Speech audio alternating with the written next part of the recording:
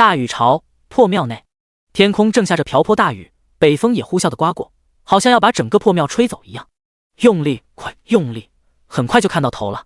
沈飞感觉身体一阵疼痛，肚子里好像有个东西在蠕动，下身更是有一种被撕开的感觉。他妈的，是怎么回事？难道是谁在揍他吗？怎么会这么疼？沈飞再次感受到撕裂感，啊，好疼！突然，嘹亮的婴儿声响起，哇哇哇哇哇哇哇哇！沈飞正感觉身下一松，疼痛消失，就听到了哇哇的哭声。这怎么回事？难道他在生孩子？不可能，他怎么会生孩子呢？一定是在做梦。一个婆子的声音，生了，生了，终于生了。中年婆子手脚麻利的给婴儿剪脐带，擦拭婴儿的小身体。沈飞只看了一眼小婴儿，人就昏迷了过去。中年婆子收拾妥当之后，就把婴儿放在小妇人的身边，嘴里感慨道：“也是个可怜的孩子。”中年婆子离开之后，回到了破庙的主屋，这里的环境明显要更好一些，收拾的也更干净。马婆子，那个臭丫头死没死？一个有些刻薄的声音响起。马婆子看了过去，孙家的，不管怎么说，那也是你家的孩子，你就真这么忍心，就连看都不看一眼？陈氏一抹恼色闪现在脸上，我呸！那个死丫头已经被我们赶出家门，我们可没有那么不要脸的姑娘。那个小贱蹄子真是丢了我们孙家的脸，还想我去认她，门都没有。这时候，一个年纪大约是16、17岁的青年出声道：“母亲，这粗鲁的话可不要再说了。”陈氏看了一眼大儿子，乖乖地闭上了嘴巴。年轻男人正是陈氏的大儿子孙展鹏，他实在是讨厌母亲这个样子，不明白才短短的10年时间，母亲怎么就变成了一个粗鄙的妇人一样，没了往日的端庄娴雅。沈飞迷迷糊糊之间，感觉有东西滴在他的脸上，开始的时候还很小的一滴，可逐渐的越来越密集了。他努力地睁开眼睛，看到的依旧是破旧的房屋，而滴落在他脸上的东西是雨水。沈飞挪动了一下身子，就感到身体一阵疼痛，而且好像还有东西从自己的身体里面流出。卧槽，这是怎么回事？他用手摸了摸，竟然是血。身上的痛感提醒着他，这不是在做梦。原来他以为生孩子的片段不是做梦，是真实的存在。沈飞翻转身子，就看到了一个青紫的小脸。沈飞吓了一跳，卧槽，这是个小怪物吧？想到他好像生孩子来着，这该不会是他的崽吧？长得未免太潦草了些。沈飞感觉头顶有10000只乌鸦飞过，不想再被雨浇，他忍着身体的疼痛，开始挪动身体，躲开漏雨的位置，然后抱起那个红猴子一样的婴儿。小婴儿似乎是感受到了温暖，蠕动了一下。沈飞抱着孩子，无奈地开始回想这操蛋的经历。他没想到自己竟然穿越了，看到身上破烂的衣服和古旧样式，还有古老房屋的环境，沈飞确认他这是穿越到了古代。唉，就是不知道是哪个朝代。他也没想到，就是普通的实验失败，竟然就产生了爆炸，一下把他送到了这个时代。作为2280年的天才少女，虽然才20岁，但已经是化学博士了。沈飞觉得很不可思议，他自认没有做过任何伤天害理的事情，他不仅没过，还有功。经过他的努力研究，探索人类的基因已经有了很大的进步，他也同时研制了很多高科技的药剂，针对人类的各种药剂可以大大的增加人类的寿命，改善人类的体质，还可再生。谁知道竟然就这么倒霉，竟然穿越了。穿越也就算了，竟然还是直接生孩子。在他们那个时代，生孩子早就不用母体生了，都是人造子宫孕育，女人早就摆脱生产的苦楚。沈飞想到了自己的高科技动植物研究实验室，就一阵心疼，马上就有成果了，现在真是一场空，全都没了。沈飞一边感叹，一边想着原主的记忆，想要知道更多这个时代的消息。在记忆融合的时候，天上的雨越来越大，突然一道闪电直直地劈在破庙上方。沈飞顺着漏雨的空隙看了过去，就感觉眼前一黑，人又晕了。不知道过了多久，沈飞艰难地睁开双眼，他还以为刚刚穿越完，又被雷劈死了呢。看看周围的环境，沈飞知道他没死成。突然感受到眉间发烫，沈飞用手轻轻地按压过去，就感觉到脑中刺痛，然后在他的脑海里就出现了他的高科技动植物研究实验室。沈飞大喜，难道他的实验室跟着过来了？这真是意外之喜啊！沈飞在后世网络文学更是发达，他也是看过不少小说的，什么空间呀、系统呀，千奇百怪的。那他这个是什么呢？他要怎么进去呢？沈飞开始研究，我要进去，芝麻开门，系统都是毫无反应。沈飞有些失望，难道这个东西只能看不能用？沈飞看着怀里的娃一眼，这小脸轻的，要是实验室里的药剂能拿出来就好了，他的崽就能改善一下体质了，否则按照这个时代的生存环境，他们娘俩没准就要嗝屁了。这时候，沈飞的面前的地上突然出现了2管药剂。沈飞不相信地揉了揉眼睛，想确认这是不是真的。药剂出现之后，实验室的货架上就少了2管改善体质的药剂。沈飞伸手把改善体质的药剂拿起来，毫不犹豫地就喝了一支。这东西是他亲自研究的，他自然知道这东西的作用。正巧他刚刚生产完，身下还有恶露排出，就是这个糟糕的环境，他都担心自己大出血死了。沈飞喝下药剂之后，很快就感受到了身体在加速愈合。看了一眼怀里的仔仔，沈飞没有犹豫，直接打开另一只，凑到仔仔的嘴边。仔仔可能也是饿了，他生出来这么久，这个不靠谱的老妈晕了2次，也没有想起给他喂奶，现在有液体滴在嘴边，小嘴本能的开始蠕动。沈飞慢慢的一点一点的给仔仔喂药剂。第2章直接喜当娘。终于1管药剂都喂了进去，可是仔仔好像还没有吃饱，发出了哼唧哼唧的声音。沈飞猜测这小家伙可能是饿了，他看到自己瘦弱的身体，还真不知道自己有没有奶水。可能是药剂有了效果，沈飞觉得胸部有些胀痛，他还吓了一跳，悄悄地拉开衣襟看了一眼。沈飞上辈子也才20岁，又没结婚没生过孩子，自然不知道这是胀奶了。感受到胸部的变化，他把仔仔调整了一个姿势，开始试着喂奶。可能小婴儿的本能就是吃奶，虽然小小的一只，但自然的就会喝奶。沈飞也是第一次感受到，他真的当妈妈了，怀中的小崽子是他的孩子。沈飞一边抱着孩子喂奶，一边想着原来的生活。沈飞在现代就是独生女，父母都是公务员，工资不低，他从小可是一点罪都没有受过。他智商很高，从小就接连跳级，在20岁的时候已经成了博士，还在科研所工作。他的很多科研成果都给国家做了很大的贡献，自然也有很多奖金，真是吃穿不愁，日子过得爽歪歪。哎，谁曾想会穿来这里，直接当娘。他看着怀里的小崽崽，小可怜，你说咱们娘俩怎么办好呢？窗外的雨依然下着，天色也渐渐的黑了起来。隔壁的主庙开始传来响动，沈飞竖起耳朵听着，想听听他们在说什么。乒乓声传来，还有说什么米面之类的话。沈飞猜测是那些人准备开始做饭了。沈飞已经接受了原主的记忆，原主名叫孙梦夏，是个年纪14岁的小姑娘，因为未婚先孕，娘家嫌弃她丢人，被扫地出门了。未婚夫因为她婚前失贞，也立即退了亲，现在看她更是犹如看仇人一样。沈飞一想到原主的年纪，就想骂人，是哪个天杀的，不做人。这么小的女孩就能下得去手，这要是在21世纪，可妥妥的未成年人呀。不过谁让这是古代呢？好多女子也都是13、14岁就成亲了。他们之所以在这里，也是因为这是由北地去往京城的路上。在半个月前，孙家刚接到消息的新皇登基，大赦天下，他们这些流犯也在大赦天下的范围内，而且新皇重新审理了孙家的案子，孙家有可能恢复爵位。孙家原来可是昌安侯府的人，要不是老侯爷受人连累，得罪了先皇，也不会被剥夺爵位，全家流放的下场。现在终于可以离开那苦寒的北地了，整个孙家都是喜气洋洋的。沈飞这个让家族蒙羞的孕妇也就跟着一起回来了。不知道孙恒夫妇是因为什么原因，要说陈氏心疼女儿，可是平日对她也没少打骂。要是不心疼，这次回京竟然也没有把这个大肚子的女儿留在北地，一路上也会偶尔送点干粮和水，但每次给的食物又都有一股怪味。沈飞想到这里，胃里就是一阵翻涌。今天也是碰巧遇到下雨，他们正巧遇到了破庙，谁曾想沈飞竟然生产了。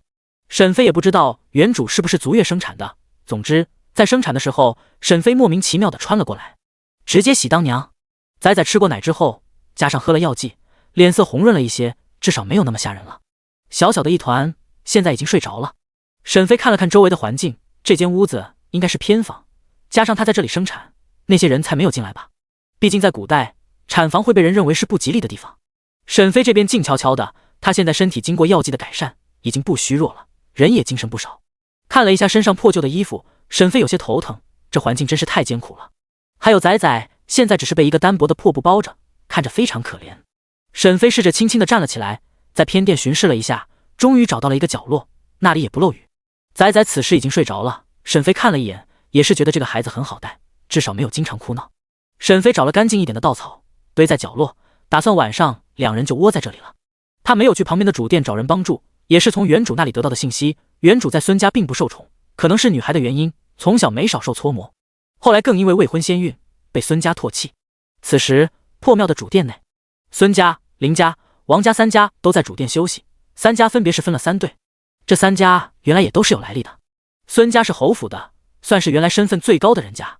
林家的大老爷也是3品大员，林家是书香门第，王家要弱一些，王老爷只是京中的6品小官。当年流放的时候，在路上死了不少人，可10年过去了，3家也都又生了不少孩子。孙恒正是昌安侯府的庶子，当年在流放的路上，孙恒家还比较幸运，竟然没有孩子夭折。孙展鹏和孙梦夏都活到了现在，孙恒的2个嫡兄就没这么幸运了，他们的长子都夭折了，现在最大的孩子也才7、8岁。7岁的孙展祥一直很担心沈飞，毕竟他几乎是沈飞带大了。想到大姐的遭遇，孙展祥有些伤心，他悄悄来到陈氏身边，小声询问：“娘，咱们去看看姐姐吧，她生产过后怎么一直没有动静呢？”陈氏一个眼刀飞过去，都说了，那不是你姐姐，你以后少管她。娘，那怎么不是姐姐呢？我们是亲姐弟啊，娘，你就帮帮姐姐吧。孙展祥很心疼孙梦夏，他们都说姐姐是个不检点的人，没成亲就有了娃娃。可他是知道的，姐姐很喜欢未来姐夫林宇环的，俩人原来感情就很好，又是幼年定了亲，怎么会转头就和别人有了首尾？这里面一定有原因的。他觉得姐姐是有苦衷的，就是父亲和母亲对姐姐就像是面对洪水猛兽一样，什么恶毒的话都能说得出来。陈氏没有搭理小儿子，直接来到了丈夫孙恒的身边。夫君，祥哥说那丫头不对劲，这么长时间了也没个动静，咱们要不要过去看看？孙恒也是又累又饿，不想动弹。孙恒从前可是侯府的3少爷，虽然是庶出的，但还是很受宠的。尽管这些年发配到北地也受了不少苦，但现在这样步行了半个月，也是有些受不住了。他看了一眼脚上的水泡，没好气的道：“那个死丫头，我管她死活呢。哎，要不是今天下雨，他们还没空休息呢。”陈氏眼珠乱转，想了想，忍不住在他耳边低语：“夫君，可不能让她死了呀！如果咱们家能恢复侯府的爵位，那丫头要是死了，京中的那个孩子可怎么办呀？”孙恒也想起这一茬，那你过去看看他死了没，还有看看那个孽种是男是女。孙恒是恨不得沈飞死了，但不能是现在，要等到了京中换了户籍才行，所以他的小命还是尽量要保住的。陈氏有了丈夫的首肯，也起身带了一壶水向偏殿走去。孙展祥像一个小尾巴一样跟在陈氏身后，他很担心姐姐。陈氏走进偏殿，就感受到一股血腥味。第3章，威胁。陈氏捏着鼻子巡视了一圈，呸，真不该过来，太晦气了。终于看到了沈飞坐在角落，怀中还抱了一个东西。陈氏没想到这个女儿还有精神，竟然还能自己换地方，这可是才生产完。孙展祥看到地上还有很多血迹，就吓了一跳，也是四处环顾，就看到坐在角落的沈飞，急忙跑了过去：“姐姐，姐姐，你怎么样了？”沈飞看着突然跑过来的小孩子，在记忆中找到，这应该是原主的弟弟祥哥儿。孙展祥看着沈飞怀里的小孩，不敢相信怎么有这么丑的孩子。姐姐，这是你的孩子吗？怎么这么丑？沈飞仔细地打量了一下自己的崽崽，确实是不好看，像个小猴子一样皱巴巴，等长开了就好了。呵呵。陈氏这时候走了过来，是男是女？男孩。陈氏撇了撇嘴，想到了自己来的目的，拿了一壶水和一张饼子，吃吧，别饿死了。还有，明天雨停了，我们就要上路了，你别想着我们会等你。沈飞也没抱这个希望，他现在不想跟这些人走了，明天你们走吧，我要休息几天。这时候生孩子了，谁不是要坐月子的？他可是知道的，这女的要是没坐好月子，很可能会生病的。不行，你明天也得和我们一起上路。陈氏断然反驳，这人不跟着回京怎么成呢？沈飞好奇地看了一眼陈氏，这人是他的亲娘吗？要是亲生母亲，就算女儿做错事了，也会包容的吧。我现在的身体也不适合赶路，要走你们走吧，我自己留下。沈飞坚持。陈氏上下扫视一眼沈飞，怎么感觉这件丫头哪里不一样了呢？竟然都敢反驳他了。陈氏嗤笑一声，我劝你最好乖乖的和我们走，你的户籍和录音可都在我们的手里，如果不和我们一起走，你就是黑户，是逃奴，会被抓起来的。沈飞才想起来现在的狗屁制度，这么说他现在的人身自由还没有了呗？真是太晦气了。陈氏看到沈飞沉着脸不说话的样子，心里就一阵得意，还想和老娘叫板，准保给你治得服服帖帖的。陈氏嫌弃产房晦气，也不想多待，祥哥儿走了。孙展祥偷偷的在沈飞手里塞了2颗糖，然后也跟着陈氏离开了。沈飞有些懊恼，是了，他现在还没有出嫁，那么户籍都在孙家那里，而且这是古代，没成婚的女子也没有能单独立户的，那这就麻烦了，他这完全是受制于人了。沈飞看了一眼怀中的小不点，他的户籍要怎么办？这时候没有身份就没办法分田地，更何况是以后参加科考呢？不行，他不能受孙家的钳制，也不能让崽崽跟着受委屈，他要有个身份，或者是给仔仔一个身份，一个可以在这个社会安身立命的身份。哎，也不知道你爹是谁，否则咱们还可以找过去吃大户。沈飞在现代就是个没吃过苦的人，现在开局就是地狱模式呀。不行，还是得想想办法才行。隔壁的房间传来了阵阵香气，沈飞知道那些人是把饭做好了。沈飞侧耳倾听，有脚步声慢慢走近。马婆子端了一碗汤走了进来，看到沈飞坐在角落抱着孩子，就说道：“孙家丫头，你醒了。”沈飞记起来这个人，这是王家的仆人，也是给他接生的婆子。马婆婆。沈飞露出笑容，想起身给马婆婆行礼。马婆子立即制止道：“丫头，先别动了，快坐下。你这刚生完孩子，来喝一点热汤。”沈飞现在是非常感激了，破庙里的3家人，孙家是他的家人，没有管他；林家是他前未婚夫家，可能更恨不得他死了呢。只有毫无关系的王家伸手帮忙了。马婆婆，今日多谢你了，要不是你，我可能都活不了。沈飞觉得原主可能就是身体太过虚弱，加上生孩子没力气，人就死了。毕竟她一个大肚婆能坚持跟着走这么长时间，沈飞都是很佩服原主了。这份毅力真让人敬佩。如今原主离开，就便宜了他，让他捡了个漏，能继续活着。马婆子笑道：“哎，你这孩子客气啥？我这也是练出来的。咱们在北地的时候，我可没少给夫人接生。来把汤喝了。”沈飞把仔仔放在一边，他确实是饿了。陈氏送过来的饼子非常干巴，他实在是吃不下去。现在有了汤就好了，他可以先喝点。婆子见到沈飞把孩子放在草堆上，就抱起了仔仔，这毕竟是他给接生的，还是有几分喜欢。让马奶奶看看。马婆子一边逗着仔仔，一边说道：“丫头，你都不知道哇，我都怕你生不下来。当时我感觉你都没劲了，人也都不动弹了，我还以为一尸两命了呢。谁知道你突然就醒了，也有劲了。这娃一下就生出来了。”沈飞笑了笑：“可不是吗？人换了性子了，原来那个孙梦夏是真的死了。”沈飞在喝汤，马婆子抱着孩子，等着沈飞把汤喝完，把碗再拿回去。因此两人就在这里有一搭没一搭的聊着。破庙的主殿内，孙家正在吃饭。孙府的窦老夫人看了孙恒夫妇一眼，主动开口道：“那丫头怎么样了？死没死？”窦老夫人原来可是侯府的老夫人，当年在京里是何等的风光。窦老夫人在京里享受了一辈子，谁知道在老年会遭受如此大罪？好在现在苦尽甘来，他们孙家能重返京都，虽说是否会恢复爵位尚未可知，但一切都是好的开始。窦老夫人自从在上路以来，精神都非常好，神采奕奕的。唯一让她糟心的是，孙家出了一个不知检点的女孩。窦老夫人要脸了一辈子，怎么能忍受孙家的门楣受辱？因此恨不得这个树房的孙女死了才好呢。孙恒立即陪着小心道：“娘，那丫头还有一口气。”看到窦老夫人瞪着自己，孙恒连忙低声在窦老夫人耳边道：“娘，您放心，就让她活着到京都，以后怎么样随您处置。”第4章病娇公子。窦老夫人虽然不知道这个树子葫芦里卖的什么药，但听到那丫头随她处置，也就松口了。好，就让她跟到京都。孙恒讨好的笑道：“好好好，多谢母亲。”孙恒和陈氏回到自己的草堆旁，脸上的笑意也没有了。他瞪了一眼窦老夫人，心中暗骂道：“你个老钱婆子，你等进京的，要是财产归还，我还敬你是我的母亲，否则哪凉快哪待着去吧。”孙恒的姨娘在发配的路上没有熬过去，窦老夫人却是身体硬朗得很，好好的坚持到了北地。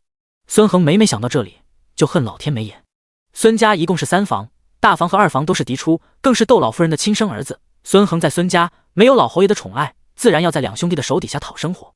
所幸在北地，大家都是流犯，不分嫡子和庶子，那都是一视同仁，都要干活。孙家也过了几年的平等生活，但现在又不一样了。这次回京之后，这嫡庶的身份可是很讲究的。孙恒也是又开始在窦老夫人面前讨巧卖乖，陪小心。陈氏这时候靠近丈夫，小声问道：“夫君，你说那死丫头的孩子到底是谁的？”陈氏也是好奇好久，从查出沈飞怀孕之后，就问过沈飞孩子的父亲是谁，可是那丫头只知道哭，啥也问不出来。孙恒想了想，咱们在北地的边境，胡人也常来侵袭，没准是胡人的孽种。陈氏也是见过胡人的，那些人长得都是人高马大的，可是那丫头生的崽子像个小猫一样，一点也不强壮，哭声倒是响亮。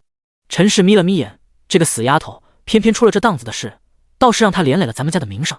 孙恒没有反驳陈氏的话，如果没有接到朝廷大赦的消息，一直生活在北地也就算了，把那丫头赶出家门，让她自生自灭。可是现在情况不同了，希望快点进京才好，才能解决了这丫头。现在还需要留她一口气，不着急，等回京就好了。陈氏想到终于要摆脱那贫苦的生活了，心里就一阵火热。夫君都听你的。此时，林雨环虽然手里拿着书，借着微弱的火光看书，但实际上是一个字也没看进去。知道沈飞在隔壁生孩子的时候，他还很担心，现在知道他生了一个男孩之后，脸色又难看起来。原主和林雨环的亲事是在北地定下的，那时候两家都是罪犯，谁也别嫌弃谁，正巧两人年纪相配，于是就在原主10岁的时候给两人定的亲事。本想等原主及笄之后就成亲的，谁曾想几个月前原主竟然查出怀孕了。林家原本就是书香门第，虽然现在是流犯，但也是要脸的，于是两人就快速的退亲了。退亲之后，原主也被赶出家门，可是原主的生命力还是很强的，坚持活到了生产。林雨环对原主的感情很复杂，有怜惜亦有仇恨。林母看到林雨环拿着书一夜没动，出声道：“环儿，天黑了，别看了，伤眼睛。”林雨环急忙把书放下，刚刚差一点就把书烧了。是母亲。天色渐黑，雨下的又大，这时候陆续就有人来破庙避雨。主庙现在已经聚集了很多人，因此这些外来的人没有地方去，只能跑到偏殿。沈飞抱着孩子坐在角落，新来的几伙人看到沈飞母子俩，还有点惊讶，好奇他为什么独自在这间房，而且这里还有浓重的血腥味道。但外面的雨非常大，他们也别无选择，有的人直接找到了角落，坐下来躲雨。这时候沈飞就见到一个穿着有些讲究的妇人走了进来，他看到地上的血迹，皱了皱眉头，低声喊道：“平安，过来收拾一下。”小厮平安立即从主庙窜了进来。好的，方姑姑。平安的动作很迅速，外面正巧下着雨，因此打水也很方便。很快，平安就把破庙内的血迹打扫干净。方姑姑见此，满意了几分，她这才走进主庙，然后沈飞就见到他扶着一位病重的年轻公子走了进来。沈飞抱着孩子，看到那个走路都喘的男人，也很不理解，这都病成这样了，还出门做什么？老老实实的在家待着算了。沈飞有些同情的看着年轻的公子，可能是沈飞的视线太过灼热，或许是年轻公子眼睛本就很锐利，他一下就发现了在墙角的沈飞，发现是个脏污的女子，视线就收了回来。他拿出帕子轻轻的抵住鼻子，血腥味有点重。方姑姑小声回道：“公子，不知道这里为什么有血，可能是有人受过伤吧，只能先委屈您在这里避避雨，你的身子可不能再淋雨了。这个破庙是周围唯一可以避雨的地方。”年轻公子点了点头，然后指着沈飞那边：“扶我到那边去吧。”年轻公子正是唐之林，国公府的3少爷。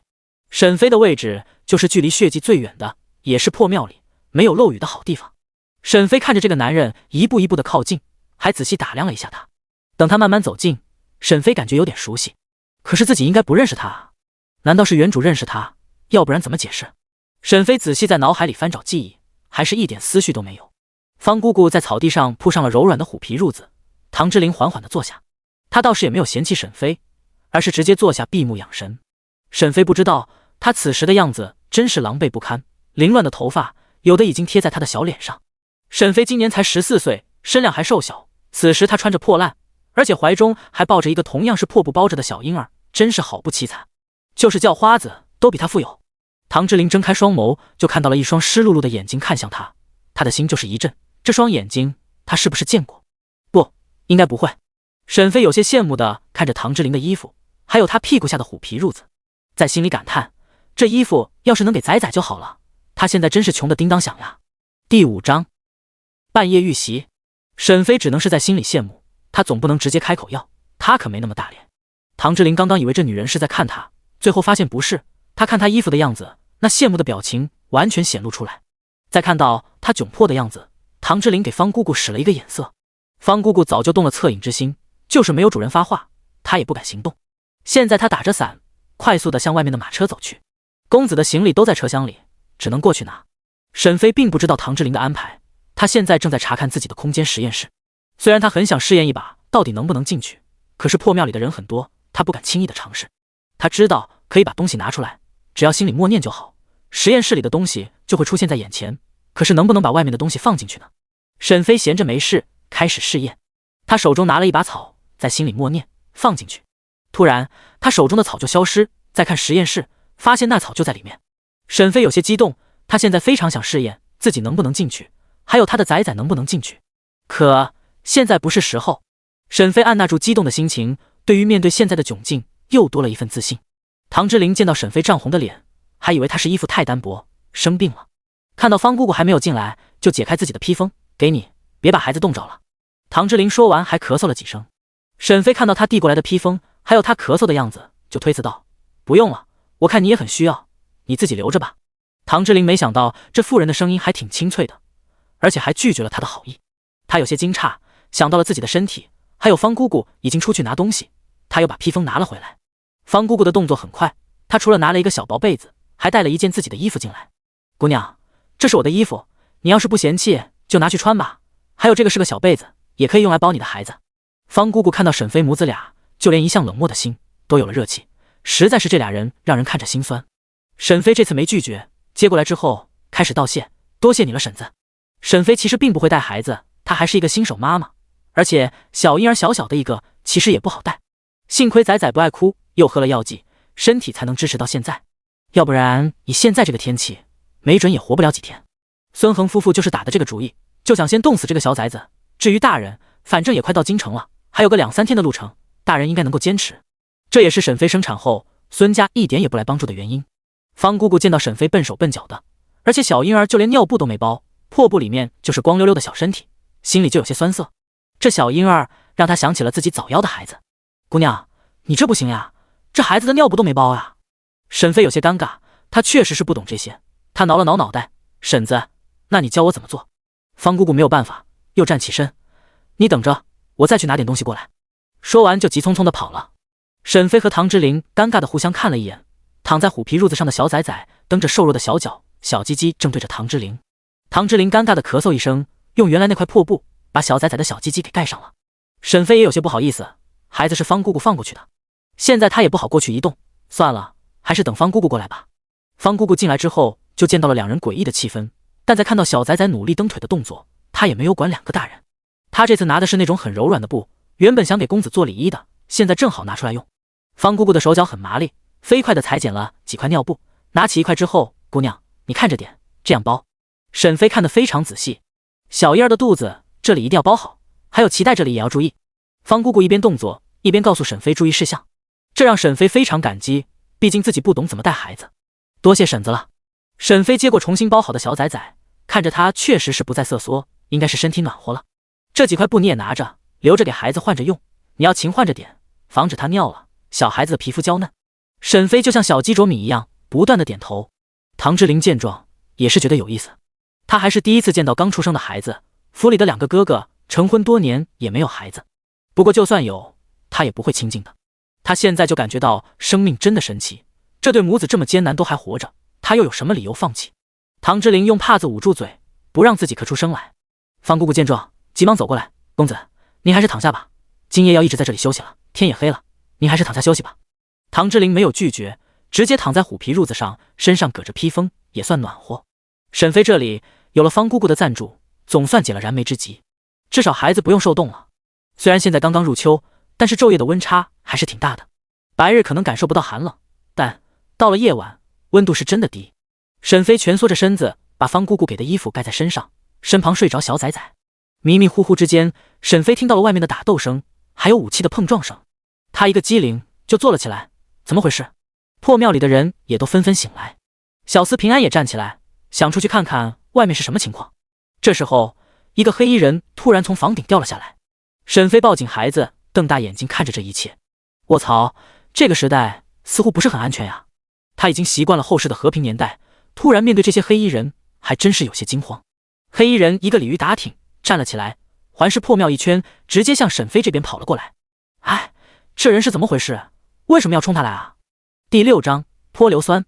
沈飞抱紧孩子，黑衣人的动作也很快，飞快就冲了过来。平安焦急大喊：武阳、武丹，快来保护公子！方姑姑大喊：公子小心！唐之琳和沈飞离得很近，让他以为这黑衣人是冲着他去的，现在听到小厮平安这么喊，也知道他不是黑衣人的目标了。不过这公子的心地还不错，加上又给了他和崽崽帮助，那就不能见死不救。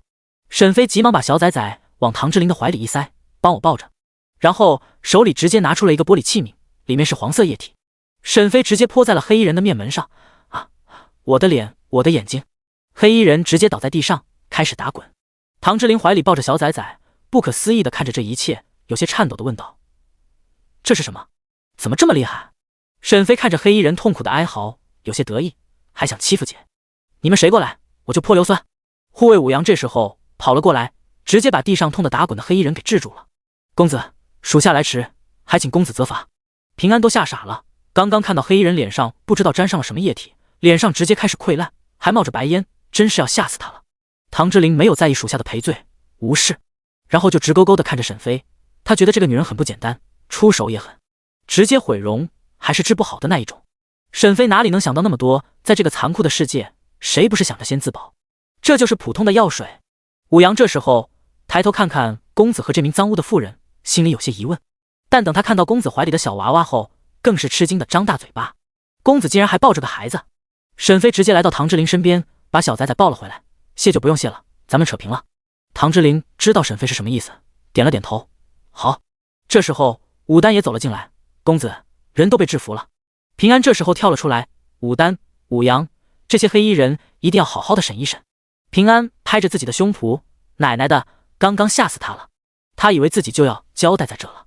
好在这妇人机敏，直接救了公子和他。这边的动静也让破庙的另一边的人醒了过来。现在天已经微微亮起，有的人见有黑衣人来袭击，早就带着东西逃跑了。唐之琳也不打算继续在破庙休息，平安，咱们也准备出发，快点回京。好的，公子，我这就收拾东西。1刻钟之后，唐之琳就坐着马车，带着抓来的黑衣人一起离开了。沈飞抱着小崽崽在破庙的角落，用方姑姑给的衣服做遮挡，开始给孩子喂奶。破庙里原本就住了不少外来避雨的人家，自然什么人都有。沈飞一个年纪轻轻的小妇人，介于年轻的女孩和妇人之间，虽然满身脏污，但还是会吸引住一些男人的目光。也有那些二流子一样的男人会打量沈飞母子俩。现在见识过沈飞那一手的人全都泄了心思，这么狠毒的人谁敢靠近呀？这女人有仙水，直接让你升天的那种。他们可都看到了那男人的脸，直接冒热气。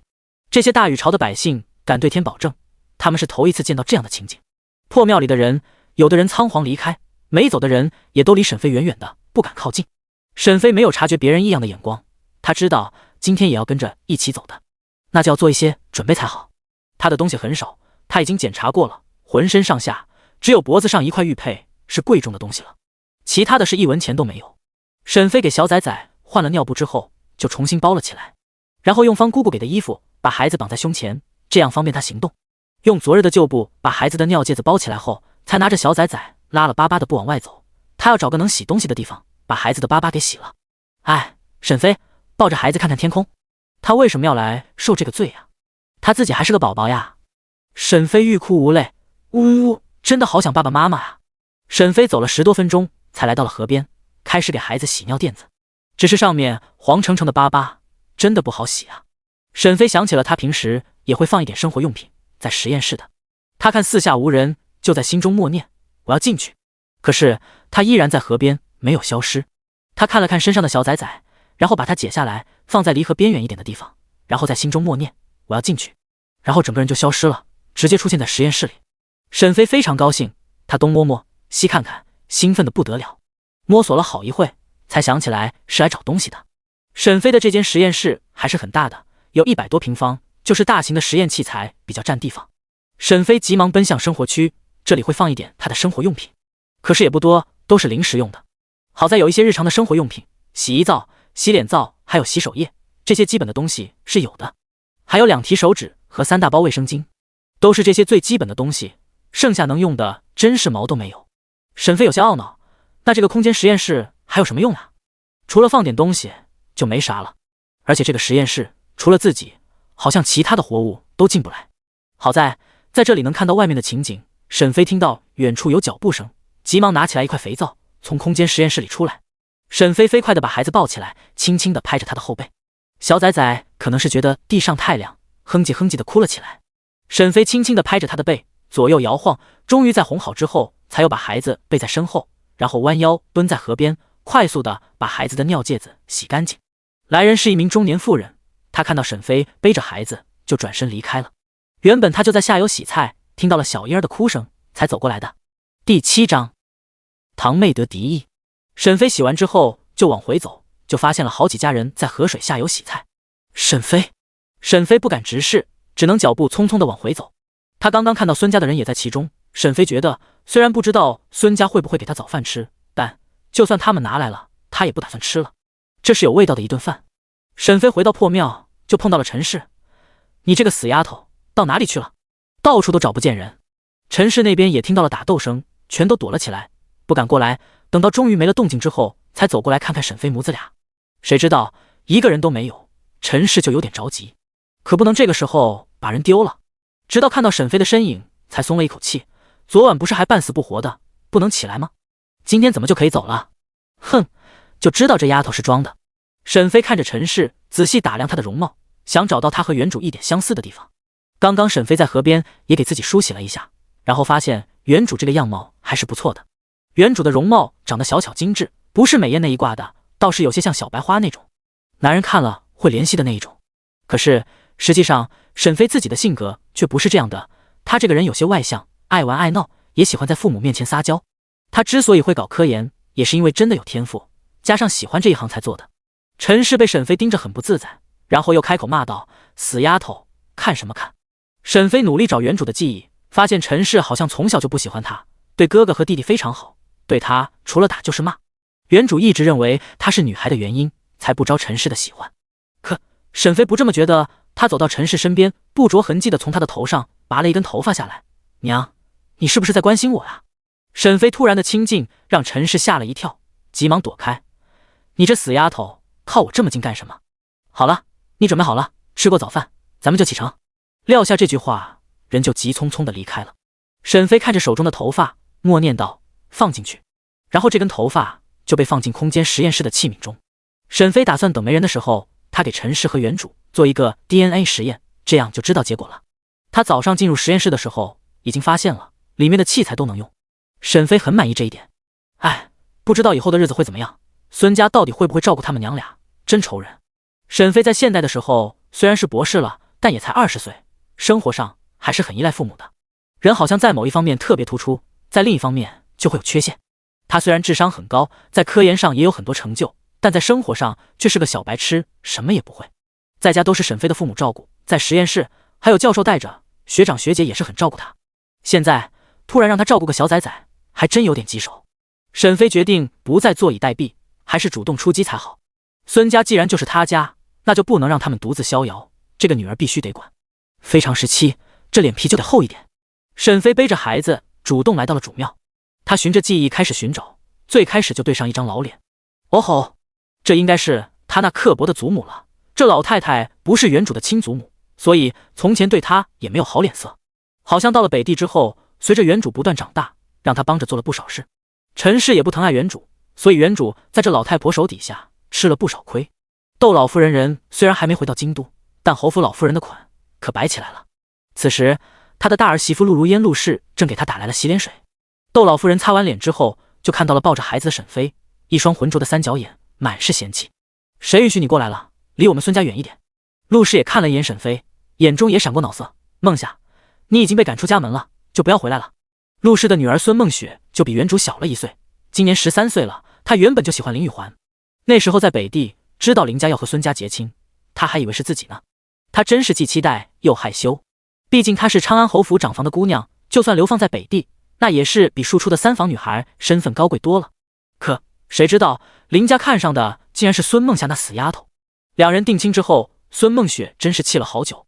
虽然后来陆氏打听，林家是因为孙梦夏能干，在北地都需要劳作，林家是想找个能干的媳妇来帮助林玉环，因此才看上三房的姑娘，但这也让孙梦雪记恨了。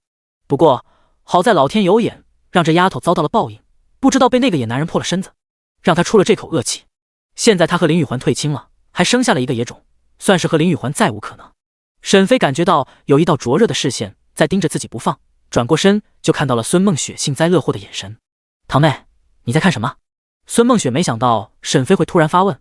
没什么，就是不相干的人就不要来我们家找没脸了。沈飞算是看出来了，原主这一家的人都是嫌弃原主的，不仅仅是他名声的事情，应该还有其他原因。孙家人这里只有7岁的孙展祥看中原主，他直接拿了一个馒头，颠颠的跑了过来。阿姐，给你馒头吃。沈飞拿着馒头是冷的，知道这应该是昨天做的，于是就接了过来。要是今早上做的，他可不会吃的，毕竟那水里可能有崽崽的粑粑。谢谢你，祥哥儿。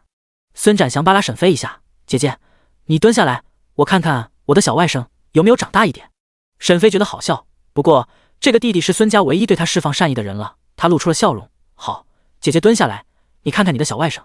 此时小仔仔已经睡着了，眼睛紧紧的闭着，皮肤还是红红的。阿姐，没有变好看，还是那么丑。孙展祥有些失望。第8章，死皮赖脸。沈飞觉得好笑，起身站了起来，摸了孙展祥的脑袋。他还小，过段日子就好看了。真的吗？太好了，我希望小外甥和我长得像一点，不是都说外甥像舅吗？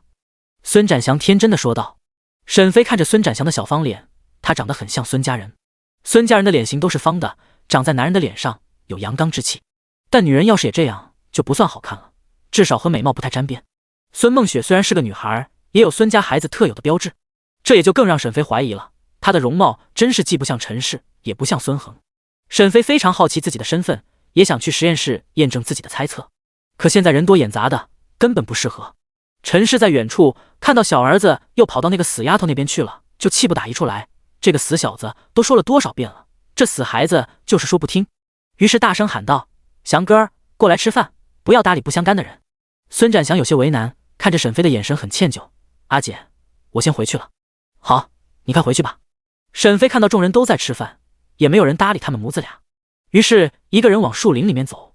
陈氏倒是看到了沈飞的动作，以为他是去解手了，毕竟他的户籍和录影都在自己的手里，谅他也不敢翻出什么浪花。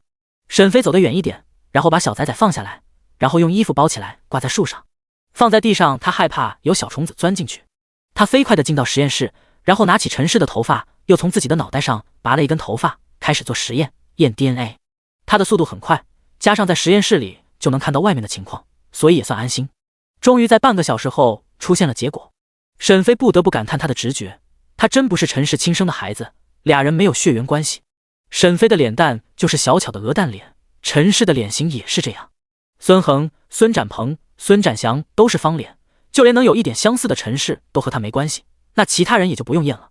这也就解释得通了，他不是孙家的孩子。女人的名节在这个时代非常重要，特别是世家大族或是官宦人家。可是孙家那时候已经是流犯了，如果真的疼爱子女，就不会介意。毕竟在北地时常有胡人犯边，能活命就不错了。有一些妇人也有被胡人糟蹋了的，不是还一样生活。因为在真正的生死面前，那些规矩礼法又没那么重要了。沈飞从实验室里出来，然后又把孩子绑到身上，慢慢走回破庙。此时三家人都已经吃好了，而且就连行李也都放在了骡车上。孙家这些人就只有2辆骡车，一辆安置行李，一辆是老人和孩子坐的。像孙恒这些大人都只能走着。沈飞无视其他人异样的眼光，直接坐到了骡车上。孙梦雪忍不住了：你这不知廉耻的女人，谁准你坐在骡车上的？窦老夫人瞪着三角眼出声提醒道：梦雪，你很快就会是侯府正宗的嫡女，说话要注意一些，不要和不相干的人说话。然后又看向陆氏：老大家的，等到了京城，梦雪的规矩要学起来了。窦老夫人又摆起了老封君的谱。窦老夫人完全是无视沈飞的状态，就是把他当空气，这种才是最侮辱人的，不管是语言上攻击还是行为上不满，都还把你看在眼里的。这样的无视要是放在原主身上，可能还会多想。但是沈飞一点也不在意，他管这老太太是谁呢？他现在就知道自己刚生产完，必须要坐车，他可不想最后弄一身病。沈飞抱着孩子直接往里面挪了挪，坐在了最中间的位置。窦老夫人，他没想到沈飞现在变得这么没脸，脸皮这么厚，从前可不是这样的。之前明明大着肚子，还是坚持跟在车后走着，现在就敢直接上车了。陈氏，你还不来管管？窦老夫人现在不屑和沈飞说话，直接想让陈氏来解决。陈氏也很不高兴，老娘都没有骡车坐呢，你这小妮子就敢去享福？孙梦夏，你还敢坐车，真是胆肥了，快下来，那车还是你能坐的。陈氏不客气地骂道。沈飞看了一圈，发现其他2家虽然在收拾东西，但也都竖着耳朵听着，想必也是想看看孙家的热闹。沈飞看着陈氏，一字一顿地问道：娘，你确定我是孙梦夏？沈飞说出这句话之后，车上就是一静。几个小孩子不懂为什么，大姐姐说出这句话之后，大人们都安静了。窦老夫人脸色铁青，恶狠狠地看向老三两口子。陈氏的心就是一颤，难道这丫头知道什么了？眼神有些躲闪的反驳：你这死丫头说什么呢？你不是孙梦夏还能是谁？陈氏的话说的有些底气不足。大房的陆氏和二房的小窦氏都眼神不善地看向陈氏。哦，是吗？我还以为我不是这个家的孩子呢，要不然孙家怎么会对我这么狠心？沈飞语气淡淡的回道。孙梦雪早就看不惯沈飞，还不是你自己不检点不要脸，否则家里怎么会舍弃你？陈氏也接话，你二妹说的对。沈飞看了二人一眼，语气淡淡，哦，真是这样吗？你们说，如果皇帝知道你们孙家当年换了流放的孩子，这欺君大罪，皇帝还会不会赦免孙家？你们想要恢复的爵位，没准嗖的一下就飞走了。沈飞一边说一边比划，看得孙家的人异常恼怒。陈氏的心就是咯噔一下，窦老夫人双眼好像能喷出火一样，住口！你在瞎说什么？陆氏深深地看了沈飞一眼，开始装起和事佬。孟夏，你就是气性太大了，什么胡乱的猜测你都敢说，这可是杀头的大罪，可不行说了。好了，你想坐就坐在这里吧。第9章，呼一连使的老夫人。沈飞也不过多的纠缠，心安理得的坐车。窦老夫人虽然没有继续阻止，但心里也在想着除掉沈飞的方法。原本以为这丫头身体孱弱，也挺不过生产的难关，就不用她动手了。没想到她的命这么硬，这都能坚持下来。还有一同返京的人家，还有林家和王家，那么多双眼睛呢，如果没有个合理的方法，还真不能轻易的动手。窦老夫人的眸色暗了暗，沈飞这丫头必须除掉。如果让她一起跟着进京，那他们昌安侯府的脸面还要不要？还有过去的那些老姐妹会怎么看她？窦老夫人想到这里，脸色就惨白一片。不行，绝对不能让这丫头活着回京。不管老三两口子有什么打算，或是心里有什么小九九，也不必在意了。和昌安侯府一家的名声比起来，其他的什么都不重要。沈飞并不知道，他这个假祖母已经动了杀心。此时，他悠哉地坐在骡车上，嘴里啃着馒头。哎，还真别说，这白馒头越嚼越甜，特别是饿了的时候。沈飞旁边还做了几个小不点，除了有孙展祥之外，还有大房6岁的孙展琪，二房5岁的孙展成。孙家的几个儿媳妇之中，陈氏的身份最低，但身体最强健。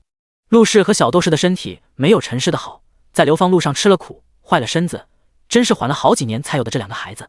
孙展琪就是大房唯一的男孩，因此孙斌很是宝贝他。如果侯府的爵位可以回来，孙展琪就是侯府未来的世子。陆氏也是这么告诉孙展琪的，因此他就算是小小年纪，也是一种高高在上的姿态。大堂姐，你在吃什么？好吃吗？孙展琪好奇地问道。实在是沈飞吃的样子太香了。沈飞看了这个小屁孩一眼，没有搭理他。这小子难道还想抢自己的馒头？孙展琪见沈飞不搭理他，有些生气，想到了母亲说的话，直接开口道：大堂姐，等到了京都，我们就有大房子住了，到时候就会把你赶出去的。不过你要是给我一半，我就不赶你走。孙展琪这个小屁孩在吃饭的时候不好好吃，现在看到沈飞在吃馒头，吃得那么香，就有点馋了。他觉得大堂姐的馒头和他早上的不一样，特别香。沈飞没有搭理他，3下5除2，把剩下的都塞到了嘴里。孙展琪觉得沈飞变得太多了，从前大堂姐对他很好的，经常带着他们3个玩，要什么都给他的。孙展琪毕竟是小孩子，就觉得非常委屈。孙梦雪看不过去了，把亲弟弟抱了过来，你这死小子，就一个破馒头，有什么好馋的？早上给你，你都不肯吃呢。大堂姐的馒头不一样，和家里的不一样。孙展琪反驳。孙梦雪瞪了一眼沈飞，开始哄弟弟。窦老夫人一直在假寐，听到争吵，掀了一下眼皮。孙展琪立即闭嘴，不敢再哭闹。这时候，沈飞怀里的小崽崽醒了，开始哇哇哇的大哭起来。沈飞没有带孩子的经验，就开始左右摇晃，想要哄好他。可是小崽崽的哭声越来越大，吵得窦老夫人脑仁疼。你就不能打开看看，这小子是不是拉尿了？沈飞一拍脑门，确实是呀。他急忙把小崽崽的包被打开，然后又解开小崽崽的尿戒子，顿时就有臭味散出来，尿戒子上更是黄澄澄一片，小崽崽拉了好多粑粑在上面，都是稀得还淌流。顿时车上的孩子们都往旁边挪了一下。沈飞也有点嫌弃，他笨手笨脚的开始给小崽崽换尿布，一手还拿着那个尿戒子。谁知道正赶上地面有个坑，骡车一个颠簸，车上的人都弹了起来。沈飞手里的尿戒子没拿稳，一下子就飞了出去。好巧不巧，正好落在窦老夫人的头上。小崽崽新拉的黄色粑粑全都盖在了窦老夫人的脸上。窦老夫人发出了杀猪一般的嚎叫，啊！孙展琪也大声喊道：祖母，祖母，你的脸上都是屎。孙展成也附和，是呀，都淌下来了。窦老夫人实在是忍不住，气晕了过去。其他2家的骡车也停了下来，纷纷过来看看是怎么回事。孙斌在前面赶骡车，急忙过来，怎么回事？是谁在喊叫？等看到骡车上的母亲，也是又急又气。他双眼阴狠地看着沈飞，大侄女，这是你做的？沈飞立即手脚麻利的把窦老夫人脑袋上的尿戒子拿下来，然后又用新的尿戒子给老夫人擦脸。大伯，我不是故意的，是地上坑洼，罗车颠簸，这都是意外。窦老夫人的脸上也有了黄色。众人都知道这是什么。陆氏和小窦氏谁都不敢靠前，就害怕他们夫君要求他俩给老夫人洗脸。孙膑看到老母亲的脸上都是屎，更是气恼。孙梦夏，你到底会不会擦？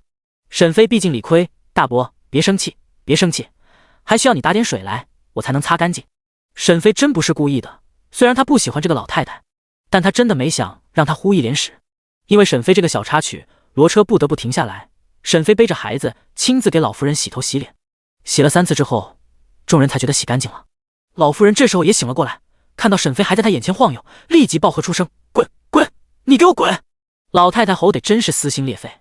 沈飞捂住耳朵，祖母，我真不是故意的，滚，快从我眼前消失！窦老夫人双眼赤红，目眦欲裂，显然是气得很了。沈飞见状也知道不能在一个骡车上坐着了，于是寻摸了一下，就向前面拉行李的骡车走去。这车正是孙膑赶的骡车。沈飞四处捅咕捅咕，然后一屁股坐了上去。大伯，我就坐这吧，祖母生气了，那车我是坐不了了。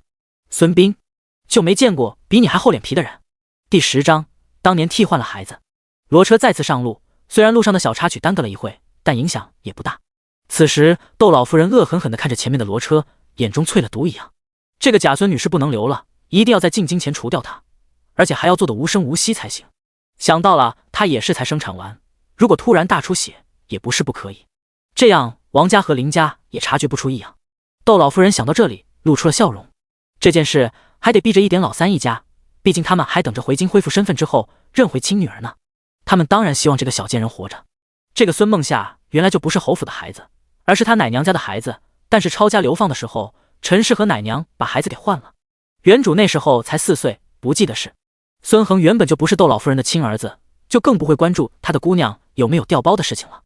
等窦老夫人知道这件事情以后，已经晚了，他们已经在流放北地的路上了。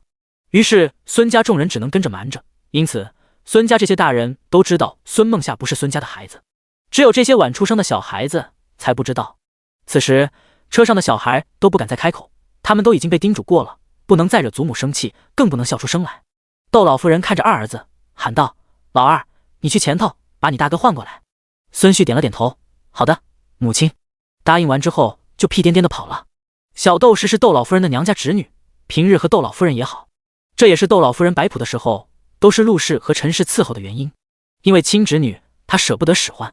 娘，你就真打算放过那死丫头？小窦氏也是很羡慕沈飞可以坐骡车，那丫头的厚脸皮她可是见过了，早知道自己也脸皮厚一点好了。窦老夫人有自己的计划，又不能让别人知道太多，于是敷衍道：这件事你别管了，我自有安排。小窦氏只能乖乖闭嘴，不过她眼珠乱转，显然也有自己的打算。沈飞此时正抱着孩子呼呼大睡，主要是阳光很温暖，骡车晃晃悠悠的，速度也不快。他昨天也是才生完孩子，身体也劳累，加上昨晚又遇袭了，也没有休息好，现在正好坐在车上补眠。孙膑看着呼呼大睡的沈飞，眼中闪过厉色，不仅是因为他戏耍他母亲，更是因为他威胁的话，如果让他安全回京，那么他们孙家就要一直被威胁。虽然是三房干的蠢事，但欺君可是大罪，他们孙家可不能在这时候出差错，毕竟只有死人才能让人放心。沈飞醒过来的时候，天已经快黑了。这次三家人没有入住破庙，而是进了县城，在县城找到了客栈。沈飞这次非常幸运，能够自己住一个单间，就是他自己都感觉不可思议。毕竟孙家这次可是发了善心，这是从前沈飞根本就没有过的待遇。三家人在北地的时候还是流犯，不管曾经的身份有多高贵，现在也不是从前，有的银钱也不多，因此订的房间也都是下等房，男人一个房间，女人一个房间，住不下的就要打地铺。可是在沈飞这里却得到了优待，沈飞可以带着孩子单独一间，就让孙梦雪非常气愤。祖母，孙梦夏怎么都能单独住一间房，咱们这么多人却要挤在一起，我不干。孙梦雪不喜欢这个堂姐，因此有什么事都想着争一争。窦老夫人一个眼刀子过去，就让孙梦雪闭嘴，身体也瑟缩着，不敢再开口。好了，就按照我的吩咐来做。王家和林家的人虽然觉得奇怪，但什么也没说，这毕竟是孙家自己的事情。虽然他们觉得事情很反常，但这又不是坏事，也就没有质疑。这几年的生活，他们都是个扫门前雪，其他家的事情他他们是不会插手的。窦老夫人自然是有自己的打算和考量，今天只是计划实施的第一步，至少前期的戏份要做足了。沈飞抱着孩子坐在客栈的床上，心里也在怀疑，这老太太不像是那么好的人啊，态度怎么变了这么多？不过沈飞没有时间多想了，小崽崽饿了，开始哇哇哇大哭。沈飞还真是个粗心的母亲，她觉得自己一天3顿饭可以，也就一天喂奶3次。小崽崽原本是不喜欢哭的，可是口粮等了好久都没有，这能好几嗓子提醒沈飞要喂奶了。沈飞没有办法，直接给小崽崽喂奶。小崽崽吃的真是狼吞虎咽的，沈飞觉得吃奶的劲都用上了，还真是贴切。就是小崽崽还没有名字，总不能崽崽崽崽的叫，有点太随便了。沈飞想了想，对着小婴儿道：“你是我的小宝贝，希望你以后能有福气，就叫你福宝，好不好呀？”沈飞难得的开始逗弄小婴儿：“福宝，福宝，你喜欢娘给你起的名字吗？”小福宝毫无反应，还是大口大口的喝奶，好似害怕有上顿没下顿一样。第11章，实验室基地跟着来了。福宝吃完奶之后又睡着了，沈飞把他放在床上。这时候房门被敲响，是谁？客官，我是来给您送餐的。隔壁房间的老夫人说你们要单独在房里用。沈飞虽然有点奇怪，还是把门打开。小二哥，我想要一盆干净的水。小二把晚餐放在桌子上，恭敬地回道：稍等，这就送过来。沈飞觉得是那老太太觉得自己让他没脸了，就不想看到他了，于是也不自讨没趣，自己和福宝一起还更自在呢。沈飞坐在桌前开始吃饭，他的身体已经经过药剂改善，因此也不害怕这里面放了毒药，很快就把桌上的饭菜一扫而光。小二又咚咚咚的开始敲门，进来之后还特意看了一眼桌上吃光的饭菜。客官，你要的水来了。好，放下吧。小二把桌上的餐盒收走，然后关上房门离开了。沈飞看到了小二的动作，他慢慢的感受身体，发现没有任何异样。难道是自己多心了？算了，走一步算一步吧。沈飞快速的用水给福宝擦了擦，然后又把尿垫子洗了之后，就转身进了空间实验室。沈飞白天睡得太多了，一时半会还真不困。他直接来到了卫生间，看到镜子中的自己还真是脏污一片。他在卫生间洗了一个热水澡，身上的衣服实在也是太脏了，他直接在卫生间就洗了，然后直接披了一件做实验的无菌服给自己遮挡。在实验室里是可以看到外面的情况的，因此他也比较放心。小福宝一个人在床上睡觉。沈飞现在非常好奇这个实验室怎么一起跟着过来的。他们实验基地是个动植物研究基地，几个师兄研究的课题也不一样。他的主攻方向是人类，研制的药剂也是针对人类的。方诺师兄就是动物的方向，特别是针对家禽一类的，因为后来人们对饮食上的要求也不断提高，人工饲养的动物品种也多，都离不开科技。例如猪饲料，能让猪吃了长得膘肥体壮的药物，方诺师兄都非常感兴趣的。他记得实验基地的饲料就不少，还有惠恩师姐是研究植物的，一些农作物的药剂都是他研究的方向，治疗病虫害什么的，除草的，增产的，什么方面的农药都有。沈飞看着实验室的门走了过去，他深呼一口气，然后直接推开了大门。他不清楚是只有自己的实验室过来了，还是整个基地都过来了。他叹了一口气，哎，不知道师兄和师姐有没有受他的连累，毕竟两人的实验室就在他的两边，不知道他们两个是不是留在了现代，还是一起跟着过来了。门被打开，沈飞吃惊地看着外面，发现实验基地跟着过来了。他高兴地蹦了几下，哈哈哈，这下不用愁了。沈飞打开方诺和刘恩惠的实验室，发现都没有人。也是，这毕竟是他自己的空间，师兄和师姐怎么会在这里呢？他们实验基地有3层楼那么高，楼前还有一个大操场，平时他们也会下来运动。沈飞自己研究的东西在这个古代不是很实用，但师兄和师姐的却很合适。他急忙跑到1楼看看库房，他记得1楼的库房堆了好多肥料。他打开库房门，发现还真不少，一边是家禽吃的饲料，还有治疗动物的药物。他从前听师兄念叨过，这动物也是极容易的温病的，这药物都少不了。另一边就是一种种子化肥，琳琅满目的。沈飞也不是很懂，不过这些东西应该也能有用。沈飞高兴地出了空间，又换上了新洗的那身衣服，因为他在1楼的洗衣房里用了烘干机把衣服烘干了。沈飞现在真是美滋滋，唯一美中不足的就是小福宝不能跟着一起进去。第2日，沈飞没有任何不适的症状，起来后由于不会梳这个时代的发型，只是编了一个粗粗的大辫子。他已经给福宝喂好了奶，然后又把它包好放到胸前。窦老夫人早起后看到完好无损的沈飞，眯了眯眼睛，然后像是没有看到他一样转身离开。孙展祥来到沈飞身边，闻到他身上的沐浴乳的香味，出声道：阿姐，你变得好香呀。沈飞自己闻习惯了，还真没有注意。有吗？我怎么没闻到？陈氏看着梳洗干净的沈飞就很不满意，这死丫头是不是偷偷叫水了？昨晚他们这几个儿媳妇都想洗漱一番，叫几桶热水洗澡，可是那老钱婆子害怕花钱，都给拒绝了。现在竟然让这死丫头抢了先，真是气死她了。祥哥儿，过来，不要搭理不相干的人。孙展祥看了看沈飞，又看向母亲，然后跑走了。沈飞也是不想和孙家有更多的牵扯，如果到了京城，两家就分开吧。此时窦老夫人问着大儿子孙斌：老大，怎么回事？昨天小二不是说那丫头把饭菜都吃了吗？这丫头怎么还是活蹦乱跳的？孙斌也有些疑惑，娘，是不是咱们的药量小了，那红花的反应慢一些？窦老夫人不满意，今天的饭菜药量再加上一些，不能让她好好的进京。是，母亲。随后的2天，沈飞都是厚脸皮的坐在骡车上，一步也不走。他也乖觉，不去招惹窦老夫人，一个人抱着孩子坐在装行李的骡车上。但他一直都好好的，一点症状也没有，让窦老夫人暗恨不已。他现在猜测是那药时间久了失效了。孙斌也没有办法，总不能当着王家和林家的面直接把沈飞杀了，那样他们孙家也完了，别说等到京都换回正常的户籍了。夜里，京都长安城，几匹马车到了国公府的大门前，平安下车，直接来到了门房那里，拍门。开门，三少爷回府了。门房开门，见到是小厮平安，急忙把大门打开，然后又向身后的人禀报：快去告诉夫人，三少爷回来了。婆子急忙向后院跑去。第12章国公府唐家。外院的刘婆子接到消息，急忙给内院的陆夫人报信。房妈妈接到通知，急忙禀报道：夫人，三公子回来了。坐在床铺前已经打算休息的唐夫人陆如莹的动作就是一顿，那个病秧子怎么回来的这么快？房妈妈还真不清楚。夫人，三少爷是刚进的院子，老奴去打听看看。唐夫人点头，不用你亲自去，派一个机灵的丫头去就成。是。房妈妈低头称是。唐夫人想到唐之琳，心里恼怒，病了那么久的身子，怎么就没直接死在外面呢？唐夫人在心里暗恨。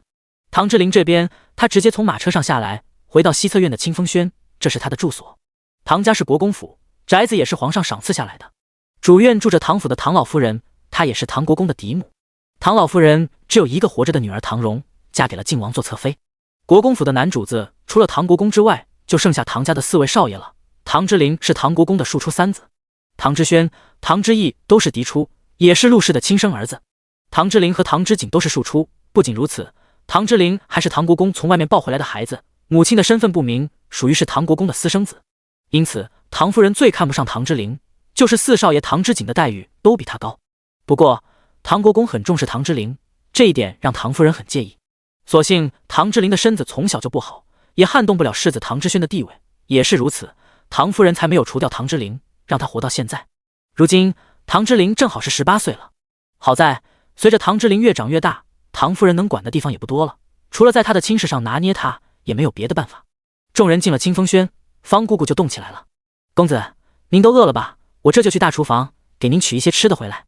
唐之琳点头：好，有劳方姑姑了。平安这时候已经准备好了热水：公子，热水已经准备好了。唐之琳这人非常爱干净，这几天在赶路，没有条件经常清洗，已经忍受到了极限。唐之琳满意的点头：好。走进房里，脱去衣服，露出了健硕的身体。唐之琳步伐稳健的走进浴盆，缓缓的坐了下去。此时的她没了白日在外的病弱样子，闭起眼睛，蓦然的就想起了前几日遇到的妇人和那个小婴儿，想起那双熟悉的眼睛，努力回想从前是在哪里见过他呢？他轻轻地按了按太阳穴，一丝疼痛袭来。哎，不知道头疼的毛病什么时候能好，也不知道丢失的那半年的记忆什么时候能想起来。这时候平安禀报道：公子，国公爷过来了。唐之琳立即坐了起来，然后开始走出浴桶，穿好礼衣之后，披了一个外袍就走了出来。看到唐国公已经坐在椅子上喝茶：父亲，您来了。唐之琳问好之后，还轻轻地咳嗽几声，又恢复了病弱公子的模样。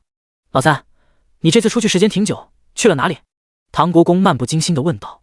父亲，我也是听说武夷山那边有个厉害的大夫，就想过去看看，希望能治好儿子的病。那结果怎么样？唐国公反问。唐之琳无奈地摇了摇头，还是没有办法，那大夫也是束手无策。可嗨，我看我的病势好不了了。唐之琳适时地咳嗽起来。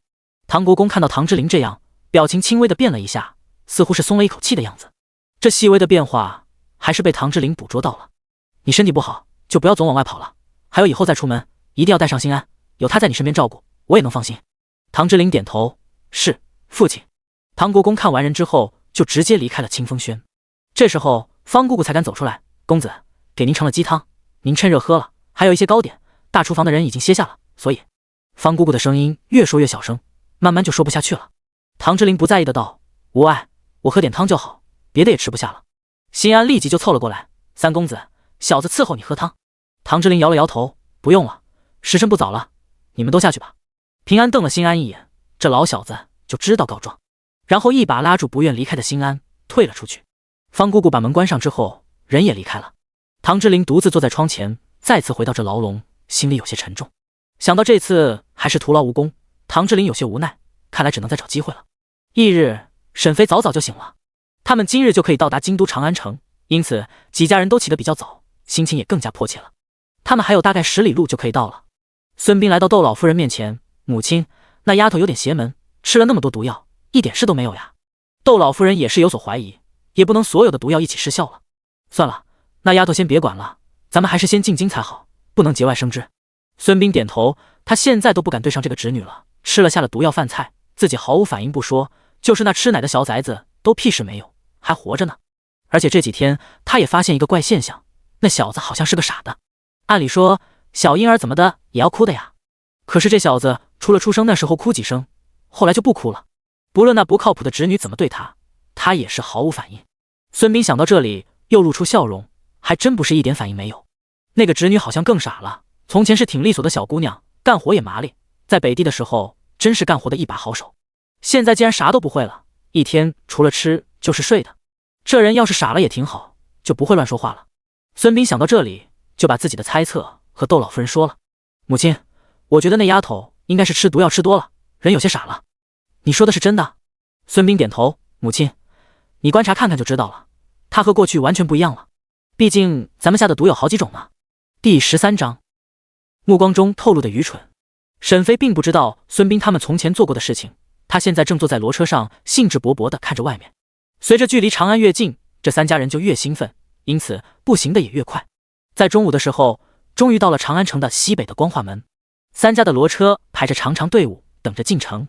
沈飞对这个时代非常好奇，他觉得眼睛都不够看了，就是怀里的小福宝也睁着圆溜溜的大眼睛，好奇地看着外面。沈飞此时梳了2个麻花辫，长长的辫子垂在两侧，头发虽然和这个时代的女人不一样，但是她容貌好看，加上年纪又小，看上去非常青春好看，特别是双眼中充满了天真，看上去真是一点威胁都没有。窦老夫人经过大儿子的提醒之后，也特意的观察了沈飞好久，她发现大儿子说的是对的，这丫头确实是傻了，这没见过世面的样子，还有那目光中透露的愚蠢，还真是没眼看。窦老夫人这下满意了，不再关注沈飞，而是看向这威严的城墙。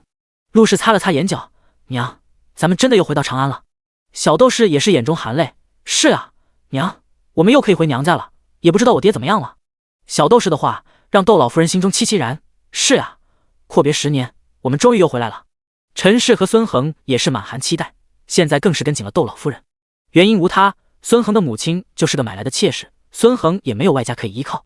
还有，如果侯府的爵位恢复，也就是落在大哥的头上，那更要巴结好大哥和嫡母。如果爵位废了，那跟着嫡母还可以去投靠窦家，也是一条出路。因此，距离京城越近，孙恒夫妇对窦老夫人就越恭敬。窦老夫人也是很满意这一点，她这人在长安城风光了半辈子，现在终于回来了。世家女的傲气还是有的，不能失了风度。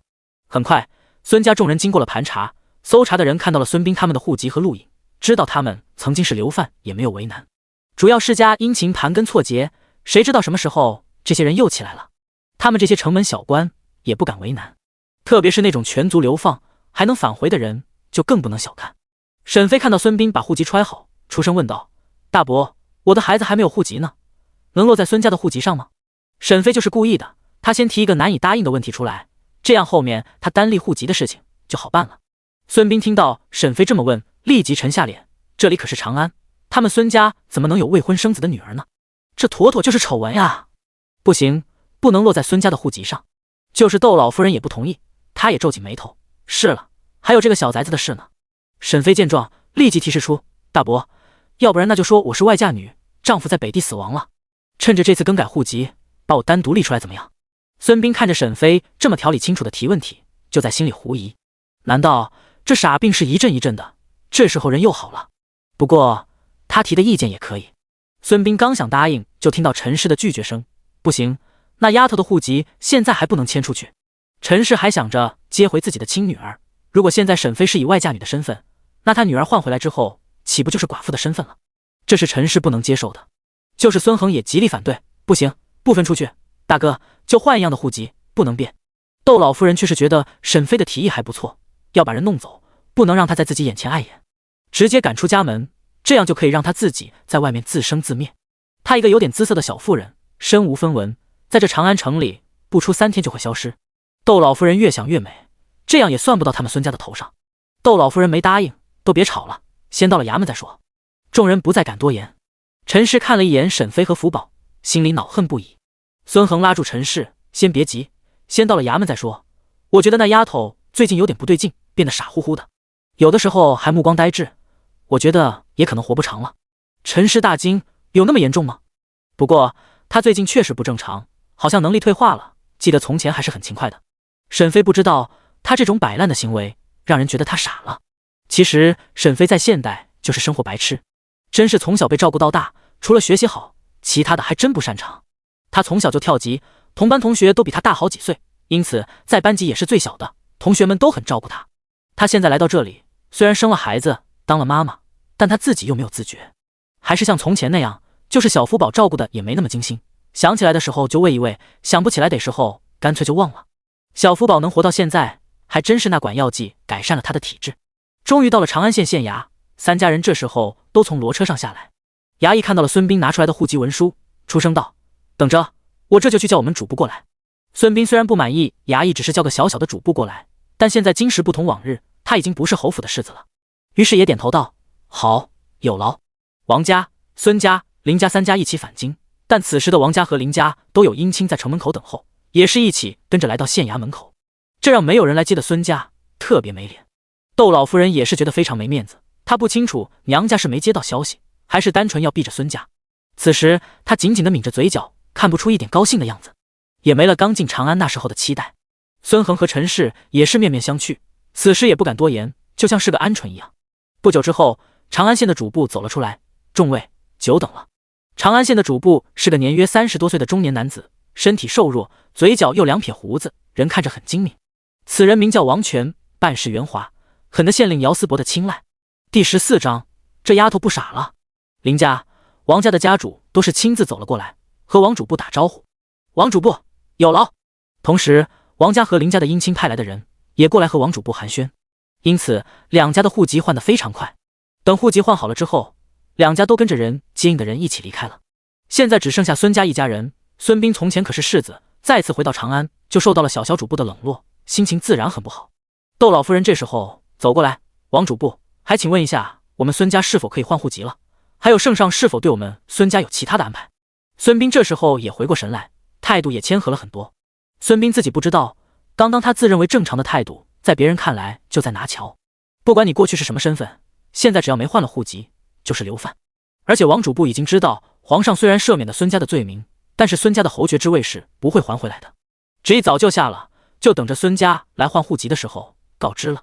可笑孙斌还拿瞧，因此王主簿才先接待林家和王家，给了孙斌一个没脸。原来是窦老夫人，我这就给您换户籍，还有圣上这次开恩，返还了孙家在长清巷的宅子。孙斌听到这样，大失所望，长清巷的宅子就是个3进的小宅子。孙恒夫妇也是很失望，这么说不仅财产不能返还，爵位也没有了，原来赏赐的偌大侯府已经收了上去。就是陆氏等人都非常失望，孙家原来的爵位可是世袭罔替的爵位，既然是先帝误判了孙老侯爷和孙家，那么这个爵位就应该返还回来，怎么就不给了呢？孙家众人都非常失望。王主簿见到这样，在心里嗤笑一声，想的可真美啊。窦老夫人，这是长清巷的房契，还有换好的户籍。孙家人太过震惊，谁都没有去接房契和户籍。沈飞这时候抱着小福宝走了过来：“王大人，我想问一下，我是外嫁女，现在户籍还在一处，能不能分开啊？”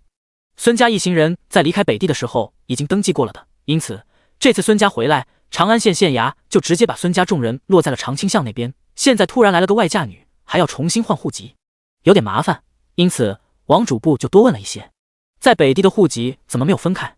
这是怎么回事？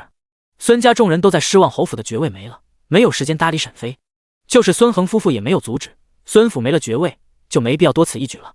毕竟换人也是有风险的，林家还和沈妃订过婚，两家都在长安，要是冒险把人换回来，那不是在告诉皇上他们曾经欺君了吗？风险太大，不合适。于是孙恒夫妇谁也没开口。沈妃解释道：“孩子的父亲一家都被胡人杀了，那时候孩子还没出生，我那时又是流犯，所以户籍很不好变动。”王主簿看着沈妃小小年纪，还抱着一个出生不久的小婴儿，也起了恻隐之心。想到家里的幼女，说道：“那给你单立户籍，你家没有男丁啊？只有一个女人是没办法立户的。”沈妃立即扒开小福宝的尿戒子，把小鸡鸡露了出来：“大人，你看，我儿子是男的。”王主簿：“好吧，这还真是个小男人。不过想到俩人又没有田产和房屋，这户籍要落在哪里呢？”沈妃见到王主簿皱眉：“大人，是哪里不妥吗？你们没有田产和房屋，要怎么落户？”沈妃双眼亮晶晶的：“是呀，还可以要房子要地。他虽然在外边生活经验少，但他又不傻。”立即眼巴巴地看着王主簿：“大人，我是不是可以分田地啊？你看我们家只有我们俩人。”王主簿想了想，这小孩也挺可怜的，小小年纪就生了孩子，还守了寡。你跟我来，我给你安排一个地方。好好，多谢大人。沈妃立即屁颠屁颠地跟了上去。孙家众人，孙斌不可置信地看着窦老夫人：“母亲，孟夏那丫头是不是？”孙斌的话没有说完，窦老夫人也明白是什么意思。她眯起浑浊的老眼，难道自己看错了？孙斌也觉得自己被骗了，这丫头就是扮猪吃老虎，在转移他的注意力。难道他知道了自己的目的？孙斌的心情就更不爽了。窦老夫人看着大儿子：“那丫头的事不用管，现在当务之急是拿回户籍，再打听京城的形势，还有爵位的事情，看看还有没有活动的空间。”孙斌立即把沈妃的事情抛在一边：“是呀，就算把侄女弄死了，她也不是侯爷，不是世子，有什么用？”这时候就看到沈妃和王主簿有说有笑的走了出来。沈妃拿着新户籍，连连作揖：“王叔，真是多谢你了，你就是我们母子的大恩人，以后你就是我亲叔。”王主簿被沈妃的一通彩虹屁恭维的心情舒爽，立即哈哈哈哈的大笑出来：“真没看出来，你还真会说，行，认了你这个大侄女了。”王主簿说这话的时候，还看了一眼孙斌众人，别以为他没看出来，这位曾经的昌安侯世子可是很看不起他的。可是那又怎么样呢？如今他孙斌是民，他是官，就算是个小主簿也比他强。哎，孙家就是没看清形势，10年过去了，很多事情都变了，真是还没一个小丫头通透。窦老夫人，这是你们的新户籍和房契，你们要是不要，我就收回去了。王主簿的话让孙家人恢复过来。孙斌走了过来，接过户籍和房契，干巴巴的道：“多谢王大人。”王主簿摆了摆手：“好了，本官事务繁忙，就先回去了。”王主簿一甩衣袖，直接回了县衙。孙展祥这时候跑到了沈妃跟前：“阿姐，你不和我们一起回家吗？”沈妃把户籍文书放到了空间实验室，这个东西很重要，这是人身自由的标志。第15章，医馆蹲人。沈妃蹲下身子和孙展祥平视：“祥哥儿，我现在是外嫁女，咱们以后就是两家人，我就不和你们在一起生活了，你要好好照顾自己。”孙展祥从前很黏着沈妃，就伸出小手拉住沈妃的衣角：“阿姐，就你和小外甥一起，怎么生活啊？还是和我们回家吧。要是分开了，我就见不到阿姐了，我想你了怎么办？”孙展祥虽然年纪不大，但是也懂事了，也知道沈妃身上没钱，就很不放心。沈妃站起来揉了揉他的脑袋：“祥哥儿，不用担心我，还有，咱们都在长安城，等我安顿好了，就接你来家里玩。”孙展祥这才露出笑模样：“好，阿姐，那你可要说话算话。”“一定。”这时候孙家人已经接受了现实，打算先回长青巷子安顿，再做其他的打算。陈氏这时候大声喊道：“祥哥儿，还不过来，要走了！”孙展祥听到母亲的喊声，和沈妃道别之后，噔噔的跑走了。沈妃没有和孙家的其他人告别，直接就背着孩子离开了。在北地那时，沈妃自从查出有孕的时候，就被孙家赶出家门。那时沈妃就是一个人自生自灭，还是要回长安，孙恒夫妇才带着沈妃一起回来的。现在孙恒夫妇放弃了让亲生女儿换回身份的打算，也就不管她去哪里。孙斌看着沈妃离去的背影，来到窦老夫人面前：“母亲，那丫头要怎么办？”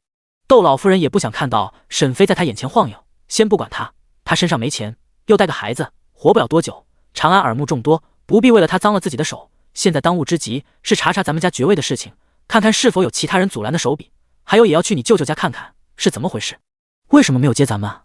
孙斌点头：“母亲，都听你的。”两人商定好之后，孙膑就赶着骡车往长清巷那边走去。沈飞没有第一时间出城去看自己的田地，王主宝把沈飞的户籍落到了距离长安城最近的一个村落，在长安城西面的长乐村。这个村里距离延平门近，就是离长安县的县衙也没那么远。从长乐村到长安城的距离只有2公里，已经是非常近了。沈飞和沈福宝家只有2人，沈福宝虽然是男丁，但是年纪太小，要等到18岁才能分田。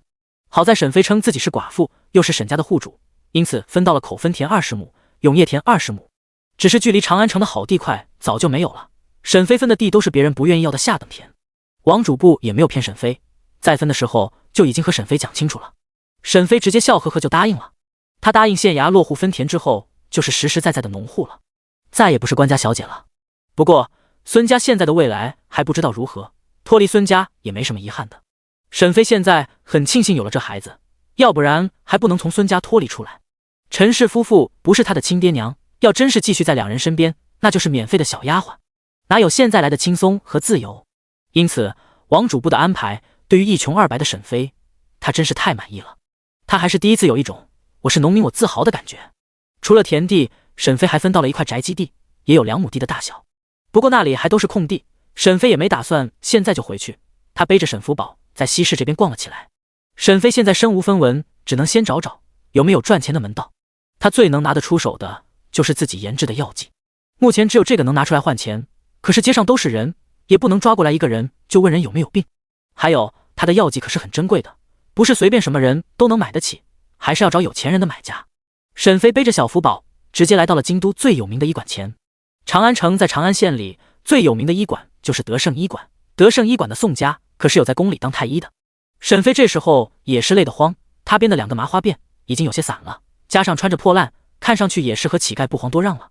沈飞背着孩子直接坐在路边的地上歇脚，顺便盯着从医馆出来的人。他正在寻找他的目标客户。这人吧也是有讲究的，要找那种看着穿着就有钱的，还有年纪足够大病得足够严重的那种。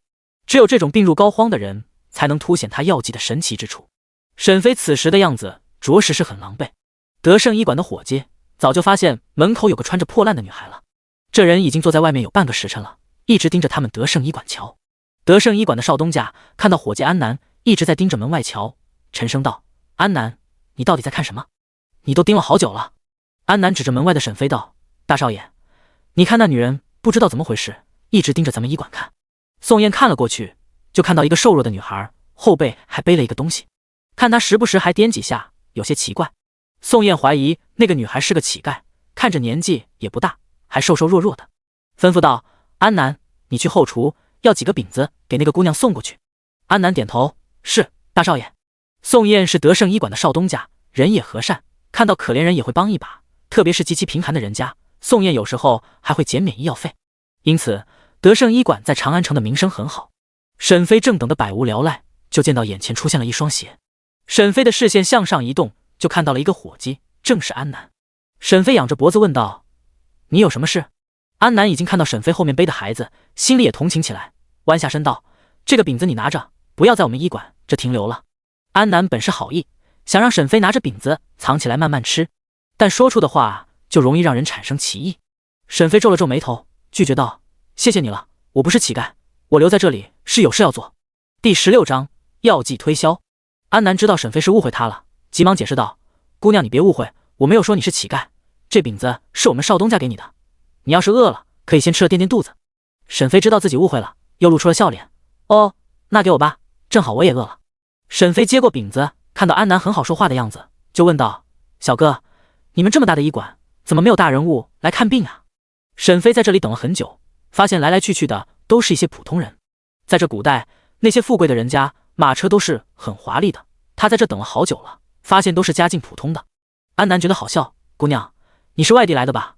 我们德胜医馆虽然有名，但长安城稍微有点家底的人，有人病了都是把大夫请到家里的，那些你说的大人物更是如此。”沈飞这时候才明白，这是古代和现代的规矩也不一样，这里不是医馆，古代的医馆更像是药店，主要是负责卖药的。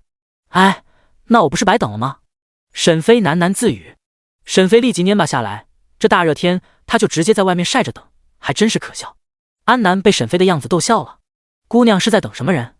说出来，我或许能帮助你。”沈飞看了一眼安南，有些失落的道：“我有一种药，专治那种病入膏肓的人，就算马上要死的人，喝了之后都能多活2年。”安南被沈飞的口气吓到：“姑娘，这大话可说不得呀，我们德胜医馆的人都不敢说这样的大话。”沈飞知道这人不相信，也不多费口舌。他知道在这里蹲着也没希望了，直接拿出饼子咬了一口。看来今天是没指望了，还是先填饱肚子要紧。自己吃着饼子，又想到了小福宝，好久没喂奶了，主要是今天一直在外面都没地方喂。于是对着安南笑了一下：“小哥，我的孩子也好久没吃奶了，我能不能借用你们一间屋子用用，给孩子吃口奶？”安南了然点头，这女人的要求也不过分，料想少东家也是会同意的，于是开口道：“你随我来吧。”沈飞把没吃完的饼子往怀里一塞，然后麻溜的跟着安南进了医馆。宋燕见安南去送个饼子就聊起没完，现在竟然还把人带了进来。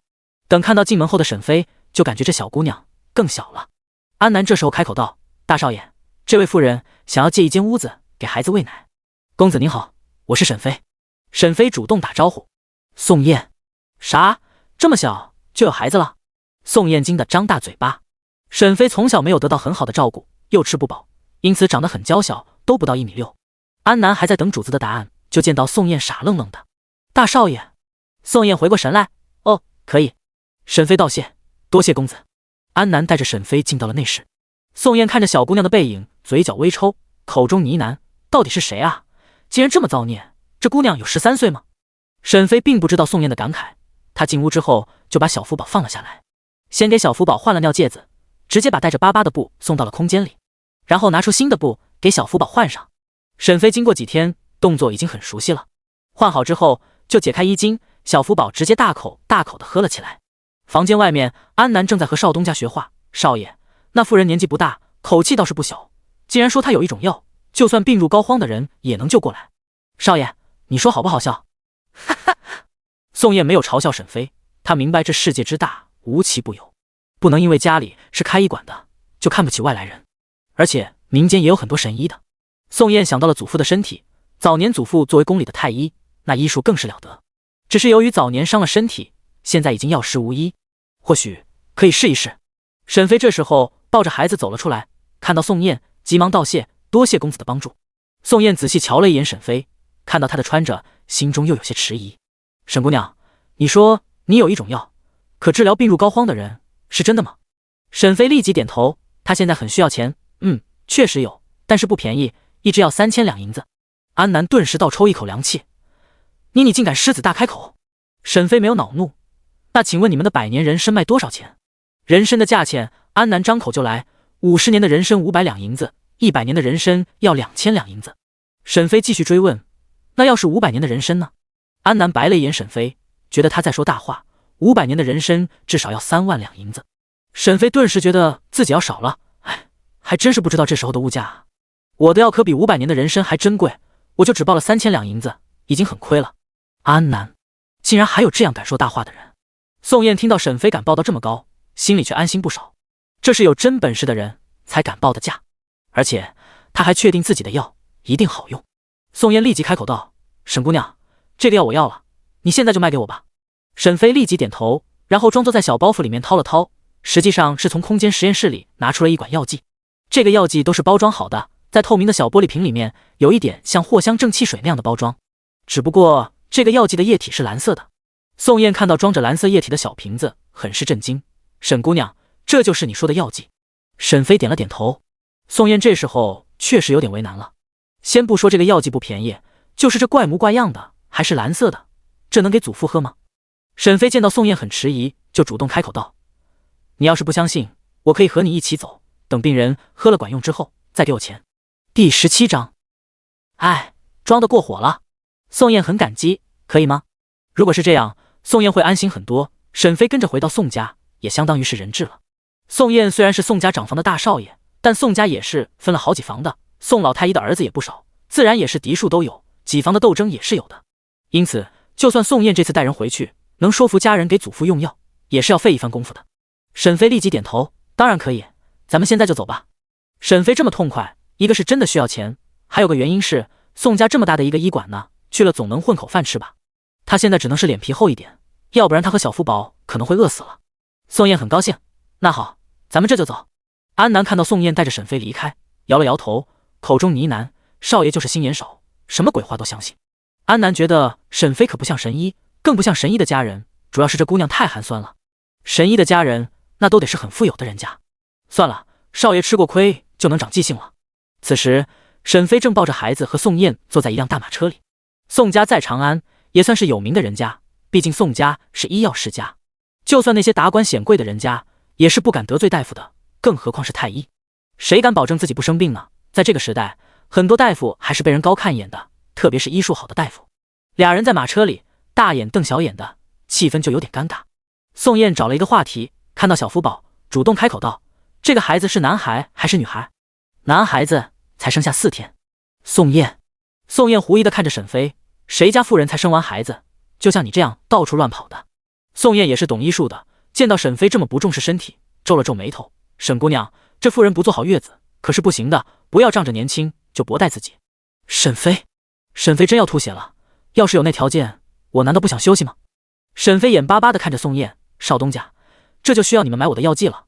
不瞒您说，我现在真是身无分文。”宋燕见到只有沈飞带着孩子，就开口问道：“那你的丈夫呢？”沈飞叹息一声，又抹了抹眼角，发现一点眼泪也没有。哎，装得过火了，急忙一脸忧愁的道：“哎，我也是命苦，我丈夫去世了，就留下我们母子俩了。”宋燕确实是动了恻隐之心，已经在心里打定主意，就算药剂不管用，也会给沈飞几两银子当做盘缠。看到沈飞怀中有些挣扎的小孩，宋燕伸出手：“给我看看，我给他检查检查，把脉。”沈飞没有迟疑，立马给宋燕递了过去：“小福宝好久没洗澡了，你多担待。”这几天一直在赶路，沈飞带孩子又粗糙，照顾的确实是不精心。宋燕没有嫌弃，接过孩子开始把脉，竟然发现这小婴儿虽然瘦弱，但是身体真的很好，很健康。哎，这不对啊！宋燕又把了一次，很奇怪，你的孩子明明不是足月生产，且在母体的时候就营养匮乏，现在脉象如此有力，很是健康，这太不可思议了。沈飞笑了笑：“少东家，我儿子和我就都喝了药剂，否则我们现在可能早就死了。”宋燕仔细看了看沈飞，又观察他的面色，犹豫片刻后才开口：“沈姑娘，我是否能给你把个脉？”沈飞一点也没有扭捏，直接把胳膊伸出来：“来，帮我也看看。”宋燕原本以为沈飞刚生产完，一定会气血两亏的，谁知道脉象也是强壮有力，除了身体瘦弱，需要吃些好的调养一下，完全没事。就这身体，再生2个孩子都没问题。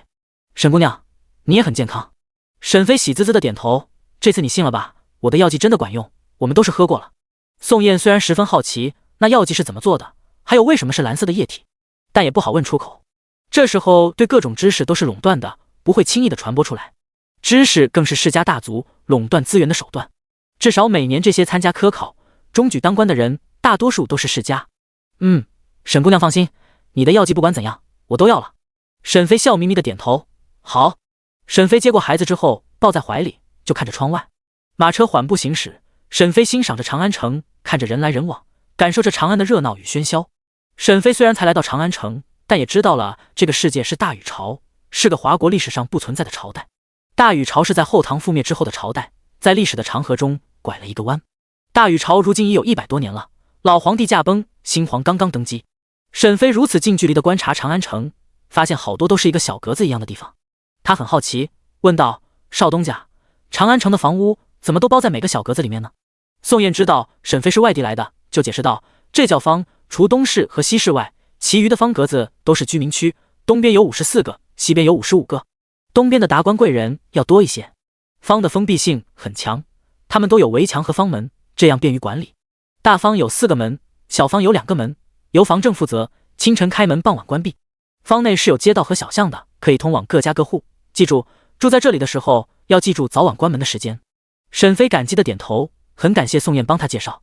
马车穿过一条宽阔的街道，沈飞听说过这是朱雀大街，他有些兴奋了的问道：“少东家，这是朱雀大街吧？”宋燕点头：“是的，也叫天街。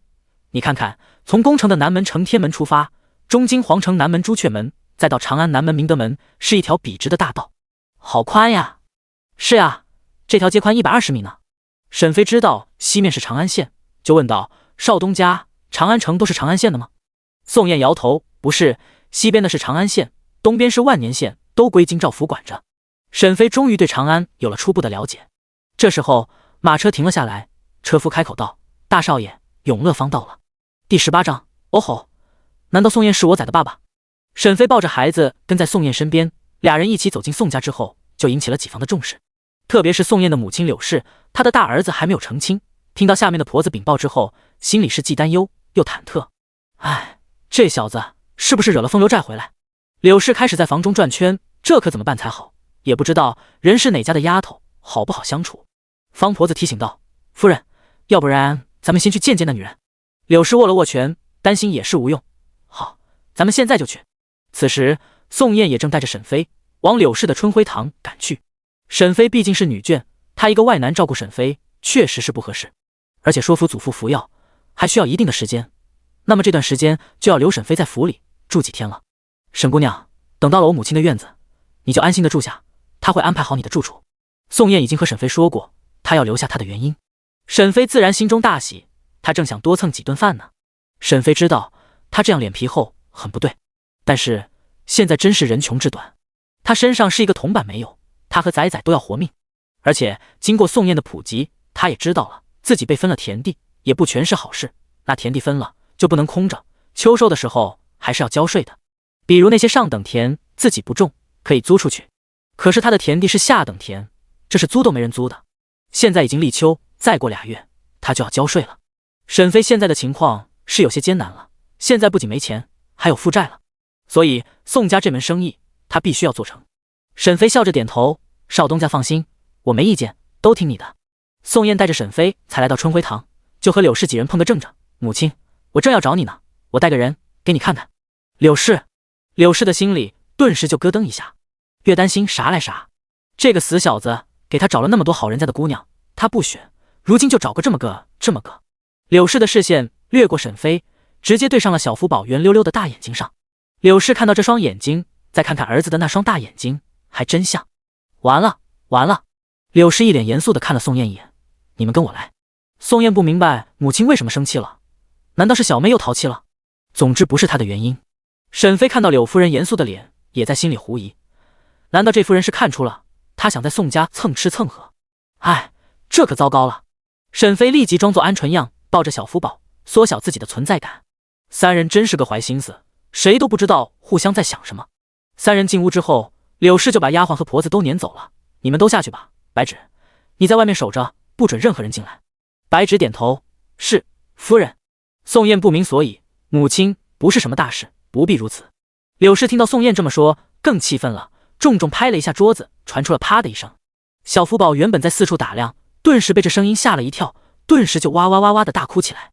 柳氏看到小福宝葡萄一般的大眼睛，哭得也很伤心，心又软了。算了，这孩子都有了，于是出声哄道：“小乖孙，别哭了，祖母不是故意的。”宋燕愣住：“母亲，你在说什么疯话？”沈飞，哦吼，这是怎么回事？难道宋燕是我崽的爸爸？沈飞立即转过头，仔细打量宋燕：“娘，你在说什么？”柳氏不乐意了：“女人都带回来了，孩子都有了，我还能说什么？”柳氏觉得自己也很委屈：“好不好？给你选的你不要，你自己看中的，你倒是先带回来给我看看呀！怎么能等到孩子都有了才回来呢？”沈飞这时候已经把小福宝哄好了，小福宝现在已经白净很多了，眼睛里含着眼泪，看着好不可怜。柳氏立即走到沈飞面前，把孩子接了过去：“我来看看我的乖孙孙。”沈飞也没有拦着，他现在也怀疑呢，该不会这人就是原主找的野男人吧？不过原主怎么一点仔父亲的记忆都没有呢？真是的。宋燕是不是在跟他开玩笑呀？娘，你误会了，我和沈姑娘今日才第一次见面，这孩子也不是我的。然后转头看向沈飞：“沈姑娘，你说是不是？咱们今天才第一次见。”沈飞含糊道：“你说是就是吧。”宋燕，怎么回事？这沈姑娘该不会是想赖上我吧？宋燕心里发毛：“母亲，你听我说，我真是第一次见他们母子俩，他们和我也没有关系。”柳氏听到宋燕说母子的时候，就悄悄地拉开仔仔的尿戒子，看到了小鸡鸡，顿时高兴了。就是小孙孙的身上有怪味，得好好的洗个澡。白芷，你请刘嬷嬷过来。白芷立即回道：“是，夫人。”沈飞这时候开口问道：“少东家，你去过北地吗？辽东郡那边？”宋燕不明所以：“去过，去年的10月去的，我是去那边收药材，那里的人参药效非常好。怎么了？这不巧了吗？算算时间，好像也对得上。要不要验一下？反正闲着也是闲着。”沈飞像是雷达一样的扫视宋燕，把她看得心里更忐忑了。唉，真是失策了，失策了。这姑娘好像真是要赖上自己了。沈飞特意靠近几步，伸手就想拽一根宋燕的头发。宋燕见到沈飞靠近，就更害怕，急忙躲开。沈飞只拽了一根发尾处，他自己看了看，不是发根，又没有毛囊，用不了呀。他有些失望，还想再拽一根，宋燕却躲得远远的。他发现在这里已经解释不清了。母亲，总之事情不是你想的那样，孩子也不是我的，你不要多想。你要是实在喜欢他，就认个干孙子吧。说完就一溜烟的跑走了。第19章，夫人要冷静。柳氏这时候完全没有搭理跑走的儿子，而是抱着小福宝不撒手。白芷很快就带来一个老嬷嬷。夫人，刘嬷嬷到了。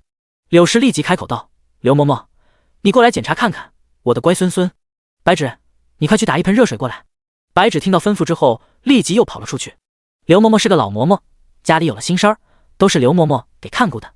宋家是医药世家，宋燕也是长子嫡孙，他父亲更是进了太医院。可是宋燕的医学天分却是不高，也是从小学医，但是在天分上比不上二房的宋伯。因此当宋燕长大一些，就开始接管宋家在长安的德胜医馆，经营医馆的药材买卖。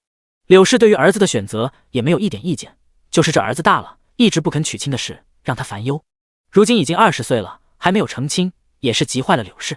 因此今日听说宋燕带了一个女人和婴儿回来，才会这么误会。加上小婴儿有一点点像宋燕，就更坐实了柳氏的怀疑。刘嬷嬷给小福宝做了检查，夫人，孩子很健康，就是这照顾上不是那么妥帖。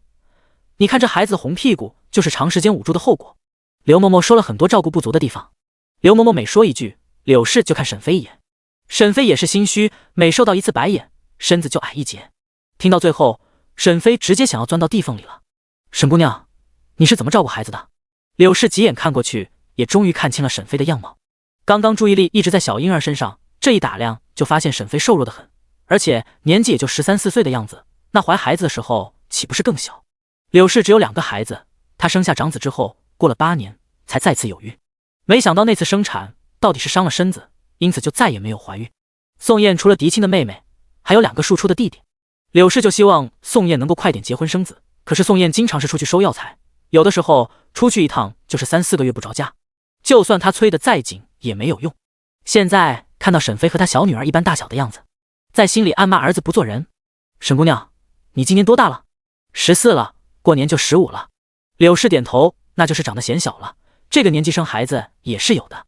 沈飞一边回答柳氏的盘查，一边看着刘嬷嬷给小福宝洗澡，看他熟练的动作，也急忙学着点。沈飞觉得自己抱孩子的姿势一直不对，现在看到刘嬷嬷还拖着小福宝的脖子，就出声问道：老嬷嬷，为什么要拖着脖子这里？刘嬷嬷耐心的解释，小婴儿的头这里要特别注意，他现在太小，脖子这里没力气，也支撑不起来，抱的时候一定要注意。沈飞听得非常仔细。柳氏见到沈飞像是一个好奇宝宝一样，也是个新手妈妈，在努力和刘嬷嬷学习，就放弃了盘查户口。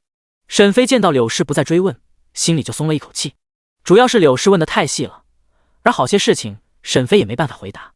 沈飞没有原主和孩子父亲的记忆，不知道原主是失忆了，还是有孩子就是个意外，这些无从考证。还有沈飞是谁家的孩子，沈飞也回答不出来，他只知道孙恒夫妻不是他的亲生父母，至于他是谁家的孩子，他也不知道。但这件事他也不敢往外说，孙家换孩子的事情当年确实是欺君了。沈飞不知道这件事要是爆出来，他自己会不会受连累。他好不容易摆脱流犯的身份，可不想变回去。这时候这能是转移柳氏的注意力。柳氏见到沈飞的衣服上也是脏污一片，就吩咐道：白芷，你带沈姑娘下去梳洗一番，还有人就先安排到青松院，这几天你先听沈姑娘的吩咐。是，夫人。白芷应声回道。沈飞抱着孩子就跟白芷一起离开了春晖堂。刘嬷嬷这时候开口道：夫人怎么确定那孩子就是大少爷的？这子嗣也不能乱了。嬷嬷，你看那孩子的眼睛是不是和燕儿很像？刘嬷嬷，这世界之大，无奇不有，相像的人多了去了。而且刚刚他虽然在照顾孩子，也是听了沈飞和柳氏的交谈，自然知道沈飞有意回避的几个问题。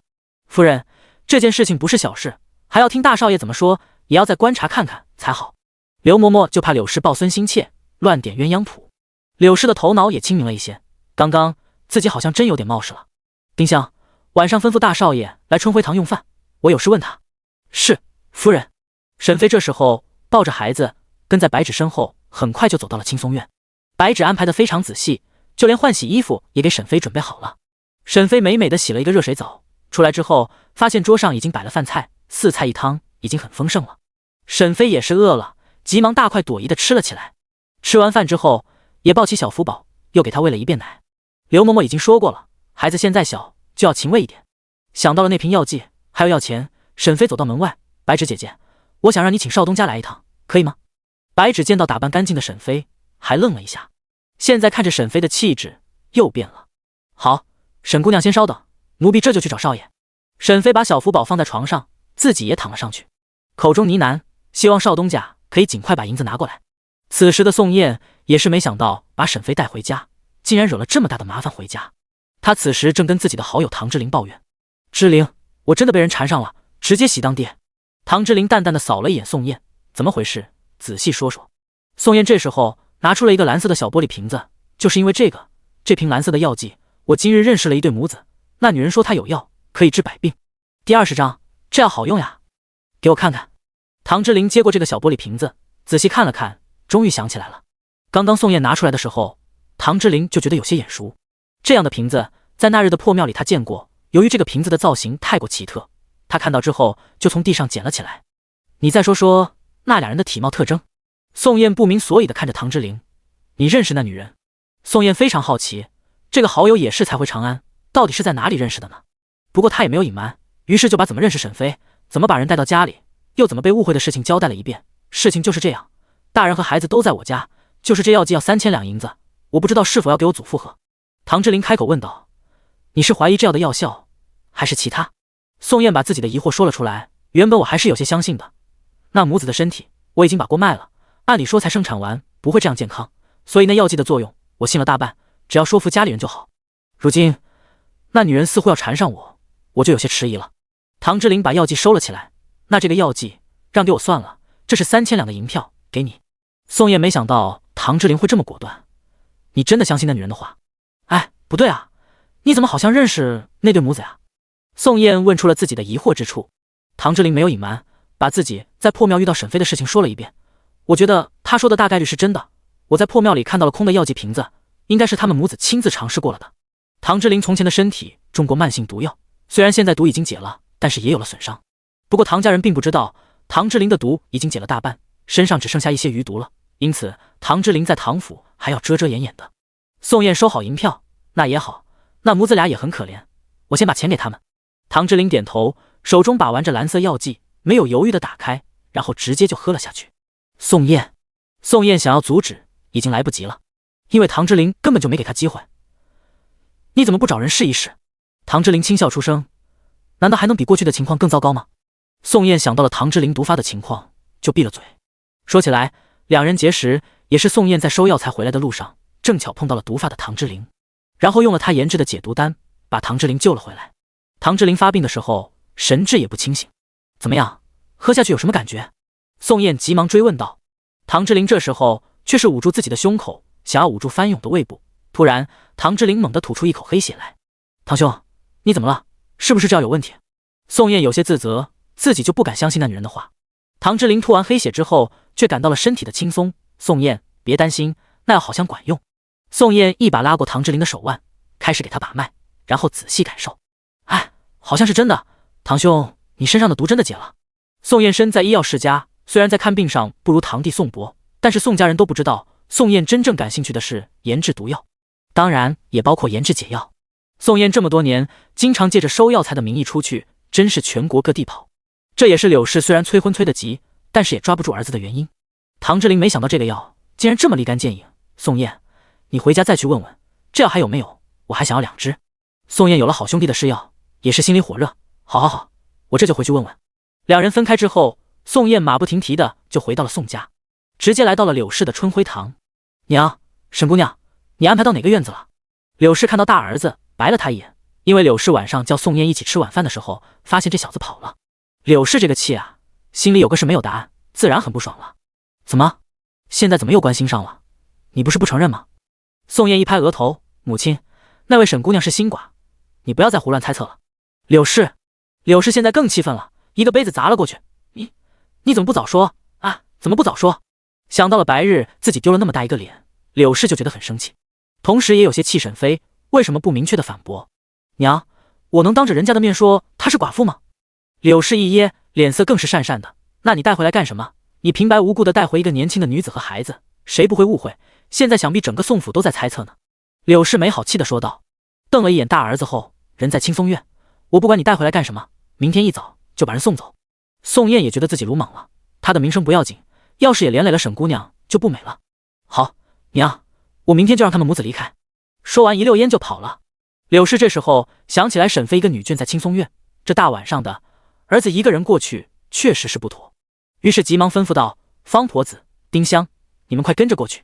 是，大夫人。二人急忙追了过去。柳氏这时候想起了小福宝，心里又觉得有些可惜，那孩子还是挺招人稀罕的。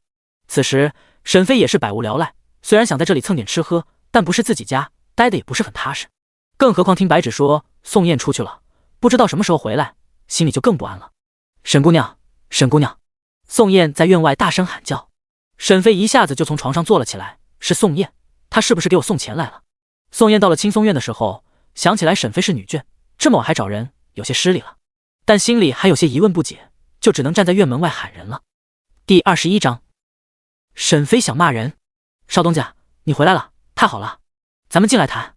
沈妃急忙拉开院门，想要宋燕进来说话。宋燕急忙摇头，沈姑娘，这是3000两银子，你收好。沈妃没想到宋燕会这么干脆，你说服你祖父服药了，怎么样，有效果吧？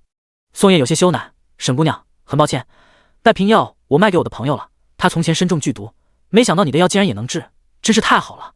沈妃听到能解毒，也是一惊，还能解毒呀？这我还真不清楚，但这药剂能够改善身体的机能，修复身体，是可以长寿的，一般身体遭受巨大创伤才是最有用的。宋燕在沈妃每说一句功效，就急切一分。唐之灵是他的好友不假，但是和祖父的身体比起来，还是祖父要更重要一些。他小心翼翼地问道：沈姑娘，这药剂你还有吗？我想买4支，我朋友要2支，我家要2支。沈妃被宋燕眼中的狂热吓到，是了，在没有能力自保的时候，怀璧其罪是最危险的。他不能暴露太多，现在已经到手3000两银子，已经解了燃眉之急，于是有些无奈地说道：少东家，我这药很珍贵，也是偶然间获得的，一共就5支，现在就剩下2支了。宋燕虽然有些失望，但听到还有2支，心里微松，只能让堂兄失望了。剩下的2支，一支打算给祖父用，一支自己研究。好，我全要了，你在这里等着，我这就去给你取钱去。沈妃笑得牙花子都露出来了，急忙点头，好好好，多谢。宋燕的脚程很快，因此在后面追着来的方婆子和丁香过来的时候，只听到了一个尾巴，什么回去取钱什么的，其他的就没有了。现在大少爷也走了，方婆子又带着丁香一起回了春晖堂。柳氏问道：怎么样？那2人说了什么？方婆子的老脸微红，喃喃道：夫人，老奴过去的时候见到大少爷已经离开了，大少爷并没有进入青松院，只是在院门口2人说了几句话。柳氏听到是这样，就满意的点点头，那就好，算那小子有分寸。方婆子想到宋燕提到钱的事，就开口道：夫人，老奴过去的晚，别的没听到什么，就听到了什么钱的事情，这件事夫人还要好好的问问大少爷是怎么回事。柳氏的眉头又皱了起来，好了，我知道了，你们下去吧。柳氏想到了沈妃母子俩确实也可怜，一儿应该是觉得明早就撵那2人出去，心里过意不去吧。算了，也是可怜人，要是给几2碎银子打发出去也不是不行。柳氏没有把这件事放在心上。此时宋燕正拿着6000两银票来到了青松院，沈妃根本没有离开，她在宋燕回去取钱的时候就一直等在这里。沈姑娘，让你久等了，你数数看，这是6000两的银票。宋燕送过来的银票面额不大，最大的是2000两的，最小的还有100两的。这笔钱还是宋燕最新卖出去的药材钱，款项还没有入账，才有这么多钱。宋燕喜欢研制毒药，因此买药材也不少钱，自己的积蓄还真不多，她这真的是先斩后奏。沈妃仔细的数了数，正好，没问题。然后从袖子里拿出了2支蓝色的药剂，又叮嘱道：少东家，这药很珍贵，一定要用在刀刃上。宋燕，用在刀刃上，你不是和你的孩子都喝了2支了？好像也不是呀。不过谁能不惜命呢？我明白。宋燕想到了母亲的嘱咐，有些不好意思开口，撵人总归不好。宋燕很犹豫，不知道怎么说。沈妃怀揣巨款，觉得宋家也不是很安全，还是尽早离开才好。要不是此时天色已经黑了，不能离开，她现在就想跑路。少东家，既然你朋友已经试过药了，想必你也知道药效，我想明早就离开了，不知可否？宋燕听到顿时大喜，当然可以。沈飞，回答的过于迅速了。难道这家伙是害怕自己赖上他？看到他和小福宝有些像的眼睛，沈飞装作不在意的伸手，哎，有个蚊子，快速的拽了几根宋燕的头发，然后迅速送到了空间里。哎，好疼！沈姑娘，你干什么？宋燕觉得这女人奇奇怪怪的。抱歉，是我看错了，我的手也是粗糙，刮到你的头发了。宋燕，这女人是当她傻吗？那么一把头发，肯定是故意的。说走的是你自己，我只不过是应承的太干脆了。沈飞也暗骂自己的借口拙劣，一直道歉，非常抱歉，少东家。宋燕摆摆手，急忙离沈飞远一点。沈姑娘，那明早我过来送你们母子。沈飞，这真够着急的，这是怕自己留下了。好，希望可以早一点，我也赶着离开。俩人算是达成了一致，宋燕飞快的离开。沈飞回到房中后，就看了眼小福宝，这小子睡得很沉。沈飞看着仔仔头上稀疏的头发，轻轻的拔了一根。哇哇哇哇哇哇！小福宝立即大哭起来。沈飞暗怪自己太着急，应该明天等仔仔醒着的时候拔的。哄了好一会，仔仔才又睡着了。沈飞放下心来，然后闪身就进了空间。空间实验室一直都是灯火通明的，沈飞也不知道这电是哪里来的，空间靠什么运转。他快速的给宋燕和小福宝做实验，半个小时后，结果出来了，俩人果然没一点关系。沈飞觉得自己也是好笑，现在他有钱了，好像也不用找仔仔的父亲了，也不能看到一个相似的人就给人验 DNA， 他现在都感觉自己有点荒谬。沈飞出了空间之后，直接躺在床上搂着孩子睡了过去。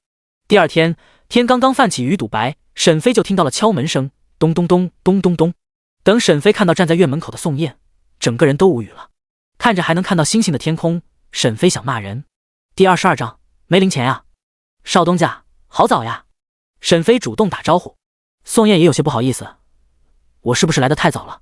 沈飞急忙摇头，顶着那头鸡窝头笑了笑，呵呵，没有，时间刚好，等我一下，我去抱孩子。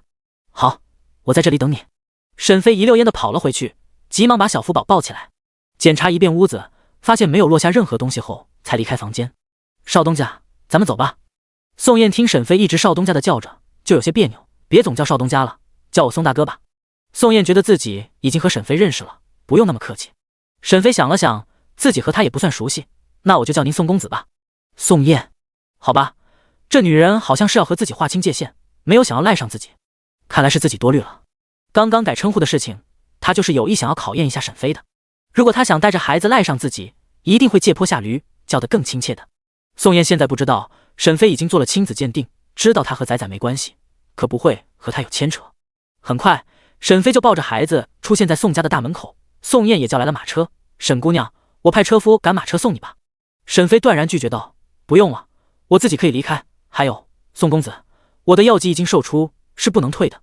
宋燕没想到沈飞这么说，但是也点了点头，好，这个道理我明白，沈姑娘放心。沈飞抱着孩子离开了宋家。这时候虽然天色尚早，但是早上还是有城外的百姓带着自家产的蔬菜等东西来城里叫卖。沈飞穿过天街，来到了长安县的地界，他还是很喜欢这边，市井气息浓厚。万年县在长安城的东面，那边的达官贵人更多。长安县在西面，普通百姓居多，还有一些国外的商人也在这里，因此烟火气更浓，也更热闹。这时候有一些小吃摊子摆了出来，沈飞看着冒热气的馄饨摊子就有些馋了，他顶着鸡窝头哒哒哒的跑了过去。老板，你这馄饨怎么卖的？老板抬头就看到一个小姑娘，怀里还抱着一个小婴儿，身后背着一个小包袱，看着就有些可怜。馄饨摊的老板还以为沈飞是个乞丐，现在也没有其他人，就回道5文钱一碗。沈飞想到自己最小的钱都是100两的银票，就有些为难，这银票拿出来，老板一定也找不开。哎，没零钱啊，这可怎么办好呢？看来白日还是要去一趟钱庄，换一些银两和铜板才好。沈飞此时非常窘迫，为了没有零钱而窘迫。老板却是看到沈飞不断在身上翻找，也没找到1文钱。小姑娘，算了，我请你吃一顿吧，你快点吃，吃完了就赶快离开我的摊子。沈飞没有听出老板话里的意思，非常感激这个馄饨摊的老板。大叔，谢谢你，你真是个大好人。馄饨摊的老板见到沈飞傻乎乎的，小小年纪还带着一个孩子，心里那点别扭就没了，算了，不就是5文钱吗？他再赚就好了，他都做了这个好事了，想必也会有福报的。馄饨摊的老板一边动手煮馄饨，一边安慰自己。沈飞坐在小桌子旁边等着吃馄饨。馄饨摊的老板动作很快，一碗馄饨端上来之后，还贴心的叮嘱道：“小丫头，这馄饨有点烫，你慢点吃。”沈飞现在是非常感激，他知道自己是碰上了好人。沈飞在这里吃馄饨，然后就听到了一声有些熟悉的声音：“老板，来4碗馄饨，要打包。”“好嘞，客官稍等，很快就好。”沈飞顶着鸡窝头转过去，就看到了孙展鹏。沈飞记起来了，这是孙恒的大儿子，也是原主的大哥，只不过从小对原主也不好。他觉得孙展鹏这么看不上原主，应该知道原主不是他亲妹妹，毕竟流放的时候原主年纪小，不记事了。可是孙展鹏比原主还大3岁呢，古时候的孩子可早熟，7岁已经是记事了。孙展鹏也看到了沈飞，看着他顶着鸡窝头狼狈地吃着馄饨，心里很疑惑，这家伙哪里来的钱？孙展鹏皱紧眉头，就像是看到了脏东西一样。沈飞也没有开口，也不想搭理他，转过身继续开始吃馄饨。孙展鹏对沈飞还是很有意见的，现在这丫头胆子大了，都敢不把她放在眼里了，看来得回家和母亲好好说一说了。不过这丫头昨晚是在哪里睡的？该不会是去了乞丐窝吧？孙展鹏想到这里就有些嫌弃。老板，还请动作快点。馄饨摊老板擦了擦汗，急忙应承，很快就好，还请小哥把食盒拿过来。孙展鹏把食盒递过去，然后又转头看向沈飞。沈飞这时候感觉身后有一道视线，想也知道是谁，同时也在心里猜测，难道孙家的宅子就在这附近？不过他们一定没有自己有钱。沈飞想到自己现在有了9000两的银子，心里就不慌了。只是他到底是要住在长安城里，还是要住在长乐村？长乐村是要先去看看的，怎么说也要见见村里的李正和村长，还要把家里的田地认一认，这些都要做。老板，多少钱？20文。孙展鹏把钱袋子里的钱拿出来，数了数，拿出20文放在桌上。老板，钱在这呢。孙展鹏拿着食盒，直接回到了长青巷的宅子。孙家3房人都聚集在长青巷的宅子里，和在北地比起来，那是条件好了不少，可是和从前侯府的生活比起来，那就差远了。昨日孙家人回到这里，窦老夫人屁股都没坐热，也没有分3家人，怎么住在这3进的小院子里？急忙就带着大房和2房去了窦老夫人的娘家。因此现在这个宅子里只有孙恒一家4口人。孙展鹏走进院子，急忙喊道：“娘，你猜我刚刚看到谁了？”第23章翻脸。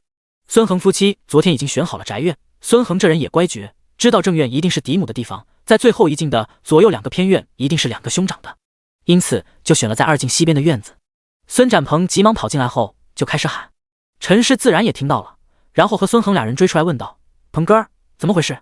孙展鹏把食盒放在桌子上：“娘，我刚刚在馄饨摊碰上了小妹。”陈氏吃惊问道：“你小妹？你亲妹妹？”孙展祥奇怪问道：“谁的亲妹妹？”孙恒瞪了一眼陈氏：“瞎说什么呢？你可闭嘴吧！”孙展鹏解释道：“就是梦下那丫头。”孙恒皱起眉头追问道：“她找到家里来了？”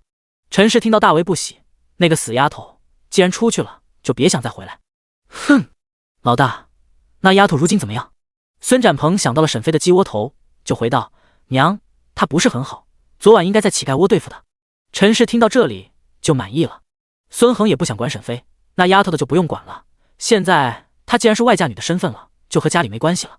你们以后见到她就当不认识，明白吗？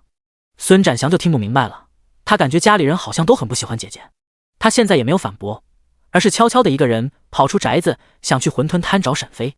可是此时沈飞已经离开了，孙展祥又无精打采的回来了。孙恒夫妻已经吃了打包来的馄饨。祥哥儿，你干什么去了？快过来吃饭。陈氏现在也是发现了不便之处，家里没有下人，沈飞又不在家里，他就没有人可使唤了。小儿子太小，大儿子舍不得，丈夫又不敢，现在他成了家里地位最低的人了。陈氏把孙展鹏打发出去，又安排了孙展祥吃早饭，才拉住孙恒走进屋：“夫君，咱们要去找找芸娘，看看咱们孟夏过得怎么样。”孙恒这人对媳妇和孩子还是很不错的，要不然当初也不会同意妻子换孩子。只是10年过去了，就不知道芸娘到底好不好找了。你别着急，我这就出去寻找，就是不知道芸娘的老家搬没搬。陈氏也沉思起来，我记得芸娘的夫家就在长安城周围的村子，好像叫长乐村，芸娘的夫家姓沈，你去好好的查一查。孙恒点头：“好，我今天就去。你在家里等那老太婆回来，还要忍着点脾气，现在老太婆的气不顺，咱们不要去惹她。”陈氏重重点头：“哎，都是老太婆太过小气，去舅舅家也不带着咱们一家4口，他们倒是好，在那边吃香的喝辣的。孙恒嗤笑一声，我看不一定，窦家要是有心，就会像林家和王家的姻亲那样，提前派人到城门口迎接。可是窦家就连一个人影都没有出现。陈氏大惊，夫君还能这样？那窦家也太狠了。陈氏有些幸灾乐祸，但想到要不来钱，他们就只能一直受穷，又有些担心。夫君，那咱们不是占不到便宜了？孙恒也有些郁闷，咱们走一步算一步吧。我先出去打听看看，也看看这爵位的事情到底是怎么回事。如果真是没有了，那咱们也不是不能分家。陈氏也沉思起来，好，夫君都听你的。孙恒就是满意陈氏以他为重的性子。俩人在屋子里嘀嘀咕咕半天，孙恒才起身离开。孙展鹏这时候走进来，娘，我什么时候才能继续上学堂啊？孙家原来毕竟是侯府，孙恒虽然不学无术，但也是启蒙了的，加上孙膑又是侯府的世子，那学问也是有的。因此就算孙家成了流犯，孙展鹏也是有继续学习。那时候孙膑和孙旭的孩子都因为在流放路上夭折了，因此年长的孙展鹏也是很得孙家男人的喜欢。就算是窦老夫人也对孙展鹏的态度很好，毕竟那时候孙展鹏是孙家孙辈唯一的男丁，因此孙展鹏无论前期得启蒙，还是后来的学习都得到了重视。后来孙梦夏和林玉环定亲，林家和孙家成了亲家。林家曾经是书香门第，读书人更多，林玉环的父亲更是进士出身，自然也能教2个孩子。这么多年过去了，孙展鹏和林玉环的功课并没有落下。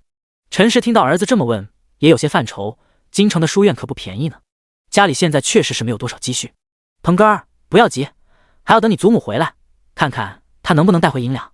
娘，祖母不是我的亲祖母，她能真心对我吗？我觉得指望她的希望不大。陈氏有点扎心呀，那个老钱婆子没准正想着把他们一家人赶出去呢。此时窦氏等人在娘家也是很不好受。窦氏的哥哥在几年前就去世了，现在当家的是窦老夫人的外甥。窦大老爷在接到窦老夫人的信之后，并没有很高兴，就是害怕窦老夫人来要钱。原来昌安侯府在抄家之后也是有隐藏一点财产的，窦老夫人很信任哥哥，更害怕在北地途中被搜刮走，就交给了窦老爷。现在窦老爷去世了，窦大老爷就不想认账了。那么一大笔钱吐出来多心疼呀！而且这么多年窦家也是没落了，那笔钱也都花得差不多了，哪有钱还给孙家？窦老夫人眯着浑浊的双眼，长伯，那笔钱你真的不认了？窦大老爷不敢看姑姑的眼睛，嗫嚅道：姑母，你在说什么呀？窦大老爷的妻子马氏也开口道：姑母，你们昨日来家里，我们也是好招待，谁知你们今天怎能从家里要钱呢？还编出如此荒谬的借口。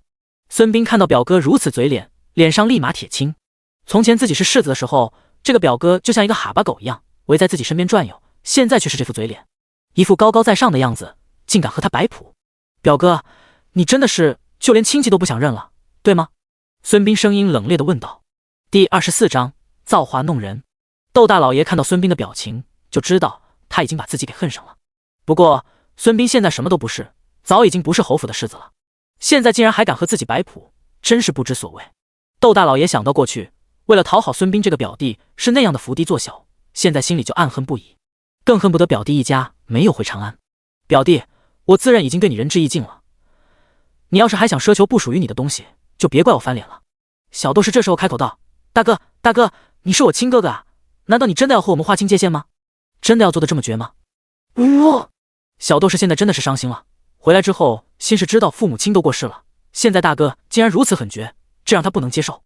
窦老夫人这时候开口道：老大，收拾东西，咱们离开。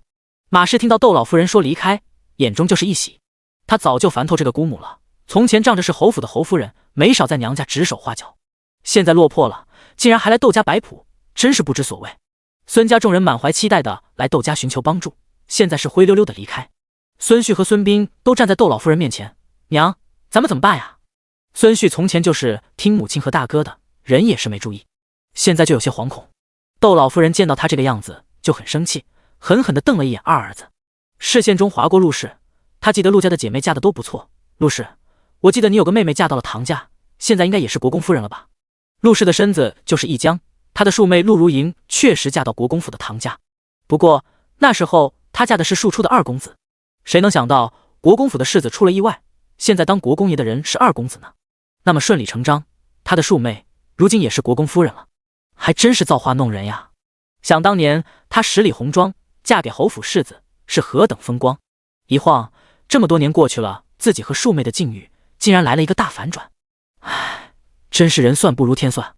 窦老夫人见到陆氏毫无反应，就大声呵斥道：“陆氏，陆氏！”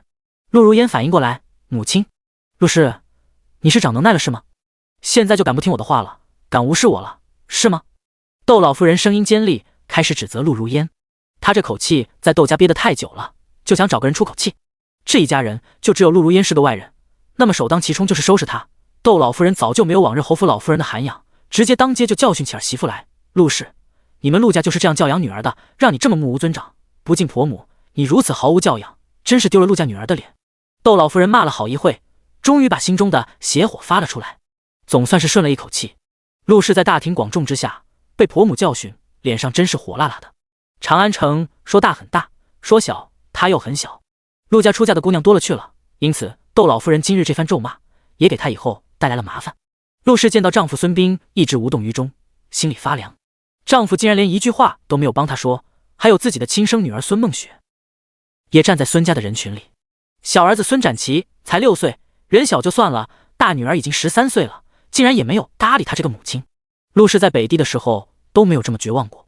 母亲，你不要这么说，你无论怎么教训我都成，但是不能说陆家的女孩她们都知书达理，容不得你往她们身上泼脏水。陆氏一番话让窦老夫人意识到自己可能闯祸了。这里不是北地，没人认识你，你可以站在自己的院子里随意的教训儿媳妇。窦老夫人在北地生活了10年，也是染上了那些老太太的习性。孙彬也意识到母亲这话说得重了，娘，咱们先回家去吧。窦老夫人觉得没脸，直接钻进了骡车里，还不走，还嫌不够丢脸吗？孙旭急忙架起骡车离开窦家大门口。骡车刚刚离开，在门口偷听的小丫鬟急忙跑到马氏面前，把刚刚窦老夫人骂陆如烟的事情都学了一遍。马氏听了大喜，哈哈哈，真是太好笑了，这是个机会。马氏高兴地在地上转圈圈，小喜，你去花些银两，我要3日内长安城的大街小巷都听到这番话，明白吗？小喜点头，夫人，您瞧好吧，我一定帮您办得妥妥的。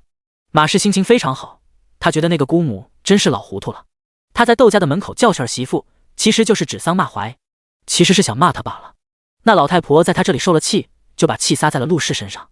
可是那老太婆不知道，她现在是嘴痛快了，也是把唯一能用上的姻亲给得罪了。此时在车上的窦老夫人也知道自己鲁莽了。第25章长安置产。沈飞在和馄饨摊老板道谢之后就直接离开了。他背着孩子最先去的地方就是去换钱。他直接去了钱庄，把100两的银票换成了5个10两的银锭子，然后又换了5个5两的银子，剩下的都换了铜钱，一共换了25串铜钱。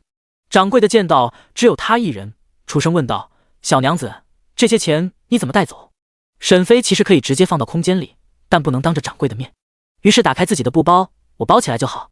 沈飞手脚麻利的出手，直接把银锭子和铜钱都装在里面，然后就离开了钱庄。沈飞现在身上有钱了，也不准备亏待自己，这剩下这一站就是要租房或是买房子，就是不知道长安城的房价如何。沈飞背着孩子直接来到了日丰牙行。牙人看到沈飞这样，还以为他是来自卖自身的呢。小娘子，你是来卖身的吗？打算卖多少银子？沈飞吃惊的张大嘴巴，这古代也有这么不正经的人吗？还这么直接的问出来，这是看不起谁呢？谁要卖身？我是来租房子的。牙人的态度并没有变好，上下扫视一眼沈飞，你的租房预算是多少钱？长安的房价可不便宜，你有钱吗？沈飞觉得这个牙行不行，这对人的态度也太差了。算了，我不租了。说完就气哼哼的离开了。牙人看着沈飞的背影，吐了一口唾沫，一个小乞丐婆子还想租房子，真是想得美。沈飞上下扫视一眼自己的穿着，确实是太旧了，被人看低了。于是他背着孩子转身就去了布庄。老板，我想要几套成衣。布庄的老板是个和善的中年妇人，他上下扫视一眼沈飞的身形，就给他推荐了几身合适的衣服。老板，我能在你的铺子换下新衣吗？老板微笑点头，当然可以。于是沈飞抱着孩子就去了里间。片刻后，沈飞一身清爽的出来了。老板看到换了新衣后的沈飞，竟然还很漂亮，沈飞也很满意。老板，这些都算一下钱，还有我还想要2床被子，还有一些小婴儿的衣服、小被子等物品。老板娘没想到会遇见个大客户。好好，都有，我们这的东西非常全。最后沈飞是提着2大包裹出来的，2床棉被本来就很占空间。沈飞在布庄一共花了38两银子，这也让他感受到这钱不经花。长安城的物价还是很高的。沈飞在没人的地方把被子都放在了空间里，然后又重新找了一家牙行，这里的牙人态度好了很多，或者是这里的人看到沈飞的穿着好了，不像是叫花子了。沈飞直接开口问道：大叔，咱们长安城的房子怎么卖的？这次的牙人态度很好，小姑娘，你想在什么区域买房？想要买几进的房子？这3进的大房子大概在5000到8000两左右，这还是西城普通的地界，要是在东城区3进的房子就要上万两了。沈飞可没有那么高的预算，大叔，我就只要2进的宅院就可以，也在西城区就行，要距离西边的延平门近一些。牙人想了想，还真有，嘉惠坊和代贤坊都有空宅，咱们可以过去看看。沈飞立即高兴的点头，好，那咱们就过去吧。于是沈飞坐着马车跟着牙人去看房了。一圈看下来，沈飞还是更满意嘉惠坊的宅子，大叔，我就要嘉惠坊的这个小院子了。牙人微笑点头，小丫头，好眼光，嘉惠坊就在长安县县衙对面，住在这里可是安全的很呀。沈飞就是有这个考量的，那个宅子真的不能再便宜点吗？牙人摇了摇头，小丫头，那房子真不贵的呀，一个2进的宅院才要了2500两，已经很便宜了。沈飞目光一转，大叔，那也不能一点都不往下降呀，要不然你送我个搭头吧。哦，什么搭头？大叔，你们牙行是不是也有下人？送我2个下人呗。牙人在心里琢磨，这一单生意确实是有赚头，一个下人的卖身钱确实不贵，好些小丫鬟收上来也才3-5两银子。好，那就送你2个下人，你和我一起去挑人吧。沈飞猛点头，好，大叔，那咱们现在就走，争取今天把手续都办好了。牙人看到沈飞这么利索，也没有迟疑，于是赶着骡车往衙行赶去。由于这次给沈飞的搭头，因此衙人带出来的人都不是很齐整。沈飞看到还有个人瘸了一条腿，也是有些无语，不过也是白得的，因此也没有反对。这时候张衙人直接开口道：这位姑娘想买人回去伺候，你们要好好的表现。沈飞背着孩子在这些下人中寻找，突然看到了一个身材高大的少女。你叫什么？高大的少女身高的有1.7米左右，体重差不多得有180斤，看着就非常壮硕。少女还没有回答，张衙人就眉开眼笑的介绍道：姑娘，这是二妮，你看她这身板能干重活的。沈飞看着非常热情的张衙人，有些奇怪，这姑娘是不是有什么毛病？张衙人看出沈飞的疑惑之处，解释道：二妮哪里都好，就是有点能吃。能吃？一顿能吃多少？二妮没有用张衙人开口，自己先说道：我每顿只需5碗饭即可。二妮说的还是有些保留，如果可以敞开了吃，她其实一顿可以吃10碗饭，但是前几位买主都因为她太能吃了不要她。二妮自己也有些着急，因为张衙人说了，再让她在这待下去，她就亏本了。姑娘，你买了我吧，我力气很大，什么都能干。沈飞伸出小细胳膊在二妮的手臂上捏了一下，很硬实。好，那就要你了。沈飞看到二妮就是感到满满的安全感，有个这样的丫鬟放在家里也是好的。第26章终于有家了。沈飞继续转悠，就看到了一个脸上有疤痕的妇人。妇人的脸上的疤痕虽然恐怖，但是身上收拾得非常干净，虽然衣服已经洗得发白，但手指甲里面很干净。你会做饭吗？沈飞淡淡开口，问出了最关键的问题。妇人没想到沈飞会问他，还怔愣片刻，然后点头，我会。会带孩子吗？妇人看了一眼沈飞，又点了点头，我会。沈飞转过身看向张衙人，就要这俩人吧。张衙人现在是乐得眼睛都眯起来了，沈飞算是给他解决了老大难，这俩人都是很难卖出去的人，当初收上来的时候银钱都没花多少，还以为会砸在手里呢。妇人看了一眼跛脚的男孩，恳求道：姑娘，求求您了，我还有个儿子，您能一起买了他吗？沈飞转过头就看到了一个10岁左右的男孩，就是那个腿有些瘸的人。沈飞看向张衙人，大叔，你看我选的人都是你不好出手的人，那个男孩也送给我吧。张衙人有些不愿意，那不行，送你俩人，我原本就有些亏了。沈飞实在不会讨价还价，于是就做出了让步。那我再添500文，怎么样？张衙人，500文就想买一个人，这丫头是疯了吧？太少了，不行不行。沈飞看了妇人一眼，见到了他眼中的祈求之色，那就再加500文，给你1两银子。您要是愿意，咱们就成交；要是不愿意，我就再去别的衙行问问。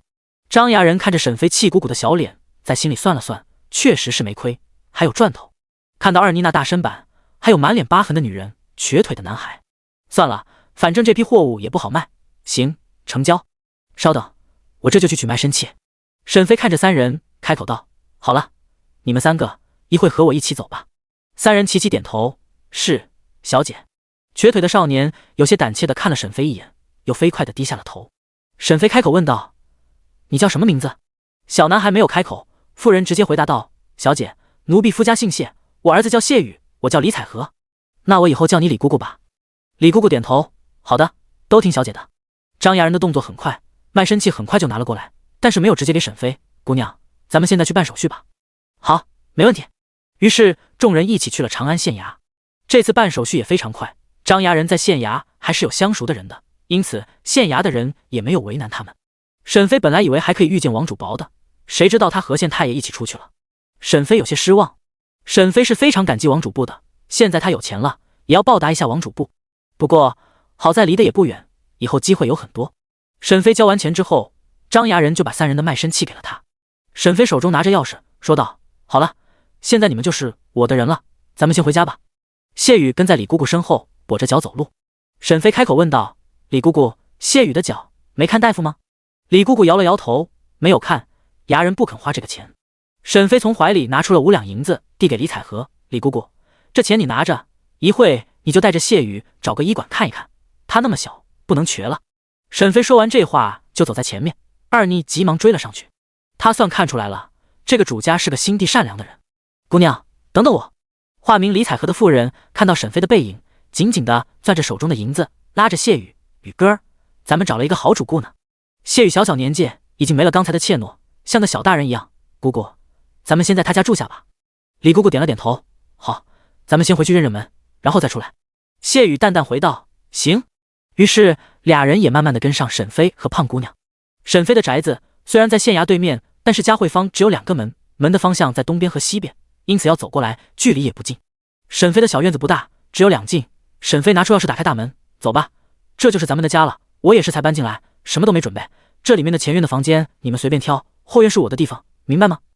二妮和李姑姑对视一眼：“是，小姐。”沈飞又拿出了5两银子给二妮：“这钱你拿着，你去买3床被褥回来，现在房间空得很，你们看着布置吧。”李姑姑这时候开口道：“姑娘，家里也需要买一些米面粮油，这些都是日常需要的。”沈飞又拿出了5两银子给李姑姑：“这钱你拿着，看着准备就好。”李姑姑还真不是想要钱的意思，就是提醒一下沈飞：“姑娘，我不是要钱，刚刚能有5两银子给谢宇看病，他已经很感激了。”沈飞虽然喝了药剂，但是毕竟也是才生产完，真是有些劳累了。李姑姑，我也是才生产完5天，现在有些劳累，这些事情就需要你们多操劳了。李姑姑一听沈飞这么说，也重视起来：“姑娘，那你先回去好好休息，剩下的事情交给我来处理。”沈飞看着李姑姑满是疤痕的脸，有些可惜，如果没有毁容，李姑姑应该也是个美妇人。好，有劳了。沈飞抱着孩子直接回了后院休息。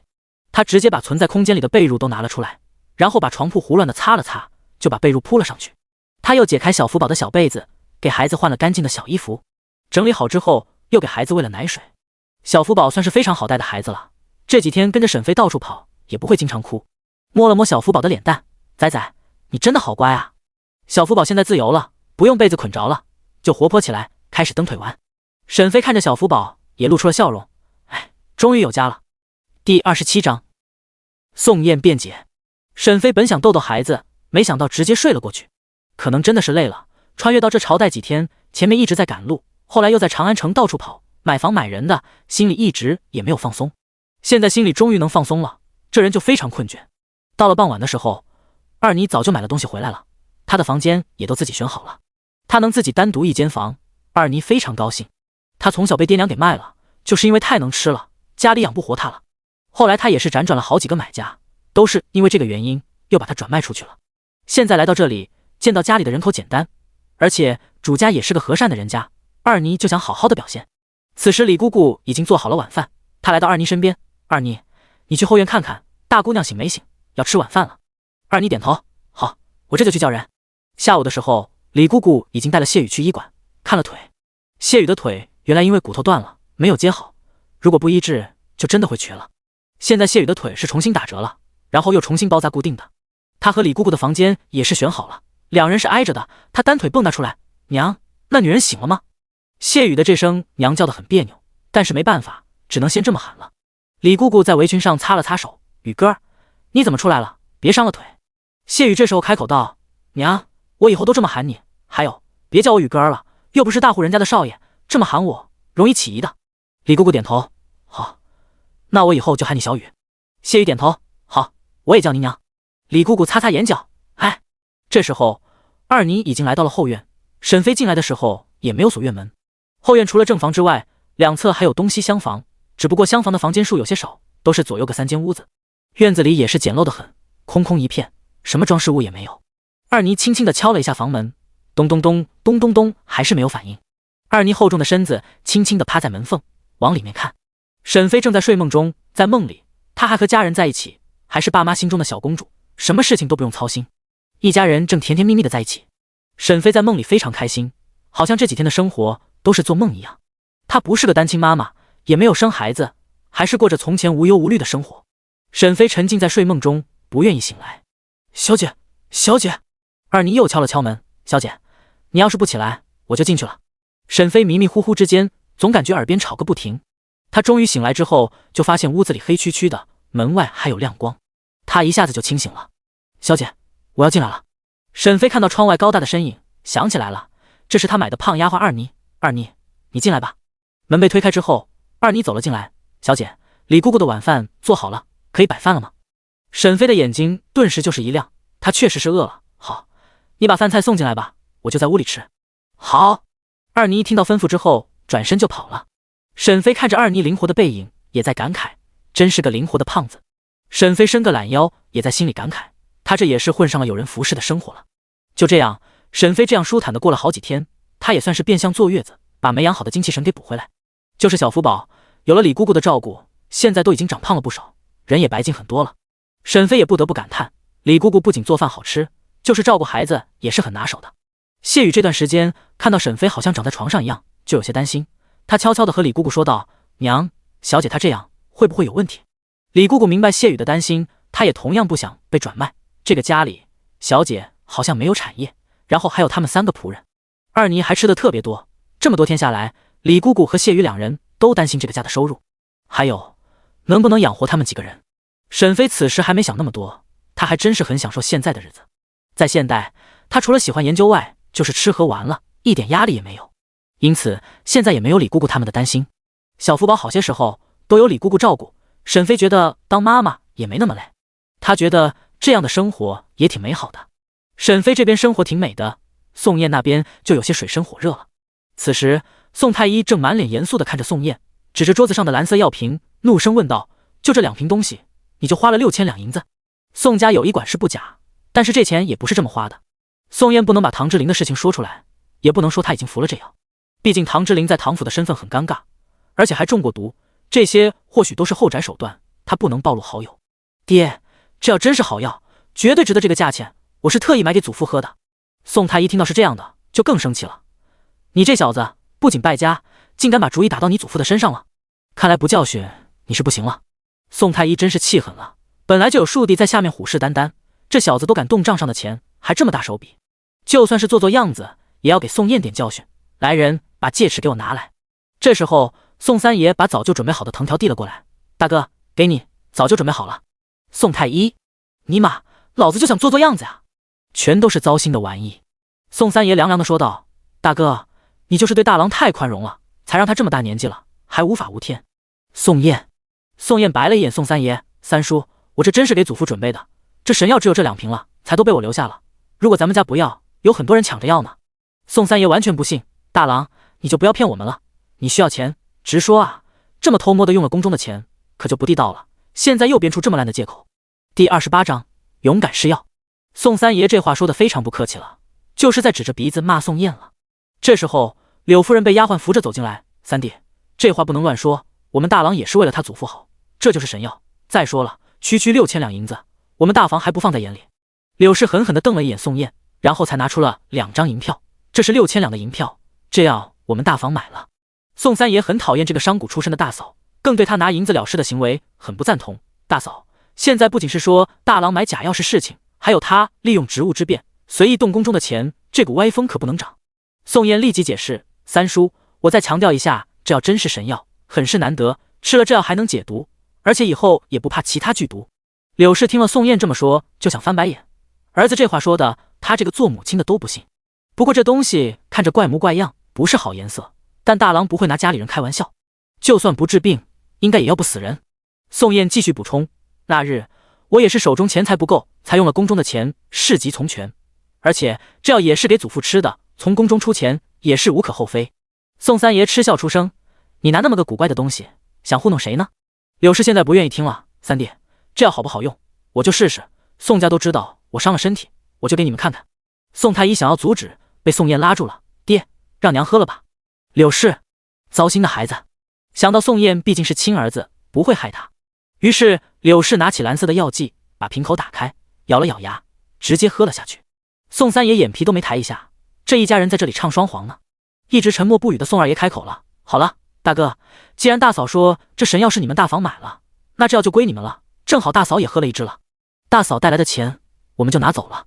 宋三爷还想借此机会处罚宋燕，被宋二爷拽了一下衣袖，也偃旗息鼓。宋三爷闭口不言，和宋二爷一起离开书房。宋太医没有搭理两个弟弟，而是直接来到妻子这边，焦急地问道，你怎么样？怎么这么冲动？有没有感觉哪里不对？宋燕却是一把抓起柳氏的手，开始给柳氏把脉。柳氏摇了摇头，没有哪里不是，我感觉我轻松得很，好得不得了。宋燕听着这强劲的脉搏，也点点头，真没事。宋太医一把挤开儿子，我看看，你让开。宋燕摸了摸鼻子，给宋太医让了一个位置。宋太医仔细把脉，认真听，哎，好像真没事。大郎，你说这药真能百毒不侵？宋燕又有些拿不准，提议道，娘，要不然你试试我的毒药，放心放心，我还有解药的，确保万无一失的那种。柳氏白了一眼儿子，但听到说这神药可以百毒不侵之后，也来了兴趣，知道儿子喜欢统姑那些没用的东西，就叮嘱道，给我来个你最把握的毒。宋燕连忙保证道，娘，我办事，你放心。说完一溜烟就跑了，他要回去自己的院子拿毒药。柳氏现在觉得这药就是个宝贝，一下子就把剩下的那瓶死死地攥在了手里。宋太医还想研究呢，淑云，这瓶药给我吧，给我研究研究。柳氏断然拒绝道，这药现在是我的了，是我的嫁妆银子买的，和你们宋家没关系。宋太医听到了，心里就咯噔一下子，自己的岳父身体也不好呀，媳妇这是不是要拿到娘家去啊？淑云，你又不是大夫，要这个药也没用，还不如给父亲喝了呢。柳氏白了一眼宋太医，你快拉倒吧，刚刚宋老二和宋老三的话你没听到吗？还有他们会允许你给老爷子喝吗？宋太医他确实是没有把握这样做，老爷子现在都是继母那边在照顾，二弟和三弟又严防死守，就怕他过去想要给老爷子用药，谈何容易。而且老爷子现在年岁也大了，还真不是什么神药就能好使的。宋太医现在又犹豫了。宋燕这时候拿着毒药过来了，娘，你试一试这种毒药。宋燕兴奋的声音让守在外头的丫鬟听了都啧舌不已，外面都传大少爷有疯病，看来是真的，这给亲娘下毒都这么兴致勃勃的。柳氏接过一个小药丸，放在嘴里吃了下去。宋太医每次看到柳氏这么生猛的做法都想摇头，有个这么风风火火直来直往的妻子，一般人还真是承受不住。宋燕的解药就在一边，准备随时不对就给柳氏吃下去。柳氏是一点反应也没有，她不确定地问道，燕儿，你这毒药发作起来有什么症状？宋燕不知道柳氏是否中毒了，娘，这是解药，你赶紧吃了，这药吃了就是腹痛，会疼大概3个时辰。宋太医一听白了儿子一眼，你这小子没个轻重，怎么不找个没什么病痛的毒药？宋燕没有搭理宋太医，急忙给柳氏把脉，发现真的把不出来。娘，你有什么感觉吗？柳氏摇了摇头，没事，我一点事也没有，哈哈，这药还真有用。白纸，白纸，快去备马车，咱们回柳家一趟。柳氏手中拿着小蓝药瓶，兴冲冲地跑了出去。宋燕不知道柳氏怎么了，问道，爹，我娘这是要干什么去？宋太医也没办法，拦不住，也没立场拦，剩下的那瓶药被你母亲拿走了，应该是要给你外公吃了。宋燕，这他还真不好说什么，都是他的长辈亲人，而且祖父这边还真不好劝说，这就是命呀。宋二夫人和宋三夫人看到柳氏风风火火的出门了，就奇怪不已。二嫂，大嫂是怎么回事？吃错什么药了？宋二夫人扑哧一声笑了出来，你还不知道吧？大嫂喝了什么神药的，我看8成是有副作用了，这人呀没准真疯了。呵呵。第29章长乐村。沈飞又继续在家里窝了10几天，小福宝也是过了满月了。沈飞现在也算是出了月子，加上这段时间有李姑姑好吃好喝的养着，沈飞现在也是长肉了，不再是小小的一只。就是二妮都更胖了，她这段时间捡着沈飞的月子餐吃，又胖了不少。今天沈飞终于不在家里窝着了，他打算回长乐村看一看，毕竟已经入秋了，他也应该回村一趟。二妮早上起来看到沈飞打扮得很利索，就问道，小姐，你今天要出门吗？沈飞看到二妮就眼睛一亮，兴冲冲地问道：二妮，你会赶车吗？二妮摇了摇头，小姐，我不会。沈飞有些失望，我还想着家里没有马车，出门不方便，想买一个呢。二妮的眼睛顿时就是一亮，好呀，小姐，咱们买吧，我会学的。沈飞重重点头，语重心长的道：二妮，你还想学啥？都可以和我说，我可以给你请师傅。二妮想了想，摇了摇头，不用了，我就想要好吃的就行。沈飞和二妮两人在这边一直聊着没营养的话题。谢宇抱着小福宝，皱紧小眉头，他的另一条腿已经好了大半，再养些日子就好。他现在就是坐在椅子上抱着小福宝，他才是个半大的孩子，现在加上愁眉苦脸的样子，看着就像个小老头。李姑姑这时候喊道：小姐，开饭了。沈飞和二妮呼啦啦一起走了过来。沈飞开口问道：李姑姑，今早做了什么好吃的？李姑姑有些局促：小姐，上次给的银两不多了，所以今天的早餐就做得简单一些。沈飞一拍脑门：我给忘了。然后从袖子里拿出了10两银子，递给李姑姑：给您，这钱你拿着买些粮食和蔬菜。李姑姑接过银两：好。谢宇这时候忍不住了：小姐，咱们家在长安城，可有什么生意吗？沈飞摇头：没有。谢宇，这不就是坐吃山空吗？那怎么行？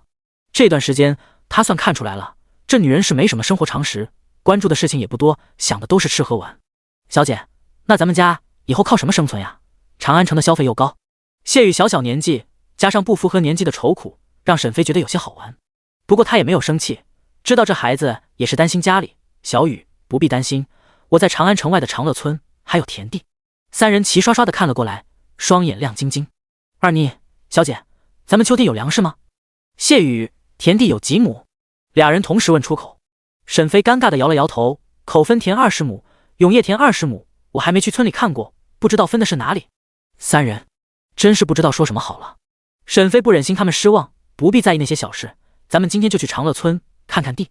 谢宇终于也有了点兴趣，好吧，一起看看，得早点和村长确定下来。谢宇没说的是，沈飞这个主子有点心大的。沈飞不忍心压榨童工，把小福宝抱了过来。好，咱们先过去看看，我看需要先租一辆马车。二妮，你出去租一辆。二妮点头，好的，小姐，我这就去。1刻钟后，几人都一起上了马车。沈飞抱着小福宝，谢宇却是扒着车帘子看着外面。二妮和车夫坐在外面，看着车夫赶车。长乐村距离长安城也不远，所以马车只用了1刻钟就到了。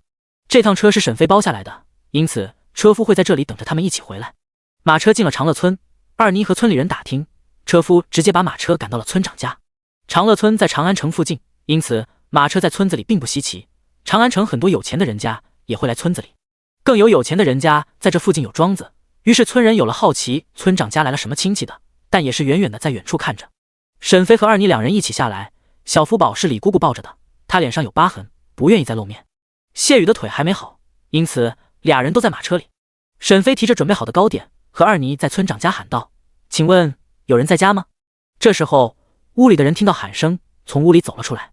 出来了一个50多岁的妇女。你找谁？这人正是村长的媳妇赵氏。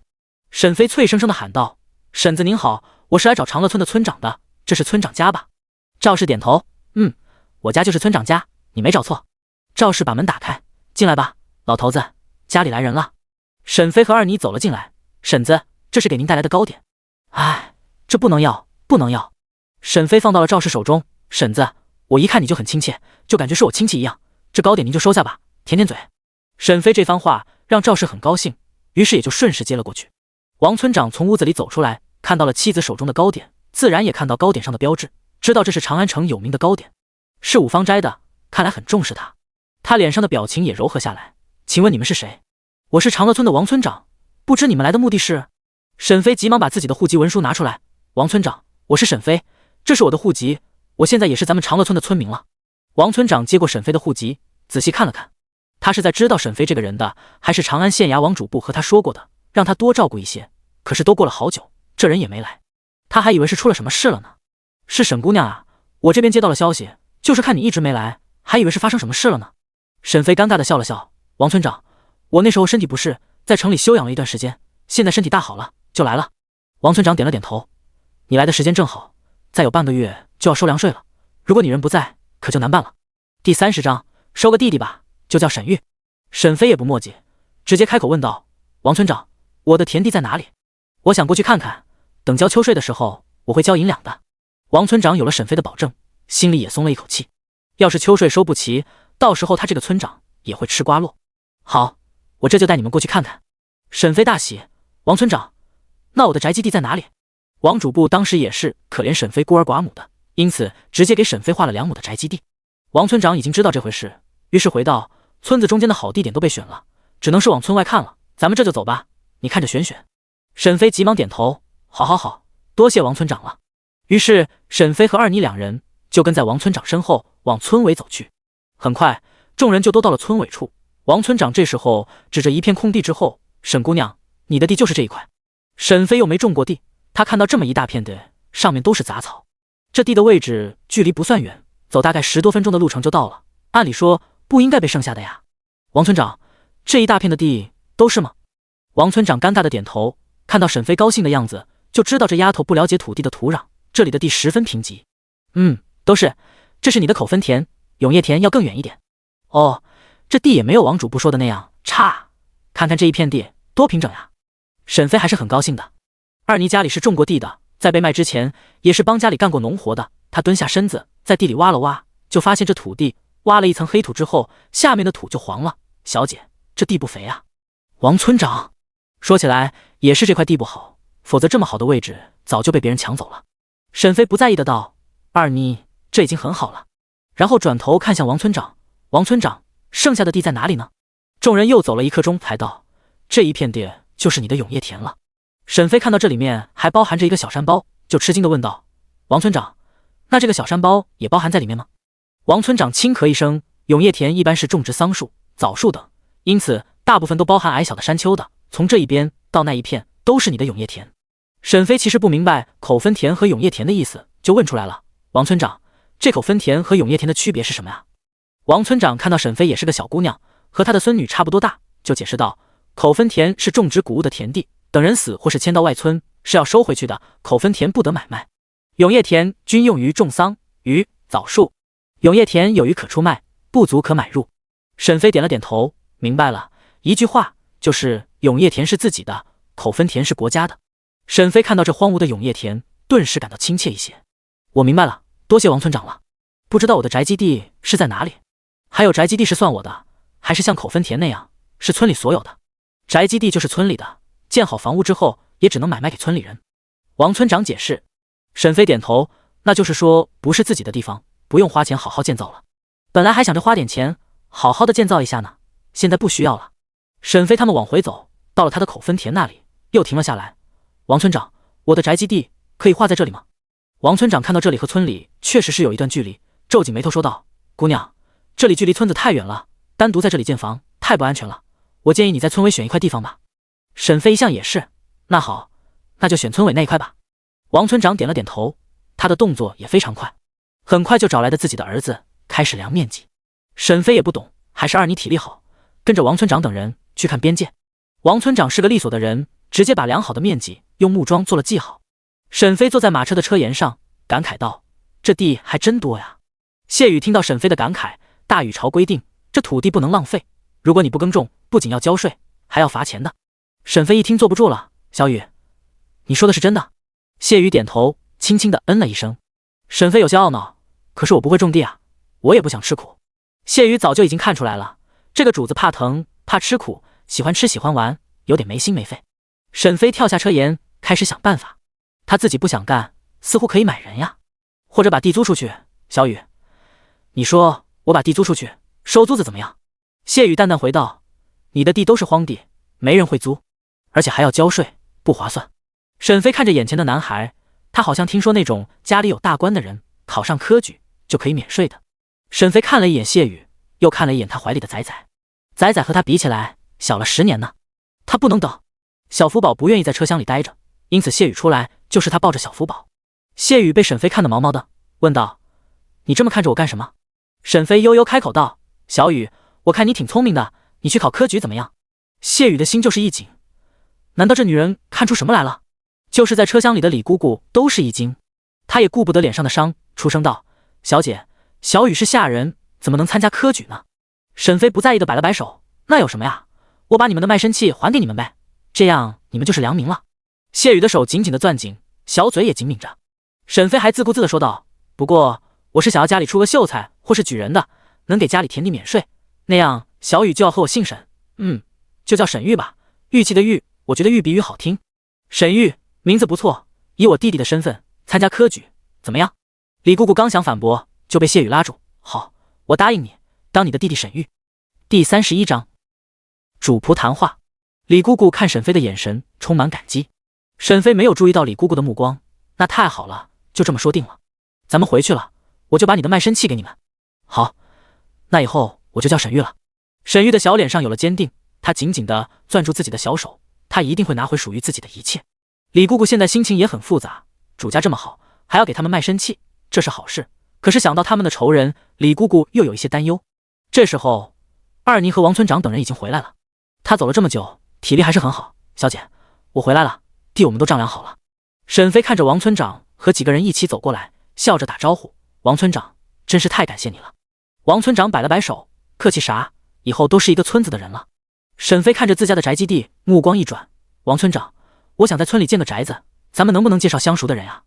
王村长的大儿子王树山这时候开口道：“沈姑娘，我舅舅就是建造房子的好手，就是不知道你想怎么建造。”沈飞大喜：“那太好了，那有劳大哥帮我问问，我想建一个你家那样的宅子就行。”王树山很高兴，给舅舅接了一个活。那行，我帮你去问问，就是不知道沈姑娘下次什么时候过来。我明天还会过来的。王村长见到俩人就这么把事情商量好了，也很满意。这个大儿子还不错，以后或许能接了自己的衣钵，继续当村长。沈飞等人办完了事情，就坐着马车回去了。此时天色也已经不早了，几人差不多出门有一天的时间。沈飞在车上就说了自己的决定：“二妮，我想把你的卖身契还给你。”二妮大惊：“小姐，你不要我了吗？我保证以后都少吃一点。”二妮一边求情，一边吸着胖肚子，样子看上去可怜巴巴的。沈飞看着二妮的样子，立即哈哈哈大笑：“二妮，我不是那个意思，我是想要沈玉考科举，以后给家里的田地免税，所以我要把他的卖身契还给他。你们三个既然是一起的，我就想着把你们的也还给你们。”二妮松了一口气：“小姐，我就不用了，我的卖身契你就帮我保管吧。”二妮也有自己的小心思，她的卖身契在小姐手里面，那她就是小姐的人了。是小姐的人，小姐就要负责养活她。如果她恢复了自由身，她要怎么办？恐怕会饿死。她也没脸留在小姐身边，所以断然拒绝了。李姑姑这时候也反对道：“小姐，就让沈玉恢复自由身吧，我也不需要的。现在这样的情况挺好的。”李姑姑觉得自己是沈家的下人，不仅可以让主人放心，还更名正言顺。如果不是沈家的下人，主人凭什么养着你们呢？沈飞见到二妮和李姑姑都反对，也不勉强。那好，那就单独办沈玉的事情，咱们先回家吧，我肚子都饿了。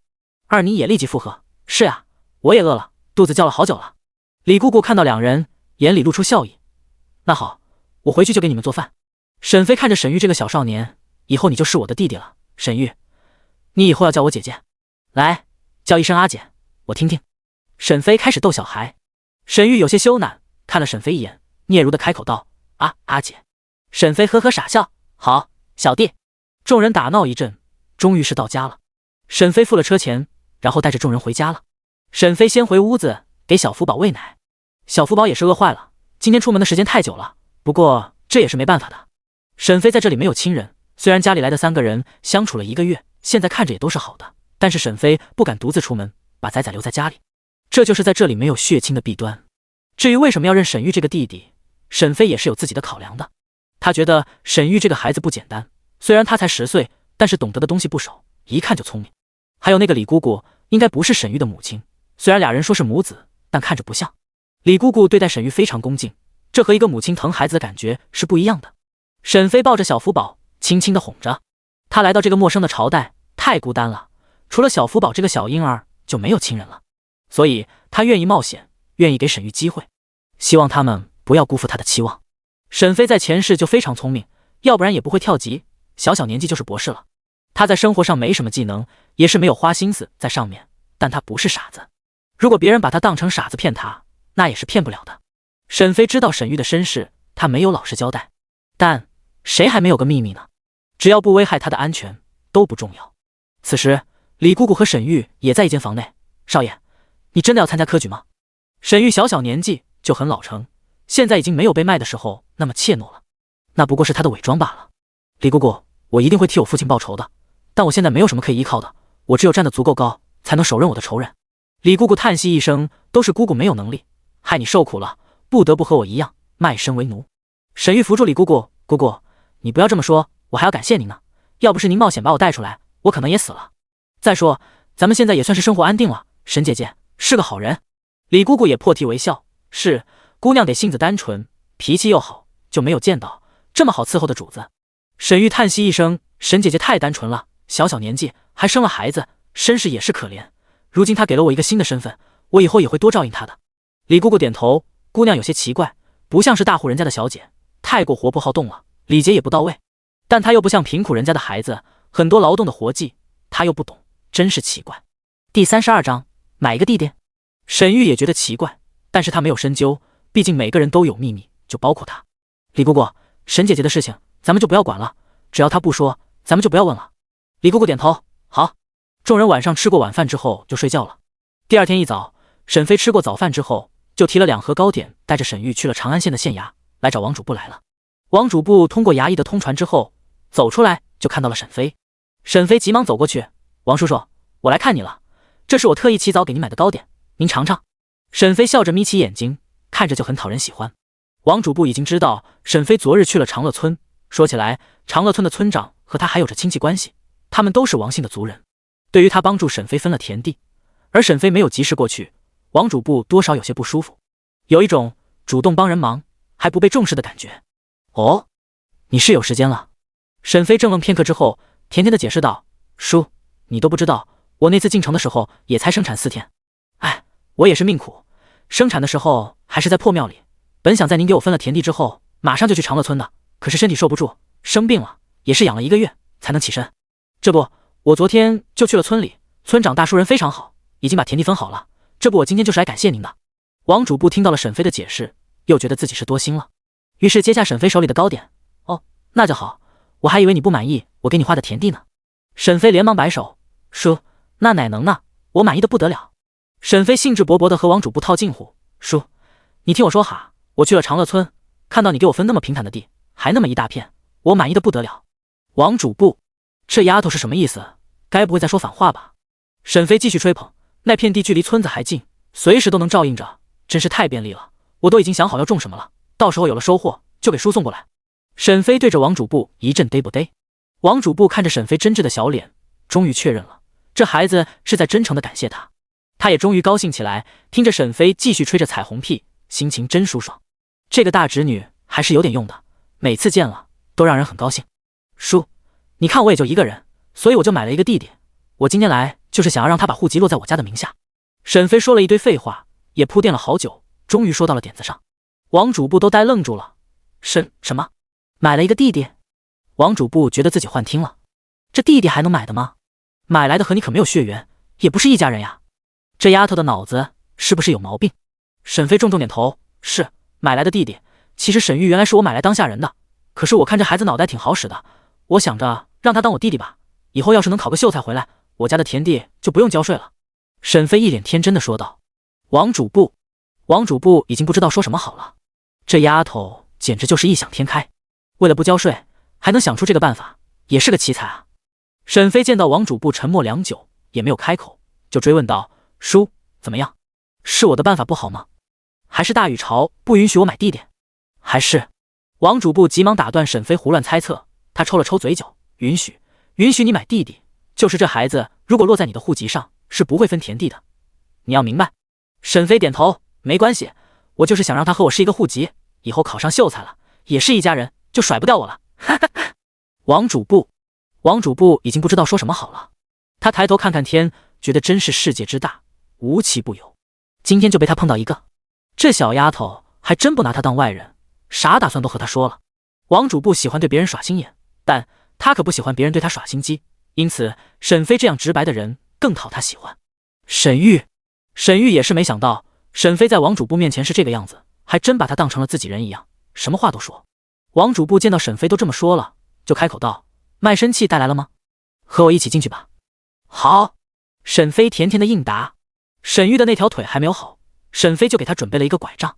王主簿见到这个小少年还是个瘸腿的，走到沈飞面前，小声提醒道：“大侄女，你这买来的弟弟腿还不好使，你这眼光可不咋好，身有残疾的人是没办法参加科考的。”沈飞装模作样的叹息一声：“叔，你说的我也懂，我这也是手头紧，四肢健全的贵啊，我这个才花了1两银子，而且我问过大夫了，这小子的腿没大碍，养养就好了。”王主簿点头：“那就好。”沈玉在后面一瘸一拐地走着，把俩人的话听了个清清楚楚。他在心里暗下决心，一定要尽快把腿养好了，剩下的事情办得就很顺利了。就用了1刻钟的时间，就全都办好了。沈飞又是对着王主簿一阵吹捧，让他笑眯了眼，更是亲自把俩人送出门外。沈飞和沈玉俩人一起离开。王主簿身边的小衙役开口问道：“王大人，您为什么对那个小姑娘那么好呀？”王主簿摸了摸自己的山羊胡，淡淡说道：“图我开心。”王主簿在县衙里就是个小主簿，也就只有普通的市井小民把他当回事。可是那些人又都嘴笨得很，也不会说好听话。而长安城内大官小官云集，长安县令在那些人眼里屁都不是一个，更何况是他呢？出去的时候都是装孙子，现在好不容易出现个嘴甜会拍马屁的人，他怎么能不珍惜呢？第33章，神药呀！宋夫人怀孕了。回去的路上，沈玉一直都盯着沈飞瞧。沈飞转过头：“怎么？是不是看我很厉害？”沈玉，这个姐姐真没有她想的那么简单。沈玉小脸皱在一起：“阿姐，你好像很推崇那个小主簿。哎，这你就不懂了，县官不如县管。我现在嘴巴甜一点，王主簿就会对咱们宽容一点了，咱们也好办事。还有啊，长乐村的王村长应该和王主簿是亲戚，咱们处好了，在村里也有个照应。”沈飞碎碎念了好久，给沈玉讲这里面的道理。沈玉确实没有多看得起王主簿，毕竟这人就是个比衙役高那么一点的小官都没有品级的人。他刚刚真觉得沈姐姐那样有些过了，不必为了一个小主簿做到那个地步。沈飞继续说道：“你知道咱们新分的田地吧？还不是靠我的巧嘴得来的，要不然我一个女人带个小婴儿，怎么能这么容易就成了户主，分了田产？”沈玉一想也是，也收起了轻慢之心：“阿姐，我知道了。”二人回到家的时候，二妮和李姑姑已经收拾好了，今天还是一家人一起出门去长乐村商量盖房子的事宜。此时宋府，柳氏早起之后就觉得头昏沉沉的，一点精神也没有。到了用早膳的时候，喝了口鱼汤，更是开始呕吐，这真是急坏了白芷和丁香。白芷焦急地问道：“夫人，您怎么样了？”柳氏轻轻抚摸自己的胸口，这个久远的感觉让柳氏有些怀疑。去，把大少爷请过来。白芷听到吩咐之后，急忙跑了出去。刘嬷嬷走了过来，出声提醒道：“夫人，您是不是有了？”柳氏想到自己的年纪，今年已经38岁了，而且自从生了小女儿后，就再也没动静了。难道她真的在要当祖母的年纪，再次有孕了？柳氏有些恍惚，还有些羞赧。刘嬷嬷，你说这可能吗？刘嬷嬷，这事情问我，好像不对吧？不过她也希望小姐的子嗣多一些，毕竟只有2个孩子，实在有些少了。而且大少爷至今不成亲，在宋府也是让人笑话。夫人，还是等大少爷过来，给你把把脉吧。这时候，屋外传来脚步声，踢踢踏踏的。娘，娘，你怎么了？宋燕气喘吁吁地跑了进来。刚刚白芷过去说夫人生病了，宋燕就很着急。柳氏见到宋燕过来，急忙喊道：“燕儿，你过来帮娘把把脉。”宋燕把手搭在柳氏的手腕上，然后就露出了吃惊的表情：“娘，你好像怀孕了。”宋燕真不敢相信，她娘都这把年纪了，还能怀孕？什么好像？你倒是给个准信啊！柳氏大急：“是就是，不是就不是，什么好像呀？都说了让你好好学医，你就学了这么个半吊子。”柳氏因为宋燕没有给个准确的信息，就开始抱怨。宋燕有些无语：“娘，你这是月份太浅了，我说不准，等晚上父亲回来了，再给你把把脉。”柳氏烦躁地瞪了一眼宋燕：“完蛋玩意，赶紧走吧。”宋燕没有走，还是留了下来：“娘，我有80%的把握。”柳氏顿时一喜，心里很开心，真是菩萨保佑。宋燕继续猜测道：“娘，你说是不是你喝了神药，身体才好的？”柳氏想了想，恐怕是真的。燕儿，你有沈姑娘的消息吗？宋燕已经在长安城找了沈飞好久了，都没有沈飞的消息。自从柳氏把药剂给了他父亲服下之后，刘老爷子的身体真是一天比一天好转，人也有精神了。宋燕那时候就开始找沈飞，希望能打听到一些神药的消息。可是沈飞就像消失了一样。娘，我已经派人找了，还是没有消息。哎，也是我那天做的不对，早早就把人赶了出去。宋燕想到那日天没亮就把人赶出府了，心里有些自责。柳氏想到宋燕的做法，就翻了一个白眼：“我是让你把人送走，也没让你天没亮就赶人呀。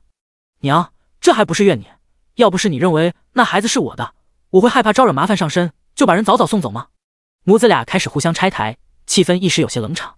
柳氏不想再看到宋燕，开始赶人。行了，赶紧走吧，就知道气人。柳氏觉得自己的脾气真是越来越大了。宋燕想到母亲也可能怀孕了，她不应该再惹她生气，于是尴尬地摸了摸鼻子。行，那我先走了。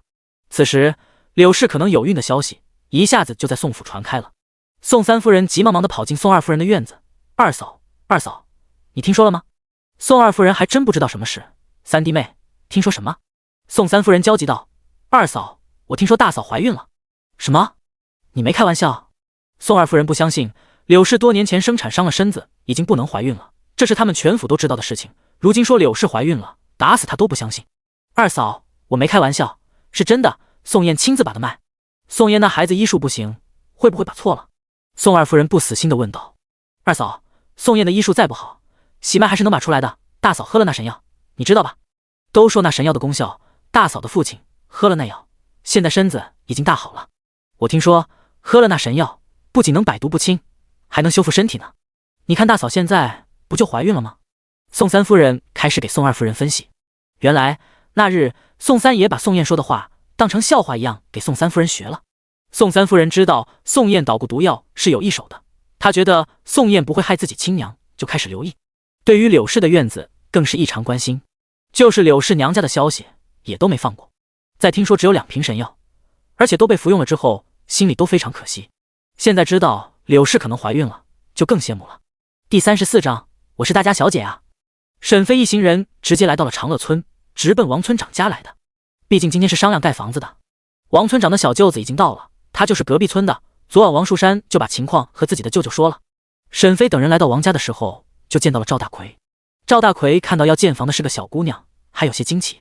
毕竟沈飞年龄这么小的女子就有孩子了，还是个寡妇，就很让人唏嘘了。沈姑娘，你想怎么建房？是全包还是半包呀？赵大叔，这怎么说的？有什么区别吗？沈飞追问。赵大奎开始解释，全包就是我给你买材料，我来出工人，你只需要付钱就好了。半包是你自己找人买材料，我来指导干活，半包的价钱会低一些。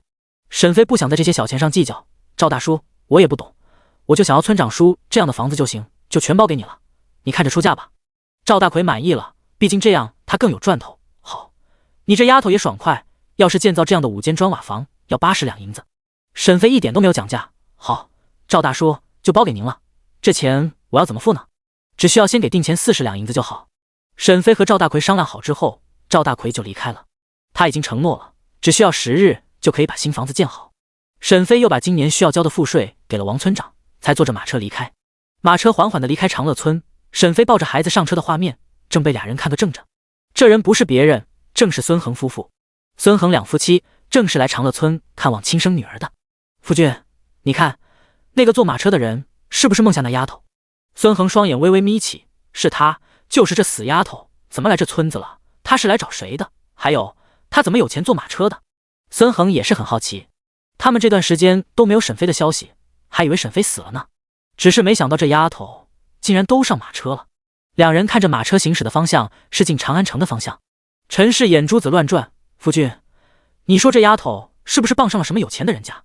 孙恒则是想着，那个死丫头都能坐马车了，他们来长乐村还要走着过来，真是岂有此理。不着急，咱们仔细打听，只要他还在长安城，咱们总能找得到他，到时候也可以问问他哪里来的钱。还有那丫头又不知道咱们不是她的亲爹娘，她要是有钱了，咱们可以找她要点银子花。陈氏连连点头，夫君，你说的对，咱们就这么做。好了，咱们先去沈家，今天是女儿休息的日子，咱们正好可以看看她。陈氏一想到自己亲生女儿如今竟然成了国公府的丫鬟，就很气恼。他知道不能怨恨芸娘，毕竟那时候他能答应拿自己的女儿交换，就已经牺牲很大了。至少现在亲生女儿虽然只是个小丫鬟，但好歹没被人家欺负了去，没失了身子，未婚生子。陈氏和孙恒两人来到了沈家门外。芸娘在家吗？芸娘从屋子中走出来，看到了从前的主子，还有些恍惚。上次孙恒找过来的时候，芸娘和沈凌香两人还都没有回来，因此孙恒只见了芸娘的丈夫沈富贵。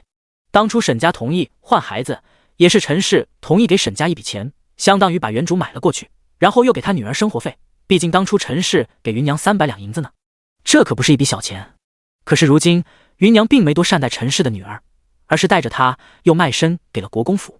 芸娘现在是国公府的厨娘，沈凌香也成了国公夫人身边的2等丫鬟。娘，谁来了？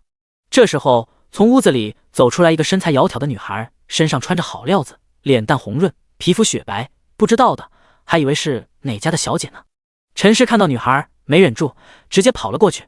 女儿，我的女儿呀，梦夏，梦夏。陈氏非常激动，一下子就把沈凌香给抱住了。你是谁啊？放开我，你这个疯婆子！沈凌香把陈氏推开，还嫌弃地看了一眼陈氏，把她从上到下打量个遍。陈氏看到沈凌香嫌弃的眼神，眼中的眼泪顿时就憋回去了。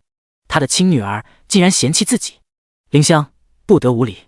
芸娘有些尴尬，夫人，咱们先进屋吧，进去再说。陈氏点了点头，好，进去说。孙恒也看到了沈凌香还有她轻蔑的眼神，孙恒觉得这个女儿恐怕是认不回来了，他沉着脸也跟着走了进去。芸娘给陈氏和孙恒都倒了一杯茶，夫人、三爷请喝茶。沈凌香听到芸娘这样称呼俩人，又特意扫视了俩人一下，没看出来是有身份的人呀。这些年在国公府察言观色了，也是学到了不少。他现在不知道俩人的底细，就没有再口出恶言。陈氏接过茶，轻轻地抿了一口，找回了从前的礼仪，看着还是有模有样的，毕竟能嫁到侯府的姑娘，也不能一点礼仪都不懂。只不过在北地10年，渐渐的忘了。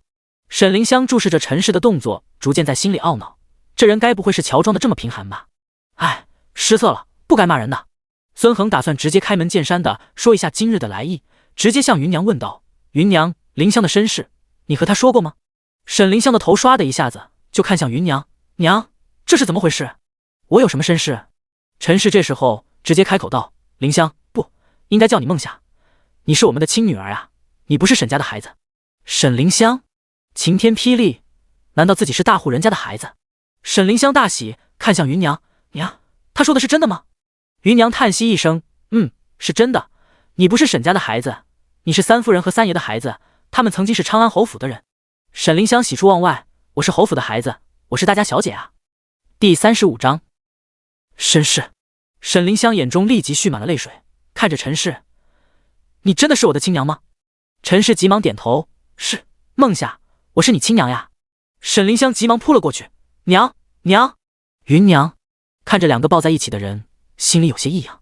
芸娘不等俩人叙旧，继续说道：凌香，当年昌安侯府被全族流放，侯府的主子更是流放到了北地，夫人不想你受苦，就把我的孩子和你换了，现在夫人既然已经找过来了，咱们俩家就把孩子换回来吧。凌香的身子就是一顿，什么？抄家？流放？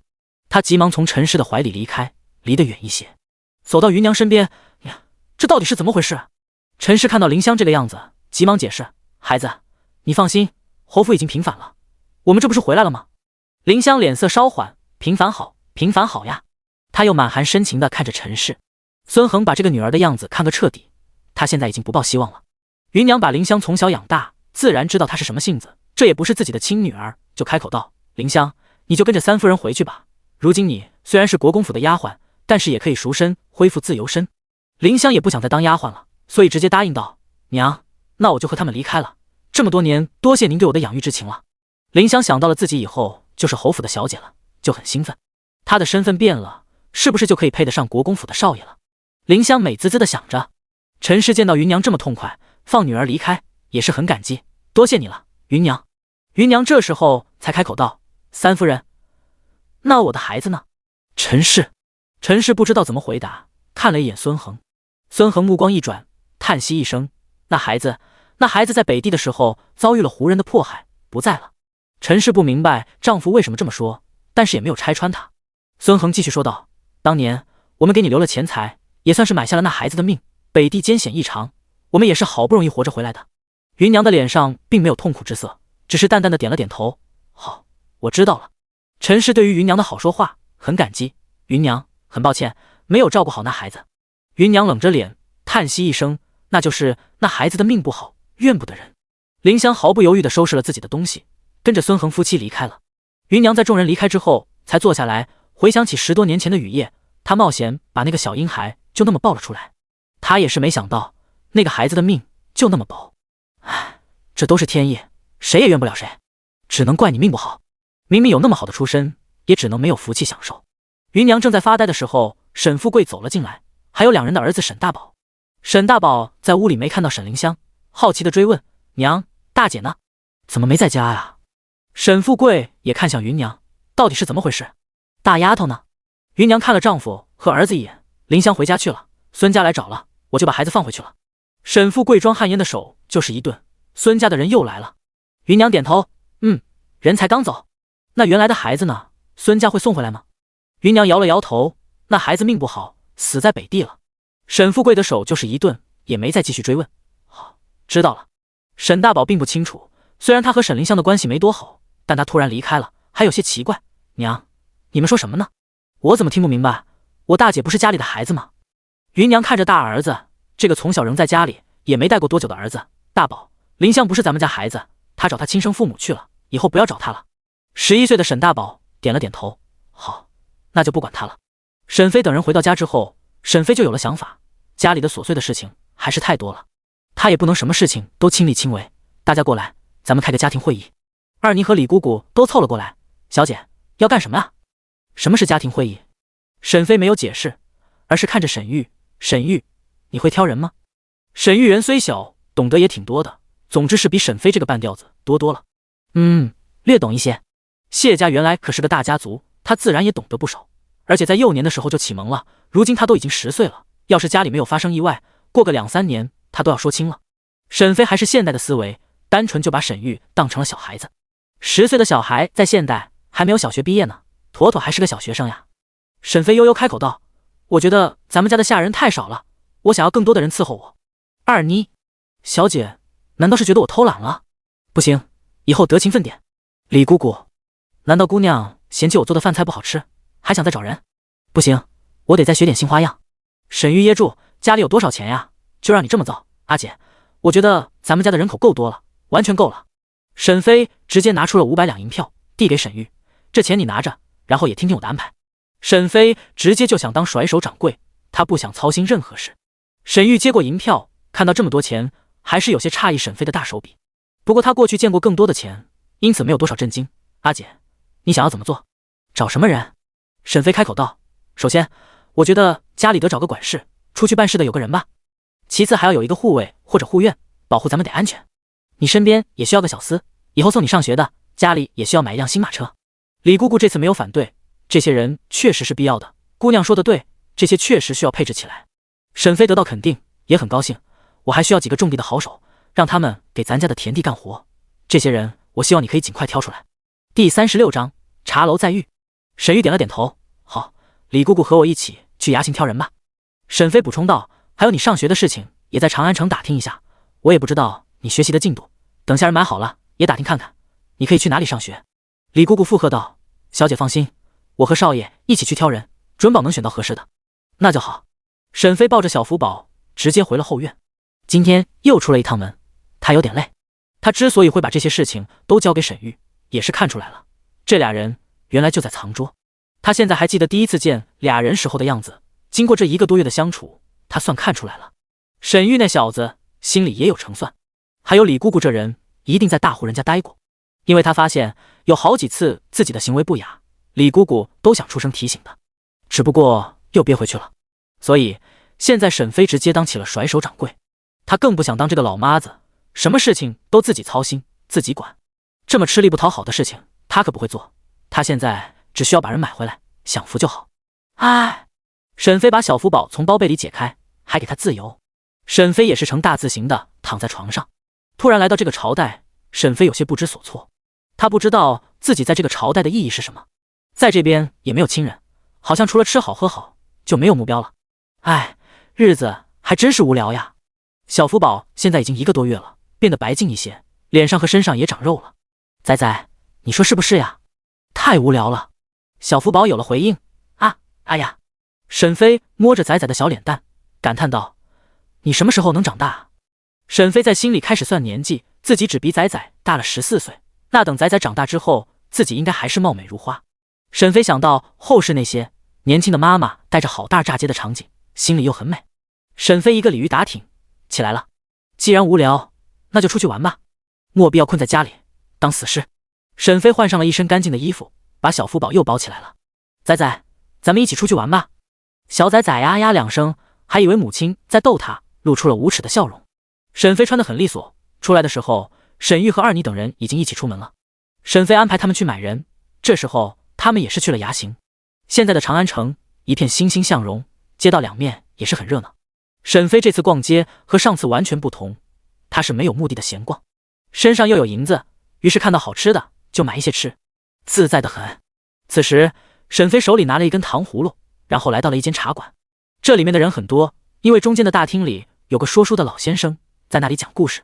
沈飞也是过来凑热闹的，他直接上了2楼，选了一个靠窗的位置。小伙计见到沈飞一个小妇人还带个孩子过来，就很惊讶，看沈飞的穿着不像是大户人家的小姐，还有这姑娘年纪小小的，但是也是书的夫人发髻。可是谁家的小媳妇会抱着孩子来听说书呀？沈飞没有搭理小二的愣着，直接开口道：小二哥，给我来一壶茶。看到其他桌子上还有精致的糕点，又指着隔壁的桌子说道：还有那个糕点也给我上一份。好嘞，客官，您稍等。沈飞坐下来，把小仔仔也解了下来，抱在怀里，一边逗他，一边看那个说书人讲故事。这里每日来听故事都是每天都来听，而且故事也连贯。沈飞第一次来，听的还是中间，自然不知道讲的是啥。沈飞也不在意，他就是来感受感受，看看热闹。这时候小二把糕点拿了过来，还上了一壶茶。客官，请慢用。沈飞点头，多谢，再给我上一盘瓜子。好嘞。小二又离开了。沈飞抱着孩子在这里显得真是格格不入。来这里听说书的人差不多都是一些男人，小娘子真的很少来的。沈飞悠闲地吃着糖葫芦，靠在椅子上，不断地看着楼下人来人往的行人。他有一种去了现代咖啡馆的感觉。这感觉还不赖，以后可以经常过来放松放松。沈飞拿起糕点往嘴里送，小福宝看到了，双眼滴溜溜地看着，时不时的呀几声，好像在说我也想吃。唐之琳走在街道上，一抬头就看到了在2楼的沈飞。唐之琳眯起眼睛，不知道怎么回事，沈飞的脸清楚地记在他的心里，明明只有一面。不过想到了宋燕提供的药剂，应该就是这姑娘提供的。他已经得到了宋燕的最新消息，他娘因为吃了那管药剂，不仅身体也好了，居然又怀孕了。宋燕昨日非常兴奋地和他分享喜悦，因为他娘又怀孕了，也不催促他成亲了。唐之琳的脚步一转，直接进了茶馆，也上了2楼。唐之琳现在的身体已经好了，毒也解了，但是他不想暴露出来，这样就可以麻痹国公府里的人。小厮平安扶着唐之琳上了2楼之后，找了一个空位，唐之琳坐了下来。少爷，你不是很少听说书吗？怎么来这里了？唐之琳轻轻的咳嗽一声，可嗨嗨，走累了，过来歇歇脚。你去五味斋给我买一些我常吃的糕点过来。少爷，你自己在这里行吗？没事，还有五羊在呢，你快去吧。好的，少爷，我这就去。唐之琳把平安支走以后，才站起身，往沈飞那桌走去。沈姑娘。沈飞抬头就看到唐之琳那惨白的一张脸。哎，你不是那个病娇公子吗？这妖巧。唐之琳，原来她给人的感觉竟然是这个印象，还真巧呀。沈姑娘今日还能出来喝茶，可比那日的境况好多了。沈飞笑眯眯的点头，不瞒您说，我那日是最狼狈的一天，正巧被您给碰上了。第37章玉佩。唐之琳轻轻地勾起嘴角，看着沈飞怀中的小不点，想到那日抱着他的手感，开口道：我可以抱抱他吗？沈飞没有客气，直接把小仔仔塞到了唐之琳的怀里，给你，你要拖着他的脖子。唐之琳不知道怎么回事，对这小婴儿有一种莫名的感觉，就想亲近这个孩子。小福宝也没有哭闹，在唐之琳的怀里，眼中还在看着沈飞嘴里吃的糕点。沈飞扑哧一声笑了出来，哎呦，你这么小就馋了，哈哈，可惜你还没有牙，吃不了。唐之琳看到沈飞这样，也觉得有意思，不自觉地勾起嘴角。唐之琳虽然在国公府长大，但是她从来没有放松过。想到嫡母这么多年都防着她，更是觉得父亲偏向她，怕她夺了大哥的宠爱。她觉得这对夫妻都很有意思。想到唐国公，唐之琳的心中浮起疑云。沈飞看到唐之琳发呆，也没有在意。在他看来，唐之琳这样差不多就是拼桌，没啥大不了的。可是在外人看来，可就不一样了。唐之琳毕竟是国公府的少爷，虽然不是世子，也不是嫡出的，但国公府毕竟是国公府，不是那些普通小官能够得上的，因此就有人把唐之琳认出来了。唐之琳和沈飞坐在靠窗前，虽然在2楼，但底下的行人还是能认出来的。一名小少年轻轻地碰了一下唐之锦，哎，那是不是你那病秧子的叔兄？唐之锦抬眼看过去，就看到了唐之灵，而且还在他的怀中抱着一个孩子。唐之锦非常兴奋，把扇子一收，3步2步的就跑上了茶馆。小二看到有客人过来，急忙招呼：“小爷，里面请，想吃什么茶？”唐之锦烦躁地推开小二，滚开，然后3步并作2步，飞快地窜到了2楼。哟呵，我当是谁呢？这不是我的三哥吗？怎么，身体好了，都可以来听说书了？唐之灵没想到坐在这里会看到唐老四，他把孩子还给沈飞。唐之锦看到沈飞梳着妇人头，怀中还有个孩子，就大惊道：“三哥，这该不会是你的孩子吧？”“哦，不对，你身体有病，大夫说你很难有自己的子嗣。”唐之灵想到嫡母最近一直琢磨他的婚事，选的人选也都不是什么好人家的女孩，心里就是一动。唐之灵没有拒绝，而是冷冰冰地答道：“这和你没有关系。”唐之锦正在变声期，说话的声音就像是鸭子一样，嘎嘎嘎的，特别是笑出来的时候，哈哈，三哥，你该不会看上有妇之夫了吧？直接找个有孩子的女人，直接当爹吧。唐之锦的朋友赵博也在旁边附和：“这也不错，白捡一个大儿子。”哈哈哈。唐之灵装作气得很了，又开始咳咳咳的咳嗽起来。唐之锦，不要胡说，可嗨嗨，否则我就告诉父亲。沈飞看着唐之灵这样，开口道：“大家就是认识认识，一起拼桌喝个茶罢了。你要是愿意，也可以坐下来一起喝。”沈飞觉得拼桌没什么，但是忘了这是古代，男女也都是要避嫌的。唐之灵这时候站起身来：“沈姑娘，打扰了，我先走了。”沈飞不在意的摆摆手：“您随意。”然后继续嗑瓜子，样子自在的不得了。唐之灵自己确实是有一个计划，只是现在不是商量的时候。他和武阳直接走下楼之后，小厮平安拿着糕点气喘吁吁的跑了回来：“少爷，糕点买回来了。”唐之灵直接上了马车：“上车吧，糕点带回去吃。”平安不明所以：“好。”车夫直接赶着马车离开了。武阳并没有离开，刚刚唐之灵已经吩咐了，让他跟着沈飞母子，想知道他们的住处。此时的唐之锦还真就坐下了。赵博见到他坐下了，自己也坐在一边。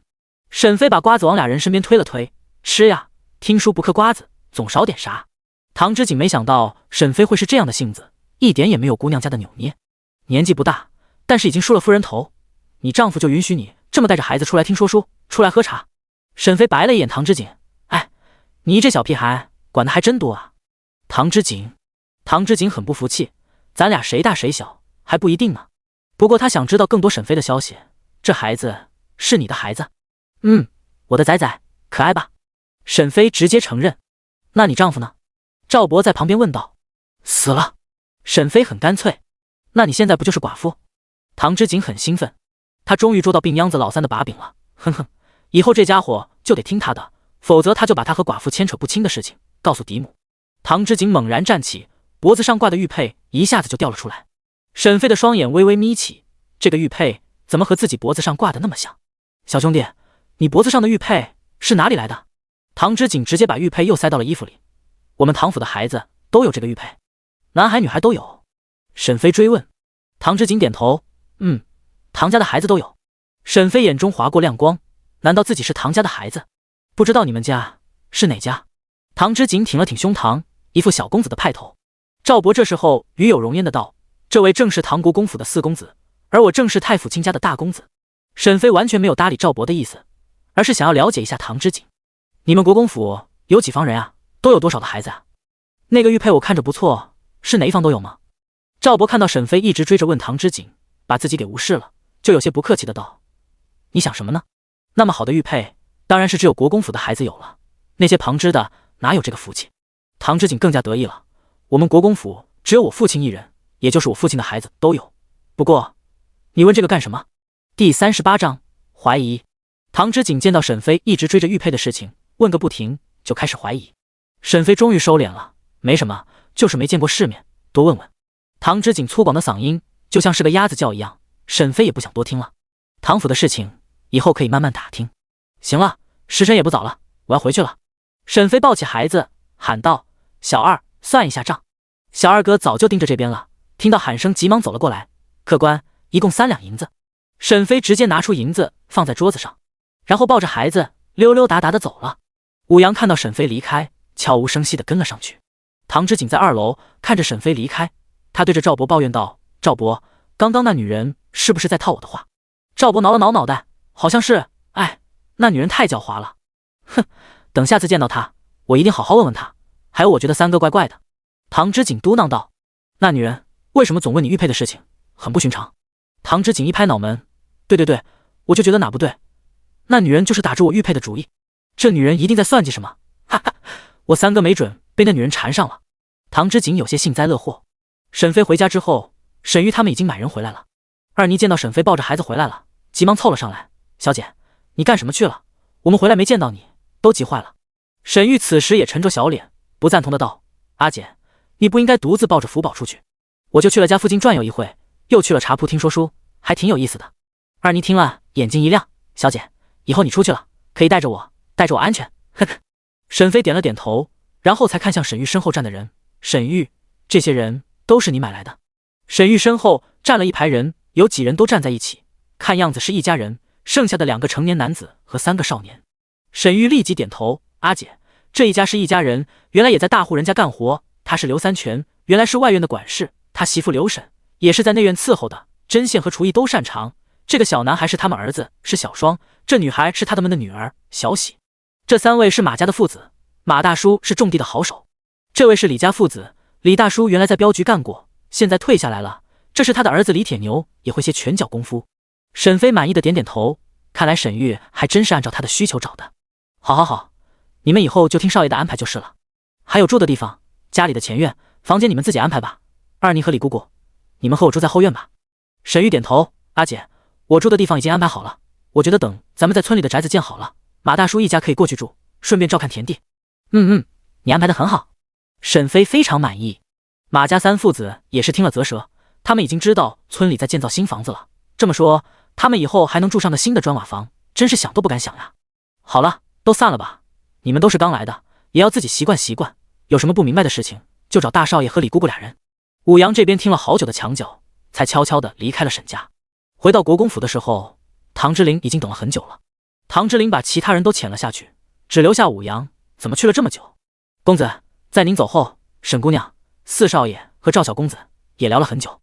唐之琳来兴趣了，他们都说了什么？唐之琳很好奇，沈飞和唐之锦到底说了什么？他们应该是第一次见呀。武阳面无表情的把沈飞和唐之锦聊天的内容学了一遍。就是这样，四少爷好像对沈姑娘很好奇，唐之琳却是想到了一个关键的问题。你说他们反复提起唐家的玉佩？武阳点头，是的。沈姑娘看到四少爷的玉佩之后，就向四少爷套了不少话。唐之琳听到这里，双眼微微眯起，她对玉佩感兴趣。唐之琳想到了自己丢失的玉佩，心里有了怀疑。她由于喝了药剂，身体差不多已经大好了，就是遗忘的那段记忆也会有些片段在浮现。她脑海里会浮现一个瘦弱的身影，那身形和沈姑娘倒是有些相似。唐之琳心里有些疑虑，还需要证实。武阳，你们当初是在哪里找到的我？武阳以为公子的头又疼了。公子在北地的柳城郡。唐之琳口中呢喃，北地柳城，有些巧了啊。沈姑娘现在住在哪里？沈姑娘在嘉惠坊买了一个2进的小院子，今日又添置了一些下人。沈姑娘很会照顾自己。武阳一时不知道怎么形容沈飞，这姑娘真是不按常理出牌。属下打听到，沈姑娘还买了一个弟弟，落在她的户籍上，说是让他参加科考，想给家里的田地免税。唐之琳轻笑出声，呵呵，还真有意思。沈飞的身世你有查吗？属下今日还没来得及。那好，明日你把他的事情都查清楚了，禀报给我，包括他过去是什么人，为什么有了孩子，最好是能知道孩子的父亲是谁。是，属下遵命。好，你退下吧。武阳离开之后，唐之琳独自坐在窗前。沈飞这个女人很有意思。想到了嫡母的算盘，唐之琳的脸色又沉了下来。看来得早做打算才好呀。此时和孙恒夫妻一起回家的沈凌香心里是拔凉拔凉的。他以为孙家回京已经恢复了爵位，可是他的希望破灭了。看着这么小的小院子，沈凌香真是太失望了。娘，咱们侯府的爵位没有恢复吗？孙恒看到女儿的脸色，心里也很不舒服。这个女儿终究不是自己养的，和他们回来也只是以为家里的爵位恢复了。梦夏，爵位哪那么容易恢复？现在咱们能一家团聚已经很不错了。第39章打小报告。沈凌香听到陈氏喊着自己梦夏，就很不舒服。娘，我现在叫凌香，不要喊我梦夏了。陈氏看到女儿在知道自家的近况之后，就落下来的脸子也乖乖闭嘴。不过陈氏还是觉得梦夏要好听一点，凌香这名字一听就是个丫鬟的名字，可是女儿还宝贝得很。难道这被下人养大的孩子眼界就如此的小，就这么上不了台面？陈氏现在有些后悔，如果当初没换2个孩子，让亲生的女儿一直在自己身边，情况会不会好一点？陈氏想着，没有换孩子，就没有听到沈凌香的话。娘，你有没有听我说的话？陈氏回过神来，是什么？你再说一遍。沈凌香忍住翻白眼的冲动，娘，我想问一下大伯父和二伯父家的情况，还有我现在回来了，是不是也要去给祖母请安呀？沈凌香不相信偌大的侯府就没有一点隐藏的手段，或许老侯爷在哪里还藏了钱财也说不定。孙恒这时候开口道，凌香，我们虽然把你认回来了，但你的身份还不能曝光。沈凌香不满了，又不是什么高门大户，还要这么躲躲藏藏的。陈氏这时候也想起来了，细声道，凌香，你听娘说，当初是害怕你跟着去北地吃苦，这才换了孩子，可是那孩子的身份现在是外嫁女，是寡妇。什么？寡妇？我可不要，我不换。沈凌香可不愿意。孙恒解释道，不是让你们换回身份，你就是想换也换不了了。沈凌香很疑惑，哦，那是为什么？孙恒解释，他在北地生活多年，和我们一起返京的王家和林家都是知道的，你们要是把身份换了，难保当年侯府换人的事不被发现，这可是欺君的大罪啊，要是被人知道了，咱们一家人的脑袋都可能不保。沈凌香没想到会这么严重，现在侯府的爵位没了，她也不是很在意，那就别换回来了，就这样吧。陈氏一把搂住沈凌香，乖女儿，委屈你了。沈凌香还不习惯和陈氏这么亲近，就不着痕迹的挪了挪，娘，这也是没办法的，再说了，你们也是为了我好，我理解。陈氏更欣慰了，好，以后就要委屈你了，就说你是我的外甥女，行吗？沈凌香不在意的点头，行，就这么决定吧。那以后我就叫您姨母吧，这样别人也不会怀疑。沈凌香会这么痛快，也不是很想认回这个对父母，主要是这家里确实是没什么好惦记的了。陈氏怔愣片刻之后点头，好，那就这么叫姨母好。好。陈氏虽然嘴上这么说，心里还是有些心酸。沈凌香明日还要回国公府上工，就开口道，姨母姨父，我明日还要去唐府上工，现在想休息了。陈氏想起女儿还是丫鬟的身份，就很心疼，仙儿，你赎身的银子要多少钱？你还是不要昂当丫鬟了。沈凌香还有自己的打算，断然拒绝道，姨母，现在就算我想赎身，也要上面主子开恩才行，咱们不能操之过急。陈氏点头，确实是这样的，这卖身了也不是你想走就走的，也要等主子高兴，主子开恩才行，要是把主子惹不高兴了，打杀了都有可能。对，得找机会，哎，那就要委屈我了。陈氏又开始心疼了。沈凌香有些受不了，急忙问道，姨母，那我晚上住在哪个房间？陈氏这才想起来，仙儿，你跟我来，我给你准备好了。说完就拉着沈凌香离开了。孙恒看着母女俩的背影，心里沉了沉。他又不是陈氏，听不出来亲女儿的推脱，凌香这丫头完全是不想回来吃苦。孙恒想到这里，心情就更不好了。夜里，唐夫人陆如莹看着手里的帖子，轻笑出声，哎，真是没想到我的嫡姐竟然会想要见我。哈哈，谁能想到当年不把我放在眼里的姐姐，如今会是这样的地步。唐夫人的心情一直很好，特别是陆如烟进京之后。房妈妈听到唐夫人这么说，也附和道，姑娘，这您就说错了，自从10年前昌安侯府被流放，大小姐就是给您提鞋都不配了。唐夫人因为房妈妈的话心里很痛快，她轻笑出声，哈哈，是呀，我们早就不一样了，我是云，她是泥，她又凭什么和我比呢？夫人，那您见不见呢？唐夫人斜靠在椅子上，见，为什么不见呢？毕竟10年没见了，我要是拒绝了姐姐的请求，倒是显得我太过薄情了。好，那老奴就把消息传过去。唐夫人点头，行。唐夫人想到了唐之琳今天出门了，就开口问道，那个病秧子出门了？房妈妈知道这个消息，但具体情况还不清楚。夫人，老奴下去把人叫过来，好好的问问。唐夫人点了点头，去吧。房妈妈悄悄地离开房间，也是很不理解夫人为什么紧紧盯着三少爷不放。按理说三少爷的身子一直不好，完全也威胁不到世子的地位，不必这样紧盯着不放才对啊。唐夫人在房妈妈离开之后，轻轻地敲击桌面。丈夫这几日早出晚归的样子也很是可疑，难道是在府外有什么人把她绊住了？唐夫人想到这里，双眼微眯，想到10多年前丈夫突然抱着一个婴孩回来，说是她的孩子，还交给她抚养，唐夫人就气得脑门充血。不过她这么多年也不是白养的，至少那个孩子活不了几年不是？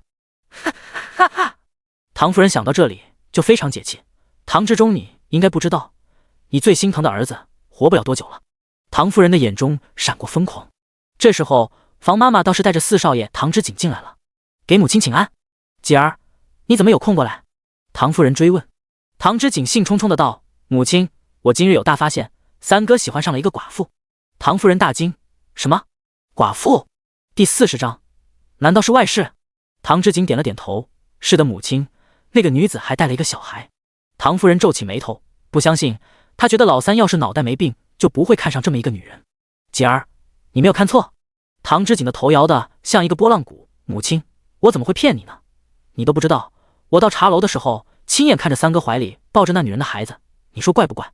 房妈妈听了也是很吃惊。老奴记得三少爷很少与人亲近的，那这女人和孩子是不是三少爷的？房妈妈有了个大胆的猜测。唐夫人的眉头紧皱，她听到这个消息很不开心。府里的大夫明明说过老三的身体快不行了，而且也很难有子嗣，那孩子怎么能是老三的？唐之景听到房妈妈的猜测，也是瞪大了眼睛。难道那女人是三哥养的外室？我就说嘛，那女人和外男说话也不脸红，随意的很，应该是出身不好。唐夫人听到唐之景这么猜测，心里又好受一些。继儿，你把今天在外面遇到你三哥的事情仔仔细细的说一遍。唐之景没有隐瞒，把自己和赵博俩人怎么遇到唐志林的事情描述了一遍。母亲，事情就是这样，我觉得那女人不是什么好人，看到我的玉佩之后眼睛都直了，后来知道我是国公府的少爷，也很巴结我，还想和我打听国公府的事情呢。唐夫人听到唐之景这么说，心里也有了疑虑，这里面有很多奇怪的地方。房妈妈这时候不屑地开口道：四少爷，这有什么好奇怪的？依照老奴看来，那女人也是贤嫔爱妇的人，知道你们是国公府的少爷，怎么会不动心？怎么会不想巴结上来呢？唐之景点了点头。那他和三哥在一起是真心还是假意？三哥是不是被骗了？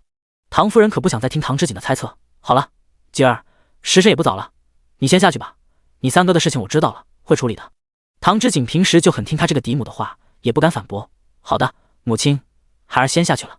唐夫人点了点头。好，你先下去吧，还有不要忘了学业。是，母亲。唐之景乖巧地退了下去。唐夫人对待唐之景和唐之灵完全是两个态度。唐之景的母亲是唐国公的妾室秦姨娘，秦姨娘非常听唐夫人的话，人也很老实，在唐国公那里不受宠，但秦姨娘也不在意，她真是一心的对唐夫人好，整日伏地做小的。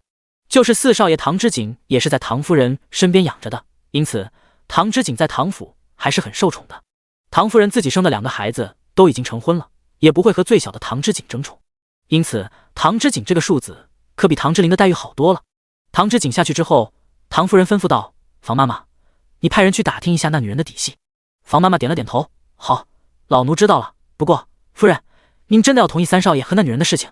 唐夫人轻笑出声，牛不喝水抢案头也没用，老三年龄也大了，到了说亲的年纪了，既然我给他找了好人家的姑娘他不要，我有什么办法？房妈妈想到了唐国公，夫人，国公爷那里可不好办呀。唐夫人轻笑出声，不必在意，现在当务之急就是调查清楚那女人的底细，可别搞错了，闹了乌龙就不好了。房妈妈点头。好，老奴这就吩咐下去。房妈妈离开之后，唐夫人也起身去收拾去了。哼，不回来就不回来，到时候可别怪我，给你最喜欢的儿子选个寡妇。呵呵呵。唐夫人的脸上一抹讥笑闪现。芷兰，过来伺候我梳洗。大丫鬟芷兰听到吩咐之后，急忙过来伺候唐夫人。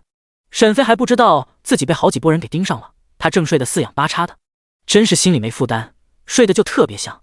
沈飞翻了一个身，就感觉身下湿哒哒的，衣服都湿得难受。沈飞迷迷糊糊之间用手摸了摸，哎，该不会又尿了吧？沈飞坐了起来，然后把蜡烛点亮，看到了床上被画了一大片的地图。沈飞非常无奈，这都是新买的被子呀，这个臭小子又尿了。沈飞把睡得四仰八叉的儿子也抱了起来，然后熟练地给小福宝换尿介子。他现在真的非常羡慕现在的尿不湿，小孩子有了那个，还真是不仅能解放妈妈的双手，又能防止自己被淹，一举两得呀。沈飞虽然有了下人，但也不是完全信任这些人，因此晚上的时候他根本不敢把孩子给下人带，毕竟这些人认识的时间都有些短。沈飞快速地把小福宝收拾好，又喂了奶水之后，才把尿湿的褥子换了下去。想到了实验室里的无菌服，好像是防水的，沈飞一个闪身就进了空间实验室。他没有拿自己的实验服，而是去了方诺师兄那里，把他的实验服拿了出来，又拿了一把剪刀出来，把实验服裁了。裁剪好之后，就把它垫在了小福宝的身下。这样应该没事了，应该偷不下去了。沈飞收拾好之后，又沉沉地睡了过去。他这边的日子过得很滋润，这可苦了宋燕。宋燕已经找沈飞好久了，就是找不到人。唐之琳有沈飞的消息，并没有告诉宋燕。宋家的人都知道了宋大夫人有孕了，宋二爷和宋三爷就想过来要剩下的那支药给宋老爷子服用。谁知道那管药剂已经被宋大夫人送给了娘家，这让宋三爷等人很不满。因此这几天他们一直堵着宋燕，让他再去买一支药剂回来，给宋燕烦得不得了。不过他自己也想找到沈飞，想知道他的神药是哪里来的，他可以自己出门去找神医去。要是知道了神医的住处，他不仅能有机会出门，还可以和神医好好学一学。第41章，爱情的小火苗。随后的几天，沈飞也没有出去，而是一直留在家里。他不出去的原因是刘婶子做菜也挺好吃的。刘婶子是南方人，做菜更得沈飞的喜欢。沈飞上辈子也是南方的，喜欢酸甜口，也喜欢辣的，因此对于长安这边的食物都感觉过于平淡了。沈飞其实很想吃辣的，但由于他在给小福宝喂奶，没办法吃得太辣。主要也是在长安城还没看到有辣椒这个东西。刘婶子在知道沈飞的情况之后，就给他做了适合他的饭菜，这让沈飞在家里老实了好几天。李姑姑现在已经成了沈飞内院的管事了，毕竟外面的事情是刘三全管着，内院的事情就不能是刘婶子，这方面的风险还是要避免的。李姑姑对于沈飞也不一样，她不仅是她第一个买来的下人，俩人中间还有沈玉呢。李姑姑对沈玉可是很好的，现在沈玉已经是她认的弟弟了。沈飞把家中的琐事都交给了李姑姑，现在马家的三父子已经去了长乐村，那边的田地就需要他们先照顾。李姑姑见到沈飞已经收拾妥当，开口问道：小姐，你要出门吗？沈飞后面背着孩子，我出去溜达溜达，在家待了好几天，也有些没意思。李姑姑点头，小姐，让二妮和你一起出去吧，再把铁牛带上。沈飞想了想，没有拒绝，好，那就带着这个俩人。二妮知道要和小姐出去，也是喜滋滋的。小姐，你想去哪里？沈飞也没有目的地，哪里还没想好。你知道长安城哪里有好玩的地方吗？咱们可以过去看看。二妮也摇了摇头，她过去也是辗转了好几家，而且还是内宅。于是俩人齐刷刷的把目光转向铁牛。铁牛，你知道吗？李铁牛被两个姑娘这么齐刷刷的盯着，有些不好意思，特别是看到二妮圆圆的脸蛋。他爹说了，像二妮这么有福气又圆润的女娃不多见呀。李铁牛今年才17岁，那身板长得就很魁梧了，力气特别大。沈飞很少管前院的事情，因此他也不知道李铁牛和二妮这俩人多能吃。现在俩人吃饭都已经不用小碗了，改用小盆了。沈飞还不知道家里可能会产生的爱情的小火苗。李铁牛挠了挠脑袋，有意思的地方，我听说长安城里的少爷和小姐喜欢去看打马球。打马球在哪里？沈飞非常感兴趣，他在现代只看过踢足球，那时候看的也是很过瘾呢。李铁牛看着沈飞，嗫嚅道，在进攻方那里有一个非常大的马球场。沈飞很感兴趣，他虽然不会骑马，但可以看人家比赛也不错。好，那咱们就去这里。铁牛，你去赶车。铁牛也很想去看看，他从来没进去过。好的，小姐，我这就去。沈飞和二妮俩人兴冲冲的一起上了马车。二妮对于沈飞出门什么时候都带着仔仔已经见怪不怪了，就是李姑姑也不会主动提起这个话题，大家都心照不宣的，都是自己心里明白是怎么回事，他们只能说自己会努力做得更好，争取能让主子信任。沈飞坐在马车里也在想着心事，他觉得自己也是整天没有事做，也不太好。还有最近家里的银子也花了不少，原来有9000两银子，买宅子用了差不多1/3，剩下又买了人，搭建房子，交了赋税，供这些下人吃喝，还要每个月发点月钱，些都是一笔花费。沈飞觉得自己也不能坐吃山空，要发挥家里下人的能动性，每个人都赚起来。沈飞拉开车帘子，看着外面，吩咐道：铁牛，咱们得速度不用那么快，我想看看街道上的热闹。李铁牛把马车的速度放慢了一些，沈飞看得更清楚了。二妮也好奇地看着另一面，小姐，你在找什么？我帮你看着点。沈飞看到二妮的肥肚子，觉得也可以给她找个活，不能让她再胖下去了。二妮，我有个任务给你。什么事？小姐，你吩咐吧。我想让你帮我看看长安城的吃食铺子，哪里的最红火，都有那些菜色，你帮我打听好了。二妮的双眼顿时爆发出亮光，小姐，你要带小的一起去吃吗？就是赶车的铁牛也竖起耳朵，想知道结果。沈飞摇了摇头，不是，我觉得咱家也得找点进项。二妮听到沈飞这么说，立即收起了大肚子，想到自己吃的那么多，可不能坐吃山空，有个买卖才是正事。小姐，你放心，准保打听明白的。沈飞看了一路，心里已经有了一个计划。长安城如此繁华，那有钱又有权的人家必不会少。想要赚这些人的钱，就得费脑子，不能蛮干。马车晃晃悠悠，终于到了进宫方。沈飞几人下了马车之后，也是感慨，这里面不愧是有钱人来玩的地方。从外面停的马车就可以看出来，来这里的人真是非富即贵啊。在古代，根据马车就可以看出这家人的底蕴。沈飞坐的马车自然就是最普通的马车，上面的车棚子样式都非常简陋。沈飞背着孩子，带着二妮等人一起看向大门口，那边已经排起了队伍。沈飞没有来过，不知道这里是否需要买门票，于是问道：“铁牛，这里需要买门票吗？”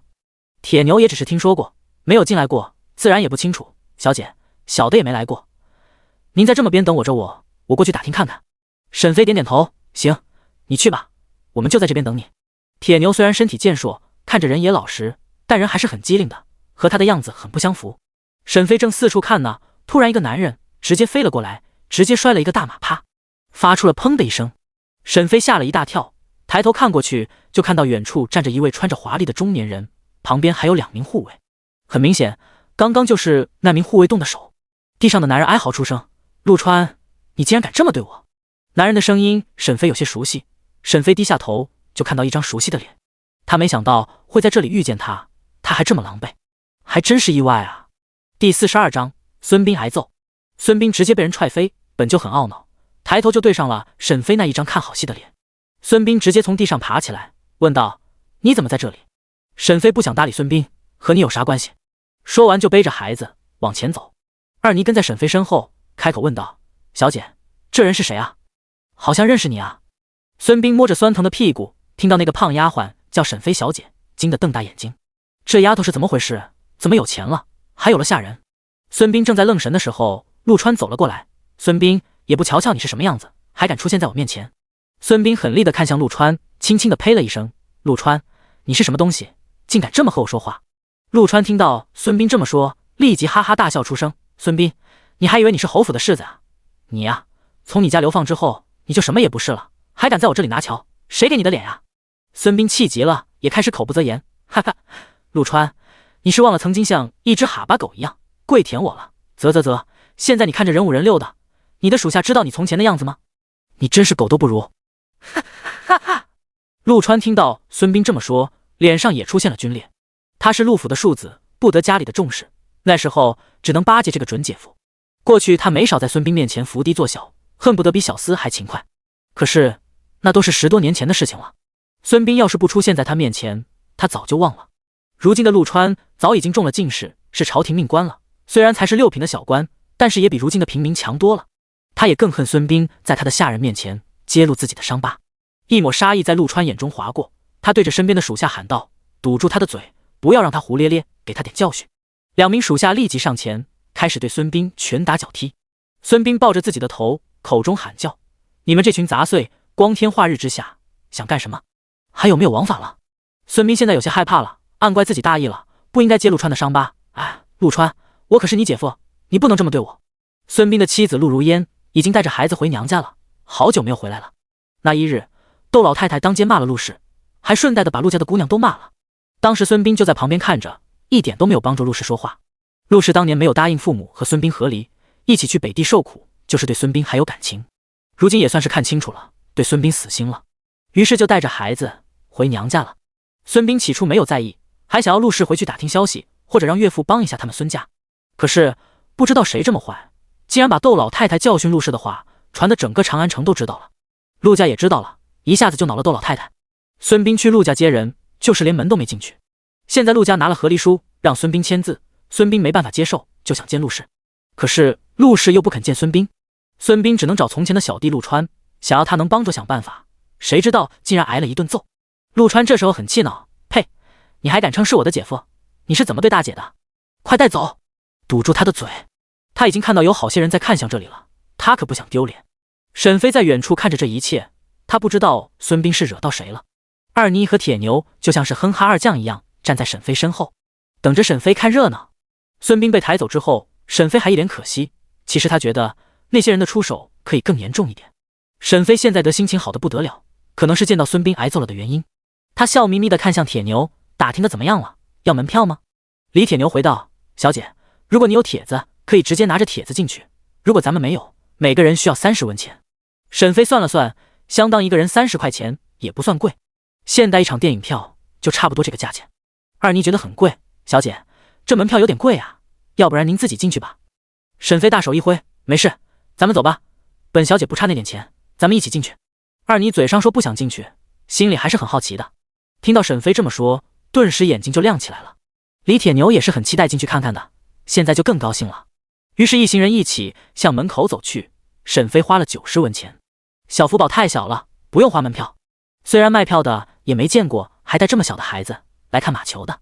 这几人的组合很奇怪，中间的姑娘年纪小小的，身材瘦弱，却是梳了妇人头，身后还背着一个孩子，身后还站着2个下人打扮的人，身材高大雄壮，一男一女，每个人看着都有小姑娘的2倍宽。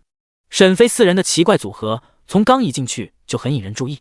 来马球场的人还是很多的，好些人家的女孩也会跟着家中的哥哥一起过来。在这古代，所有大型的活动都是有目的的，有一些人家想要相看，也会相邀一起看马球，毕竟在这个场所出来的目的也好遮掩。这时代的相亲、上香、赏花宴、踏青等等都是相亲的好借口。能来马球场的人家那都是高门大户，毕竟门票也挺贵的，普通的百姓真是1文钱掰成2半花。沈飞兴致勃勃地在场地四周走着，这时候已经来了不少人，沈飞想找一个合适的位置。这时候在看台上有一群大家小姐正聚在一起聊天。陆姐姐，这一位是谁啊？过去怎么没见过？陆儿看了一眼孙梦雪，有些不情愿地回道：这是我的表妹孙梦雪。孙梦雪此时有些战战兢兢的，她还是第一次见这些大家小姐呢，就害怕说错话。孙梦雪，从前怎么没听过？她父亲是做什么的？孙梦雪的身子一僵，脸上也出现了慌乱。第43章遇见。孙梦雪眼神祈求地看向表姐陆儿，希望她能帮着掩护一些。可是陆儿完全没有这个意思，她今天本就不想带着这个表妹来的。她满不在乎的道：哦，她父亲是孙斌，从前是昌安侯府的世子，10年前流放到北地，他们一家前不久才从北地回来。众位小姐听到陆儿这么说，看孙梦雪的眼神就变了，而且也都默默挪开了距离，不想搭理孙梦雪。孙梦雪有些委屈的看向陆儿，她不明白这个表姐为什么要这样对她。明明她们是有血缘关系的表姐妹，为什么要在这么多人面前拆穿她？于是在后来的谈话里，再也没有人好奇孙梦雪这个生面孔了，就好像她不存在一样。有几次她想插入几人的聊天中，都会被人岔过去。陆儿见状就勾起了嘴角。孙梦雪这时候见到没有人搭理她，也就把目光往人群中看去。现在马球场的比赛还没开始，因此场地周围的人还不多。沈飞这对组合实在是太抢眼了，孙梦雪一下子就看到了二妮和铁牛，主要是这俩人的块头太大了，还都是大圆脸盘子。孙梦雪的目光就被吸引过去了，等俩人一起移动，孙梦雪就看到了在前面的沈飞。沈飞很习惯把小福宝背在身后，他这个造型孙梦雪看过好多次了，那时候沈飞就经常气他。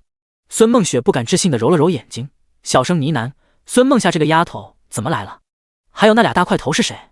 陆儿虽然和小伙伴在聊着天，也注意着小表妹的动作，看到她一直在向一个方向瞧，也很惊讶，顺着看了过去。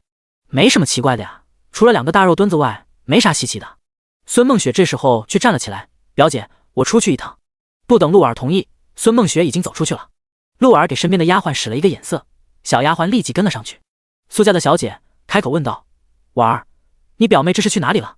陆儿不在意的道：她可能是刚从北地回来，也不懂咱们这些规矩，大家可不要笑话她。刘家小姐轻轻的用帕子在唇边摸了摸，擦掉嘴边的碎屑。婉儿，你表妹毕竟是才来，不懂这些也正常，这里人这么多，可不要出差错才好。刘家姑娘比较圆润，说这句话真是好心的提醒了。陆儿微不可察的瞪了一眼刘姑娘，觉得这人是多管闲事。多谢刘妹妹提醒了，我家下人已经跟过去了。沈飞几人终于找到了好地方，就等着马球赛开始了。谁知道这时候就听到一个鸭子叫的男生：你怎么来这里了？沈飞原本没有多在意，这里人这么多，谁知道这人喊谁呢？直到二妮小声喊道：小姐，那位公子喊你呢。沈飞转过头就看到了唐之景。哟，这不是唐公子吗？这要巧，你也来了。沈飞很熟稔的和唐之景打招呼。唐之景这次是和几个好朋友一起来的，这些人中就有赵博。赵博轻轻的咳嗽一声：怎么没看到我赵大公子吗？其他几位少年原本对于唐四公子来找沈飞就很奇怪了，现在听沈飞这样的口气和唐之景说话，就更好奇了，于是都目光炯炯地看着沈飞，等看到沈飞身后背着的孩子，就惊讶地张大了嘴巴。啊，你竟然还带了一个小孩来，他这么小，能懂什么呀？大理寺少卿家的小公子开口道。唐之景的这些朋友都是长安城内大官人家的孩子，同样的也都不是嫡出的。在这个时代，嫡子和庶子的待遇还是很大的，他们有不同的圈子，很少有嫡子和庶子混一个圈子，除非那人家是太好了，才有小官的嫡子来巴结上层官宦人家的庶子。这些少年中，唐之景作为唐国公府比较受宠的庶子，还是有一帮小弟的。沈飞看着问话的人，也就13、14岁的样子，没有在意，直接回答道：娃娃要从小抓起，我希望我儿子可以和你们一样，将来也来打马球。沈飞掂了掂小福宝，仔，长大后要像这些大哥哥一样，好不好？众少年，这是不是差辈了？这丫头，该不会是在占我的便宜吧？唐之景想到那日回家和母亲说了三哥的秘密，但是好几天过去了，一点动静都没有，这让唐之景很好奇。沈姑娘，你怎么没去找我三哥啊？其他的少年听到唐之景这么问，心中大惊，视线齐刷刷地看了过来。唐国公府的三少爷和这女人是什么关系？这姑娘虽然年纪小，但是也是梳起了妇人头，那就是成亲了。这瓜真大啊！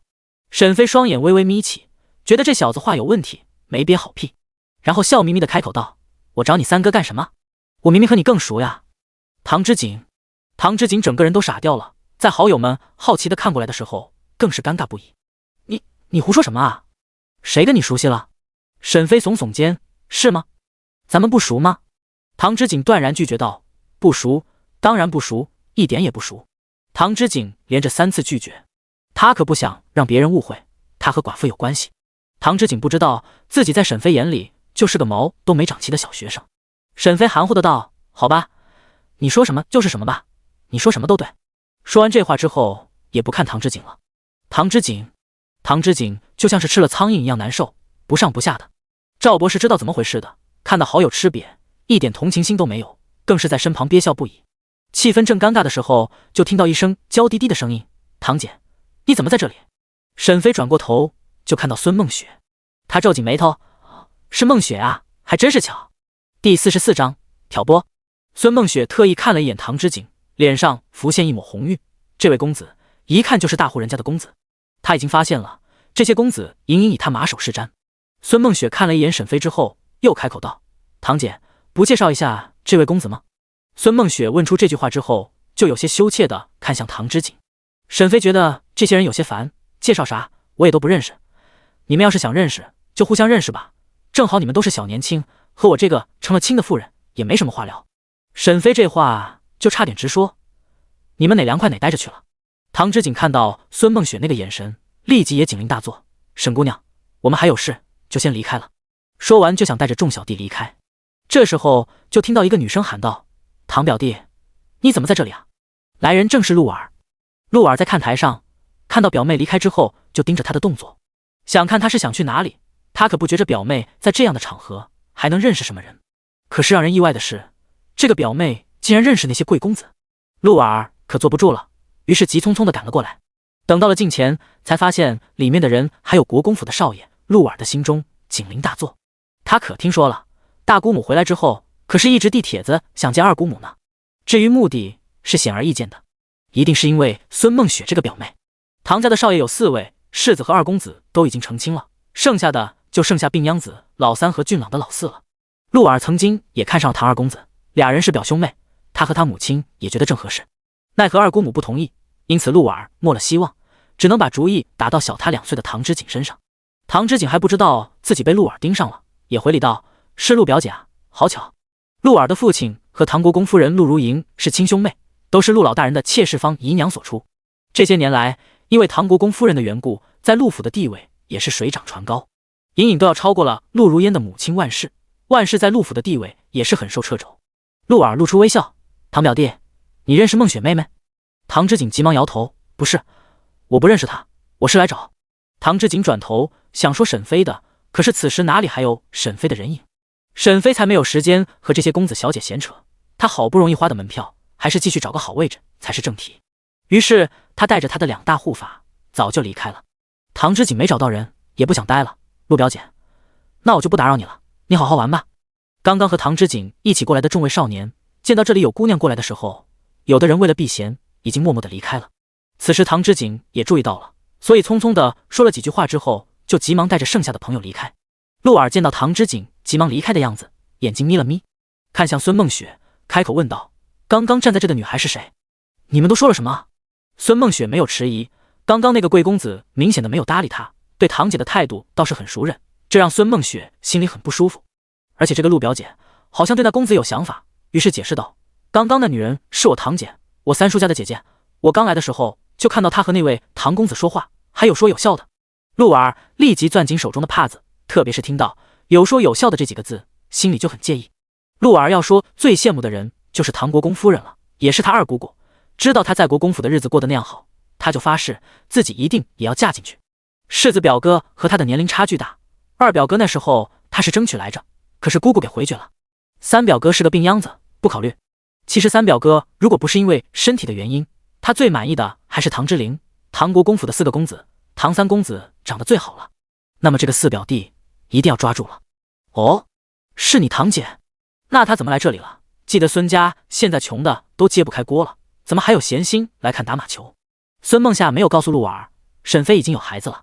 他摇了摇头，这我就不清楚了，我离开孙家也好久了。陆儿见问不出什么，就说道：“表妹，你第一次来，不要乱跑了，要是出了意外就不美了。”孙梦雪点头：“是，表姐，我知道了。”陆儿走到小丫鬟身边，在她耳边语几句，小丫鬟直接跑了。陆儿直接带着孙梦雪回了看台上。此时马球场上已经开始了，双方打得也激烈，沈飞看得也特别过瘾。看着那些人在马上灵活的动作、帅气的姿势，沈飞有些心动。在这一刻，看到这些鲜衣怒马的少年郎，沈飞是真真切切地感受到他来到了古代，他来到了这个时代，再也回不去了。看到这些人这么恣意，这么洒脱，沈飞有些羡慕。他来这个世界的目的是什么？他又能做什么？沈飞有些迷茫。沈飞在瞎想的时候，突然感到背后一热，有液体从衣服上往下流。糟了，看得太入迷，把仔仔忘了，也没给他把尿。二妮见到沈飞裙子都湿了，小姐，你裙子怎么湿了？是不是小少爷尿了？沈飞无奈的点头，确实是尿了。沈飞这一刻也没有闲心七想八想了，小福宝的尿浇醒了他，让他没时间悲伤春秋和无病呻吟。他在这个世界的目标就是要养好他的好蛋儿。沈飞有些感慨，他这是直接跳过恋爱和结婚，直接到了生仔还没老公，真是一步到位，到了最佳状态。二妮知道沈飞没有带其他的衣服，提议道：“小姐，咱们回去吧，比赛也看得差不多了。”二妮除了一开始感兴趣之外，就觉得没意思了。一帮人追着一个小球打来打去了，太无聊了，还不如在家吃大肉包子呢。出门前，刘婶子都说了，晚上要包肉包子。第45章，沈玉受伤。沈飞点头，走吧，热闹也看过了，主要是沈飞后背都湿了，湿哒哒的，太难受。沈飞三人直接离开了马球场，这让陆儿派过来的人很着急，他真是找了好久，也没有发现翠柳说的非常好认的人。这里哪有俩大肉墩子呀，全都是瘦子，好不好？沈飞不知道，因为小福宝一泡尿，还让他少了麻烦，否则被陆儿给盯上，只靠现在的沈飞是没办法对抗的。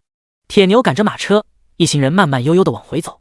沈飞开口问道：“铁牛，少爷是什么时候放学？咱们是不是能顺路把他接回来？”铁牛看看太阳，时间差不多，要是小姐不介意，咱们可以先去接少爷。好，那就把沈玉一起接回来。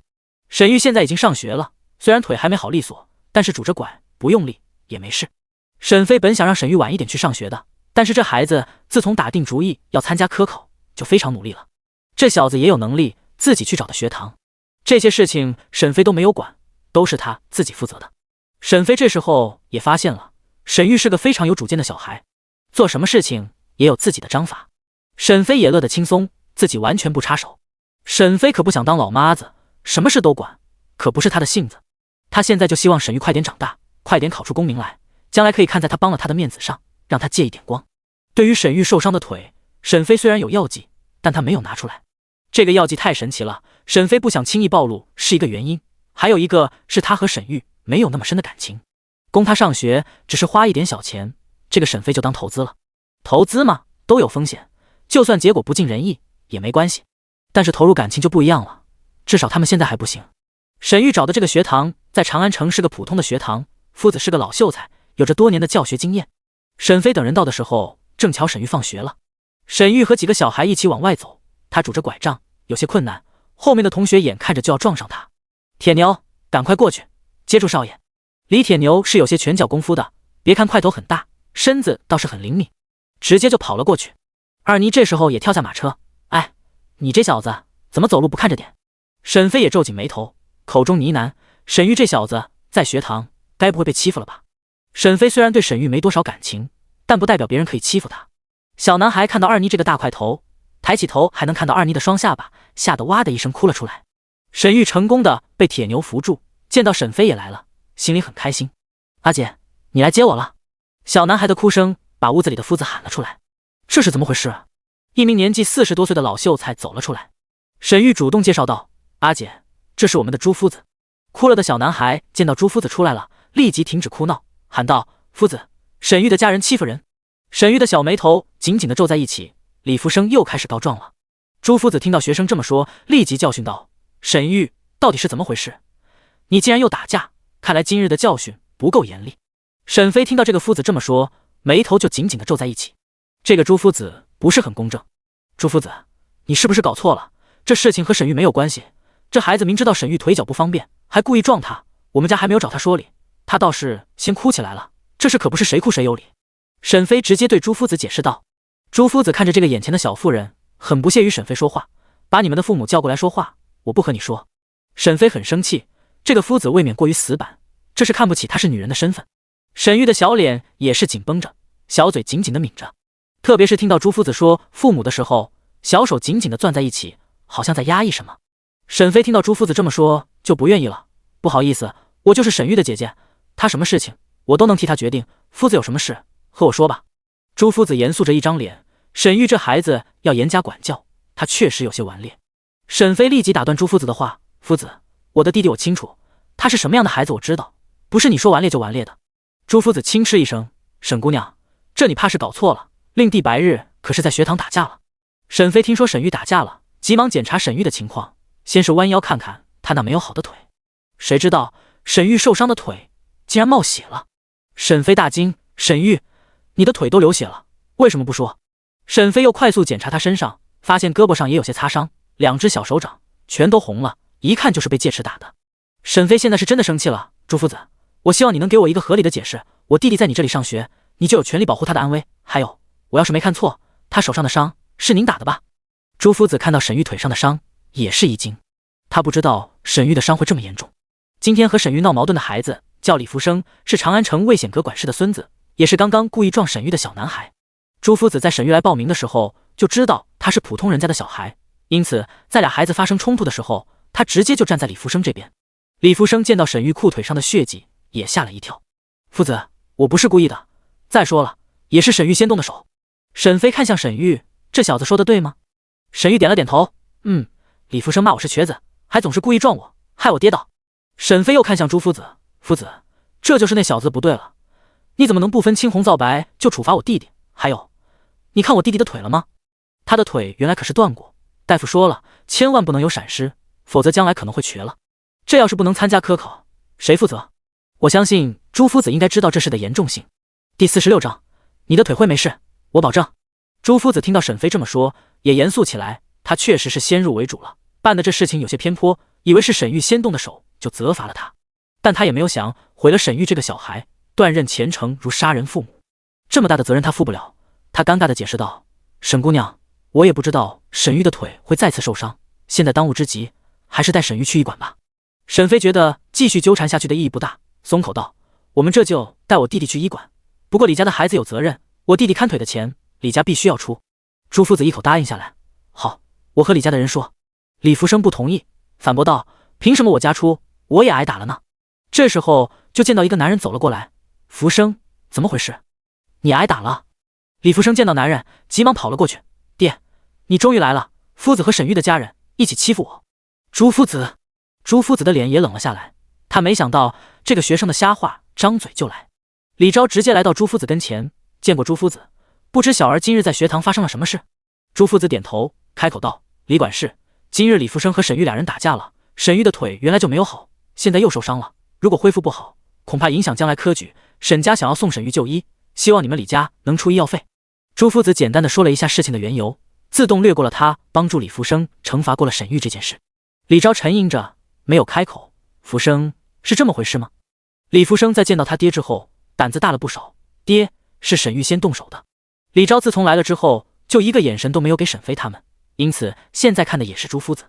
朱夫子，看来这件事情和小儿无关呀，也不是小儿的责任。沈飞算看出来了，这个男人也不是好人，至少是揣着明白装糊涂。李管事，是吧？这就是你们家的不对了，本就是儿子先开口骂人，还故意撞腿受伤的同学，非常顽劣。如今我弟弟腿再次受伤，只要你们出一些医药费，都是看在同窗的面子上了。现在你们就连这么简单的事情都不答应，未免太过分了。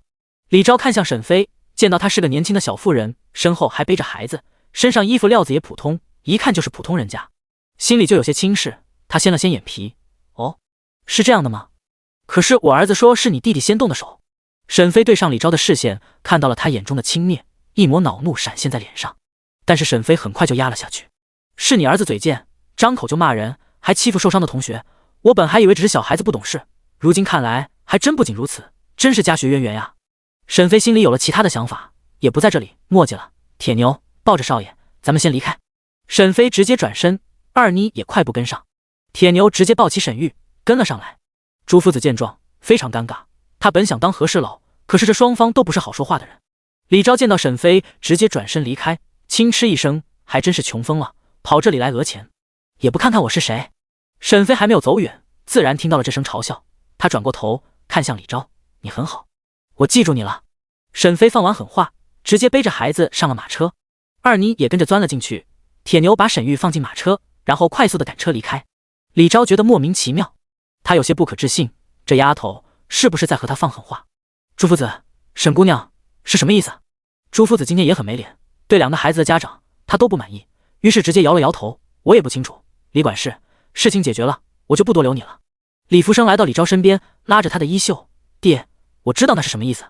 哦，爹，我每次放狠话就是这样的口气，只不过我的话会更有气势。李昭，哎，这糟心的孩子。沈飞几人在马车上，铁牛，咱们先去附近的医馆。好的，小姐。马车的速度很快，于是来到了沈玉第一次看腿的医馆。铁牛直接抱着沈玉下来，沈飞和二妮俩人直接从马车上下来。铁牛，前面带路，先进去。铁牛抱着沈玉进来，上次接待沈玉的小药童还认识沈玉，看到他腿上露出的血迹，急忙走过来问道，怎么回事？腿怎么又出血了？沈玉皱着小眉头，有劳老大夫过来给我看看。小药童噔噔噔的跑了进去，爷爷，来病人了，是上次瘸腿的小孩。小药童的年纪也不大，和沈玉差不多大，现在却叫沈玉小孩。老大夫走了出来，吩咐道，把这孩子放在这边的床上。铁牛直接把沈玉放下，让老大夫检查。老大夫对着沈玉的腿开始检查，然后又一阵摸索，这里疼不疼？不疼。那这里呢？疼吗？啊，疼，这里疼。沈玉的小脸已经冒汗了。沈飞急忙走过来，大夫，我弟弟的腿怎么样？严重吗？老大夫满脸凝重，小姑娘，上次这少年的腿就是重新断腿接的，已经告诉他要好好的养着，不要用力，要格外小心照顾。沈飞听到这里，心就是一沉，大夫，那现在怎么办？有没有影响？现在接口有点移位，让孩子忍着点，我再给正一正，以后千万要小心了。还有我也不能保证现在孩子的恢复情况。沈玉猛地看向老大夫，大夫，我的腿真的要瘸了吗？老大夫看着沈玉的小脸，看着他满眼期待的眼神，有些不忍，只能含糊道，放心，没事，咱们先正骨。然后看向铁牛，那个大块头，来帮我一个忙，按着小公子。铁牛走了过来，好的，大夫。沈飞看着沈玉可怜巴巴的小脸，出声安慰道，沈玉，你不用担心，我保证你的腿万无一失，一定能恢复正常。老大夫，哟呵，小丫头口气不小呀，老头子我都不敢保证呢。第47章，目标就是赚钱。沈玉并没有被沈飞安慰到，可能是沈玉看到过沈飞那摆烂的生活，还有不着调的性子。他现在眼巴巴地看着老大夫，大夫，我这次一定会听你的，在腿好之前不乱动了，希望您一定要保住我的腿。老大夫看着沈玉眼巴巴的小脸，心里有些不忍，一会儿会很疼，你要忍着点。沈玉点点头。老大夫拿个干净的木牌递到沈玉嘴边，咬着。沈玉听话照做，老大夫在沈玉的腿上开始摸索，然后就听到沈玉发出呜呜的声音，此时他的眼睛已经流出了眼泪。沈飞看到沈玉这样，心里很心疼，李家的人太过分了，必须要给他点教训才行。1个钟之后，老大夫终于是把沈玉的腿包好，此时老大夫的额头也都是汗珠，这次可千万不能乱动了。行了，回去好好养着吧。老大夫叮嘱道。沈玉此时是眼泪和汗水都有，衣服后面更是湿了一片。沈飞有些心疼，吩咐道：“铁牛，把少爷抱到马车上。”沈飞直接开口问道：“大夫，咱们得诊费是多少钱？”算上开的7服药，一共20两银子。沈飞没有迟疑，直接拿出了20两银子给了老大夫。在长安城看病本就不便宜，这次沈玉的腿还多亏了这老大夫了。沈飞一行人回到家的时候，天已经黑了。李姑姑早就等在门口了，她真是担心坏了。小姐白日出去就没回来，还有少爷到了下学的时间也没有回来。李姑姑急得转圈圈，终于看到铁牛的马车，急忙迎了上来：“是小姐回来了吧？”二妮回道：“李姑姑，是我们回来了。”李姑姑焦急道：“小姐，少爷现在还没回来，刘三哥去接人，说人早就走了。”李姑姑急得六神无主，她担心沈玉，要比担心沈飞他们强多了。这孩子不知道去哪里了。姑姑，我没事，我和阿姐在一起呢。沈玉虚弱的声音从车厢里传出来。李姑姑觉得不对，急忙一把拉开车帘子：“少爷，你怎么了？”等看到沈玉的腿直挺挺的放着，又被重新固定住，喊道：“少爷，你的腿难道又受伤了？”李姑姑大惊，上一次她和沈玉一起去看的大夫也知道老大夫的叮嘱。沈飞见到李姑姑这样，轻轻的皱了皱眉头。李姑姑担心沈玉这一点，她是知道的，可是李姑姑更多时候是以沈玉的安危为主，这也是沈飞不会把仔仔留在家里让他照顾的原因。如果真要需要选择的时候，李姑姑一定会毫不犹豫的抛弃仔仔，选择沈玉的。铁牛，把少爷抱回自己的房间吧，好好的照顾着。李铁牛从善如流的听着沈飞的吩咐。等沈玉被抱走之后，沈飞才背着孩子下了马车。小姐，我去给你准备热水。二妮开口道。沈飞点头，好，再去吩咐刘婶子把饭菜送到我的屋里，我饿了。二妮摸了摸肚子，她也饿了，于是一溜烟的跑走了。沈飞直接抱着孩子回了自己的房间。沈飞在车上已经给小福宝喂了奶水，毕竟小孩子不能饿着。小福宝睁着圆溜溜的眼睛看着沈飞，沈飞也没有着急换衣服，毕竟烧热水还需要一些时间。他给小福宝换了新的尿布，重新包好了，然后把他举高了，视线齐平，对上小福宝圆溜溜的大眼睛，仔仔仔仔。小福宝也露出了无耻的笑容，啊呀的叫了起来。沈飞看到小福宝露出的牙花子，心情也好了不少，在心里安慰，这人嘛都是相处出来的，实在不行那就换一批人。这时候房门被轻轻的敲响，小姐，饭菜好了。沈飞听着这个声音，知道这是刘婶子的女儿小喜。进来吧。小喜虽然才10岁，但是在原来的府里也是被人调教过的，因此也是非常懂规矩的。小喜把饭菜送上来，然后摆在饭桌上。饭菜摆放好之后，并没有立即离开，而是站在一边。沈飞猜测他是在等着他用完餐之后好收拾。沈飞不仅想自己洗澡，也希望给仔仔洗澡，于是问道：“小喜，你弟弟呢？”小喜的弟弟小双今年也才8岁。沈飞觉得小双和小喜的年纪都太小了，就没有吩咐他们做事，因此这俩孩子都是听刘婶的安排帮着跑腿的。小喜不知道沈飞是什么意思，害怕他们是做错了什么，小心翼翼地回道：“我弟弟在厨房呢，帮着看火。”小喜，你有照顾小孩的经验吗？沈飞想给仔仔找个小丫鬟，在他看不到的地方时刻跟着仔仔。小喜看到被放到床上的小少爷，点了点头：“奴婢照顾过弟弟。你弟弟小双和你的年纪差的不大吧？”小喜明白沈飞的意思，奴婢曾静还有个弟弟，比我小6岁，不过他没了。沈飞点头：“那好，小喜，你以后就是福宝的丫鬟了，以后白日在家，你要一直跟着小福宝，明白吗？”小喜点头：“奴婢知道了。”好，那你先去打一盆洗澡水来。沈飞觉得自己可以慢慢培养他的人，等到他赚钱了，就再养一批人。下午的时候，沈飞还在马球场迷茫呀，感慨呀，悲伤呀，现在终于没心思想那些了。他现在的目标就是赚钱，提高在这个世界的地位，争取不被别人欺负，就算被欺负了，也要有能力反抗。这些都是沈飞想要做的，不过事情要一步一步来，不能操之过急。小喜打好水之后，沈飞看着他给小福宝洗澡，发现这孩子心很细，手也很巧，就是给小福宝换衣服都换得有模有样。沈飞很满意：“小喜，你很好，以后白日你就帮我一起照顾小少爷。”小喜很开心，他被安排了工作，表示主家要重用他了。他兴奋地点头：“小姐放心，我会照顾好小少爷的。”第48章新的安排。沈飞吃过晚饭，然后又梳洗了一番。小福宝已经睡着了，小喜依然在床边看着。沈飞有事情要安排，就开口道：“小姐，你在这里照看小福宝。”“是，小姐。”沈飞走出房门，吩咐道：“二妮，你去把刘叔和李大叔请到前院的书房，我有事吩咐。”二妮晚上吃了好多大肉包，正在院子里消食。好的，小姐。等刘三全和李军俩人来到书房的时候，沈飞已经坐在上手喝茶了。刘三全现在是管着外面的一切事情，但是这段时间沈飞很放权，事情也很少过问。刘三全有拿不定主意的事情，有的还是找沈玉去定夺的。李大叔更是没被沈飞主动找过。沈飞那段时间确实是很偷懒，什么事情也没有过问。刘三全和李军不敢轻视沈飞，虽然这个家早晚是少爷沈玉的，但是大小姐的安排也要听。沈飞从来没有在这些下人面前说过沈玉不是他亲弟弟，因此家里的下人并不清楚沈飞和沈玉俩人的真实关系。但是今天李姑姑的态度让沈飞知道，很多事情确实是要说清楚才好。自己无所谓，但是仔仔不同。刘三全和李军俩人主动打招呼：“大小姐。”“大小姐好，不知道找小的们过来是有什么吩咐？”沈飞轻轻地敲击桌面，上下打量两人：“你们来了也有一段时间了，觉得家里怎么样？”刘三全和李军互相看了一眼，俩人眼中都有一些疑问，不知道沈飞有什么问题，为什么这么问。刘三全人更圆滑一些：“大小姐您待人宽和，在家里自然是好的。”李军也点头：“是，很好。”沈飞点头：“那就好，有什么不便的事情都可以报到我这里。少爷的腿受伤了，很多事情可以不用请示他了。还有少爷以后也要以学业为重，你们有事直接找我就好。”刘三全和李军又互相看了一眼：“是，大小姐。”沈飞继续开口：“刘叔，你说一下长乐村的情况吧，还有马家三父子在那边是什么情况？”“是，大小姐。”长乐村的房子已经完工了，剩下的钱属下已经给了赵师傅，房子现在还在晾晒，等房屋的墙面干了就可以入住。除了原定的5间房子，工人们又在后院建了一排屋子，供家里的下人使用。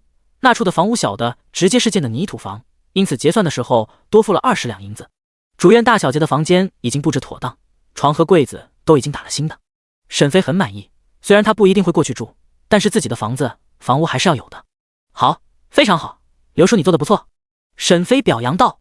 刘三全对于沈飞的表扬很高兴，至少从前的主子很少这么积极正面的表扬。只不过过去的主子虽然嘴上不说，但会打赏钱财，如今的主子只是纯表扬，干巴巴的是嘴上说说，但他在大小姐的神情上可以看出他是真心的。另一个原因是沈家人口简单，没有打骂，小儿子和小女儿在家里受到的待遇也不错。刘三全已经不挑了，还有家中的田地，按照大少爷的吩咐，已经在村中雇佣了一些村人，把土地都翻了一遍。如今正是要种植冬小麦的时候，咱们是不是要种冬小麦？沈飞摇了摇头：“不用，我有想种的东西，种什么东西我会过去指导。”刘三全：“大小姐会吗？”他不觉得大小姐会种地。“大小姐，这田地是不是要重视一些？如果种得不好，恐怕会没有收成，1年就白忙活了。”沈飞，他这是被质疑了。不过也可以理解，那就拿出10亩地给我做实验，其他的地块种植冬小麦吧。沈飞从前见过惠恩师姐做实验，他还被拉过去帮忙育苗。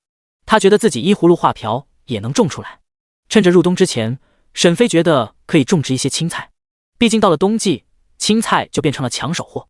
刘三全见到沈飞坚持，就不再劝阻了：“好，小的明日带大小姐过去看看。”这边事情结束了，沈飞又看向李军：“李大叔，我这边有个事情需要您做。”李军已经闲了有一段时间了，白日没事，他就会溜达的去长乐村，看看能帮上什么忙，晚上才会回来。“小姐，请吩咐。”“是这样的，沈玉在那个学堂有个同窗叫李福生的，他爹好像是个小管事，你帮我去查查他家的底细。李大叔毕竟曾经是走镖的，不仅见过世面，会功夫，更会察言观色。”沈飞不得不承认，沈玉选人的眼光不错。李大叔点头：“是。李大叔，查一下那家的底细，还有查查他们背后有没有大人物做靠山，先不要轻举妄动。”“是，小的明白。”“那好了，你们先下去吧。”刘三全和李军下去之后，沈飞站起身，打算去看一下沈玉。沈飞还是从空间里拿了一瓶药剂，然后打开，倒在了碗里，碗中呈现出诡异的蓝色。沈飞直接带着那碗药去了沈玉的房间。沈玉此时也是和李姑姑说着话：“姑姑，你今日太护着阿姐了。”李姑姑也有些懊恼，她太着急少爷的身体了，把大小姐和小少爷给忘了。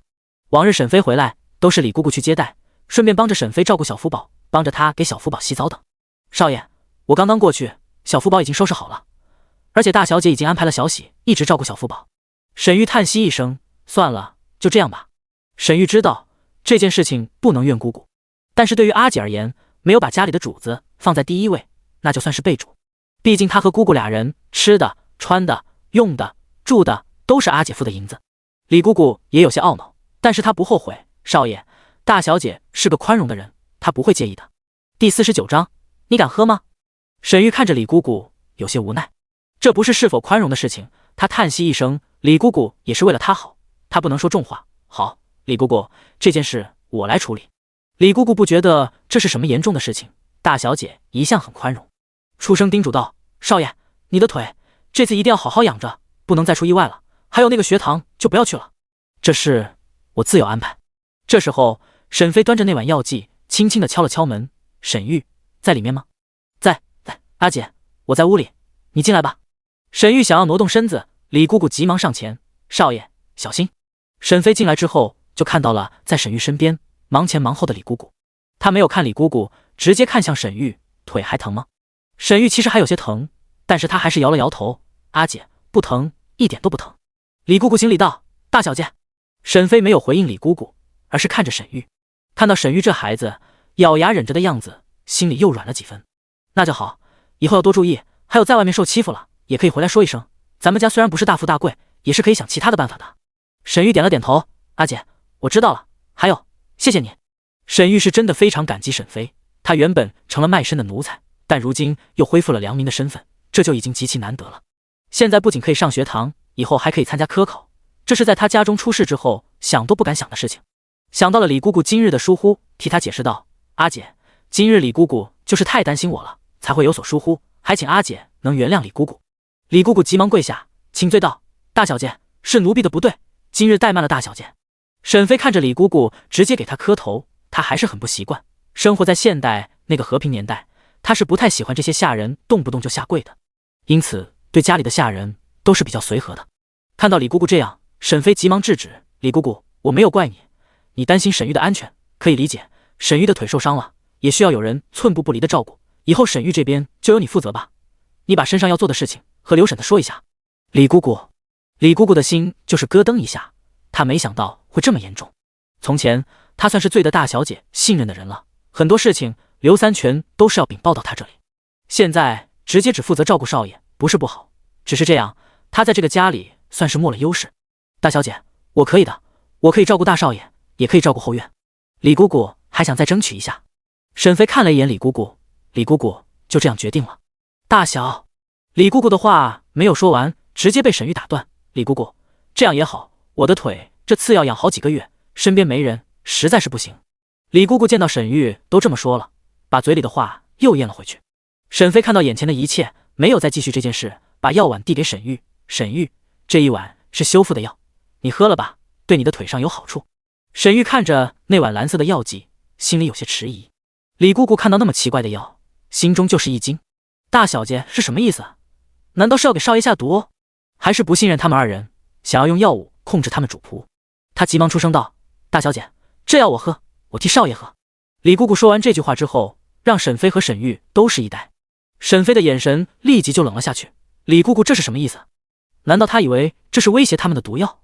沈玉在听到李姑姑这么说的时候，就知道糟了。他立即出声道：阿姐，给我吧，我喝。沈飞要不是已经把药剂从瓶子里倒出来了，还真不想给人了。这药剂他随便卖一支都是几千两银子。沈玉，这药你敢喝吗？沈玉坚定的点头：我信阿姐。李姑姑恳求道：少爷。沈玉这时候的视线也冷了下来：李姑姑，我自有决断。李姑姑不敢再劝，只能无奈的低下头。沈飞把药剂递了过去，这药就是看着奇怪，喝了之后你的腿会好得更快。沈玉没有犹豫，接过药碗，一口就喝了下去。一碗药剂下去之后，沈玉是什么味道也没感受到，他还以为颜色这么怪的药水会是苦的，可是这药就像水一样。阿姐，这药怎么没味？就是这样，好了，你好好养着吧，不用1个月，你的腿就会好的差不多。还有，喝了这药之后，你以后就可以百毒不侵了。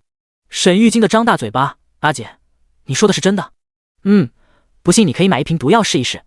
沈飞说完这话之后，就直接离开了。沈飞走后，李姑姑直接走过来：少爷，你感觉怎么样？沈玉觉得很神奇：李姑姑，我的腿不疼了，应该是药剂发挥了作用。李姑姑大喜，那就好，那就好。沈玉想到什么，直接吩咐道：“李姑姑，你去把那个钱匣子拿出来，给阿姐送过去。”李姑姑有些懊恼，她不仅做错了，也说错了，还质疑了大小姐的用心。当初沈飞怕麻烦，直接当了甩手掌柜，还给了沈玉500两银子，让他当家和买人。现在还剩下一些。既然沈飞说了那样的话，沈玉也痛快，就让李姑姑直接把钱送回去。李姑姑这次没有推辞，是少爷，我这就送过去。还有账本也一起送过去。沈玉虽然年纪小，但是做事还是很有章法的。钱到手之后，每一笔花销他都记得很清楚。沈飞接过李姑姑送过来的账本和钱匣子，就叮嘱道：“姑姑，以后要好好照顾沈玉，等他的腿好了之后，我会再重新给他选一个学堂。”李姑姑有了沈飞的保证，心里又放松下来，多谢大小姐。第50章，惦记药剂。第二日清晨，沈飞早早就起来了。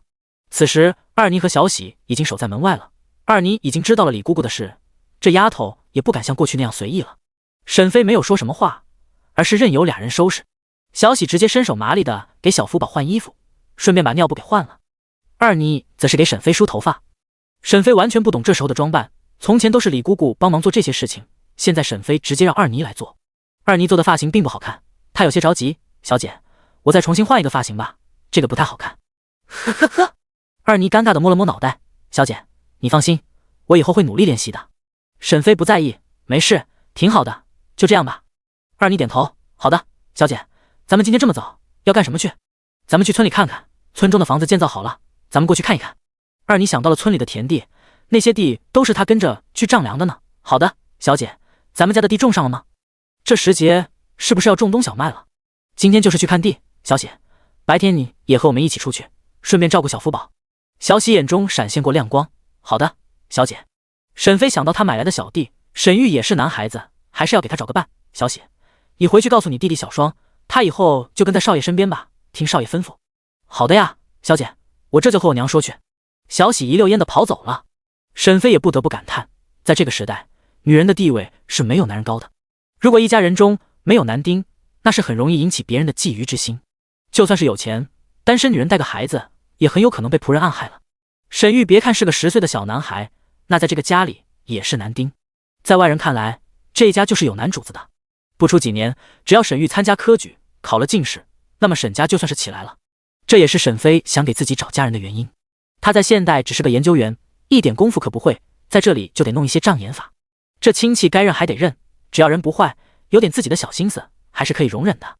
毕竟在面对真正的陌生人的时候，总会强一些。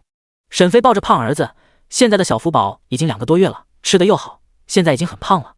沈飞本来就不高，不到1.6米，这个身体也没多少肉，因此抱着小福宝的时候没有过去轻松了。“仔仔，你要是再长胖一点，妈妈就要抱不动你了。”沈飞和小福宝说话，听到沈飞在和他说话，也啊啊的回答他。沈飞觉得很有意思，他现在已经没有一开始刚穿过来的时候那样手忙脚乱，现在他已经慢慢习惯了有仔仔的存在。在家里的时候，他会放心孩子有小喜看一下，只要是出门，那是一定会带着孩子的。家里现在这么多人，他不相信任何一个人。众人吃过早饭之后，铁牛已经驾着马车等在外面了。沈飞带着孩子、小喜、二妮都一起上了马车，刘叔和铁牛坐在车外边，一行人浩浩荡荡的出发了。李姑姑见到众人都出门了，她也不知道是干什么去了，这心里就有些不是滋味。她来到沈玉身边：“少爷，大小姐他们都走了，也不知道干什么去了。”沈玉这时候正坐在床上，身后靠着被子，他的腿不敢移动，因此他也不打算下床了，手中拿着书，想着朱夫子讲的课程。现在听到李姑姑的念叨，就皱了皱眉头：“姑姑，阿姐出门一定是有事要办，没准回村里去了。”沈玉不像李姑姑那样没有安全感，她现在感觉腿上的伤愈合的速度比从前快，她感觉应该是那神奇蓝色药水的作用。从前她的腿也断过，那时候愈合的速度可没这么快。那药一定是非常珍贵的药，价值一定不菲，否则不会有这么好的功效。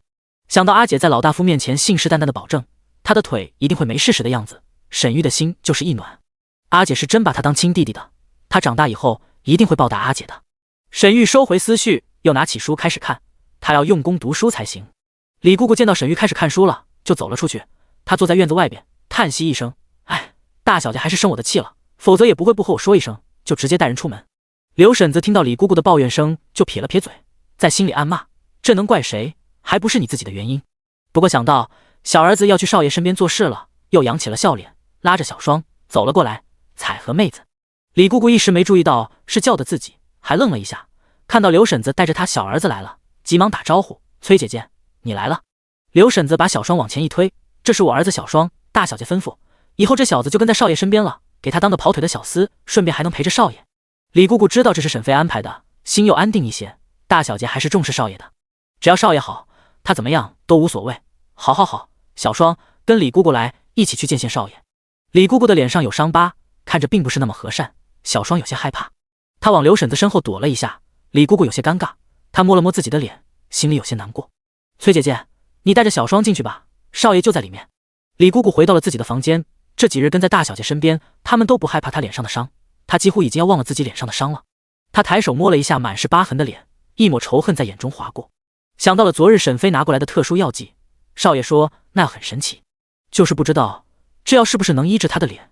哎，就是不知道那神药大小姐还有没有了，是不是也可以给我一碗喝？那么奇特的颜色，一定是好药。李姑姑在口中呢喃。第51章，简单粗暴的办法。沈飞等人到了长乐村的时候，沈家的大门外已经围了一群人。沈飞没有下车，主要是人有点多，他吩咐道：“刘叔，你先去看看那些人是怎么回事。”这么多村人过来，沈飞不知道这是发生了什么事，他拉开车帘子往外看。刘三全急忙挤了进去，问道：“怎么回事？都围在这里干什么呢？”长乐村的人见到刘三全，知道他是沈家的仆人，而且这人也在村子招过人干活，所以就七嘴八舌地说道：“刘先生，你家门口来了一个疯婆子。”疯婆子人在哪里？被马兄弟给带进去了。刘三全从前是在大户人家做管事的，因此给人的感觉和种地的村民很不一样。长乐村的村民都喊他刘先生，刘三全也比较喜欢这个称号。至于马家三父子，那就是普通的百姓，原来就是种地的，因此马家三父子和村民相处的就比较融洽了，也没有距离感。刘三全急忙走进后院，他知道马六是不敢把人带进主人的房间的，于是在后院，刘三全终于看到了被村民说的疯婆子，那是个满头白发的女人，脸色枯黄，身上脏污。马六见到刘三全过来，急忙走过来：“刘三哥，你来了。”“我和大小姐一起过来的，这人是怎么回事？”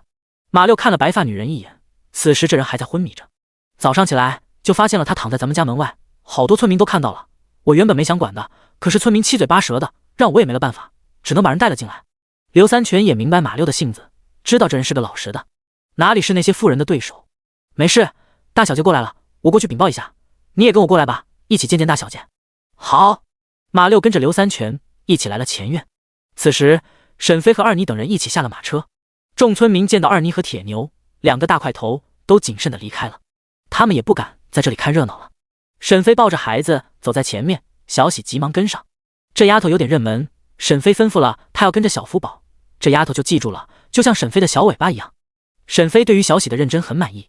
沈飞直接去了最大的房间，这个一看就是他的屋子。屋子里的布置很不错，刘三全做得很好，屋子里已经准备了被子。沈飞把小福宝放在床上：“小喜，你看着小福宝。”“是，大小姐。”小福宝此时已经睡着了，就算沈飞把他放在床上，这孩子都没醒过来。沈飞已经在人群中听到了这些人的议论声，他走到后院的时候，就看到刘三全和马六走了过来。“小的见过大小姐。”马六主动行礼。沈飞点了点头：“刘叔，咱们这里的房子有遗失的地方吗？”“有的，就在前院，里面有个堂屋。”“好，带路吧。”三人一起到了堂屋之后，沈飞坐在上首，刘三全和马六都站在下面。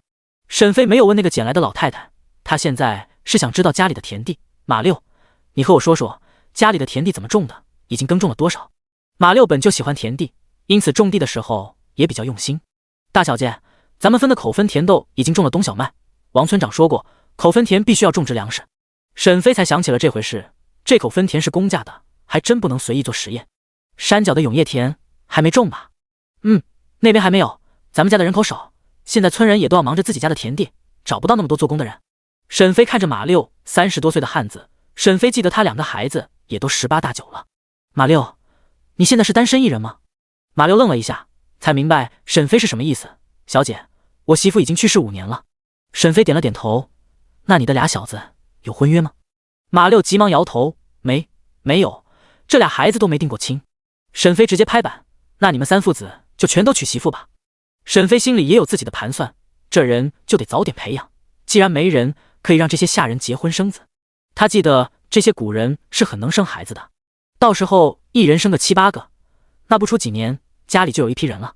到时候仔仔也长大了，身边也有可以信任的人。马六，什么？一起成亲？连个人都没有，怎么成亲？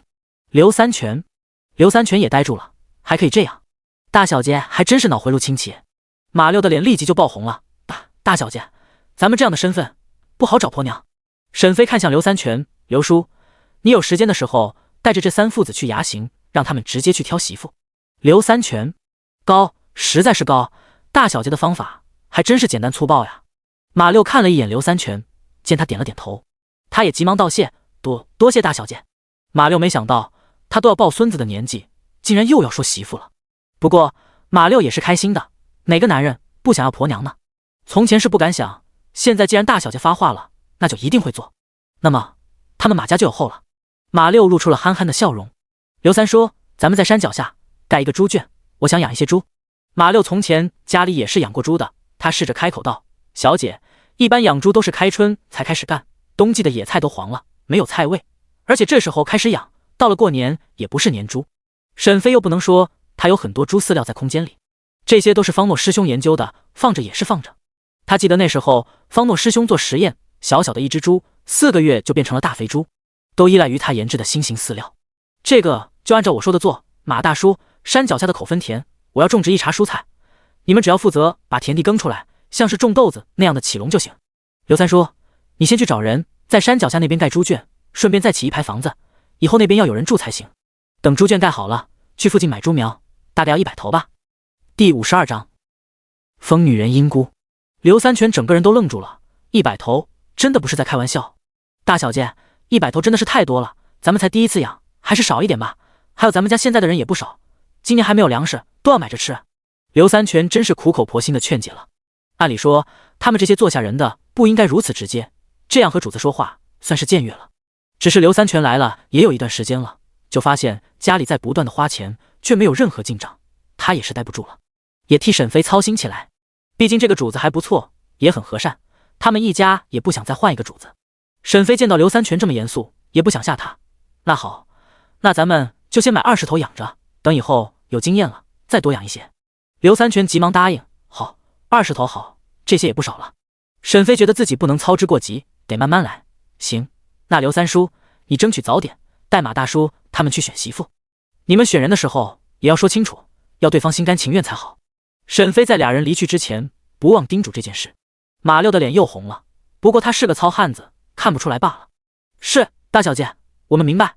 刘三全也回道，明日就去办，到时候把我的婆娘也带着，她去了更好说话。沈飞点头，好，那就这样吧，你们去忙吧。至于沈飞为什么直接买人，一个原因是马大叔他们是奴仆，平民百姓家的姑娘是不会嫁进来的。第二个原因，这样的办法最有效快速，而且拿着他们的卖身契，至少他们不敢轻易的做坏事。沈飞安排好之后，回屋子看了一眼小福宝。小福宝没有醒过来，还在呼呼大睡，小喜在旁边看着他，顺便给他赶苍蝇。沈飞满意的点了点头，小喜这丫头还不错，非常细心。沈飞也是发现了，二妮这丫头做不来细致的活，她现在已经跟着铁牛俩人去了地里，这俩人的吨位大，那力气也大，都被刘三叔叫走了，分配到地里拉犁去了。刘三叔是抠门的紧，现在已经自发的替主子省钱了。现在的沈家就是他们的家，虽然如果在这里待不下去，可以换一个主家，但主家和主家还是不一样的。有的人家卖身契给了主子，打骂都是小事，说不准什么时候就没命了。刘三全的小儿子就是那么没的，最后主家还嫌弃他们晦气，把他们一家人给卖了。沈飞并不知道刘三全的想法，只知道刘家的几个人做事情用心，非常可靠。沈飞现在没事，终于有时间来后院了。他在几个房间里找了找，终于看到了村民说的疯婆子。这时候这人已经醒了，看到沈飞之后有些瑟缩。沈飞走了进来，你别怕，我是这家的主人，你是谁？疯女人看到沈飞是个小姑娘，也没有放松警惕，是你救了我。沈飞摇了摇头，不是，是你昏倒在我的家门口，家里的仆人把你带回来的。疯女人看着沈飞，一动不动的，没有道谢。沈飞感觉这人不是疯子，就是穿着脏污罢了。既然你醒了，就赶快离开吧。疯女人看了看四周，你能收留我吗？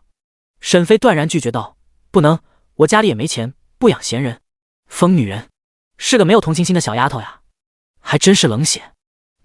没想到你这么冷血，竟然见死不救，我一个老人家这么可怜。呜！沈飞抱着手臂，指了指他的手，老人家，抱歉，我还真没看出来，你的手露馅了。女人急忙把自己的手收了回来，真糟糕。小丫头，你还挺聪明的。女人现在也不装了，没了刚才害怕的模样，但看沈飞的眼神有欣赏。沈飞可不觉得这时候只要头发白了就是老人家，要知道有很多人都是少白头呢。依他看，这女人顶多也就40多岁。沈飞猜到她身上应该也没有钱，于是又拿出了10两银子抛了过去。接着女人的身手很利索，一下接了过去，看到是银子很开心，多谢了。不用客气，家里没有人做饭，就不留你了，这钱你拿着去城里吃点好的吧。女人眼中闪过笑意，小丫头，记住，我叫英姑。说完直接利索的翻身下床，眨眼之间就在沈飞眼前消失了。沈飞啊，这难道就是轻功吗？沈飞不敢相信，这时候的人真的会飞。他确定这不是拍戏，也没有吊威亚，这人是直接嗖的一下子就消失了。沈飞都懵了，原来这里的人会功夫是真的。不行，他得多赚钱，找更厉害的人保护自己。沈飞觉得在这个朝代，弱小又无助的自己简直就像是在裸奔，根本没办法保护自己。啊，也不对，自己有危险可以跑到空间实验室里去，可他儿子不行，他也要为了他儿子准备结实的铠甲，保他一世安全。沈飞不再和过去一样每日没有目标，他现在就要给自己囤积财富，这时候可不是后世那个和平年代。沈飞心事重重的进了空间实验室，现在想那么远都没有用，他要把种子都选出来。他打算种一茬秋菜出来，这就要有选择性了，也不是什么菜都适合秋天种植的。沈飞直接来到了惠恩师姐的库房，那里面琳琅满目的摆放了很多种子，在种子的旁边还有他做的笔记，笔记上面有种子的介绍和素材的种植时间，有的菜成熟的时间长，需要开花结果的，这些就要明年开春才能种。有一些蔬菜就是绿叶子菜，这些种植就比较容易，成熟的周期也短。沈飞直接拿了白菜、油麦菜、油菜、生菜、蒿子杆等种子，打算把这些都种在永业田那边。每一种他都拿了一小袋出来，然后把名字标在上面。他已经打算好了，以后自己的生意就是搞批发。第一站就是大规模的种植蔬菜，等进入到了冬季，他的青菜一定好卖。第53章买粮。接下来的日子，沈飞算是比较忙碌。他把空间里的农药和种子都提前拿了出来，放在后院的房间里。当初他在长安城里买的院子虽然不大，但家里的主子也少。现在后院只有他和小福宝在了。李姑姑现在也被沈飞以他要照顾沈玉为借口，让他又搬回去了。沈飞觉得还真不能无缘无故的对人好，李姑姑就是个例子。至于二妮也离开，也是无奈之举。沈飞要从空间里拿东西出来，后院全是人，他没办法动手脚。新买来的下人马家父子都住到了村子里，房间就够住了，不能单独只赶走李姑姑，那样沈玉的面子不好看，所以让俩人一起离开才最合适。后院只有沈飞和小福宝，有些空旷，好在家里有李大叔和李铁牛在，安全是没问题的。小喜也是白天能来后院帮助沈飞照顾小福宝，晚上直接回去，小福宝非常好带，娘俩还真是一样，沾枕头就能睡着。沈飞把后院的西厢房直接当库房了。这几天他也是忙得飞起，他挪了一些化肥和种子出来，后世那些花花绿绿的包装是不能拿出来的，这些东西都得换，还有他准备养猪的猪饲料也要拿出来，换个现成的袋子装上。这些都是沈飞自己偷偷的做，还不能偷懒找别人帮忙，真是累坏他了。二妮人虽然在前院，也是好奇小姐怎么了，为什么不出去玩了，而是一直偷偷待在后院。铁牛拿了一盒新买的点心来到二妮身边，二妮，栗子糕吃不吃？二妮的眼睛顿时一亮，铁牛，我要吃。铁牛看二妮圆圆的脸蛋，心里喜滋滋的。二妮也没自己全吃了，还拿出一块给铁牛，你也吃。这俩人还真是有相同的爱好，所以相处的也更融洽。二妮是不知道铁牛的心思的，就是觉得李大哥人特好。唉，小姐这几天很反常，不知道在忙什么。铁牛也好奇，大小姐已经好久没背着小少爷出门溜达了，可不是吗？真奇怪。二妮和铁牛俩人是沈飞要求不用出去干农活，只需要跟着他的人。沈飞每次看到俩人就有满满的安全感。当然，沈飞也知道这俩人就是个花架子，只能吓唬普通人，遇到那种厉害的高手就不行了。可是沈飞不觉得他能和那些高手有什么恩怨，他只是个普通人罢了。还有他这个级别的小老百姓，也没有能力请到功夫那么高的护卫。沈飞终于是干不动了，他把所有的塑料袋收起来之后，觉得还是得找二妮和铁牛来帮忙，而且为了做掩护，他还得再去外面买一些粮食回来，要不然没办法解释这些东西是从哪里来的。沈飞觉得还是要刘三叔尽快把村子里的仓房建好才行，到时候他以后偷偷的放。现在这样搞也太累了，或许种菜这段时间他先搬回村子去住。沈飞回到屋子里，小福宝已经醒了，小喜正在逗着他，小福宝发出咯咯咯的笑声。大小姐，小喜，我要出门一趟，这次你不用跟着了。小喜虽然不知道什么原因，但也没问，只是点了点头。好的，大小姐。沈飞把小福宝重新背到身后，哦，这小子越来越沉了。沈飞收拾好之后就走出了院子。二妮把糕点塞进嘴里，小姐，你要出去？沈飞点头，二妮，我有事找你做。你今天和铁牛俩人出去看看，我想知道长安城有多少酒楼，你们去打听看看，要是知道对方是从哪里进食材就更好了，也顺便查查酒楼背后的东家是谁。沈飞这次的主要目的是把这俩人支走，否则没办法解释他以后让俩人装的肥料。他要出去买一车的粮食回来做掩护。他这次吩咐的任务也不难，只要稍微出去打听一下就能知道的事。大小姐，你自己带着小少爷出去可以吗？沈飞摆摆手，没事，我就在家门口转悠一圈，这几天也没出去活动了。二妮和铁牛也没有怀疑，直接就离开了。沈飞背着孩子走在街上，他最先去的地方就是粮铺。掌柜的看到沈飞一个妇人来了，而且还带一个孩子，没有多重视，示意小伙计来招待。沈飞这次来也是想知道这时候的粮食铺子都卖什么。他空间里的种子可不少，要是种植出了新鲜的品种，那才能赚那独一份的钱。沈飞仔细辨认，发现有大米和白面，这些都是细粮，粗粮只有高粱、小米和豆子等，并没有玉米。沈飞不知道玉米是什么时候传到国内的，不过可能也是这个店铺没有罢了。小哥，咱们这里有玉米吗？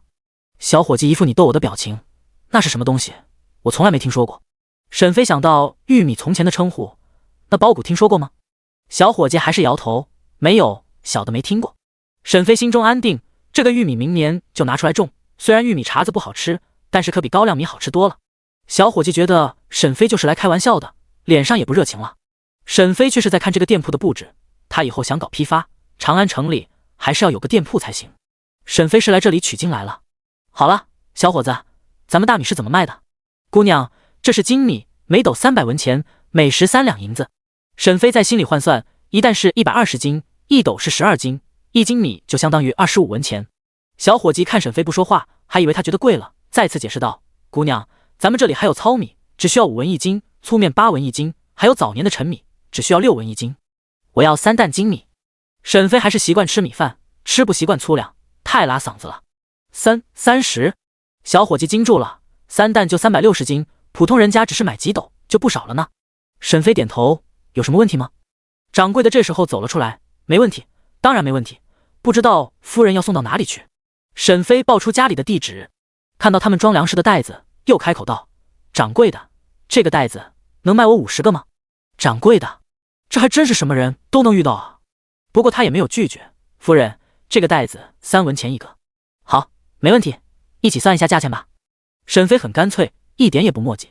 掌柜的再一次在心里感慨，这人还真不可貌相。谁知道对方是不是大主顾呢？夫人，一共是6两150文钱。第54章受伤。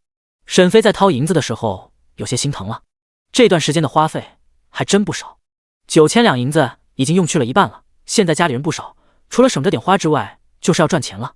沈飞付了银子之后就开口道：掌柜的，还劳烦你把粮食一起送到佳慧芳的沈家。掌柜的点头答应。沈飞本来买的就多，地点又不太远，粮铺也愿意送。沈飞背着孩子站在外面等着小伙计装车。这时候一个车队从沈飞身边驶过，沈飞看到这么豪华的车架，本能的后退。虽然他很不想承认，但这是古代，阶级地位非常的明显。车架非常华丽，一看车上的人就不简单。车架两旁有几人骑着高头大马，把马车团团围住。沈飞只是随意的看了一眼，等看到车架里面的女人之后，立即就呆住了。这是他老妈呀！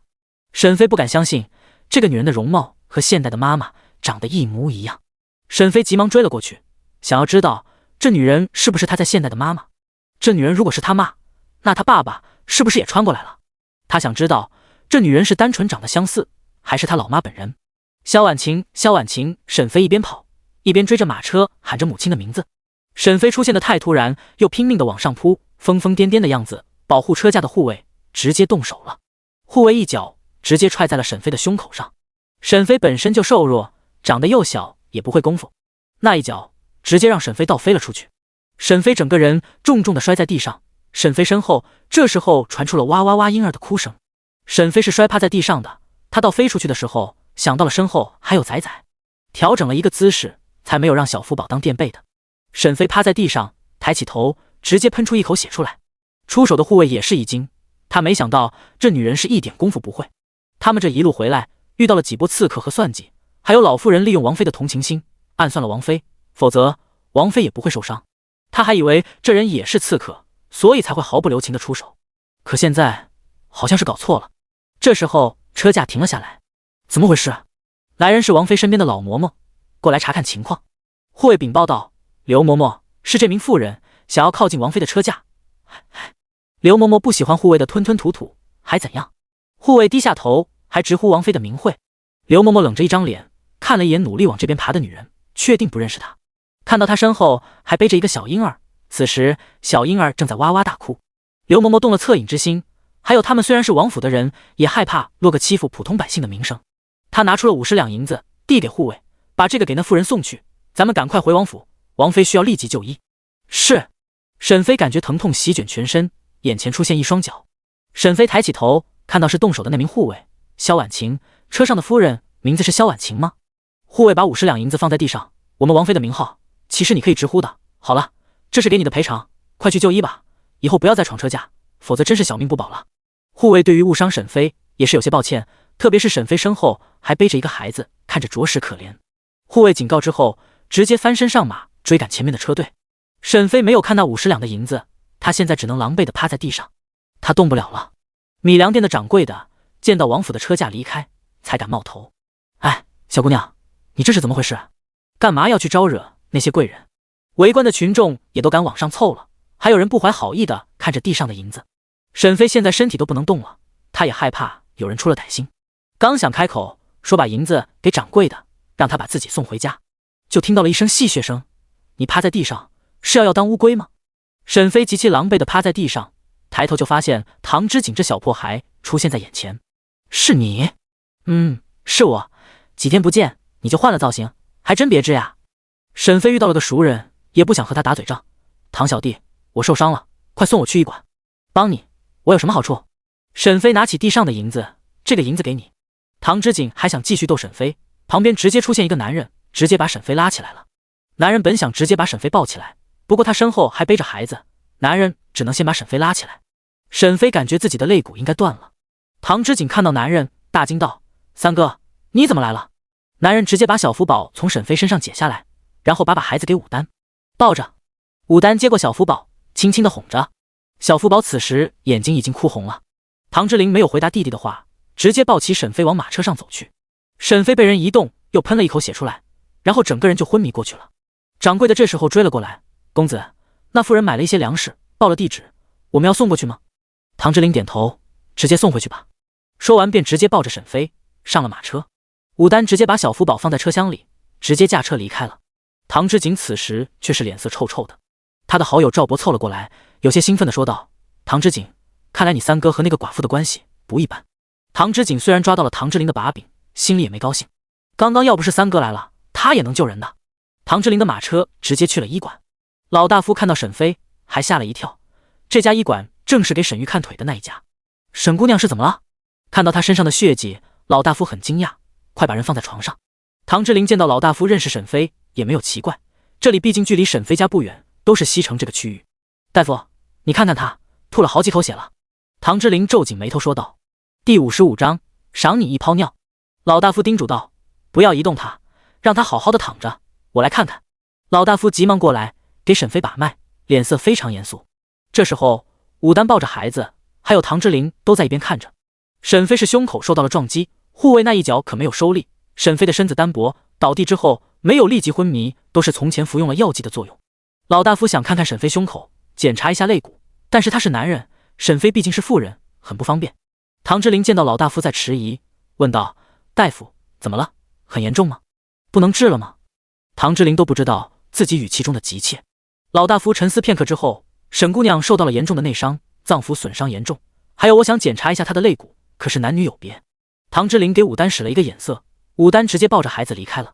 唐之琳亲自过来对老大夫说道：“大夫，救人要紧。”唐之琳从小身中慢性毒药，虽然如今机缘巧合的解了毒，可她能长大本就不易，因此不是很重视名声。老大夫，还是人命要紧，大夫救死扶伤，不分男女。唐之琳郑重地对老大夫说道。老大夫知道沈飞是成了亲的妇人，从来没见到她的丈夫，如今见到唐之琳把人抱进来看病，就以为唐之琳是沈飞的丈夫，于是开口道：“公子，为了避嫌，还请公子留在此处。”唐之琳非常尴尬，可是他现在又不能拒绝，因为如果他离开，老大夫为了避嫌也不敢动手。公子，还请把夫人的衣带解开，露出肋骨就好。老大夫不好自己动手，只能让唐之琳来操作。唐之琳懵了，还要自己动手。老大夫催促：“公子，动作要快。”唐之琳呆愣愣地走到床边，伸手颤抖地给沈飞解衣襟。他心里有顾忌，解衣带的手哆嗦个不停。老大夫打趣道：“你们娃娃都生了，解个衣带抖什么？”老大夫不满意唐之琳的墨迹。唐之琳缓了缓心神，直接拉开衣襟，露出里面的里衣，还有沈飞脖子上的玉佩。唐之琳看到沈飞脖子上的玉佩，目光一缩。这个玉佩他戴了10多年，自然熟悉无比，现在出现在沈飞的脖子上，唐之琳心里有了80%的把握，剩下的动作就麻利多了。解开沈飞的里衣，往上拉开沈飞的肚兜，露出沈飞平坦的小腹和胸口的大红脚印，现在这个脚印周围已经淤青一片。大夫，还请你过来看看。老大夫听到唐之琳这么说，也把身子转过来。老大夫年纪已经很大了，医术自然也是很不错的。他看到沈飞胸前那一片淤青，就沉着一张脸，表情也是很严肃，上手摸了一下沈飞的肋骨，等检查完之后也是松了一口气。这里有2根肋骨断了，一定要好好养着了，好在是这个位置，要是再往上一点，肋骨插进脏器，那就是大罗神仙也救不了了。唐之琳听到老大夫这么说，并没有放松，他把沈飞的衣襟拉上。沈飞此时躺在床上，苍白着小脸，身子瘦小。其实在唐之琳看来，沈飞这身材真没什么可看的，主要是太干瘪了，如今受了伤，小小的一只，更像个随时会破碎的娃娃一样。老大夫，还请你尽力医治，钱不是问题。老大夫点头，我先开几副药，沈姑娘明日还需要复诊，不知道我是去哪里。这时候的医馆就是看病的，可没有住院这一说。唐之琳早就让武阳查了沈飞的身世，也知道他家在哪里，更知道这丫头用了他和宋燕给的银子，在长安买了宅子和仆人，甚至还买了一个弟弟。唐之琳只觉得好笑，弟弟怎么能买得到，也不是亲骨肉。那个宅子里的人，他也是不完全信任的吧，否则他不会出门的时候都带着那个小婴儿。唐之琳还真不敢把这样的沈飞送回去。老大夫，您明日就去永达坊武家。老大夫点头，好，我先去给沈姑娘开几副药。唐之琳在老大夫离开之后，就给沈飞穿衣服。想到了武阳去了北地已经好久了，应该也快有消息了。不过沈姑娘确实是很多事情都对得上，加上看到了自己的玉佩，还有她对这对母子莫名的感觉，她在心里已经觉得就是这女人了。只是让唐之琳奇怪的是，沈姑娘好像是没有认出她来。她自己是失忆了，不记得当初的事情了，沈姑娘怎么会认不出来她？她看着沈飞那苍白的小脸，觉得沈姑娘是真的没认出来，或者是单纯不认识她，否则面对她的时候不会这么自然。唐之琳只能希望武阳能带回确切的消息回来。武丹抱着小福宝在外面问道：“公子，我们可以进来了吗？”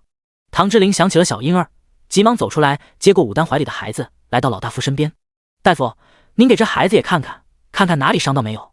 老大夫对上小福宝圆溜溜的红眼睛，看着他眼里还含着一泡泪，小嘴紧紧的抿着，又看了一眼唐之琳，哎，还真别说，你们父子俩还真像。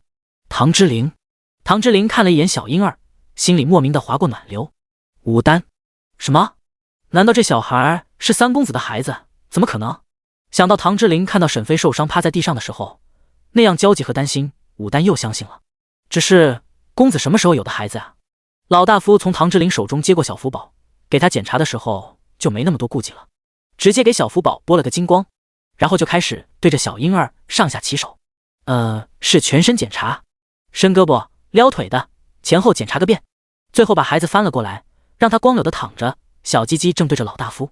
老大夫很满意，最后开口道：“孩子没事，一点伤没有，很健康。”小福宝可能是报复这老头，对他上下其手，一泡尿直接刺在老大夫的脸上。啊，你这个坏小子！老大夫大喊。第56章，身份太低。老大夫急忙躲开，抹了一把脸，把尿擦干净。小福宝此时却是张个大嘴笑，露出了牙花子，两只小腿还在乱蹬着。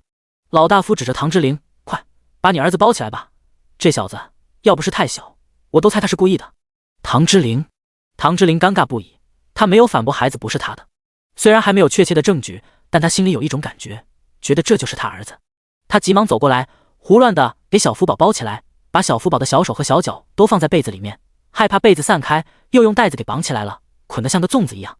小福宝立即就像个蚕蛹一样。唐之灵对于这样的成果也很满意。老大夫看到这个情景，又扑哧一声笑了出来。他本来就没多生气，他都这个岁数的人了，还不至于和几个月的小婴儿生气，而且这也是童子尿，又没毒。他洗过脸之后就出声感人，好了，你们把病人带回去吧，我明日会上门看诊。唐之灵点头，好，有劳大夫了，今日的诊费是多少？老大夫开了几副药，算了一下药钱，一共5两银子。武丹这时候把钱给了老大夫。最后唐之灵又小心地把沈飞抱到了马车上，武丹抱着小福宝，把他直接塞到了马车里。武丹整个人都是木的，他不敢相信三公子竟然会有孩子了，他不敢想象国公爷知道会怎么样，而且沈姑娘的身份太低了，国公爷是一定不会同意的。沈姑娘这身份就是做妾都不行，何况是正妻呢？还有那个顽皮的小子，如果沈姑娘做了妾室，那就是庶长子呀。这时候嫡妻没进门，就有了庶长子，那三公子也很难再找到什么好人家的姑娘了。就算能找到了，那沈姑娘和小婴儿的日子也不会好过。武丹一边赶马车，一边替唐之灵三人担心着。唐之灵则是没有武丹想得多，他现在看着沈飞苍白的小脸，就和记忆中那模糊的身影做对比。他那段失去的记忆，从前一点印象也没有。自从喝了那只蓝色的药剂之后，他体内的毒不仅完全解了，甚至脑袋里也能出现断断续续的画面，就是看不清里面的人脸，他只知道是个小姑娘，小小的一个。如今看着沈飞，还真是个彻底的小姑娘，看这样子也就13、14岁吧。唐之灵想到自己做的事，有些不自在。虽然他可能是毒发了才做的那件事，可是伤害了这个小姑娘是事实。唐之灵尴尬地摸了摸鼻子，不知道以后怎么和沈飞开口解释。主仆俩人各怀心思，一路上都很安静。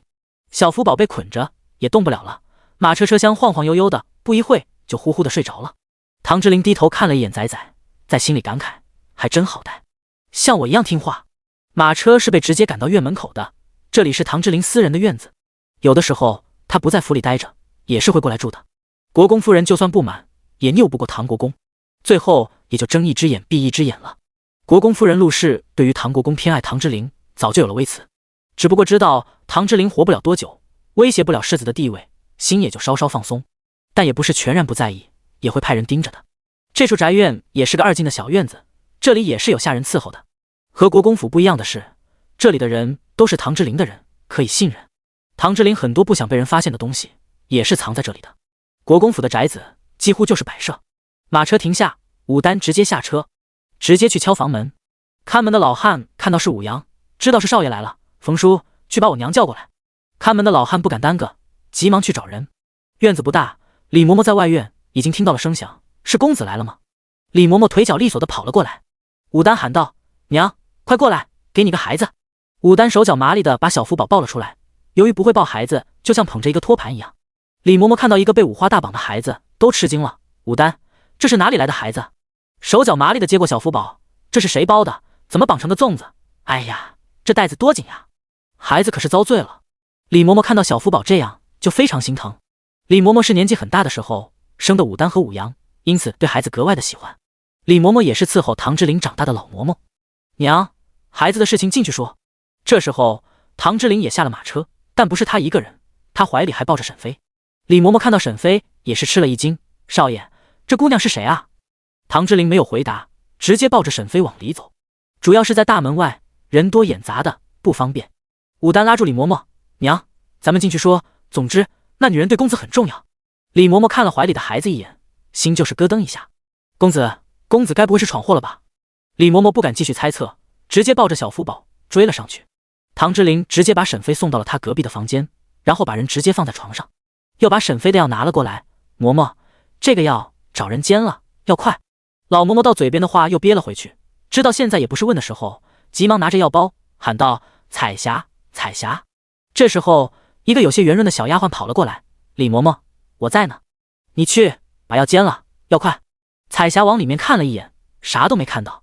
李嬷嬷轻骂道：“死丫头，看什么？快去啊！”彩霞对着李嬷嬷吐了吐舌头，拿着药材一溜烟的跑了。李嬷嬷也就是看着凶，其实就是纸老虎，她一点也不怕。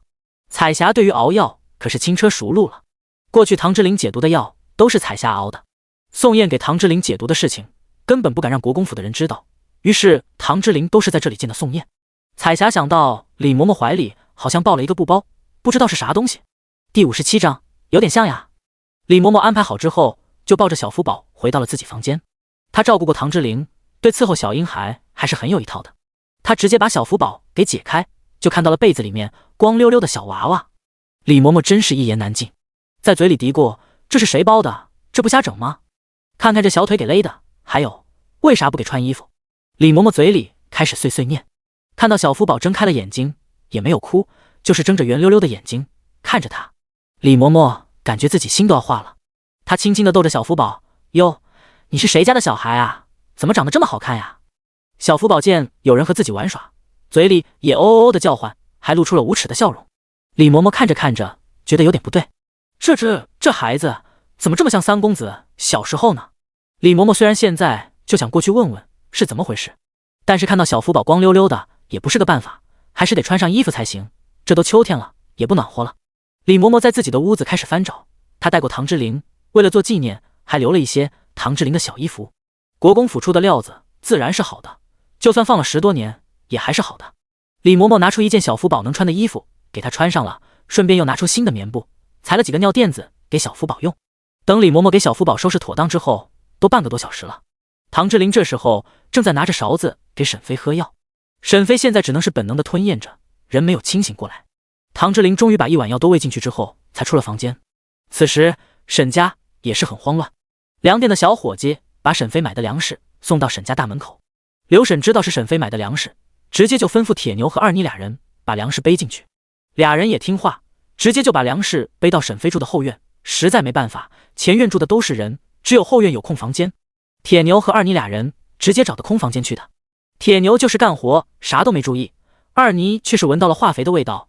铁牛，你闻闻是不是很刺鼻子？哎，还真有，好像是从这个房间传出来的。于是两个大肉墩子开始往里面看。大小姐不在家，不过我猜这些东西是大小姐弄过来的。二妮猜测道。铁牛深深的记得老爹的叮嘱，让他不要问的不问。二妮，这些你就别问了，大小姐让咱们知道的时候，咱们就清楚了。二妮点头，那也是哦，咱们还是继续扛粮食吧。二妮已经悄悄的看过了，都是精力呢。二妮从前吃不饱，很担心没粮食，现在是一点也不愁了。铁牛也一样，俩人互相看了一眼，心照不宣的笑了。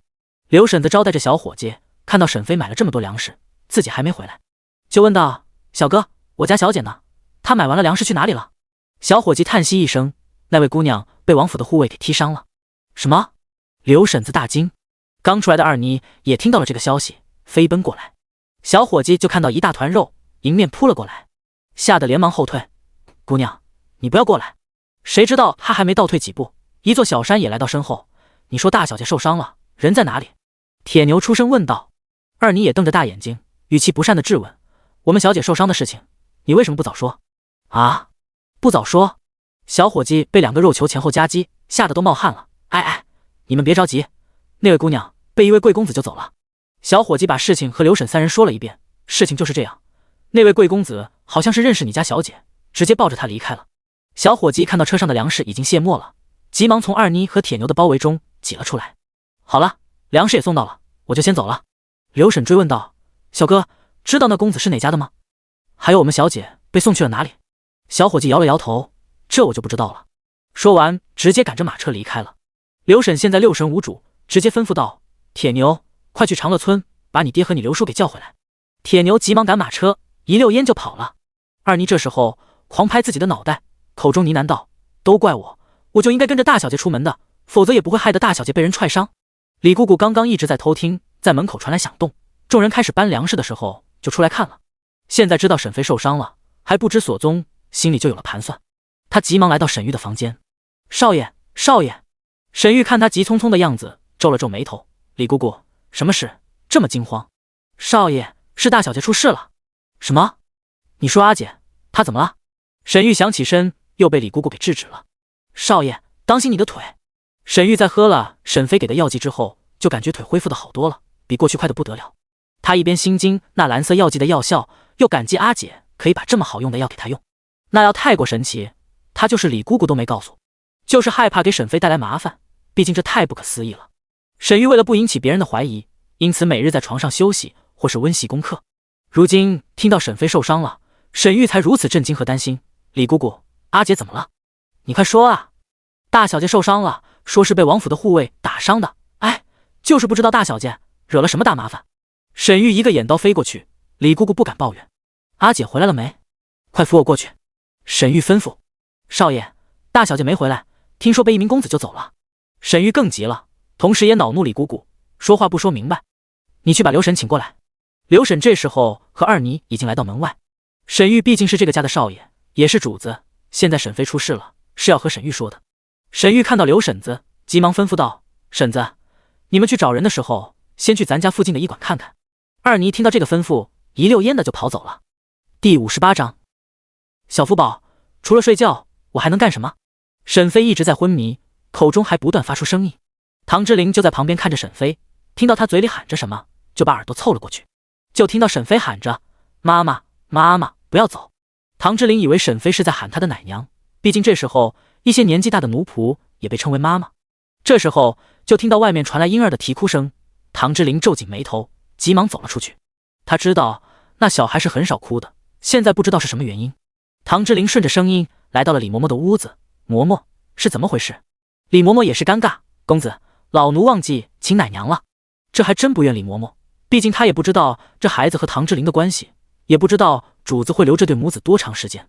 唐之琳看看外面的天色，天都已经黑了。这时候永达坊的大门已经关上了。长安城里的住宅都是由4方形的坊组成的，天黑的时候统一就是戒严关门的。今天是没办法了，明天去请一个奶娘回来吧。奶娘看着小福宝饿得哇哇哭，出声问道：少爷，那位姑娘醒了吗？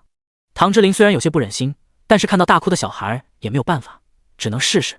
嬷嬷，现在人还没醒，不过你可以抱着孩子进去试一试。唐之琳调查过沈飞，知道他家里没有请奶娘，那就是他自己喂的。李嬷嬷有了唐之琳的指使，叫上彩霞一起去了沈飞的房间。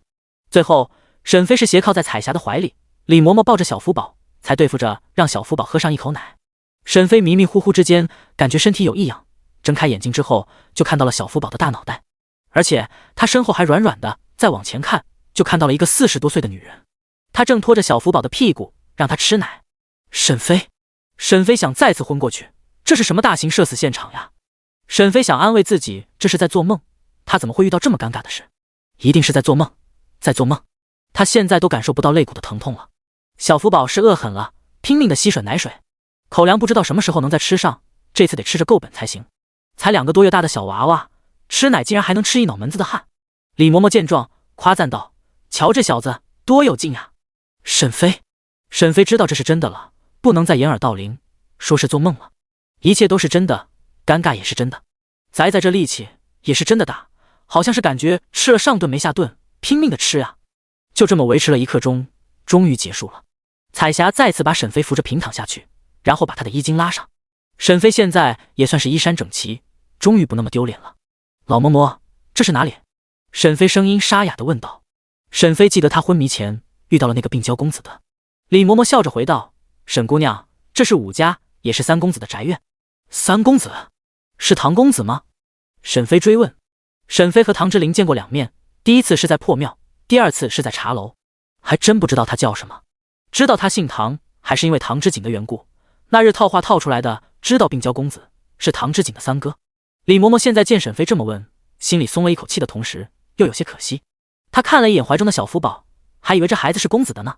不过公子和这对母子没关系也好，以3公子的身份是要配京中的名门闺秀的，眼前的女孩明显不是。是我们公子正是国公府的3公子唐之琳。李嬷嬷把唐之琳的身份说了出来，想让沈飞知道俩人的身份差距，不要想着救人一命就以身相许那一套。沈飞点头，没有多说什么。多谢老嬷嬷，我知道了，还劳烦您把孩子放在我旁边就好。李嬷嬷有些迟疑，你现在身体受伤了，晚上能照顾孩子吗？沈飞却不认识这老嬷嬷，自然不能让她抱着孩子离开。没事，小福宝很好带的，一觉能睡到天明。小福宝也想说，他也不想这样的，他也想半夜喝奶，但是你睡得像是死猪一样，不管我怎么喊，怎么哭，你都不起来，我有什么办法？除了睡觉，我还能干什么？李嬷嬷也没有坚持。那好，孩子，我就给你放在这里了。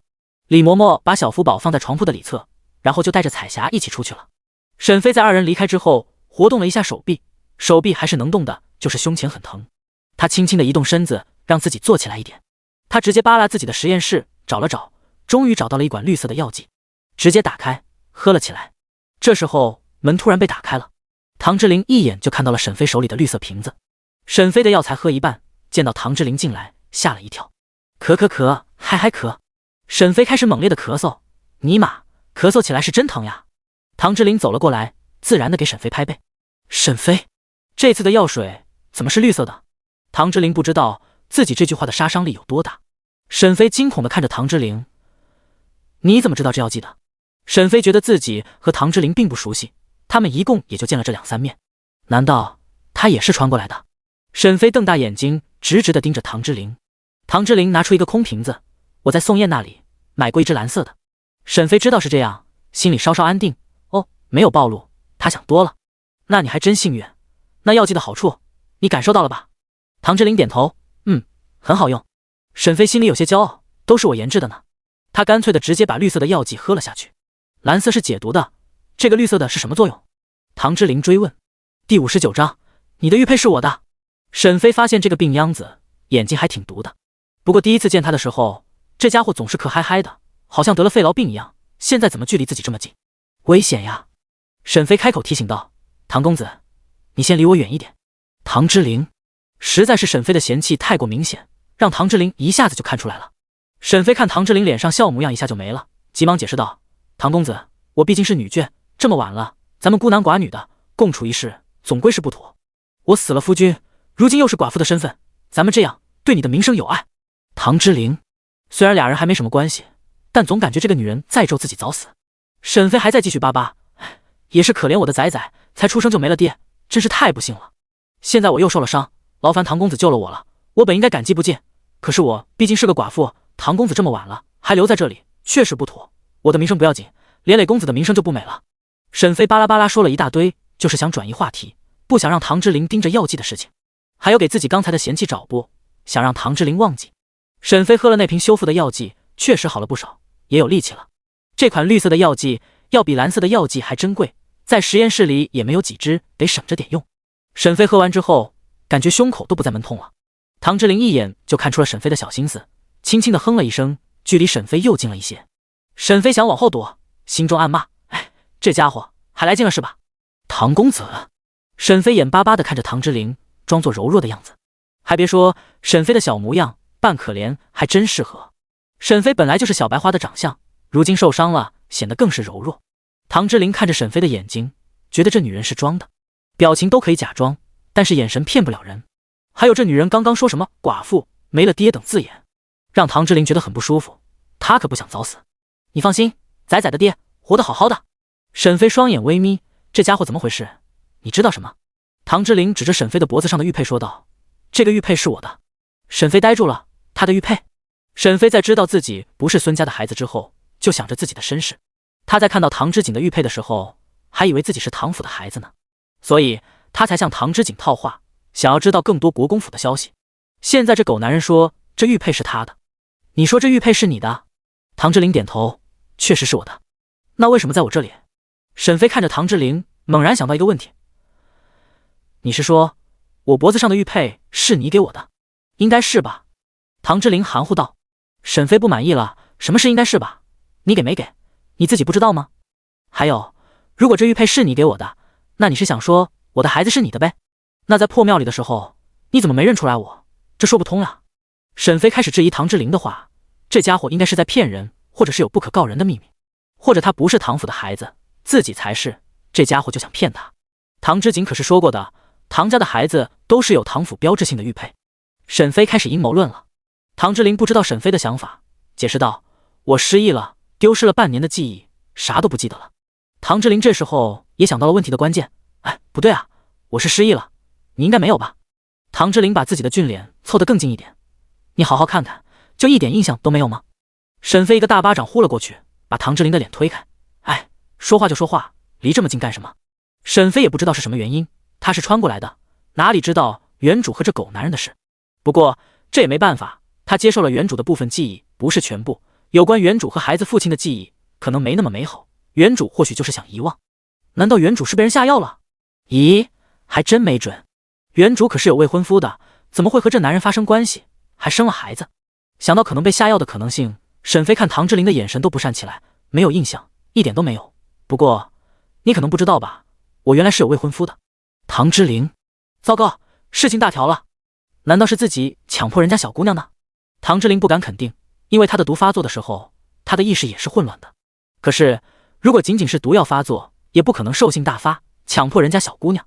唐之琳也觉得事情古怪。总之咱们俩都没有记忆，也不要着急，我最近身体在恢复，说不上什么时候就想起来了。还有我的护卫武阳已经去了北地调查，等他回来或许能调查出来真相。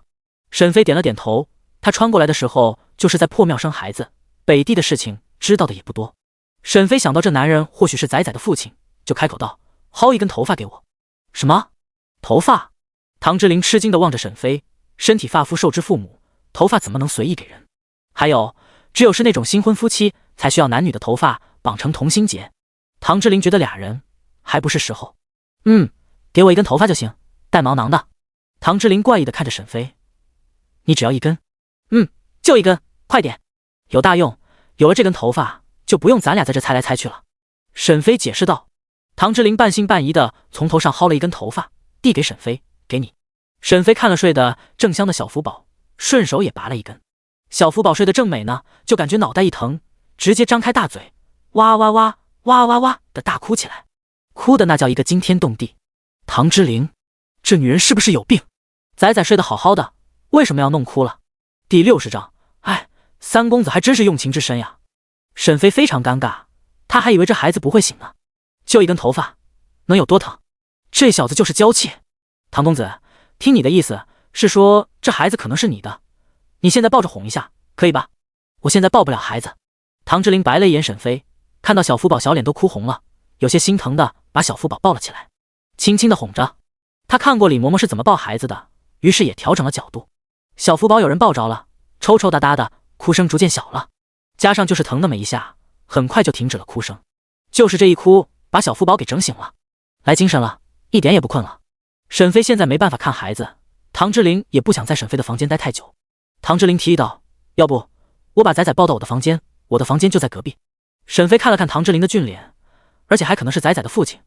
那好吧，你先抱回去哄着吧，还有你睡觉老实吧，别压到孩子。唐之琳，谁还能有你不靠谱？放心，我可比你老实多了。唐之琳直接抱着小福宝去了隔壁的房间。小福宝对于离开母亲一点也不感伤，小嘴发出喔喔喔的声音，好像在说离这个坏女人远一点。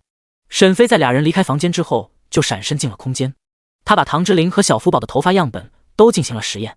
想到脖子挂着的玉佩，他鬼使神差的又拔了自己的一根头发。他不是很信任唐之琳的话，因为他也看过唐之锦的玉佩，和自己的就是一模一样。他寻思自己如果也是唐家的孩子，那和唐之琳岂不是有失亲兄妹的风险？沈飞想到这里就恶寒不已。不对，如果自己和唐之琳是兄妹，那玉佩就是自己的，说明和唐之琳在一起的女人另有其人，也不是自己。沈飞一边做实验一边天马行空的想着。半个多小时是非常漫长的等待了，不过结果也算是意料之中，还真被唐之琳那小子猜对了。小福宝是唐之琳的儿子，而自己和唐之琳半毛钱的关系都没有，这也是不幸中的万幸。做 DNA 实验最清楚的就是父母和子女之间的关系，这是最直接能体现出来了。亲兄妹之间的 DNA 虽然不一样，但是会有一定的相似相性，这是因为子女从父母那里继承了部分基因，所以他们的 DNA 序列中会有明显的亲子特征。沈飞原本对于唐之琳把仔仔抱走有一定的担心，现在完全不介意了。那是他亲儿子，他就得照顾他，以后照顾孩子不是自己一个人的事了。沈飞想到这里又高兴起来，闪身出了空间，沈飞又直接出现在床上。哎，终于可以美美的睡一觉了，身边没孩子真爽呀。沈飞身上的伤不疼了，晚上也能睡着了。他这边美滋滋的睡觉，唐之琳那边可就受苦了。小福宝精神的时候没有问题，可是要睡觉的时候，闻不到沈飞身上熟悉的味道，这小家伙不干了，哄了小半夜也不见好。唐之琳没有办法，只能顶着俩黑眼圈来到沈飞的房门前，开始咚咚咚的敲门。沈飞睡得像死狗一样，一直没有动静。小福宝在唐之琳的怀里，看着他敲门，还以为在做游戏，又咯咯咯的笑了起来。唐之琳以为这样沈飞总能醒了吧，毕竟他弄出来的动静不小呢。可是房间里依然没有反应。唐之琳没有办法，只能推开门自己进去了。看到沈飞睡得四仰八叉的，唐之琳撇了撇嘴，说谁睡觉姿势不好呢？你都不知道你自己有多差。唐之琳在床里侧找了个缝隙，把小福宝塞了进去，然后快速地离开了沈飞的房间。小福宝闻到了熟悉的味道，终于不再哭闹了，挣扎一会就睡着了。沈飞并不知道仔仔又回到了他的身边。唐之琳离开房间之后并没有离开，而是在门外等了好久，没有听到仔仔的哭声才转身回房的。唐之琳也是觉得累得很了，直接就回房睡了。他不知道他的一举一动都被人看到了。半夜起床上厕所的武丹看到唐之琳正站在沈飞的门外许久，也是颇有感慨。他没想到三公子对沈姑娘用情至深，竟然半夜还站在人家的门外守着。唉，感情呀，还真是让人捉摸不透。说来就来，此时的国公府也是不平静。唐国公才从军营回来之后，就去了唐之琳的清风轩，没想到让他扑了一个空。平安，你们主子呢？唐国公身材高大，身上自然有一股气势。平安小声回道：回禀国公爷，公子今日外出了，没有带小的。唐国公一脚就踢了过去，脸色难看的质问道：你们公子的身体不好，你怎么不在身边伺候？他和谁一起出的门？身边有人保护吗？平安急忙从地上爬起来跪好：有的，国公爷，武丹陪在身边呢。唐国公的心里稍稍安定，只有武丹，武阳呢？唐国公记得老三身边有2个武家的兄弟，现在怎么只有1个了？平安不敢隐瞒，公子安排武阳去了北地。唐国公听到北地2字，双眼微眯，难道那小子有什么怀疑？不，应该不会。唐国公不再继续纠缠，直接转身离开。平安松了一口气，还以为会受到严重的责罚，没想到只有一脚，于是在口中呢喃：公子啊，以后你别想甩开我，留在家里太危险了。唐国公气呼呼地回到了陆氏的院子。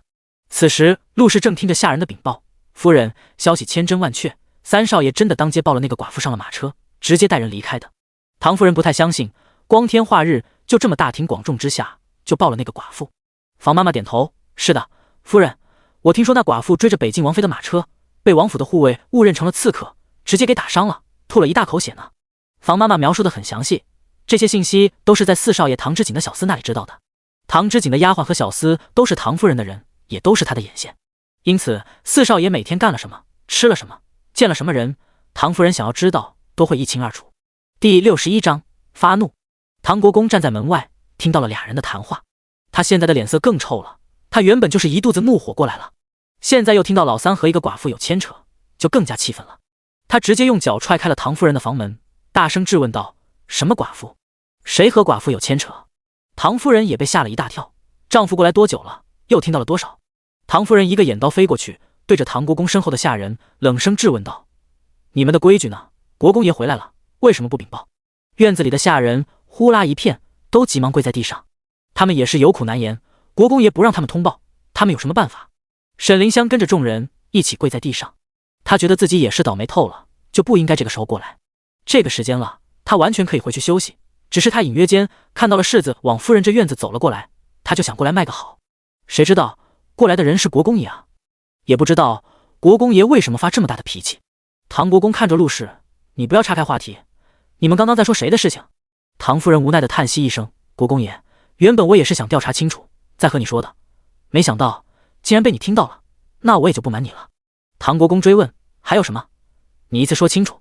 国公爷，我这也是前段时间发现的不对，咱们老三也到了说亲的年纪，可是我给他找的几个姑娘他都不满意，就是我的亲外甥女婉儿，我都悄悄问过他了，婉儿那丫头人品样貌都挑不出错来，我想着配老三也是正合适的。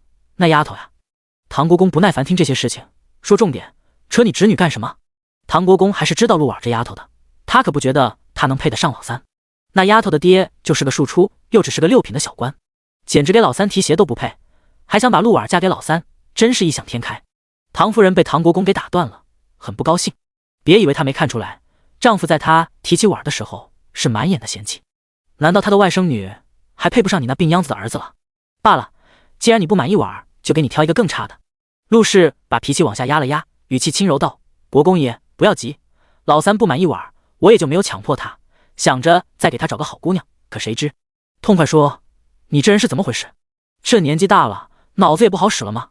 说话都说不明白。”唐夫人看着丈夫的老脸，都想给他抓花了。还有院子里这么多下人，都看到自己今日的丢脸，也能不轻罚？唐夫人也不墨迹铺垫了，直接放结论：“你儿子看上了一个带着孩子的寡妇，今晚没回来，应该是和那个寡妇在一起吧？”唐国公瞪圆了双眼，不敢相信他芝兰玉树的儿子怎么会那么没眼光。那个寡妇到底是谁？还有他是怎么和老三有牵扯的？唐夫人想翻白眼，刚刚想仔细说，你嫌弃我墨迹，现在还不是要从头说？现在你让我说，我还懒得说了呢。房妈妈，你把事情和国公爷说一说吧。房妈妈没有隐瞒，直接把调查出来的事情和唐国公说了一遍。事情就是这样，那对母子是从北地回来的，那女人叫孙梦夏，是新寡，她是原来昌安侯府三房的嫡女，昌安侯府这次被平反回来，她就跟着一起回来了。不过她是外嫁女，夫家应该姓沈，不知道她和孙家有什么矛盾，那女人直接选了夫姓，改了姓名，如今叫沈妃。长安县衙的主簿给她分了田产，她和孙家分开之后，在嘉惠坊买了新的宅子，如今还买了几个仆人伺候她。房妈妈还真是把沈妃调查个底调，所有能查的都查到了。唐夫人是沈妃和唐之琳一起喝茶的时候就注意到了沈妃，只是那时候扎沈妃还是花了不少时间。这1个多月，房妈妈也是花了大力气才查清了此事。由于沈妃改了姓名，让房妈妈找的人费了好一番功夫才查清楚。这些消息房妈妈还没来得及和唐夫人禀报，要不是被唐国公打断，她早就和唐夫人说了。因此唐夫人也是才知道沈妃是流犯昌安侯府的姑娘。这还真是巧了，昌安侯府不是她那个好嫡姐的夫家吗？唐国公也是没想到，竟然还和过去的昌安侯府的事情有牵扯。昌安侯府那些人也是从北地才回到长安，这里面是不是有什么联系？唐国公的心思沉重，也没了心思。行了，我知道了，我还有事，先走了。唐夫人皱紧眉头，这不正常。国公爷知道那女人的身世，不是应该强烈反对吗？为什么这么平淡？跪在院子里的沈凌香心情也很不平静。她跪的位置距离门口不远，房门又开着，里面的争吵声她全都听到了，还听到了一个意外的消息。他们提的昌安侯府不是他家吗？还有那个替身明明就没有死，孙氏夫妇为什么要骗他和沈家？为什么要骗芸娘说他死了？还有那个孙梦夏为什么要改名字，还偏偏姓沈？他知道什么？还有他是怎么巴结上三公子的？三公子神仙一样的人物，为什么会喜欢上带孩子的寡妇？这里面有太多的蹊跷之处了。房妈妈这时候也有事情要和唐夫人禀报，于是开口道：“你们都先下去吧，还有每人去领5板子，惩罚你们不通报。”下人不敢反抗，直接下去领罚。沈凌香也领罚了，可是她觉得值得，今天可是听说了大消息，她要趁着放假的时候回去好好的问问陈氏是怎么回事。唐夫人这时候看向房妈妈，声音冰冷的质问：“那女人的事情为什么不先禀报给我？”第62章，这女人和孩子都是她的。房妈妈解释：“夫人，老奴也是才想和您说，就被国公爷给打断了。刚才您和国公爷都在，老奴就把事情都说了出来。”唐夫人还是不满：“房妈妈，以后没有禀报过我的消息，都不要先说出来，明白吗？”房妈妈连忙点头：“是，夫人，老奴记下了。”房妈妈态度谦卑得很，就是希望唐夫人可以饶过她。可是还是听到了唐夫人的责罚：“下去吧，去领5板子的责罚。”房妈妈心中苦涩，她照顾了二姑娘这么多年，竟然一点情义都不讲，可怜了她一把老骨头。但是没办法，主子就是主子，卖身契在主子手里，就算责罚也要笑着接受。是，老奴记下了。房妈妈因为受了责罚，原本想提醒唐夫人的话也都憋了回去。唐夫人在房妈妈走后，心中也是很狐疑，她一直想着丈夫唐志忠为什么匆匆的离开呢？按道理他不是最宝贝老三的吗？真是搞不懂。沈妃在睡梦中又感受了身下的湿润，她心中奇怪，仔仔也不在，到底是谁在她的床上画地图？谁知道一睁开眼睛就对上了小福宝的视线。此时小福宝经过一晚上的努力，已经把自己的双手解救出来，终于能动了。他看到沈妃醒了，露出了笑容，小手也跟着晃动。沈妃猜到是唐志林那家伙带不了，又把仔仔给偷偷送回来了。哟，娘的大儿子，你醒了。沈妃慢慢扶起身子，让自己坐起来。她今日已经好了很多了，喝了昨日的绿色药剂，胸前已经不疼了。绿色的药剂就是针对修复损伤的，效果是立竿见影的好。沈飞把小福宝从他画的地图中移开，又看了一眼他的红屁股，把带有屎尿的垫子拿开，没地方放，只能扔到地上。哎，这不是自己家，就是麻烦，都没办法给你换衣服了。沈飞口中喃喃自语，不过看到仔仔身上的衣服，也知道不是原来的那一套。沈飞想回家了，就是不知道唐之琳什么时候能想起他们娘俩。此时武家的大门外正有2个大肉墩子敲门，来人不是别人，正是二妮和铁牛。二妮昨日有了沈玉的提醒，直接去了佳慧坊附近的医馆，终于就问到了沈飞的消息。可是那时候太晚了，如果出去找人也来不及的。长安城晚上是宵禁的，而且每个坊都是会提前关门的，于是二妮也只能回去了。这不，第2日清早，二妮、铁牛和刘三叔就到了永达坊的武家。看门的老汉打开门之后，看到二妮和铁牛，还吓了一跳。哦吼，这俩壮士是谁家养的，这么肥？老汉问出口，请问你们找谁？二妮快速问道，老伯您好，我们是沈家的，我们家小姐是沈飞，昨日被您家公子带回来的。老汉一听是那个小娘子的家人来了，不敢耽搁，于是回道，稍等，我去禀报主子。老汉别看年纪挺大，但是腿脚很麻利，他直接来到李嬷嬷这里。李嬷嬷，昨日那姑娘的家人找来了。李嬷嬷正在给小福宝缝被子，她觉得小福宝长得挺可爱的，那一个小被子还是太薄了，再说还需要换洗的，于是就找了新布再做被子。李嬷嬷没有迟疑，直接来见了二妮3人，把3人领进前厅，然后让铁牛和刘三叔在这里等着，他直接带着二妮去了后院。此时彩霞刚刚给沈飞送了早餐，走出房门就看到了二妮，特别是见到二妮肥硕的身材，就是眼前一亮。她长得圆润，总被别人说胖，现在圆润的彩霞在二妮身边一比，真是瘦得不得了。这位姐姐，你找谁？彩霞扬起笑脸，和善地和二妮打招呼。二妮没想到这家的丫鬟会这么好说话，急忙解释道，我是来找我家小姐的。彩霞带着二妮往沈飞的房间走去。二妮看着这个小院子，感觉和自家也差不多大。二妮进来的时候，沈飞正在用餐，看到二妮还是很惊讶的。二妮，你怎么找到这里的？二妮看到沈飞，急忙墩墩的跑了过来。小姐，呜呜，你可让我好找呀，我听说你受伤了，严不严重？呜呜呜。她在看到沈飞的时候，这眼泪就控制不住了。小姐，你伤在哪里了？沈飞看到二妮哭了，还有点感动，至少家里人还是担心她的。我没事，伤在胸口处，需要好好的养一养。你是怎么找过来的？是你自己来的吗？二妮摇了摇头，不是的，小姐，刘三叔也跟着一起来了，他们都在外院。你们是赶马车来的吗？是的，小姐，就在外面等着呢。沈飞大喜，在别人家待着总是不舒服。好，那我一会和你们一起回去。二妮急忙点头，小姐，那我抱你出去。沈飞制止道，先不急，在回去之前，你先找这家的下人把唐公子请过来，我有话要说。唐之琳刚进来就听到了沈飞的话，你要和我说什么？二妮循着声音看过去，就看到了一个年轻的俊俏公子，不得不在心里感叹，梁铺的小伙计还真没骗他。沈飞开口道，二妮，你先出去，我有事和唐公子说。二妮很听沈飞的话，直接乖巧的离开了。唐之琳往床里侧看了一眼，对上了小福宝的视线，唐之琳露出笑容。沈飞也不墨迹，直接开口道，我信你昨天的话了，小福宝是你的孩子。唐之琳，这回轮到唐之琳奇怪了，这女人怎么又这么笃定了？你想起来了？沈飞摇头，没有，我就是知道孩子是你的。唐之琳没有继续追问，也没有反驳，耳朵却是红了起来。可能是和沈飞接触的时间长了，他的记忆也恢复一点，他脑海里一直模糊不清的女人脸终于可以看清了，就是眼前的女人。虽然事情的前因后果还不清楚，但唐之琳已经肯定这女人和孩子都是他的。第63章，就当自己是离婚了，有了一个前夫。沈飞说完这话之后，屋子里的气氛有些奇怪，一时间俩人谁都没有再开口。唐之琳还没有想好要怎么办，或者是怎么求得唐国公同意答应他可以娶沈飞。他和沈飞的身份差距太大，唐国公那里非常有难度。沈飞是觉得这人是原主的男人，和自己又没有关系。虽然这人长得还不错，但他又不喜欢他，还是不要牵扯太多为好。唐公子，既然事情已经说清楚了，我就先回去了，我家的仆人来接我了，你可以留在这里养伤。沈飞拒绝，不用了，我还是先回去吧，这里很不方便。再说了，咱们虽然有了小福宝，但是也和陌生人差不多，还是要保持距离才好。唐之琳很奇怪，正常的女人不是想着怎么样留下来吗？沈姑娘为什么好像想和他拉开距离一样？这很不合常理。你就没想着嫁给我？唐之琳不死心，还是问出了口。沈飞瞪大眼睛看着唐之琳，为什么要嫁给你？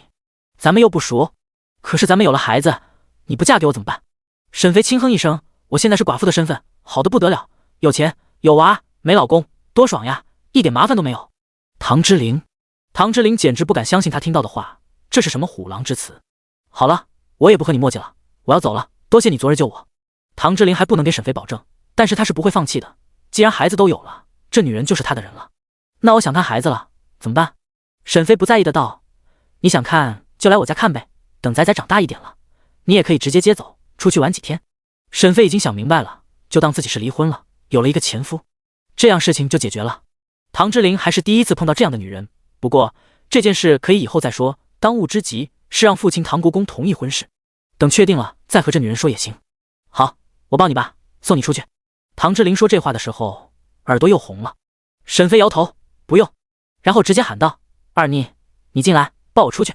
唐之琳没有办法，只能看着二妮抱着沈飞离开，她在身后抱着小福宝，跟着俩人。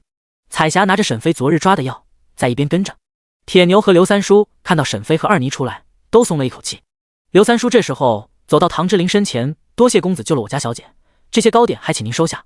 刘三全在来的路上直接买了4样点心带过来的。唐之琳看到刘三全做事这么周全，点了点头，这个人也算有理，放在沈飞身边也不用担心。好，回去后好好照顾你们小姐。唐之琳把小福宝也放到了马车里，给二妮抱着。沈飞等人才离开之后，国公府的下人很快就到了。唐国公身边的大管事亲自来的，他看到远处的马车没有去追，直接给唐之琳行礼，三公子，国公爷请您立即回府。唐之琳没想到父亲的动作这么快，不过昨日他带沈飞走的时候，唐老四也在，那这件事就瞒不住。好，我现在就和你回去。管事看到这样的唐之琳还很奇怪，三公子的身体好像好了，记得前段日子还是脸色苍白的呢。不过这也是个好消息，想必国公爷见到了也会开心的。唐之琳坐着马车，带着武阳一起离开的永达坊。半个小时后，沈飞等人终于到家了，还是二妮把沈飞抱下马车的。沈飞在二妮的怀里，真是满满的安全感。沈飞觉得二妮就算再能吃，他都要养着二妮。刘婶和李姑姑等人看到沈飞回来了，都凑了过来。小姐，你怎么样？是啊，小姐，你受伤了，少爷很担心呢。沈飞看到众人都围了过来，急忙回道，放心，就受了一点伤，没大碍，不用担心。大小姐，我听说你都吐血了，我特意炖了猪肝汤给您喝。刘婶子关心的道。好的，多谢刘婶子，马车里还有我的药，劳烦您帮我熬煮了。刘婶子急忙应答，好的，小姐，奴婢这就去。小福宝的衣服都没换，沈飞又继续安排，小喜，你给仔仔换上干净的衣服。是，大小姐。这时候李姑姑扶着沈玉进来了，阿姐，你伤得重不重？大夫怎么说？沈玉是真的担心，但是腿还不敢用力，有些急切。沈玉，我没事，不必着急，慢着点。李姑姑扶着沈玉在远处的椅子坐下。沈飞和沈玉毕竟不是亲兄妹，沈玉已经10岁了，也是要避嫌。沈玉坐下之后焦急问道，阿姐，你昨日怎么受伤了？我听说你是被王府的护卫打伤的。沈飞想到昨日的事情有些尴尬，不过想到那个女人，沈飞心里又火热起来。那女人和老妈长得一样，他怎样都要去见一见她。只是他只是一个普通的百姓，对方却是王妃，两人的差距太大了，在生活上还真是毫无交集。王妃能出入的场合都不是自己能进去的。沈飞一时有些烦恼。阿姐，阿姐。沈玉看到沈飞愣神好久，一直都没有回答，就很奇怪。沈飞沉思被沈玉打断，急忙收回思绪。昨日也是我鲁莽了，看到那么华丽的马车就想去看看，就被人家护卫误会了，结果被打伤了。沈玉知道沈飞没有说实话，可是谁都有秘密，阿姐孤身一人带着孩子本身就很奇怪。不过这也不必深究，她同样有秘密没有对阿姐说。沈玉小大人一样点头，阿姐，那你好好休息，身体要紧，有需要做的就找刘三叔，切莫累坏了身体。好，你也要保重身体，好好的养着。俩人想到都是病号，扑哧一声都笑了出来。第64章，一见倾心。唐之琳坐在马车上，想着回去要怎么和唐国公说沈飞的事情，还有要不要和他说出实情。只是现在武阳还没有回来，自己的记忆也不全，直接说沈飞生的孩子是他自己的，父亲可能不相信。还有他也注意到了，父亲非常不想自己去北地，不知道什么原因，每次说到北地的时候，父亲会紧张，这一点非常奇怪。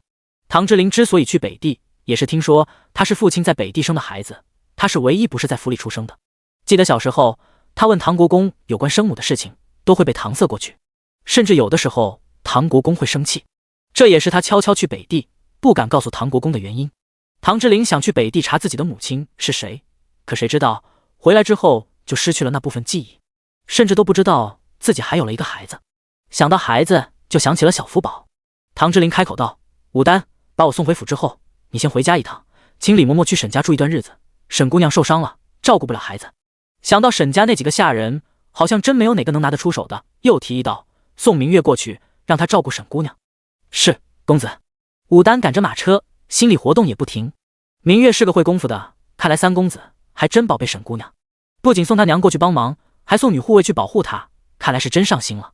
不过也不奇怪，谁让人家肚子争气，直接生了儿子出来呢？算起来，小少爷是唐府的长孙呀。说起来也奇怪，世子和二公子都已经成亲多年，不管是世子夫人还是二少奶奶，肚子全都没有动静，还真是邪门了。如果说两位夫人身体有问题，那为什么几个妾室也没有怀孕呢？唐国公府的第三代，还真是只有福宝少爷一个独苗苗了。唐之琳此时不知道，他们国公府这点事被武丹分析得明白的。武丹外表冷峻，实则内心戏极多。很快，马车终于到了国公府。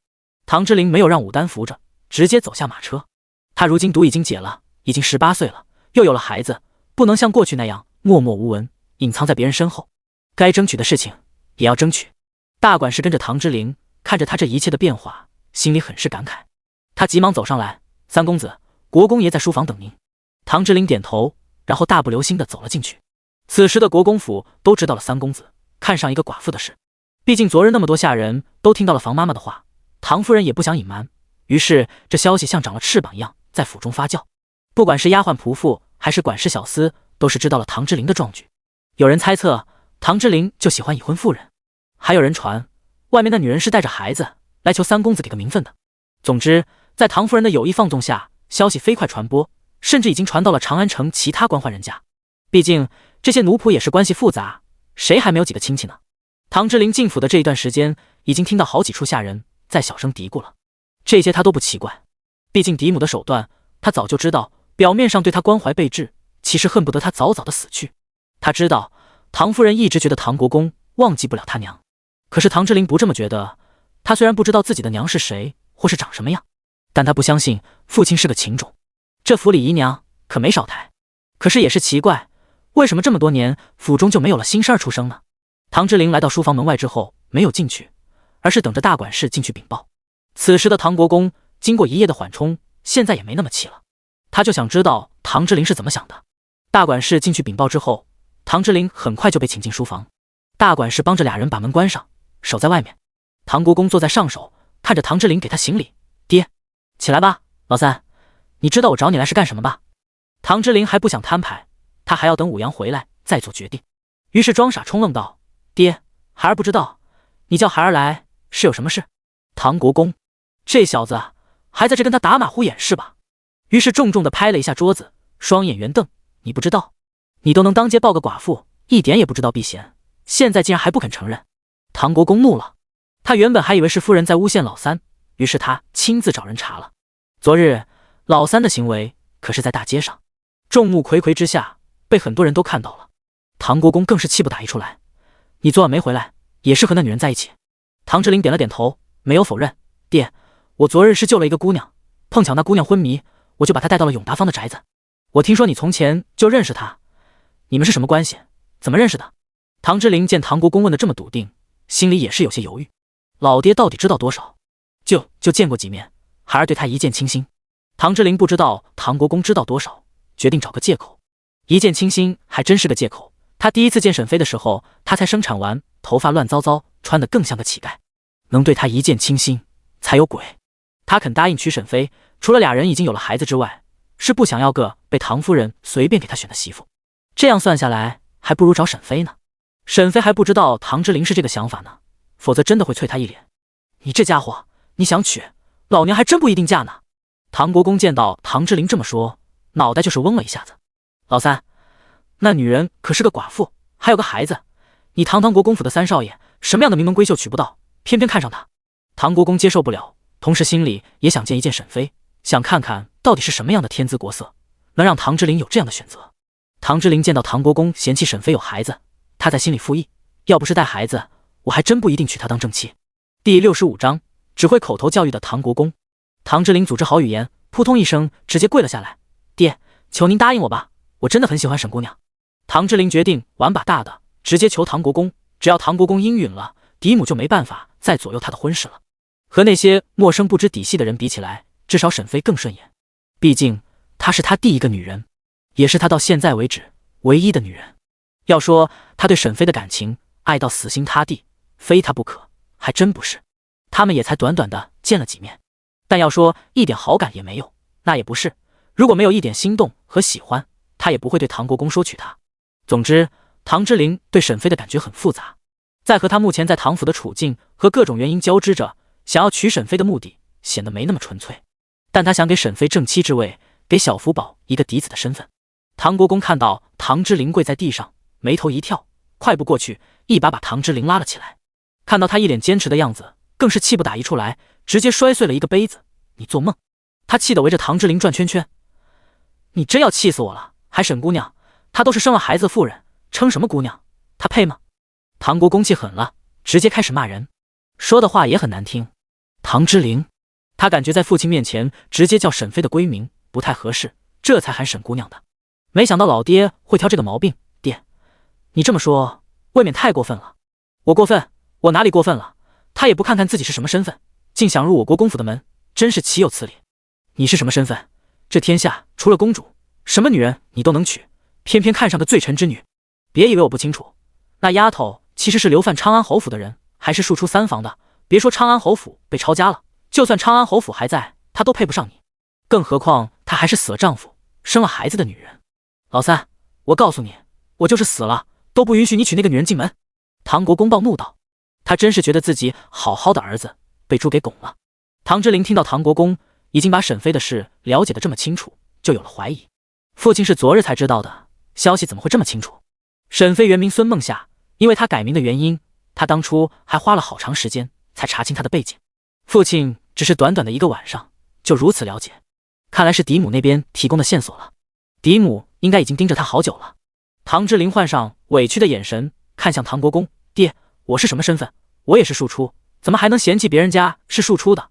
再说沈姑娘她父亲是庶出，她是嫡出的。唐国公，好啊，这小子还在挑他的语病，真是岂有此理！你可是国公府的公子，身份自然高贵，怎么可以相提并论？唐国公见说不通三儿子，气得团团转，也没有伸出一根手指头来惩罚他。唐之琳从小到大还真没被唐国公罚过，顶多只是在语言上教育他。在国公府，不管是世子还是唐二公子，都被唐国公教训责罚过。不管怎么样，我不同意。老三，你不要被那女人迷了眼，这世上美貌的女人有很多。唐国公硬的不行，来软的已经开始说软话。唐之琳心中一动，爹，反正我是认准她了，你要是不答应，我就谁也不娶，不管母亲介绍谁，我都不应允。唐国公气恼，扬起的巴掌在看到唐之琳的脸之后又放了下来。你这个孽子，我看你生来就是克我的。唐国公在书房内一直转圈圈，就是没有动唐之琳一根手指头。唐之琳看着这样的唐国公，心里也是很酸楚。他在唐府没有亲娘，虽然唐国公很宠爱他，甚至是溺爱他，可是父亲是武将，早年在家的时间也不多，在后宅更是嫡母的天下。父亲又怎么懂后宅夫人这些弯弯绕绕？要不是遇到宋燕，他还不知道自己中毒了，还以为自己只是从小体弱，身体不好呢。他也不想这么气父亲的，只是现在这是摆脱唐夫人控制的最好办法。其实唐国公这么疼他，他可以和父亲说出嫡母的真面目，可是嫡母非常擅长做表面功夫，面子上对他很好，让他完全挑不出一点错。因此就算他和唐国公说了，也不一定管用。小的时候他也是很喜欢陆氏的，谁知道那一碗碗的补药都是毒药呢？想到这里，唐之琳的眸子坚定，爹，如果你不同意，我就一辈子不成婚，或是直接离开唐家。唐之琳直接来了一剂猛药。唐国公倒退几步，这小子太倔了。大管事守在外面，就算没有亲眼见到，也知道结果是怎么样。国公爷再遇上三少爷，完全不是对手。别看骂得凶，哪次不是雷声大雨点小？说起来，国公爷对三公子真是太溺爱了，最后服软的都是国公爷。这时候，一位身材高大、面容俊秀的年轻男子走了过来。唐叔，老三回来了吗？大管事见到来人，急忙弯身行礼，给世子请安。三公子和国公爷在里面。唐世子的面容冷峻，没有一丝表情。你去通报，就说本世子来了。大管事急忙点头，好，请世子稍等。这时候，屋中传来唐国公温柔的劝导声：老三，你身份高贵，什么女人都配得上，为什么看上一个寡妇？在这大禹朝，除了公主之外，你看上哪家的小姐，爹都能给你去说。世子听到唐国公这么说，紧紧地攥紧双手。呵，身份高贵，还真是好笑。他一个庶出的病秧子，配一个带儿子的寡妇，都便宜他了。唐世子听到父亲这么宠爱唐之陵，不肯说一句重话，心里就恼怒不已。他不过是个庶子，父亲为什么这么重视他？看来老三还真不能活得太久呀。第66章，心胸狭窄。大管事轻轻地敲门，国公爷，世子来了。唐国公立即变成严肃脸，瞪了一眼唐之陵之后，威严地开口道：请他进来。唐世子在门外已经听到了唐国公的吩咐，于是也走进书房。父亲，孩儿给您请安。唐国公淡淡开口：你来是有什么事？唐世子看了一眼唐之陵后，劝解道：今日在府中听到了一些有关三弟的消息，知道您把他叫回来，以为您是想教训三弟呢，孩儿特意赶来求情的。谁知道是孩儿想多了。唐世子这话说的阴阳怪气的，明面上是说来求情的，实则是指责唐国公偏心。唐国公看着大儿子，心里涌起一股浓浓的失望。他们国公府是武将起家，当初也是和太祖打过江山的。唐家郎哪个不是铁骨铮铮的好汉？偏偏到他这一辈生下的孩子都这么羸弱。大儿子不喜从武也可以，但是这么大了，在文学上也没什么造诣，这些都没关系，将来当个富贵闲人也行。可是大儿子的心胸太过狭窄，就像个妇人一样，斤斤计较，拈酸吃醋的。他总说自己偏疼老三，可是他再疼老三，也没有给他置办额外的产业，没有动过换世子的想法。反倒是老大早早就给他请了世子之位，京中谁不羡慕他？小小年纪，世子之位就到手了。偌大的国公府，将来分家了，这府里的70%产业都是他的，他还有什么不满的？唐国公冷着脸：你三弟的事情自有我做主，他从小身子不好，你们这些做兄长的也要多照顾他。唐世子还要怎么照顾他？你都要把他宠到天上去了。要不是老三从小身子不好，这世子之位可能也早就换了。唐之陵并不想见唐世子，他也知道大哥的心结，因此就不想在这继续待着了。爹，大哥，你们先聊，我先走了。唐世子见到唐之陵稳健的步伐，心中有了疑问。老三的身体似乎是大好了，不行，要去问问母亲是怎么回事。唐世子看着唐之陵的背影，直到他消失。唐国公把一切都看在眼里，老三或许是需要成婚了。唐世子和唐国公也是没什么要说的事情，也提出了告辞。唐之陵回到了自己院子，方姑姑立即就迎了上来：公子，外面传的是真的吗？唐之陵点头：这件事你们不必过问，我自有盘算。方姑姑低头：是，公子。唐之陵回到自己房间，嘴里呢喃：不知道武丹把人送去没有。此时的沈家众人看到出现在家里的俩人，都是面面相觑。沈飞没想到唐之陵还挺贴心的，竟然还送人过来。李嬷嬷，是唐之陵让您过来的吗？李嬷嬷笑着解释道：沈姑娘，我们公子说了，沈姑娘的伤还未痊愈，不能带孩子，因此派老奴过来照顾福宝少爷。沈飞追问李嬷嬷的底细：嬷嬷，不知道您和唐之陵是什么关系？李嬷嬷知道沈姑娘是个谨慎的性子，她儿子武丹已经和她说了沈飞的事，因此李嬷嬷已经知道小福宝是唐之陵的亲生儿子，因此李嬷嬷来的也是心甘情愿。沈姑娘，老奴亲自把三公子抚养长大，而且老奴还是武丹的亲娘。沈飞放下心来，唐之陵总不会坑害他儿子。沈飞露出笑容：李嬷嬷，那麻烦你了，小福宝这段时间就劳烦您照顾了。是。李嬷嬷是事情说完了，又轮到了明月。沈飞看着眼前容貌秀丽的小姑娘：你是？明月急忙介绍自己：大小姐，我叫明月，三公子说奴婢以后就跟着您了，是您的护卫。沈飞听到护卫就是眼睛一亮：你会功夫？明月点头：是，小的从小就习武。那你会飞吗？明月，他又不是鸟，飞什么？沈姑娘该不会是画本子看多了吧？明月摇了摇头：大小姐，奴婢可以轻松跳跃墙头，没办法飞的。沈飞微微失望，看来还是那日见到的白发女人厉害，就是不知道这人去了哪里，或者能不能请她来保护自己。不过明月是不用白不用，有个会功夫的女孩随时保护自己也不赖。那好，明月，你以后就保护我们娘俩吧，后院里空着的院子你们就自己选吧。是，沈姑娘。是，大小姐。沈飞也是没有办法，家里就这么大，现在不住后院还真不行了。李嬷嬷和明月下去之后，沈飞又让人把刘三全叫了过来。刘三叔，在西厢房里面有我准备好的蔬菜种子，你尽快给马大叔他们送过去。刘三全不知道是什么种子，不过都这个时节，感觉有点晚了。大小姐，咱们现在才开始种菜，太晚了吧？沈飞解释道，这些菜种都是绿叶菜，都来得及，2月就能收割，就是一茬秋菜。刘三全见沈飞这么坚持，也不推拒了，毕竟那片地也是今年才开垦出来，收成不好是一定的。最坏的结果，顶多是损失点菜种子和浪费点人力。好，我这就给马六他们送去。我要的猪圈呢，盖得怎么样了？2日后就能盖好了，都是按照您画的图建造的，而且猪苗都已经预定好了。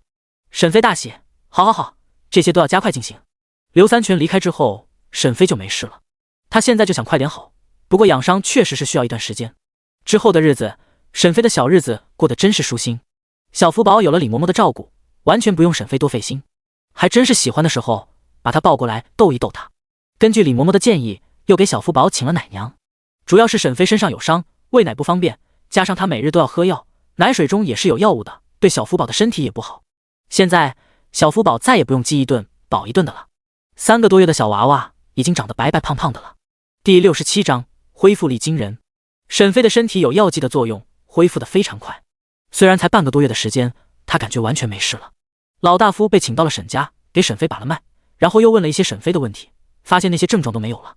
老大夫不得不感叹道，沈姑娘，你的伤完全好了。沈飞大喜，真的太好了，老大夫您真是医术高明。老大夫，你这恭维我也不敢接啊，您这样的病患我还是第一次遇见，简直是个奇迹啊。不是我的医术高明，是沈姑娘你的身体好，恢复能力惊人。沈飞没有继续解释，开口道，大夫，劳烦您再看看我弟弟，他的腿怎么样了，是否还需要继续吃药。老大夫收起药箱，跟着沈飞一起来到沈玉的房间。沈玉正在坐在桌子前温习功课，看到老大夫和沈飞进来，还有点惊讶，阿姐，你的身体好了？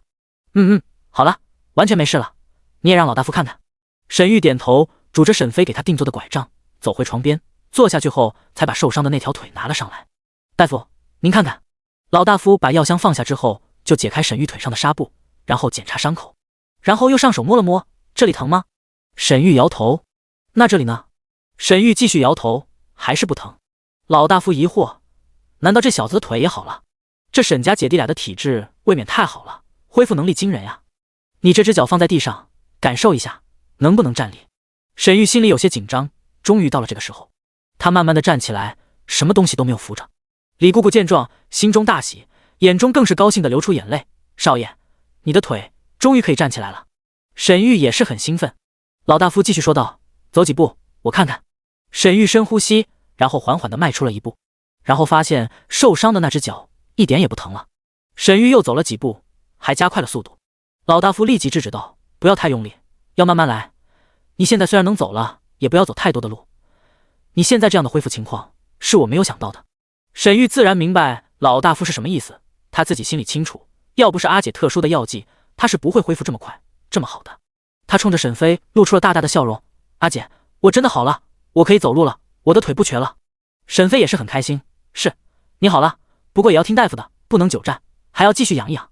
老大夫也点头，伤筋动骨100天，你这腿中途还有伤过，还不能掉以轻心。这样吧，药我就不给你开了，你再养半个月，这半个月期间可以适当的走路锻炼。好，多谢。沈飞付了诊金之后，就把老大夫送走了。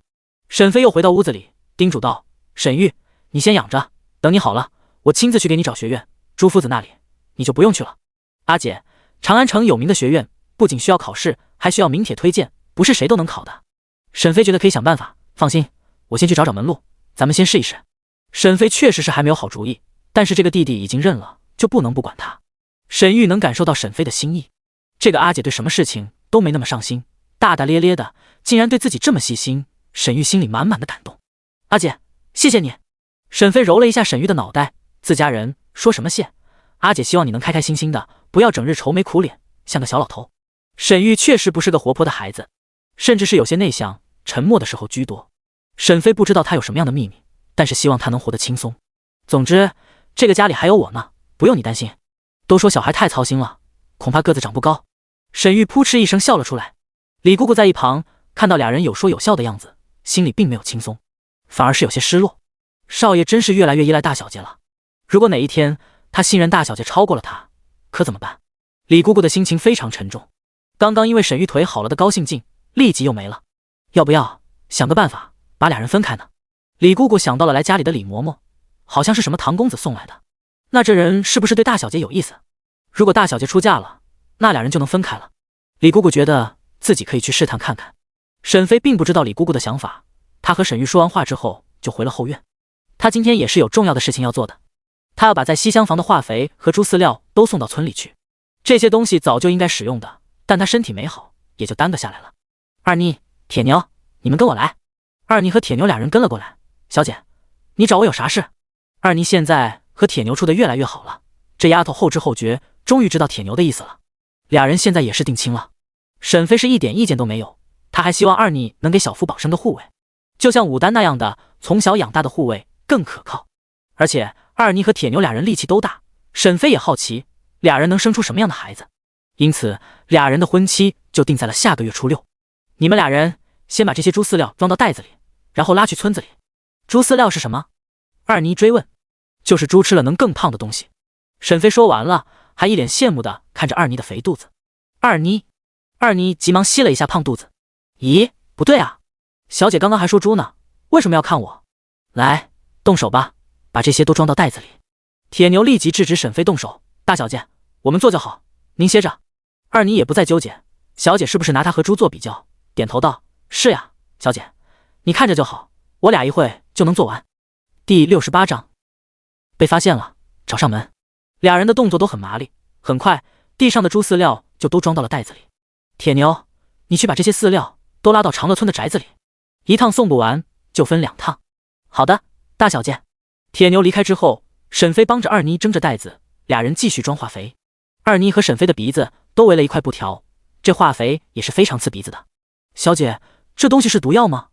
怎么这么刺鼻子？沈飞点头，这东西确实是有毒，咱们碰完这东西之后都要洗手才行。二妮有些害怕，之后的动作都小心起来。沈飞觉得好笑，放心，只要不吃在嘴里就没事。沈飞这次只是买了高效硫酸钾复合肥，他那边的土地比较贫瘠，要是没有足够的肥料，他的秋菜可能长不好。这种肥料含有多元化养分，更能够增产，而且里面含有多种微量元素，改善土壤，提高产量。沈飞还指着这批秋菜赚钱呢，因此俩人就算都累了也没有停下。就这样，沈飞3人用了1个上午的时间，终于把饲料和肥料都运到长乐村。中午吃过午饭之后，沈飞就来找李嬷嬷了。嬷嬷，你想不想出去走走？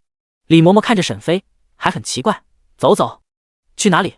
沈飞想去村里，但他不放心把小福宝放在家里。小福宝不在他眼前，沈飞是不安心的。嬷嬷，我想去村里住几天，所以想把你和仔仔都带过去。李嬷嬷来到沈家之后，就听过沈飞奇怪的举动。从前只要是他出家门，一直都是背着孩子一起离开的。好，去村里散散心也好。小姐稍等，我这就去收拾东西。沈飞看李嬷嬷不排斥，也很高兴。沈飞又来到了沈玉的房间。沈玉，我打算去乡下住几天，你要去吗？沈玉摇了摇头，阿姐，我留在家中看家吧，家里还有好多粮食呢，全都出去被人偷了怎么办？那好，你先在家中休息，我去村里看看咱们的菜长得怎么样了，还有看看咱们家的猪仔。沈玉点头，这毕竟是家中今年唯一的进项，能不能有收成还难说呢。好，阿姐，你也小心。放心吧，没事。对了，你也不要着急，等我把地里的事情忙完了，就去给你寻摸书院。沈玉笑眯眯，好，我听阿姐的。李嬷嬷的动作很迅速，很快就收拾好了小福宝的衣服和日常用品，就是奶娘都准备好了，也要一起带着去乡下。没办法，沈飞好久没有喂孩子了，奶水没了，小福宝只能喝奶娘的奶水。好在这小子还真不挑。李嬷嬷，都收拾好了吗？大小姐，咱们可以出发了。于是一行人直接上了马车。铁牛坐在车沿上就想离开，突然发现门口来了一辆马车，堵住了路。唐之琳拉起车帘子问道：你们这是去哪里？李嬷嬷听出了是唐之琳的声音，也拉开车帘：三公子来了，我们要去村里住几天。唐之琳知道沈飞在长安城周围是有土地的，于是开口道：走吧，我也和你们一起去看看。沈飞也看到了唐之琳，没有拒绝他跟着，于是2辆马车一前一后的离开了嘉惠坊。唐之琳和沈飞俩人都没有觉得俩人见面有什么问题。现在唐国公还是死咬住不放，不肯松口，不同意唐之琳娶沈飞。但是京中有关唐之琳看上一个寡妇的事情已经流传到大街小巷，在有心之人的推波助澜之下，无论是官宦人家还是长安城的百姓都知道了唐三公子的事情。这些人在茶余饭后都在议论这件事。唐之琳也不在意，毕竟嫡母也不会给他选什么好人家的姑娘。这可愁坏了唐国公，他亲自找了自己的几个老伙计，每次刚刚提起唐之琳，那些人都是躲得老远，或者就是装作听不明白，和他打马虎眼。次数多了，唐国公就明白了，那些人是看不上唐之琳。唐国公就算有气也没有办法，只是现在俩父子还在僵持着，谁都没有服软。唐之琳有的时候会来沈家看看小福宝，而且小福宝有李嬷嬷带着，唐之琳非常放心。两辆马车一前一后的走在街道上，孙恒看着这两辆马车走远，没有追上去，而是回到了沈家的宅院附近。孙恒是没想到这个女儿这么厉害，竟然还能攀上国公府的公子。上次沈凌香放假回来，就和孙恒夫妻说了沈飞的事情。孙家现在越发落魄了，他们才回长安本就没有积蓄，原本以为能依靠大房，借助窦家和陆家的姻亲，能够帮助孙家。孙恒那时候没有提出分家，也是想要借助孙膑的光，可是1个月前孙膑被人打成了重伤，现在人还没有好呢。而且孙膑被陆家强迫和离，只是孙膑咬牙不肯，两家就这么僵持着。孙恒现在也是知道依靠大房无望，他只能另想办法。他也曾经想过找沈飞，但是找了好久，一点消息都没有。现在的消息还是听亲生女儿凌香告诉他的，他在国公府蹲守了好几天，终于等到唐之琳出门了，才找到沈飞在长安城的住处。孙恒看到了这处宅子，心里很高兴，没想到这丫头自己就有这么大的宅子了，看来和大房分家也不是不行，到时候直接搬到这里来住。自己是孟夏的爹，他怎么也不能把自己给赶出去。孙恒又前后左右的瞧了一眼这个小宅子，然后高兴的回去分家了。沈飞还不知道有个麻烦正向他靠过来，他此时高兴的逗着自己的胖儿子：仔仔，出门开不开心？小福宝挥动2只小胖手，嗷嗷的叫了2声，好像在回复沈飞的问话。小福宝别看人不大，3寸丁的大小，这小嗓子可是亮得很，就是隔壁马车的唐之琳都听到了。他听到小福宝的叫声，也是露出了老父亲的微笑。第69章，主意正的沈飞。很快众人就到了村里，铁牛拉着马车来到了村尾。沈飞的宅基地选的有点偏，毕竟他是后来的。村里一下来了2辆华丽的马车，也是让村人很注意了。王村长也是没想到，当初那么一个带着孩子的小妇人竟然发达了，不仅在村子里闹出了很大的动静，盖房子、搭猪圈养猪、种植秋菜，花样真是一套一套。而且他也听说了，新分的田地还种了冬小麦。村里面是有种冬小麦的，但是种植的人家不多，虽然长安城里气候是可以支撑1年2季，但是地里的肥力不够，因此好多家几乎都是种植春小麦，都是1年1季或是2年3季给土地休养的时间。其实他觉得沈家今年秋天可以先养养田地，多去山上挖一些树叶沤肥，来年再上一层大粪种植春小麦正好。他也曾经去提醒过，可是沈家一直都是下人在，只能听主人家的吩咐。王村长就算给了建议，马六他们也不敢采纳。按照马六的想法，其实和王村长差不多，但是迫于沈飞的压力，只能听他的安排。马六3父子也是平日照顾冬小麦的田地很用心，对于沈飞说的秋菜没有抱太大的希望。沈飞众人下了马车之后，李嬷嬷就抱着小福宝进了主院。沈飞叮嘱道：嬷嬷，你在家照顾小福宝，我去地里看看。李嬷嬷点头，大小姐放心。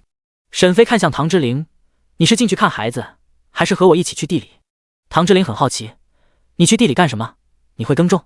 沈飞自己不会，但他看得多呀，无论是种地还是养殖都不是他研究的方向，但是他的师兄和师姐擅长呀，他光是看着就知道个大概。于是沈飞大言不惭的点头：会，非常精通。唐之琳不可置信的看着沈飞：你真懂？沈飞重重点头：当然，不相信可以跟着我来。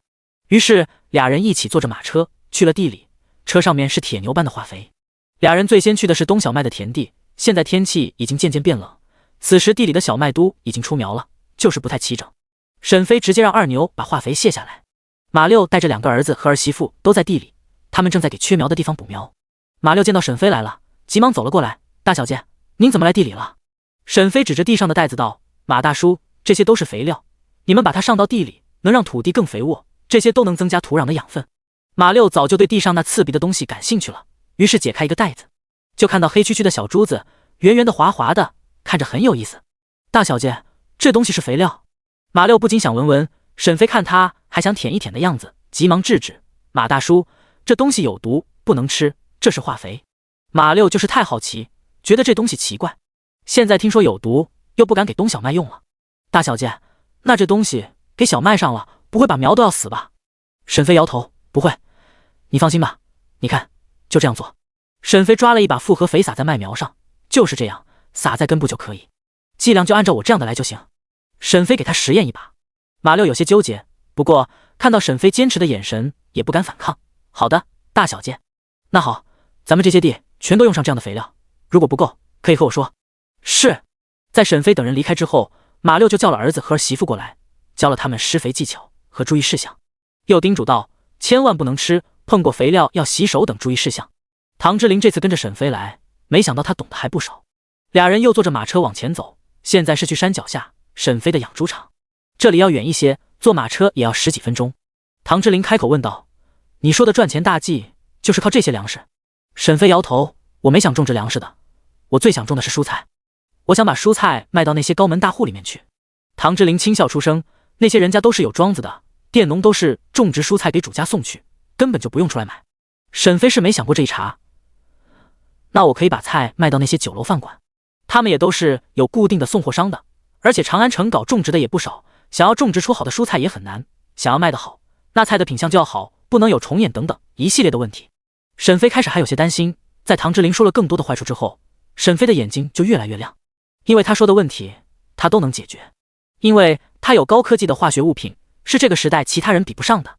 他种植的蔬菜可以撒农药和化肥，不仅菜长得好，还能成熟的早，这些都是他的优势。沈飞笑眯眯的，这就不用你担心了，山人自有妙计。唐之琳见他说不通，也不劝了，想等他撞了南墙之后就知道厉害了。沈飞到的时候，刘三全和李大叔已经出来迎接了。刘三全的心都在这20头的猪仔上面了，没办法，他虽然是沈家的大管事，但是家里实在没什么产业让他打理，目前也就只有把猪养好了，才能见到回头钱。主要也是主子的心太大，他们担心什么时候家里就坐吃山空了。大小姐，您来了。刘三叔，咱们的猪仔怎么样？好，都好，抓回来半个多月了，没有夭折的。沈飞满意的点头，铁牛，你回去把饲料拉过来几袋子。是，大小姐。铁牛赶着马车又哒哒的跑了回去。饲料？什么是饲料？刘三全很好奇，这可是新词。沈飞解释，就是猪仔的伙食，吃了这个就能长胖。刘三全，这猪只要是吃猪食就能长胖，真不用啥饲料的。不过他也不会反驳沈飞，因为他已经试过了，只要是沈飞坚持的，他们就没办法劝说。大小姐看似好说话，但是主意很正。第70章，特殊的存在。唐之琳陪着沈飞参观了他的菜地和猪圈。沈飞没想到唐之琳这么能忍，我记得你很爱干净的，怎么还敢和我出现在这里？唐之琳单纯就是好奇沈飞，好奇他这个人，因为唐之琳已经收到了武阳的回信，信上描述了沈飞的过往和现在的这个人的习惯，真是大相径庭。他不由得怀疑，这女人是不是有人假扮的？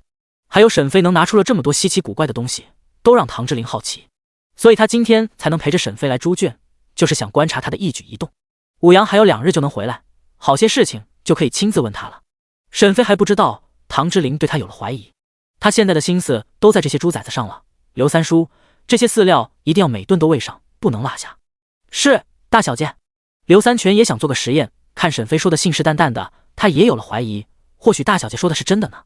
不过他也留了一个心眼，这些猪崽他已经选了2头出来，给他们称了重量，他打算这2头就偷偷不喂，这样好弄了个比较出来，那个饲料管不管用。沈飞并不知道刘三全的打算，安排好这一切就带着人离开了。沈飞现在有下人，还真不用亲力亲为了。沈飞想到沈玉的事，开口道，唐之琳，京城的书院你了解吗？我想给我弟弟送进去，你知道哪里适合吗？唐之琳想到书院，心里就是一痛，因为他从来没有去过书院，因为从小身体不好，就是书院他都不能去。唐国公只是给他请了夫子来府上教学，但那个夫子不敢管教他。他小的时候因为身体的原因，也是3天打鱼2天晒网，如今也只学了一些浅显的东西。唐之琳现在就很困惑，他不知道父亲唐国公是真的宠爱他，还是假的。如果不宠爱他，那么从小到大给他吃的和穿的待遇都非常好，和大哥那些嫡子没有差别，更是从小都没有打他或是责罚他。如果真的对他好，父亲又对他好似不抱任何希望。小的时候他不懂，觉得家里只有他是特殊的，既不用习武，又不用学习，想逃学就逃学，根本不会被夫子责罚。唐国公更是不准任何人动他一根手指头。他还记得那时候二哥也像他一样不好好学习，可二哥不仅被嫡母责罚了，就是父亲也没有饶过他，狠狠地打了他的板子。自那以后，二哥就不敢了，因此现在才是文武全才。那时候他还沾沾自喜，觉得自己是特别的。可是如今他都已经18岁了，不是稚童了，懂得道理自然多了。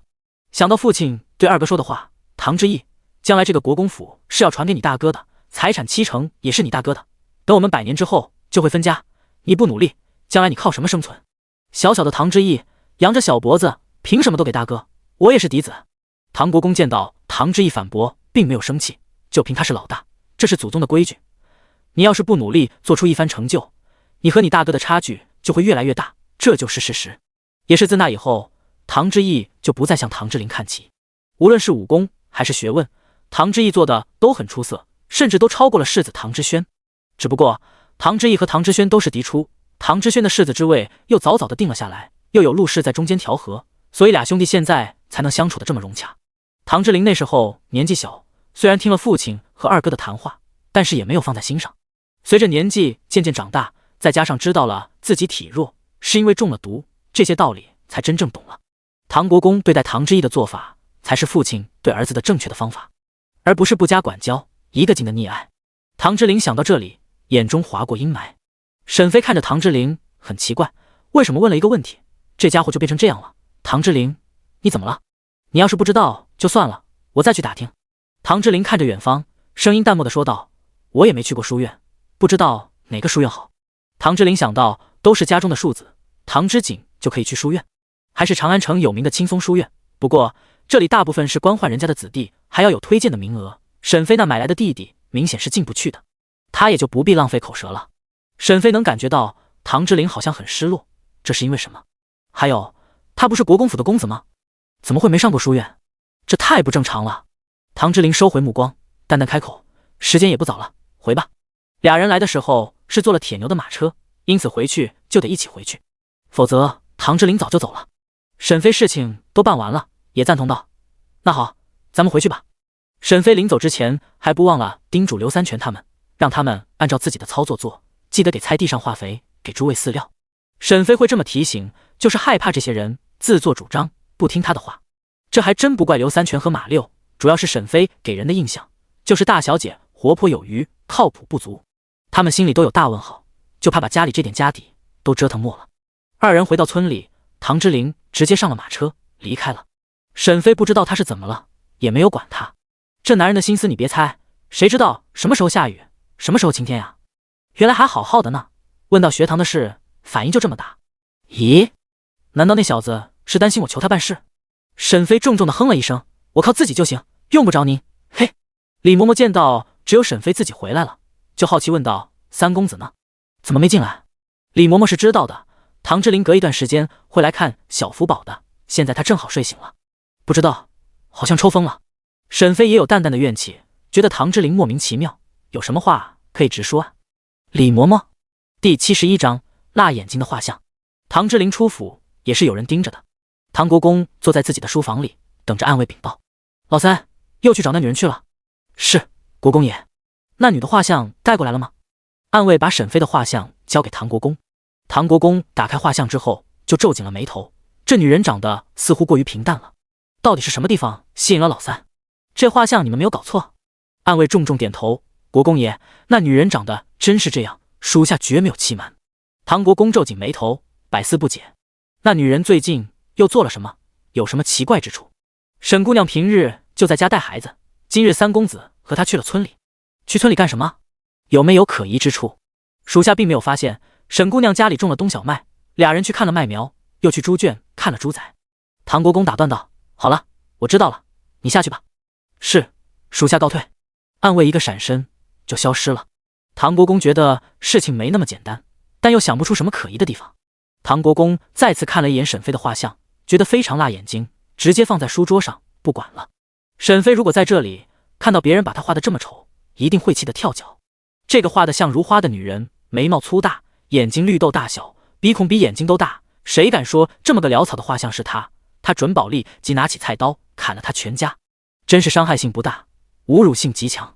此时陆氏的院子内，国公夫人陆氏正坐在上首，目光严厉地看着下面的两名妇人。你们的肚子还是没有消息吗？世子夫人施寒磊和唐二公子夫人贾宁晴互相看了一眼，齐齐摇头。回母亲，没有。世子夫人回道。在面对婆婆问是否怀孕的事上，俩妯娌也不较劲了，态度出奇的一致。二少夫人贾氏这时候也不会多嘴，都是听大嫂的指挥。国公夫人看向两个儿媳的目光就很不善了。老大媳妇，你进门已经5年了吧？怎么能一点消息都没有？世子夫人可是伯爵府的大小姐，身上有一股傲气在，因此回道：母亲，我这不是也在盼着给夫君生个一儿半女的，可是我这身子不争气，这么多年就没动静。为了给咱们府里开枝散叶，我又给世子抬了一个妾室上来，就希望能有好消息。世子夫人说的慢条斯理，但是包含的信息可多了，就差明说世子人不行了。国公夫人在儿媳妇这里碰了一个软钉子，她知道老大媳妇这意思是不是她不能生，是老大的整个后院的女人都不能生，这问题出现在谁的身上？国公夫人本想教训两个儿媳妇，现在也没了借口，于是挥了挥手，行了，你们退下吧，不要按时吃。世子夫人已经吃了5年的补药，每日吃那苦苦的汤药就反胃。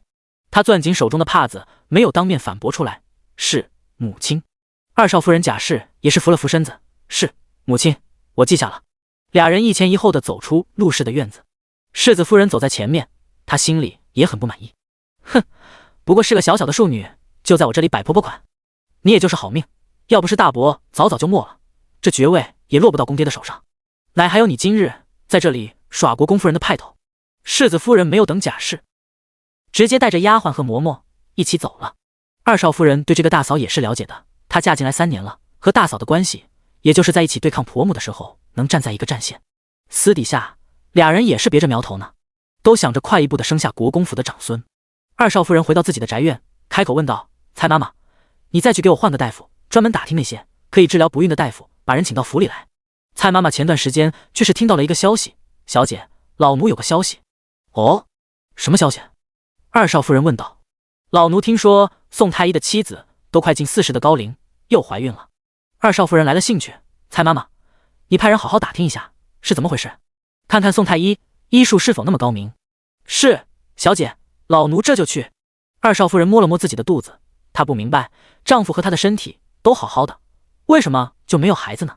想到高大英俊的丈夫，二少夫人脸颊微红，想到为了要孩子不得不给丈夫纳了妾室，二少夫人眼中又划过狠厉。哼，先让那几人畅快几天，等他有了孩子都给处理掉。2天后，武阳正骑着快马奔驰着，他没有直接回到国公府，而是直接回了永达坊。唐之琳自从在村里回来之后就没有回国公府，而是一直住在这个小院。武丹这时候禀报道：少爷，武阳回来了。唐之琳原本慵懒的靠在椅子上，现在也立马来了精神。快带他进来。是。很快，一身疲惫的武阳走了进来。武阳拜见公子。唐之琳挥了挥手，武丹，给武阳拿个椅子过来，让他坐下说。武丹也心疼大哥，于是搬了一个凳子给武阳坐。武阳，你说说是怎么回事？你都查到了什么？还有沈飞的事情，你查到多少？唐之琳很想知道他在北地到底发生了什么，到底失去的那部分记忆是什么，和沈飞有什么关系？武阳缓了口气，沈姑娘原来叫孙梦霞，10年前一起跟着家人到北地，他们在北地是流犯，待遇自然不好。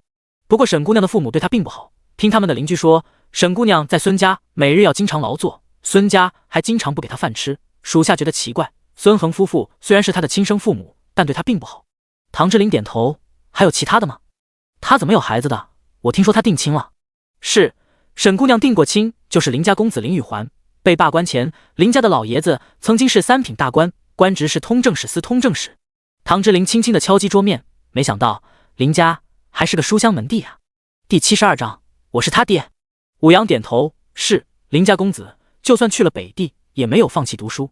林老大人很重视林玉环的课业。唐之琳不想听更多林玉环的好话，转移话题问道：那沈飞和他的关系怎么样？俩人的感情如何？唐之琳不习惯，也不喜欢叫沈飞原来的名字，好像不叫他孙梦霞，他们就不是一个人一样。唐之琳自己的小心思谁也没有说，他侧着耳朵听着。武阳看了一眼唐之琳，小声的回道：“听说俩人感情很好。”唐之琳的脸子一下就落了下来，轻轻的哼了一声：“还有呢。”武阳继续说道：“我打听到孙家的二小姐孙梦雪也喜欢林玉环，俩姐妹没少因为林玉环起争执。”唐之琳有些不满，改日要去见见这个林玉环，看看是个什么香饽饽。我记得你信上说沈妃的性格变化很大，是什么变化？公子，我去北地打听到，沈姑娘非常勤劳，在孙家很多活计都是她干的。别看她瘦瘦小小的，但是力气很大。还有就是沈姑娘不爱说话，是个沉默寡言的姑娘。唐之琳听到武阳的描述，心里有个大问号。他们说的是一个人吗？他可不认为沈妃是勤劳的姑娘，而且那丫头哪里沉默寡言了？武阳，你没有找错。武阳摇头，孙家那边很好调查，他们的情况都和京城的消息对得上。唐之琳想到记忆中的片段，也是沈妃现在的那张脸，这人是他没错，可是性格为什么变化这么多呢？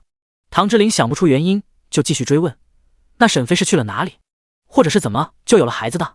唐之琳这话问得有些尴尬，耳朵又开始红了。他是想知道沈妃是什么原因，又怎么会遇上自己的。唐之琳调整了一下姿势，有些不自然地看着武阳。武阳轻咳一声：公子，这个小的也不太清楚，听孙家的邻居说，那时候沈姑娘和孙梦雪一群小姑娘一起去集市，在回来的路上遇上了胡人，慌乱之下，沈姑娘和他们跑散了。后来孙家人出去寻找，是在第二天找到的沈姑娘，那时候他人就已经昏迷了，而且还衣衫不整。武阳看了唐之琳，把打听到的消息说了出来。唐之琳轻轻地敲击桌面，心里有很多疑惑。如果真是这样，那么自己又是怎么遇到的沈妃呢？那有关我的事情呢？泽生和泽川俩人就一点消息都没有吗？泽生和泽川就是当初和唐之琳一起出去的暗卫，只是这俩人都没有回来。武阳摇了摇头，属下这次没有发现他们的踪迹。唐之琳轻轻地揉了一下脑袋，他感觉非常奇怪，为什么别的记忆都有，单单就失去了去北地的那半年记忆，这很不寻常。到底他在北地遇见了什么人，或者是查到了什么消息？他的意外有没有可能是人为造成的？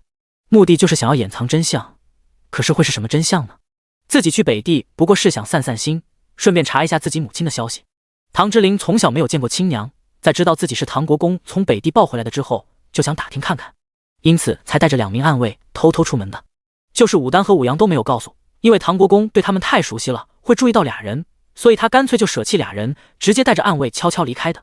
可是还是发生了意外，最后泽生和泽川俩人直接消失了，他还是被武阳给带回来的。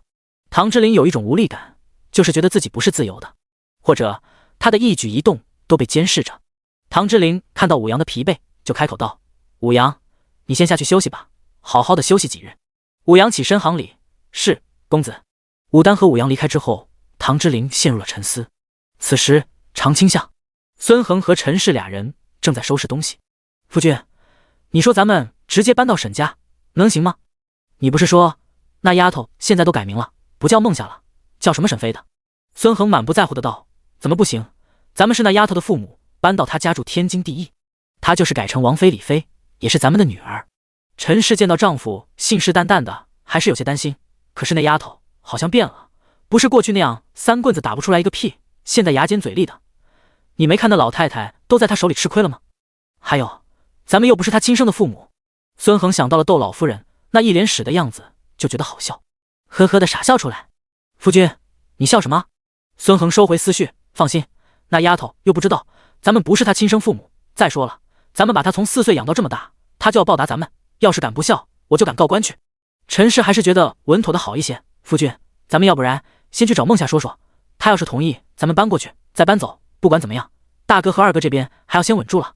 那日孙恒回来和陈氏说了沈妃现在的情况，就想去找孙斌说分家的事情，可是被陈氏给制止住了。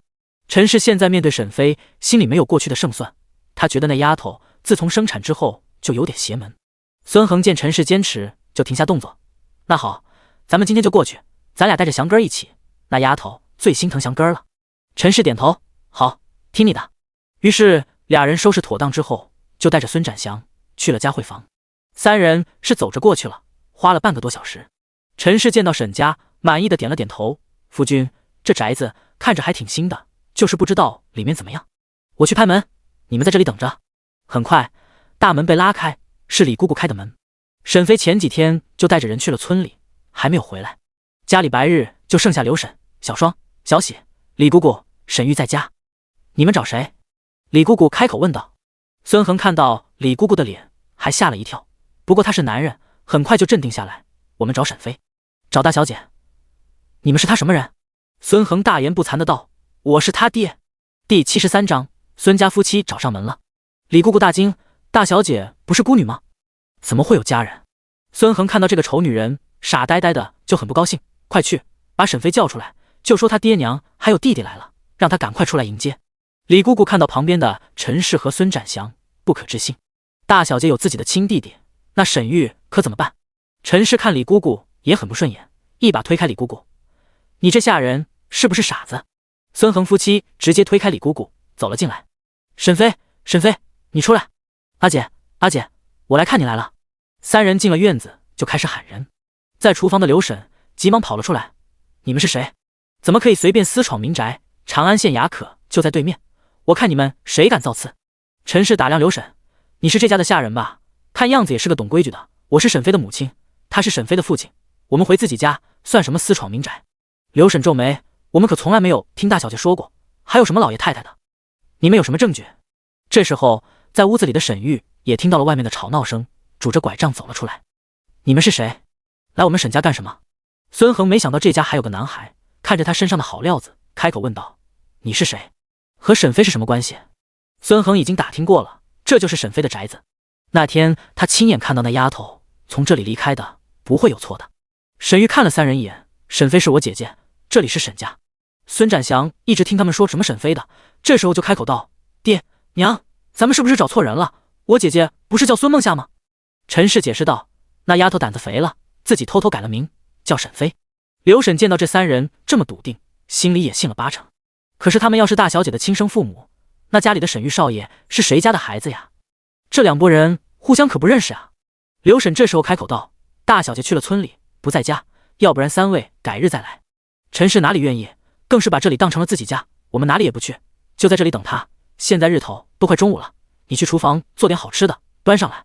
陈氏的脸皮很厚，记起点菜道：最好做一些小鸡和猪肉，我们想哥儿爱吃。孙展祥自从回到京城，也没觉得生活变好了，在这里吃肉的机会反倒是没有北地多了。听到母亲说吃肉，也没有拒绝，他确实是馋了。沈玉此时有些尴尬，他不清楚沈飞和陈氏他们的关系，现在更不好用主人的身份把人给赶走。你姑姑辛苦你跑一趟长乐村，把阿姐叫回来。李姑姑点头：是，少爷。说完，李姑姑一溜烟就跑了。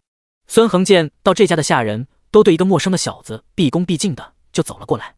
小子，你是谁家的孩子？怎么住在沈家？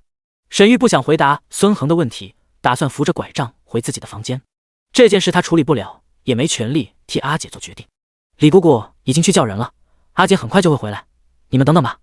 孙恒却是把沈玉薅了起来，让他双脚离地。小子，你知道吗？你在享受不该属于自己的待遇。沈玉的脸刷的一下就白了。一个是孙恒戳中了他的心事，这段安稳的时光确实是阿姐给他的，这份幸福和安稳是不属于他的。现在阿姐的亲人找了过来，这个泡沫是不是就要消散了？另一个原因是他的腿就快好了，不能再出现任何意外。此时他双脚离地，一点安全感都没有。他不知道这个男人想要干什么，或者是想怎么对付他。放开，放开我！孙恒阴狠地看着沈玉：你最好从哪里来，滚回哪里去，不要肖想不属于你的东西。沈玉毕竟是个小孩子，看到孙恒这样就有些害怕，脸下的惨白。孙恒看到沈玉这样，有些得意，手突然一松，直接就把沈玉往远处扔去。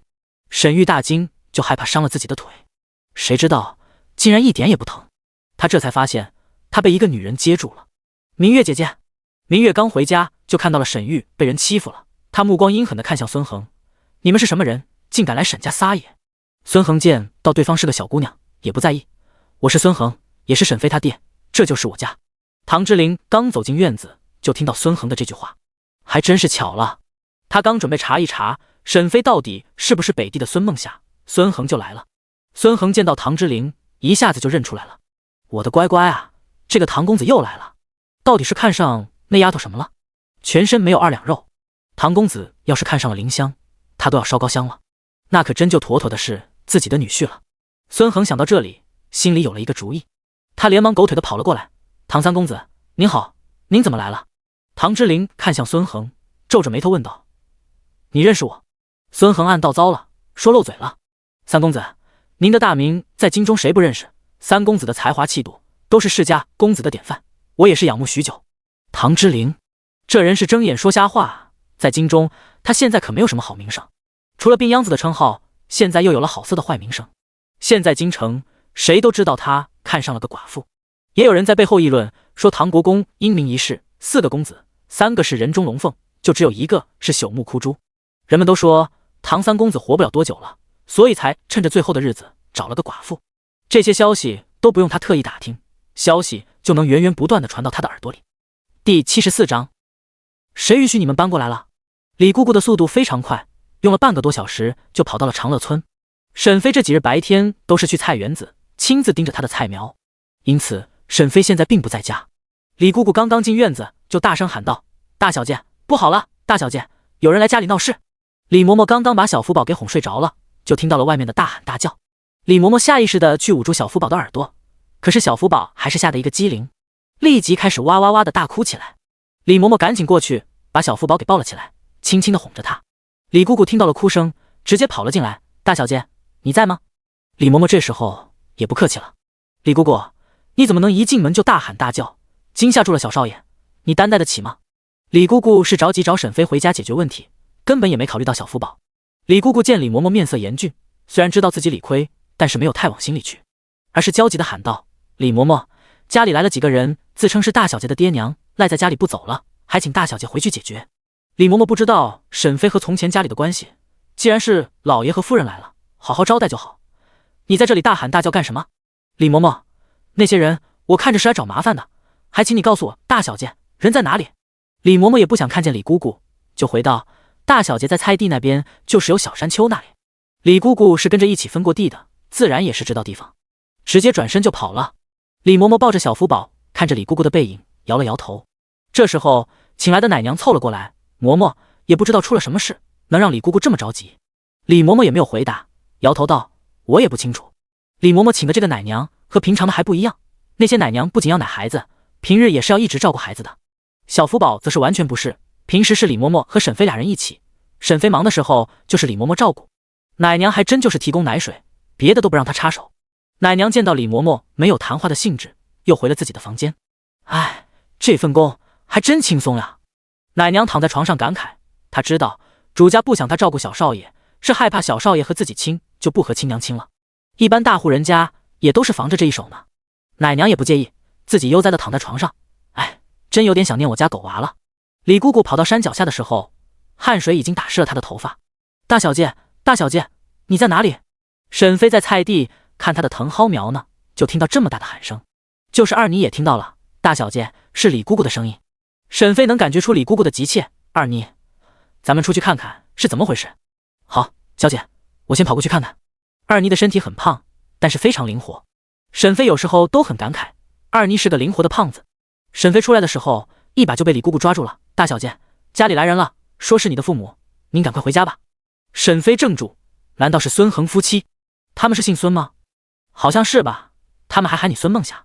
大小姐，你快回家吧，现在只有沈玉少爷一个人在家。沈飞拉下李姑姑的手，刘婶和小喜他们呢？他们也在家里。二妮松了一口气，李姑姑，那你不用着急，还有刘婶一个大人呢，少爷应该没事。再说咱们家就在县衙附近，不用担心那些人闹事。这时候李大叔和刘三全也走了过来。大小姐，发生什么事了？沈飞摆摆手，孙恒夫妻他自己就能搞定，没事，家里来了不相干的人，我回去处理就行，你们就在这继续照看着。刘三全见沈飞这么说，也放心了。那好，让二妮和铁牛陪您回去。好，刘三叔，我这次就直接带着小福宝回去了，这里就交给您和李大叔了。于是一行人坐着马车就回了村里，顺便把李嬷嬷和奶娘也带上了，一行人直接回了佳慧坊。沈飞走进院子之后，就发现了唐之琳。唐公子，你怎么来了？唐之琳已经被孙恒烦得不行了，指了指孙恒那边，我的事情不急，你先处理你的家事吧。孙展祥看到沈飞走进来，就像一个小炮弹一样，直接跑了过来。阿姐，阿姐，我终于见到你了。沈飞看着7岁的孙展祥，想起了他和原主的过往。原主还是很疼爱这个弟弟的。那时候陈氏不给原主吃饭的时候，就是小小的孙展祥给他偷偷带吃的。沈飞揉了一下孙展祥的脑袋，祥哥儿，你这段时间过得好吗？有没有想阿姐？孙展祥小大人一样，当然想了，不过生活也就那样吧。哎，每日待在家里也是很无聊，还没有在草原的时候自在呢。沈飞觉得好笑，一个小孩子装作老气横秋的样子，确实是很好笑。沈玉在屋子里通过窗户看向外面的一切，攥紧了自己的拐杖。阿姐，真的有亲弟弟，那他要怎么办？沈玉的心里非常失落。站在沈飞身后的李姑姑心里也是很焦急。大小姐对这个弟弟好像很好，不像是有矛盾的样子呀。唐之琳也看着这一切，沈飞就是孙梦夏，这是事实。孙家人对孙梦夏是很熟悉的，如果这人是假扮的，一定会被看出来。就是不知道当初的孙梦夏遭遇了什么，让他不愿记起或是提起之前发生的事情。或许他可以亲自问一问，当初他是怎么碰上自己的。陈氏看到孙展祥这样就很满意，还是他儿子聪明，知道找这丫头撒娇。不过梦夏也还好，总算还肯认他们。陈氏这时候走了过来，梦夏，你回来就太好了，我们一家人总算可以团聚了。我和你父亲都商量过了，我们打算搬过来和你一起住。沈飞抬眼看着陈氏，谁允许你们搬过来了？第75章，我就是你嘴里骂的野男人。陈氏听到沈飞这么说，立马就不乐意了。你这个死丫头，这是发达了就不认亲娘了，竟然还敢跟我叫板，真是反了你了。陈氏说完就扬起了大巴掌，想要动手。只是一瞬间，二妮和铁牛俩人就直接窜了过来，把沈飞拉着身后。你想干什么？敢在沈家撒野不成？陈氏看到眼前的两大肉墩子，吓了一跳。你们想干什么？我是他娘，就是你们家的夫人，你们敢打我不成？陈氏不敢和二妮和铁牛对视，直接找沈飞。梦夏，你出来，你说话啊，你是哑巴不成？沈飞从二妮身后走出来。陈氏，我劝你最好回去，否则我不敢保证我的嘴会说出什么。你能说什么？就是说到天上去，我也是你的老娘，你要是敢不孝顺我，我就敢去衙门告你去。沈飞轻笑道。陈氏，你难道以为我不敢说吗？你真的是我娘吗？你敢和我去官府对质吗？陈氏的身子一僵，这个丫头是知道什么吗？沈家和云娘也在长乐村，难道他们见过面了？不可能，都过了这么多年，云娘不可能还能认识这丫头，这不可能，要稳住，不能自己吓自己。陈氏给自己做心理建设。孙恒这时候也是唬了一跳，他还有自己的计划呢，可不能闹僵了。刚刚他放任妻子出手，就是想看看沈飞的底线，现在发现这死丫头还真是寸步不让，这就让孙恒坐不住了。于是孙恒急忙跑了过来。梦夏，你这孩子，你娘就在气头上才说的那话，她毕竟是你娘，你要多担待她，毕竟她养了你这么多年呢。孙恒说完还看了一眼院子里的其他人，就是希望沈飞能够有所顾忌。沈飞只知道自己不是孙家的孩子，但是他的亲生父母的消息他并不知道。他现在说自己不是孙家的孩子，相信别人也不会相信，就算去告发孙恒夫妻也没有证据，现在只是吓唬他们的。不过自己可以好好的查一查孙家，看看是怎么回事，找找证据。至于自己的亲生父母，还得靠自己找，就是不知道孙恒夫妻知不知道，或是知道多少。不过他也没打算问这俩人，他们是一定不会松口的。是吗？我在北地的时候可是没少照顾你们一家人，还有你们不会忘记了吧？你们早就把我赶出家门了，如今又找了过来，岂不是太可笑了吗？我现在就希望你们可以回自己家，不要再说和我一起住的话了。你们有2个儿子，没有道理和我一起住。还有，我也不叫孙梦夏，我如今叫沈飞。陈氏这才想起来，这丫头自己改成了沈姓，她是不是知道了什么？陈氏这时候就有些心虚，他们毕竟和云娘都在京城，而且云娘的婆家就在长乐村，实在是太巧了。都是一个村子，这丫头经常回去，一定也会遇到沈家人的。到底要怎么办好？陈氏看向丈夫孙恒，孙恒没有注意到陈氏，而是很辣地看着沈飞。梦夏，不，沈飞，我知道你在怪我们狠心，可你也要理解我们。当初你未婚先孕，做了那等丑事，我们孙家怎么能容得下你？为了孙家的名声，也只能把你赶出家门。孙恒直接在这群人面前揭了沈飞的老底，就是想看沈飞没脸。他原本没想做这么绝的，可是这丫头冥顽不灵，一点亏都不肯吃。世上哪有那么多的好事？京城不都是传唐三公子看上了寡妇身份的沈飞了吗？他现在就要扒下沈飞的面皮，让唐三公子看一看这丫头是什么货色，看看唐三公子还敢不敢娶她，看看国公府还敢不敢要沈飞这个破烂货。毕竟寡妇带孩子可比未婚生子的名声好太多了，寡妇至少是名正言顺。孙恒有些得意地看向唐之琳，就希望在他的脸上看到失望或是鄙夷，可是让他失望了，这些表情他都没有看到。沈飞没有看其他人的神色，他是这个家的主子，这批下人不顺手，他就换一批。李嬷嬷是有了儿子提前打预防针，而且知道这孩子是三公子的，因此对孙恒的话也没有很在意。二妮则是觉得沈飞有些可怜，小姐一定是受欺负了。李姑姑则是很震惊，她没想到大小姐会做出这么出格的事情。从前她只是觉得大小姐礼仪方面不行，如今看来这品行方面也不过关呀。她看了一眼屋里的沈玉，在心中犹豫，少爷在这样的环境下是不是会受到影响？毕竟这几个月下来，少爷被大小姐影响的越来越大了。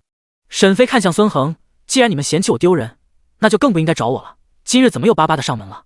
陈氏见到丈夫已经揭了这丫头的老底，她还这么嚣张，就反驳道：虽然你离开家了，但是你必须报答我们的养育之恩，今日你要么让我们住进来，要么就给我们一笔钱。沈飞还真是吃软不吃硬，我要是不给呢？你要是不同意，我就把你的丑事宣扬的长安城的人都知道，让他们知道你是未婚先孕的贱人，是个不检点的女人。你不仅贱还傻，一直包庇那个野男人，你不仅给人家生了娃，没准人家就是想玩玩你呢。哈哈。对了，还有你生的那个小崽子，我要让长安城的人知道，你的孩子是野种，是贱种。哈哈，我要让他一直在指指点点中长大，受到世人的奚落，受人鄙视。我看他长大以后还能有什么出息？哈哈。对了，我看那位看上你的唐公子还敢不敢娶你这个破鞋？陈氏骂完之后畅快的大笑出来。你住嘴，不准你污蔑我家大小姐！二妮大声反驳。唐之琳直接走了过来，站在沈飞身边，大声道：我就是你嘴里骂的野男人，仔仔是我的孩子。院子里的众人。第76章，你觉得咱们俩成婚怎么样？众人齐刷刷的看了过来，就是沈飞都很好奇，这家伙会这个时候站出来。不过也算他还有担当。沈飞已经做过 DNA 实验了，知道唐之琳就是小福宝的父亲。如果他为了自己的名声什么也不做，看着小福宝被人辱骂还不出来，他都会鄙视他。不过就是不知道原主和他过去是怎么回事。难道他恢复记忆了？只是现在还不是问这个的时候。对，谁说仔仔没有父亲？唐三公子就是他父亲。孙恒最先恢复过来，而且他也不信，觉得唐之琳就是被沈飞迷了眼才承认孩子。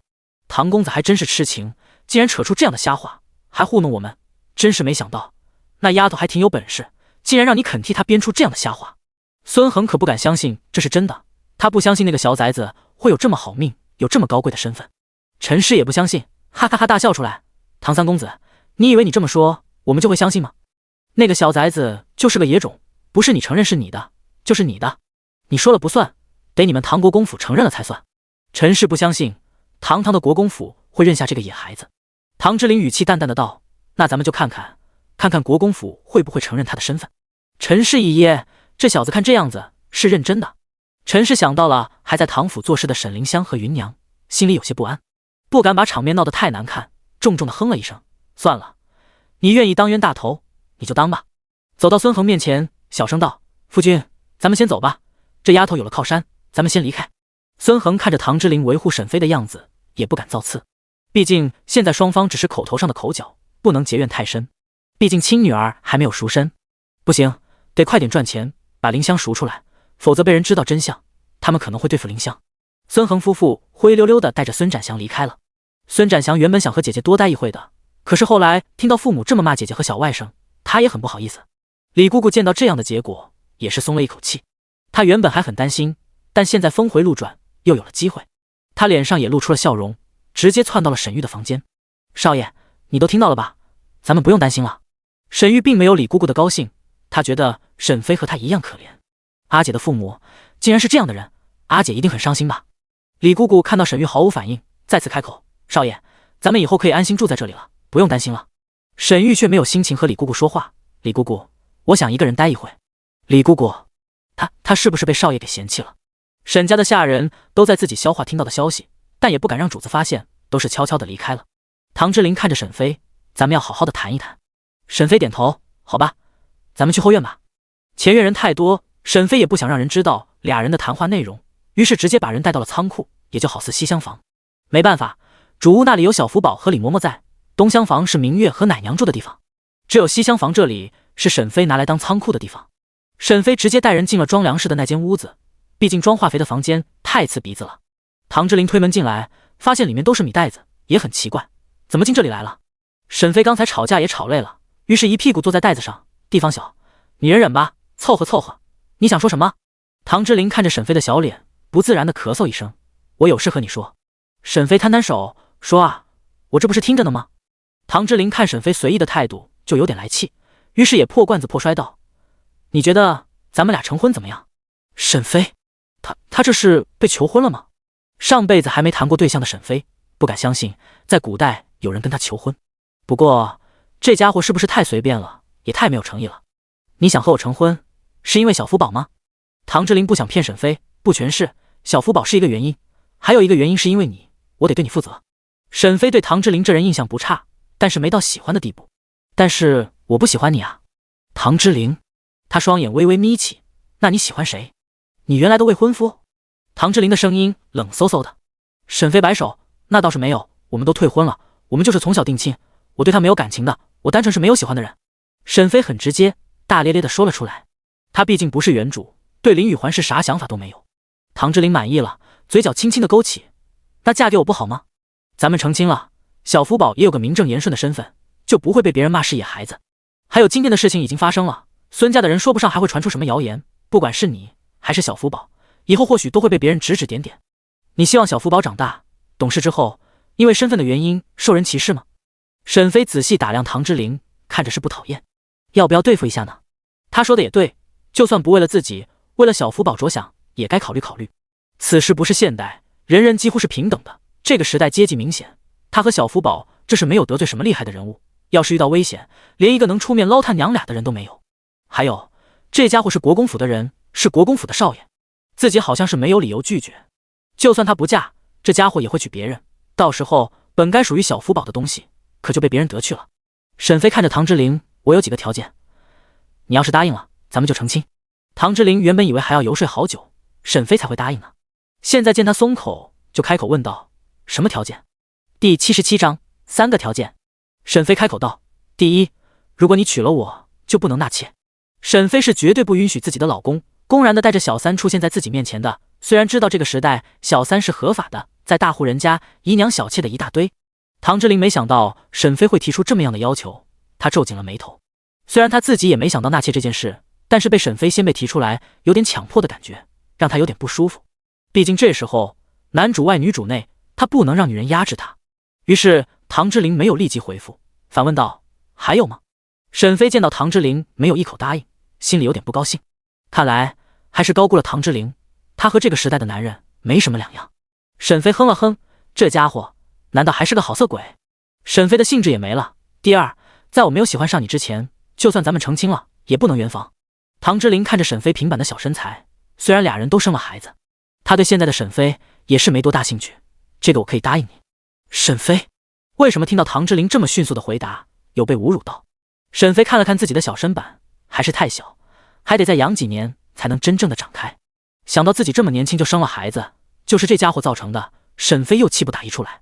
不过考虑到这男人能给小福宝带来名正言顺的身份，那么自己先忍一忍。第三，如果你食言了，咱们就和离，要放我自由，我会带着孩子离开，小福宝的抚养权必须给我，除此之外，你财产还要给我。唐之琳，这女人是貔貅吗？怎么提出的问题都这么苛刻，还这么直击重点的？唐之琳虽然第一次听说抚养权的事情，但也知道沈飞是什么意思。他确实也没有对哪个女人有好感，除了眼前的女人。那么也不是不能答应，如果没有阴差阳错的吃了这女人的药剂，他或许也活不了几年了。毕竟宋燕说过，他身上残留的毒没办法全部解除，只能是短暂的压制。要不是吃了那药剂，他可能就是在等死了。那么他这条命也算是这女人给的了，他又给他生了孩子，让他有后了。好，我答应你，这3个条件我全都同意。真的？你全都答应？现在沈飞开始怀疑了，这家伙到底听清楚了没有？为了保证自己的利益，沈飞说道：那你先写一份和离书吧，把答应我的条件全都写上去。唐之琳没好气地瞪了一眼沈飞，哪有没成亲就写和离书的？不行，这我不能答应你。那你反悔了怎么办？我一个大男人，一口吐沫一个钉，答应你的事自然会做到。沈飞看他气得脖子都红了，也不敢在唐之琳的雷区上蹦迪。刚刚他提到的要求确实是很霸道了，现在这人已经答应了，那就先把和离书的事情先放。还没结婚，先想着离婚的事确实不地道。那好，那你去说服你的家人吧，我要8抬大轿，明媒正娶的接我进门。沈飞继续提要求。唐之琳点头，放心，这些礼节不会少的。俩人商量好事情之后，唐之琳又看了一眼小福宝，才离开。唐之琳是直接坐上马车，回到了唐府，想要说服唐国公。可是此时唐国公并不在府里，皇城太极宫内，文德帝开口问道：“最近流传府上的三公子看上了一个寡妇，可是真的？”唐国公急忙跪下：“陛下请放心，老臣是绝对不会同意的。他想娶那女子进门。”文德帝很好奇，这个养在外面的弟弟癖好为什么如此特殊，单单会看上一个成了婚的妇人。不过这都是小问题，他们皇家的人看上谁都能娶了。唐国公悄悄地看了一眼文德帝，小心翼翼地回道：“陛下，那小子是被我惯坏了，我一定会给他找一位配得上他的名门闺秀。”文德帝的掀了掀眼皮：“不必，既然他喜欢，那就让他娶吧。”唐国公还以为皇上会强烈的反对，谁知道竟然会这么痛快。他的身体怎么样了？可有好转？皇上继续开口。唐国公收回自己的惊讶，急忙恭敬地回道：“现在好似好了不少，不过他经常不在府里待着，老臣也不知道是什么原因。”“好，那就让太医给他把脉。”“是。”唐国公走出殿外之后，身上的衣服已经湿透了。他有些迷糊，皇上明明知道老三的身份，为什么还会同意他娶了那样一个名声有侠的女子？不过既然皇帝已经开口了，他也只能照办。唐国公离开之后，文德帝叫来大太监冯保，去派人查查那个女人到底是什么底细，为什么唐三公子能看上她，看看有什么过人之处。冯保立即点头：“是，陛下。”此时陆府，唐夫人还是在陆如烟回来之后第一次回娘家。唐夫人回来之后，最先去了她姨娘的院子，在这里坐了好久，才带着丫鬟仆妇来到了嫡母的院子。陆如烟早就在这里等候多时了。唐夫人走进来的时候，陆如烟看到唐夫人的穿着那一身七尾七凤的官服，直接刺痛了陆如烟的眼睛。陆如烟也没想到，曾经样样低她一等的庶妹，如今会成了国公夫人。唐夫人是特意穿这一身回来刺激陆如烟的。“母亲，我来晚了，让您久等了，您可别怪我呀。”陆老夫人在府中的地位也是尴尬，过去大女儿嫁到了侯府，还是世子妃，那时候是何等的风光。现在老天没眼，让这个庶女爬到了国公夫人的位置，连带着她在府里的地位也是尴尬。不怪，银儿能回来就好，你大姐姐也是很想念你呢。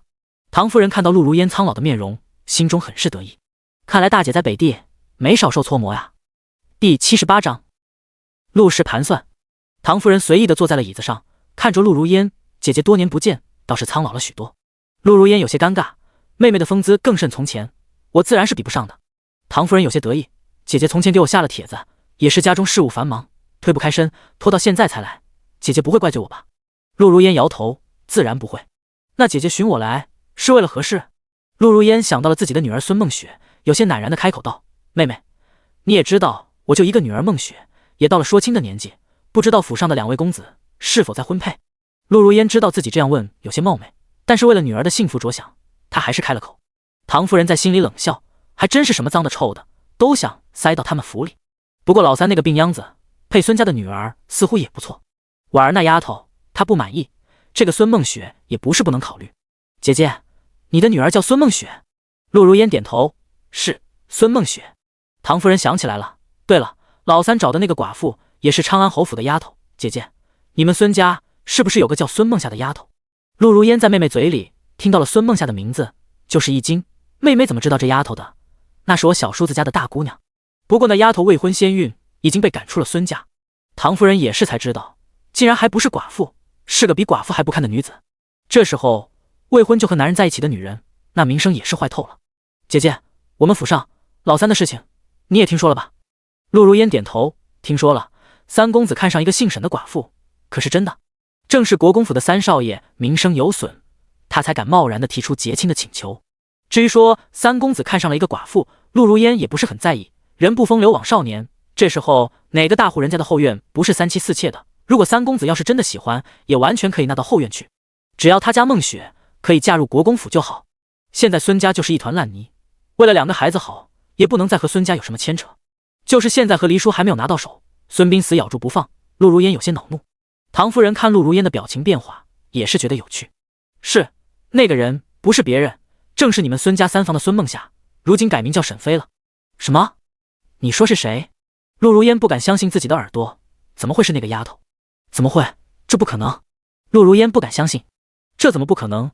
老三已经和国公爷提了亲事，只不过国公爷没有同意，俩人还在僵持着。陆如烟恼恨孟夏这丫头，怎么回事？难道真的孟雪犯冲吗？为什么适合孟雪的人都被这丫头给截胡了？在北地的林家小子是这样，如今的唐三公子也是。他一个破了身子、生了孩子的妇人，凭什么和他清清白白的女儿比？陆如烟的眼中划过狠戾，他走到唐夫人身边，一把抓住唐夫人的手臂：“妹妹，这你可不能答应啊！孟夏是个不检点的丫头，怎么能配得上三公子呢？你可千万要劝住国公爷啊！”这时候，就是陆老夫人也开口道：“那丫头的生不好，可配不上府中的三公子。”唐夫人好笑地看着这母女俩，她原本还想着要不要如了老三的愿望，感觉要是答应了，可能太便宜了老三。但是现在她改变了主意，她要是同意了这门亲事，她这嫡母和大姐姐会更生气吧？算盘打空了，一定会失望吧？唐夫人装作为难的样子：“哎，这我哪劝得住呀？我们老三在府里真是要横着走了，偏偏国公爷还都会顺着他，对他百依百顺。要不是那女人的身份实在太低了，我们国公爷应该早就松口了。”陆如烟急了：“妹妹，你们要是能同意孙孟夏进门，为什么不选孟雪呢？孟雪可是个清清白白的姑娘呀。”“那我可做不了主，老三也不认识孟雪啊。”陆老夫人提议道：“莹儿，要不然这次就让孟雪去你们府上做客吧，也能近距离接触一下三公子。”唐夫人想了想，还是答应了，把这个孙孟雪带回去，能给老三添堵也不错。至于最终结果怎么样，唐夫人并不介意，老三就是个病秧子，又不能生育，也没几年能活了。要是真被孙孟雪得手了，那姐姐也算是求人得人，她的女儿也就可以当寡妇了。唐夫人的嘴角轻轻勾起，眼中划过讽刺。最后，唐夫人离开陆府的时候，是带着孙孟雪和陆儿一起离开的。陆儿知道孙孟雪要去国公府做客，也闹着要跟着一起去，毕竟她才是姑姑的亲侄女，她爹和姑姑可是同父同母的亲兄妹，现在凭什么便宜这个小表妹？陆儿非常讨厌孙孟雪，觉得她来到陆家就是在抢自己的资源。她可是知道大姑姑的打算的。唐夫人对这个侄女也没有多好，过去知道唐之琳的身体有病，还想把她嫁给唐之琳。至于自己的两个儿子，那真是别沾边。不过现在唐夫人态度有些松动了，因为唐世子和唐二公子这么多年下来还是一无所出，就算是个丫头片子都没有生下一个。唐夫人想到这里，原本高兴的心情一下子就没了。唐夫人离开之后，房中只剩下老夫人和陆如烟两人。老夫人叹息一声：“当初唐之中原本是看上了你，是我们嫌弃他是武将，又是庶出，这才把银儿嫁过去，把你许给了孙世子。谁曾想会是现在的结果？”陆如烟扭着自己的帕子：“娘，谁知道国公府的世子会出了意外，否则唐志忠也不会获得了爵位。”“是啊，谁能知道呢？就是可怜了我儿，在北地受苦了。”陆如烟也是气恼自己：“娘，我过去真是瞎了眼，也太傻了，一心扑在孙膑身上，但现在我不能再被孙膑拖累了。”老夫人看到了振作起来的女儿：“怡儿，你放心，我来想办法，一定让你和孙膑和离。”陆如烟扑到了老夫人的怀里：“娘，幸亏有你。”第79章同意。唐之琳回府后，在书房扑了一空，他也没有离开，直接在这里等着唐国公。唐国公回到府里，大管事直接禀报道：“国公爷，三公子回来了，已经在你书房外面等候多时了。”唐国公大步流星地走到了自己的书房，就看到唐之琳站在外面等着自己。看到身长玉立的唐之琳，唐国公有些恍惚，看着这个背影，他和当今圣上还是有些相似的。想到了皇帝的安排，唐国公有些无奈：“琳儿，听说你找我有事？”唐之琳缓缓转身，对唐国公弯身行礼。唐国公闭了闭：“不必多礼，我不是说过咱们父子不必这么客气吗？来，咱们进去说。”唐国公引着唐之琳往书房内走。唐之琳的怪异感又来了，小的时候察觉不到，现在却是感觉很明显，那就是唐国公对他和对待其他孩子是不一样的。“父亲，我想和你说，我想娶沈妃，希望你能答应。”唐之琳想要跪下来请求唐国公，然后还没行动，就被唐国公一把扶起来：“琳儿，这件事我答应你了，咱们父子间不用那么客气，更不要跪我。”唐之琳刚刚没想着跪下，只是想试验一下唐国公。唐之琳想起来，从前那俩哥哥犯了错，也是跪过祠堂的，可是他是特殊的，从来就没有。唐之琳压下心里的怪异：“父亲，你真的同意了？同意了这门婚事？”他没想到会如此的顺利，顺利的有些蹊跷。唐国公叹息一声：“琳儿，你是知道的，我是最疼你的了。前段时间咱们父子闹矛盾，你直接不回来了，让我这心里很不舒服。我一想，既然你喜欢那女子，那女子也定然是好的，容貌上也必是倾国倾城。”唐国公还想继续夸一夸，可是想到了那可怕的画像，就停了下来。唐之琳，唐之琳也有些尴尬，沈飞在她眼里只是不丑，可谈不上漂亮，更谈不上倾国倾城。她的外貌如果不开口的时候会让人有怜惜感，但是想到沈飞那叭叭叭的嘴，那点怜惜一下子又没了。父亲，那就准备我的亲事吧，最好是下个月内就能成婚。下个月是不是太快了？唐国公没想到儿子还是个急性子，这么快就成亲，该不会那女人肚子里有了吧？唐之琳解释道，父亲，现在长安城都在传我和沈飞的笑话，还有很多我们的谣言，孩儿觉得如果成婚了，谣言就会淡去。唐国公点头，好，这件事我和你母亲商量一下。谢父亲。唐之琳的目的达成了，于是直接离开了唐国公的书房。唐国公看到唐之琳离去的背影，脸上已经没了刚才的慈爱，他觉得老三这段时间变化有些大，还有老三的身体好似健壮了很多，就是不知皇上派的太医什么时候到府上了。沈飞在家消停了2天，白日都是在家逗儿子玩。沈飞并没有把要嫁人的事情放在心里，李嬷嬷却是知道了主子已经承诺要娶沈姑娘进门。李嬷嬷在知道沈飞的孩子是三公子的之后就没那么反对了，觉得沈飞的身份可比寡妇强，至少沈飞从始至终都是三公子的人。这天沈飞正躺在床上，把小福宝放趴在床上，仔仔，来啊，过来。小福宝蹬着双腿趴在床上，还是没有前进半步。哎，你怎么还不会爬呀？小福宝好似也很着急，开始对着沈飞啊啊的大喊几声，好像在抗议。沈飞看着小福宝就像个不会动弹的小乌龟，躺在床上哈哈哈的大笑，仔仔，你太好笑了。小福宝努力的扬起小脖子，就是想要这个老母亲看看他有多可怜。终于脖子没劲了，一头扎在床上，发出了砰的一声，顿时屋子里传出了哇哇哇哇哇哇的大哭声。沈飞尴尬的摸了摸鼻子，急忙把小福宝抱了起来。他摸了摸床铺，忘了这里可没有床垫子，这个床板还是很硬的。李嬷嬷听到哭声，急忙跑了进来，怎么了？小少爷怎么哭了？沈飞心虚摆手，没事，就是他自己摔了一下。小福宝，李嬷嬷看到小福宝脑门都红了，也是心累得很。沈姑娘，孩子还是我带吧，你就休息休息。李嬷嬷想要去接小福宝，谁知道这小子把头一扭，又紧紧地抱着沈飞的脖子不撒手。沈飞这个老母亲的心又活了，哎，我的仔仔，这是喜欢我呀，哈哈。李嬷嬷，沈飞看看外面的天色，开口道，嬷嬷，我带着孩子出去转悠转悠。李嬷嬷知道沈飞是个非常有主见的人，他要是想干的事情还真没办法阻止。嬷嬷，我上次让您做的背带放在哪里了？李嬷嬷想起来前段日子沈姑娘确实是让她做了一个怪模怪样的东西，于是很快就拿了过来。沈姑娘，是这个吗？对，就是这个，有了这个带孩子出去一点也不费劲。沈飞接过背带，然后先把背带绑在自己的身上，然后让小福宝坐在肚子前的小垫子上。这个背带是沈飞根据现代的样式做的，小福宝感觉非常新奇，也不闹小脾气了，又咧开嘴笑了。沈飞把小福宝固定好之后，又绑在身上，就说道，嬷嬷，我们先出门了。李嬷嬷急忙喊道，明月，你跟着出去。李嬷嬷知道二妮和铁牛这俩人是一定会跟着的，但是这个俩人对付普通人还行，对上那些护卫就不行了。于是沈飞又带着儿子出门炸街去了。他们本来就在西城区，因此距离西市也不远。沈飞打算去集市上看一看，不过在去集市之前，沈飞又买了4盒点心给了长安县的衙役。衙役大哥，劳烦您把这个4盒点心送给我王叔，就说是他侄女给他的。衙役看着沈飞的造型，还对上了小福宝圆溜溜的眼睛，也是觉得有意思。他认识这对母子，王主簿好像还挺照顾人家的，于是也没推辞，放心，交给我吧。沈飞送完礼之后，就直接带着孩子离开了。长安县令姚思伯刚回来，就看到了刚才这一幕。第80章闲话。沈飞带着二妮等人离开之后，姚县令走了过来，那妇人是谁？还有这糕点是送给谁的？衙役看到是县令大人，急忙行礼道，县令大人好，那妇人就是长乐村的村民，来这里是给王主簿送东西的，应该是王主簿的侄女。姚思伯点了点头，王主簿的本家确实在长乐村，那个村的村长和王主簿确实是有亲。好，那就给他送过去吧。衙役不敢耽搁，急忙带着东西跑走了。王主簿此时正喝着茶水，想到前2天回到村里，村长堂兄说沈家的那妇人竟然买了仆人，还盖了很大的房子，心里就很奇怪，那丫头难道是有什么奇遇？王主簿单纯就是好奇，毕竟那丫头第一次见他的时候可是穿着破烂，就差上街乞讨去了。短短几个月的时间，现在竟然都能买得下人，那也是个有本事的人。王主簿不是一个狭隘的人，觉得女人就一定不行。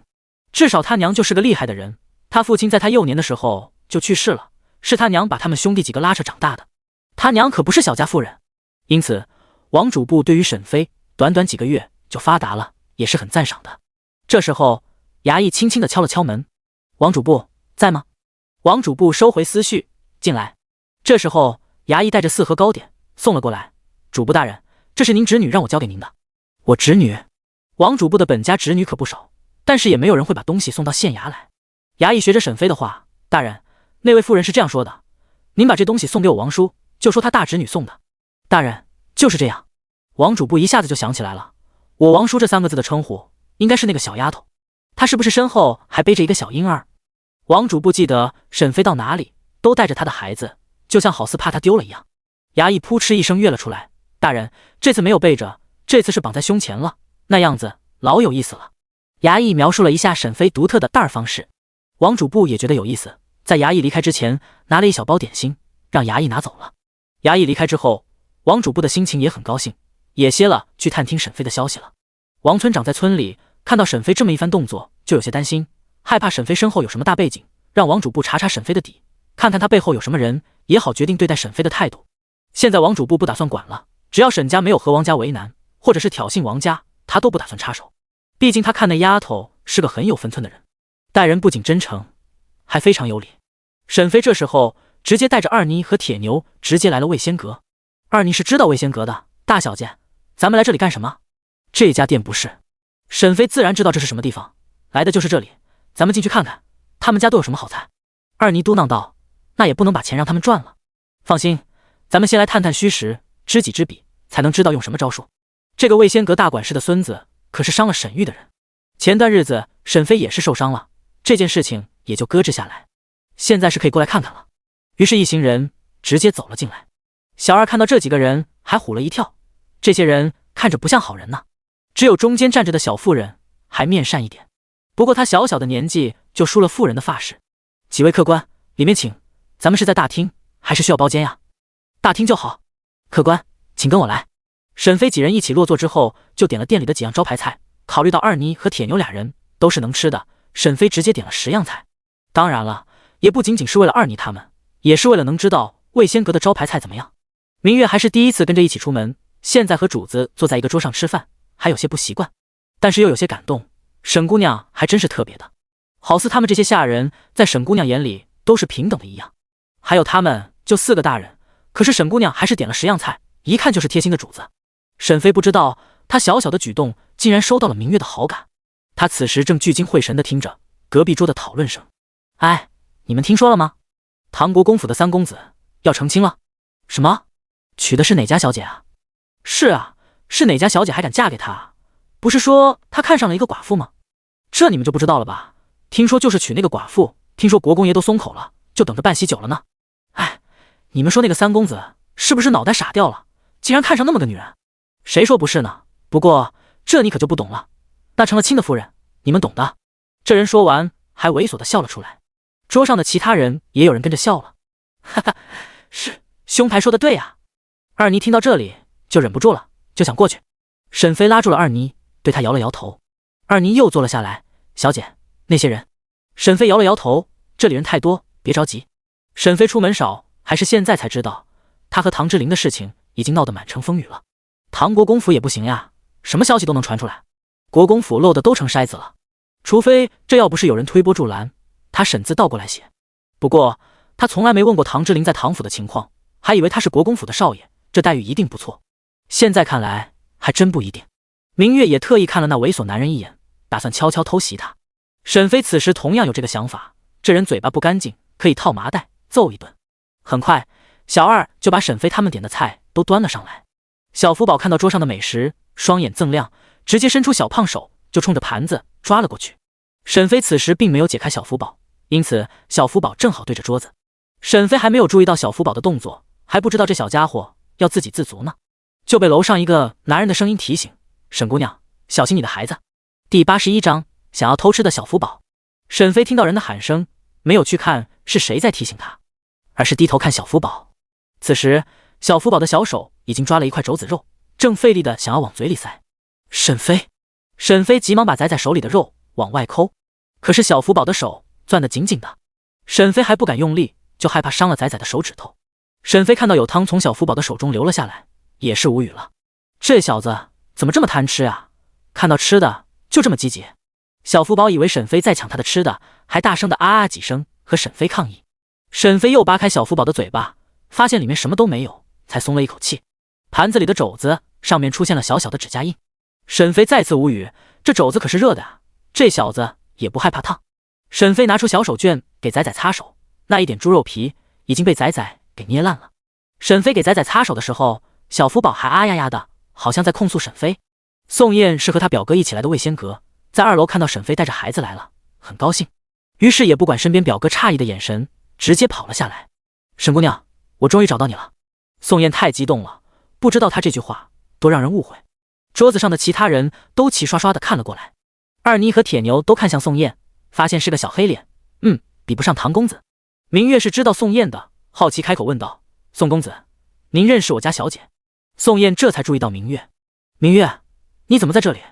明月行礼过后才解释道：我现在是大小姐的丫鬟，我们公子把我送给了大小姐。宋燕，唐志林这小子这是故意的了，明明昨日才见过他，他还说了在找沈姑娘的下落，这小子竟然一点口风都没透露，这小子也太不够朋友了。宋燕牙齿咬得咯吱响，看来得找那小子算账。沈飞看到宋燕脸色臭臭的，不知道这人怎么了，刚刚见到他不是还很高兴吗？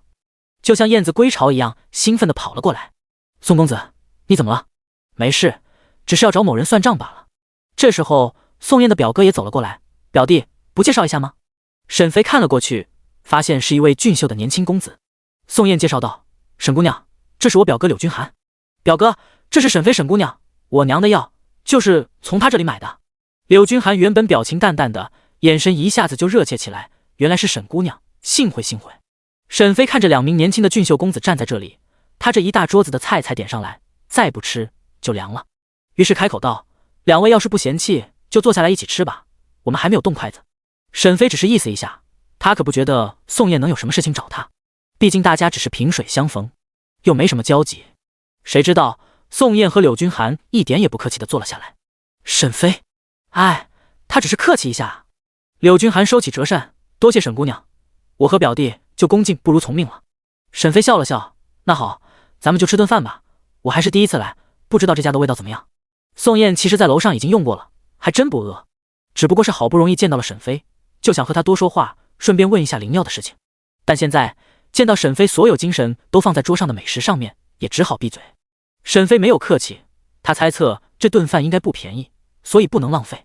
二妮和铁牛没管这俩年轻的公子，也是胃口大开，吃得非常起劲。明月想的就要多一些了，他得帮三公子注意点。这俩公子看沈姑娘的眼神太热切了，这不正常。沈飞一顿狂吃，一点也没有顾忌有2名俊秀的公子和他同桌，吃的一点也不淑女。小福宝看到老母亲狂吃海喝的样子，也时不时啊呀出声，让他注意一点自己。可是老母亲早就把他忘了，他只能够着桌子干着急。宋燕无聊，注意起来小福宝，这小子几个月前他可是见过的，现在竟然变化这么大，长这么胖了。沈姑娘，这孩子我帮你抱着吧，我看你吃东西带着他也不方便。沈飞摇了摇头，不用，仔仔的手拿不出来，不耽误我吃饭。原来沈飞防止小福宝乱抓食物，直接把他的2只小手塞到了被子里。小仔仔现在只有脖子上的脑袋能动，这小家伙每次看到沈飞夹起食物送到嘴里，脖子都差不多跟着转了一个弯。特别是沈飞送到嘴里那一刻，宋燕都害怕这小婴儿把脖子扭断了。看到沈飞咀嚼食物的时候，小仔仔也流出了口水，宋燕就觉得好玩。柳君寒也是觉得非常有趣，这对母子都很有意思。宋燕见到小福宝口水流得老长，再次提醒道：沈姑娘，你的孩子流口水了。沈飞低头用手绢给小福宝擦了口水，你这小子怎么这么馋呀？真是不乖。小福宝也没有哭，而是抗议的啊呀2声。沈飞吃的差不多了，就开口问道：宋公子，找我是有什么事吗？宋燕看了看左右，小声开口问道：沈姑娘，咱们可以去楼上说吗？沈飞看了看四周，在大厅里说这个确实是不合适，于是沈飞开口道：二妮，你们先留在下面，我上2楼一趟。二妮不是很放心，小姐，你自己吗？明月这时候开口道：我陪小姐上去。沈飞点头，于是一行人上了原来宋燕他们订的包间。众人刚落座，宋燕就迫不及待地问道：“沈姑娘，那药你还有吗？”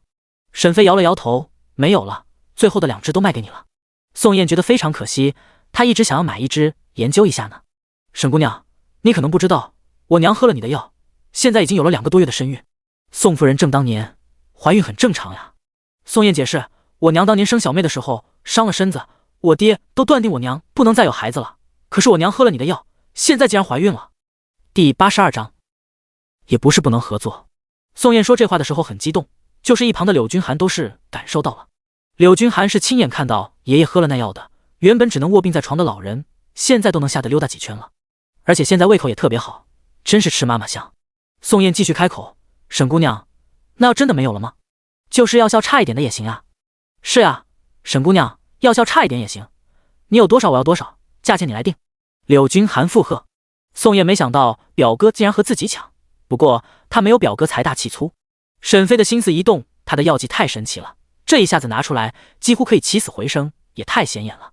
他或许可以把药剂稀释一下，让药效不那么明显就好，这样或许也是可以的。他也要嫁人了，一点嫁妆没有，好像说不过去啊。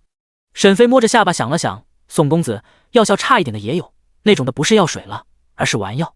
丸药也可以，有就行。”宋燕接话道：“虽然药效差了一点，但是也不便宜，一丸药需要2000两银子，一共10丸。”沈飞没打算拿出来太多，太多了就卖不上价格了。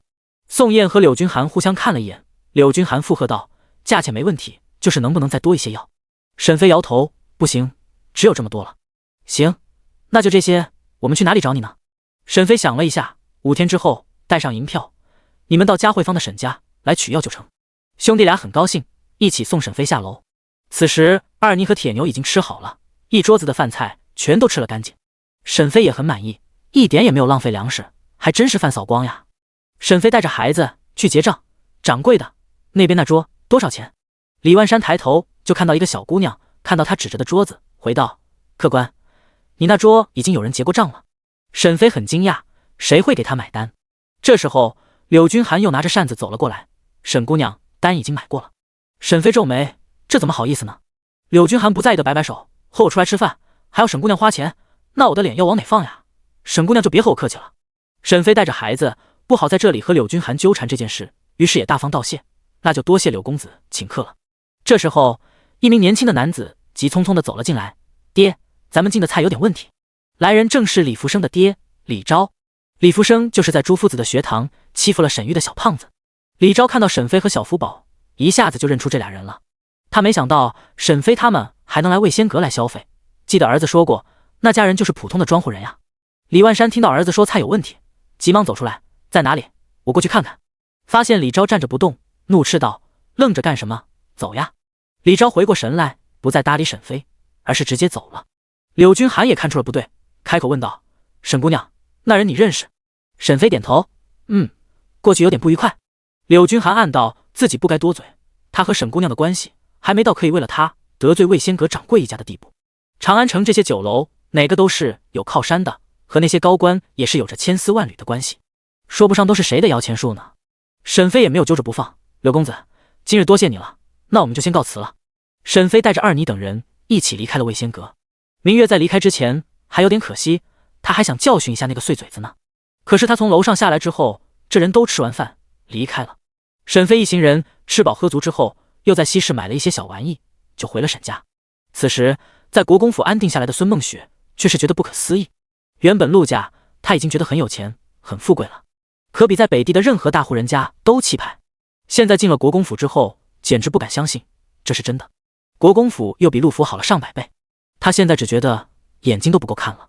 昨日来到国公府之后，唐夫人有事就把他和表姐安排到了一个院子，就是陆婉儿过去住的院子。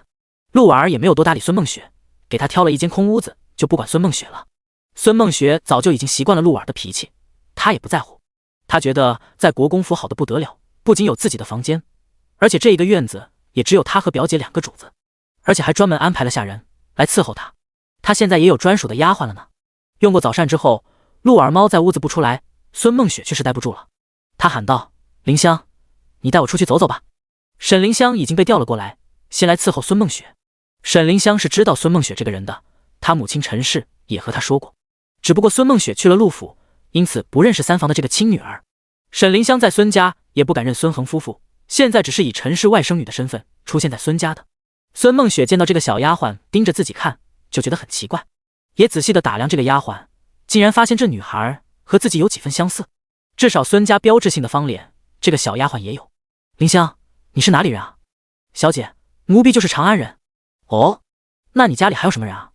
沈凌香虽然好奇这个堂妹为什么会好奇她的身世，也小心的回道：我父母健在，家中还有弟妹。哦，那你是这府里的家生子吗？沈凌香也开始警觉起来，不是，奴婢是从外面买进来的，奴婢的家里穷，才把奴婢卖进来当丫鬟的。孙梦雪点了点头，轻轻的哦了一声，好了，我知道了，咱们出去走走吧，不知道这国公府里还有什么地方是我可以去的。孙梦雪虽然天真，但是也知道这是别人家的府邸，不能去的地方，不能乱逛，所以才找沈凌香打听。第83章，他以后要离这些心机女远一点。沈凌香带着孙梦雪在国公府的花园里转了一圈，这也是足够让孙梦雪欣喜了，同时心里也更想嫁进国公府。她现在已经把林雨环抛出脑外。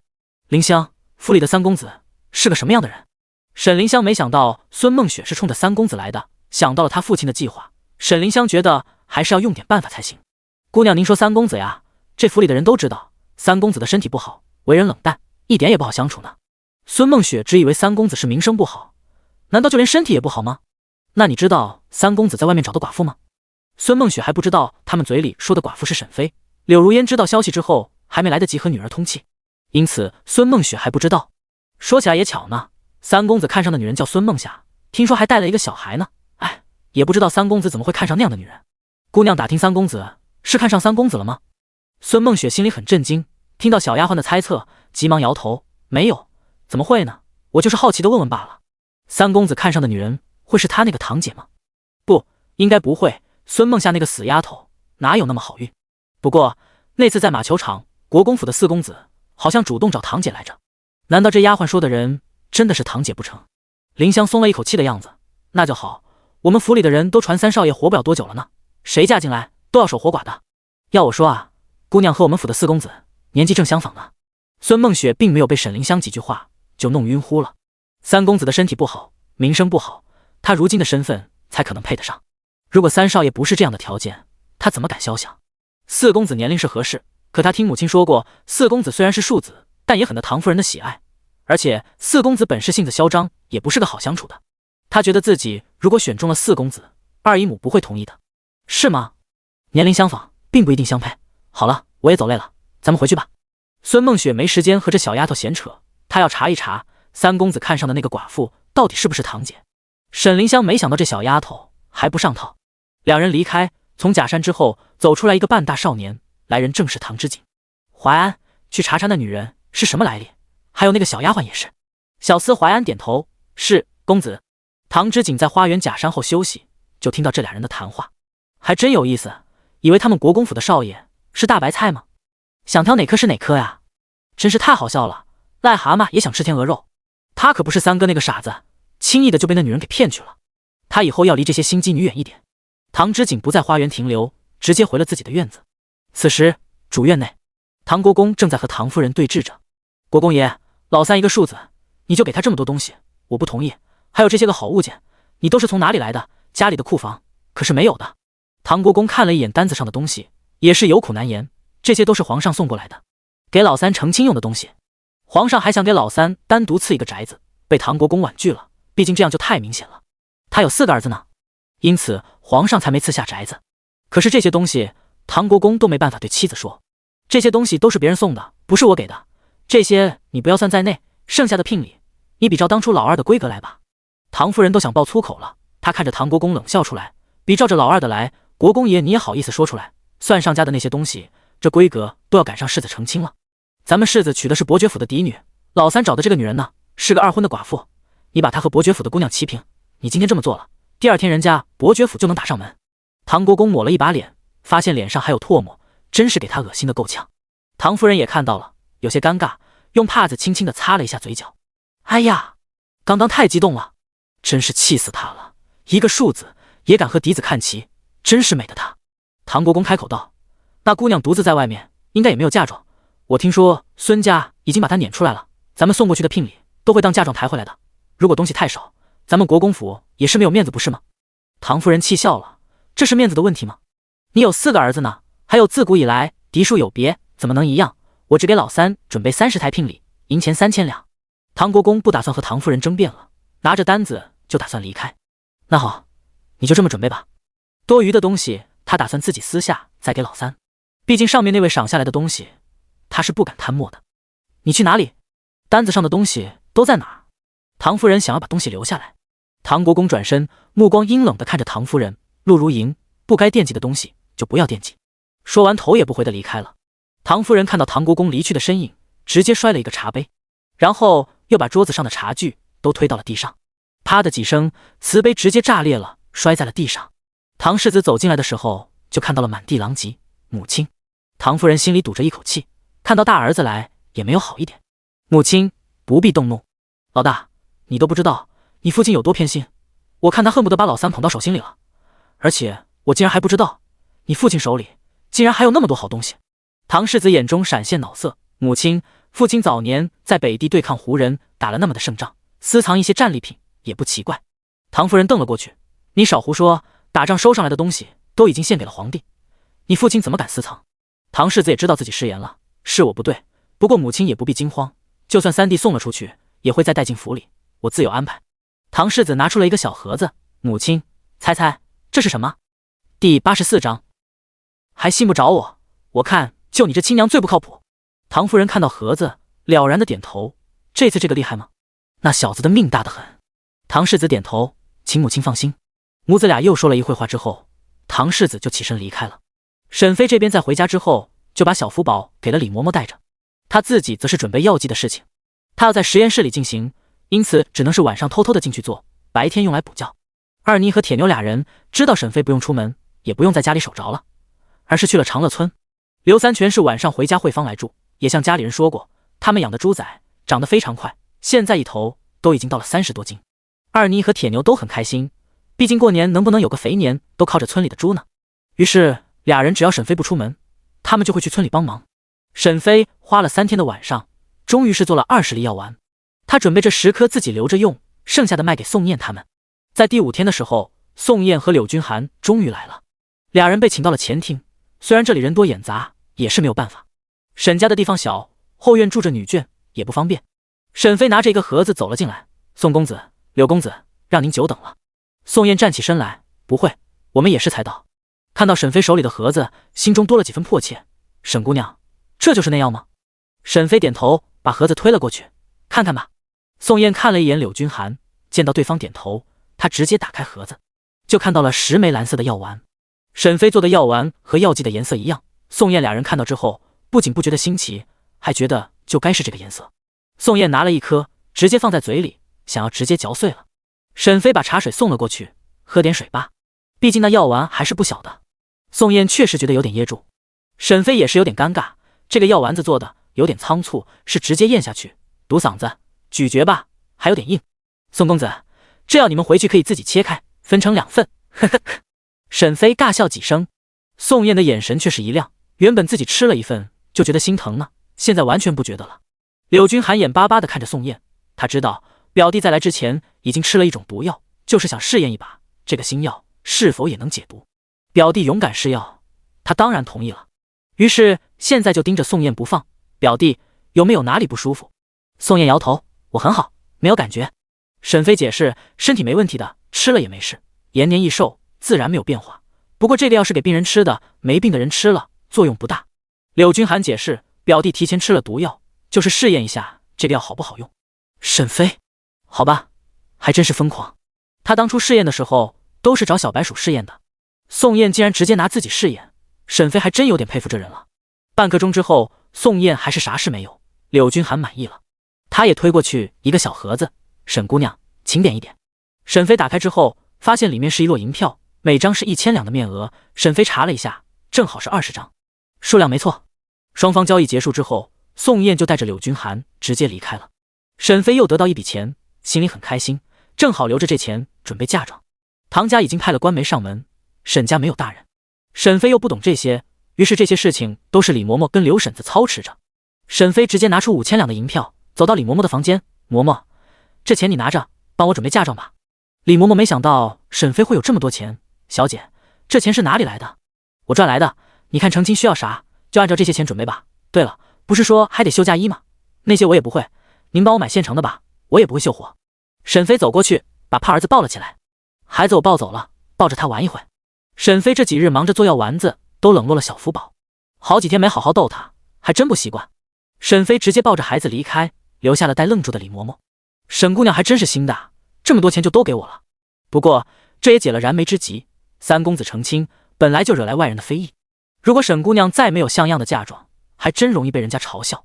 现在好了，有了5000两，也能置办不错的嫁妆了。李嬷嬷对于这些银钱已经有了打算，李嬷嬷也不坐着了，直接去了前院去找刘婶子去了。沈飞直接抱着小福宝躺在床上，仔仔，是不是想我了？小福宝已经会翻身了，但还坐不稳当。沈飞把他直接放着坐在床上，这家伙没坐住，直接倒了下去，发出了砰的一声，哇哇哇哇哇哇！顿时一阵惊天动地的哭声从主院传来。沈飞尴尬地摸了摸鼻子，急忙把小福宝抱了起来，仔仔，乖呀，不哭不哭。小福宝还是双眼紧闭，张开大嘴哭嚎。李嬷嬷刚到前院，屁股还没坐热，就听到了哭喊声，我的乖乖，这是怎么回事？才抱过去啊！说完一溜烟的往后院跑。隔壁的奶娘正喝着猪脚汤，撇了撇嘴，在心里嘀咕，还信不着我，我看就你这亲娘最不靠谱。第85章，唐之灵来送钱。小福宝可能是觉得太委屈了，这次是哭了好久。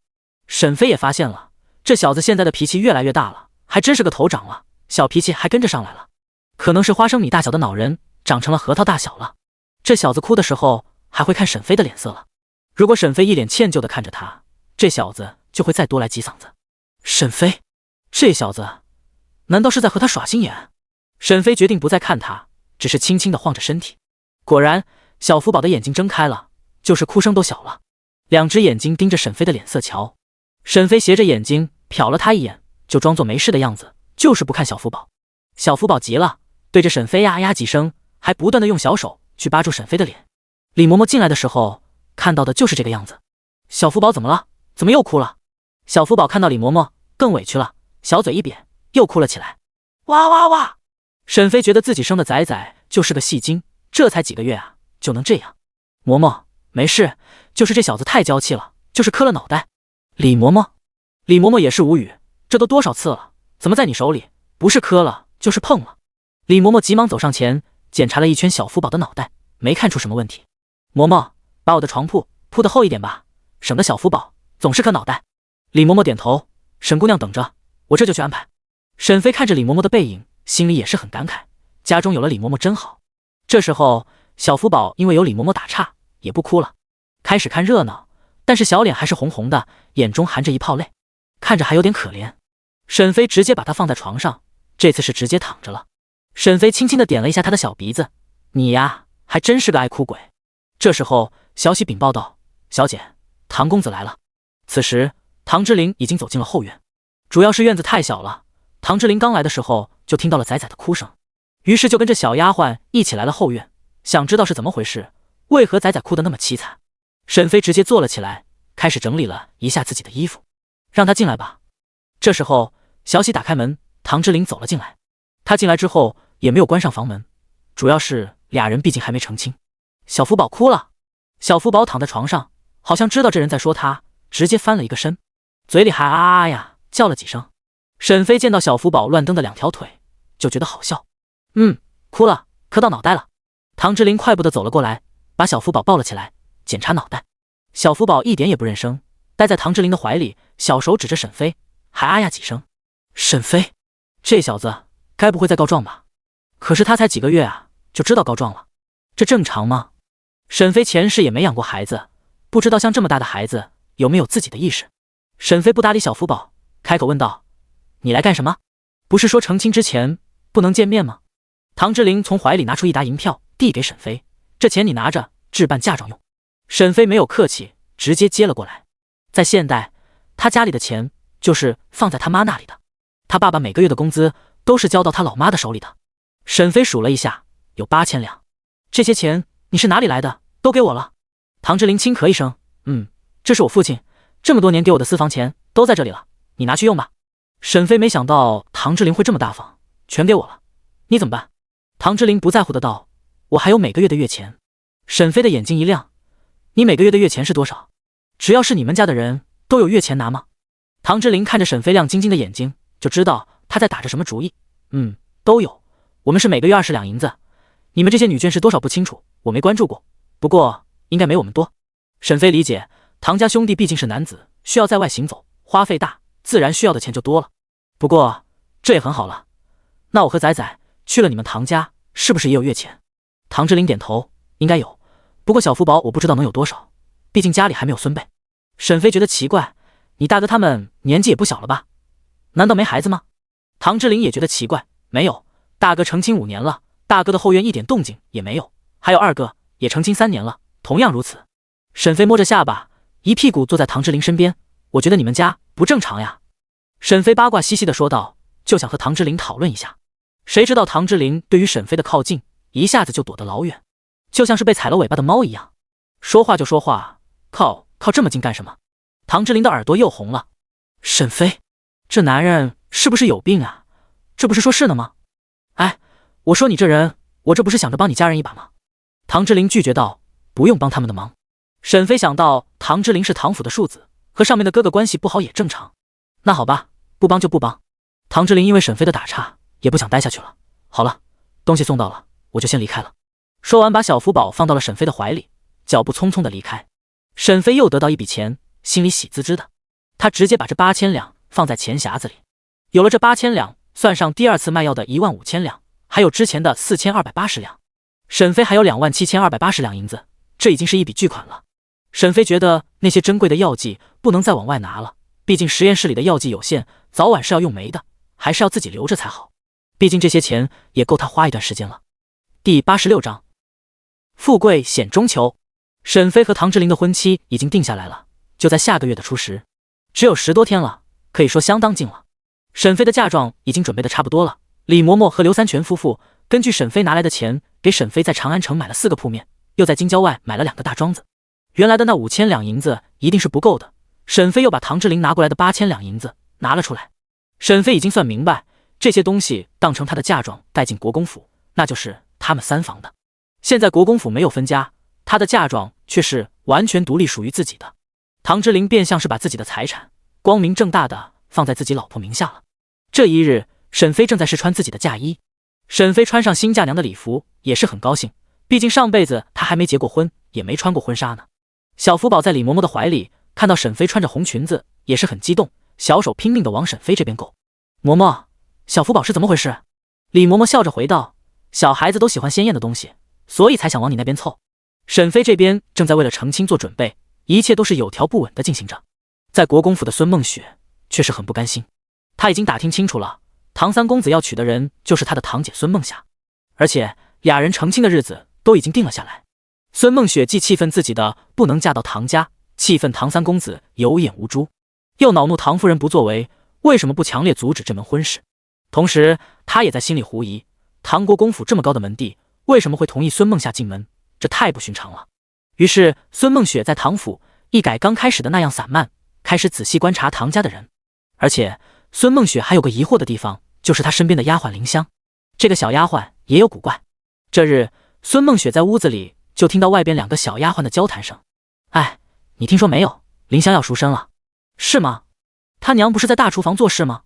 是芸娘给她赎身吗？哎，你一说我也觉得奇怪，来赎身的人说是她的姨母，她姨母来给她赎身，这就奇怪了。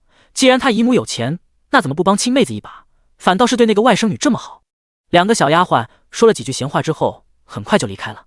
孙梦雪正对林香有怀疑，这丫鬟就要走了，还真奇怪。孙梦雪立即起身，直接往唐夫人的院子赶去。此时唐夫人的院子，唐夫人看着陈氏，眼中闪现嫌弃。她以后就要和这人做亲家了，也是真晦气。亲家母，我家梦夏就要嫁到唐府做少奶奶，有个在唐府当丫鬟的表姐，太没面子了。所以我今天来就是想给林香那丫头赎身。陈氏在面对唐夫人的时候，底气并不是很足。唐夫人仔细观察陈氏，这就是嫡姐那边的亲戚，竟然还是自己府里的丫鬟。沈林香跪在地上，也是祈求的看着唐夫人。唐夫人也不想再见到陈氏，不想和对方攀上任何关系，淡淡开口道：那好，林香你就领回去吧，他在府里伺候多年，没有功劳也有苦劳，赎身的银子，你们就给20两银子吧。陈氏有些尴尬，他以为唐夫人看在两家人的面子上，不会要这银子呢。不过好在他提前准备了，这还是他从娘家那边借来的银子。陈氏肉痛地拿出了20两银子，给了唐夫人。房妈妈，把林香的卖身契拿过来吧。于是很快，沈凌香就赎身了。最后是陈氏和林香一起离开唐夫人的院子。孙梦雪刚来到唐夫人的院子，就看到了走出来的陈氏和林香。孙梦雪急忙躲了起来，就害怕被陈氏看到。这个三婶可不是啥好人，而且孙梦雪还想听俩人说话呢，于是就悄悄地跟在俩人的身后。陈氏和沈凌香一起往他住的下人房走去，要去收拾一下沈凌香的东西。陈氏虽然花了银子，但想到女儿恢复了自由身，也是很开心。梦夏，你终于不是丫鬟了，恢复了身份。娘，记住了，我不是孙梦夏，我的名字被那人占着呢，怎么能叫那个名字？陈氏不以为意，放心，你才是真正的孙梦夏，过几天就是你的好日子了，是你的东西，谁都抢不走。娘，爹想的办法真的可以吗？要是露馅了怎么办？陈氏拍胸脯保证道：放心，我和你爹有办法，到时候生米煮成熟饭，唐家还能反悔不成？再说你一个清清白白的大姑娘，不比那寡妇强，唐家也会满意的。再说了，你才是真正的孙梦夏，婚书上写着你的名字，咱们也没有欺瞒。沈凌香还是有些迟疑，不过富贵险中求。第87章，娘，你和我爹和离吧。孙梦雪听到这些消息，一下子就捂住了胸口。她刚刚听到了什么？难道从前的那个堂姐不是她的亲堂姐，那个小丫鬟才是吗？怪不得她觉得这个小丫鬟有些眼熟呢，他们的脸型长得很像。孙梦雪听到了两人的计划，一抹算计在心中出现。我得不到的，你们谁都不可能得到，无论是亲堂姐还是假堂姐，谁都别想挡了我的路。看来三叔一家还真是胆大包天呀！一抹狠戾出现在孙梦雪的脸上，让小小年纪的她看起来很恐怖。孙梦夏，我既然能毁了你第一次的姻缘，那么这第二次的我也一样能毁了。哈哈，不管你们谁真谁假，只要你们都嫁不进来，我就有机会。才13岁的孙梦雪脸上出现了势在必得的笑容。孙梦雪不再迟疑，她急忙地跑到唐夫人的院子请辞。姨母，我今日是和您请辞的，我也是来了好些日子，有些想念母亲了。唐夫人还真是诧异，她记得婉儿那丫头，只要来了就不愿意离开。这个外甥女是怎么回事？竟然还能不赖在这里？哦，是唐府哪里招待不周吗？你可以和姨母说。孙梦雪摇了摇头，不是的，姨母，我在这里很好，也没有人怠慢我，我是离开母亲太久了，有些想念。唐夫人听到孙梦雪这么说，也不再挽留。那好，我这就派马车送你回去。孙梦雪扶了扶身子，多谢姨母。孙梦雪离开唐府之后，直接就回了陆家。此时的陆如烟正拿着自己的和离书，也是眼中含泪。娘，我真的和离了，可是我的妻儿怎么办？孙展期是孙膑唯一的儿子，如今孙膑迫于陆家的权势，同意和离，自然不能把孙展期给陆氏，能把孙梦雪给陆氏，已经是最大的让步了。陆老夫人开口劝解道：爷儿，这已经是最好的结果了，让你脱离了孙家，如今孙膑瘸了一条腿，已经不是你的良配。陆氏在见到了妹妹之后，自然看不上现在只是平民的丈夫了，而且他在孙家伺候窦老夫人多年，竟然被他当街辱骂，陆氏还怎么能忍受的了？娘，我知道，我都明白，我就是可怜其儿，要回到孙家受苦。陆老夫人叹息一声，个人有个人的命，孙家不松口也是没办法，如今你能把梦雪留在身边，也不寂寞了。陆氏点头，是的，娘，就是梦雪这孩子去了唐府有一段时间了，不知道怎么样了。陆家这段时间和孙家扯皮，都没有关注唐国公府里的消息。这时候孙梦雪的马车停在了陆府的大门，孙梦雪下车之后，给了车夫打赏的银钱，就让他离开了。孙梦雪的学习能力很强，她已经不是刚从北方来的那个小姑娘了。无论在陆家还是在国公府，孙梦雪都在小心观察，看着京城这些夫人小姐的行事作风，因此她现在也摸到一些在大户人家的门道。常言道，阎王好见小鬼难缠，这些下人就要常给他们一些小恩小惠，往往能得到意想不到的结果。孙梦雪快速地进了陆府，直接回了陆老夫人的院子。她和她母亲都是住在陆老夫人的院子的。娘，我回来了。陆氏才和陆老夫人念叨女儿，就听到了她的声音，急忙走了出来。梦雪，你怎么这时候回来了？是在国公府遇到问题了吗？陆氏是知道那个庶妹的性子，就害怕唐夫人给自己女儿小鞋穿。孙梦雪急匆匆地拉着陆氏走进来，娘，我有事问你，咱们进去说。什么事啊？还神神秘秘的。孙梦雪拉着人进来之后，就直接开口道，娘，你和我爹和离吧。陆氏看了一眼陆老夫人，见她对着自己摇头，就知道母亲没有在女儿面前提过她要和孙膑和离的事情。孟雪，是怎么回事？为什么这么说？孙梦雪没有逼着陆老夫人，娘，孙家要有大祸了，你和我爹和离，事情就牵扯不到你身上。陆氏的心就是一惊，孙家现在就是普通的百姓，还能有什么事情？难道孟雪在唐国公府里听到了什么消息？第88章要成亲了。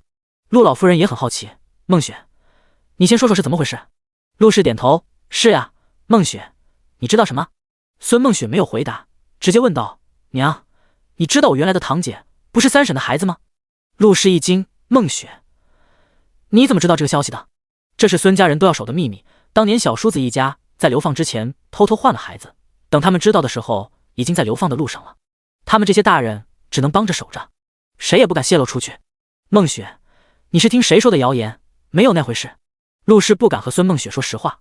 孙梦雪能猜到陆氏为什么说谎，开口道，娘，你就不要骗我了，我今日在唐府亲耳听到的，三婶给一个叫沈凌香的小丫鬟赎身，那个小丫鬟还伺候过我，她长得和我有些像，我就说嘛，原来的孙梦夏长得一点也不像孙家人，你们还骗我们她长得像三婶，我亲耳听到了，那小丫鬟管三婶叫娘。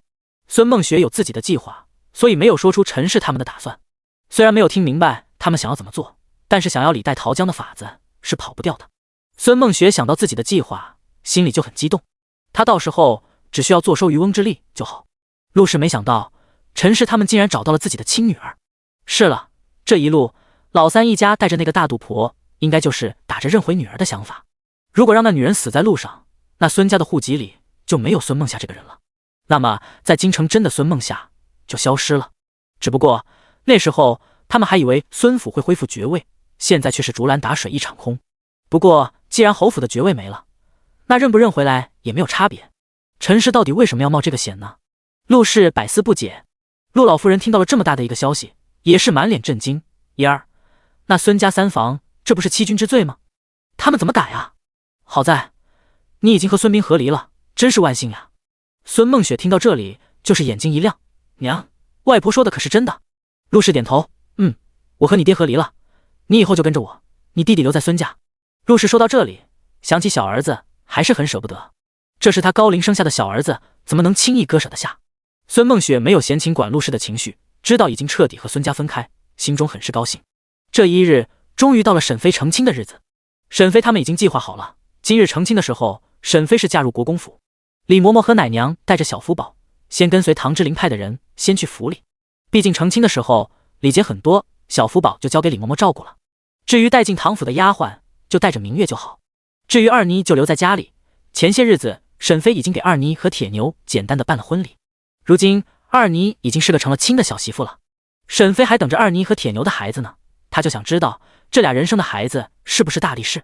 至于沈玉和李姑姑还是留在家里，等沈玉的腿完全好了，就先去书院去上课。沈妃本想给沈玉送到长安最有名的青松书院，只可惜以沈玉现在的学识还进不去，加上还没有推荐的名额，今年入学考试时间也已经过去，进青松书院的事情只能等到明年。不过这次沈玉要去的书院是岳山书院，也比从前朱夫子那里好很多，在长安城也算是有名的了。这次沈玉能进去也是借了唐之灵的光。沈玉等腿好之后就要入学，到时候还需要在学校住宿。成亲当日，沈妃早早就起来了，莫名的就感觉心跳的厉害。沈妃把这种情绪归结为太紧张了。李嬷嬷请来的梳妆夫人已经到了，此时正在给沈妃开脸。沈妃看着那名妇人拿着2条细线就在她的脸上比划，就觉得很疼。嬷嬷，一定要做这个开脸吗？李嬷嬷点头，是的，小姐，新娘子都要做。沈妃没有办法，只能点头。于是沈妃就乖巧地坐在这里，等着下人帮她梳头换衣服。等她梳妆完毕，都已经过去了好几个小时。沈妃也是现在才知道，这时候拜堂的时候不是在上午，而是在黄昏，就是太阳落山之前。不过新嫁娘要下午就出发，毕竟路上也要花一定的时间。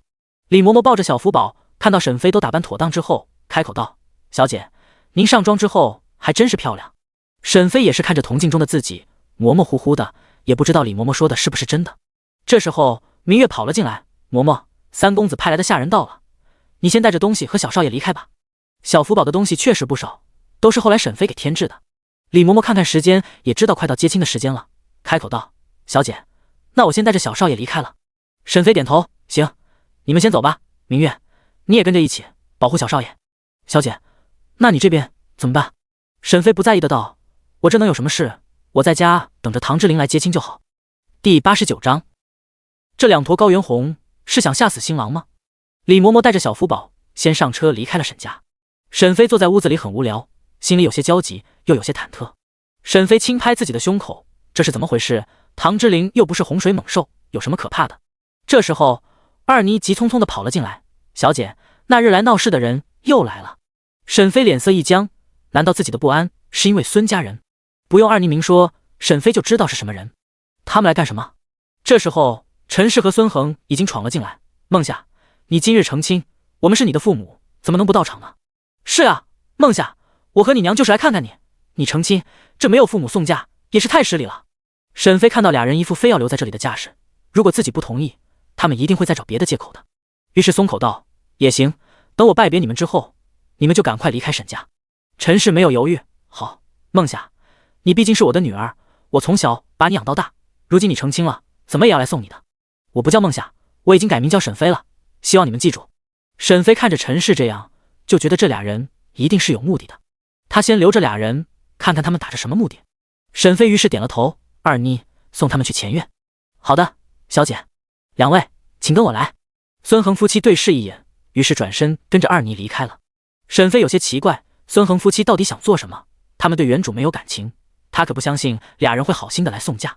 沈飞没有放松警惕，准备看看俩人有什么后招。这时候门外传来悉悉索索的声音，沈飞立即警觉起来，直接闪身进到了空间里，从空间往外看。沈飞非常了解沈家的这几个下人，他们的脚步声沈飞都能分辨出来，而且常来后院的人就是二妮。二妮身体肥胖，脚步声真的很好认的。这时候沈飞发现窗子开了一个小缝，一个管子插了进来，然后屋子里弥漫了一些烟。沈飞猜测这东西是迷药。外面的人是谁？难道是不想他嫁进国公府？片刻之后，门外传来小声：“这人应该是昏倒了吧？”“应该是，我的迷药很厉害。”门轻轻地被打开，走进来一个女人和一个男人。沈飞确定这俩人都不认识，他们是谁？到底想要干什么？沈飞在空间里看着这俩人的动作，应该是在找他。新娘子怎么不在这里？不知道，不过时间来不及了，你先把喜服换上，我出去找人，然后处理掉他。沈飞听到这里就是一惊，这俩人难道是想要自己的命？女子点头：“那好，你先离开，我这就换衣服。”男子直接离开了，还把门关上了。女子来到梳妆镜这里，这让沈飞离她的距离非常近。沈飞看到女子的外貌，有一种熟悉感，他确定自己是第一次才见到她，这熟悉感从何而来？沈飞看到女子的方脸，终于想起了孙恒夫妻，难道这女子是他们的亲生女儿？是了，孙恒夫妻来这里的目的，应该是为了眼前的女子。沈凌香快速地打开包袱，拿出了一套新嫁娘的服饰。沈飞在空间里也是吃了一惊，这身嫁衣和自己的还真是一模一样。孙家的准备还挺足的呀。沈飞没有着急出去，而是想看看这一家人怎么做，或者是还有没有后手。毕竟刚刚进来的那个男人不知道是什么底细，现在明月不在身边，沈飞也不敢冒头，就怕被那人给嘎了。沈凌香的动作很快，新嫁衣很快就换好了，还用了沈飞的化妆用品，也给自己化了一个新娘妆。沈飞看到这时候的新娘妆，想到了自己，于是急忙跑到实验室内的卫生间。等看到了镜子中的自己，也是吓了一跳。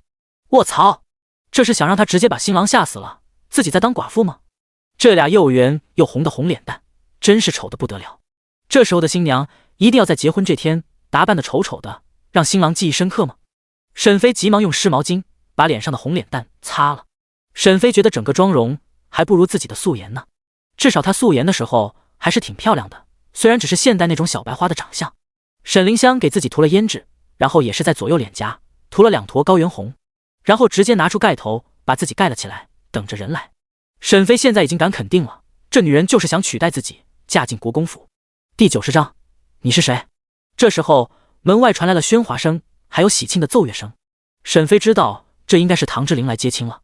沈飞在想到底要怎么做，就听到那男人又返回来了，出声提醒道：“表妹，新娘子没找到，接亲的人到了，我再去别的地方找一下。”沈凌香的心情有些急躁，那个新娘子到底是去了哪里？好的，表哥，人一定要找到，也要控制住，不能让她坏事。沈凌香捏紧自己帕子，只要坚持到拜堂就好，到时候就算唐家发现新娘子换人也没有办法，谁让她才是孙家的亲女儿呢？表妹放心。男人直接消失了。很快，喜婆就来到了后院，直接把沈凌香接到了前院。唐之琳下马之后进来接人，竟然看到了孙恒夫妻，还有些震惊。他上次可见识了沈飞对这俩人的反感，可不认为沈飞会请俩人过来。不过他们毕竟是沈飞的亲生父母，这时候能来或许也可能的。新娘子来了。喜婆扶着沈凌香走了过来。孙恒夫妇互相看了一眼，见到了沈凌香做的手势，脸上的焦急没有了，笑容也就更大了。唐之琳看到了俩人的变化，一抹疑惑出现在心里。他仔细地辨别眼前的新娘子，这人似乎大了一圈。他可是记得沈飞的小身材，那还真是没这么健壮。眼前的新娘子虽然也没有很胖，但比起沈飞来说还是胖了一点。唐之琳来到沈凌香的身边，开口问道：“你是谁？”唐之琳的这句话让屋里的人都吃惊地看了过来。沈凌香从红盖头下看到了一个男人的大脚，知道这人距离自己很近，他不敢说出声音。孙恒这时候开口道：“贤婿，这是我的女儿孟夏，你今日的新娘子。”唐之琳皱着眉头，直接伸出手，一把把红盖头接了下来。“啊，不可以！”陈氏大惊，就是喜娘也喊道：“还没拜堂，接红盖头是不吉利的。”沈凌香的盖头被接下来，吓了一跳，飞快地把头低下。“你是谁？为什么要冒充新娘子？”沈凌香抬起头：“我是孙孟夏，孙家的姑娘，你的新娘子。”唐之琳摇头：“不是，我娶的人不是你，是沈飞。”孙恒这时候站起来：“唐三公子，婚书上应该写的是我的女儿孙孟夏，可不是什么沈飞的。而这个女孩就是我们的亲女儿孙孟夏。”唐之琳并不知道沈飞不是孙家的孩子，而且沈飞在长安城的身份也是可以查到的，就是以孙家外嫁女的身份，并不是他自己说改名字就改了的。调查出来的结果，她还是孙孟夏，虽然她的户籍从孙家单立出来。“你是说沈飞不是你的亲女儿？”陈氏这时候也不隐瞒了：“对，那丫头不是我们的女儿，眼前的新娘子才是。那沈飞是谁家的孩子？据我所知，沈飞才是和你们一起从北地回来的人。”唐之琳反问。这时候沈家的下人也都看向新娘子：“那我们的大小姐人在哪里？”二妮和铁牛急忙往后院跑，就怕沈飞被人害了。孙恒也是没想到新娘子在没拜堂之前就被人发现了，事情有些难办。唐之琳身边的武阳也跟着在沈家搜查起来，也在找沈飞的下落。陈氏这时候就咬住一点不放：“婚书上的人是孙孟夏，你就只能娶我们的亲女儿。”很快沈飞就和二妮和铁牛一起走了出来，武阳还押着一个男人走了过来。唐之琳看到沈飞，急忙走上前：“沈飞，你没事吧？”“没事，这俩人想要害我，我直接躲了起来。”陈氏和孙恒看到沈飞好好的出现在这里，也是很气愤。陈氏看到被人压着的侄子，既恼怒他坏事了，又心疼他受到处罚。“你们想干什么？还不放开他？”沈飞看向孙恒夫妻：“这位姑娘就是你的亲女儿吧？”陈氏刚刚已经承认过了，现在也不否认：“是的，她就是我的亲女儿。”沈飞直接拿出了自己和唐之琳的婚书。“哦，那你们的说法，我和你就完全没有关系了。那我成亲就不邀请你们了，你们麻溜的离开吧。还有，我的婚书上写的就是我沈飞的名字。”沈飞直接拿了出来，让围观的人看。唐之琳也是不得不佩服沈飞敏锐性。那时候国公府准备的婚书确实是唐之琳和孙孟夏的，只不过唐之琳和沈飞说的时候，沈飞觉得不妥，于是又让唐之琳把名字给换了，把孙孟夏的名字划去，换上了沈飞的名字。唐之琳毕竟是国公府的公子，因此去衙门办这件事的时候也是很容易的。孙恒夫妻并不知道这件事，孙恒和陈氏见到这样更是气得咬牙切齿：“你这丫头竟然这么鸡贼！”沈飞也不想和这些人扯皮。“好了，我大喜的日子，你们就不要在这里打扰我成亲了，错过了吉时就不美了。”沈凌香的脸上火辣辣的，她也不想再听这些人在背后议论她了。孙恒和陈氏见状也没了办法，打算带人灰溜溜的离开。这时候沈家却是被人团团围住，一群穿着官服的衙人直接就把沈家给围了起来。一个年轻的男子走了进来：“谁是孙恒？”孙恒不清楚这些人为什么要找他，他颤颤巍巍的走了过来：“大人，请问找小的什么事？”“你就是孙恒？”“是的，小的就是。”“孙恒，有人告你10年前犯了欺君之罪，利用仆人之女替换你亲生的女儿，现在你和你的家人和我们走一趟吧。”来人正是长安县令姚思伯。姚思伯接到举报之后也是大吃一惊，他没想到孙家三房竟然敢这么做。其实这件事如果不是有人告密，还真不会被人发现，毕竟时间太久了。孙家现在又是平民，根本就没有人注意他们。可是不知道他们是得罪了什么人，竟然被人举报了。第91章，长得太像了。孙恒和陈氏听到这样的话，都是吃了一惊。大人，冤枉呀，我们冤枉！姚思伯在这里见到了2名新娘子，也是很奇怪。来人，把人都带走。这时候就有衙人抓住孙恒夫妻，还有人过来抓沈飞和沈凌香。大人，为什么抓我？沈飞直接反抗。姚县令看着沈飞，记得他是来给王主簿送东西的人，不过这个女孩和他认识的一个老人有些像。沈姑娘，还请和我们去一趟县衙，孙家的事情也和你们有关系。沈飞觉得就算孙恒犯了欺君之罪，那和自己也没有关系。大人，既然孙恒夫妻犯了欺君之罪，那也和我无关，我才是受害者吧。我好好的一个人，平白无故的当了10年的流犯，替人在北地受苦，我才是最冤枉的一个人。10年前我还是个小孩子，欺君之罪和我可是没关系啊。再说了，我也不是孙家的女儿，这位才是他们的亲女儿。沈飞指着沈凌香，大人，孙家夫妻今日也是亲口承认，她是他们的亲生女儿，周围的人都可以作证的。其他人也在点头附和，是的，大人，我们可以作证。孙家的人还想代替人家新娘子呢，想要换亲呢。是啊，这孙家人真是不做人哟。今日沈飞出嫁，周围的邻居也是过来看热闹了，没想到竟然一波几折，看了不大不小的热闹。沈飞刚才说了一堆的大道理，就是不想被人带走，他可不想去监狱走一趟。姚思伯看着沈飞的脸，越看越觉得像。他也知道沈飞和这家人没有关系，就算孙恒夫妻当年犯了欺君之罪，那也和沈飞没关系，毕竟他也是苦主，而且也不是他能做主的。他现在盯着沈飞瞧，是觉得有些奇怪，他和他的姑祖母实在是长得太像了。唐之琳看着姚思伯盯着沈飞瞧，把沈飞挡住了。姚大人，今日是我大喜的日子，还请看在国公府的面子上，不要为难我们，错过了吉时就不好了。姚县令思索片刻之后点头，那我就不耽误你们2人了，恭喜2位今日喜结连理。然后就带着孙家人离开了。唐之琳直接把沈飞的盖头又盖上了，然后才把沈飞背上花轿。这时候外面的奏乐声又响起了，开始吹吹打打。很快花轿被抬起了，唐之琳也翻身上马，一行队伍直接离开了沈家。孙梦雪早就隐藏在暗处，不明白那个县令为什么不把沈飞一起带走。他用力地扭着手中的帕子，不知道是哪里出了差错，为什么那个假堂姐没有出事。唐之琳因为迎亲的时候耽误了一些时间，现在回去的路上也是很着急，要不然真的是要错过吉时了。此时的国公府，国公爷也是很焦急。今日唐三公子成亲，京城的官宦人家还是很给面子的，都是来吃喜酒。现在见到新娘子迟迟不到，心里也是开始狐疑，到底是哪里出了差错。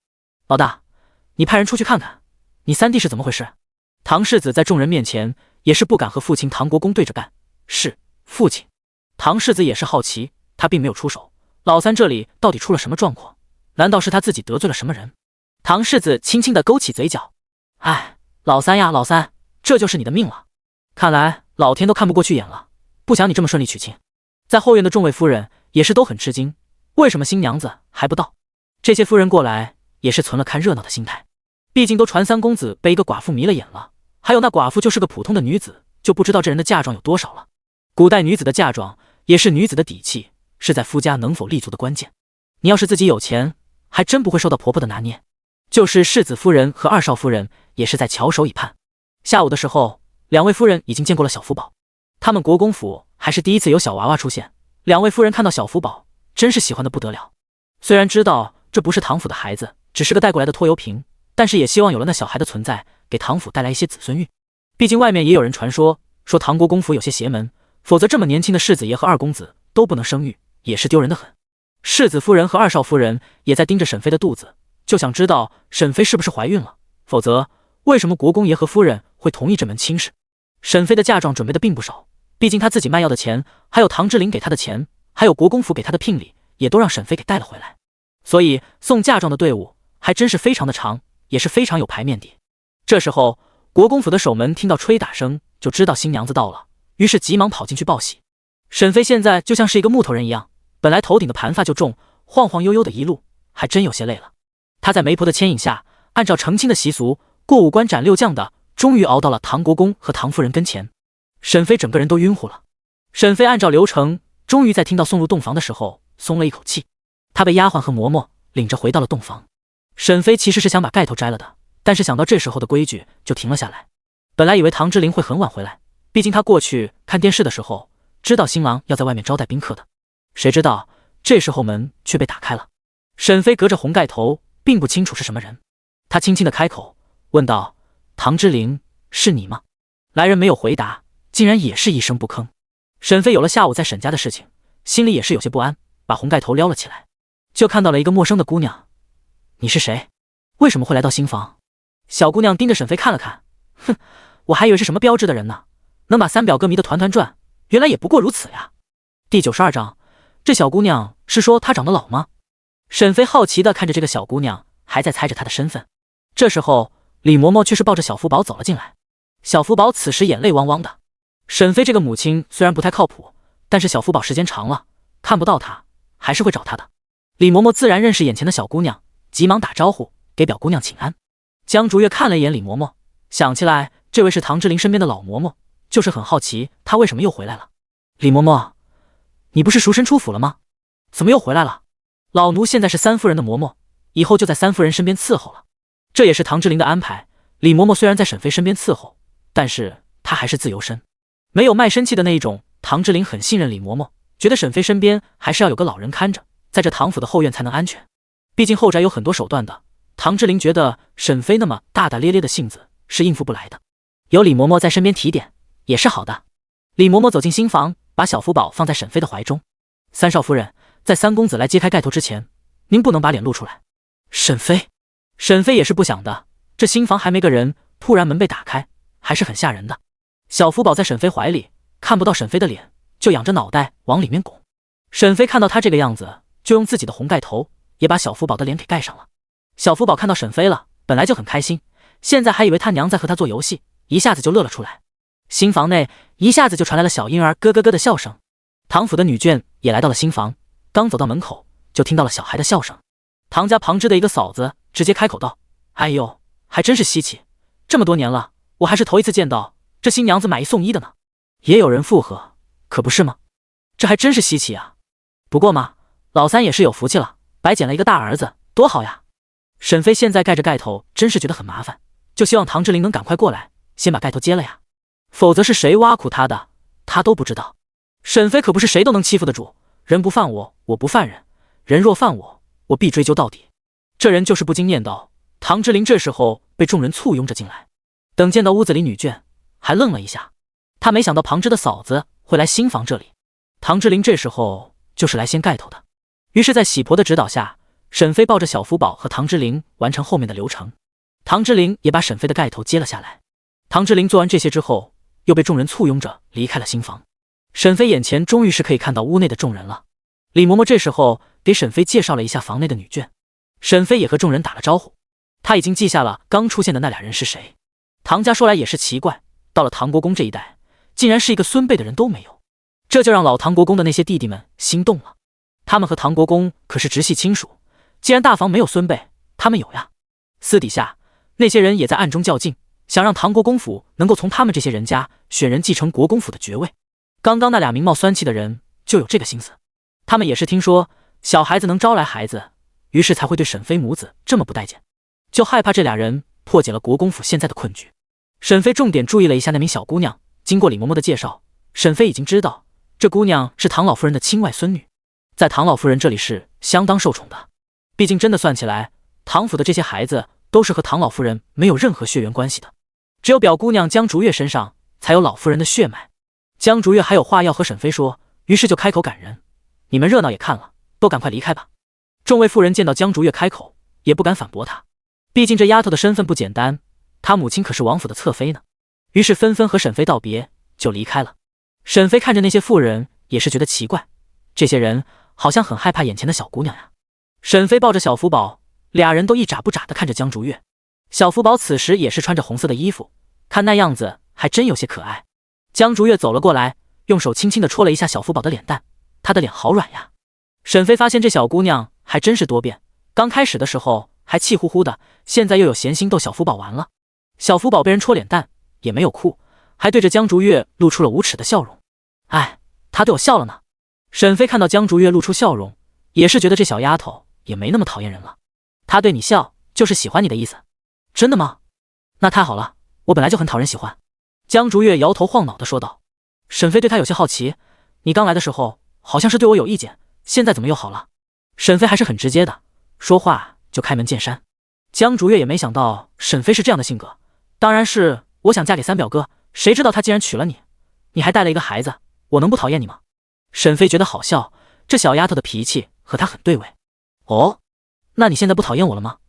江竹月点头，还讨厌呀，不过我喜欢你的孩子。沈飞，这丫头还真直白。沈飞看她个头矮矮的，你今年多大了？江竹月挺了挺胸膛，我今年12岁了，过年就13岁了。沈飞觉得好笑，那你和唐之琳的年纪差得太多了，不合适。是啊，谁说不是呢？三表哥就是太老了，都18岁了。江竹月叹息一声，哎，不过就算他年轻一点，我娘也不会同意的，他的身体不好，我娘看不上他。江竹月小大人一样的感慨着，不过我还是喜欢三表哥的脸，很冷酷，很英俊。沈飞觉得好笑，嘴角露出了笑容。江竹月原本是没在意的，现在看到沈飞的小脸，莫名的有些熟悉的感觉。片刻之后，有些震惊的喊道：你笑起来怎么有点像我的祖母呢？沈飞，这小姑娘是说她长得老吗？第93章14年前，还真是巧呀。江竹月仔细看沈飞的脸，重重的点头，真的有些像呢，你的眼睛和嘴巴都有点像。沈飞的心思一动，你的祖母是谁？沈飞试探的问道。江竹月很自豪的道，我祖母就是晋王府的老王妃啊，我也是晋王的女儿。沈飞听到晋王府，心中一惊，他记得那日那个长得像他娘的女子好像是晋王妃啊，难道这小丫头是他的妹妹不成？沈飞心里有了一个怀疑。那你在你们府里排行第几？沈飞对晋王府很好奇，现在终于知道了晋王府的消息，一定要抓住这个机会。沈飞开始盯着江竹月的脑袋瞧，就是想看看能不能找到掉落的头发。他其实很想薅一根头发的，可是实在是没有借口。沈飞只能安慰自己，以后一定有机会的。江竹月想到了自己的大姐，就皱起了眉头，哼，我还有个姐姐叫江竹飞，不过她非常讨厌。哦，你不喜欢你姐姐？不喜欢，谁说我一定要喜欢自己的亲姐姐的？沈飞还想继续问，这时候就进来了一个老嬷嬷。二小姐，你在这里啊？王妃已经找你好久了，赶快跟我回去吧。江竹月想要继续聊，也是没有办法了。那我先走了，改日再来找你。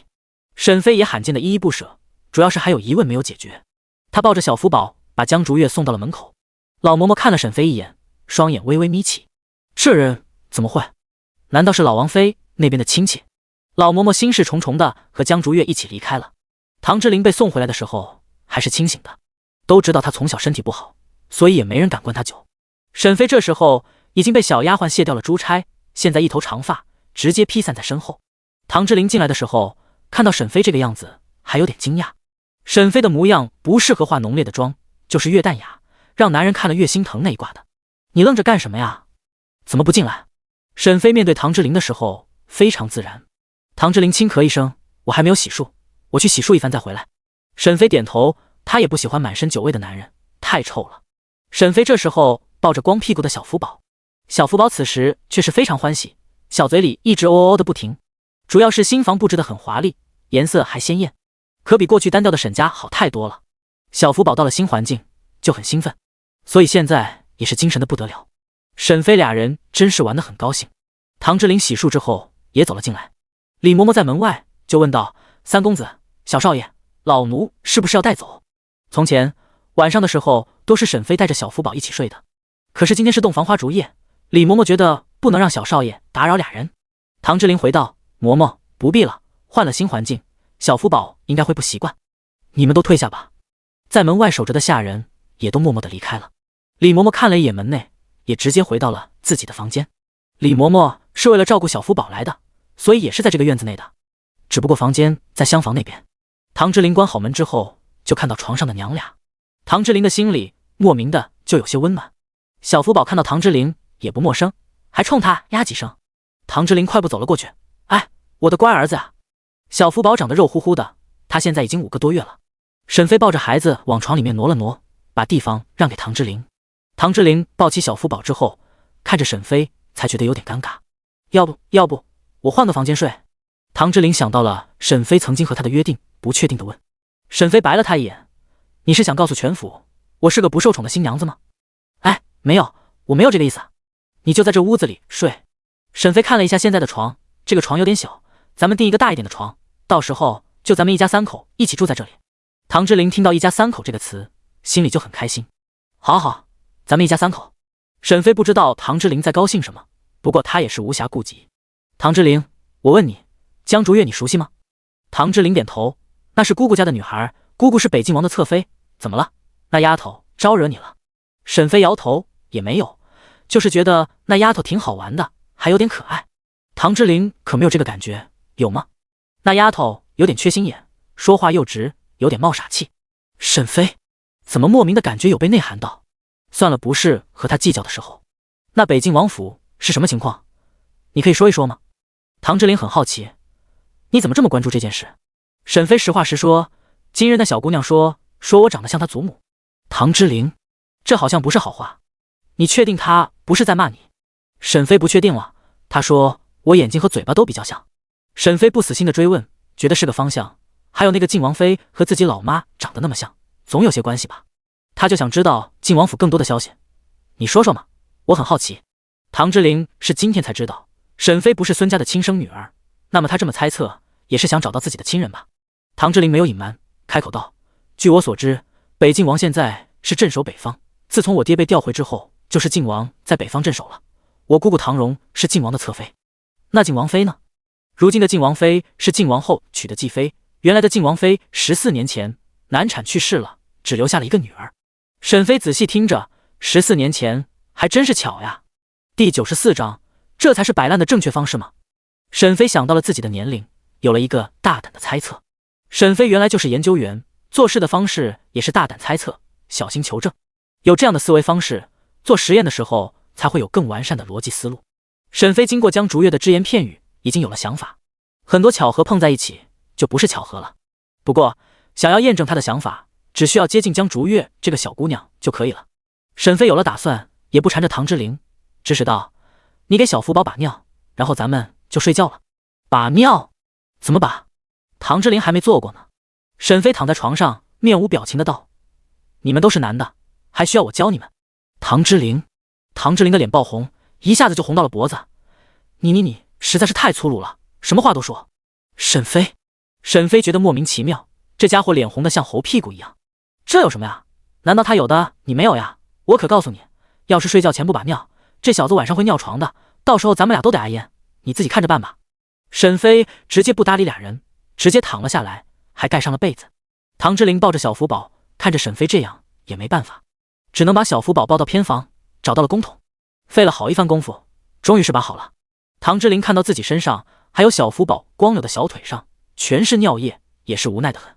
衣服是废了，不能穿了，还得洗个澡，要不然全是尿骚味。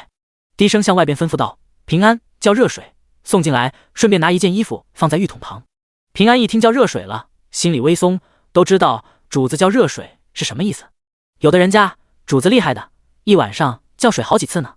平安他们早就准备好了热水，就等着主子要呢。平安飞快地提了热水送到偏房。唐之琳满身狼狈地抱着小福宝出现在沈飞面前。沈飞看到俩父子这么狼狈，顿时哈哈哈大笑起来。唐之琳，你太菜了，哈哈！在隔壁送水的平安不敢相信自己的耳朵。三少夫人这胆子也太大了吧，竟然还敢嫌弃三公子。唐之琳很无奈，我这不是没有经验吗？一回生二回熟，以后多做就好了。小厮平安，这是什么虎狼之词？哎呀，他还没有成亲呢。非礼勿听。平安加快动作，很快就调好了洗澡水。三公子，洗澡水好了，小的先告退了。平安急忙离开，顺便把房门紧紧地关上，不敢距离太近。唐之琳见沈飞没有搭把手的意思，把小福宝在浴桶里面涮了几下，感觉他腿上的尿已经没了，就直接把光溜的胖小子塞到了沈飞的被窝里。和你娘待着吧。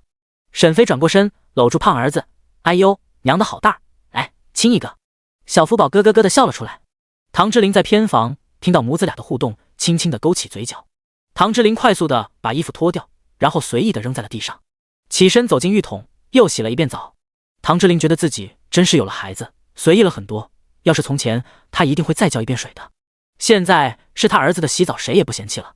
唐之琳洗好之后，换上了新的里衣，走到床边的时候，发现沈飞和小福宝俩人都睡着了。唐之琳也是很无奈，看到姿势一样的俩人，心中莫名的又觉得温暖。他又重新拿了一个被子，自己也上床了。看到他自己的位置，觉得沈飞的提议也不错，这个床还是太小了。沈飞这一觉睡得非常好，睁开眼睛的时候就看到一大一小俩人。小福宝现在已经穿好了衣裳。现在什么时辰了？沈飞直接坐了起来。进门第一天，是不是要敬茶呀？唐之琳点头，不急，才卯时。沈飞算了一下，也就是早上6、7点钟。这时候，方姑姑在门外问道：“三公子，三少夫人醒了吗？”沈飞自己回答：“我醒了。”于是，方姑姑带了4个小丫鬟走了进来。几个小丫鬟直接服侍沈飞起床。沈飞任由这几个人给他穿衣服、盘头发，沈飞只需要听指挥就好，让他抬手就抬手，让他抬脚就抬脚的，非常配合。等打扮结束之后，沈飞看着镜子中的自己，真漂亮。沈飞是认识方姑姑的，对她的印象也很好。那时候在破庙内，方姑姑还帮过他呢。方姑姑，我以后起床都会是这样吗？方姑姑以为沈飞有哪里不满意，小心问道：“夫人，是我们有哪里做的不好吗？你有不满意的地方可以说出来，我们改正。”沈飞摆摆手：“没有不满意的，你们很好，真的，以后就按照这个规格来就好了。”沈飞来到古代这么久，这是第一次感觉是来对地方了，这服务水准太高了，就是穿衣服和穿鞋子都有人服侍，在现代可享受不到。他妈妈宠他，可也不会给他穿衣服呀。沈飞觉得他太适合古代了，他就需要这么享受的日子，这才是摆烂的正确方式嘛。沈飞喜滋滋的，脸上笑得像一朵花。方姑姑，早上吃什么？夫人，早饭已经摆在饭厅，您和三公子可以过去了。沈飞非常满意，直接跟着方姑姑去了饭厅。这里只有唐之琳一人，小福宝呢？李嬷嬷抱他去喝奶了。沈飞点头。哦，那咱们也吃饭吧。沈飞看着桌子上的早餐，还是很满意的。早餐不仅有包子、粥、烧麦，还有很多开胃的小菜。就是粥就有3种，有小米粥、白米粥、八宝粥。沈飞直接拿起了一个大肉包，开始吃了起来。唐之琳看到沈飞吃的这么香，胃口也好了不少。沈飞吃过早饭之后，就跟着唐之琳一起往主院走去。李嬷嬷抱着小福宝跟在身后。沈飞的心情很不错，他也是没想到成亲后的日子这么爽，要是知道如此美好，他早就成亲了。哎，才一个早上，沈飞承认他堕落了。第95章敬茶。沈飞一家3口到正院的时候，其他人都已经到了。今天是沈飞第一次见公婆，唐家的几个兄弟姐妹也都来了。好在沈飞身边有李嬷嬷提点，唐家的人也都是熟悉，因此准备的礼物也都够。唐之琳和沈飞刚走进来的时候，就吸引了众人的目光。世子夫人和2少夫人也齐齐的看过来，他们昨日并没有去闹洞房，因此这也是第一次见沈飞。至于小福宝，已经是提前见过了。唐之义打趣道：“老三，就等你们了，我们为了见你，可是等了好久了。”唐之琳不软不硬的顶了回去：“是哥哥和嫂子们来早了。”唐之义听到唐之琳这么说，抬了抬眉毛：“老三这小子成亲了，脾气还见长了呢，真是一改往日的沉默寡言呀。难道真是娶了媳妇，有了孩子，这底气就大了？”唐之琳和沈飞来到唐国公夫妻面前，请安道：“给父亲母亲请安。”唐国公这时候特意仔细的看了一眼沈飞，虽然姿色不够艳丽，但是也不丑，看久了还挺耐看的。唐国公想到那个画像，非常不满意，看来得好好的敲打敲打了。唐国公慈祥的看着俩人：“好好好。”唐夫人这时候开口道：“敬茶吧。”然后就有小丫鬟端了2杯茶过来。唐之琳拉着沈飞想要给唐国公跪下，直接被唐国公制止了：“老三，你和你媳妇就站着敬茶吧。”唐之琳微愣，沈飞却是借杆子往上爬，拿起一杯茶放在唐之琳手中，然后又拿一杯在自己手中。“父亲，请喝茶。母亲，请喝茶。”下面的众人也都是吃惊的看着这样另类的敬茶方式。唐世子紧紧地攥紧椅子的扶手：“父亲，他太重视老三了。”唐国公乐呵呵地把茶喝了。唐夫人就算很气恼，但想到唐国公做出的让步，也不情不愿地把茶喝了。唐国公和唐夫人都给沈飞和唐之琳2份红包，沈飞和唐之琳依次又给世子夫人敬茶，也得到了2个小红包。2少夫人和唐二公子同世子他们一样。到了下面的弟妹，就是沈飞给见面礼了。沈飞还是第一次见国公府的小姐，这3位小姐都是庶出，也不受宠，看上去人有些懦弱。沈飞同样把李嬷嬷给准备的荷包递给3人。最后到了年纪最小的唐之景：“四弟，这是你的。”唐之景看了沈飞一眼：“这娘们唧唧的东西，我可不要。”唐之景觉得沈飞别有目的，那时候和他套近乎，见他不上钩，转头就找了3个。唐之锦看沈飞都是气呼呼的，沈飞见他不要，直接拿了回来。不要啊？那算了，还省下一份。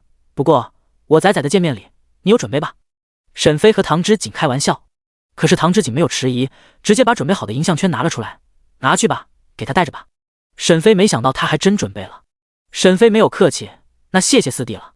在座的人，有的人并没有给小福宝准备见面礼，毕竟他们也不知道小福宝是唐之琳的孩子。唐之琳还没有查清当初在北地发生的事情，记忆力也没有全部恢复，所以他也没打算现在说出实情。而且他不说出实情的原因还有一个，不承认小福宝，小福宝还能安稳一点长大。如果承认了，那小福宝就是活靶子。不仅世子和唐夫人会忌惮，就是府外的唐家旁支也会把小福宝当成眼中钉，这是唐之琳不愿意看到的。世子也是没想到老四会和沈飞这么熟悉，还给小孩子准备了礼物。要是女人准备了，他不奇怪，可是一向和老三不对付的老四竟然会这么有心，是他没想到的。唐国公这时候又拿出了一个红包给了沈飞，既然你嫁到唐府，那你的孩子也是唐府的孩子，这红包你拿着吧。唐国公这句话就是变相的承认小福宝的身份。唐之琳这时候很感激，谢谢父亲。这时候世子妃和二少夫人也走了过来，弟妹，这是给你的宝宝准备的。沈飞发现竟然是2个小婴儿的金手镯，大嫂，这是不是太贵重了？世子妃摇了摇头，弟妹收下吧，不知道我是否能抱抱小福宝。沈飞没有迟疑，直接把小福宝送到了世子妃的怀里。小福宝不知道是不是知道了自己得到了贵重的礼物，在世子妃怀里也是老实的很。二少夫人见状也是眼热的很，三弟妹，这是我的礼物，请收下。沈飞发现竟然是个小金锁，沈飞吃了一惊，这俩妯娌对待他儿子可真是大方呀。世子爷看到世子妃抱着小福宝，看到那个白白胖胖的小子，多么希望那是他的孩子呀。他现在虽然有世子之位，但是没有孩子也是硬伤。二少夫人看着小福宝出声道，大嫂，让我也抱一抱吧。世子妃恋恋不舍地把小福宝给了二少夫人，她自然明白二少夫人的苦楚，他们俩人都有着同样的压力。唐夫人见到2个儿媳妇的样子，刚刚进茶时候的布局也散了不少。都说小孩子容易招来孩子，国公爷或许也是因为这个原因同意老三的婚事吧。敬茶的最后，因为小福宝的出场化解了一些隐形的小矛盾。最后沈飞抱走小福宝的时候，这小子还有些依依不舍，趴在沈飞的肩头看着世子妃和二少夫人。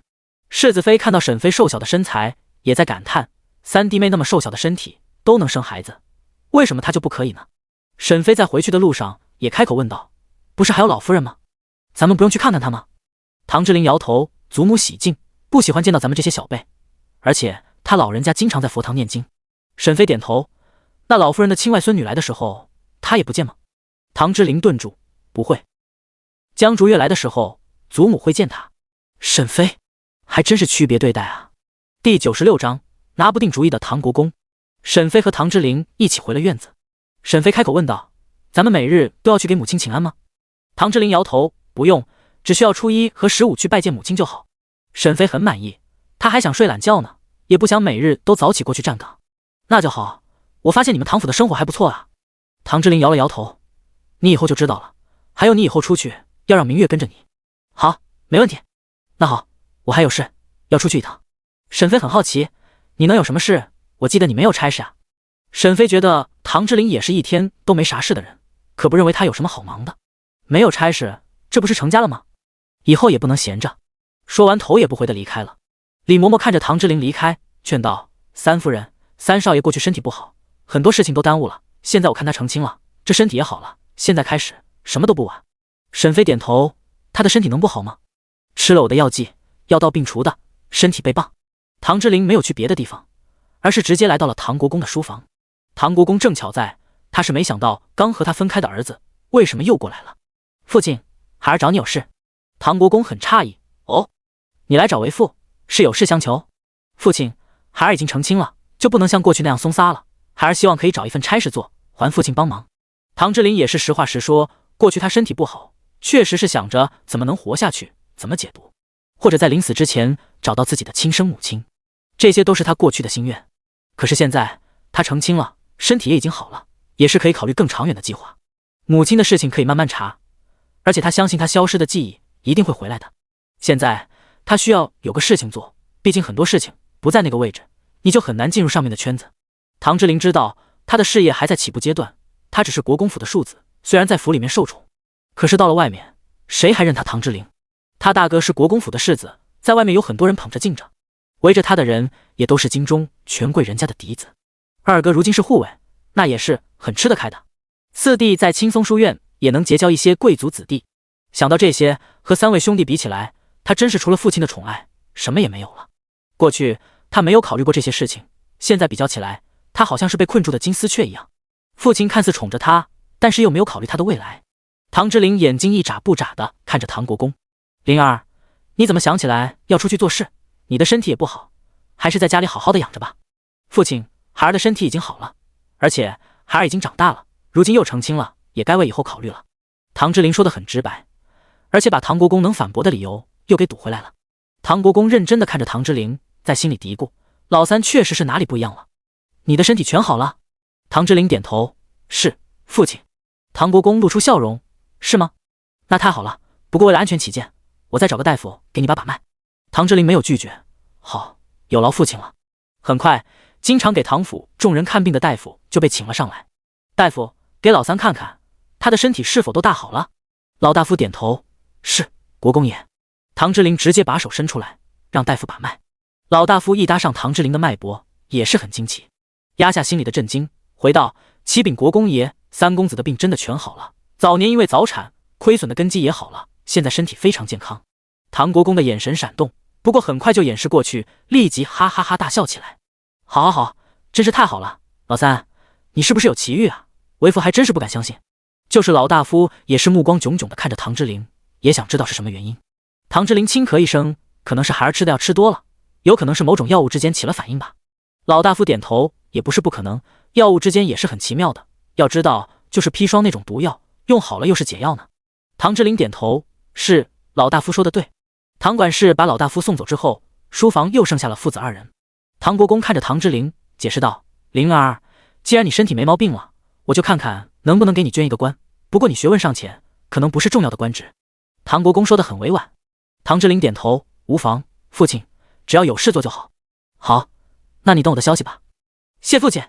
唐之灵离开书房之后，唐国公等他的身影消失之后，才收回视线。老三的变化太大了。太极宫内，冯宝把折子递到了皇上手里。皇上打开折子，看到了长安县县令禀报的事情经过，也是很恼怒。孙家胆子还真不小呀。皇上想到了那个才成亲的弟弟，也是很无奈。不过认真算起来，沈妃确实是孙家抱来的孩子，是无辜的，也是受了无妄之灾。原本他已经开恩饶了孙家一马，现在既然爆出了这件事，那就不能姑息。于是很快就写了圣旨。冯宝，你去孙家宣读圣旨吧。是。大太监冯宝退了下去。皇帝很快就把孙家的事情抛在脑外。今年剑南道大旱，粮食欠收，出现了很多灾民，朝廷还需要赈灾。皇上有些忧愁，他今年才登基，南方就出现大旱，还真不是什么好兆头。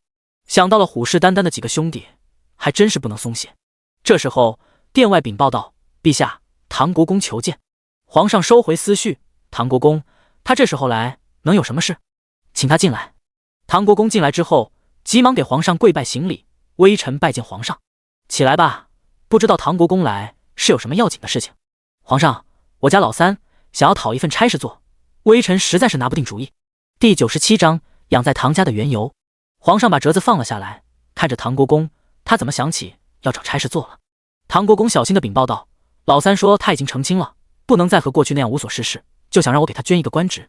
皇上也在沉思，在想给唐之灵什么官职好一些。他也是今年才知道自己有这么一个弟弟，这个弟弟非常特殊，是养在国公府的孩子。因为这个弟弟的身份并不光彩，在他登基之前，老皇帝在临终之前告诉了他这个消息，让他照顾这个弟弟。原来唐之灵的母亲曾经是唐国公在北地那的妾室，那个女人是个边境女子，长相貌美，被人送给了唐国公。唐国公也很满意，就收下来当了妾室。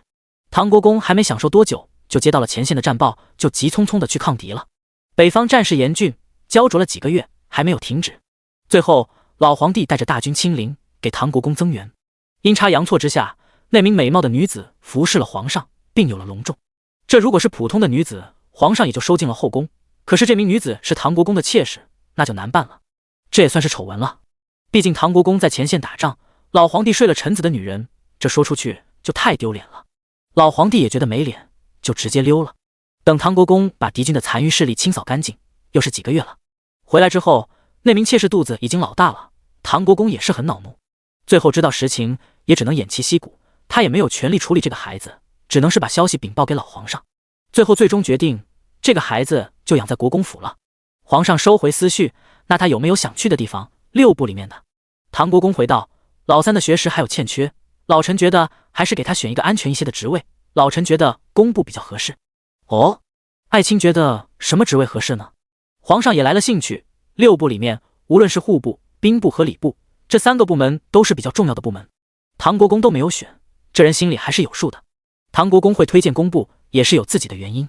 户部是皇帝的钱袋子，皇上自然不会让有皇室血脉的弟弟去户部。兵部就更不可能了，兵权可不是谁都能碰的。礼部倒是皇室宗亲可以去，但是唐之陵的身份又很尴尬，是个不能曝光的皇子，这里也不能去。刑部更不适合了，唐之陵可没学过大禹朝的刑法。算来算去，只有匠人最多的工部适合。启禀皇上，微臣觉得可以考虑屯田司。皇上也很满意，屯田司不错，主要参掌屯田、营田、植粪田等事务。好，那就安排3公子去屯田司吧，职位是员外郎，正7品。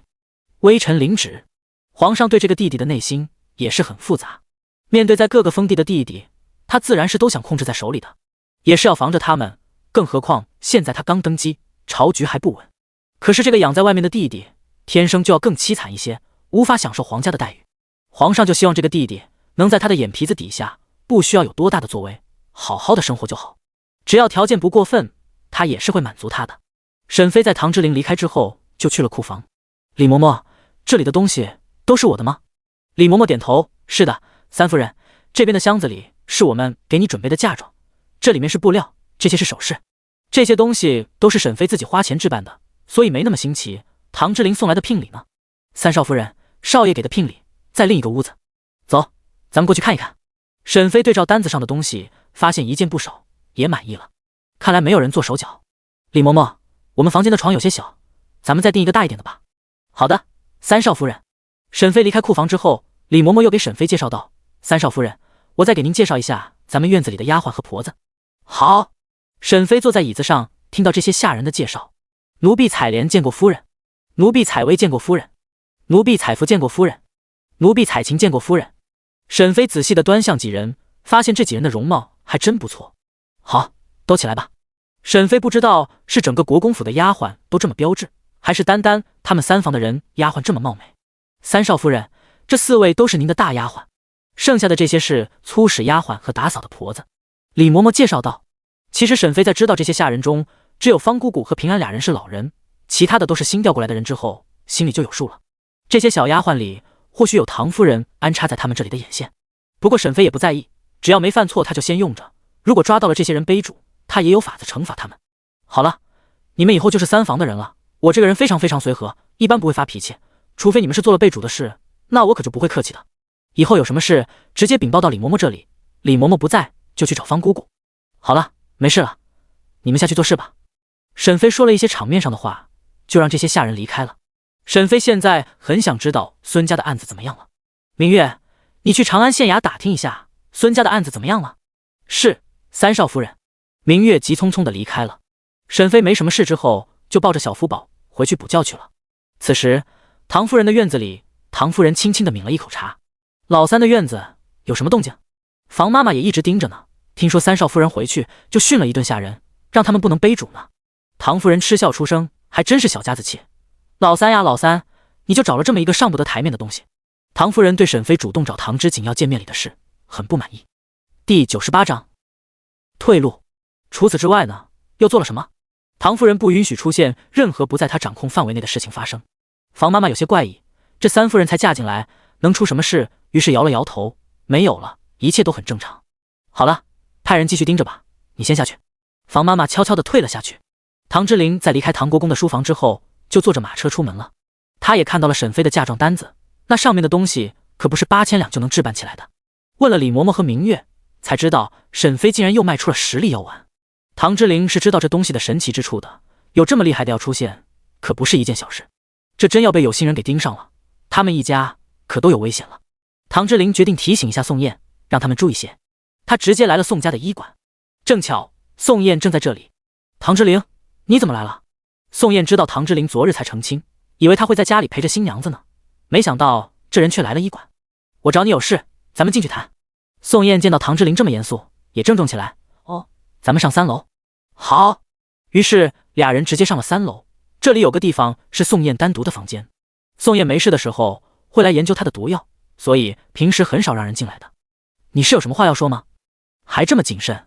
唐之琳直接开门见山。你是不是又从沈飞那里买药了？哦，他和你说了，不过也对，你们现在是一家人了，他自然会告诉你的。宋燕揶揄唐之琳。我都没想到你俩会走到一起。我说老唐，你可真不够意思，明知道我在找他，你还藏着掖着不告诉我，你小子太狡猾了。唐之琳知道宋燕在打趣他，立即反驳，你不是也告诉我那药剂没有了吗？然后你们家自己就留了2支。宋燕摸摸鼻子，哎，那不是不够了吗？说吧，你今天来是有什么事？唐之琳一下子变得很严肃。宋燕，这药的神奇之处，我相信你也清楚，我希望你能保密，不要把沈飞卖你药的事情泄露出去。宋燕追问道，是有什么不对吗？还是你听到了什么风声？宋燕这次收上来10个药丸，自然不会轻易出手的，这可是保命的药，而且这一次买药的钱是他表哥花的钱，当初被宋燕吃了1颗，就剩下9颗，他表哥只给他留了3颗药，剩下的都拿走了。他留着这几颗药也是为了自己做研究呢。这药沈飞那里也没有了，相信他已经和你说了。宋燕点头，是，我清楚。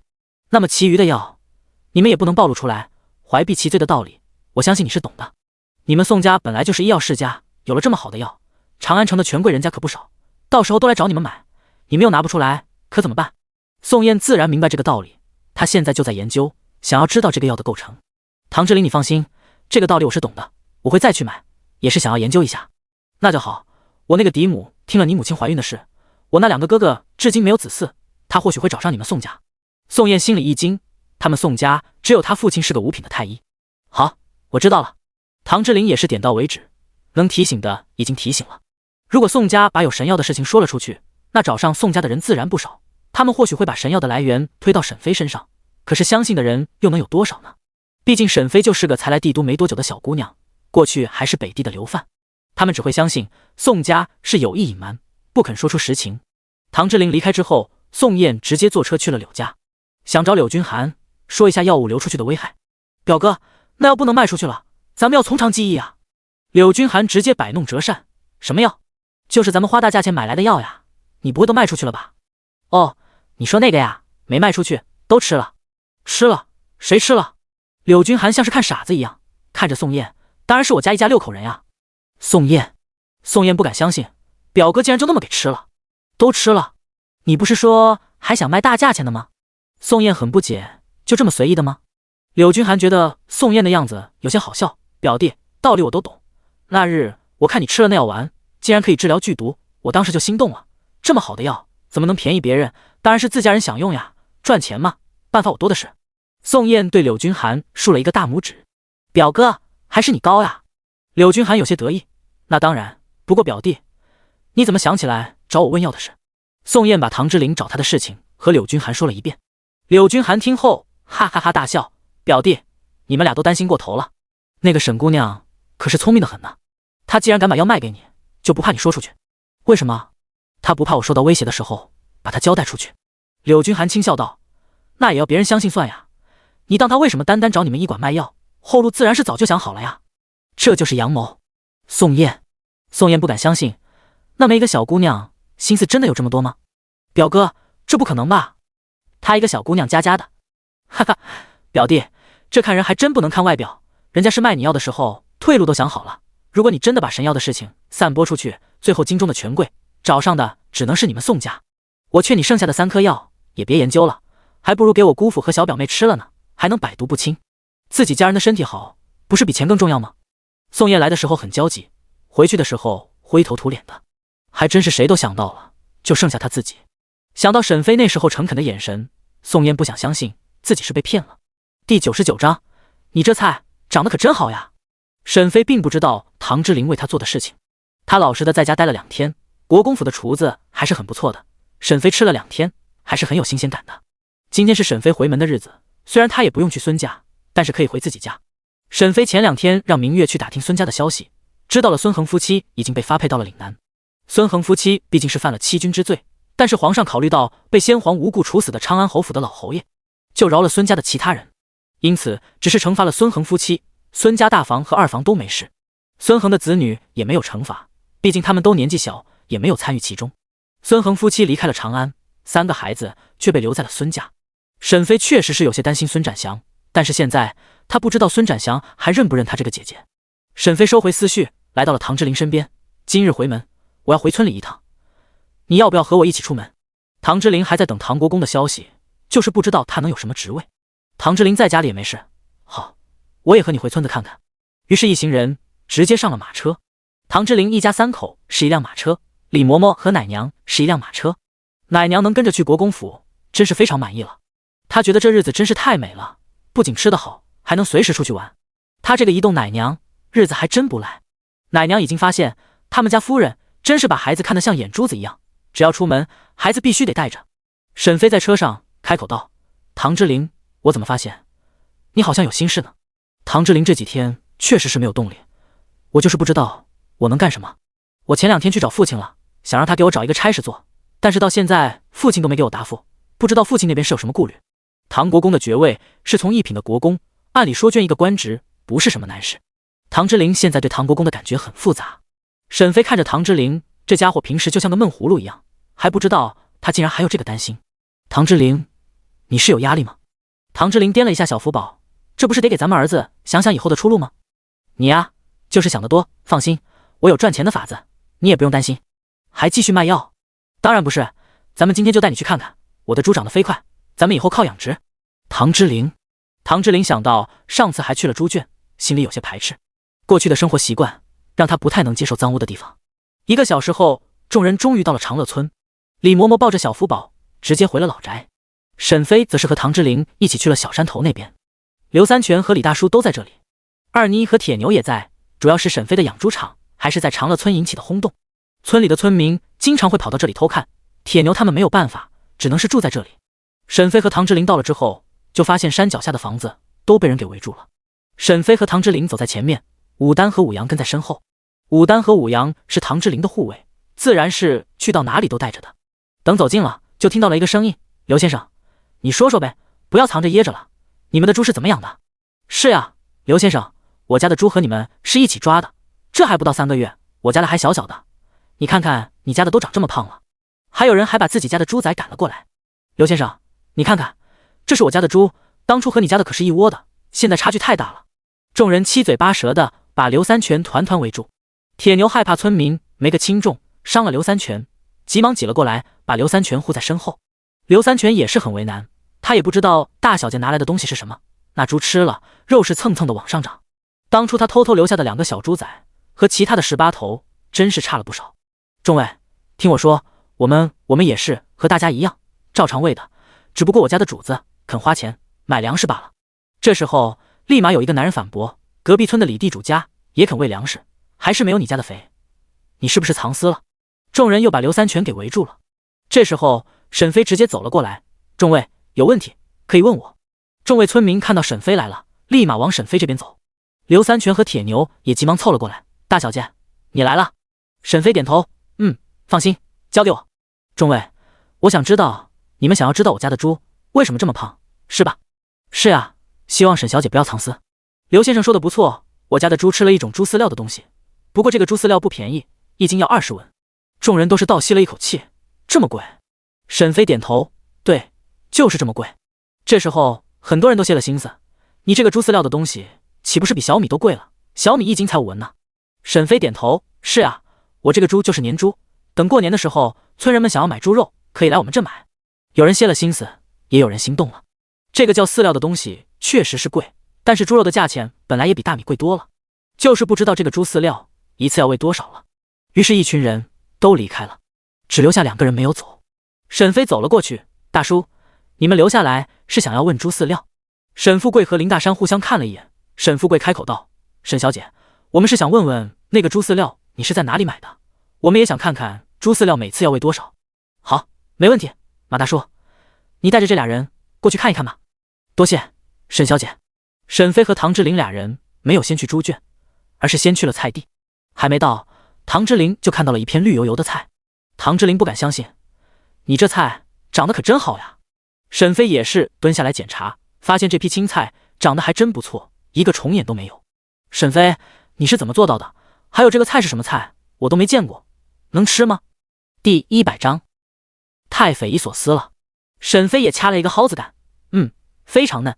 唐之琳指着这一大片菜地，沈飞，你这菜长得太好了，家里也是有庄子的，就没有你这个长得好。沈飞点头，是，这是放了我上次说的化肥才会这么好。不过这些菜也能收了。这时候刘三全直接跑了过来，大小姐，你看咱们这些菜，我看着也可以卖了。沈飞点头，是，我之前让你们调查长安城内的酒楼，都可以免费送去一份。免费？刘三全有些疑惑。沈飞点头，那些酒楼都有自己的供货商，咱们贸然去推销，不一定会有好结果，咱们就先免费送去几样蔬菜，让他们试吃。然后我的那4间嫁妆铺子，你们都收拾出来，咱们一起开业。刘三全没事的时候也是自己研究过，那4间店铺也想了几个方案，还没和主子禀报呢。大小姐，那4间铺子都卖这蔬菜吗？我觉得有些冒险，咱们这些青菜最好在半个月内都处理了，否则也是放不久的。唐之琳也是不赞同的看着沈飞，我觉得刘管事说的对，店铺开张后只卖蔬菜确实是太亏本。沈飞想到这才是第1年，他的暖棚今年也都没办法搭建，可以等来年再大干一场。好吧，刘叔，那就拿出1间铺子卖蔬菜和猪肉，剩下的铺子你研究一下，看看卖什么合适。沈飞确实是对做生意一知半解，想法不是很全面。刘三全松了一口气，大小姐还有一个优点，那就是非常的听劝。好的，大小姐，我会看着处理的。那好，这批青菜你先试着给酒楼推荐，如果酒楼不要，咱们就给街边的小商贩。我这里有几个方子，特别适合街边的小店或者是小摊子，他们会需要很多青菜。沈飞想到的是后市的麻辣烫、冒菜，还有串串香等等，这些他都不打算自己开店，但是可以交给其他人，只要他们有方子，真是可以在街边摆摊，到时候他的青菜就都有了销路。刘三全真是非常满意了。那好，大小姐一会把方子写下来吧，然后我这边酌情处理。沈飞现在嫁到了国公府，还真不是能经常回来的，因此刘三全才会这么着急。唐之琳来了已经有1会了，他确实是不太喜欢下地，这才1会，他的脚下就有泥了，这让有些洁癖的他有些不习惯。唐之琳还不知道，他以后要面临的是比这还苦的地方。沈飞又看了那些猪仔一眼，不，已经不是猪仔了，现在是肥猪了。10多头100多斤的猪，虽然还不是特别肥，但那也是和现代比起来的。在这个古代，100多斤已经很肥了。沈飞一眼就看到了，其中2个小小的，还没有那些1半大小。刘叔，那2头是怎么回事？怎么不胖？沈飞很狐疑，这不应该啊。刘三全有些心虚，大小姐，也是我不对，我起初是不相信那个猪饲料的，这2头就没有喂。沈飞了然，也没有怪他。哦，明白了，以后这2头都喂了吧。是，大小姐。李大叔这时候走了过来，大小姐，咱们的人手太少了，现在小村子里都知道咱们这有大肥猪，我怕有些人惦记啊。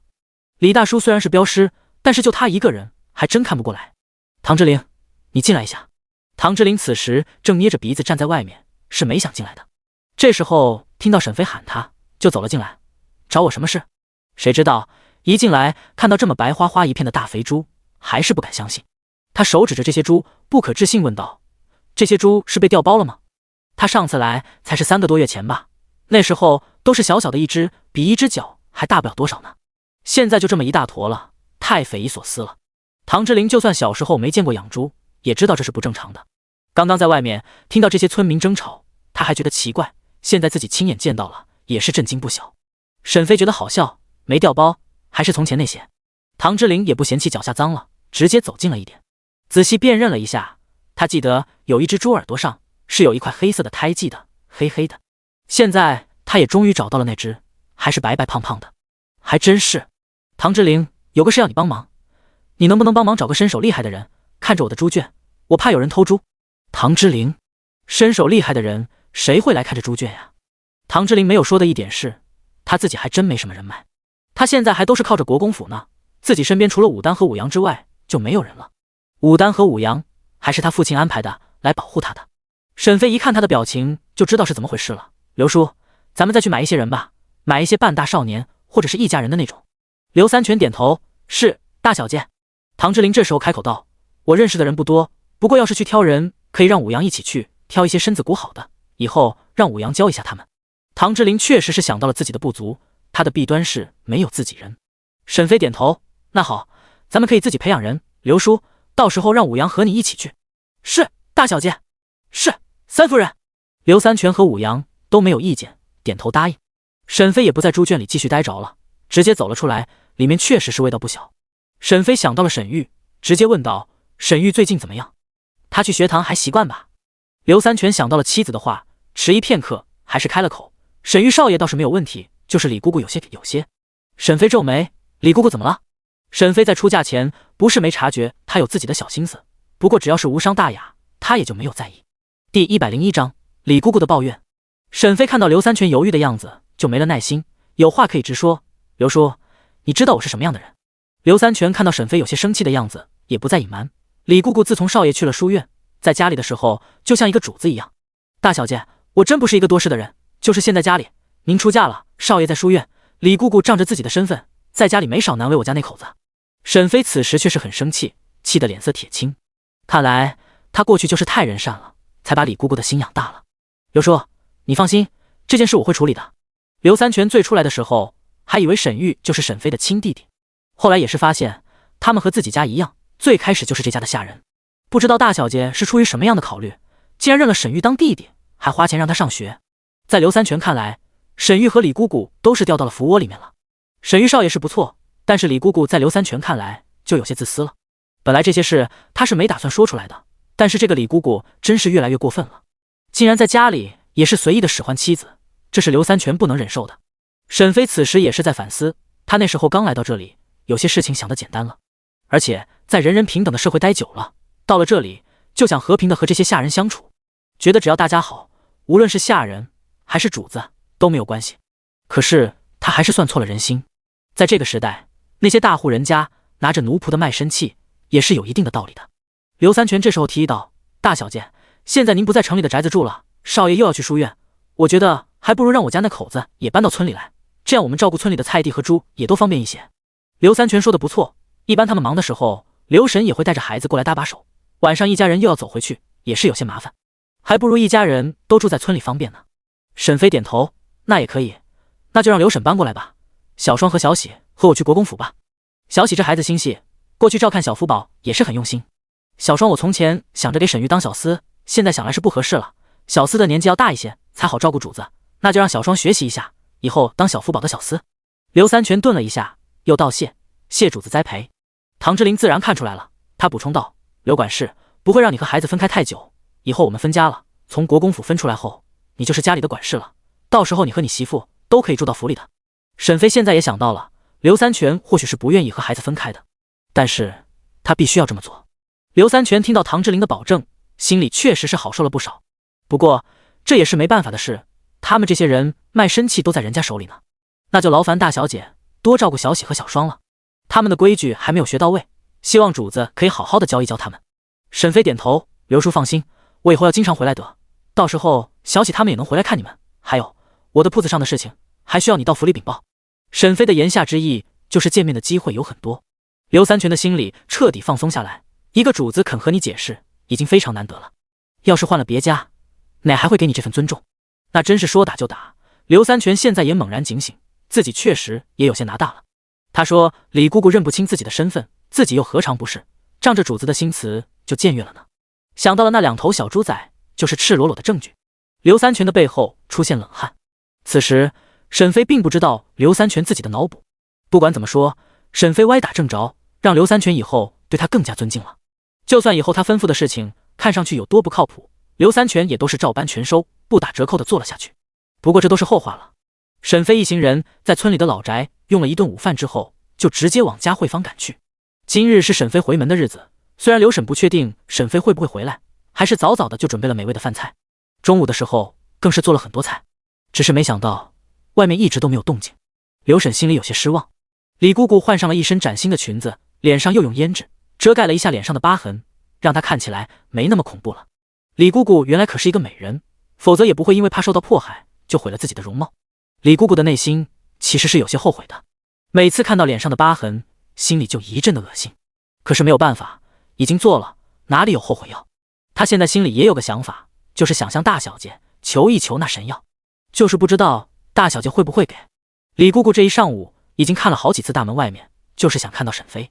不过李姑姑也不担心，毕竟大小姐是个没爹没娘的孩子，不回来这里能去哪里？李姑姑自从知道沈飞的身世，心里就没了多少尊重。她私心里觉得沈飞就是个不检点的女人，竟然都能做出未婚生子的事情来，这可不是一个大家小姐能做出来的事。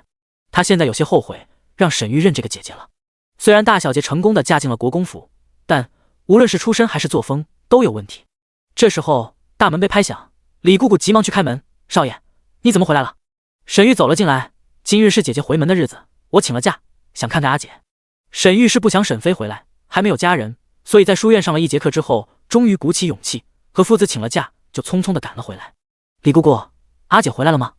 李姑姑有些抱怨道：“大小姐也不知道是怎么回事，到现在还没回来呢。”沈玉有些失望：“哦，那我在家等一会。”说完就走回了自己的房间，放下自己的书箱。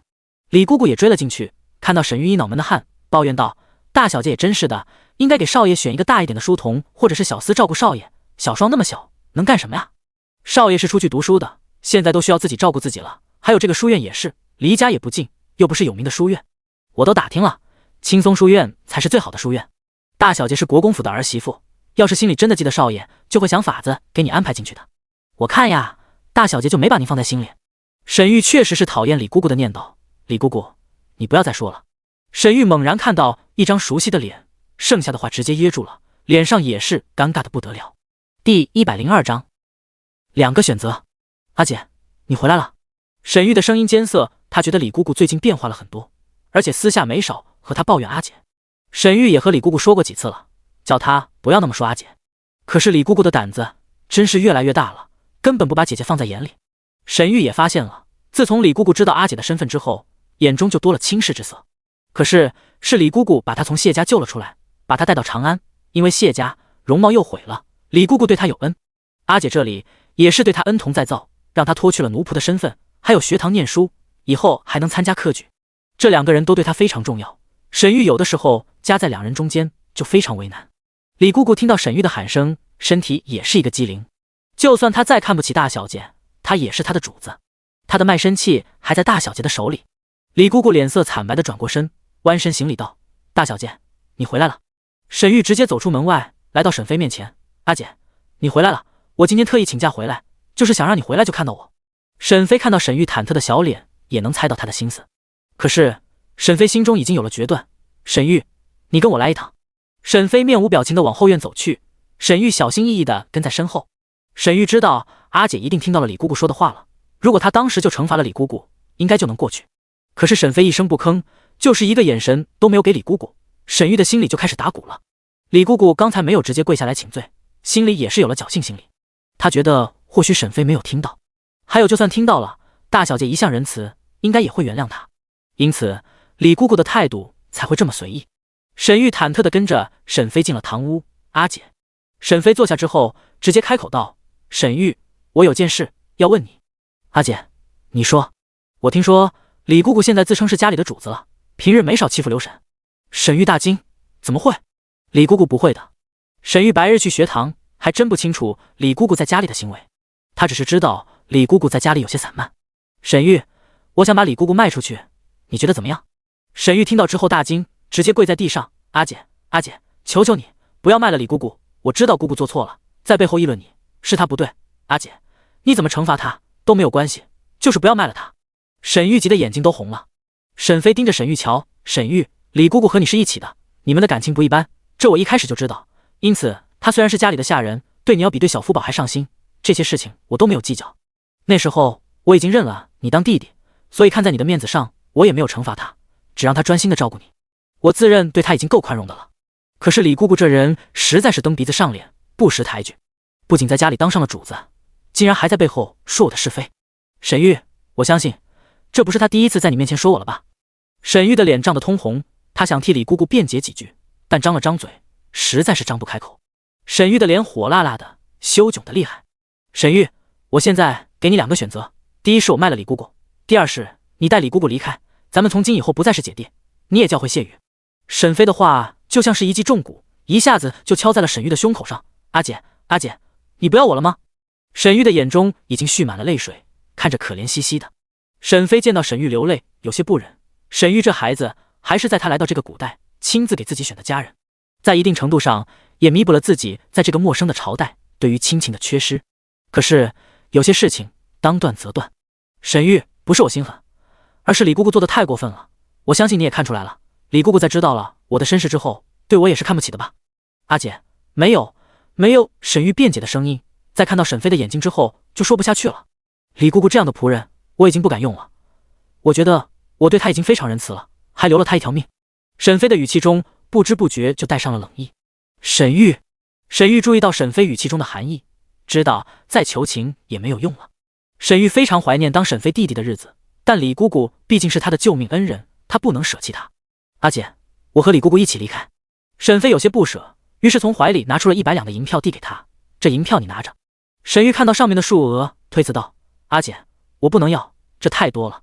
沈飞塞到了他的怀里，拿着吧，你在外生活也要钱，一会咱们去一趟县衙，我会把你的户籍迁出来。沈玉没想到沈飞会这么利索。阿姐，那我可以还住在长乐村吗？沈玉知道沈飞在长乐村有宅子和地，就会经常回去，他想留在长乐村，也能偶尔看到沈飞。沈飞点头，自然可以，住在哪里是你的自由，你以后是留在长安还是去外地都是自由的。沈玉听到自由并没有很开心，反而心里充满了失落，心里也是空落落的。沈玉知道从这一刻起，他真的失去姐姐了，失去了一个全心全意照顾他的姐姐。沈飞见到沈玉难过的小脸，没有松口，既然已经做了决定，就不能后悔，而且他觉得这也是正确的决定。李姑姑和沈玉本来就是一起的，他说要卖了李姑姑，就是试探沈玉罢了。好了，咱们走吧，去一趟县衙。沈玉声音羸弱，好的，阿姐。沈飞和沈玉俩人在屋子里谈话，李姑姑就像热锅上的蚂蚁一样焦急不已。哎，不知道大小姐和少爷在说什么，说了这么久。第103章，他也是只抱怨几句啊。沈飞和沈玉一前一后的走了出来，李姑姑急忙凑了过来，大小姐。沈飞就是一个眼神都没有给李姑姑，也没有往日的和煦。少爷，你们说了什么？沈玉简短回道：李姑姑，你等着吧，我一会就回来。嘉慧芳的宅子就是长安县衙对面，因此过去也是很近的。沈飞和沈玉一前一后的走出沈家，李姑姑还想追上去，被二妮给拦了下来。李姑姑，咱们在这里安心的等小姐回来吧。此时李姑姑心里有些犹豫，她感觉事情很严重，心里也是很忐忑。刘婶见状，心里却是很高兴，她也是没想到李姑姑这么倒霉，直接被抓个正着。李姑姑的身份在刘婶看来很尴尬，她不知道拿什么样的身份面对她才合理。李姑姑因为沈玉的关系，在沈家的姿态也很高，但她的身份又是下人，大家都是一样的人，凭什么李姑姑要像个主子一样，那么高人一等？沈飞和沈玉的动作很快，1刻钟之后就回了沈家。沈飞这时候才看向李姑姑，李姑姑，你以后就不是沈家的下人了，你和沈玉就一起离开吧，当初你们自己置办的东西，我也允许你们带走。李姑姑大惊，大小姐，你要赶我们走？以后你就是自由身了，这是你的卖身契。沈飞把李姑姑的卖身契还给了李姑姑，李姑姑没有去接，而是转头看向沈玉，少爷，小姐说的是真的吗？李姑姑还是不相信沈飞会这么绝情，她也是只抱怨几句，怎么就严重到了这个地步了？大小姐不是一向都很仁善的吗？大小姐，求求你！沈玉这时候去拽李姑姑，姑姑，我和阿姐也已经说好了，咱们一起走吧。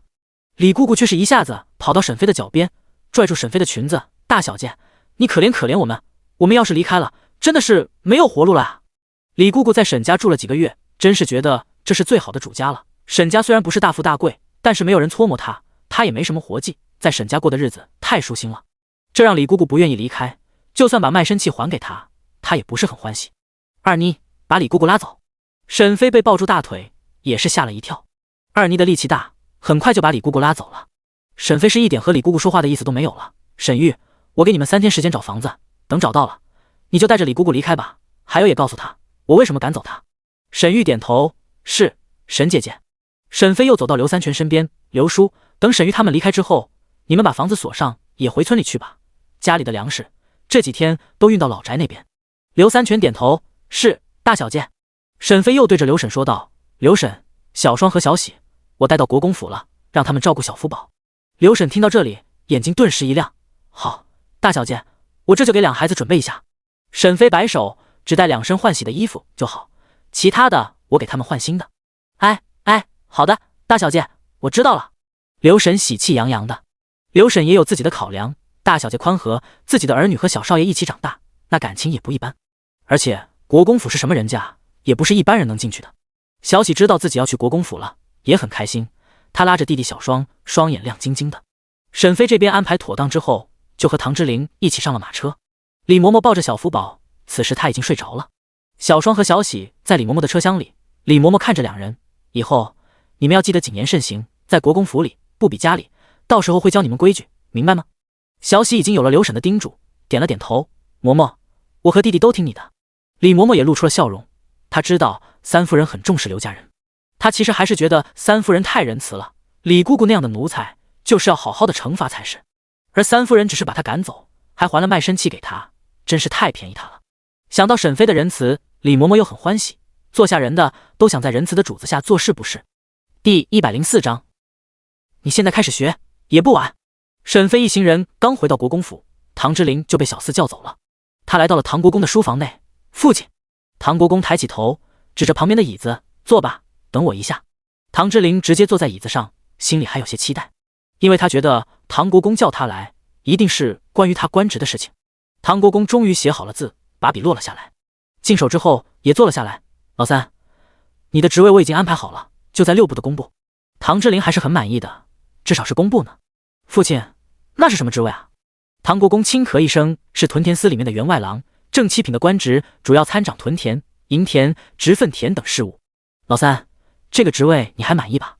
唐之琳从来没有想过会是屯田司，这和他想的不一样。私心里他觉得自己可以进礼部、户部、吏部、兵部这些热门的地方，他是想都不敢想的，但是在6部中工部又是最低的。唐国公看到唐之琳沉默的样子，开口问道：怎么，你不满意？唐之琳收回思绪，没有，孩儿多谢父亲。唐国公叹息一声：老三，你的学识根基浅，没有经过正规的科举出仕，去那些热门的地方也是会被人比下去的，还不如在工部呢。唐之琳的双手紧紧地攥在一起，心里涌起一股难言的酸楚。国公府里4个兄弟，父亲唯独对他是特别的，对他是最宽松的。小的时候他还会因此沾沾自喜，可现在唐之琳心里很恼怒，心里的火气不知道向谁发。唐之琳压下心中的情绪，低声道：没有，多谢父亲。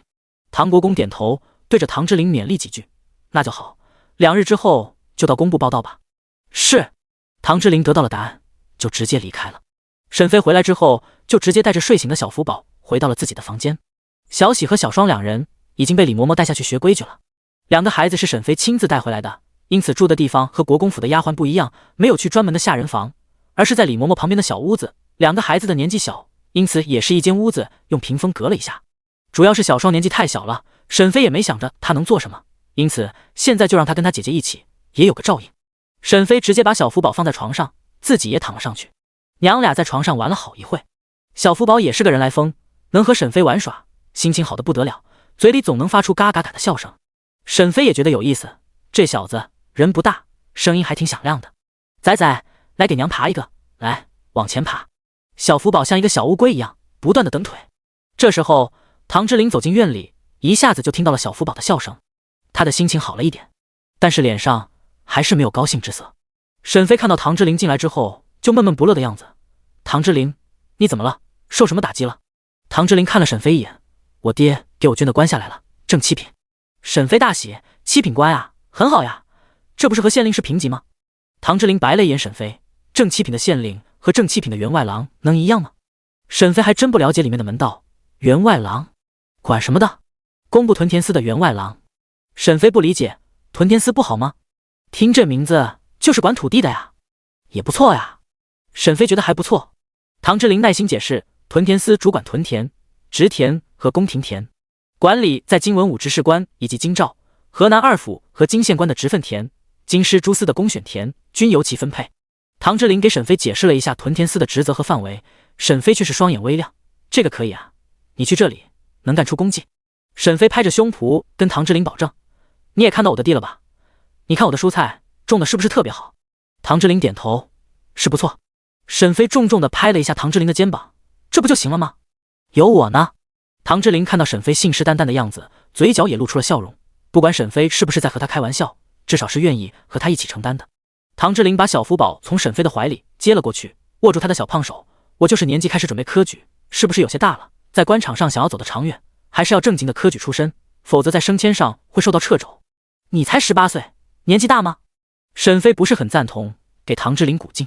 我听说你们这里有人考秀才，还都要考好几年呢。你现在开始学，准保来得及。第105章，老三那身份也只配和匠人打交道了。唐之琳自己确实是有些想法，现在听到沈飞这么说，在心里也有了主意。唐之琳过去确实是没有仔细想过将来要走的路，那时候他还不知道自己能活多久，或者是想着怎么反抗唐夫人。现在身体恢复了，才真正的考虑自己的将来。好，那我也把功课捡起来。沈飞摸着下巴，有些奇怪的反问唐之琳：“我觉得有些奇怪。”哦，奇怪什么？我就是觉得你们唐家怪有意思的。你家有4个孩子，唐国公好像只有对你是特别的，对于你这个孩子是过于宽松和偏爱了。唐之琳语气闷闷的道：“宽松不好吗？”沈飞摇了摇头：“听过捧杀吗？我有这种感觉，但考虑到他是你的亲爹，又觉得不太可能。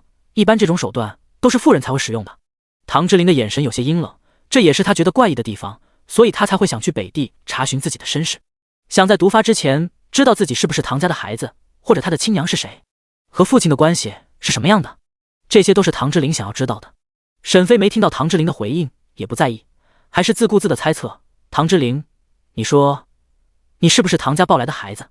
唐之琳没有震惊，一抬眼皮看着沈飞：“就算我是抱来的，你有什么办法证明？”沈飞见到唐之琳没有反驳，也知道这家伙自己或许早就有了猜测。沈飞之所以会有这个怀疑，就是因为唐之琳就像是困在笼子里的人，唐家的其他3个公子都有自己的交际圈，或者早就知道将来要走的路。世子就不说了，那是要继承爵位的，一辈子吃穿不愁了。唐2公子是能文能武，如今又在宫里当护卫。唐4公子应该是要考科举的路子了，那将来当个文官也不错。而且4个孩子，只有唐之琳的身体不好中毒了，也不正常。沈飞看了唐之琳一眼：“你要是相信我，你就去拿一根唐国公的头发或者是血迹给我，我做个小实验就能证明。”唐之琳知道沈飞不简单，那个药剂他是知道的，还有他捣鼓出来的化肥的东西都是他没见过的。这结果准吗？比滴血验亲还准。沈飞拍着胸脯保证道：“准的不能再准了，千真万确，万无一失。记住，一定要唐国公的头发或者是血，要是搞不定，就找唐家的那几个兄弟，我也能实验。”唐之琳：“好吧，也没有别的办法，试一试也行。好吧，你等我消息。”说完，把孩子往沈飞怀里一送：“我先出去了。”沈飞摆摆手：“去吧。”沈飞根本不关注唐之琳去干什么了，或者是想要怎么做，他直接抱着孩子走到院子里：“方姑姑，咱们晚上吃什么？”“我想吃羊肉泡馍。”方姑姑点头：“好，三夫人，我去大厨房安排一下。”沈飞觉得在国公府的日子还是很不错的，只要唐夫人不作妖。不过唐夫人好像也是很不待见他，也没有让他去请安。沈飞已经打定主意，只要唐夫人不叫他，他就不往那边凑。此时正院内，唐世子和唐2公子都在唐夫人的院里。母亲、父亲给老三捐了一个官。唐夫人皱眉：“老三这是身体好了就开始蹦跶了，知道是什么官吗？”唐世子很高兴，有些幸灾乐祸的道：“母亲、父亲让那小子去种地。”哈哈。唐世子在知道唐国公给唐之琳捐官的时候，心里很不高兴，就一直派人盯着，想知道唐之琳到底得了什么样的官职。等知道唐之琳脸色臭臭的离开唐国公的书房后，就很好奇。后来打听到竟然是个屯田司的职位，更是要笑岔了气：“母亲，你想不到吧？老三得了一个屯田司员外郎的职务。唐夫人也不是一个什么都不懂的人，这个职位想升迁可不容易啊。而且这是属于工部吧？”“是啊，母亲，那边干活的都是匠人。”唐世子调整坐姿，整理了一下衣袍，不屑的道：“老三那身份也只配和匠人打交道了。”哈哈。唐世子的心情格外的好，知道唐之琳有这样的结果，看他没有那么刺眼了。唐2公子唐之义有些不解，父亲是怎么想的？他不是一直都很喜欢老三的吗？怎么会给他安排这个职位？唐夫人现在也很满意，面露讥讽道：“这有什么奇怪的？老三才认识几个字啊，我真怕他就连这么小官都当不好呢。”第106章工部报道。2日后，唐之琳穿着官服，早早的坐着马车去报道。武丹和武阳都跟着唐之琳，不过他们也是只能把唐之琳送到皇城门口，里面就进不去了。到了城门口，唐之琳一掀衣袍，从马车上走了下来。今天唐之琳特意的打扮了一下，一身绿色的官袍穿在身上，配上修长的身姿，虽然面色稍显稚嫩，还是和平日有很大区别的。唐之琳步伐从容的往里面走，跟着众人一起往工部的办公场所去。他是第一天上衙，对于环境还不是很熟悉，也不认识太多人，于是就跟着众位官员一起往里走。在路过鸿胪寺和御史台之后，终于到了工部的办公地点。唐之陵直接走了进去。这时候，工部的官员已经有到的了。这人正是余部司的员外郎张俊义。见到唐之陵，主动打招呼道：“这位应该是屯田司的员外郎吧？”他们已经知道，他们工部今日会来一个新人。唐之陵主动打招呼：“在下唐之陵，不知这位大人是？”“在下余部司员外郎张俊义。”唐之陵初来乍到，见到张俊义是个年纪30多岁的人，抱拳道：“原来是张大人，幸会。”唐之陵表现得非常平和，就和张俊义寒暄起来，顺便和他打听一下工部的事情。唐之陵问的都是一些浅显的问题，而且也不涉及机密的事情，张俊义也都痛快地回答了。张俊义早就知道新来的人是什么身份，知道他是国公府的公子，还以为是个傲慢的主，没想到还挺好打交道的。他和唐之陵聊过之后，看着唐之陵稚嫩的脸，心里就有了计较。这小子还是个生瓜蛋子，可比不上他们这些老油条。他的心里松了一口气，至少这个少爷还是很好相处的。唐之陵虽然不是科举出来的，但是身份在那里呢，毕竟他老爹是一品的国公，也不是家境普通的张俊义能惹得起的。现在知道了唐之陵的秉性，张俊义很满意。张俊义主动把唐之陵带到了屯田司的办公地点，这个空位就是员外郎的位置。记住，咱们初一和15是要上大朝会的。还有，咱们除了在皇城这边办公，平日也可以去西山那边，咱们主要的工匠都在那里，而且那里也更宽敞。唐之陵感激的点头，多谢张大人。此时小朝会上，文德帝坐在龙椅上，拿着手里的折子，见南道的灾情，众位爱卿可有什么法子？户部能拿出多少银两赈灾？户部尚书刘冠琼站出来，启禀陛下，虽然秋收收上了税银，但安北都护府和西安都护府的军饷都要发，还有太极殿的修建、太子殿下大婚的费用，扣除这些，户部只能拿出5万两银子。户部尚书也很光棍，把用钱的地方都说出来了，就看皇上自己选择了。皇上虽然才登基，但是他登基的时候已经32岁了，他最大的儿子也已经16岁了，今年也是立了太子妃，就差举行仪式了。皇上自己就是做了好多年的太子，因此他登基以后也就把他大儿子立了太子。主要是太子既是嫡子又是长子，不管怎么算都只能是立他。而且皇上还有几个兄弟在封地，他可不敢玩不立太子那一套，就怕什么时候被虎视眈眈的兄弟钻了空子。皇上一听就这么一点钱，就很不满意。他的国库就这么穷吗？他不满地看着户部尚书，国库就这么穷吗？这点钱好干什么的？皇帝生气了，下边的大臣们集体跪在地上。工部尚书贾宗之急忙随大流也跟着一起跪着。他觉得户部尚书这老小子不老实，不过他也是很愿意看这人的热闹的，因为平日这老小子就看不起他，觉得他自己管着户部，掌管着皇上的钱袋子，就一副牛逼哄哄的样子。现在被为难了吧？皇上管你要钱，你拿不出来，我看你怎么办？工部尚书作为在6部中最被忽视、最没有话语权的部门，他也就能在心里嘚瑟一下，面上是一点都不敢表现出来，因为他平日还要去求那老小子，就算看热闹也只能偷偷的看。工部就是花钱的地方，做实验、工匠研究的器材都是有损耗的，每次东西不够的时候，他都得舔着老脸去求户部批条子。因此工部尚书贾老头面上是一点都不敢表现出来。不仅如此，在户部尚书面前还得捧着点这老家伙。第107章特别关注。朝会结束后，众位官员都一起往外走。在朝会上，户部尚书可是被狠批了一顿，这让户部尚书觉得有些没脸，于是就脸色臭臭的在前面走着。兵部尚书陈景急忙追了过去：“老刘呀，等一等，不要走得那么快嘛。”刘冠琼站定，斜了一眼陈景：“怎么，你还有事？”陈景笑呵呵的叮嘱道：“老刘呀，你看我们兵部的条子什么时候批下来啊？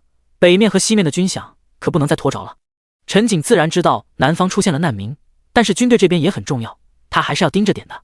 陈景也知道这时候要钱有点不讲义气，但是钱袋子里就那么多钱，你要是不要，被别的部门要走了，那他们的兵可怎么办？老刘，北方现在已经下了好几场大雪了，北方严寒，将士们的粮食和袄子都要准备起来啊。刘冠琼自然知道陈景说的对，但是国库就那些钱，真是用在这里，那里就缺了，愁得他头发都快没了。你放心，陈尚书，兵部的条子我很快给你们。礼部尚书左安怀在后面一直悄悄地听着呢。哎，刘尚书，那我们礼部的条子也批了吧？你也知道，这太子大婚可是举国同庆的大好事，怎么也不能寒酸了，要不然交代不过去啊。陈景不愿意了，刚说的老陈松口了，这人来凑什么热闹啊？哎，左大人，是我先来的，要解决也是先处理我的。左安怀自然不愿意了。陈尚书，这就不对了，咱们谁说的都不算，还是要看刘尚书是怎么定了。左安怀说完，就直接看向刘冠琼。刘尚书也是头大得很，摇了摇头，再抬头就看到了站在前方的贾宗之。贾宗之摸了一把胡子，嘿嘿地笑了出来。刘尚书，我们公布的条子也请你多看看，太极殿那边陛下也是等着呢，这没钱就没办法修缮呀。刘尚书被吵得脑仁疼，于是对着三人拱手，好，我知道了，赢钱的事咱们在意。说完一溜烟的跑了。别看老头年纪不小了，那腿脚倒腾的厉害。工部侍郎李泰走到贾尚书身边，大人，咱们怎么办？贾尚书叹息一声，让下面的人多去催，一定要在别人前面，要不然那老家伙把钱分给了别的部门，咱们就只能干瞪眼。是，大人。贾尚书整理了一下衣袍，走吧，回去看看，今天会来一个新人。李侍郎急忙跟上，他在心里狐疑，来的是什么人呀？还让尚书大人这么重视，于是也不敢耽搁，急忙追上贾尚书的脚步。此时的唐之陵已经开始工作了，他的顶头上司屯田司的郎中关青海已经到了，也给他安排了任务。唐之陵初来乍到，关青海就给他拿了一些卷宗让他熟悉。唐之陵也不挑，都是上面安排什么他就做什么。唐之陵在这里是不会被为难的，但是想要别人围着他转也是不可能的。他毕竟不是从科举上来的，因此那些凭本事考上来的人，面上就算没说出来，心里也是有些不服气的。贾尚书回来之后，没有先回自己办公的厅堂，而是来到下面的房间外面转悠了一圈，终于看到了一个稚嫩的年轻人。见他聚精会神地看着书卷，满意的点了头，在心里嘀咕，不是个刺头就好，看那样子还是挺乖巧的呀。京中关于唐之陵的事也是传得沸沸扬扬的，毕竟国公府的三公子看上了一个寡妇，和唐国公对着干的事情也是传遍大街小巷，也是被人茶余饭后讨论了好些时候。只是谁都没想到的是，最后这个寡妇竟然真的登堂入室了，还被八抬大轿的娶了回去。贾尚书在听到唐之陵要来公布的时候，心里就有些打鼓，就怕这孩子不好管教，害怕他是被惯坏的孩子。倒也不是害怕，就是贾尚书不想和唐国公为难，毕竟打了小的很容易就把老的招来。贾尚书亲眼看到人了，心里满意了，直接回了自己的办公房。李侍郎也注意到了唐之陵，知道他是尚书大人都关注的人，也在心里打定了主意，他以后也要盯着点这小子，还有要打听一下这小子的来历，才好决定他用什么态度对他。第108章，把个野种当宝贝。唐之陵这边白日要去上衙，沈飞这边也没有闲着，他的蔬菜可以开始卖了。今日是他的蔬菜铺子开张的日子，他要带着仔仔一起出门看一看。沈飞收拾妥当之后，就问道：“李嬷嬷，都准备好了吗？”三少夫人已经收拾妥当了，小少爷的东西也带好了。那就好，咱们走吧。已经接近年关，天气也冷了，沈飞穿的也很厚。沈飞刚刚穿过来的时候是夏末初秋的时候，现在都来了小半年了。一行人直接出府，坐上马车离开了。小丫鬟芷兰立即跑到了唐夫人的院子，夫人，三少夫人带着孩子出门了。唐夫人修剪花枝的手就顿了一下，哦，又出门了，这才嫁过来几天呀，竟然又跑出去，真是没有教养。唐夫人对于沈飞不把她放在眼里的事也有些气恼，她也是没想到，她说不用三儿媳妇来请安，她就真的不来了。这让唐夫人心里对唐之陵和沈飞的意见很大。知道他们要去哪里吗？芷兰小声回道，听那院的婆子说三少夫人的铺子要开业了，今日三少夫人是过去看的。唐夫人是知道沈飞的嫁妆的，也是知道他自己有4个铺子在长安城，除此之外在城外还有2个小庄子呢。那女人就是个农女，哪里能有钱置办嫁妆，一定都是国公爷私下给了老三银子，老三又给那寡妇置办了嫁妆。唐夫人想到这里就很气恼，偌大的国公府真是哪都要钱，国公爷还这么偏心。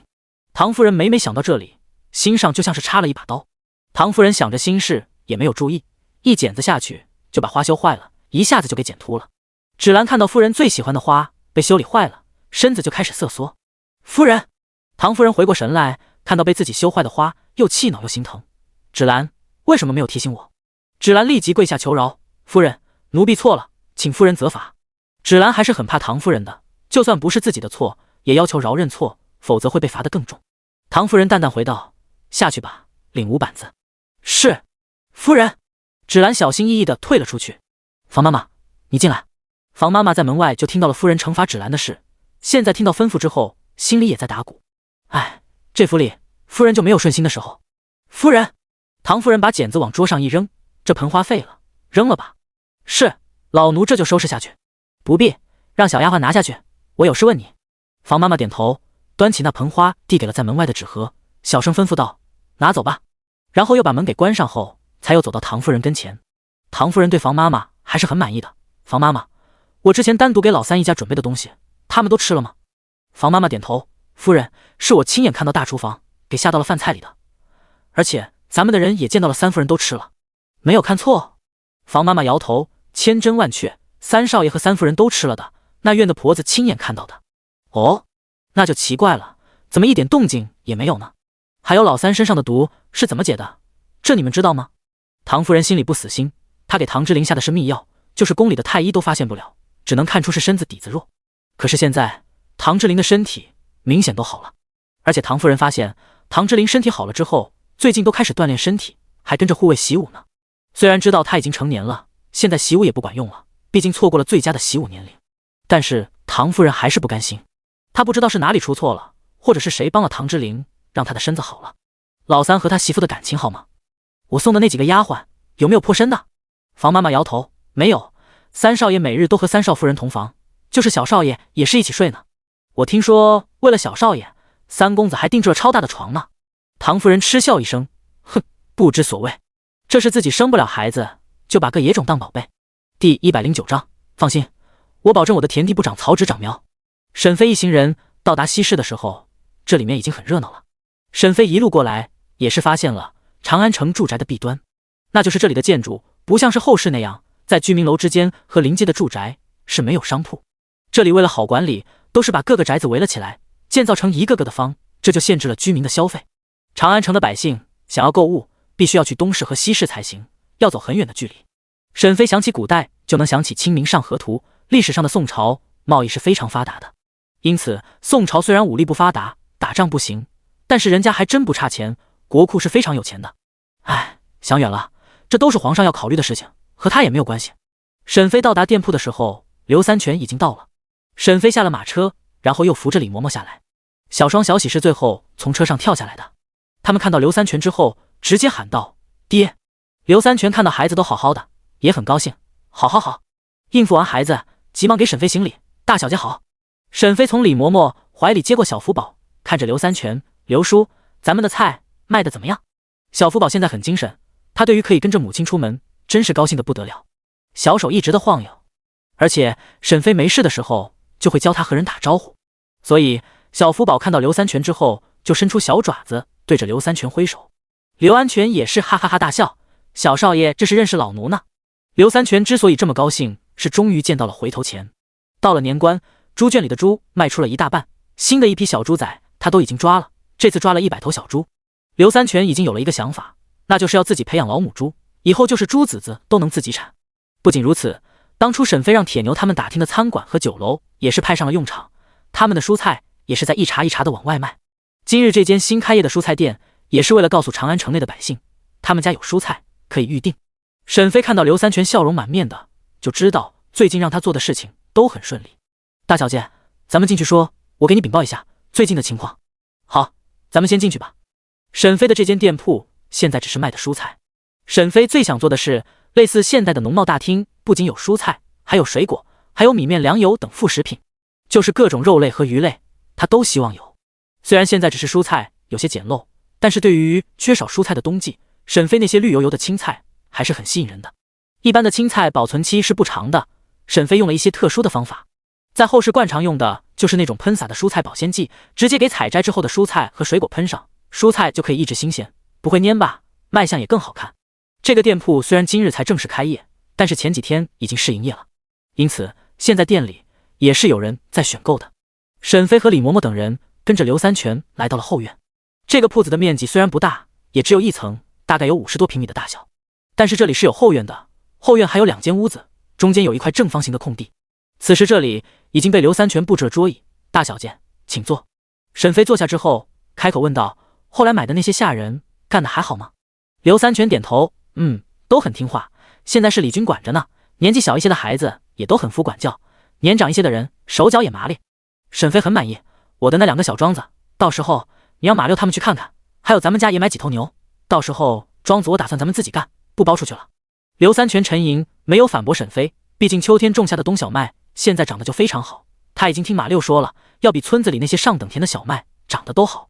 他现在已经相信沈飞了，不敢反对。大小姐，是有什么其他的安排吗？沈飞点头，是，我打算种新的农作物，到了明年开春，咱们就种玉米，不种小麦了。沈飞也有自己的考量，小麦的收成还是不能和玉米比较的。它有化肥，有农药，那产量一定高。大小姐，咱们那2个庄子加起来有230亩地，到时候只怕除草就要用掉好多人呀。刘三全觉得这人力太大了。沈飞无所谓的笑道，放心，我保证我的田地不长草只长苗。刘三全，大小姐是在说胡话吗？第110章植田。沈飞已经看出了刘三全的不信任，不过现在他解释再多也无用，还不如到时候给他看成果呢。刘叔，我还想让你帮我打听一下，看哪里有适合咱们这地区的果树，我想等明年开春最好能种植一些水果。刘三全点头，他已经看出来了，大小姐这是想要一心搞种植和养殖了。好的，我回去后会打听的。这条路也不是不行，现在就能看到钱了。刘三全想到了那种猪饲料，就开口问道，大小姐，那种长得快的饲料只有猪能吃吗？鸡鸭鹅能不能吃？沈飞的眼睛顿时一亮，是呀，他还可以养走地鸡呀。小鸡有专门的饲料，到时候咱们可以在小山上养一些，还有最好是把那个小山围起来，我要在山上养鸡。刘三全点头，可以，我回去后就找人开始干活。好，慢慢来，不着急，开春能弄好就行。沈飞和刘三全又交代了一些事，就抱着孩子离开了。好不容易来一趟西市，沈飞等人也并没有急着离开，而是去了集市上逛了一圈。小双和小喜被沈飞留在店铺里，让他们和刘三全好好说说话。李嬷嬷看到沈飞抱着孩子还健步如飞的在前面走，也是摇了摇头，以后他还是不出来了，让方姑姑跟着出来算了。他这把老胳膊老腿还真跟不上三夫人的脚步。沈飞在集上逛街也不是瞎逛，他已经看到了好几个吃食摊子了，还真看到了他说的冒菜摊子，还有卖串串香的。沈飞停在一个摊子面前，大叔，给我们来3份冒菜。李嬷嬷急忙劝道，三夫人在这集上吃东西不好吧？沈飞把李嬷嬷拉着坐了下来，小声道，嬷嬷，来试一试，咱们就尝一点，这还是我出的主意呢。明月却是直接坐下了，等着吃冒菜。老板的动作也很快，3份冒菜很快就做好了，客官请慢用。这个冒菜就是没有汤的麻辣烫，都是一些青菜，烫一会就好，所以速度也是很快。沈飞看到这个冒菜才想起了哪里不对，这个时代还没有辣椒，所以这个冒菜虽然味道还不错，但是少了灵魂。这时候辛辣的食物好像还是胡椒和花椒那些农作物。沈飞觉得明年他的辣椒也要快点种植才行。小福宝看着几人吃饭，真是馋得不得了，嘴里开始分泌唾液，垂得老长。唐之琳正和几位同僚路过西市，就看到了这个场景。唐之琳已经慢慢习惯了在屯田司的工作，现在他手下也分了几个人，3个书令使和2个掌顾都是他的手下，他们也是刚刚从郊外回城。唐之琳走到沈飞面前，你们怎么在这里？沈飞抬头就看到了唐之琳，你怎么没去上职？难道你翘班了？唐之琳无奈解释道，没有，我们刚去郊外给一至司的刘郎中换植田。沈飞听到植田，眼睛一亮，你们当官的都有植田吗？书令史赵山回道，当然了，我们不就是管这事的吗？掌顾王忠善也附和，我们就是管这些植田的分配，包含这些植田的收成等事务。哦，明白了。唐之琳又看了小福宝一眼，行了，你们要是吃完了就早点回府吧，别冻坏了孩子，我还有点事，就先离开了。沈飞也没有阻拦，看着唐之琳带人离开。唐之琳这些日子因为经常出去，皮肤都晒黑了，人看着还结实不少。赵山想到刚才看到的妇人，也是有些八卦，因为他终于看到正主了。唐三公子的事在京里还是很多人知道的，他以为唐三夫人应该是风韵犹存的那种妇人，今日一见竟然是个小姑娘，哪里有传言中那么夸张？果然是传言害人呀。不过看到他们大人还是很在乎那孩子的，又觉得唐大人心善，竟然会对不是自己的孩子这么好，心中觉得跟着这样的大人也不赖，虽然稚嫩了一些，但是人是好的。沈飞几人有了唐之琳他们打岔，也没心思继续吃了，于是结完账就直接离开了。沈飞现在就想等唐之琳晚上回来，问一问他植田的事。第111章，你不是唐国公的孩子。晚上唐之琳回来的时候，沈飞已经在房中等他好久了。今天回来的有些晚呀。唐之琳却拿出了一个带血的纱布给了沈飞，这是父亲换下来的纱布，上面有他的血。虽然沈飞说头发就行，但是唐之琳为了慎重一些，还是拿到了唐国公带血的纱布。唐国公最近带兵出去剿匪，也是才回来，因此唐之琳才没找到机会。唐之琳对自己的身世也非常看重，自然不会去随便找几个兄弟就验证，万一出了岔子可怎么办？父亲怎么会受伤？沈飞有些奇怪。唐之琳没有沈飞想象中的惊讶，父亲是武将，受点皮外伤也很正常。哦，是皮外伤就好，多长时间能出结果呢？还需要我的血吗？唐之琳反问。半个小时吧，你给我薅一根头发就好。沈飞以为以唐之琳的性子也会自己割破手指呢，谁知道这家伙就拔了一根头发给沈飞，给你，我等你结果啊。说完直接离开了房间。沈飞拿着唐之琳给的头发和血迹，转身进了空间实验室，采集了2人的样本之后，并且快速的做了 DNA 的实验。在等待结果的时候，沈飞又出了自己的实验室。这个实验基地，沈飞每次进来的时候都是最先来到他自己的实验室，这里就好像一个通道，实验室就是他和实验基地的桥梁，他可以从实验室的门进入实验基地。沈飞直接来到了楼下，想看看这里的种子和药品。沈飞现在也是想到了一个问题，虽然实验室里的东西很多，但是用了也就没了。蔬菜和粮食的种子他可以自己留种，但是那些化肥和饲料这些却是越用越少，最好的办法就是能够自己生产，所以他要检查一下机器是否还能运转。结果是喜人的，这里的机器都可以运转，就像他的实验室一样，以后他只需要把材料带到空间里，就可以使用这些先进的机器了。沈飞的双眼发亮，这个消息无疑是个好事。虽然动物和植物不在他的研究范畴内，但是他也看过师兄和师姐操作过，还是不难的。沈飞回到实验室的时候，查看了一下结果，他有些愣神，原来唐之琳还真不是唐国公的孩子。沈飞出了空间，心里还有些诧异，他没想到是这个结果。唐之琳这时候已经梳洗好了，他每日下职回来都是要先梳洗才行。他看到沈飞的面色，心里已经有了准备。结果怎么样？你可以实话实说。沈飞看了唐之琳一眼，有些无奈。你不是唐国公的孩子。唐之琳本以为自己有了心理准备，听到这个消息的时候还是很难受，他握了握拳头。你的实验结果保真吧？沈飞炸毛，当然，我的结果千真万确。你自己不是也早就怀疑了吗？唐之琳沉默，心情更是有些低落。我只是没想到罢了。沈飞走了过去，挨着他坐了下来。你是什么时候开始怀疑的？唐之琳叹息一声，2年前吧。我从小就没见过我娘，我每次问她，她都很生气，而且还3缄其口的。就只是因为这个？唐之琳摇头，当然不仅是这样，还有父亲看似对我很宠爱，但是并不会真的为我着想。我其实也希望可以像唐老二那样文武全才，可是结果你也看到了，如今的我，你会不会失望？沈飞不在意的道，失望什么啊？我自己的条件也没多好，而且我觉得吃穿不愁就行了，我要求的也不多。唐之琳揉了一下沈飞的脑袋，哎，也不能一点要求都没有。不过我现在知道了，我不是他的孩子，也就不考虑他是否偏心，是否真心待我的问题了。至少他把我养大就已经很好了。沈飞现在有个疑问，既然你不是他的儿子，那你的父母又是谁呢？我觉得闲着没事可以查查你的身世。唐之琳很无奈，这怎么查？大海捞针呀。沈飞敲了一下唐之琳的脑袋，笨呀，有我呢，就用我的方法。你在外面看到谁和你长得像的，你就去拿人家的头发，回来后我给你做实验。沈飞觉得这事情很简单，想到了北境王妃。唐之琳，咱们什么时候能去北境王府做客呢？第112章晋王府情况。唐之琳正想着沈飞和他说的去薅人头发的事情，现在就听到什么北境王府的事。唐之琳的脸色也郑重起来。你去北境王府做什么？唐之琳已经进了官场，不是过去那种什么也不知道的少年了。他每日上职的时候也会听一些朝廷内的消息，无论是朝堂上的还是一些大臣的家事，都是能听说一些。这完全是一个新的圈子，不再是国公府这个牢笼。北境王镇守北方，手底下的兵马就有20万，这一年的粮草以及军饷都是一笔很大的开支。还有北境王作为一个异姓王，也是很受皇家的忌惮。在长安城的老王妃就相当于人质的存在，王府内的侧妃和正妃也都差不多被严密的监视着。唐之琳的姑姑唐荣就是北境王的侧妃，因此唐老夫人常年在佛堂，唐荣回来的次数也不多，而且就算回来，也是匆匆的见一下唐老夫人，留在府中的时间并不多，所以他们这些子侄也很少会被邀请到王府做客。沈飞眼巴巴的看着唐之琳，也没有隐瞒，我想见见北境王妃。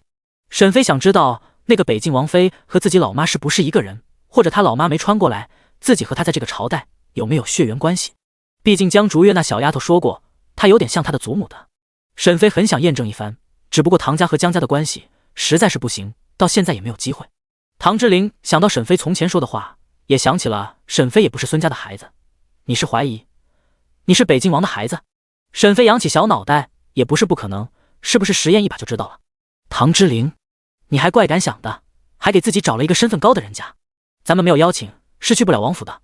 不过你可以等到初二姑母回娘家，她回来会带表妹回来。沈飞有些可惜，他还是更想见见北境王妃。我想见王妃，有什么好办法吗？沈飞不死心的追问。唐之灵摇头，北境王府的女眷，因为北境王的关系，都是很少出门参加宴请的。加上北境王妃自从北方回来，身体就受了伤，听说已经缠绵病榻，到现在都没好呢。沈飞大惊，你说的是真的？唐之灵点头，我听说太医去看了，也没有用呢。这些消息都是唐之灵后来听说的。沈飞心里却是很焦急，毕竟距离自己那次被踢伤已经过去好几个月了，这王妃的病现在还没有好，就不正常了。不管这是不是他妈妈，他都想救一下。唐之灵，你有办法去王府吗？唐之灵沉思片刻之后才开口道，最好的办法是等表妹来府里的时候，你和她打好关系，等以后就有机会了。沈飞心里有了别的想法，觉得等姑母回来那样太慢了。好，我知道了。唐之灵见到沈飞同意，也没有继续这个话题。想到白日他问自己植田的事，就问道，你白天问我植田的事是有什么想法吗？沈飞一拍脑门，差点把这事给忘了。对，你的植田分了多少，都在哪里？唐之灵自己就是管植田分配的，而且他的植田又不多，我的植田有3顷50亩。沈飞，这家伙有350亩地，他还是个小官呢。随后沈飞的眼睛又亮了，唐之灵有就相当于自己有，那他岂不是要发了？到时候都种上高产的粮食，那不是赚翻了？唐之灵有这么多地，咱们是不是要发了？唐之灵知道其他官员的植田的，我这才多少啊？我父亲的是从1品的国公，10亿3千户，他的植田有42顷呢。沈飞是知道这时候分地分得多，但是也没想到这些当官的植田就有这么多。唐之灵，朝廷分的植田是可以自己种的吗？唐之灵还真没听说哪个官员的植田是自己经营的，官员的植田都是朝廷统一管理的。那植田的收入，1亩地的产量是多少？差不多1亩地1.5担粮食吧。这些消息都是唐之灵最近看卷宗看到的，现在问他这些消息，他是知道的门清。沈飞在心里换算，1.5担就是180斤，这产量也太低了吧。第113章，仔，你说你长得像谁啊？这还是还没天灾的时候的产量。唐之灵从前对这些事情是完全不了解的，现在这些都是看卷宗而来的。沈飞仔细想了想，现在的大禹朝在历史上是没有这个朝代。正常的历史走向是唐朝灭亡后进入5代十国时期，中原地区的5大政权分别是后梁、后唐、后晋、后汉与后周。其次，十国指的是前蜀、后蜀、吴、南唐、吴越、闽、楚、南汉、南平、北汉等10余个割据政权。可是历史在唐末拐了一个弯，是楚家建立了新的王朝。沈飞知道后世那些高产的农作物，包括玉米、土豆、红薯，都是在明朝的时候传进来的，所以在这个时代是没有亩产1000斤的农作物的。沈飞想到这里，心里是信心满满。他实验室里的水稻种子可是经过后世改良的杂交水稻，产量可比这时候的多多了。沈飞想到这里就嘿嘿傻笑出声。唐之灵被沈飞的笑声吓了一跳，你怎么了？笑得这么吓人？沈飞目光炯炯地看着他，唐之灵，你的植田咱们可以收回来自己种吗？唐之灵以为沈飞是担心由朝廷安排人处理会管理的不好，于是解释道，官员的植田虽然分到了你的名下，但是这是会变动的，如果调任，那么你的植田也会跟着变动，所以官员在自己的植田也不会照顾得多精细，因为完全没有必要。你私下多施肥，改善土壤，这些都可能会给别人做了嫁衣。唐之灵把自己了解到的情况和沈飞说得很清楚，就怕他有什么误解。沈飞想的却不是这个问题，亩产180斤的粮食实在是太少了，这土地统一管理实在是暴殄天物。唐之灵，我也不插手别的，就是你的植田，咱们用自己的种子或者是种什么，咱们可以决定吗？唐之灵这次点了点头，这个可以，不过能种植的也就那么几样，你和官府的有什么区别？沈飞神秘一笑，到时候你就知道了。总之等明年开春了，这些都要听我的。唐之灵没有意见，他也不是很重视。好了，时间也不早了，我要休息了。沈飞现在已经习惯和唐之灵在一个屋檐下生活了，我去把孩子抱回来。小福宝现在正在李嬷嬷的房间内，李嬷嬷给他做了小布老虎，他非常喜欢玩，正坐在床上玩耍呢。小双和小喜都在，小双是和小福宝玩，小喜则是在一旁看着，就怕小福宝磕到。沈飞走过来的时候，还能听到小福宝嘎嘎嘎的笑声。小福宝如今已经能坐得住了，身上胖乎乎的。沈飞听着小福宝的笑声，就觉得这声音一点也不清脆。他在心里嘀咕，这笑声是不是稍微有些粗犷了？沈飞走进来的时候，小福宝的大眼睛一下子就看到了，立即冲着沈飞啊呀呀几声，知道沈飞这是来接他了。三夫人，小少爷已经喂好奶了，可以抱过去休息了。沈飞看到李嬷嬷这么晚了还在缝补东西，看那样子是小福宝的，嬷嬷天黑了就不要动针线了，对眼睛不好。李嬷嬷听到沈飞关心的话语，心里愈贴，笑着道：是，三夫人。小双、小喜，你们也回去睡觉吧。是，大小姐。两个孩子跟着就退了下去。沈飞看着小福宝的小脸蛋，和李嬷嬷道：嬷嬷，你说小福宝是不是变了？和过去怎么不太像了呢？沈飞觉得小福宝过去长得还有点像唐之灵的，但现在又变了一些，就只有眼睛像唐之灵，其他的地方出现了变化，就是那笑声都不甜了。这孩子要不是一直在自己身边，他都想怀疑这家伙是不是被人调包了。李嬷嬷天天看孩子，还真没太注意，现在再仔细打量小福宝，心里就一个机灵，这孩子长得还有点像那人呀。过去他心里还有点犯嘀咕，现在是真的能确定了，这孩子还真是少爷的孩子，要不然不会有这样的结果。李嬷嬷意味深长地看了一眼小福宝，在心里感叹，这模样长大了也不知道是不是好事。沈飞没有管李嬷嬷的呆愣，他也只是抱怨一下，还真没有别的意思。不过这小子怎么长都不像他，小的时候不像，现在更不像。沈飞轻点了一下小福宝的鼻子，仔仔，你说你长得像谁啊？第114章套话与绕路。小福宝自然是没办法回答沈飞的，他还以为沈飞在和他玩耍，于是小嘴也一直啊呀个不停，一直回应着沈飞。沈飞是不懂他的婴儿语的，只是在心里感慨，这小子长大之后没准会是个小话痨。随后的日子，随着除夕越来越近了，年味也越来越足，就是在长安城的街道上也能感受到新年的气息。沈飞的蔬菜在年前全都销售一空，剩下的猪肉也都卖出去了。今天已经腊月22了，明日就是小年，沈飞早就给刘三全传了消息，让他今日来府里见他，顺便把小双和小喜接回去过年。刘三全拿着账本坐在铁牛赶的马车上，二妮这次也跟来了，他也希望可以见见沈飞。虽然他现在是能吃得饱了，但还是觉得没有跟在沈飞身边有意思。二妮和铁牛已经成亲，现在已经有了身孕，不过他本来就胖，别人也看不出来。沈飞还不知道，他期待的壮小子小福宝以后的头号护卫已经来了。到了国公府门外，刘三全直接来到了侧门，轻轻地敲了敲。开门的老汉打量刘三全：你找谁？刘三全是第一次来国公府，于是赶紧整理了一下衣服，见礼道：老伯，我是府中三少夫人家的陪房管事，这次来是有事禀报给我们大小姐。老汉的态度很好，轻声道：稍等，我去禀报一声。有劳。侧门啪的一声又被关上了。二妮跟在刘三全身边：刘叔，这国公府的规矩可真大啊。刘三全看着偌大的国公府，感慨道：那当然了，这可是一品国公的府邸，那规矩自然是有的。一会你不要多嘴，跟紧我就好，别人问你什么你也不要说，明白吗？二妮点头：刘叔，我知道了。俩人在门外足足等了1刻钟，侧门才再次被打开。这次来的是一个年轻的小丫鬟，奴婢采薇，见过刘管事，奴婢是三少夫人身边的大丫鬟。刘三全没有拿大，采薇姑娘好。刘管事，三少夫人已经在等您了，请您跟我过来。有劳采薇姑娘引路。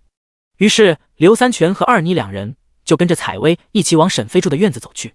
这一路上，采薇不动声色地打听俩人来的目的，目光还时不时地往二妮怀里的箱子里看。刘管事人很机敏，轻松的就把话题转移了。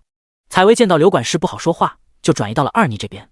二妮虽然人看着老实，但是也不傻，见刘三全什么也不说，就也跟着采薇打哈哈，说一些吃食上的话，不是这个好吃就是那个好吃，倒是没有冷场，但是回答的话总不在点子上。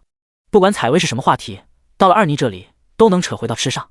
采薇真的很想翻白眼，看着二妮健壮的体格子还有肥硕的肚子，胃里是一阵的翻涌。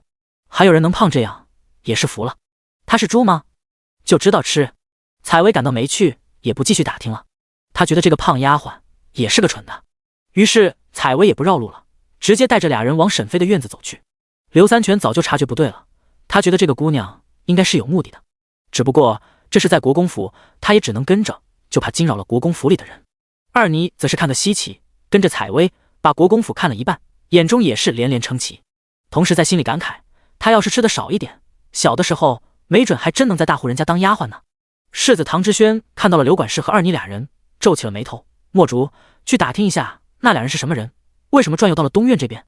小厮墨竹立即点头，小的马上去问问，他们是什么人。唐知轩制止，不用，跟着去看看，那俩人去了哪里？记住，不要让他们发现。世子放心，小的这就去。说完，人就悄悄地跟了过去。沈飞此时正在等着刘三全和二妮，可等的却是皱起眉头，因为他时间太久了，人早该到了。沈飞有些担心，害怕刘三全俩人是在府里出事了。采莲，你出去迎一迎，看看是怎么回事。采莲还没有出去，就见到门口传来了动静。夫人，他们来了。第115章盘账。沈飞见到俩人来了，吩咐道：“你们先下去吧。”几个小丫鬟都顺从地走了出去。沈飞对于唐夫人送来的丫鬟和仆妇，一个个都是物尽其用，他也不怕他们使用什么手段，他们一家人百毒不侵。于是唐夫人送来的很多加了料的好东西，全都被沈飞和小福宝吃进了肚子里。俩人到现在也都是活蹦乱跳的，而且唐夫人送来的几个丫鬟都是调教好的，沈飞用起来觉得也很享受，特别是彩琴的按摩手法，沈飞就很满意。沈飞觉得国公府的日子还是不错的，每月按时发月钱，还有下人服侍，大厨房变着花样送美食，日子过得爽歪歪。几个丫鬟离开之后，屋子里只剩下刘三全、二妮和明月。刘三说：“你们怎么来的这么慢？”刘三全解释：“大小姐，那个叫采薇的丫鬟带着我们绕了一段路。”沈飞疑惑：“采薇这人很老实呀。”“哦，她有什么目的？看出来没有？”刘三全把采薇打探他们情况的事说了一遍。采薇主要问了这些问题，我和二妮俩人都没有上套，都给岔回去了。沈飞在心里琢磨，采薇怎么会对他的庄子感兴趣的？除了咱们庄子的事情，还有别的吗？二妮这时候插话道：“大小姐，那丫头还一直盯着我怀里的小箱子瞧呢，不过都被我挡了回去。”“好，你们做得不错。”二妮这时候把箱子放在了桌子上，然后就转头看刘三全。刘三全此时也是很兴奋：“大小姐，这箱子里是咱们的收入和账本，你打开看一看。”刘三全也是没想到，他们第一年种植蔬菜竟然长得那么好，卖得那么多。沈飞打开账本看了一下蔬菜的账目，他种了10亩地的蔬菜，而且用的都是后世那种高产的种子，又用了一些改善土壤的化肥和农药，让这蔬菜不仅产量高，就是虫子都不长。特别是在年关的时候，那蔬菜一斤也是有15文钱呢。沈飞种的蔬菜品相好，在冬季送礼也是个不错的选择，毕竟这时候这么新鲜的绿叶子菜还是很难得的。刘叔，咱们的蔬菜1亩地产量有900斤。刘三全笑眯了眼：“是呀，大小姐，咱们福宝斋的菜蔬在长安城也算是头一份了，现在可是很火的。”刘三全没想到当初没种粮食，收入竟然这么高。沈飞看到最后蔬菜一共卖了138两银子，他在心里感叹一声：种地这钱确实不太好赚呀。那么多菜一共才100两银子，他那药卖的还真不亏啊。也幸亏他那时候还不清楚这里的物价，随口一个药就卖了3000两银子。这要是真靠种地，想要赚大钱还是有些难呀。沈飞顿时就没了从前的踌躇满志。刘三全也看出来了，刚开始大小姐还没开眼笑的，现在怎么好像又不高兴了？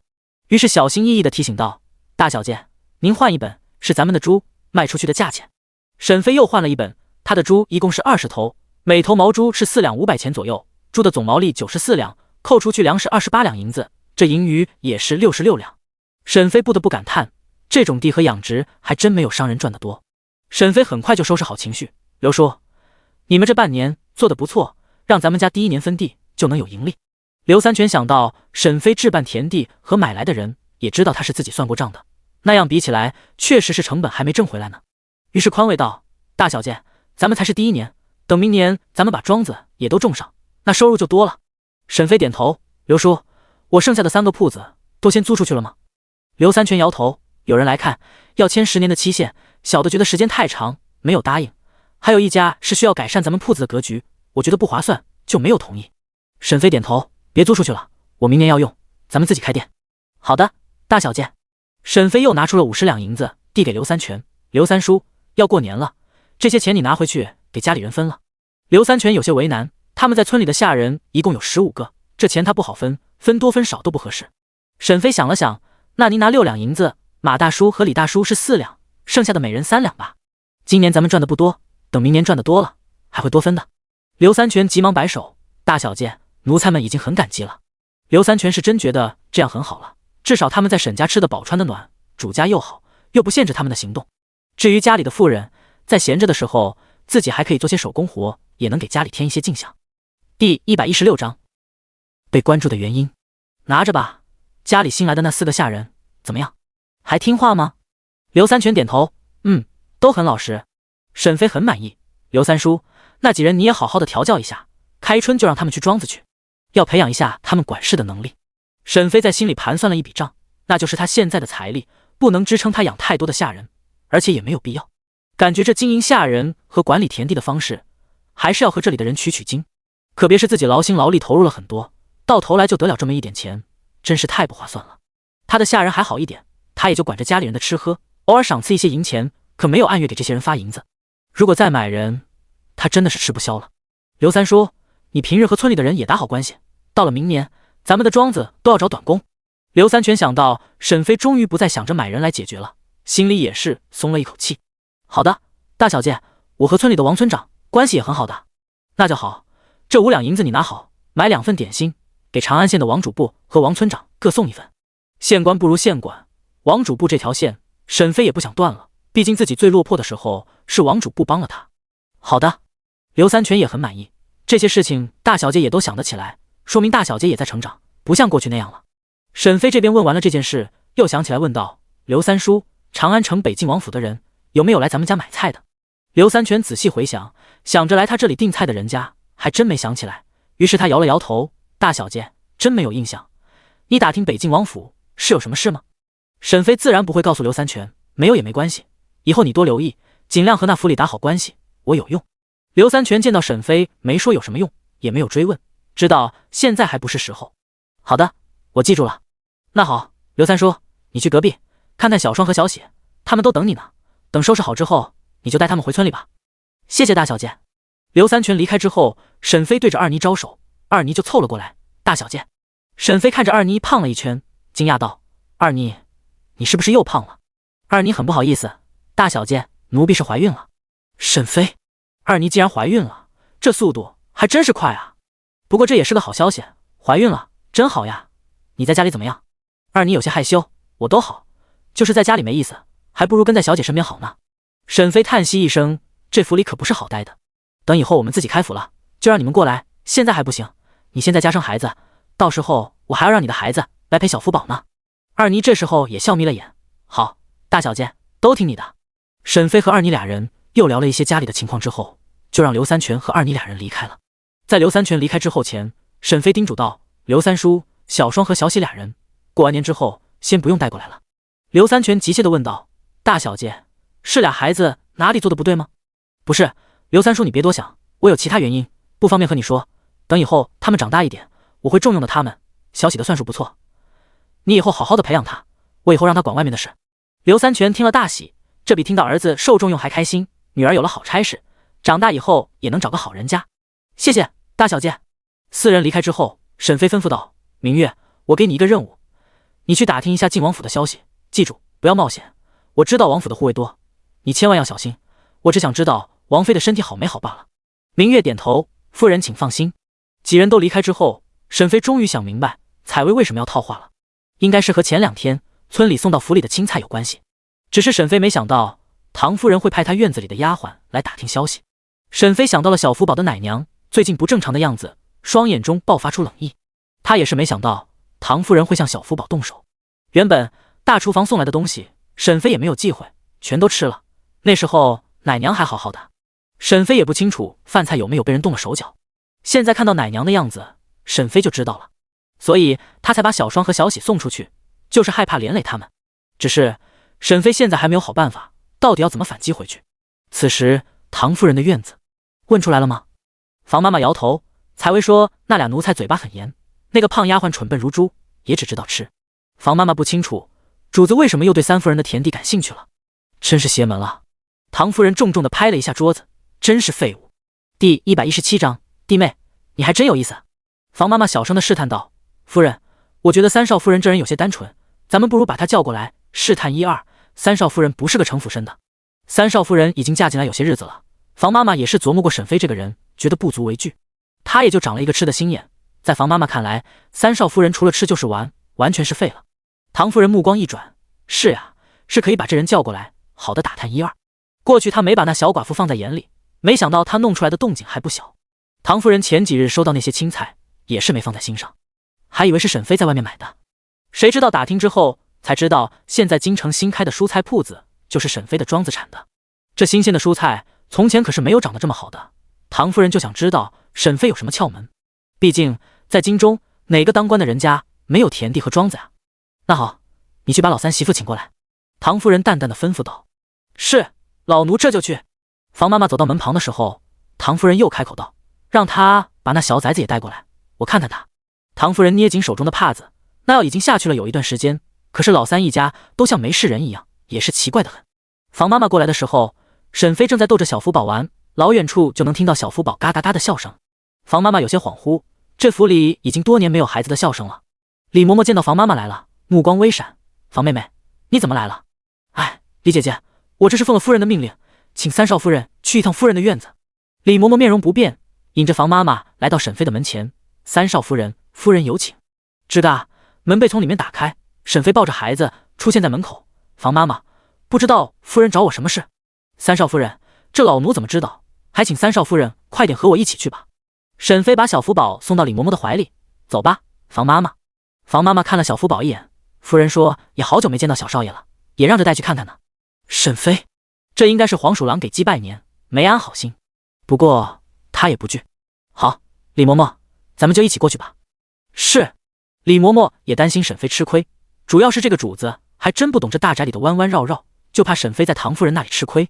这次来还是沈飞第3次见唐夫人，主要是唐夫人没有召见过沈飞，沈飞也不过去凑热闹，就是出门也不会知会唐夫人在府里自由得很。沈飞把这当成了自由，但是在外人看来，沈飞这就是没有规矩了。他这样散漫的态度已经传到了府外，让原本名声就不好的他名声更坏了。可是沈飞在乎吗？他完全不在乎，他压根都不知道。这也是跟沈飞的社交圈子窄有关，他在京城还真没什么知心好友，更没有宴会参加。加上唐之琳的官职还小，他虽然是国公府的儿媳妇，但在外面的风评并不好。几人很快就走了唐夫人的院子。此时世子夫人和二少夫人正巧也在。唐夫人也是没想到这2个儿媳妇也来了，时间就是这么不凑巧。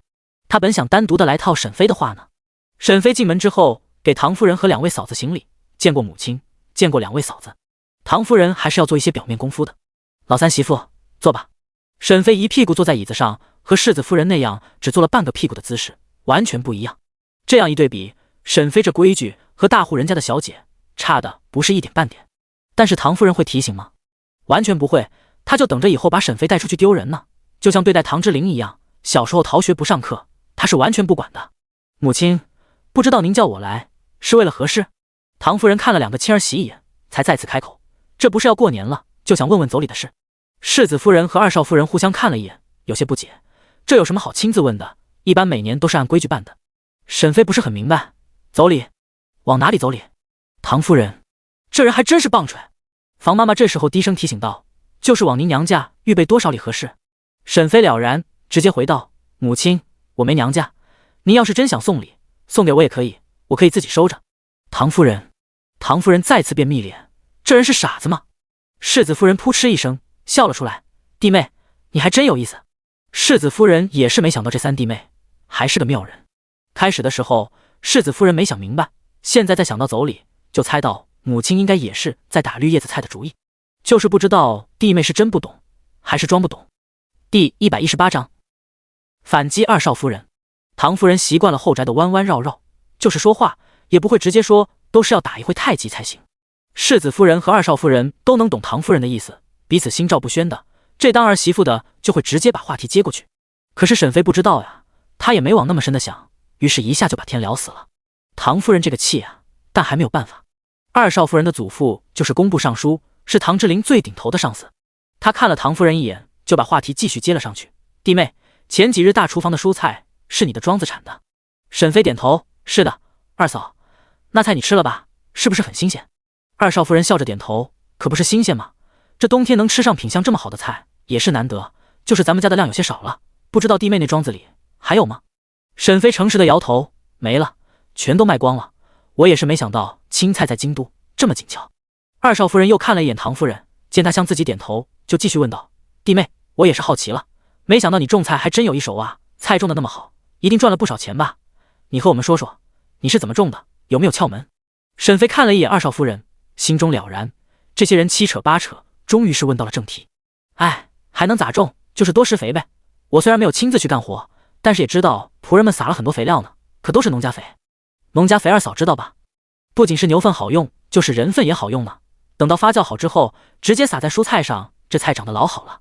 二少夫人的脸色惨白，隐隐还有一种恶心的感觉。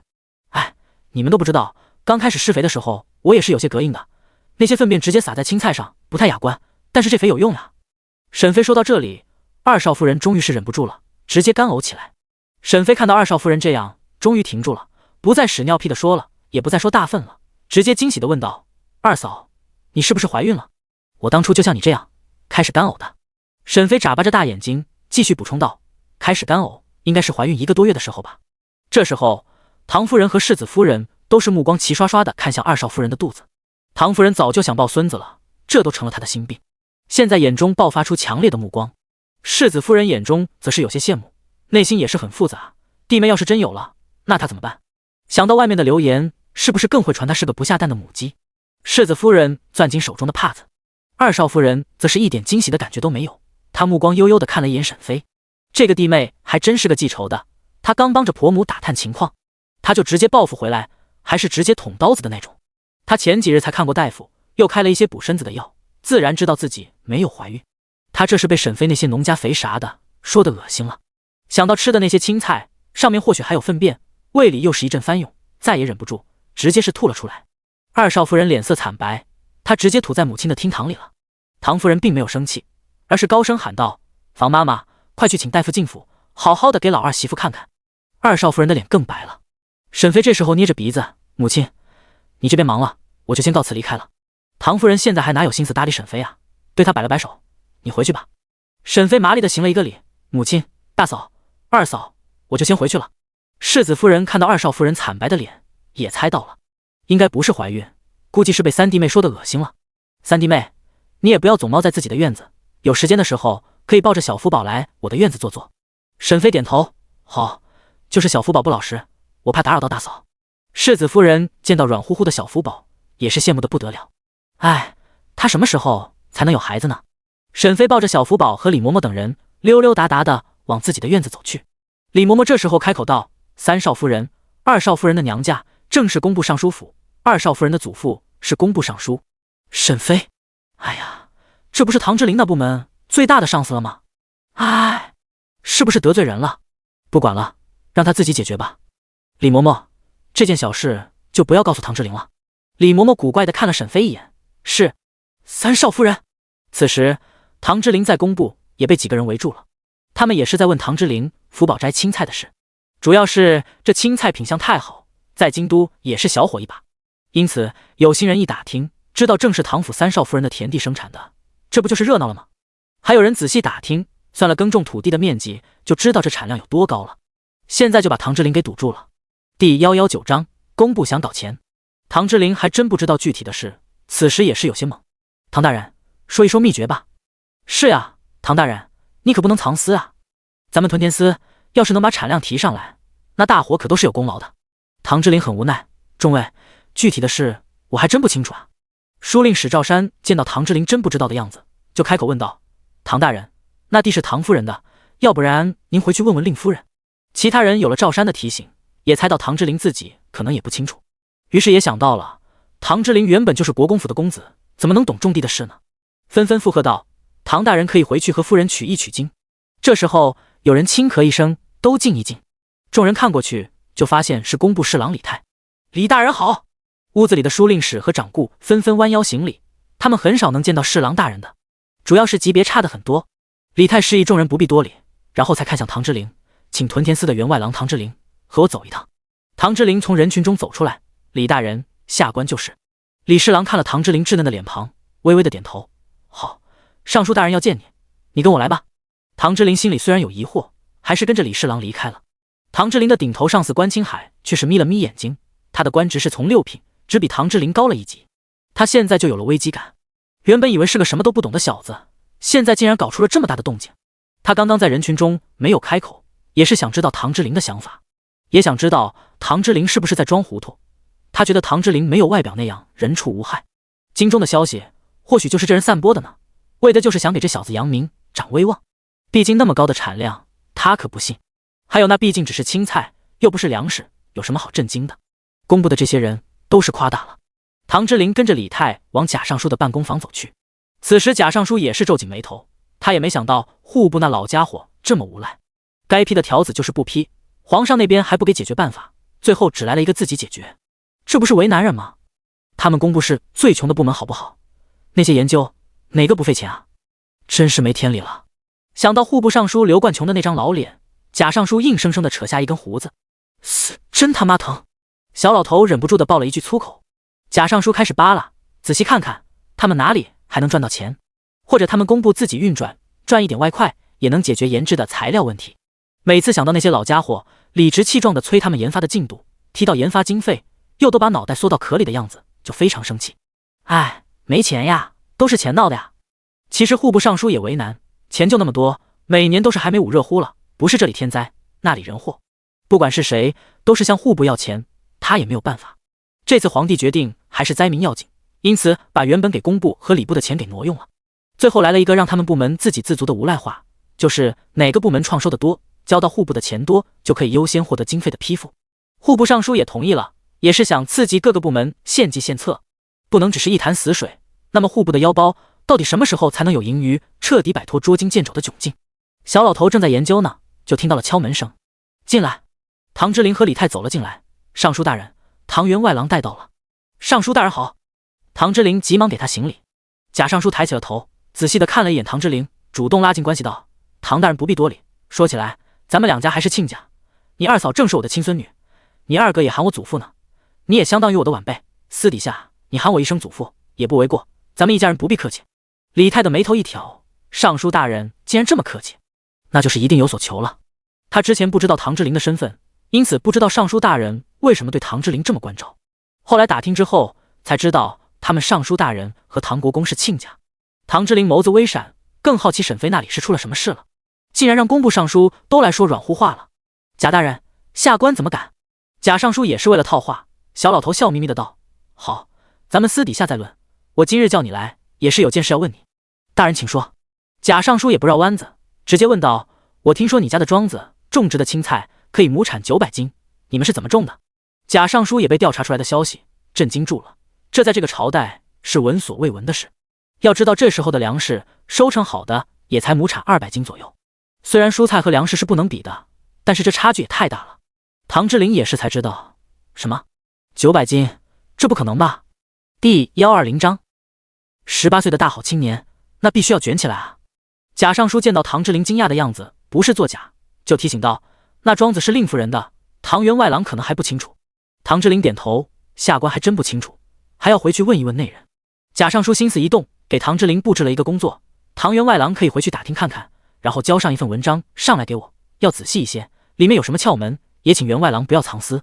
唐之琳自然知道这是在刷上司好感的时候，要是有诀窍也不会隐瞒。就是他没参加过科举，还真不擅长写文章，看来回去要恶补一下了。于是唐之琳没有推脱，应承道：是，大人。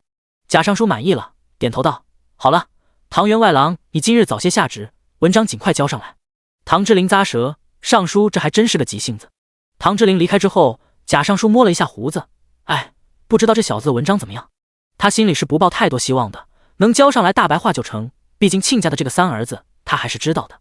当初给孙女相看孙女婿，也是把国公府里的4个公子都打听了的，只知道3公子小的时候身体弱，很受宠，性子有些傲慢，现在看来也不完全是那样，就是不知道这人是胸无点墨，还是真的在藏拙了。唐之琳离开之后，心里也在想着他的职位，唐员外郎这称呼还真不好听，要是能换个称呼就好了，可是在尚书大人面前，他也不敢承认自己是唐大人。唐之琳今日下衙，回来的也早。沈飞还有些惊讶，怎么这么早回来了？唐之琳没有拐弯抹角，直接问道：听说你的菜地可以亩产900斤？沈飞点头，同时又好奇地问道：你碰到刘管事了？他和你说的？唐之琳摇头：没有，我们工部贾尚书说的。沈飞手里拿着的勺子一下子就落了下去。难道二嫂回家去告状了？这速度也太快了。小福宝正等着鸡蛋羹呢，嘴巴张得老大，还不见母亲来喂他，顿时怒了，开始啊啊的喊了出来。唐之琳觉得沈飞很奇怪，为什么会这么失态？小福宝的喊声让沈飞回神，抹了一把小福宝的嘴巴：行了，别吃了，吃不老少了。小福宝显然是不干了，小身子还向桌子够去，小手还指着鸡蛋羹啊呀个不停。唐之琳更奇怪了，沈飞这样很不对劲，怎么好像很心虚啊？你怎么了？沈飞不自然地抹了一下额间的碎发。没事呀。你们尚书大人还说什么了？唐之琳没有揪着不放，继续追问。我们大人想让我回来问你，有什么窍门，让我写一篇文章交上去。沈飞的眼睛一亮，这是个好机会啊，刷上司好感的好机会。他不愿意和二少夫人说，是告诉他自己又没好处，他才不会浪费那口舌呢。交给唐之琳才是最有用的。他现在觉得过去就是傻了，还教育弟弟抚养儿子的都找错了方向。他眼前的人才是他最应该培养的人，只要这家伙强大起来，那自己完全就可以躺赢了，比等怀里的仔仔长大之后光耀门楣靠谱多了。毕竟眼前人的年纪正合适啊，18岁的大好青年，那必须要卷起来啊。沈飞想到这里，嘿嘿傻笑出声。唐之琳被沈飞的笑声吓了一跳，就是闹人的小福宝都不挣扎了，睁着圆溜溜的大眼睛，仰着脖子看沈飞的脸。沈飞，你怎么了？傻笑什么呢？沈飞把呆愣住的小福宝放到唐之琳的怀里。你等着，我去给你拿账本来。说完，人一溜烟的跑了。唐之琳抱着小福宝在怀里掂了掂他。你娘怎么了？是不是受刺激了？小福宝对着唐之琳哎几声，还用手指了一下桌子，又张大小嘴。唐之琳，这小子是想让他喂他吃蛋羹，是吧？他这么小还不会说话，就能表达自己的想法了。难道他儿子是神童？小福宝见到唐之琳不为所动，伸出2只小胖手拍在唐之琳脸上，继续啊呀几声，又指了一下桌子。唐之琳无奈了，好吧，你小子还真是个吃货。小福宝又能吃上鸡蛋羹了，也是满意的很，脸上露出了满意的表情。沈飞抱着自己的箱子走了进来。唐之琳，这是我的账本，我一会把我用的肥料也写出来，这样你献出来，到时候你们工部用了，粮食的产量提高了，到时候你可能会升官。唐之琳也想升官，主要现在他的官职不好听，他觉得他上司关青海的头衔就不错。好，你要是不介意公开，就让我拿去领功劳吧。第121章，借鉴拿来主义思想。好，你先看账本，我这就把肥料写出来。沈飞拿起毛笔，就在想怎么写这个化肥的配比。化肥的养分含量是指化肥所含纯氮、纯磷和纯钾量，要在一定的配比下才能产生作用。要实行氮磷钾及微肥配合施用，综合应用。沈飞觉得直接说这些化学元素，就算是交上去，他们也看不懂，他就要想个简单的办法，既能说清楚又能理解的方式。沈飞在这边抓耳挠腮的样子，让唐之琳有些好笑。他本来也没抱多大的希望，毕竟知道他生活在北地，哪里学过什么知识呢？唐之琳这时候也是书到用时方恨少。沈飞，你说我请一个师傅怎么样？也学习一下写文章。沈飞下意识的摇头，自己学习太慢了，那些厉害的人可都是学习了好多年呢。唐之琳现在才开始，太慢了。沈飞想到了拿来主义的思想，轻轻拍了下巴掌。对了，还有这个办法呢。唐之琳，你别请师傅了，你直接请一个幕僚怎么样？沈飞记得好些大官也是有幕僚的。唐之琳沉吟，真的不用我自己学习吗？沈飞，你自己学的用多少年呢？你直接请厉害的人帮你，到时候让那些人给你写文书就好了。唐之琳豁然开朗，是呀，可以找人帮他写。在上职的时候，他或多或少也是会拿自己和那些考上来的官吏比较。行，就按你说的办，我最近就在外面找找，看看有没有合适的人。行。沈飞附和一声，又继续低头，想着怎么把化学元素写出来。沈飞现在的思路完全转变了，不再想着靠种地发家致富了。虽然他的青菜高产了，但是他赚的钱还是很少，那些是没办法赚大钱的。他现在的希望就是希望唐之琳发达，只要这小子发达了，他和小福宝就不愁了。只要唐之琳能一路升官，那他们家的富贵日子就能延续下去，将来也不怕分家。唐之琳，你在工部升官难不难？唐之琳一噎，他才去多久呀？就想着升官，异想天开。虽然他私底下也惦记着他上司的位置，不过关大人是正经考上来的，把他搞下去有些难。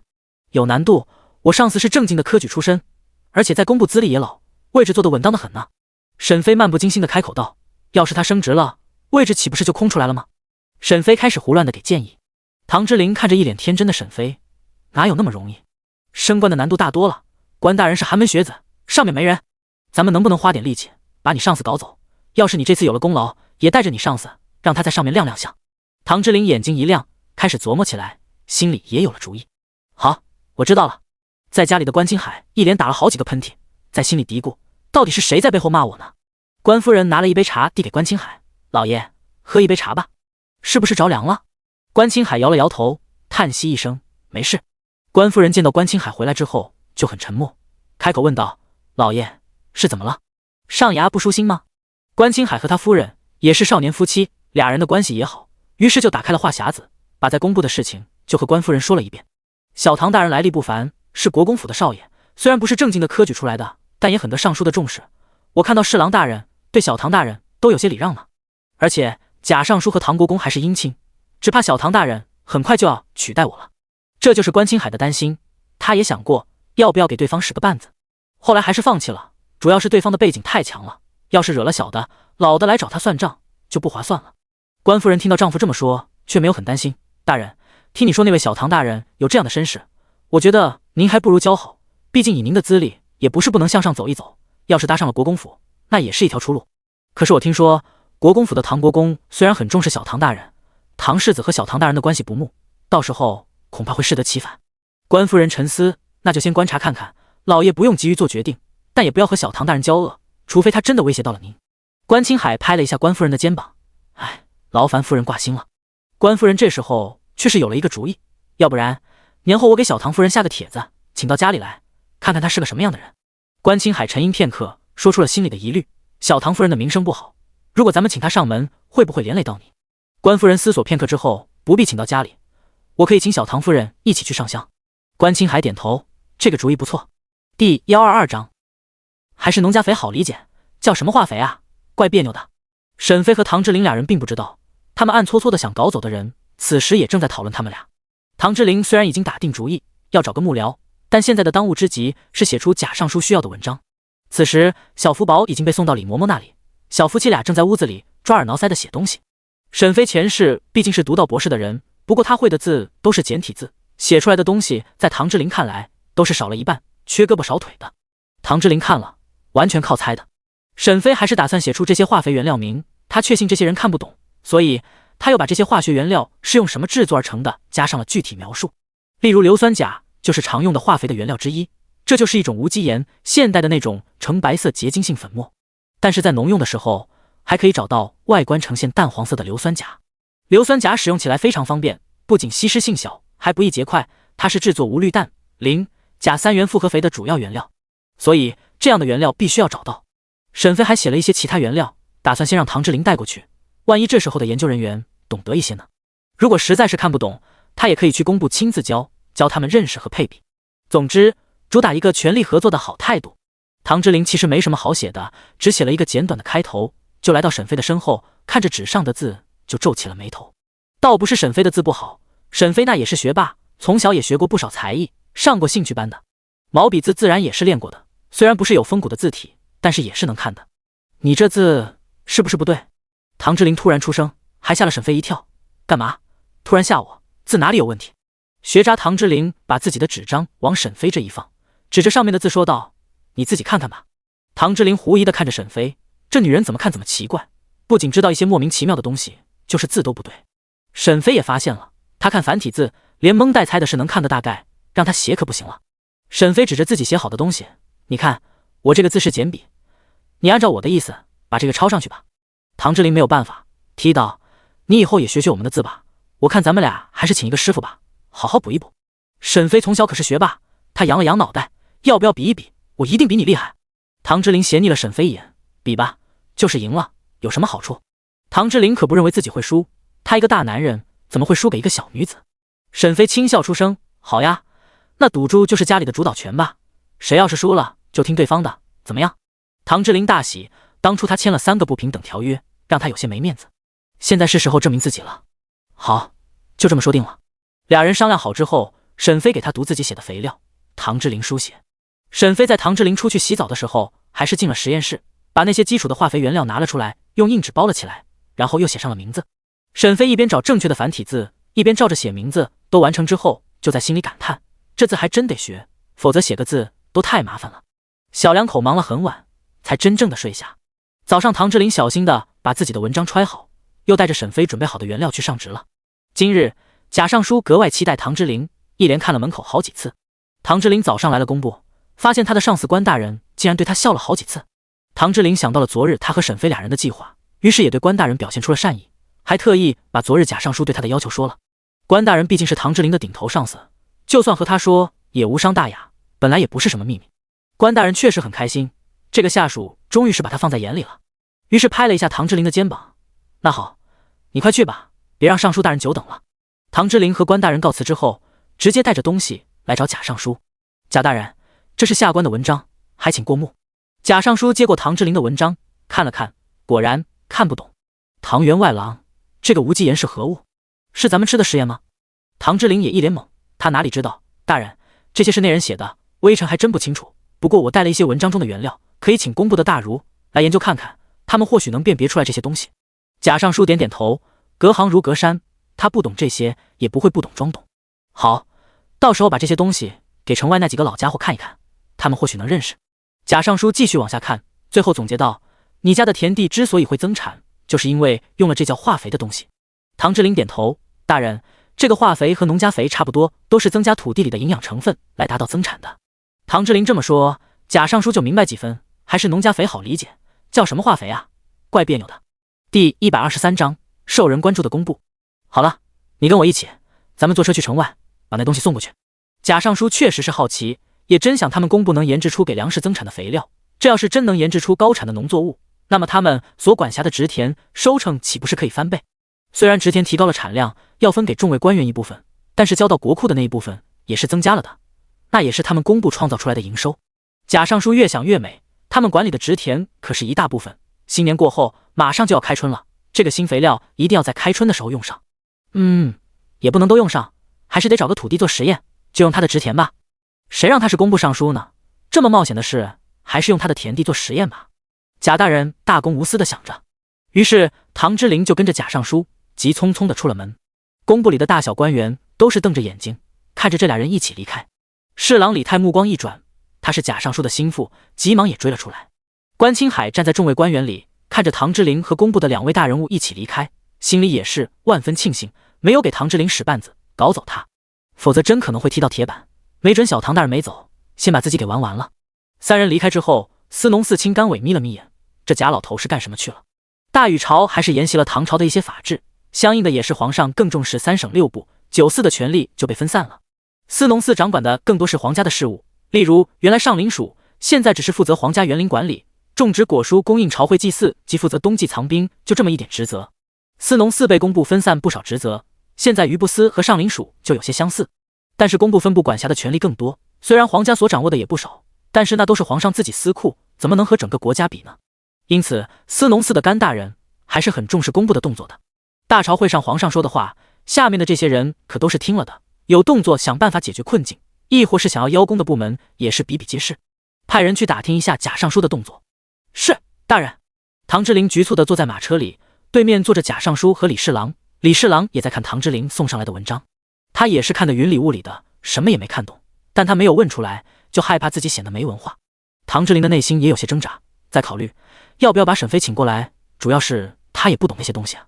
马车的速度很快，很快就到了工部的研究院，这里不仅是属于工部的，就是太常寺、太仆寺、司农寺、太府寺也都有人在这里的。毕竟能在皇城办公的人，品级上还是要高一些的人。一些部门的匠人和小官吏是在这里的，主要也是负责研制和做实验。因此工部贾尚书来到这里，还是引起了不少人的注意。毕竟来这里的大官还是很少见的。唐之琳平时也会过来，对这里也不陌生，他才是个7品小官，是经常来这里的。只不过他过去来这里也是和手底下的书令使和掌故打交道，还真的很少去和工部那些厉害的匠人打交道。贾尚书来了，自然引起了注意，于是一些官员纷纷出来参见贾尚书。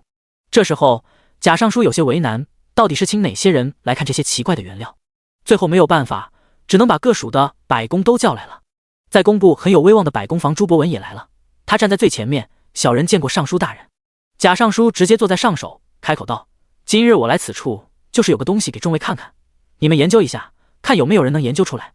众人你看看我，我看看你，不知道是什么东西，能让尚书大人这么重视。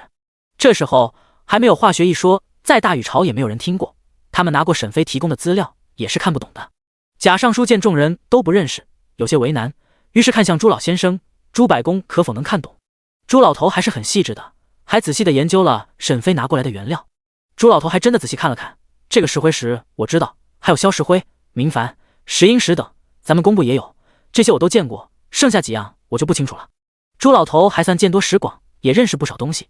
贾尚书热切地看着朱老头，朱百公，那这个化肥的东西，你可能配出来？朱老头摇头，下官也有很多看不懂的，想要研制出来也有困难，不知尚书大人可否把提供方子的人带过来？贾尚书直接看向了唐之陵，唐员外郎，不知道是否方便？屋子里的众人齐刷刷地看着唐之陵。唐之陵也不是很确定，但是想到沈飞那爱凑热闹的性子，他应该是愿意的吧。第124章，这不是缩小版的先皇吗？唐之陵被众人热切的目光盯着，就回道：这方子是内人给的，如果尚书大人允许，可以派人请内人过来。贾尚书满意的点头，好，那就派人去把唐三夫人请过来。很快，随从就出门了，唐之陵身边的武阳也跟了出去，毕竟有熟人在，沈飞才能放下戒心跟着来。在等人期间，其他工匠就离开了，毕竟他们也有自己要忙的事，只留下了朱百公。朱百公这时候提议道：尚书大人，要不要请司农司的人一起过来？他们或许有人懂呢。贾尚书摇了摇头，不急。朱百公知道贾尚书是什么意思了，于是也不再开口。此时沈飞听到小丫鬟禀报说邀请他去城外的工房，就知道是怎么回事了。早上唐之陵离开之后，沈飞就在心里琢磨，他们估计看不懂。李嬷嬷，我要出门一趟。李嬷嬷看到沈飞风风火火的样子，开口问道：夫人，您真的要去？李嬷嬷觉得沈飞一个女人，工房那种男人办公的地方不太合适，当然要去。鱼儿已经抛出去了，这时候怎么能撂挑子？看到眼巴巴看着自己的小福宝，沈飞又吩咐道：嬷嬷，给小福宝也穿厚一点。李嬷嬷在心里叹息一声，三少夫人还真是个疑心重的人，对待小少爷真是到哪里都要带着。好，老奴这就安排。沈飞在几个丫鬟的收拾下，很快就装扮好了。小福宝也让李嬷嬷包好了，现在到了冬季，长安也冷了，还是要穿得厚实一点。沈飞抱起小福宝，好了，李嬷嬷，我们娘俩出去溜达一圈。明月，咱们走吧。沈飞抱着孩子出现在门口的时候，来接他的人还愣了一下，因为他们也没想到沈飞还会带着孩子出来。对上小福宝圆溜溜的眼睛，又觉得这孩子可爱的紧。武阳看到沈飞带着小少爷出来，并没有很惊讶，毕竟沈飞过去的作风他是清楚的。唐三夫人请。沈飞点了点头，在明月的搀扶下直接上了马车。马车的速度很快，在半个多小时之后终于出城来到了工房。小福宝被沈飞绑在胸前，这一种正是后世非常流行的那种腰凳背带。有了这个东西，沈飞带孩子出来也是很轻松。小福宝坐在腰凳上，视线也是正对着前方，他正睁着圆溜溜的大眼睛看着眼前的一切。这个工房坐落在城外，占地面积庞大，这空旷的四周零星的矗立几座房子，每个部门之间也是有一定距离的。沈飞抱着小福宝，跟着武阳两人一起往工部的位置走去。通过禀报之后，沈飞带着孩子直接走了进来。此时房间里只有贾尚书、李侍郎、唐之陵和朱百公，他们都齐齐地看向门口。沈飞走进来之后，一眼就看到了唐之陵，然后又快速转头扶了扶身子，问好道：见过众位大人。还不等贾尚书开口，身子就站直了。贾尚书还真是个直性子呀。贾尚书调整好表情，唐三夫人不必客气，今日请你过来也是有事相求。那个化肥方子，剩下的话说不下去了。他直勾勾地看着小福宝，看着他那有着双下巴的小脸蛋，饱满的天庭，圆溜溜的眼睛，还有那紧紧抿在一起的嘴巴，看着就是一脸威严。这不是剩下的话，贾尚书没有说下去，但是内心已经在翻江倒海。这不是缩小版的先皇吗？我的老天呀，这是怎么回事？贾尚书已经坐不住了，人整个都傻掉了。李侍郎也看出贾尚书的不对劲，尚书大人，你怎么了？贾尚书正震惊着呢，根本没办法搭理李侍郎。李侍郎也看向沈飞，正巧对上了小福宝那张脸。卧槽，难道是先皇显灵了，还是先皇重生了？身子不稳，踉跄的倒退几步。这时候沈飞和唐之陵都看出不对了，这俩大人是怎么回事？为什么会这么失态呢？这太不寻常了。沈飞挠了一下脑袋，这俩大官怎么了？他有那么可怕吗？唐之陵快步走了过来，尚书大人，侍郎大人，是内子哪里做的不对吗？唐之陵也很奇怪，他媳妇和儿子刚来就把这俩大人吓住了，还真反常。贾尚书和李侍郎对视一眼之后，才缓缓开口：唐员外郎，这孩子是谁的？唐之陵直接答道：是我的孩子。贾尚书和李侍郎又对视一眼，都看出了对方眼中的凝重。事情大条了呀。第125章，贾尚书，你说你看见了谁？还是李侍郎年纪轻一些，很快就调整好了状态。这孩子长得还挺好的，呵呵。李侍郎见贾尚书还没回神，就继续开口吩咐道：“今日请唐三夫人来，也是想问一下那个农家肥的事。朱百公还有很多不理解的地方，需要劳烦你给讲解一番。”沈飞点头：“好的，没问题。”朱百公可没见过先皇，顶多是好奇沈飞带着孩子过来，还有看他的腰凳背带很好奇，多瞧了几眼。有劳唐三夫人了。客气了，咱们从哪里开始？这里似乎……沈飞的话没有说完，因为这里不是教学的地方。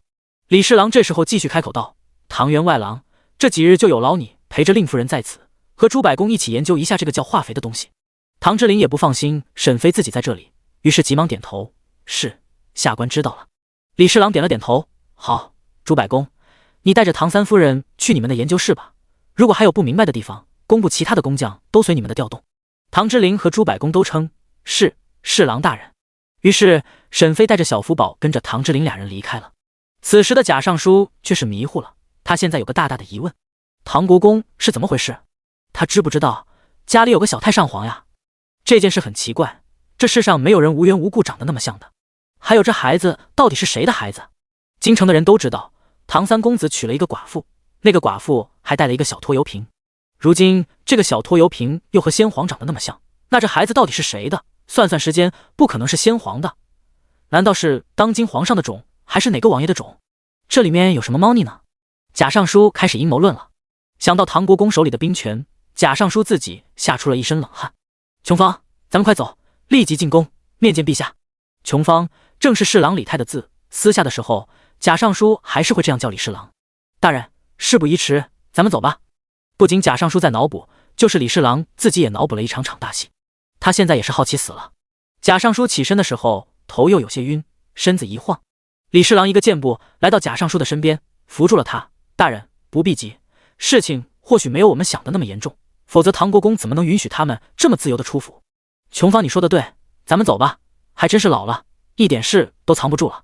李侍郎在心里腹诽，这件事谁发现了都得犯嘀咕。贾尚书和李侍郎急匆匆地坐车离开了。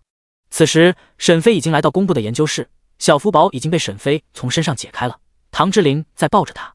小福宝年纪小小的，也不吵闹，就是好奇的四处看。沈飞则是拿着那些化学原料和工部的工匠讲解着。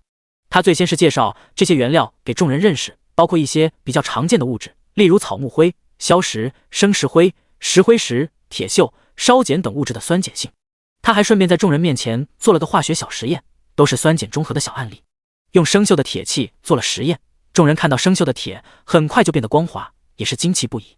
仅仅如此，就让众人大开眼界，脑子转得快的人已经受了启发。也因为众人的叫好声，吸引了更多工部的工匠过来旁听，他们现在也不害怕耽误时间了。沈飞介绍的差不多了，才开始进入今日的主题：肥料的制作方法。沈飞空间实验室里的化肥有限，而且也不可能拿出来，因此他的方子就是农家肥和化学原料相结合。唐之琳站在一边，看着沈飞滔滔不绝的演讲，觉得他整个人好像在发光一样。沈飞并没有注意到唐之琳看他的眼神，他像是一个小老师一样落落大方的讲道：咱们来看我说的第三种肥，就是硫酸铵肥料。这是一种非常好用的肥料，制作起来也是十分简单，不仅原料广泛省时省力，肥效还非常好。方法就是用人的粪便和尿液50斤左右，加上20斤水，再加入5斤熟石膏粉，搅拌均匀后密封起来，放置10天左右。这时候有人问道：唐三夫人，这和普通的粪便沤肥区别不大，就差一个那个叫啥石膏粉的。沈飞这时候打了一个响指，这位大叔问到了点子上，咱们其他人有问题也要及时提出来，这样我才知道你们懂没懂。问话的老哥被当众表扬，还很不好意思，他挠了挠脑袋。这时候有人提出疑问：熟石膏粉，我记得是药材啊。对，熟石膏粉是石膏矿石经过加烧、净化、研磨而成，它是一种矿物质草药，以其清热解毒、凉血止血的功效而闻名。熟石膏粉用在沤肥上也是有大用，加入熟石膏粉之后，能加快粪便分解，使其变成肥料。沈飞今日在这里讲了很多沤肥的办法。好了，今日就到这了，你们先按照我说的方法实验，距离开春耕种还有一段时间呢，也不着急。众人也点头附和，他们会这么认真听，除了对自身的工种有帮助之外，还有个原因是他们家里也是有田地的，现在知道了更好的肥料，能让庄稼高产的肥料，谁能不心动呢？众人离去之后，沈斐才来到唐之琳身边，看到小福宝已经睡着了，唐之灵，咱们回家吧。唐之灵目光柔和的看着沈飞，好，咱们回家。沈飞俩人这边温情脉脉，皇宫内，皇上确实震惊住了。贾尚书，你说你看见了谁？第126章，那小崽子怎么惹到皇上了？贾尚书缓了缓，才开口道：启禀皇上，唐三夫人的孩子真的和先皇长得非常相像。先皇？皇上反问。大禹朝传到他这一代已经是第4代了，所以到底是像哪一个老祖宗啊？李侍郎补充：皇上就是离世不久的太上皇。李侍郎补充完之后，自己也呆愣住了。这孩子也只有几个月大，算了算太上皇驾崩的时间，要说是太上皇转世，时间还真对得上。皇上听到李侍郎这么说，也是在殿中来回踱步。这是怎么回事啊？如果这个孩子是小六亲生的，那还说得过去，长得像父皇也说得通。可是这孩子是孙梦夏生的，那是他在北地有的孩子。皇上这一辈的皇子只有5人，所以皇上在知道唐之灵的身世之后，就私底下叫他小六，总叫他唐三公子，时刻的提醒着他父皇的不地道。贾尚书这时候已经对老亲家有了怀疑，不能让他走上不归路，还不如趁早把他镇压下去。皇上，还请您想唐国公的罪，他竟然给唐员外郎找了这样的妻子，还有那个唐三夫人的身份也很可疑。唐国公府里养了一个皇家的血脉，唐国公手握兵权，这人一定是包藏祸心，还请皇上下旨彻底调查一下唐国公府。贾尚书说的是大义凛然，语气恳切，说完直接跪在地上，一副死谏的表现。李侍郎见状，赶紧也跪在地上，毕竟顶头上司都跪着呢。皇上抽了抽嘴角，他心里有疑惑，但知道的更多一些。他就只有一个疑问，就是那孩子是谁的孩子？至于同意给小六娶那么一个媳妇，还真不怨唐国公。那老家伙当初是不同意的，还是他亲自应允的呢？唐国公这才松口的。这样算下来，这个锅还是他的。皇上清了清喉咙，贾尚书，唐国公可是您的亲家啊。贾尚书抬起头，一脸正义凛然的样子。皇上，在大是大非面前，别说唐国公是我亲家，就是我儿子都不好使，还请皇上彻查国公府。皇上也有事要问唐国公，于是吩咐道：冯保，去把唐国公请过来。是。太监冯保急忙走出大殿。贾尚书听到皇上这么吩咐，心里也是松了一口气，这说明皇上还是很信任国公府的，他也不希望孙女的夫家出事。但他发现了不对，态度必须要摆出来。皇上看了还跪在地上的贾尚书和李侍郎一眼，两位爱卿，请起吧，这事朕知道了，你们下去吧。贾尚书和李侍郎站起来后，微臣告退。两位爱卿，这件事朕不希望更多人知晓。两人的身子一凛，微臣明白。皇上挥了挥手，二人直接退出大殿。出来之后，贾尚书抬头看了一下外面的天空，叹息一声，也不知道这件事会是什么结局。走吧。李侍郎亦步亦趋的跟在贾尚书的身后，俩人慢慢悠悠的往外走。李侍郎虽然也有很多疑惑，还是乖乖闭了嘴。等着吧，总能知道真相的。虽然他现在就好奇的不得了。唐国公被急匆匆的召见进宫，还是很疑惑的。他脚步匆匆，开始回想大禹朝的边境，没有哪里传来敌人入侵的消息啊。可是皇上这么10万火急的召见他是有什么事？还是派了最得力的太监冯保前来？唐国公刚进入宫殿之后，门就被关上了。大殿里只有皇上一人，内侍和宫女一个人都没有。唐国公急忙跪下行礼，微臣参见皇上。皇上这次并没有叫起，而是目光锐利的看着唐国公。唐国公，你有什么要说的吗？唐国公跪在地上，摸不着头脑。皇上，您要老臣说什么？唐国公实在不知道是怎么回事。皇上，是哪里传来了军报吗？还是南疆那边又蠢蠢欲动？请皇上放心，老臣可以出兵。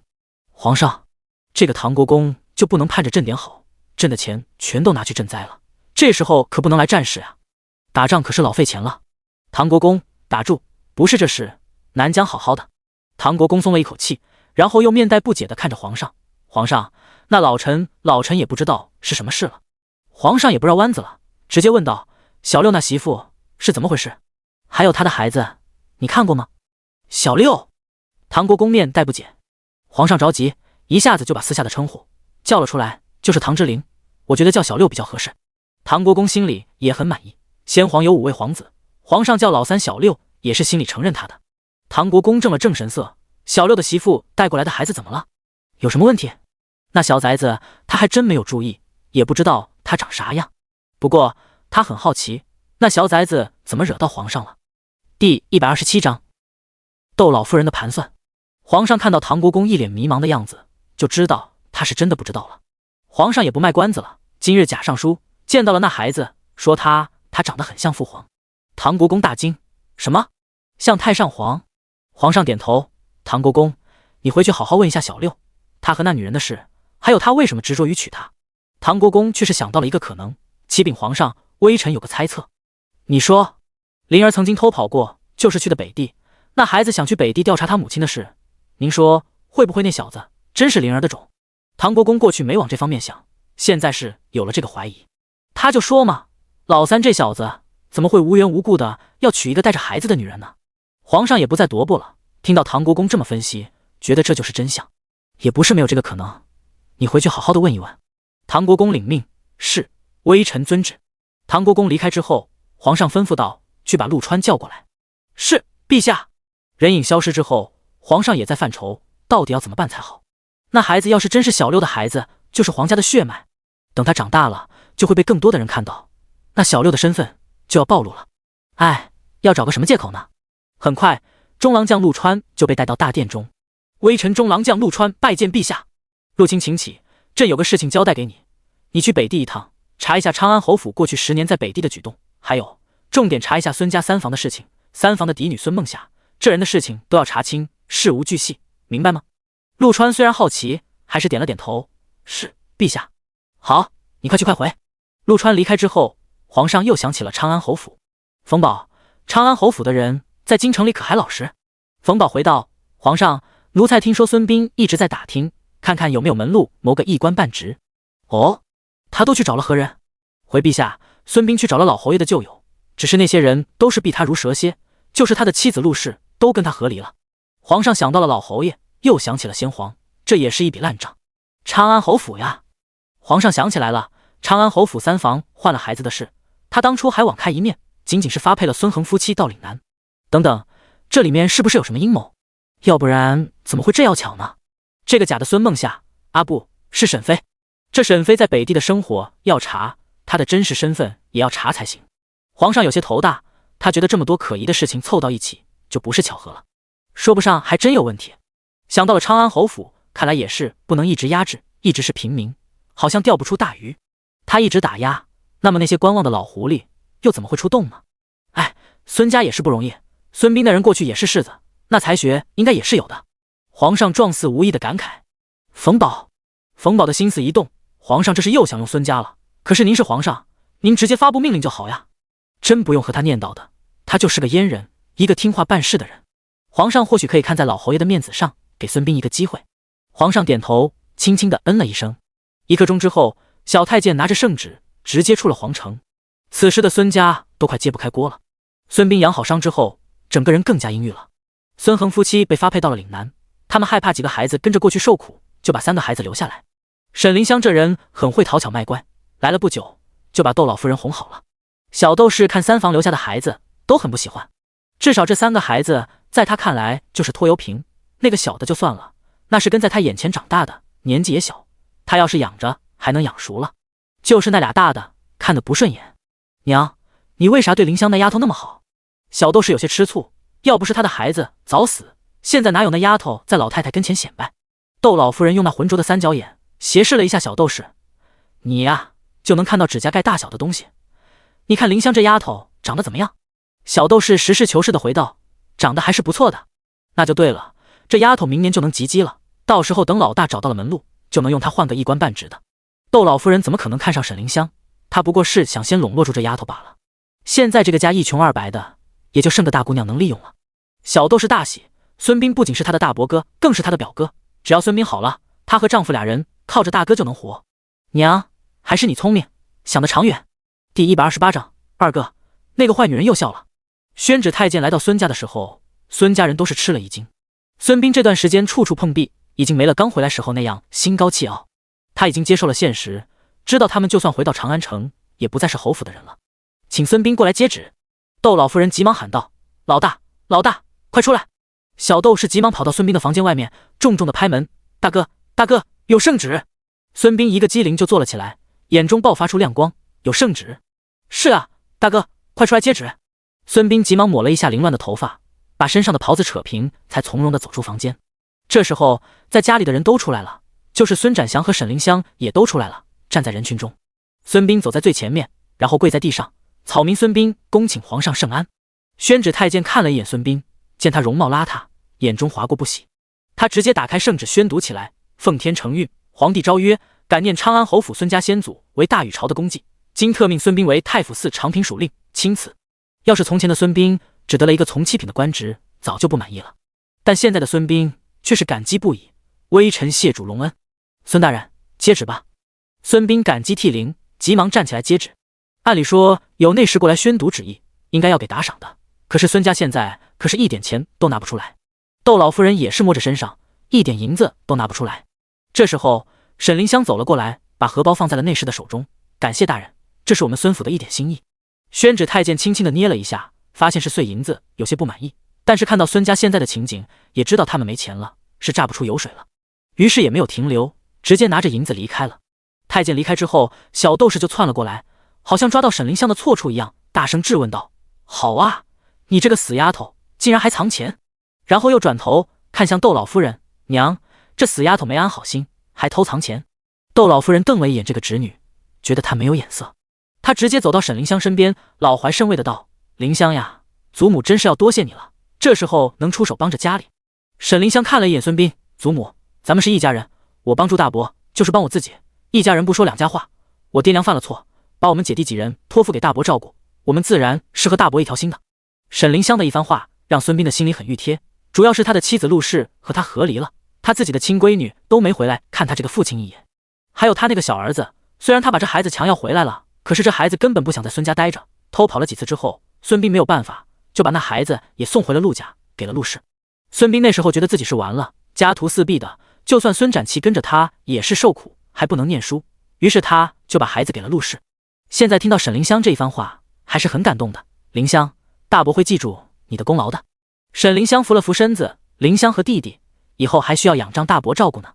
窦老夫人现在看沈凌香也很顺眼，就算她和自己没有血缘关系，那也是老侯爷的亲孙女，这亲的就是不一样，比那个假孙女强多了。她觉得老天爷就是没眼，那么一个破鞋竟然还让她嫁到了国公府，真是没天理了。她看到沈凌香的容貌，心里又有了新的打算，看来可以好好的谋划一番了。老大，你现在又是朝廷命官了，虽然才是从七品，还是娘知道，以你的能力一定会往上升的。此时的孙膑也振作起来，他又有了新的希望。他毕竟是从小以侯府世子培养的，虽然武力不行，但是文采也是有的。娘，你放心，孙家有我，必不会再受人欺负。沈凌香看到振作起来的孙膑，也是松了一口气。这个孙家要还是烂泥扶不上墙，他就要跑路了。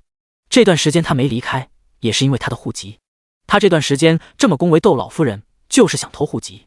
他过去是唐府的丫鬟，契叔还回来的时候，就是要落在孙家的。那时候孙恒夫妻和大房又没有分家，那他也只能跟着落回来。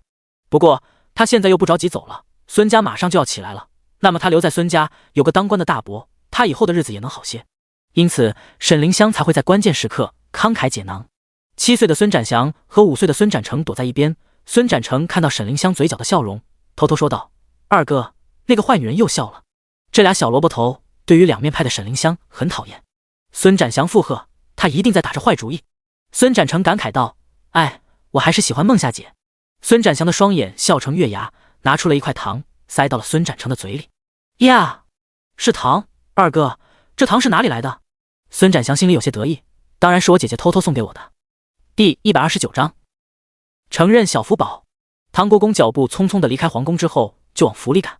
他的心里直打鼓，同时也开始犯嘀咕：怎么会这要巧呢？还有那小崽子怎么那么能长呢？唐国公刚回到府之后，就吩咐道：快，请3少爷和3少夫人来前院的厅堂，还有带上小少爷。大管事很好奇，老爷为什么关心那个外姓的孩子了？是，国公爷。唐国公回府之后，立即要见唐之琳夫妻的事情，唐夫人很快就知道了。她觉得这事不简单，房妈妈派人去盯着书房，小心一些，看看老爷和老三说了什么。房妈妈点头，是，夫人，老奴这就去。房妈妈离开之后，唐夫人陷入了沉思，她觉得自己就是对这几个儿媳妇太好了，才让这几人这么猖狂。老大媳妇背后议论她的话，她都知道。老大媳妇仗着自己是伯爵府的嫡女，就看不起她这个婆婆。老二媳妇面上是个乖觉的，但内里也是藏奸。前些日子竟然还玩假怀孕那一套，真是岂有此理！让他空欢喜一场不说，还在大夫面前闹了笑话。老三媳妇这个更是目中无人，不仅不过来请安，竟然连出门都不打一声招呼，一出去就是一整天，哪还有个内宅妇人的样子？他本就名声不好，现在还在外面瞎混，真是岂有此理！唐夫人觉得现在有的这3个儿媳妇，真是没一个满意的。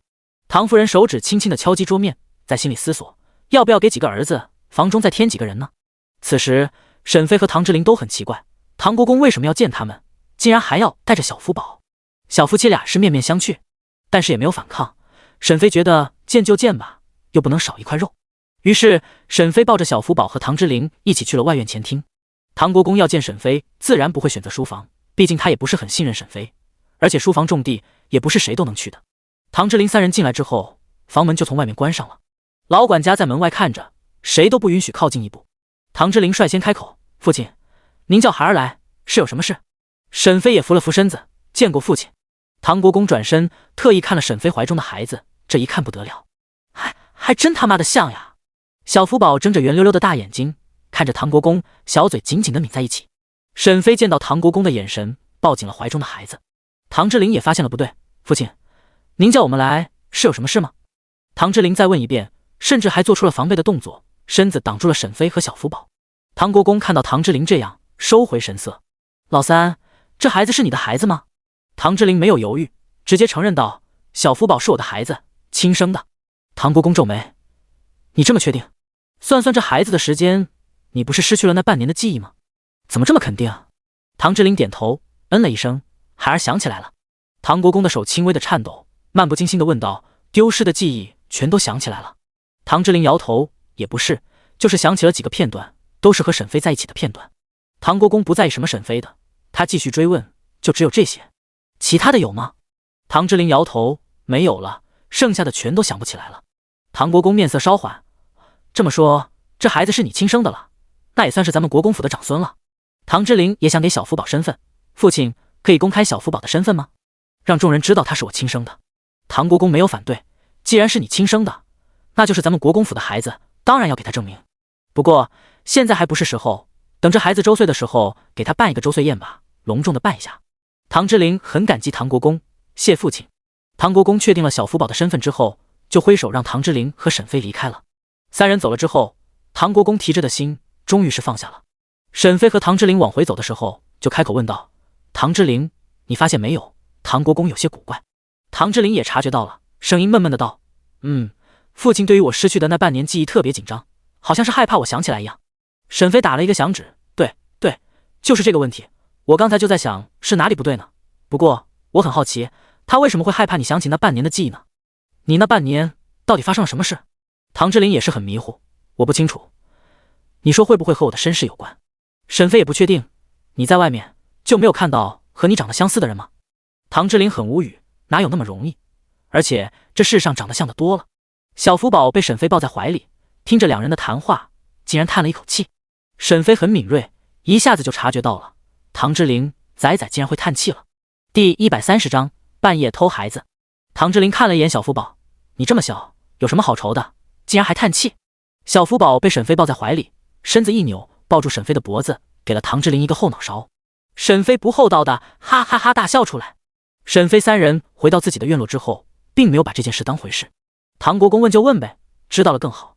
2人一点心理负担都没有，加上沈飞白日说了不少话，也累了，于是一家3口早早的就睡下了。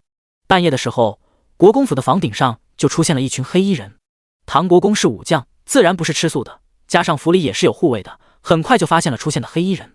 刚刚出手几个回合，对方就拿出了身份腰牌。唐国公见到，自然知道是谁了，于是对着众位护卫挥了挥手。国公府的护卫纷纷都退到了一边，就看到几个黑衣人出现在唐之琳和沈飞的房间。2人直接被人点了昏睡的穴位，一点察觉都没有。小福宝直接被黑衣人抱了起来，他被人挪动也醒了过来。黑衣人以为小婴儿看到自己会大哭出来，谁知道他只是淡淡的扫视了他一眼，就从容的躺在他的怀里，一点挣扎和哭闹都没有出现。黑衣人愣了一下之后，就直接抱着小福宝离开了。一群黑衣人离开之后，唐国公也回了自己的房间，那些暗卫也消失了。1刻钟之后，黑衣人带着小福宝出现了皇上的太极宫。陛下，孩子带过来了。文德帝穿着明黄色的礼衣，吩咐冯宝、把孩子带过来。冯保是宫里的大太监，往日一向是稳重的，在接过小福宝的时候，看到他的脸后，手还是有些不稳的。见到这小子黑洞洞的眼睛看着他，冯保这心里竟然有些异样。冯保小心地抱着小福宝，直接送到了文德帝跟前。文德帝看到小福宝之后，也是吃了一惊，这长得也太像了。文德帝接过小福宝，高高的举起他，眼睛和小福宝对视着。小福宝并不害怕文德帝，也没有哭闹，直直地看着他。文德帝好似是看到了过去的父皇一样，虽然先皇早早的就立他当了太子，但是也没有放弃培养其他的兄弟，正是先皇的纵容，才让文德帝对于几个封地的皇子有所忌惮。这都是先皇给他留下的烂摊子，如今再看到和先皇长得一样的小孩，文德帝下意识的想法是除掉他。如果这个孩子长得像先祖，那没有关系，过去好几代了，也没事了，众位朝臣也不会记得他这个小孩。可是他才登基不到1年啊，皇位还没坐稳当呢，就来了一个小太上皇。这文武百官可都是知道太上皇长什么样呢。要是这孩子在皇城长大，可就太显眼了些。会不会有人说先皇转世？皇上眼中的杀意太过明显，小福宝也感受到了，他也眯起双眼，被人直接掐着手臂，也是很不舒服的。两只小脚直接蹬了2下，小鸡鸡对着皇上一泡尿，直接呲了过去。皇上正在天人交战，想着要怎么处理这小孩呢，谁知道就感到身子一热。冯保这时候大叫出声：“陛下，这小子尿了，快把他给老奴吧！”皇上看到胸前的污渍，再对上小福宝一脸无辜的眼神，脑子终于清明一些。这就是个小婴儿，还是个只会拉屎放屁的小孩，自己真是太多虑了。文德帝想到自己的年纪，又是名正言顺的继位，又有什么不放心的呢？他才几个月大，等到他长大成人，自己已经50多岁，害怕一个什么都不懂的小婴儿，太过荒诞了。心里放下了这个忌惮，再看小福宝这孩子，也觉得挺有意思的。来人，准备沐浴，再拿来一身干净的衣服过来，还有也拿一件小孩的衣物过来。皇上已经注意到了，小福宝不仅尿了自己一身，就是自己身上也没放过，2只小腿上也有尿渍。冯保很好奇皇上的态度为什么转变得这么快，但是他是不会多嘴就是了。是，陛下。太监离开之后，皇上也不嫌弃脏了，直接把小福宝抱在了怀里，捏了一下他的小脸蛋。小福宝并没有哭，而是伸出小胖手，直接薅住了皇上的脑袋。哎，你这小子！小福宝的手劲不小，皇上把头发解救出来的时候，小手还有几根头发。皇上想要责罚，可是就是这个小不点，什么也不懂，还很无辜地看着你，特别是对上那样一张脸，话到嘴边又咽了下去，只能自己感慨道：这脾气还挺大的呀。皇上的心里很微妙，面对一个和父皇长得像的小孩，他也是动不了手的。毕竟他小时候也是很如沐父皇的，也和兄弟争过宠。第131章，小福宝的无奈。冯保的动作很快，回来之后就发现皇上正抱着小福宝，看到皇上正在哄着他，还有些奇怪。他记得皇上就是对待太子和几个皇子都没如此，他现在的表情竟然很柔和。冯保收回神色，低下身子禀报道：陛下，衣服带过来了。皇上看到小婴儿的衣服，又想到了这孩子是偷过来的，于是放弃了给小福宝换衣服的想法，开口道：来人，把这小子送回去吧。这时候从角落里出现了一个黑衣人。是，陛下。皇上又看了一眼小福宝，叮嘱道：哪来的放回哪去就行，不要惊动其他人。是。黑衣人把小福宝抱在怀里，急匆匆地出了太极宫。皇上在小福宝离开之后，直接去沐浴去了，毕竟身上还有童子尿呢。暗卫抱着小福宝在皇宫里行走，还是被人发现了的。必将也是有人会关心皇上的一举一动，加上皇上今晚没有翻牌子，盯着这边的人太多了。皇上没有翻牌子，但是半夜却要了水，很难不让人怀疑。皇后就很好奇，难道明日又要多了哪位妹妹不成？贵妃也是暗恨不已，一定是皇上身边的大宫女宝蟾，那丫头她早就看不顺眼了，就是不知道皇上会给她什么样的位分。不过早上请安的时候一定不放过那个贱蹄子。暗卫离开皇宫之后，直接来到了唐国公府，依然被国公府的护卫发现了。他们见到了他的腰牌，直接把人放了进去。小福宝被放在沈妃和唐之琳之间，微不可察的松了一口气。他小小的身子直接往沈妃身边拱了拱。暗卫在沈妃和唐之琳的脖子点了2下之后，人就退出了房间，直接飞身离开国公府。唐国公在人离开之后也是松了一口气。他看了一眼唐之琳他们所在的院子，觉得这俩人也不适合在国公府生活，他们一家3口都太引人注意了。特别是皇上，唐国公可不想皇上的人经常出现在国公府。唐国公想到这里，眯了眯眼睛，或许可以想想办法把这个家分了。沈妃并不知道唐国公的想法，要是知道了一定会反对的。她在国公府的日子总体来说还是不错的，吃穿不愁，还有美貌的婢女伺候，日子美的可不是一点半点。沈飞和唐之琳俩人睡得正香，并不知道小福宝昨日被偷走的事。一早起来，沈飞就是觉得非常疲惫。看到在一边的唐之琳和小福宝，沈飞用脚踹了一下唐之琳：“你今天不用去上职吗？”唐之琳翻了一个身：“不用，今日休息。”沈飞感叹道：“唐之琳，我怎么感觉脖子这么难受呢？是不是睡落枕了？”唐之琳也觉得不舒服：“哎，我也不舒服，要不要去找宋燕，让她给看看？”沈飞摇头，说实话，他不太信任宋燕的医术。这时候，小福宝也醒了，直接对上了沈飞的视线。沈飞看到小福宝的小手里还攥着几根头发，就看向唐之琳：“唐之琳，小福宝又薅你头发了。”唐之琳也很无奈，转过身看向小福宝：“仔仔，你这个习惯可不好呀。”唐之琳试着把小福宝的手打开，想把头发扔了，可是小福宝很固执，对着唐之琳大声的啊几声，还用另一边的小手扒拉唐之琳。唐之琳觉得奇怪不已，这小子是怎么了？这一早就发脾气。小福宝看也不看唐之琳，就伸着小手指着沈飞。沈飞也好奇仔仔是什么意思，于是挪了过去。小福宝对着沈飞的手把头发给了沈飞。沈飞嫌弃的看了一眼，然后直接把头发扔到了地上。他还特意看了一眼唐之琳的头，这家伙昨日回来好像没洗头吧。小福宝瞪大了眼睛看着沈飞的动作，也立即不干了，对着沈飞啊呀呀叫，一边叫唤还一边比划自己的脑袋。沈飞根本不知道小福宝的意思，轻轻地拍了一下他的小屁股，教训道：“你老实一点，真是越大心眼越多了。”小福宝，沈飞抱着小福宝给李嬷嬷送了过去，自己则是完全享受丫鬟的服务。小福宝离开房间的时候，还扭头看了一眼地上的头发，小嘴又叹了一口气。沈飞此时并不知道这几根头发的重要性，等他以后知道的时候，真是肠子都要悔青了。毕竟皇上的头还真不是谁都能碰的，一个弄不好就是杀头的大罪。沈飞刚梳妆打扮好，就听到了丫鬟的禀报：“三少夫人，国公夫人病了，需要3位少夫人过去侍疾。”侍疾？沈飞不确定地问道：“生病可以找大夫呀，找他去，病又不能好。”第132章，老三媳妇还真是个棒槌。唐之琳也看了过来，她也很好奇唐夫人为什么这么做。“我陪你一起去吧。”沈飞想了想，摇了摇头：“不用了，我自己就行。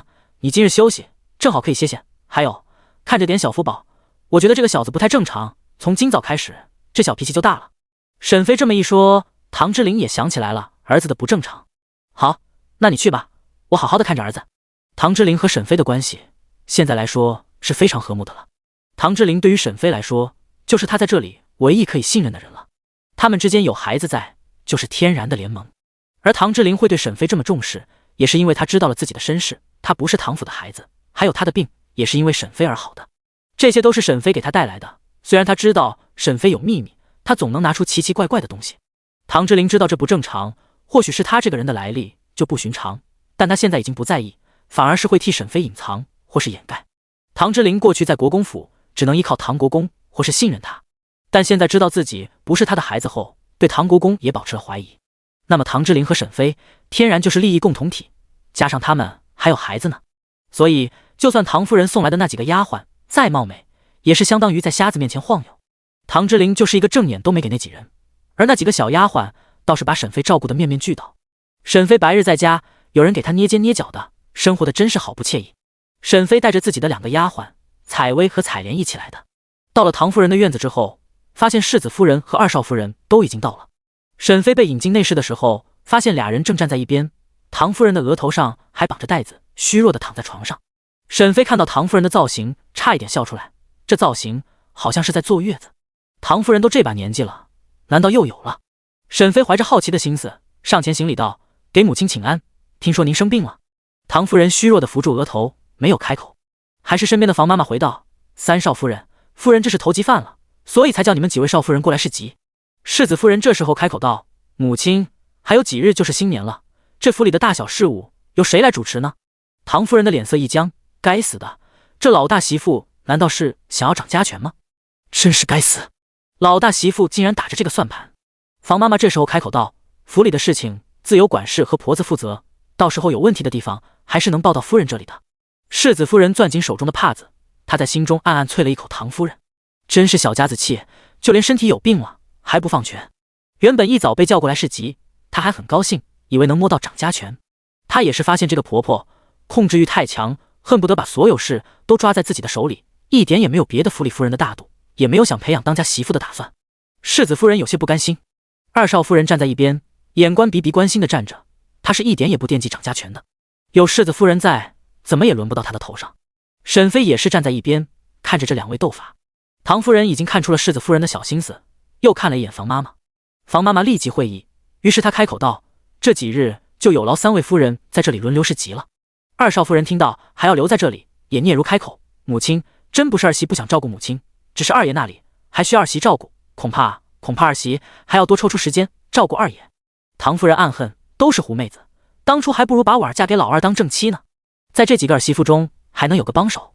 唐夫人虚弱的道：“老二媳妇，你不必担心，我已经选好了人，现在应该已经送到了各个房里，到时候他们会替你们照顾几位公子的，你们不必担心。”世子夫人的脸子一下子就落了下来，母亲不知道是什么人呀，能让母亲这么费心。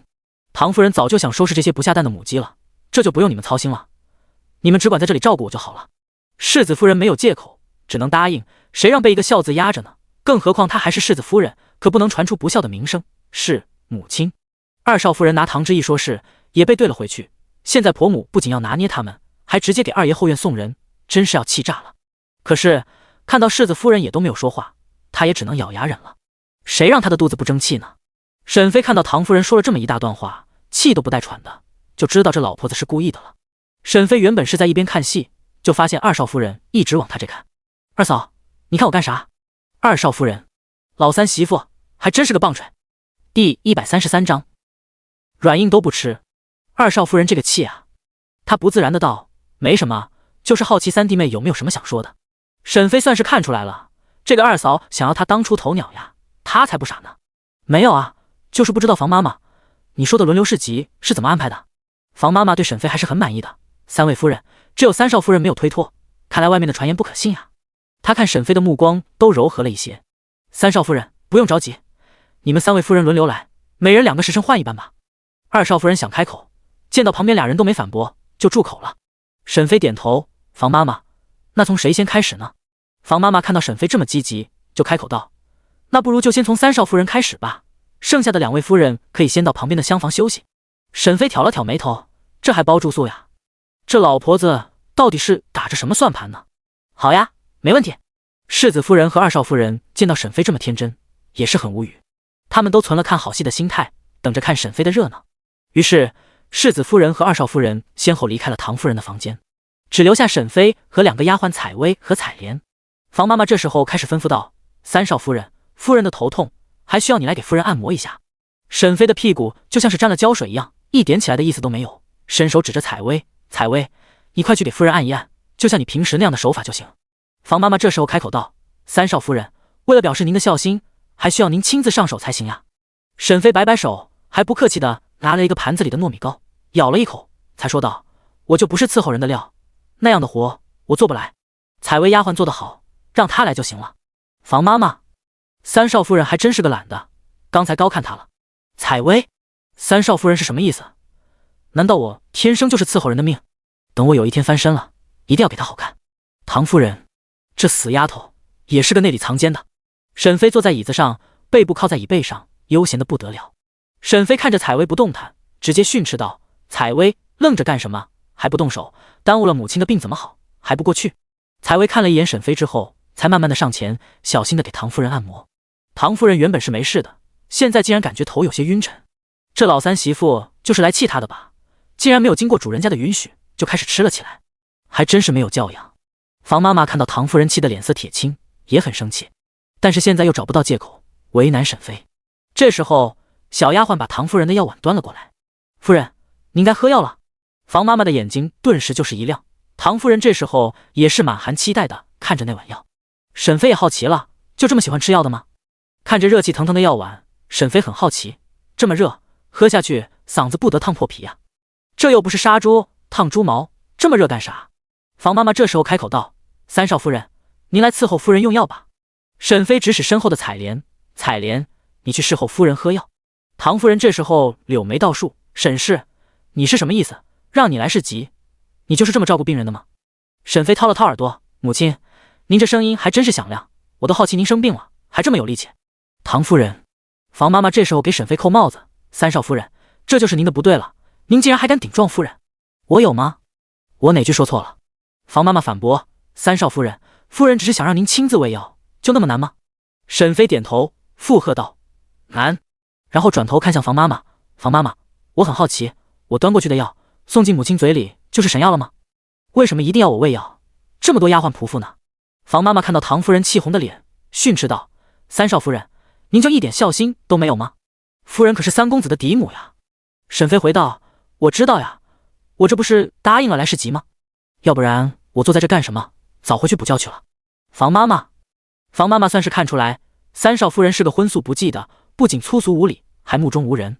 唐夫人也是没想到这小妮子这么难缠，她想到既然硬的不行，那就来个软的，兴许这丫头吃软不吃硬呢。唐夫人叹息一声：“罢了，我也是命苦，有了儿媳妇，生病了还没有人照顾。老三媳妇，你要是不愿意照顾我，就回去吧。”沈飞听到唐夫人这么说，脸上露出了大大的笑容，直接抬起屁股站了起来，对着唐夫人扶了扶身子：“多谢母亲，既然这样，我就先回去了。母亲身体有病，还是好好养着，也要找大夫好好的瞧一瞧，可不要讳疾忌医呀。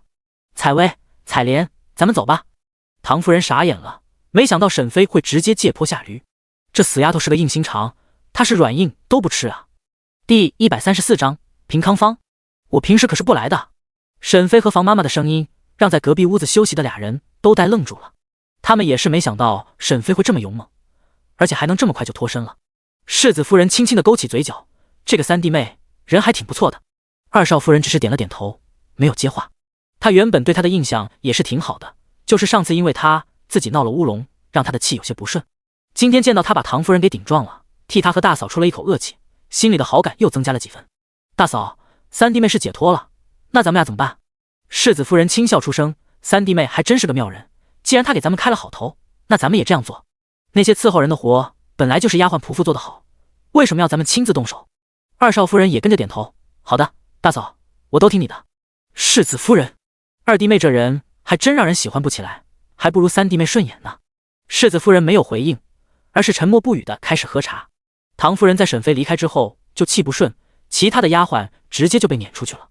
唐夫人刚想发火，房妈妈就来到了她身边：“夫人，隔壁还有2位少夫人呢。”唐夫人忍了忍，还是有些不甘心：“算了，以后再收拾那个小妮子和那个小崽子。”沈飞溜溜达达的返回自己的院子，唐之琳都收拾妥当，打算带着小福宝出门转一圈呢。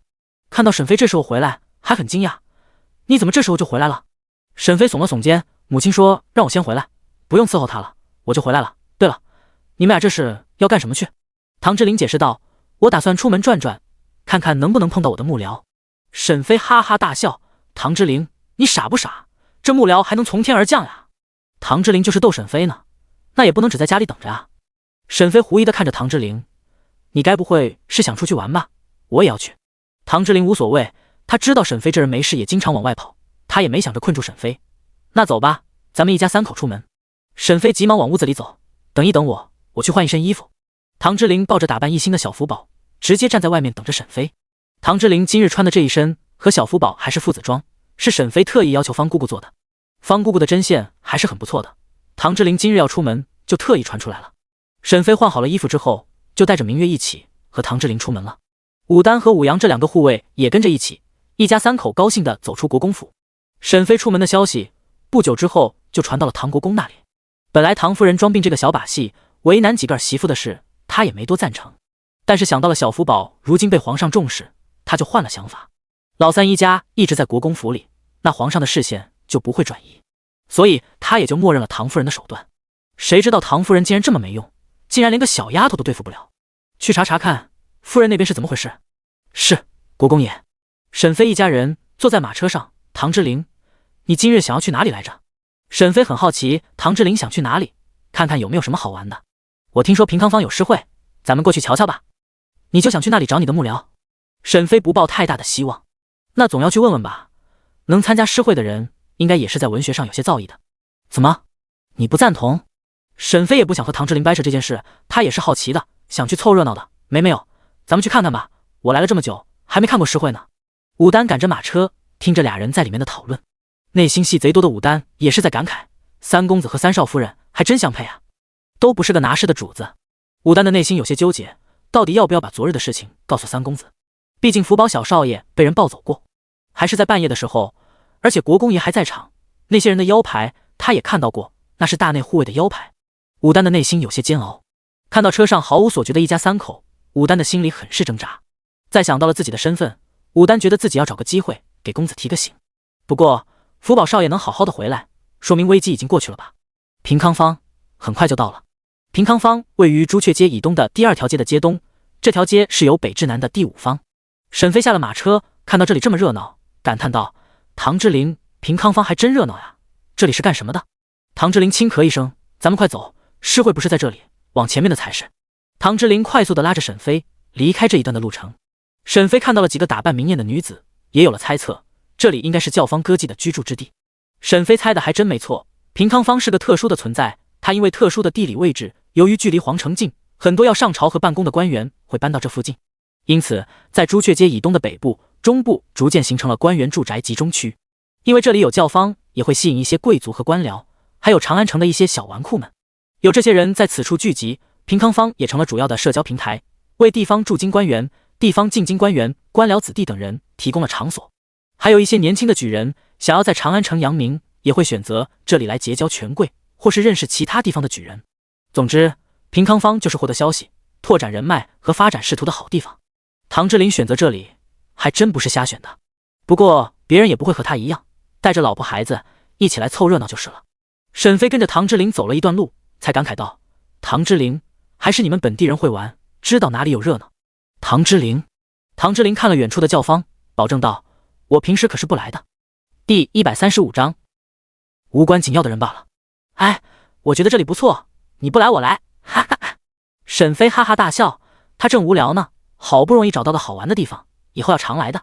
平康坊旁边就是东市，这里可比西市要更华贵。总体来说，西市繁荣，做生意的小商贩很多，平民百姓居多。可是东市就不一样了，这里聚集着一些达官显贵。沈飞觉得这里是打听消息的最佳场所，无论是他还是唐之林，都有身世需要查，那么就得多出来，多交一些朋友嘛。唐之林看到沈飞兴致勃勃的，也来了兴致，嘴角轻轻的翘起。他觉得认识沈飞之后，日子过得都开怀不已，不像过去那样没有盼头。他现在身体好了，可以做很多事，也有了需要保护的人。唐之林掂了掂怀里的胖儿子，心里被填得满满的。小福宝此时正睁着圆溜溜的眼睛，四处看了看。沈飞东张西望了好久，唐之林，诗会一般都在哪里举行啊？唐之林还真没参加过诗会，开口道：“武阳，你去打听一下看看。”谁知道这时候小福宝对着唐之林啊呀几声，还伸出小手往旁边一指。沈飞轻笑，点了一下小福宝的小脑袋：“你个小人精，你知道什么呀？就瞎指路。”唐之林也觉得好玩，算了，时间也充足，就去这小子指的方向看看吧。于是他抱着小福宝率先的走了过去。沈飞没有办法，只能是跟上父子俩人。武丹、武阳和明月直接跟着3人在后面保护。沈飞一家3口出来逛街还真是很少见的，一般都是庙会或者是元宵节，家里才会把孩子带出来，但是也没有人把几个月大的孩子带出来的。沈飞自从来到这里就是自己去了，小福宝跟着到哪已经习惯了，他可不敢把孩子留在国公府里，孩子不在他眼前，他接受不了。这孩子就是他在这个世上唯一的牵绊，就是唐之林这人都要靠边站。14铺子的2楼，几个年轻的公子哥正往下面看，就看到唐之林一家3口。唐之轩，你看，那是不是你家三弟？唐世子原本不在意的样子，听到有人提起唐之林，急忙凑了过来，往下看，但是只看到了一个背影，但是武丹和武阳还是很好认识的。唐世子面色冷峻，还真是他。年轻公子正是兵部尚书的公子陈洪熙，他很好奇，唐之轩，你这个弟弟还真逗，带过来的拖油瓶还这么宝贝，太有意思了。唐世子的小舅子施玉书连忙补充：“是啊，姐夫，唐之林该不会知道自己生不出来，才对那女人带过来的孩子视如己出的吧？”哈哈，施玉书说完这个，还在哈哈大笑。唐世子的脸色并不好，因为他的小舅子也说中了他的痛脚。多年无子的他，最恨的就是别人拿孩子说事。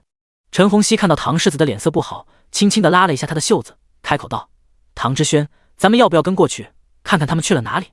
施玉书也想起来了，自家大姐也是多年无所出，于是也不敢取笑了。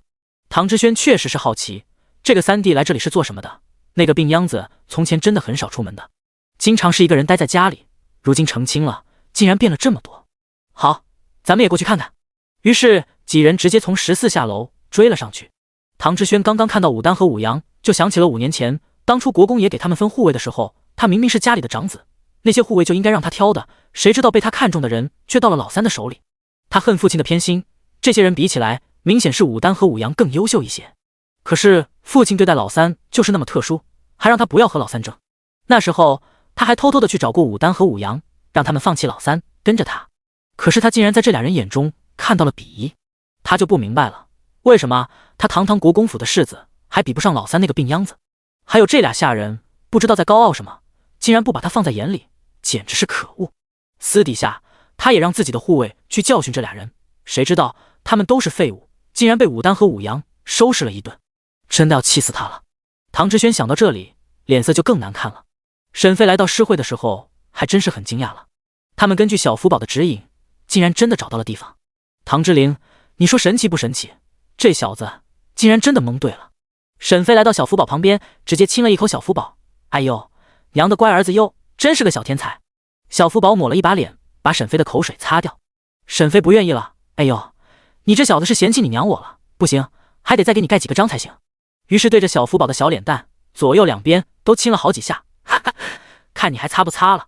小福宝，小福宝长得胖乎乎的，小脸蛋弹性十足，真的很好亲。唐之灵连忙制止沈飞，不要逗他了，要是哭了你哄吧。沈飞连忙讨饶，仔仔别哭，我不逗你了。小福宝皱着小脸，确实没有哭的打算，他只是很无奈罢了。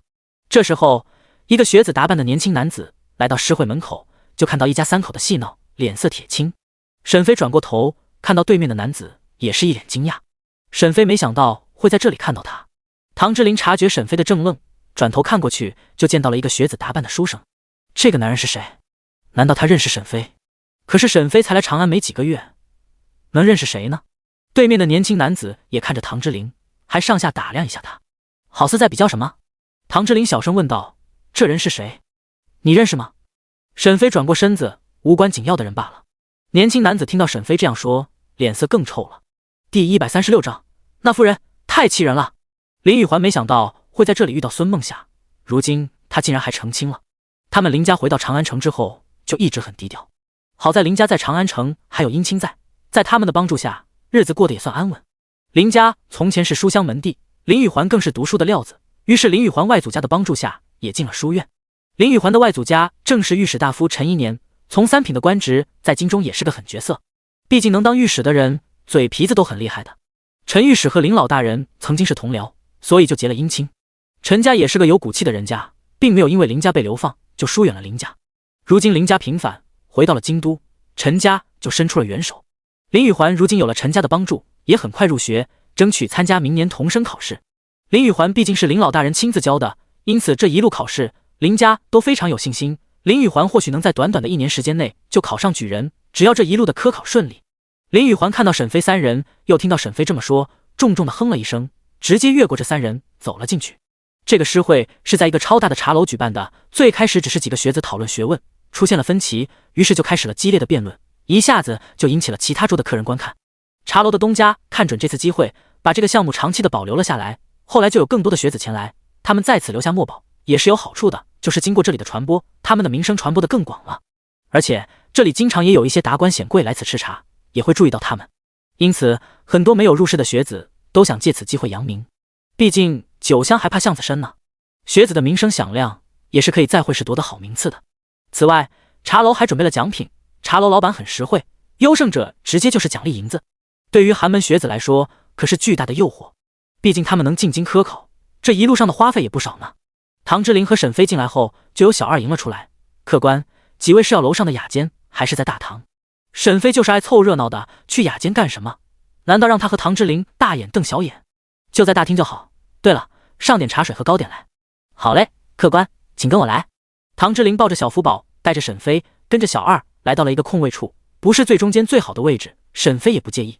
他们一家3口过来就很引人注意了，因为来此处的女人很少，带着孩子来的女人更少，孩子还是个小婴儿的人更是少之又少。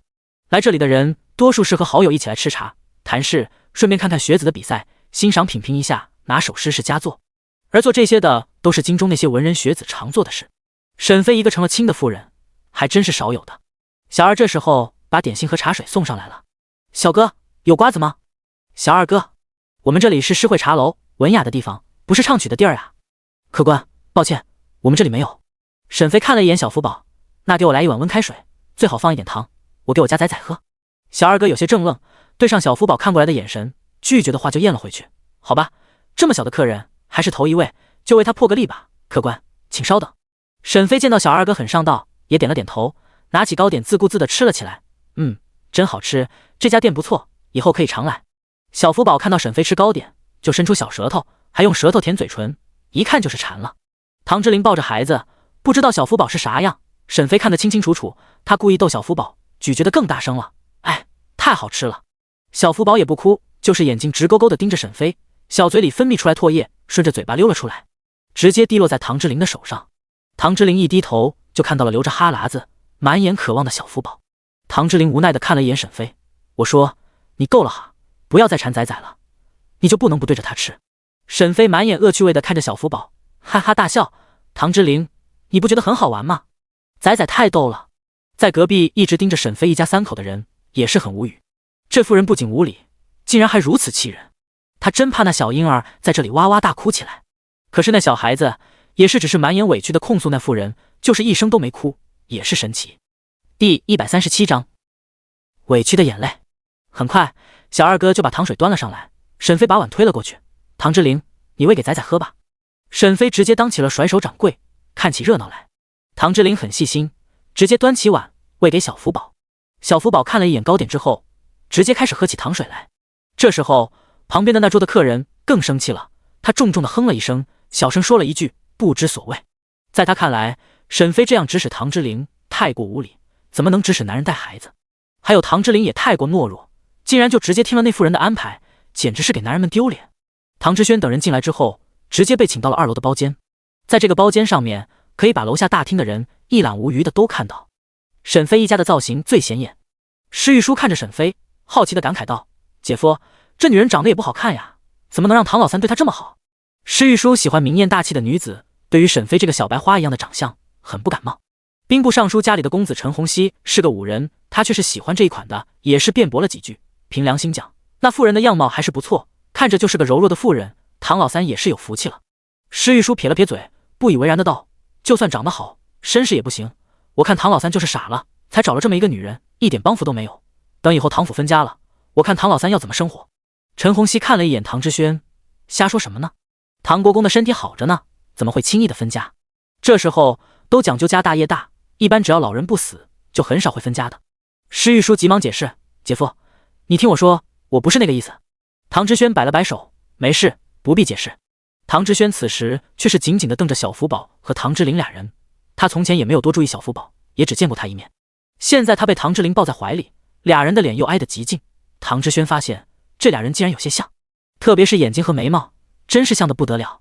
唐之轩心里一惊，难道这孩子是老三亲生的？如果是这样，那可就不能留了。他和老二谁都没有子嗣，如果这小崽子是老三亲生的，那就是国公府的第3代头1号的人。他父亲这么宠爱老三，会不会将来更换世子，把爵位传给老三？唐之轩想到这里，已经吓出了一身冷汗。不行，他不能坐以待毙，也要想个万全之策才行。不仅是要除掉那个小崽子，自己也要有孩子才行。施玉书见到唐之轩的脸色越来越臭，心里也是有些打颤。他刚刚是不是太过分了？他真不是想要咒唐国公早死的意思，他只是想看唐老三的笑话罢了。这时候注意到沈飞一家的人，还真不是只有唐之轩一行人。乔装出宫的太子楚红轩正带着2个弟弟一起，也在包间里等着看诗会的比拼。2皇子楚浩然今年才11岁，3皇子楚浩泽今年8岁，俩人都是爱玩的年纪，知道太子要出宫，于是也跟着出来了。他们3人在包厢里热闹地看着诗会。此时比赛的题目已经出来了，来参加的学子都已经开始思索。在这座茶楼下面，中间有一处平台，被垫高了一层，中间摆了10张桌椅，那些参加的学子都是在上面答题写诗。第一场就是以梅花为题，比较简单，是入门的选题。来参赛的学子已经上台了。3皇子大叫道：“太子哥哥，你看，开始了！”太子此时确实没有心思搭理看台的学子，因为他看到了一个小婴儿，一个长得像皇爷爷的小婴儿。太子的心一下子就提了起来，这个孩子是谁？难道是父皇流落在外的孩子？太子顺着视线看到了唐之琳，看到他的年纪好像和自己差不多。这人的眉眼之间还是有些像父皇的，但是这都是熟悉他们的人才能看出来的。不过那个小婴儿是货真价实的像皇爷爷。他们俩人是谁？他几个皇叔都在封地啊，不可能回京的。太子的心紧了紧，这人的年纪应该比自己大一点。太子心里有很多疑问，如果他是父皇的孩子，那不就是长子？太子攥紧手心，不会，他才是父皇的嫡长子。这俩人他要查出来，看看他们到底是谁。二皇子看到太子愣神，就开口道：大哥，怎么了？你在看什么？二皇子比三皇子年长一些，心眼也多，他和太子只差了5岁。再说他娘又是贵妃，和皇后之位也只差了一步，他也不是没心思的。他顺着视线看过去，却什么也没发现。原因无他，此时唐之灵已经抱着小福宝侧过身子，因为小福宝糖水喝多了，尿了。小福宝觉得很丢脸，竟然开始哼唧哼唧的哭了，不是哇哇大哭的那一种，是委屈的眼泪，圆溜溜的眼睛，眼泪像是珠子一样滚落，看着非常可怜。沈飞尴尬的挠了挠脑袋，糟了，做得过火了。唐之灵的身上都湿了，也不能继续留在这里了。沈飞，咱们先回家吧。沈飞很心虚，一点反驳的意思都没有，毕竟是他做得过火了。虽然他还没看够，想看看是谁赢了，只是也没办法。好，走吧。第138章被跟踪了。沈飞很无奈，开口问道：唐之灵，你有没有看好的人？你不是还想找幕僚吗？唐之灵身上湿哒哒的，算了，年后再说吧，这也不是那么容易碰上的。沈飞点头，那也是，咱们走吧。唐之灵用披风把小福宝围住，只剩下的小脑袋。小福宝现在已经止住了眼泪，脑袋乖巧的趴在唐之灵的肩膀上，就是不看沈飞。沈飞给小二哥结了茶钱，然后就追儿子去了。他也是发现了，这小子越长大心眼越多，都知道生他这个老母亲的气了。哎，真事儿大不中留呀。沈飞一家人离开之后，没有引起楼下观众的热情，因为第一场的比赛结果出来了，众人都在等着看谁得了彩头呢。参加了第2场比赛的林宇环有些泄气，他没想到沈飞他们会这么早离开。他把自己和唐之灵做了对比，发现那小子就比他有钱一点，长得俊俏一点罢了，身子骨还没他强壮呢。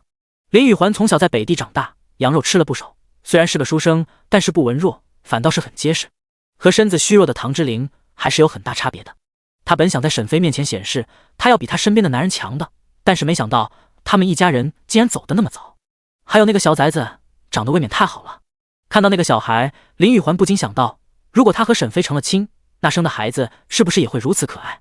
沈飞毕竟是和林宇环定过亲的人，因此林宇环对沈飞还是有念想的。2楼的包间内同样也有人注意着沈飞一家的动作。太子见到沈飞他们离开，急忙来到了护卫身边，低语吩咐了几句，然后一个护卫直接离开，悄悄地跟在唐之灵他们身后。武丹和武阳坐在车外面，很快就感觉到外面有人跟着他们。公子，有人在跟踪咱们。唐之灵身子一顿，几个人？只有一个。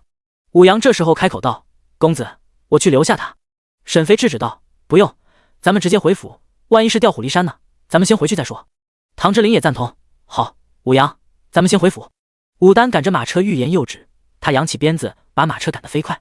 沈飞此时握着小福宝的小胖手，也在思索，他们刚才也没有招惹什么人呀，为什么要跟踪他们呢？唐之灵也好奇，不过他不太担心，毕竟武丹和武阳的功夫不弱，还有明月在呢。而且这里可是长安城，相信就算有贼人，也不敢大庭广众之下动手。马车的速度很快，1刻钟之后就到了国公府。唐之灵和沈飞直接下车，武阳开口道：公子，那人离开了，他们应该是想知道你们是谁。武阳，你悄悄地跟上，看看他们是什么人。是，公子。沈飞这时候提醒道：武阳，要是有危险就回来，不要拼命，明白吗？武阳怔愣片刻，然后感激道：谢夫人关心，我知道了。说完之后就飞身离开。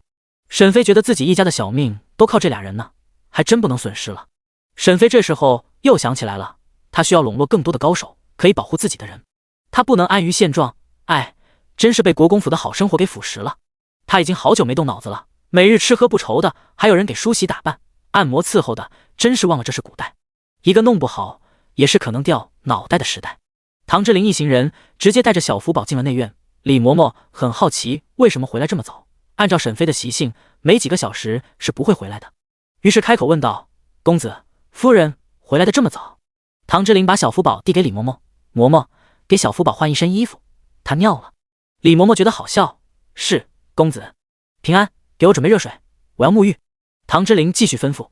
唐之琳这人是有点洁癖的，小福宝要不是他的孩子，他早扔出去了。小司平安急忙点头，是公子，小的这就去准备。就沈飞像个没事人一样，他看着方姑姑开口吩咐道：方姑姑，我想吃葫芦鸡、猪羊荷包、鹅鸭排蒸，您去大厨房吩咐一声。方姑姑点头，是，三夫人。沈飞回到房里，把披风脱下，给了丫鬟采莲，又在采莲的帮助下换了一身居家服。沈飞承认自己堕落了，就是换衣服他都不想动手，都要靠丫鬟服侍。沈飞躺在大床上开始思索，他又没作妖，为什么有人跟踪他们呢？第139章，凭空消失，吓坏仔仔。沈飞躺在床上思索，小福宝换了衣服，又变成香喷喷的小宝宝了。小福宝被李嬷嬷送到了房间里，夫人，福宝少爷闹着要找你。沈飞从床上坐起来，好，嬷嬷，把孩子给我吧。李嬷嬷把孩子放到沈飞的怀里之后，人就退了出去。沈飞见到李嬷嬷走了之后，就抱着小福宝。小福宝这时候也不生沈飞的气了，乖巧的贴在沈飞的怀里。仔仔，是不是不生妈妈的气了？小福宝把小脑袋扭到一边，沈飞觉得好笑，这小子这是想要自己哄他了。沈飞直接从空间里拿出了一个棒棒糖，把花花绿绿的糖纸撕开。这是沈飞后来才发现的，在他的抽屉里还放了一袋棒棒糖和几盒巧克力，这都是他在做实验的时候，要是低血糖就拿出一块吃了。小福宝看到沈飞凭空变出来东西，双眼瞪大，仔仔，这东西老甜了，给你舔一舔吧。小福宝呆愣愣地看着沈飞，还仔细地看了他的手一下。沈飞把棒棒糖送到小福宝嘴边，来尝一尝。小福宝伸出舌头舔了一下，顿时眼睛就亮了。沈飞哈哈大笑，怎么样，好吃吧？沈飞也不是没有在小福宝面前取东西，但那时候小福宝还小，而且大多数的时候小福宝都是睡着了，什么也不知道。沈飞此时并不知道他的好蛋儿已经有了自己的意识，还把他当作普通的小婴儿一样对待，以为他什么也不懂呢。沈飞想到了小福宝总是尿裤子，再次想起来了后世的尿不湿，真的好想要呀。沈飞仔细回想尿不湿需要用的原料和原理，决定进入空间实验室看看那些机器能不能用。于是沈飞再次在小福宝的眼前消失了。小福宝看到沈飞直接消失了，更加惊恐了。不喜欢哭的小福宝罕见的哭了，他挥舞着小手臂，对着空气呀呀的喊了几声，啊哇哇哇啊，飞。沈飞在实验室里的身子就是一顿，仔仔真是天才啊，才6个多月就能喊人了。沈飞急忙现身，突然从空间里出来，出现在小福宝面前。小福宝的眼泪吓了的都从眼睛里消失了，他伸出了小胖手，一把薅住沈飞的衣襟。沈飞此时很激动，他把小福宝抱了起来，仔仔，你会说话了，会喊我的名字了。小福宝还是呆住，双手紧紧地抱住沈飞的脖子。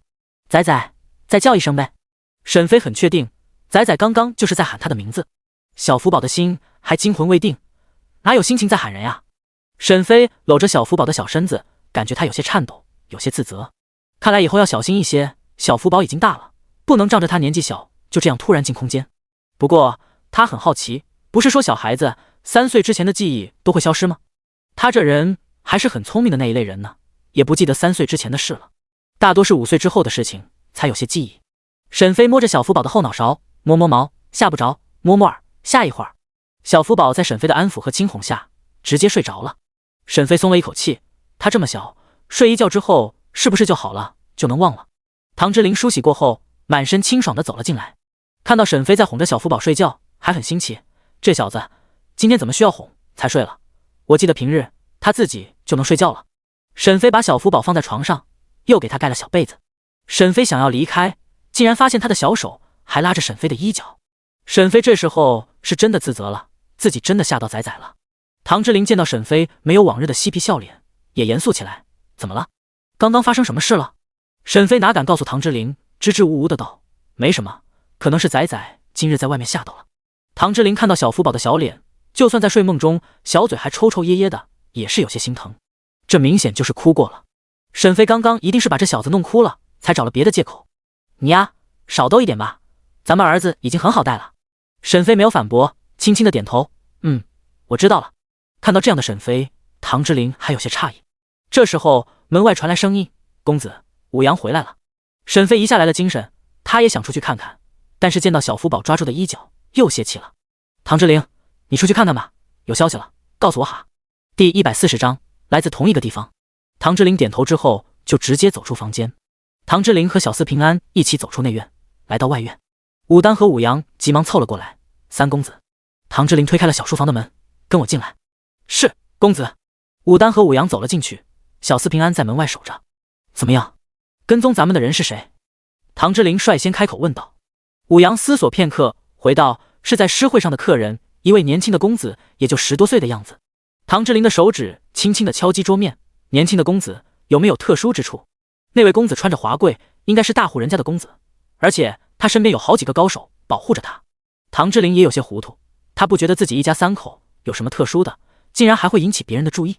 这时候，武丹直接跪在了地上：“公子，属下有一件事情隐瞒了您，还请公子责罚。”武阳也好奇地看了过来，不知道小弟做了什么错事。“武丹，你干什么了？”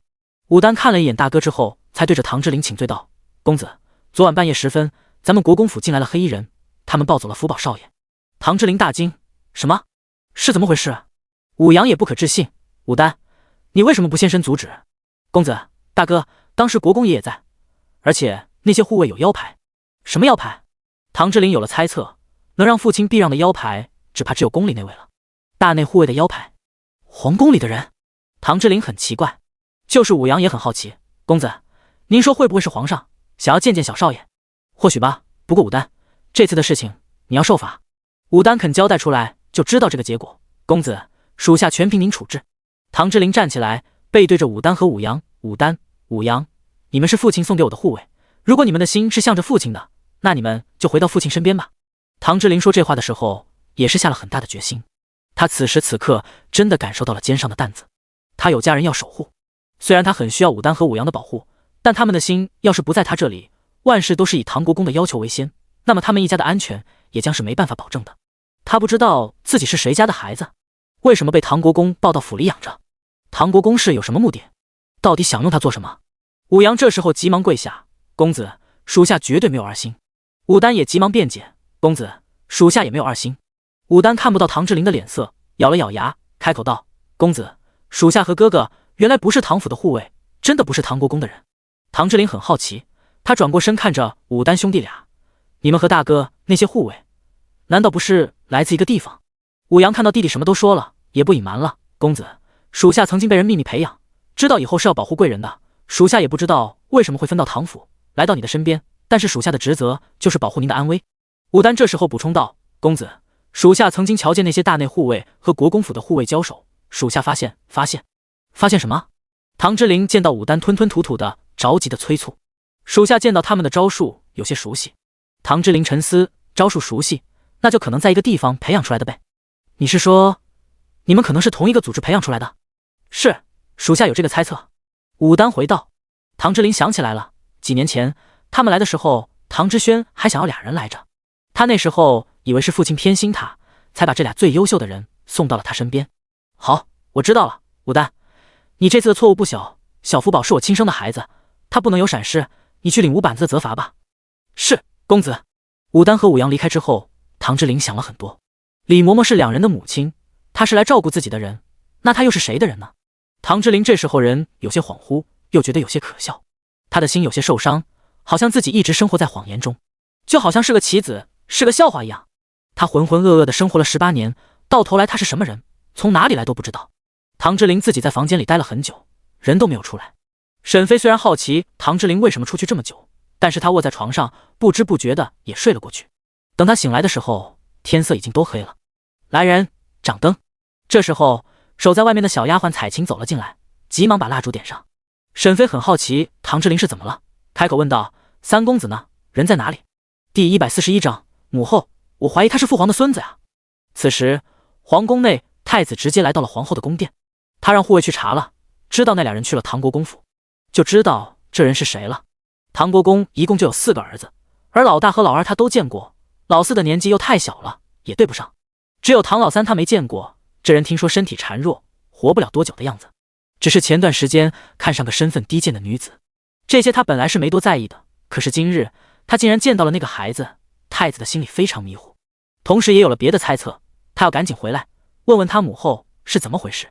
太子脚步匆匆地闯进翊坤宫，都没有让宫人禀报：“太子殿下，请留步。”太子一把挥开宫女的手：“你敢拦我？”小宫女瑟缩一下，不敢上前了。太子很快就进了内殿，此时皇后正和2个小宫妃闲聊，这俩宫妃都是皇后的人。他们见到太子急匆匆的进来，都起身给太子行礼。见过太子殿下。皇后看到太子没有经过通报，就跑了进来，皱了皱眉头。2位妹妹先回去吧，咱们改日再聊。是，皇后娘娘。2名年轻貌美的小宫妃告辞离开了。皇后娘娘见到这俩人离开之后，面容也冷了下来。太子，你的规矩呢？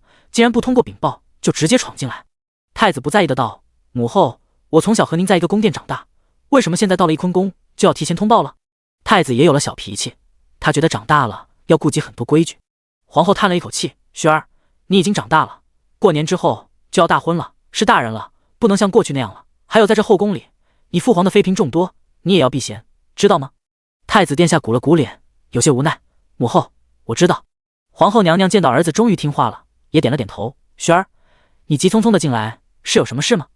太子想起正事，急忙问道：母后，我是父皇第一个孩子吗？太子的语气很焦急。皇后不知道什么原因，怎么了？为什么这么问？母后，我今日见到一个小孩，和皇爷爷长得像是一个模子刻出来的。皇后坐不住了，惊问道：什么？那孩子多大？是谁家的？打听清楚了吗？皇后也很惊讶，一连追问了3个问题。那是个小婴儿，也就几个月大吧。皇后站起身来，不解地问道：你怀疑那孩子是你父皇的孩子？太子摇了摇头：我怀疑他是父皇的孙子。皇后的身子有些站立不稳，太子急忙扶住皇后：母后，您小心些。萱儿，你怎么会有如此的猜测？母后，那小婴儿的父亲是个年纪和我差不多大的人，就是唐国公府的3公子。皇后听到太子这么说，心里松了一口气。既然你知道他是国公府的孩子，怎么能猜测他是你父皇的孩子？母后，其实3公子仔细看看，和我父皇也有一点像的，特别是眼睛，不注意的时候不会发现，但是认真的比较起来就会发现的。皇后还是摇了摇头，这世上相像的人多了。再说了，唐3公子是唐国公从北地抱回来，他是在北地出生的。你父皇那时候还是太子，都没出过皇宫，怎么可能是你父皇的儿子？你不要胡思乱想。太子听到皇后这么说，心里松了一口气。可是唐3公子的儿子和皇爷爷长得一模一样，这要怎么解释？太子还是觉得很奇怪。皇后不确定地问道：真的很像，活脱脱就是皇爷爷的翻版。不过我也是没想到，皇爷爷小的时候还蛮可爱的嘛。太子不再质疑自己嫡长子的地位，也有心情开玩笑了。皇后虽然在后宫里，宫外的事情还是知道一些的，特别是一些官宦人家后宅的事情，她也是有所耳闻的。特别是前段日子都传国公府的3公子有眼无珠，看上了一个寡妇的事情，而且听说对方还带了一个孩子。听说唐3公子和唐国公对峙了好些时间呢，后来不知道怎么了，唐国公竟然松口了。皇后就觉得很怪异，难道这里面有什么隐情？萱儿，你说那小婴儿和唐3公子也是像的？太子点头，眼睛和眉毛都很像。皇后站起身来，仔细思考，长得像先皇呀。先皇，对啊，先皇。10多年前北地发生战争，先皇曾经去过北地。唐国公府的3公子，难道是先皇的种？第142章，一个棋子。皇后觉得不无这个可能，就是不知道是什么原因，能让先皇把孩子养在国公府。难道是那个孩子的生母太上不了台面？皇后越想越是这个可能。至于怀疑那小孩不是唐3公子的孩子，皇后是不怀疑的。唐3公子又不是傻子，怎么会娶一个莫名其妙的女子，还把别人的孩子当宝贝养着？这非常不合常理。皇后猜测是唐3公子让那女子先有了孩子，那女子最后又拿孩子做要挟，才进了国公府。看来那女子也是个有心机的女人啊。太子见到皇后的表情十分生动，好奇地问道：母后，你想到了什么？皇后回过神来，拉回跑偏的思路，劝道：太子，总之你不必担心，你的太子之位谁都撼动不了。皇后已经猜到了太子这么着急的原因了，她是害怕自己没有嫡长子的身份。萱儿，你把心放在肚子里，你就是你父皇的第一个孩子，你没有出生，我看谁的肚子敢先冒头。太子，好吧，他有个厉害的母亲，也有一个强悍的母亲，太子的心里很感动。母后，我知道了。皇后看到太子的身高已经比自己高出一大截，也不是小孩子了，明年就要大婚了，于是也把自己的猜测说了出来。萱儿，无论是唐3公子还是那个小婴孩，都不是你要考虑的，他们不可能是你父皇的孩子。我猜测唐3公子是先皇的儿子，也就是你的小叔叔。什么？这怎么可能？太子不敢相信。皇后轻笑道：这怎么不可能？你说他和你父皇像，如果他们是亲兄弟，这就说得通了。可是母后，那她怎么养在了国公府，而不是皇宫呢？她出生在北地，接回皇宫也是很麻烦的。而且皇太后还不知道这个消息，也或许是她母亲的身份不光彩吧。总之，他们不是你的威胁，雪儿可以放宽心。太子在仔细消化这件事，心里已经没有一开始的时候那么焦急了。只要不是父皇的儿子就好，哪怕他是皇爷爷的弟弟，他都不反对。他要保住这个嫡长子的地位，这样他的太子之位才名正言顺。谢谢母后，孩儿知道了。行了，这件事是我的猜测，我有机会会去试探一下你的父皇。这件事你不要往外传，明白吗？母后，我明白了。皇后拉起太子的手，到了母后这里，就用过晚膳之后再走吧。是，母后。太子用过晚膳之后就离开了翊坤宫。皇后问道：皇上今日翻了哪个妃子的牌子？伺候的宫女翠萍回道：娘娘，皇上今日没有翻牌子。皇后娘娘有些奇怪，记得早上贵妃来请安的时候就在阴阳怪气，听她那意思是皇上昨夜收了宝蟾那丫头，可是今日皇上并没下圣旨呀，这就很奇怪了。皇上今日又没翻牌子，那是怎么回事呢？走，随我出门吧，去看看皇上。是，皇后娘娘。皇后娘娘去找皇上寻求答案去了。沈妃让李嬷嬷看着小福宝，自己也来到了前院，看到唐之琳黑黢黢的书房一点光亮也没有，就很好奇这人是去了哪里。唐之琳，你在吗？没有回应，沈妃又继续喊道：唐之琳，唐之琳。唐之琳在武丹他们离开之后就一直待在书房内，没有离开。天慢慢的黑了，他也没有让人过来掌灯。沈妃还以为唐之琳不在这里，正打算离开，门就被打开了。沈妃听到动静，转身就看到一个黑影，还吓了一跳。哎呀妈呀，你这人是怎么了？人吓人，吓死人，你知不知道？沈妃看清了人是唐之琳，就走了进去。怎么不掌灯呢？唐之琳没有回答他，而是走到沈妃身边，把沈妃揽住，抱在怀里。沈妃，这家伙是不是在吃我的豆腐？沈妃挣扎。唐之琳，你怎么了？沈妃毕竟是女孩子，力气没有唐之琳大。沈妃耳边传来低沉又低落的声音：沈妃，让我抱一回。沈妃能感觉得出来，唐之琳这是有心事，她不再挣扎，而是回抱住了他。唐之琳是沈妃在这个陌生的朝代，除了小福宝之外最重视的人了。他们是伙伴，现在他像一个受伤的幼崽一样，沈妃有了怜惜的情绪。两人就这么默默抱了很久，久到沈妃感觉腿都酸了。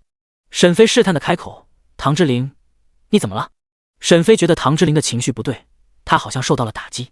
唐之琳的情绪也已经好了很多。沈妃，我觉得我就是一个棋子。第143章，明面上的偏宠。为什么这么想？到底发生什么事了？沈妃不明白，为什么回来还好好的，现在她的情绪会变化这么多。唐之琳松开沈妃，然后又把门给关上了。唐之琳没有掌灯，任由俩人在黑黢黢的房间。沈妃，我的身世可能不简单。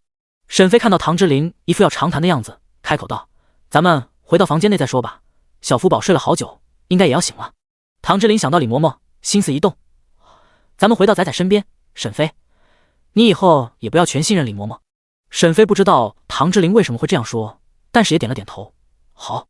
夫妻二人回到后院的时候，小福宝已经醒了，而且还哭了起来。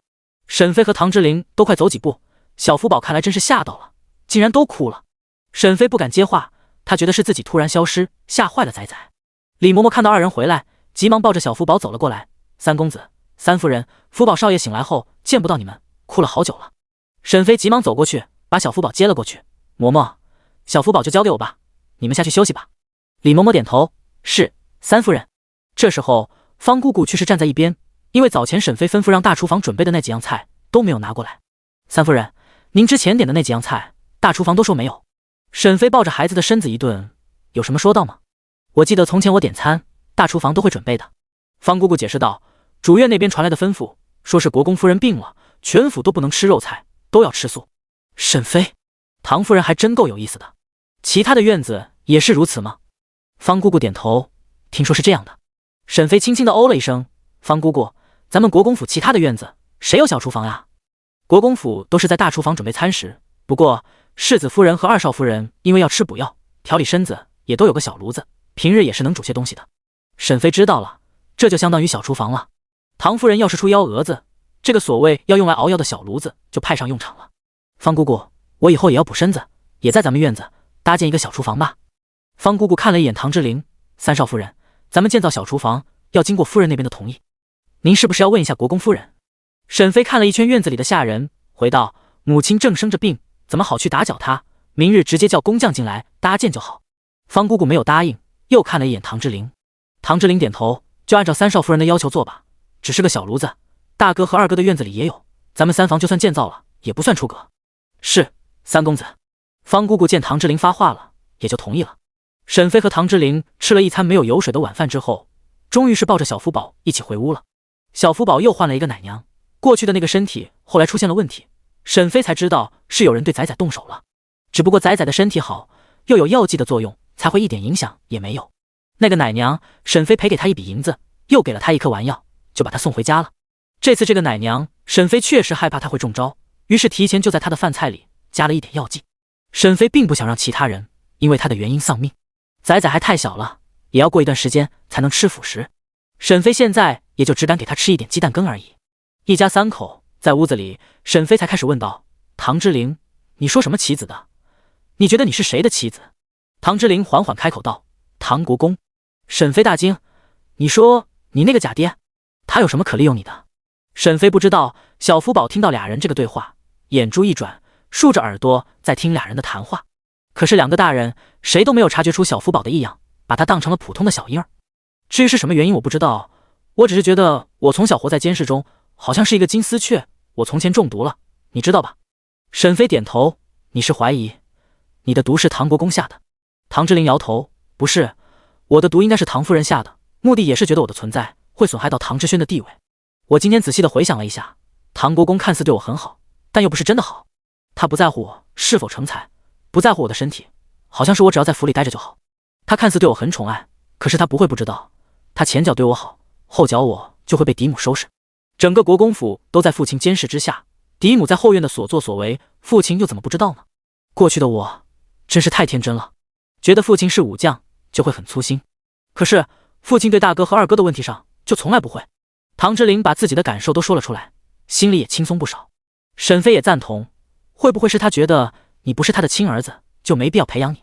其实如果唐国公想要我活得好一点，就不会这么明面上的偏宠我，这样唐夫人和唐之轩也不会把我当成眼中钉肉中刺。第144章，皇上召见。沈飞直接握住唐之灵的手：“唐之灵，既然唐国公不是真心对你，咱们小心防范着就是。还有，咱们或许也可以分家，你觉得怎么样？只要分家了，唐之轩的目光就不会放在你身上了。”唐之灵点头：“我会去试试他的口风，看看他是否会同意。”唐之灵，咱们现在还太弱小了，没有自己的人手，所以一切都要小心行事。唐之灵承认，这就是他现在最大的弊端，过去浪费的光阴都在这一刻体现出来了。他无论是文治还是武功，都拿不出手。唐之灵轻笑一声：“这么看来，我还真是个弱者，无论是谁都能踩上两脚。”沈飞不在意的道：“我只知道，这世上没有钱解决不了的事，只要咱们有钱了，你就能找到更厉害的人为你效命。咱们当务之急是努力赚钱，你也要想办法升官。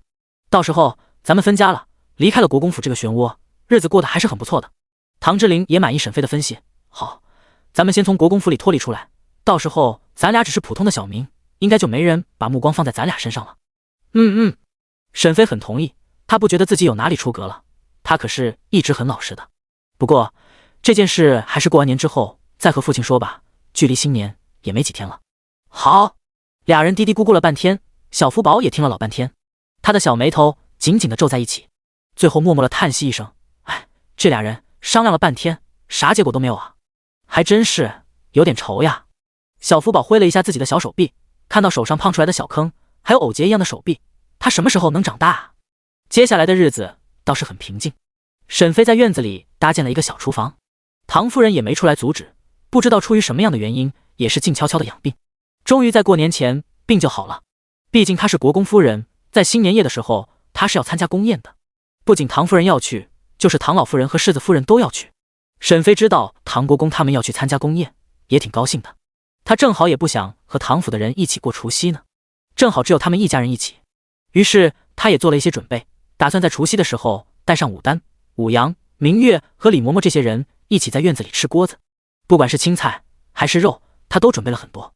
沈飞也不是个抠搜的主子，他还是拿出了一些钱，给这些下人都发了5两银子的赏赐。至于唐夫人送来的那些小丫鬟，也服侍了挺久的，沈飞也是每个人赏赐了2两银子。他也没想着他们有多忠心，就是看在平日伺候他还算尽心的份上。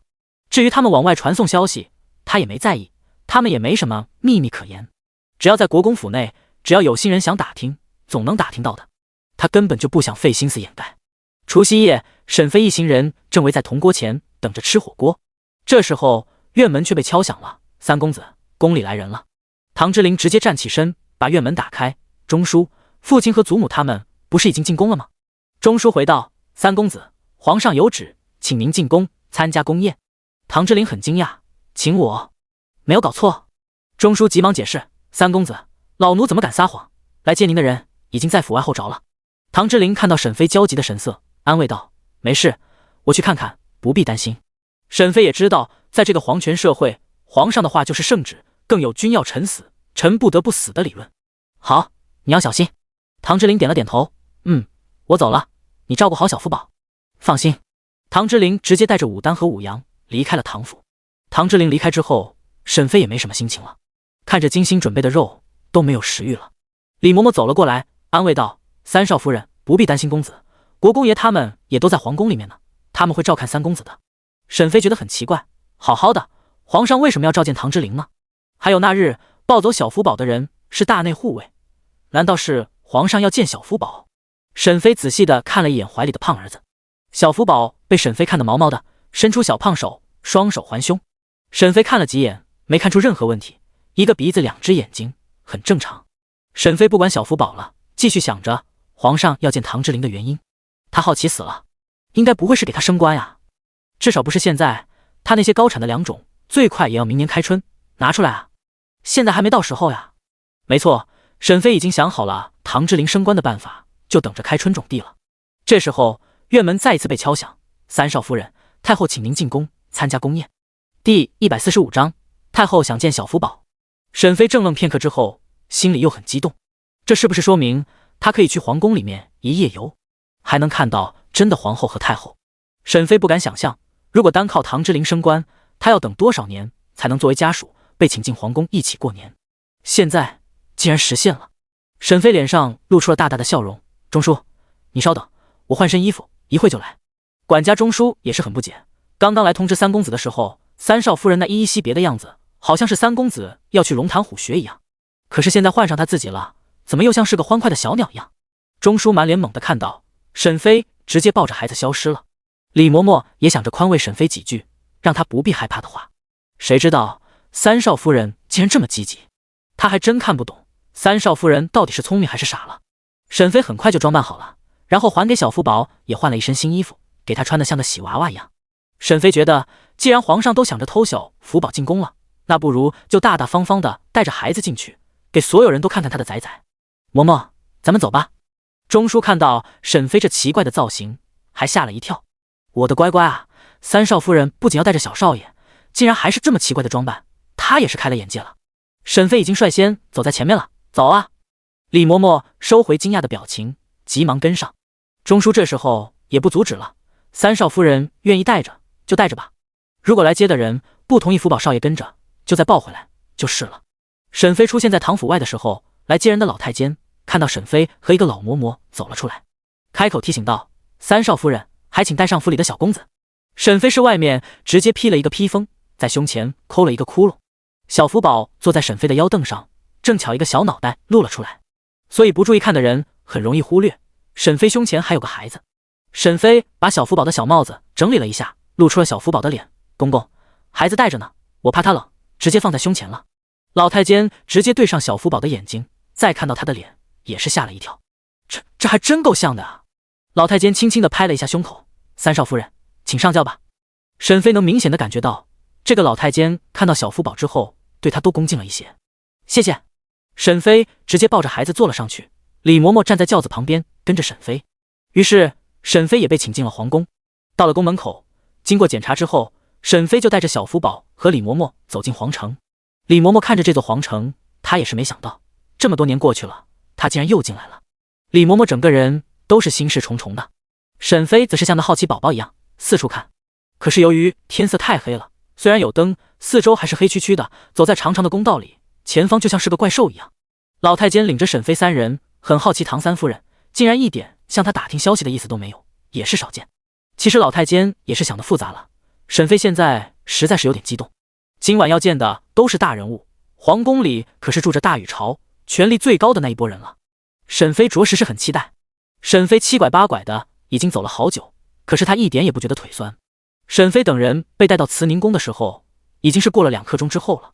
沈妃和李嬷嬷站在外面，老太监开始禀报：太后娘娘，人带来了。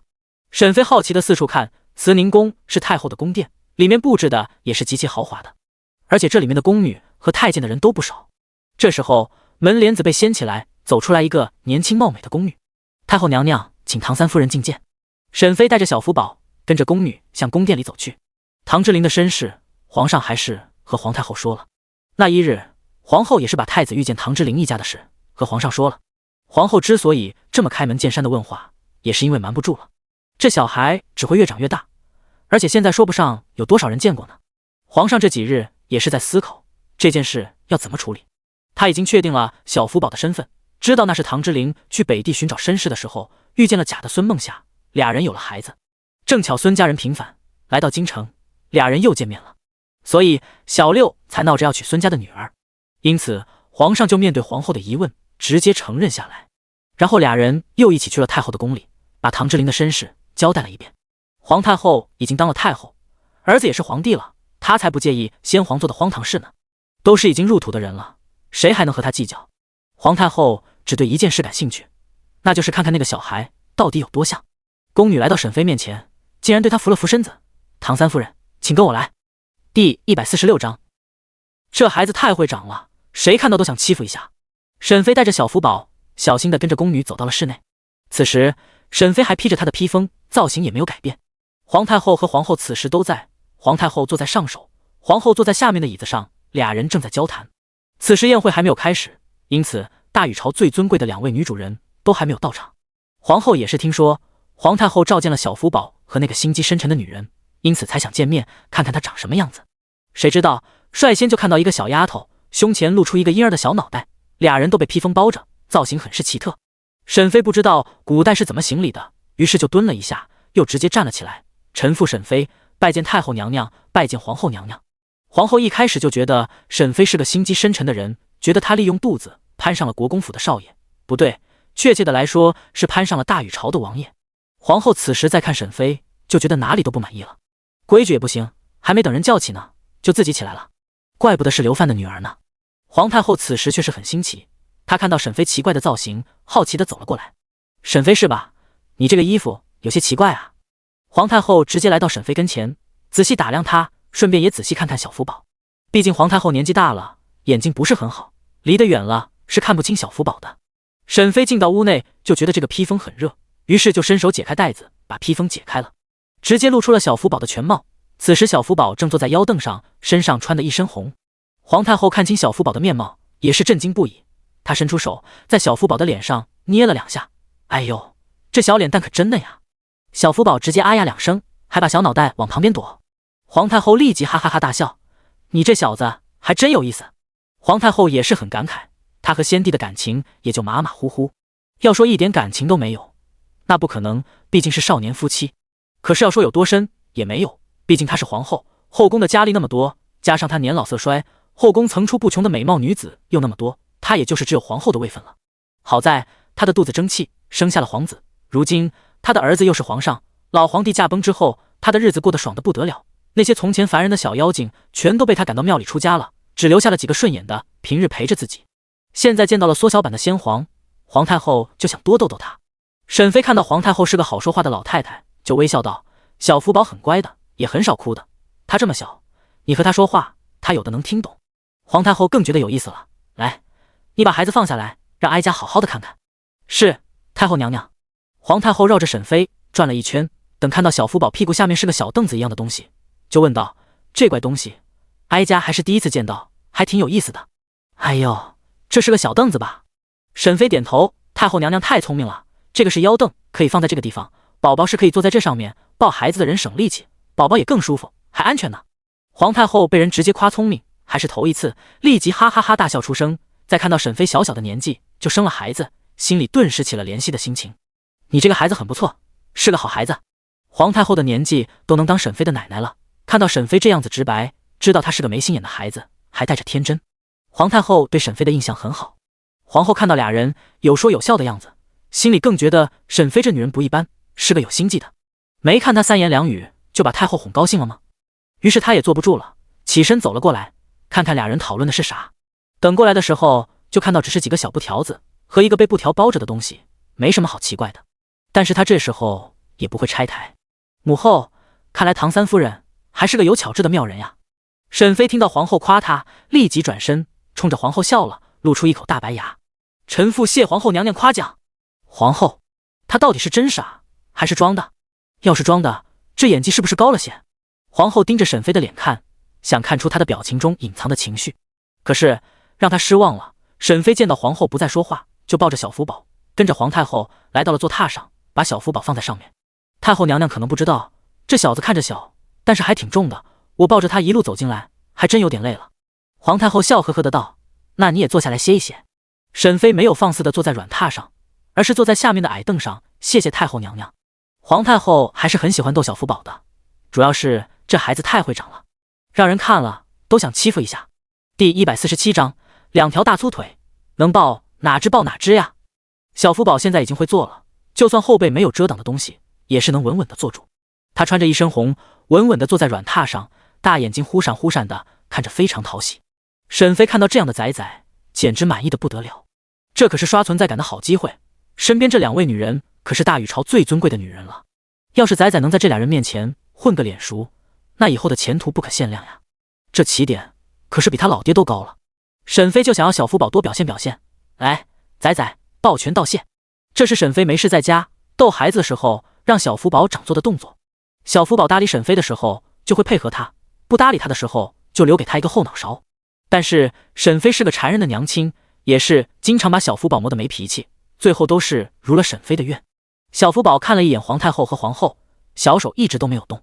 沈妃有些尴尬，她看了一眼皇太后，尴尬的呵呵笑了出来。太后娘娘，这小子可能会是认生，平时在家的时候做的可好了。皇太后看着小福宝就觉得有意思。过去面对先皇的时候，她虽然是皇后，但是整个天下都是皇上的，她也是惧怕皇上的威严，也不敢在先皇面前大小声，暗地里也是没少受气。可是那是皇上，是她的丈夫，她也是敢怒不敢言的。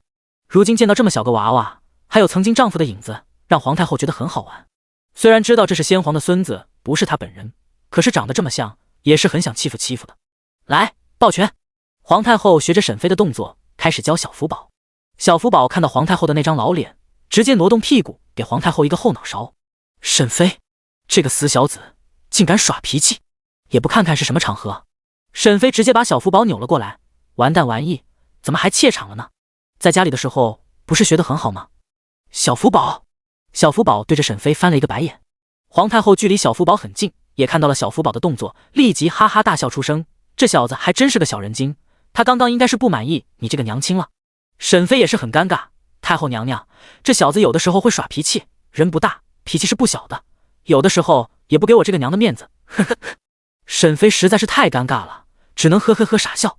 皇太后却是觉得这母子俩很有意思，她常年在宫里也是没什么意思，她好久没有像今天这么开怀大笑的。这份畅快可能是由沈妃对待她，就像是对待一个平常人，不战战兢兢的，这么平和的交流让她也很自在。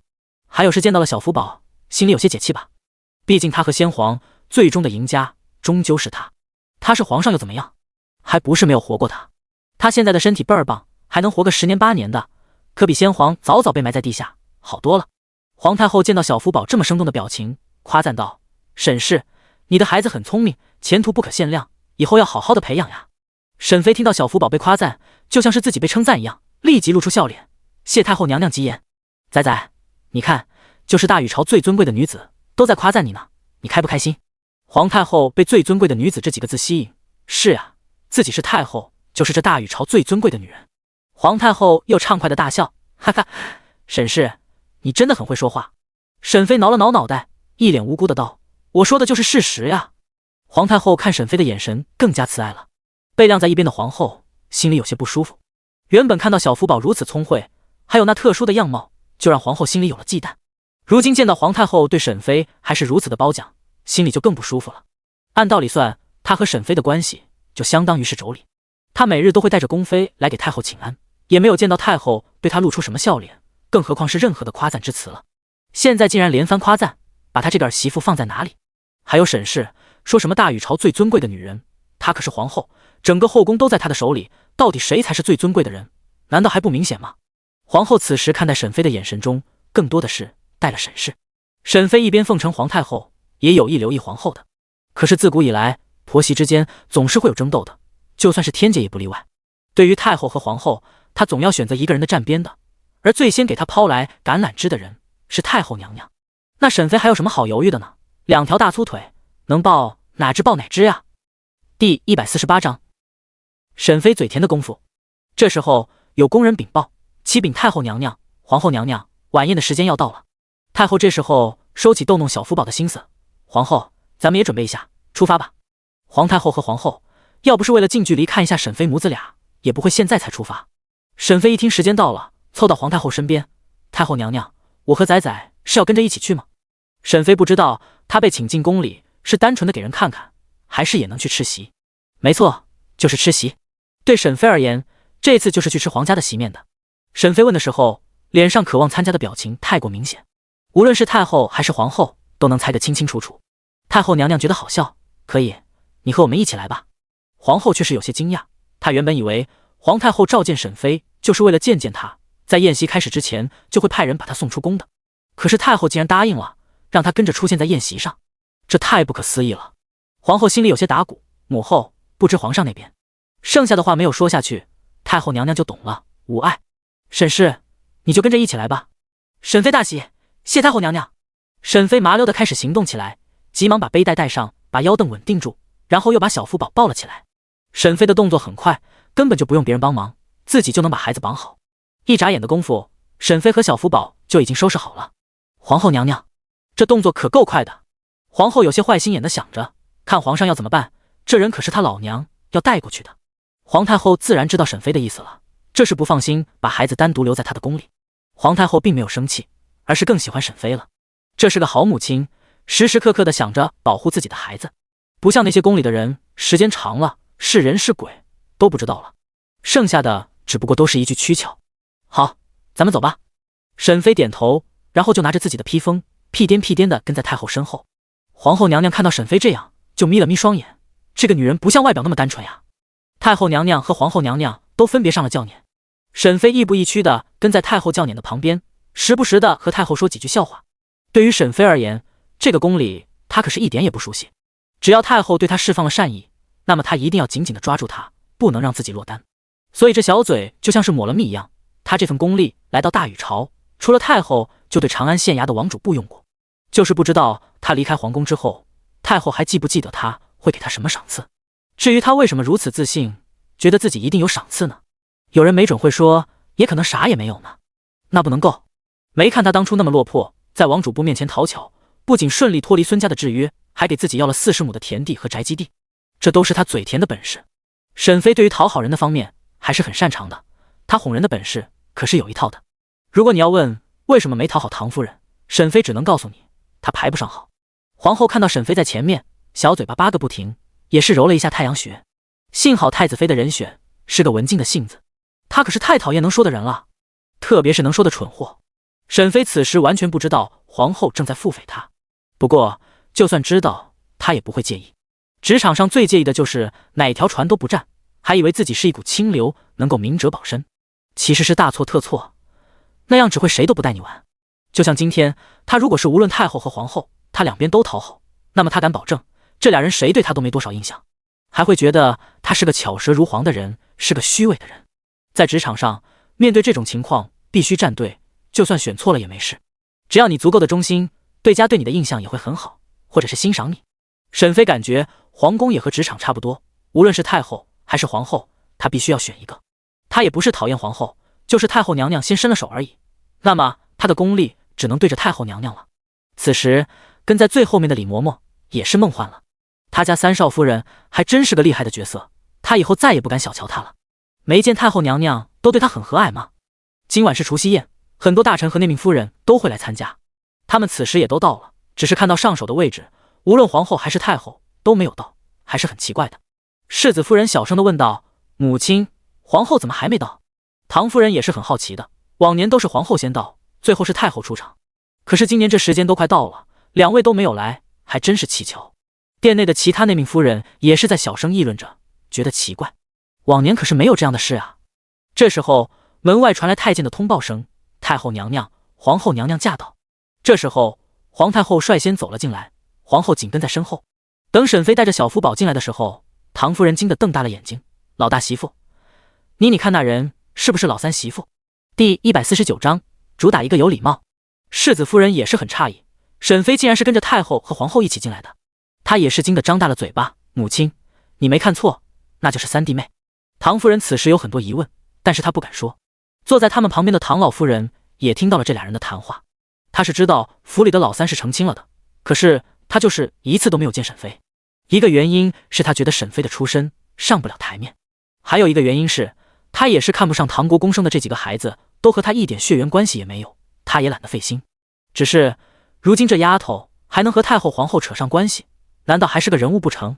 唐老夫人看向沈妃的眼神都带着审视。太后的位置在最上面，皇后和贵妃的位置分别在左右两边，剩下的位置就是一些有品级的几个宫妃和皇室宗亲的女眷。唐国公毕竟是一品的国公，因此唐夫人这些女眷的位置在中间偏上的位置，也算是靠前。此时唐夫人他们餐桌的对面就是异姓王北晋王府的桌子。江老王妃在见到沈妃的那一瞬间，身子就僵住了。这个女娃长得很眼熟呀。她旁边的晋王妃也看到了沈妃，主要是沈妃抱孩子的姿势太奇怪，她一下子就想起来了，那个追着马车跑喊她是不是萧婉晴的人。这个小姑娘怎么也会来到宫宴？她是谁家的媳妇不成？沈妃进来之后，就看到下面乌泱泱的一片人，都是穿着华丽的女人。她也不知道要坐在哪里，她看了一眼台上，不知道要去哪里。皇后娘娘坐在东面，正好是正对着沈妃，也看到了她局促的样子，可是她一点帮着解围的意思也没有。沈妃觉得是太后娘娘把她给忘了，于是用嘴发出了噗呲噗呲的声音，还眼巴巴看着皇太后。皇太后听到这声音，果然想起了沈妃，她笑着说道：哎呦，差点把你这女娃子忘记了。太后仔细看了看，沈氏，你就坐到佳慧公主那一桌吧。沈妃立即谢道：谢太后娘娘。沈妃跟着宫女直接往公主那桌走去。佳慧公主正是先皇的小女儿，当今皇上的亲妹妹，今年13岁，和沈妃的年纪相仿。沈妃怪异的造型，加上胸前还有个小脑袋，怎么看怎么奇怪。不过下面那些内命夫人距离也远，也很少见过先皇，自然看不出小福宝和她相像。只是离得近的宫妃和皇室宗亲看到了小福宝，还是很震惊的。这女人是谁？还有这个孩子是谁的孩子？难道是皇上的孩子？众位的心里都有了猜测。沈妃是跟着皇太后一起进来的，而且皇太后好似对她很好的样子，那是不是说那小孩是皇上的子嗣无疑了？至于是这孩子是不是楚家的血脉，是没人怀疑的。那张脸就是证据啊，简直太像了，好不好？二皇子的母亲贵妃娘娘也是很吃惊，她怎么也没想到，竟然还有人这么会生，竟然还能生出来个先皇来。有了这一层的关系在，皇上是不是会偏宠这个毛孩子？那他儿子的威胁岂不是又多了一个？沈妃坐到佳慧公主这一桌，先是友好的对着公主笑了一下。佳慧公主也是很好奇沈妃是什么人，正想和沈妃打听呢，就对上了小福宝的眼睛。佳慧公主哎呀了一声，然后又快速的捂住了嘴巴。沈妃还以为自己动作太大，碰到了佳慧公主，哎，抱歉，刚刚碰到你了吧？我带着孩子不太好做。沈妃到了这里也没有想着把孩子解开，她的崽崽太可爱了，要是被别人抱走的怎么办？于是她是直接坐在蒲团上，不像其他人那样跪坐在蒲团上。佳慧公主终于是找回了声音，没事。沈妃主动打招呼，公主你好，我是沈妃。佳慧公主回道，我是楚佳慧。宫殿里面很热，沈妃的披风还是穿不住，她直接就脱了下来，直接团吧放在一边。佳慧公主看到沈妃这样做，又惊了，这个小嫂子还真是随意。佳慧公主已经自动的把沈妃认成了皇上的女人，哎，就是不知道这女人是什么时候和皇兄有一腿的了。沈妃坐下之后，左右看了看，发现这些人都好奇的看着她，她直接回了对方一个笑脸。沈妃来得太冒昧，她自己也知道，她现在笑脸迎人也是主打一个有礼貌，想给这些人都留下个好印象。这些女人可是都是京城大官的家属呢，看身上的诰命服还真不错，看来还得要唐之琳加把劲，她也想穿诰命服了。就要那个品级最高的那种。沈妃不知道那位老夫人是谁，她的衣服就不错，沈妃靠近佳慧公主，小声地问道：“那老夫人的诰命符是极品的？”第150章宫宴。佳慧公主又发现了沈妃的一个特点，那就是这女人是个自来熟的。不过她还不清楚沈妃的底细，解释道：“那不是诰命符，那是王妃级别的人才能穿的，那是北静王府的老王妃。”沈妃，好吧，那别想了，想了也没用。唐之琳只能升官，又变不了身份。哎，等等，北静王府。沈妃伸长了脖子，仔细往那桌看。北静王府的人来了，那么静王妃是不是也来了？沈妃仔细往那边看，就是小福宝随着她的移动，小脸也看向北静王府那一桌。你认识北静王府的人？佳慧公主好奇地问道。沈妃摇了摇头，不认识，但是我想认识北静王妃。沈妃终于看到北静王妃了，有些激动，这是她老妈那张脸呀，就是不知道这人是不是她妈妈。不过沈妃也不会抱太大的希望，毕竟她老妈能一起穿过来的概率也太小了。老王妃看到沈妃直勾勾地看着自己这一桌，对她更好奇了。她开口道：“婉晴，你看那边的孩子，我怎么觉得有点眼熟？”静王妃也注意到了，她仔细地看了一下沈妃的小脸，再对上婆母那张脸，也想起来了。婆母的年纪虽然大了，但是那孩子和婆母还是太像了。母亲，我冷眼瞧着，那孩子有几分你当年的影子。老王妃终于是想起来了，她就说有些眼熟嘛。不过这孩子是谁？难道也是姚家的女孩不成？看来得回娘家打听一下，是不是哪个侄子家的女儿。应该不是京城的，或许是山西老家那边的孩子，否则她不会不认识。老王妃没有往别处想，静王妃却是若有所思。这孩子或许是可以打听看看，也许和他们江家有关系呢。至少长姐生的那个孩子就没看到和江家人有任何相像的地方。记得那日他听到了江竹月和江竹飞吵架，特别是江竹月骂道：“也不知道你是谁家的孩子，长得和我一点也不像，不像父亲，不像嫡母，更不像祖母，我真怀疑你是被调包了。”静王妃自己没有孩子，她和长姐是亲姐妹，长得也是很像。在长姐难产去世的2年之后，作为继室嫁进王府。那时候长姐的孩子江竹飞已经2岁了。静王妃也是很想和这个外甥女亲近，可是这个孩子可能是被奶娘带着的，和她也不亲。这么多年下来，她和那孩子也亲近不起来。或许回到府中也要查一查，当年是不是出了差错。沈妃虽然很想和静王妃搭话，但是现在也不是好时机。这么多人都是规规矩矩的坐着，她也不敢跑过去。于是沈妃只能收回目光，把注意力放在桌子上的美食上。宴会什么时候开始？看着这些食物都流口水了。佳慧公主没想到沈妃这话题转变得这么快，不过也解释了，快了，只等母后发话了。沈妃这个小插曲很快就过去了。今日是除夕夜，来了很多内命夫人，她们此时都在看着太后和皇后。宫女们陆续端着盘子，把制作好的食物都放在了桌子上。此时小桌已经快满了。沈妃还是很期待的，宫女们每放上一小盘，她都看一眼。终于太后娘娘开始动筷子了，也有人吩咐宫宴开始了。沈妃见其他人都开始动筷子，于是也急忙拿起筷子，夹了一个造型很好看的食物。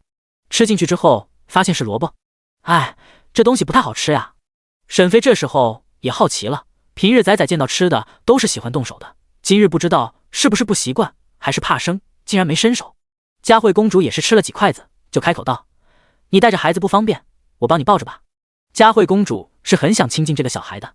沈妃摇了摇头：“公主，小福宝很认生，不一定愿意。”谁知道沈妃刚说完这话，小福宝就扯住了佳慧公主的衣袖。“哎呦，公主，仔仔喜欢你呢。”沈妃带着孩子坐在蒲团上，还是有些不舒服，主要是她伸胳膊的时候就害怕磕到这小子的脑门。于是沈妃也不纠结了，把带子解开了。公主听到沈妃这么说，也露出笑脸：“是吗？我也喜欢他呢。”身后的宫女看到沈妃的动作，急忙上来帮忙。小福宝被解救出来之后，也是松了一口气。他刚刚差一点就磕到脑门了，他真的怕这个母亲吃起东西来把他给忘了，所以佳慧公主提了一句，他就抓住了这个机会。当然沈妃此时不知道小福宝的内心活动。佳慧公主小心地把小福宝抱在怀里，轻轻地逗着他。沈妃看到有人给她看孩子，也放开了动作。虽然第一道菜不好吃，让人失望，但还有其他的呢。她不相信各个菜都这么难吃。太后坐在上首，看到沈妃竟然和佳慧公主也能相处得很好，还能让对方给她看孩子，也是觉得好笑。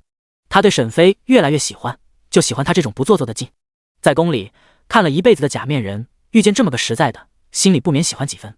国公府的老夫人也是有了个发现，这个老三媳妇竟然和对面的老亲家有些像。他的女儿唐荣正是北静王的侧妃，他和老王妃也是亲家。不过看到对面的静王妃，唐老夫人又很不满了，都是这个女人，要不然她的女儿可就是正妃了。唐老夫人看了一眼静王妃的肚子，心里又满意几分，是个不会下蛋的，不足为惧。只是不知道北静王什么时候能回京，他女儿虽然有了一个孩子，但也不是男孩，还是不行。唐老夫人人在宴席上，心理活动也是不少。此时唐之灵也是正襟危坐，他也是没想到大过年的自己就被请到了皇宫里参加宫宴，而且他竟然被分到了宗亲这一桌。他还以为自己被请过来会坐在唐国公和唐之轩那桌呢，谁知道竟然坐在宗亲这里。恭亲王看到唐之灵坐在他旁边，还是很诧异的。不过皇上既然安排这小子坐在自己边上，一定也有自己的理由。唐之轩在唐之灵进来的时候，眼珠子都要瞪大了。他拉住父亲的衣角，小声问道：“父亲，三弟怎么会过来？”唐国公也是不知道皇上是做了什么打算，估计是要公开老三的身份了吧。不过他很好奇，到底是什么原因让皇上有了这个决断。老大，注意，这是在宫宴上，有事回去再说。唐之轩把想要问出口的话又吞回了肚子里。他还是很不理解唐之灵为什么能来，还有他又凭什么能让皇上另眼相看。唐之灵也是一脸懵逼的状态，他没有沈妃的厚脸皮，也没有他那么自在。宫宴上的食物他是一口也没动。唐之灵看到桌上的美食，而他自己却没有食欲，他想起沈妃，如果告诉他他什么也没吃，他或许会说他浪费机会吧。唐之灵想起沈妃，又想起了小福宝，哎，不知道他们俩人在家里怎么样了。这个新年没一起过，沈妃会不会遗憾呢？沈妃当然不知道唐之灵的伤感，她现在是吃得不亦乐乎，早就把唐之灵抛在脑后了。第151章回府。沈妃在宴席上吃了不少东西，最后吃不下了，才把注意力放在旁边的人身上。佳慧公主和小福宝都目不转睛地看着沈妃。怎么了，公主？佳慧公主摇了摇头，没什么，就是看你吃得开心。沈妃心想，她也就只有这一次进宫的机会了，能多尝一点是一点。哼哼，公主，你们宫里东西还真好吃啊。佳慧公主已经习惯了，她见沈妃终于是吃完了，才小声地问道：“你是我皇帝哥哥的女人吗？”沈妃刚喝进嘴里的茶，一下子就喷了出来，可嗨嗨。沈妃一边捂住嘴巴，一边咳嗽，终于是缓过来后，才开始解释道：“当然不是，我澄清了，我丈夫是唐之灵。”佳慧公主还真没听过这人，可是这不对啊，唐之灵是谁？他是唐国公的三儿子。佳慧公主支了一下小福宝，那这孩子呢？他的父亲是谁？沈妃笑了一下，当然是唐之灵的孩子啊。沈妃大大方方的承认，也给小福宝证明他不是野孩子。沈妃吃饱喝足了，就把仔仔接到了自己的怀里。小福宝到了皇宫里就很老实，不哭也不闹，像个小大人一样。佳慧公主看着小福宝，心里有了大大的疑问，这孩子一看就是他们皇家的孩子，怎么能是唐府的人呢？沈妃和佳慧公主的声音虽然不大，但是他们旁边的桌子也是能听到的，特别是周围还有宗亲，一些夫人和老夫人都听到了，心里也有了疑惑，但都没有在这时候问出来，打算回去告诉丈夫，或者是等着看皇上会再颁布什么命令。宴席结束之后，太后和皇后就先离开了宴席，剩下这些内命夫人也是要离开皇宫了。沈妃又麻溜的把小福宝绑好，佳慧公主觉得新奇，还帮了沈妃一把。沈妃披上披风之后道谢，多谢公主了，改日如果你出宫了，可以到唐府来找我玩。公主对上小福宝的小脸，点了点头，好。沈妃原本只是顺嘴说一下，但是见到公主应承了，就笑着道：“好，随时都欢迎你来。”沈妃还抓起小福宝，扬了扬他的小手：“仔仔，你是不是也很喜欢姐姐啊？”佳慧公主，辈分好像不对吧？咱俩差不多大小呢。沈妃想起自己的年纪，哎，不对，那就叫姑姑吧，佳慧姑姑。佳慧公主又摸了小福宝的脸蛋一下，叫姑姑吧，我喜欢这个称呼。沈妃看到唐府的人要走了，公主，我先告辞了，唐府的人要离开了。佳慧公主点头，好。沈妃原本想要往靖王妃那边凑凑的，可是靖王府的人走得很快，沈妃根本追不上，她只能带着李嬷嬷去找国公府的人。沈妃吃得很饱，又抱着孩子，胃里有些翻涌。此时唐老夫人和唐夫人也跟着宫人往外走，一点等沈妃的意思都没有。母亲，不等三弟妹一起吗？世子夫人问道。唐夫人轻嗤一声，她既然能有办法来，那么也有办法回去。唐夫人心里有气，她不知道唐国公做了什么，能让皇家这么重视老三，难道他想换世子不成？唐夫人攥紧手中的帕子，而且在宴席上，那个女人竟然还能和公主同桌，真是好笑。皇太后是老糊涂了不成？真是尊卑都不分了。那女人坐的位置，凭什么比她这个国公夫人的地位都要高？真是不知所谓。唐老夫人这时候却是有了别的猜测，她也想知道这个孙媳妇和晋王府的那个老太婆是什么关系。既然是唐家的儿媳妇，那就等一等吧。唐夫人没想到一向不管事的婆母这时候会开口。是，母亲。于是行走的队伍就停了下来。沈妃带着孩子都小跑起来了，就是身边的李嬷嬷人都有些喘。沈妃走近之后感谢道：多谢祖母、母亲、大嫂等我。唐夫人，这是打谁的脸呢？唐老夫人淡淡开口道：既然跟上了，就一起走吧，这是宫里，有事咱们回去说。唐夫人刚到嘴边训斥的话就咽了回去。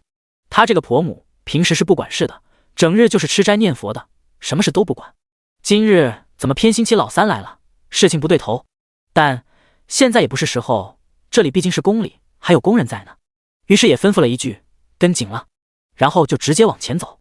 唐家人的队伍终于又行动起来。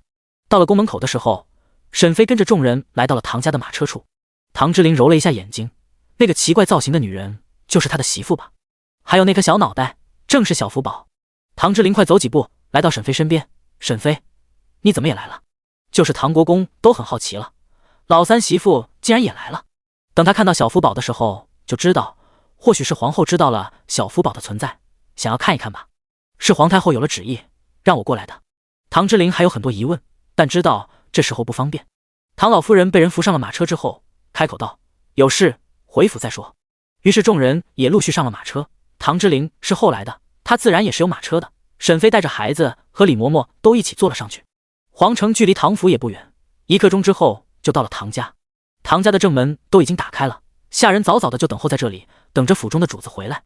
毕竟能参加宫宴的人就是有荣宠在身上的。唐之义和唐二少夫人、唐之景3人站在奴仆之前，早就已经等候在这里了。每年这个时候他们都是要出来迎接的，只不过今年少了3房一家，二少夫人还是很疑惑的。不过她也不会好心的去提醒他们罢了。唐老夫人率先被请了下来，然后是唐夫人和世子夫人。唐国公和世子也都从容的下了马车，只不过唐世子的脸色不是很好。祖母、父亲、母亲，你们回来了。唐之义急忙上前想要扶着唐老夫人，被唐老夫人躲了过去。老二，一起进去吧，天气怪冷的。唐之义已经习惯了祖母的冷淡，他也不在意。唐夫人这时候就很不满了，这老婆子竟然还不领情。第152章，得了，身份还不如从前呢。等沈妃和唐之琳一起下马车的时候，二少夫人都呆住了。三弟妹，你们这是去了哪里？沈妃伸了一下腰，吃的太多了，坐在马车里差点就给她晃悠吐了。是二嫂呀，我去了一趟皇宫，去吃席了。沈妃的话很淡然，就像是村头坐席一样。二少夫人，看把你能耐的，那可是皇宫呢，你骗鬼呢吧？这时候小福宝被李嬷嬷抱了下来，沈妃在马车上就把孩子解了下来，她有点晕乎，一路上都是靠着唐之琳的才没有吐出来。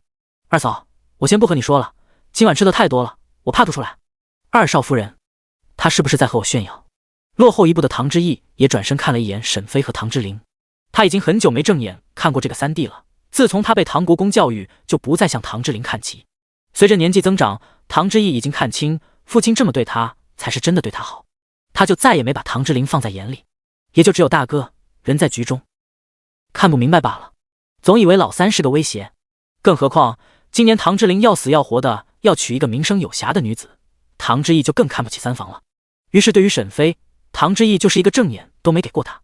没想到今日竟然听到了去皇宫吃席的笑话。三弟妹，你们说你们去了哪里？唐之义以为自己是幻听了。唐之琳扶着沈妃淡然道：我们参加了宫宴。唐之义、沈妃和唐之琳俩人一起往里面走，想要直接回自己的院子。李嬷嬷抱着小福宝给唐之义行礼之后，就快步的跟了上去。宁亲，你听到了吗？他们说去了宫宴。唐之义不确定的问。二少夫人点头，夫君，老三他们是这么说的。此时众人已经走得差不多，就剩下不敢接受现实的夫妻俩。唐之景就是个凑数的，他年纪不大，根本也不关注，接完人就麻溜的回自己的院子里了。不行，我要去问一问是怎么回事。唐之义急忙往里面跑。沈妃终于是回到了院子之后就吐了出来。唐之琳捏着鼻子给沈飞拍背。哎，你是不是吃的太多了？沈飞吐完之后轻松不少。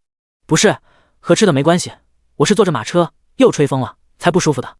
沈飞坚决不承认这么丢脸的事是他的原因，必须推出去。唐之琳看沈飞耍赖的样子，也是觉得好笑。怎么样，吐了之后是不是好点了？沈飞点头，好多了。小丫鬟把吐出来的秽物端走之后，又有人进来给屋中熏香。方姑姑送来了姜汤，三少夫人喝一点姜汤吧，去寒气。沈飞接了过来，一口就喝了下去。方姑姑，谢谢你。方姑姑是伺候唐之琳的老人了，沈飞平时对待她还是很礼貌的。加上沈飞刚穿过来的时候就是生孩子，在破庙内还是方姑姑给了沈飞换洗衣服，还给小福宝准备了尿垫子。沈飞对方姑姑是非常感激的，因此在家里的时候，沈飞就算是指使人做事，也是找唐夫人送来的人。待方姑姑就要有礼貌的多了。三少夫人客气了。沈飞和唐之琳刚换了一身衣服，就听到有人在外面禀报：三公子，老夫人请您和三少夫人到永寿堂。沈飞好奇，永寿堂是祖母的院子吗？唐之琳点头，是，既然祖母叫咱们，就去一趟吧。好。沈飞也没有异议，直接跟着唐之琳离开了。小福宝喝过奶水之后，已经被李嬷嬷哄睡了。沈飞和唐之琳到了永寿堂的时候，这里除了他们三房的人，竟然全都到了，就是唐之景都到了。沈飞和唐之琳一起给唐老夫人行礼，见过祖母，见过父亲母亲。唐国公很和蔼，老三媳妇不必多礼，都是自家人。唐老夫人坐在上首，仔细地打量沈飞，老三媳妇，你是昌安侯府的孩子？唐国公和唐夫人都看了过来，不明白，明明是要问一下他们去皇宫的事，为什么又对沈飞的身世感兴趣了？唐老夫人的年纪和晋王府的老王妃差不多，年轻的时候还一起玩过呢，只不过后来因为子女的亲事上有了分歧，后来的来往才少了。但是她清楚老王妃年轻时候的样子的，眼前的女孩和那老太婆有6分的相似，这不能不让她怀疑沈飞的身份。沈飞也没想到这老太太会这么问，但是她也没有隐瞒，我不是孙家亲生的孩子，我是被孙家的人给换了，孙家真正的孩子是沈凌香，原来是府里的小丫鬟。沈飞只知道她是被孙家人换了，但是自己是谁家的孩子他还真不清楚。唐夫人这时候开口问道，不对啊，那个沈凌香是陈氏的外甥女啊，当初她来府里赎人的时候是这样说的。沈飞听到唐夫人这么说，心思一动，哎，对啊，沈凌香是府里的丫鬟，那唐夫人应该知道她的底细吧，例如是从谁家买来的。母亲，那沈凌香原来的家庭在哪里？从哪里买来的？您清楚吗？唐夫人看了一眼房妈妈，她立即会意。三少夫人，沈凌香的家是长乐村的，她父亲叫沈富贵，母亲叫芸娘，如今也在府里的大厨房做事，人们都叫她芸娘。房妈妈说完这话之后，心中有了猜测，看沈飞的眼神就更加怜悯了。这时候屋子里的众人看的也是面面相觑，他们顺着沈飞的话也有了猜测，如果是换了孩子，沈飞岂不是吓人的孩子？得了，那还不如是昌安侯府的子孙呢，至少过去还是个贵族。第153章，让人小心一点，不要惊动那个数字。沈飞听到沈凌香的母亲就在唐府的大厨房做事，也来了精神，他不在意众人看他的眼神。房妈妈，那人呢？现在还在吗？我能去见见他吗？房妈妈摇头道，这几日芸娘放假了，回家过节了。沈飞好奇，府里的下人也放年假的吗？不过他的老家在长乐村，还真是巧了，和他是一个村子，可以找到他。房妈妈好似看出了沈飞的疑问，三少夫人，芸娘和府里签的是活契，不是府里的家生子，因此也是有假期的。沈飞点头，谢谢房妈妈。沈飞已经打定主意，过完年就去村子里转悠几圈，找一下沈家人，薅几根头发回来。沈飞闭嘴了，唐夫人忍不住了，老三媳妇，你们今天怎么去了皇宫？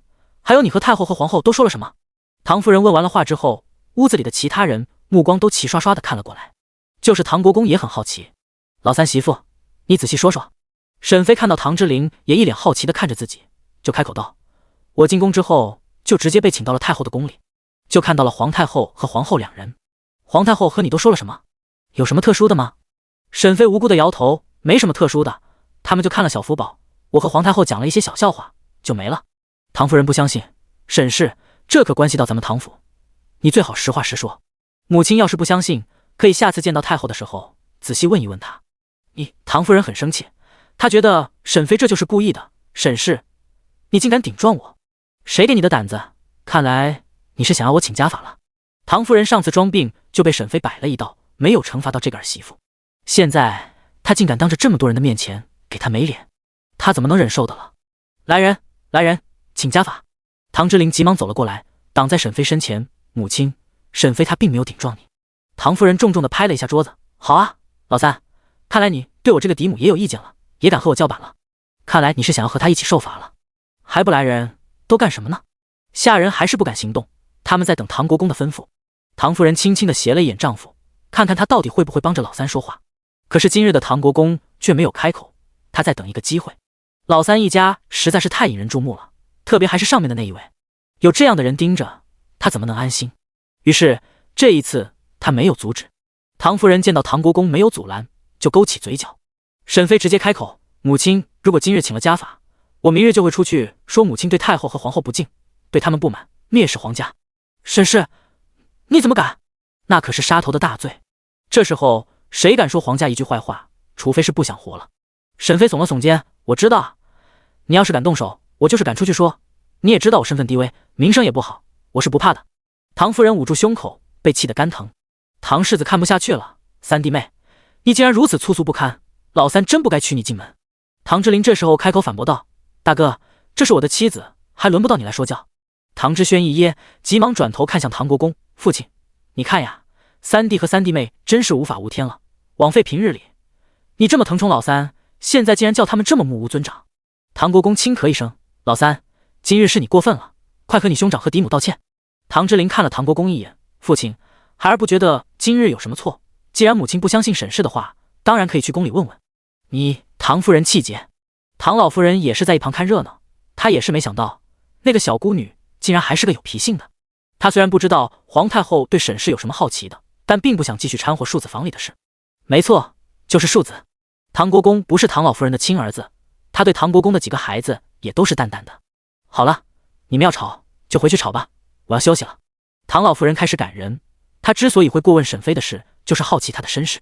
不过这孩子显然自己什么也不知道，看来还是要自己亲自出手查才行。不过看他这个年纪，应该和那府里的丫头差不多的年纪。难道这里面有什么差错？他已经听过外孙女抱怨过好几次了，竹月和他那个嫡姐也有矛盾。唐老夫人现在唯一关心的人就是她的亲女儿唐荣。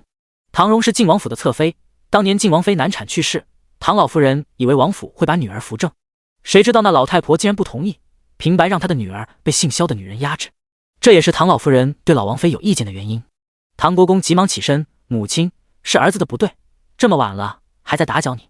唐夫人也急忙告罪，母亲，是儿媳莽撞了，你们知道就好。唐老夫人语气淡淡的道。唐国公面色一僵，母亲，那我们就带着孩子们离开了。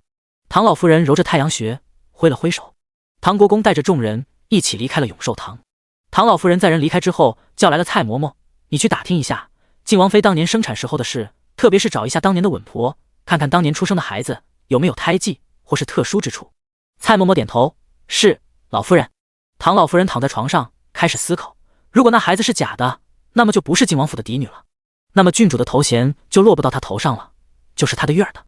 又想到了沈妃的年纪，如果是真的，不行，不能让她挡了月儿的路。沈氏的身份也要好好的查一查，尽快报给我。蔡嬷嬷很好奇老夫人的吩咐，但是也不敢迟疑。是，老夫人，老奴立即吩咐下去。唐老夫人点头，去吧，让人小心一点，不要惊动那个庶子。是。第154章，既然分家，就分个彻底。唐国公率先走在前面，众人跟着唐国公一起离开老夫人的院子。唐国公看了一眼几个儿子，今日晚了，明日你们几人到我的书房来，我有事情要宣布。唐国公本想借着今日让老三和老三媳妇自己主动提分家的，谁知道这俩人好像没有这个想法，只知道蛮干，一点实际的作用都起不了。唐国公觉得还是自己决定好了。唐家的4位公子都是面面相觑，虽然都很想知道。好了，都散了吧，时辰也不早了。唐夫人看了一眼唐国公，想知道他到底要宣布什么，不过此时也没有开口，本打算等晚上唐国公回主院的时候好好问一下的。谁知道唐国公只是简单的说了一句，我去书房睡了，然后就头也不回的离开了。唐夫人这个气啊！沈妃和唐之琳一起往回走。唐之琳，你猜父亲是想说什么？唐之琳觉得唐国公有些神秘，好像是在隐藏着什么。过去是他提到北地，他就紧张，现在是看他的眼神，好像是在思量什么。父亲也许会说分家的事吧？真的？你怎么知道的？沈飞很好奇。唐之琳是感觉自从小福宝被偷走之后，府中巡逻的人数明显是变多了，而且武阳还提醒过他，说是有人监视着自己的行动，不过对方也只是监视，没有想出手的意思。武阳偷偷查过，那人最后找的人是唐国公，这说明监视他的人是他的父亲。还有今日唐之琳被请进宫里，皇上还给他安排了那样的位置，唐之琳自己也有了怀疑。如果他不清楚自己不是唐家的孩子，还不会多想。可是现在皇上的举动就别有深意了。沈妃，你今日的坐席被安排到了哪里？沈妃高兴的道，我和佳慧公主一桌呢。佳慧公主虽然金尊玉贵的，可是人很好说话，还帮我抱着小福宝来着，待我们很好呢。唐之琳心里有些怀疑，她觉得自己可能是皇室宗亲的孩子，否则今日他们夫妻俩的待遇不会如此高。她真的一点架子也没有。唐之琳有些奇怪，都说佳慧公主是先皇的小女儿，很是得宠，为人虽然不傲慢，但也还是有公主的架子的，今日怎么还会帮着沈妃照看小福宝呢？太奇怪了。沈妃点头，他们对仔仔都很好呢。他们？是皇太后和佳慧公主，皇后不是很喜欢我，但是对小福宝也是好奇的。唐之琳的感觉更怪异了。算了，咱们不要多想了，明日就知道父亲的安排了。唐之琳没有把自己的怀疑和沈妃说，她轻轻地牵着沈妃的手，俩人一起往他们的院子走去。第二日，沈妃和唐之琳吃过早饭之后，就抱着小福宝来给唐国公和唐夫人请安了。沈妃昨日顶撞了唐夫人，今日请安就必须要来了。唐夫人根本不想见沈妃，所以她就连院门都没有进去。沈妃也不在乎，于是直接抱着小福宝离开了。唐之琳直接去了书房找唐国公去了。此时书房内，唐家的四兄弟都站在下面。唐世子率先开口，父亲，不知道您把我们兄弟几人叫来，是有什么事要吩咐？唐国公叹息一声，你们也都长大了，我今日有个事情要公布。四人的目光都齐刷刷地看向唐国公。家里时常吵闹，也不安生，所以咱们家就提前分了吧。世子唐之轩的眼睛顿时就是一亮，分家好呀，可以把讨厌的老三分出去。唐国公看了一眼几人的神色，老大高兴，老二皱眉，老三面无表情，老四气呼呼的样子，还真是不同呢。你们有什么想法？唐世子很想说没意见，想到他将会得到大头，也住嘴了。唐之义开口问道，父亲为什么要分家呢？你的身体正当壮年，现在分家还是早了点吧。唐之义是不想分家的，分了家就不是国公府的人了，现在同僚高看他一眼也是有老爹的原因。唐国公摇了摇头，你们都大了，树大分枝，家里的矛盾就少了。唐之义还想再说什么，就被唐世子给拽住了。唐之义见到他大哥一直对他眨眼睛，也是很无奈。老三，你有什么想法？这几个儿子，唐国公最想知道的是唐之琳的态度。唐之琳淡淡回道，孩儿没有意见，同意分家。唐国公目光悠悠地看了唐之琳好一会，才开口道，既然老三也没有异议，那这个单子你们看看。唐国公早就做好了准备，因此现在拿出的单子也很仔细。唐之景气呼呼的道，父亲，孩儿还没有成亲，分家了我怎么办？唐世子对这个便宜弟弟一点意见都没有。四弟，你还没成亲，自然是跟着我和爹娘一起生活。唐之景还是看向唐国公，就是想要个保证。唐国公点头，老四，你不要跟着掺和，没你啥事，不过你的那份产业也是分出来了，到时候等你成亲了就给你。唐之景这下满意了。唐之义这时候也回过味了，他和他大哥是亲兄弟，自然也可以不离开府里。这么算起来，差不多就相当于仅仅把老三分出去了。唐之琳自从知道自己不是唐国公的孩子之后，对唐府的东西就不执着了，而且他也不想一直被唐国公监视。唐之琳看到他的产业中竟然还有个宅子，就是知道是什么意思了。老三，你对这产业的分配有什么看法？唐之琳还是摇头，没有，按照父亲的意思分就好。唐之轩不可思议地看向唐之琳，老三这是转性了？他记得这小子从前没少和他抢呀。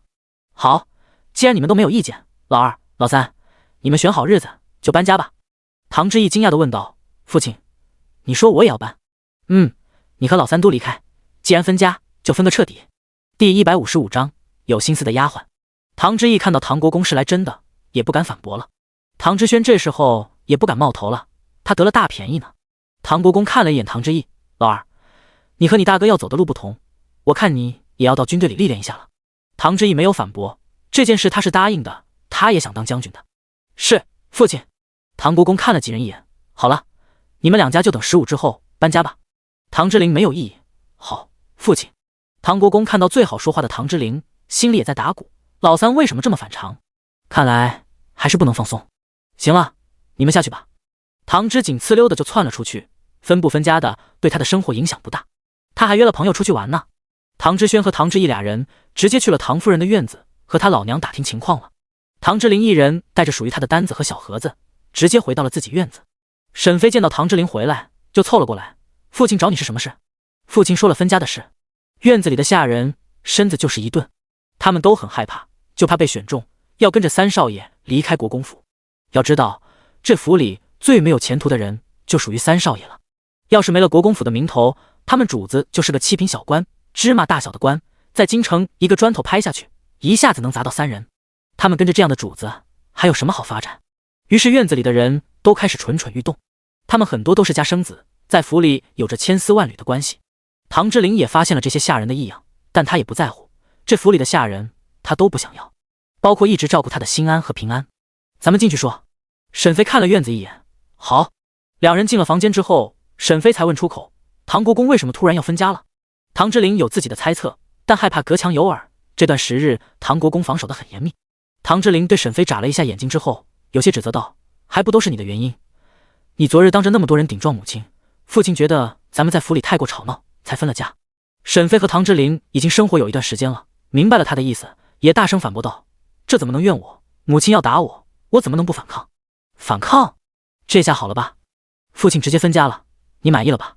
沈飞重重的哼了一声：“那是父亲的决定，总之你不能怪到我的身上。”哼，俩人你一言我一语的吵了起来。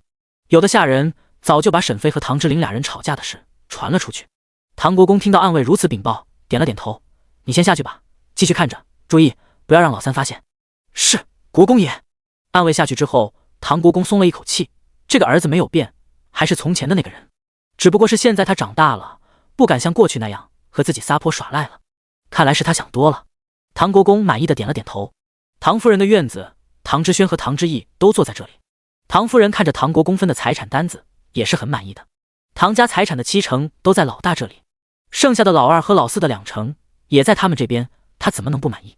这时候，小丫鬟听兰禀报道：“夫人，彩琴有事禀报，让她进来。”是。彩琴进来之后，见到世子也在，心中欢喜。他过去被分到了3房，没有往唐之琳身边凑的原因，也是他看不上三公子。三公子和世子比起来，傻子都知道怎么选。彩琴脚步轻盈地走了进来，姿态优美，参见夫人、世子爷、二公子。彩琴分别给3人行礼，特别是对着唐之轩的时候，双眼对上唐之轩，眼神慌乱了一下，就像个小鹿一样，急忙躲避。唐之轩心中了然，这女人是对自己有意思，他有些自得，这是3弟房里的人都看上了自己，这是不是证明他比老三强太多了？唐夫人没有注意到俩人的小动作，而是焦急地催促道：“彩琴，你有什么事要禀报？”平时喜欢送消息的人一般都是采薇和采莲，今日这个彩琴倒是主动了。夫人，三少爷和三夫人吵起来了。哦，彩琴你仔细说说。唐世子更感兴趣了，声音里都带着幸灾乐祸。唐夫人也好奇了，他们因为什么吵架？都吵了什么？唐夫人终于来了兴致。彩琴把沈飞和唐之琳吵架的内容都学了一遍。夫人，三公子正在埋怨三夫人呢，怪他顶撞了您。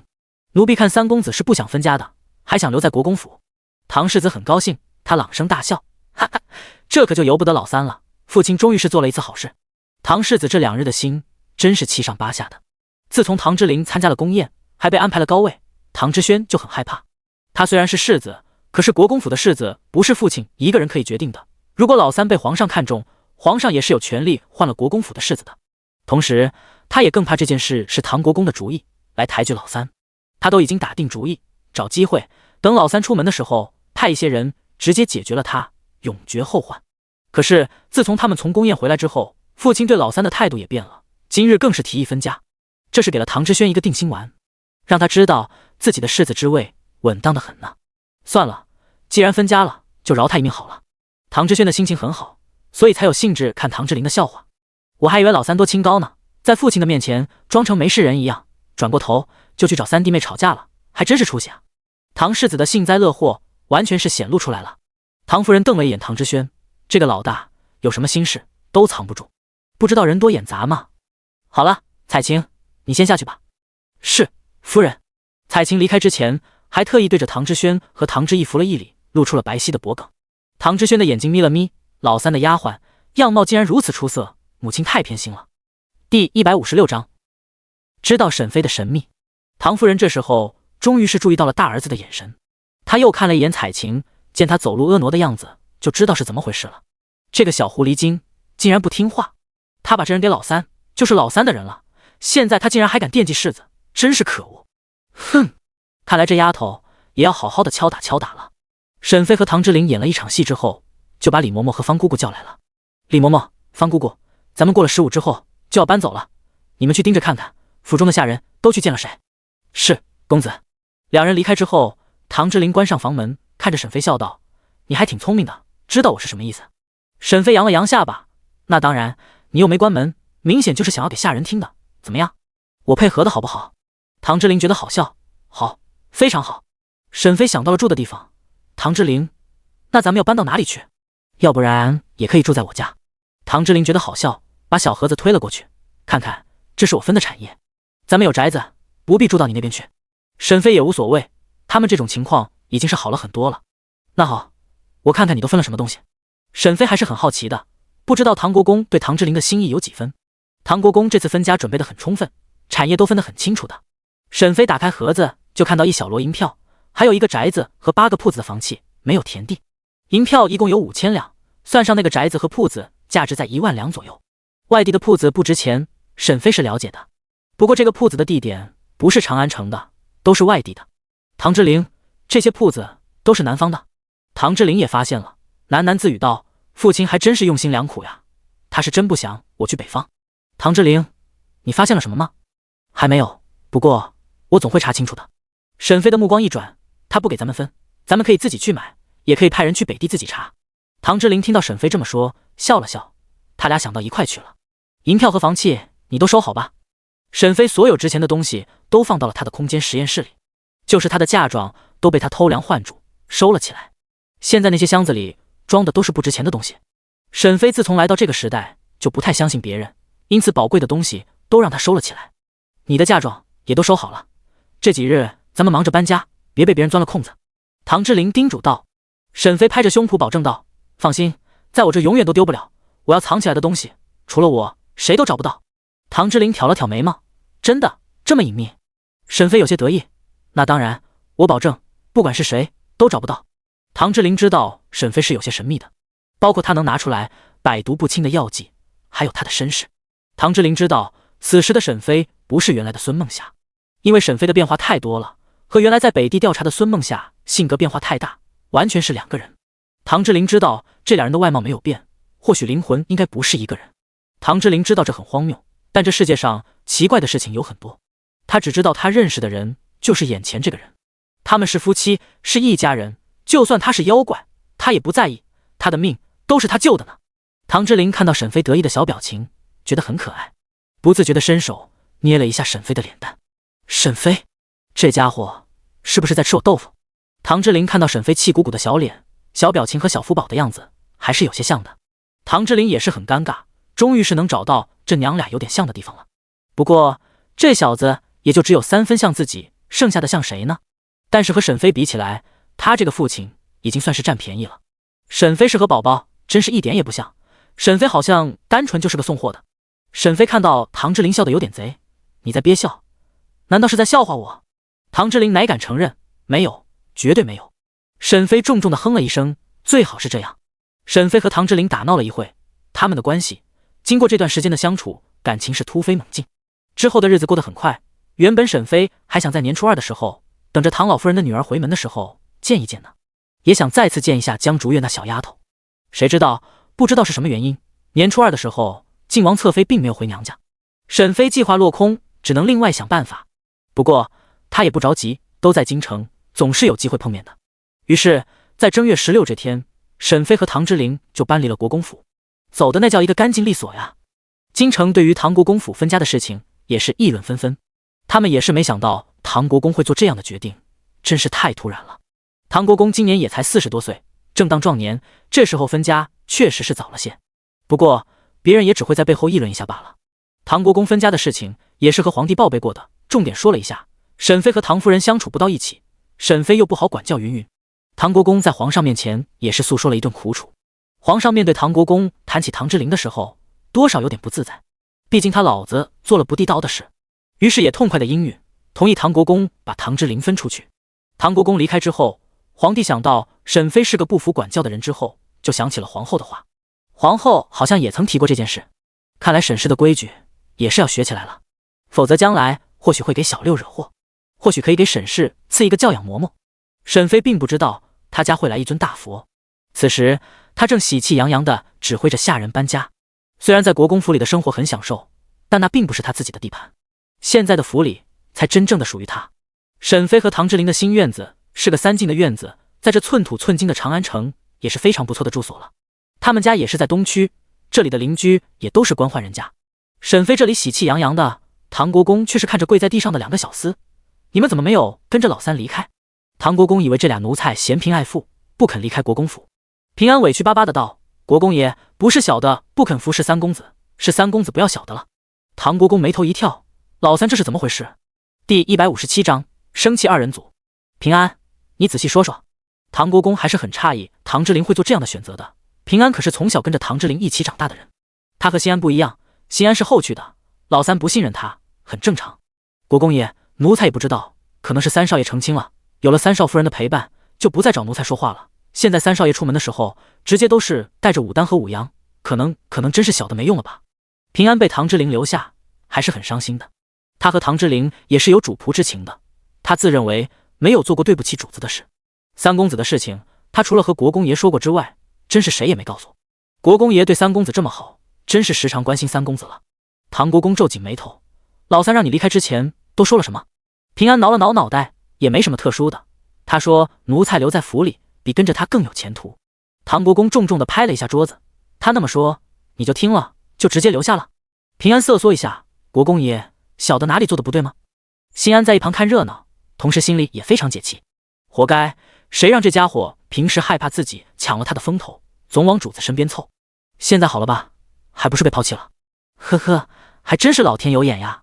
新安的幸灾乐祸太过明显，直接被唐国公抓个正着，他一脚就踢了过去，新安直接倒飞出去，碰一下落在地上。新安的嘴里吐出一口血来，国公爷。唐国公是武将，又有功夫在身上，那一脚他可没收着力气。平安吓得瑟瑟发抖，他不明白唐国公为什么会有这么大的火气。国公爷饶命。新安也急忙磕头，国公爷饶命。唐国公看着地上的2个小厮，你们赶快收拾东西，去老三的宅子伺候他。平安哆哆嗦嗦地问道，国公爷，要是三公子不同意小的留下呢？唐国公眼里闪过狠厉，那你们也没必要存在了。平安和新安互相看了一眼，眼中都闪现惧色。是，国公爷，小的明白。平安扶着一瘸一拐的新安走了出去。俩人现在已经忘了他们之间的小摩擦。唐国公此时也在想着唐之陵最近的变化，看来沈妃那个女人对老三的影响还真不小。但想到沈妃就是一个小姑女，也翻不出什么浪花，心里又安定几分。此时唐夫人的院子也站着那4个大丫鬟，唐之陵和沈妃俩人也只带了方姑姑、明月、李嬷嬷、武丹和武阳一起离开。武丹和武阳是护卫，不是奴才。李嬷嬷也是自由身，这次会跟着回来，也是为了帮沈妃照顾小福宝，否则李嬷嬷是住在永达房的。方姑姑和明月是唐之陵带回来的，所以他们的卖身契是在唐之陵这里的。分家之后，唐夫人也发过话，说是沈妃院子里的人是都可以带走的，但是这些下人的卖身契，唐夫人却是迟迟没有送过来。于是沈妃和唐之陵也很干脆，这些人就全都没带。采薇、采莲，你们可有被老三收用过？唐夫人送给唐之陵这4个美貌的女子，就是给唐之陵收做通房的。只不过唐之陵那时候新婚，直接让唐之陵收通房，就打了新媳妇的脸，所以才用了丫鬟的名义。唐夫人想着，唐之陵既然开了婚，那自己就会忍不住，每天被4个年轻漂亮的女人伺候，迟早会收到房里。只要老三沉迷女色，身体早晚会垮掉。采薇和采莲急忙摇头，没有，夫人，你们全都是废物。唐夫人怒骂道，夫人，三公子每日都和三少夫人同房，奴婢们根本就没有机会。是，夫人，三公子见到我们就是一个正眼都没有。小丫鬟纷纷开始抱怨。唐夫人听得脑仁疼，她轻轻地按住太阳穴。从前还没有头疼的毛病，就是年前装病被沈氏给气着了。这脑袋从那以后，只要生气就开始头疼。真尼玛邪门了！房妈妈这时候给小丫鬟使了一个眼色，就有人过去给唐夫人按摩。你们4个是我赐给老三的人，你们直接自己去三公子的府上吧，继续伺候三公子和三少夫人。4个丫鬟互相看了一眼，不是很想去。彩琴已经勾搭上了世子，这时候怎么会离开呢？彩琴这时候开口道：“夫人，三公子似乎是不行。”彩琴直接说出了一个瓜，唐夫人直接坐了起来。彩琴，你知道什么？都说说。唐夫人来劲儿了，老三不行，那可是个好事啊。夫人，奴婢发现三公子每日和三夫人同房，俩人什么事也没发生。真的？屋子里静悄悄，晚上的时候也从来没有叫水。唐夫人怀疑了，老三的身体难道没好？过去老三的身体不行，她亲自下的药，是知道他子嗣艰难，可是不知道老三后来有了什么机遇，身体就莫名其妙就好了，那毒药也都没再发作了，这让唐夫人还郁闷了好长时间。现在知道唐之琳身体还是不行，唐夫人满意了。唐夫人深深地看了一眼彩琴，你做的不错，以后这么重要的消息都禀报回来。彩琴的脸色僵了僵，她以为自己说出了这个秘密，唐夫人就不会把他们送过去。夫人，三少爷不仅身体不行，好像还很惧内。我们到了三房，服侍的人一直都是三少夫人。三夫人很善妒，她可以自己享受我们的服侍和按摩，但轮到三少爷就不行了，就是靠近一点都不准。彩琴是看不上唐之琳，但是能不能靠近又是另一回事。她觉得三少夫人是对自己大方，对别人苛刻。彩莲也补充道：“夫人，奴婢们在三房确实是只能伺候夫人，靠近不了三公子。”彩莲在心里吐槽：“只能靠近母的，公的你是想都别想，就是那个小崽子，三夫人都防得很紧。”唐夫人不为所动：“没事，照顾不了老三，能带回来消息也是好的。你们下去收拾东西吧。”4个丫鬟，第158章，找上门来。4个丫鬟没有办法，只能是背着自己的小包袱，准备去唐之琳的宅子。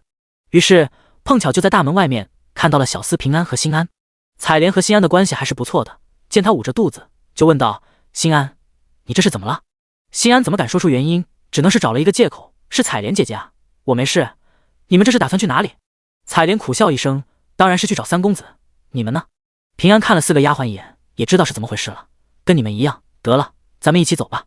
于是6人一起包袱款款地往宣阳坊的宅子走去。此时宣阳坊的唐府也是喜气洋洋，今日沈妃搬了新家，就把自己在长乐村的仆人都叫了过来。马家3父子都留在了村里，刘三全一家和李军一家都要搬到新的宅子里。李军原来就是镖师，留在长乐村养猪，还真是屈才了。刘婶子喜气洋洋的，现在走路都带风。她现在主要负责的地方就是大厨房，家里的主子少，只有3人，所以刘婶子不仅要照顾主人家的1日3餐，还要做下人的吃食。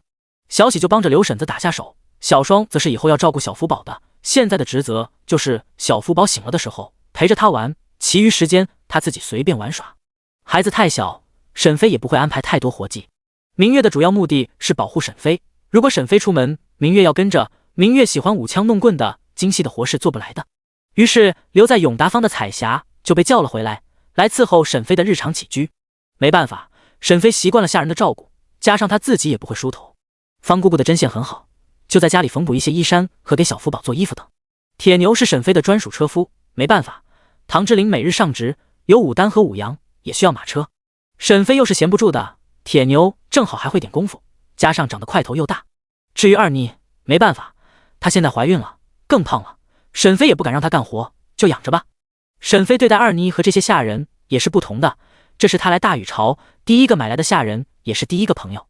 沈妃那时候喜欢带着二妮一起出门，俩人总有一些话聊。沈妃对二妮很好，但是二妮一直没有变化，没有恃宠而骄。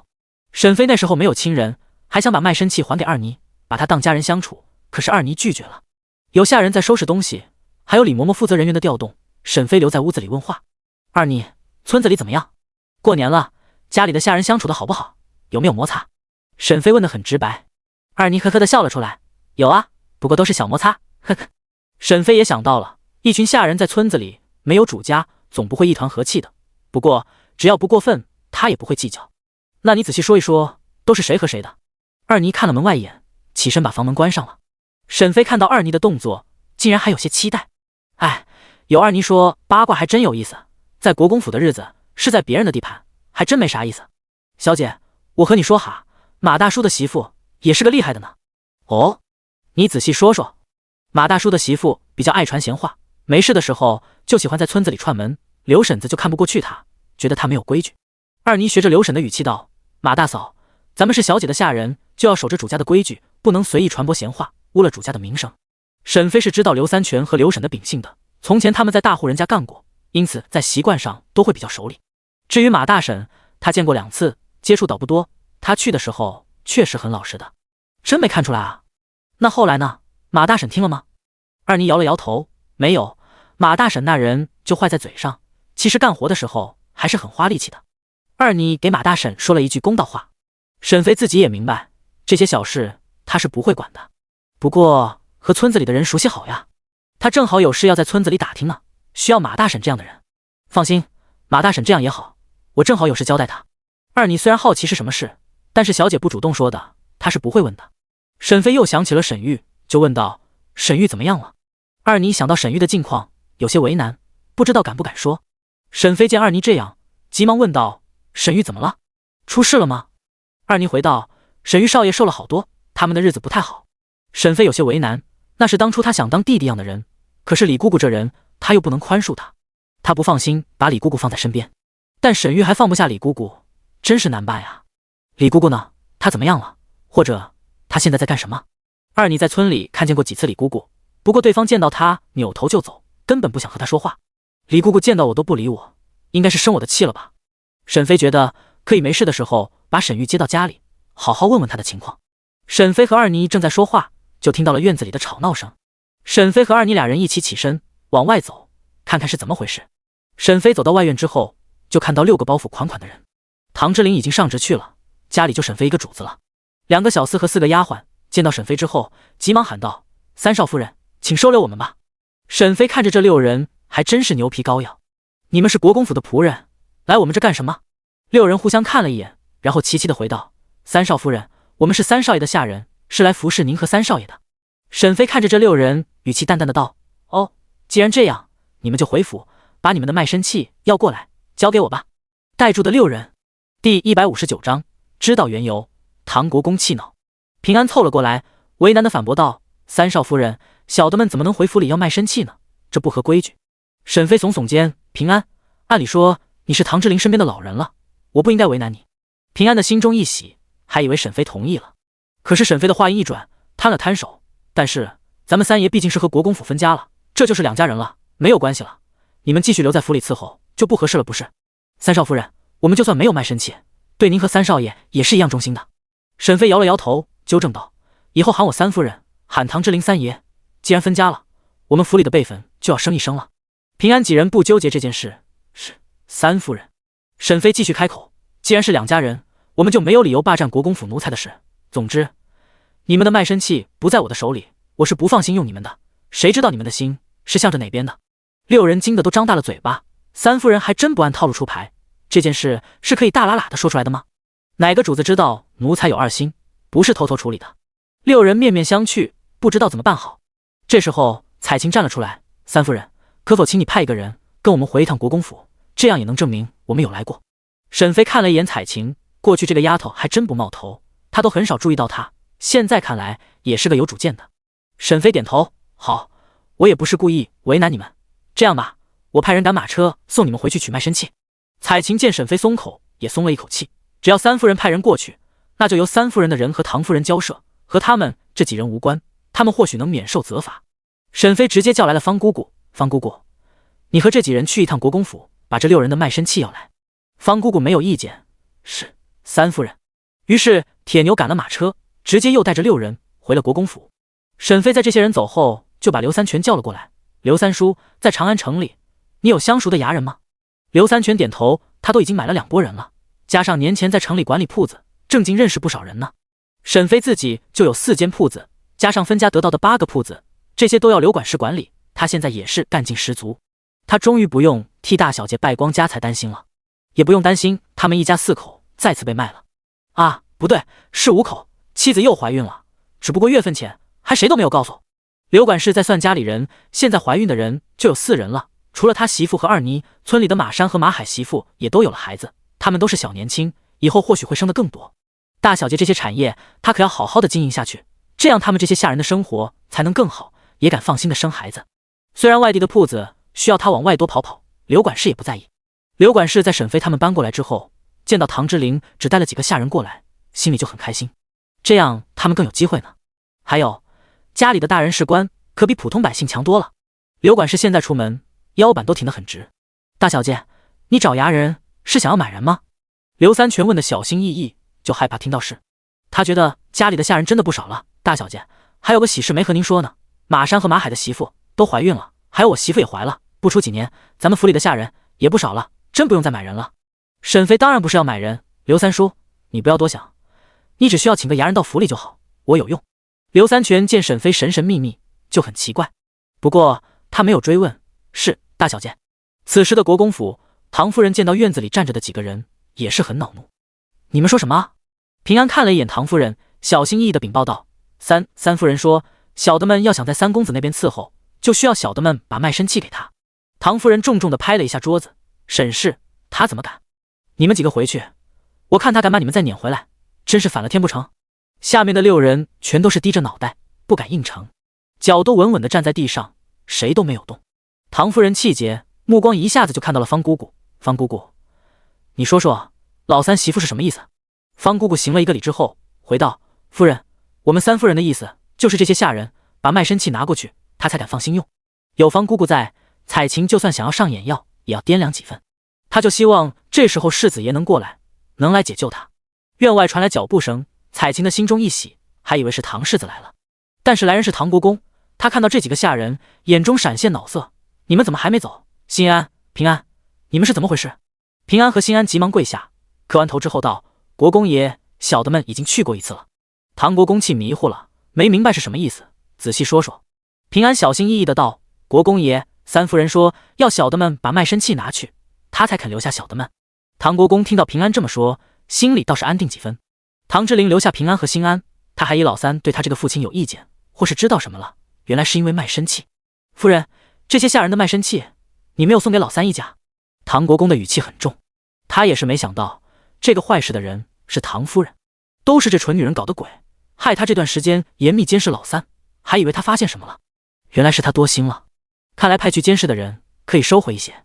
唐夫人的脸色讪讪的：国公爷，老三毕竟是府里人，是你的儿子，这下人的卖身契在谁的手里不一样呢？唐国公，这个没脑子的蠢妇！夫人，既然分家了，就是两家人了，你拿着老三仆人的卖身契算怎么回事？不怪人家把人给你退回来，这样的人放你手底下，你放心用吗？唐国公当着这么多人，更多难听的话没有骂出口。第160章，识物的丫头。唐夫人脸色讪讪的，她也没想到唐国公会发这么大的火，但是她又不敢和唐国公发火，只能悻悻地吩咐道：房妈妈，把这几人的卖身契取过来。房妈妈急忙转身回到屋子中取卖身契。唐国公的脸色好了一些：你们以后就是老三的仆人了，要尽心照顾老三，明白吗？奴才遵命，奴婢遵命。几人纷纷应承，不敢违逆唐国公。唐国公又看向方姑姑，他知道这妇人是老三捡回来的，身世他也已经查过了，没有问题，但这人没办法收买，只认老三一人。方姑姑，老三现在刚分家，那边还需要你多照顾了。方姑姑对着唐国公扶了一下身子：奴婢替三公子谢国公爷关心。唐国公满意的点了点头：好。唐夫人见到唐国公和一个下人都这么和颜悦色的，和自己这个妻子却是横眉冷对，心里有些不爽。唐夫人仔细看了一下方姑姑，半老徐娘的也还有几分姿色，难道国公爷是有了心思？她催促道：房妈妈，找到了吗？府中仆人的卖身契大部分都在唐夫人这里，因此房妈妈找的时候还是用了一点时间的。夫人，找到了。房妈妈直接把卖身契给了方姑姑，你拿好了。谢谢房妈妈。方姑姑拿着6人的卖身契，又坐车离开了唐府。彩琴一直到上车前都没有看到唐世子出来见她，她非常失望。马车缓缓离开，站在暗处的唐世子走了出来。小厮墨竹问道：世子，您不是喜欢彩琴姑娘吗？为什么不求夫人留下她？唐世子斜睨了小厮一眼，已经得手的女人有什么好留恋的，还不如扔给老三呢。小厮墨竹看到唐之轩的背影，摇了摇头，世子还真是绝情，不过也是彩琴那丫头的心太大了，竟然还敢勾搭世子爷。唐世子的心情非常好，唐府没了老三，空气都变得好了。想到了唐之琳以后或许会收了被自己用过的女人，心里就很得意。呸！老三这狗东西也只配用我不要的货色。哈哈！唐世子走路都带风，心情舒爽。此时，沈飞的院子内，沈飞和刘三全说了一些自己对家里产业的想法。今年开春，他要做的事情也不少，这些都要刘三全来安排。他是家里的大管事，什么都要他来找人实行。沈飞说完这些，才想起芸娘的事。刘三说：“我还有个事情要麻烦你。”大小姐请说。是这样的，长乐村有一个妇人叫芸娘的，她在国公府的大厨房工作，她的夫家姓沈，你帮我打听一下沈家。刘三全年前都是在铺子里，村子里的人还真没那么熟悉，更何况还只知道个妇人的名字。大小姐，那女子的夫婿叫什么？这个知道吗？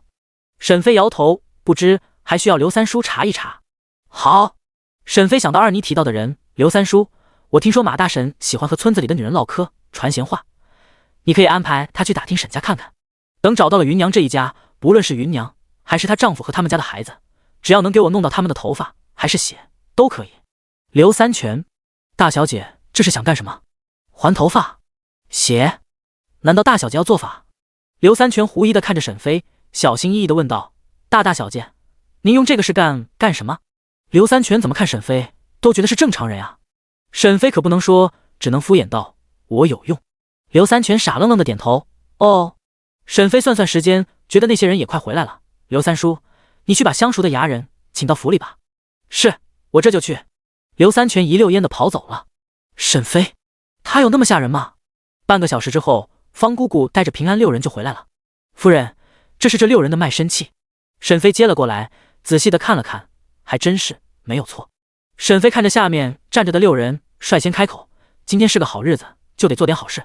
我这个人最是纯良不过的人，最看不得人吃苦，我今天就发善心，做个好事。沈飞这么说，6人也是面面相觑，他们也是好奇了，三夫人的脸可真大，竟往自己脸上贴金了。平安仗着和沈飞熟悉一些，问道：三夫人是什么好事？沈飞双眼亮晶晶地问道：平安，你想不想脱离奴籍？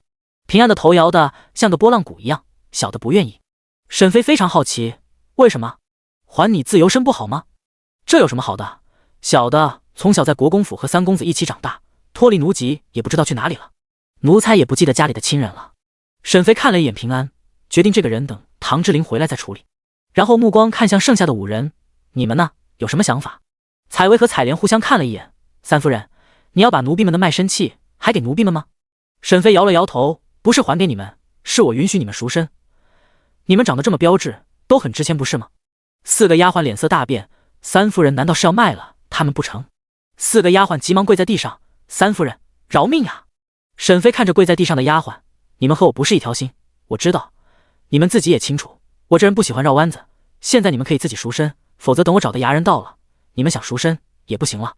采芙是4人中最冷静的人，他开口问道：三夫人，不知道我们的赎身银子是多少？我也不为难你们，每人10两银子，相信你们自己也清楚，这已经很划算了。采芙直接点头，三夫人，奴婢愿意为自己赎身。沈飞没想到这个丫头还挺识时务。好，第161章，她难道做错了吗？采芙从自己的小包袱里面拿出了几两碎银子，加起来正好有10两银子。方姑姑把银子接了过去，然后把采芙的卖身契给了她。采芙拿着自己的卖身契，小心地揣在怀里，然后给沈飞磕了一个头，奴婢谢三夫人。起来吧，采芙，你以后就不是我的丫鬟了，不用归我的。好了，采芙可以离开了。沈飞其实不想把事情闹僵，这人都是有目的来的，他不能放心用。到目前为止，他们没有对他有实质性的伤害，因此他也愿意网开一面，让他们自己赎身离开，是最好的结果了。采芙走得很利索，剩下的4人互相看了看，采青咬了咬牙，三夫人，奴婢也赎身。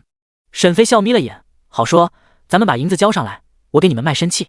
我要的钱真的不高，要知道你们这几人的美貌，换到别人家，那可都是要花大价钱的。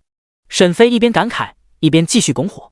虽然他直接把这些人卖了，或许能得到更多，但那样做就是直接打唐国公和唐夫人的脸了。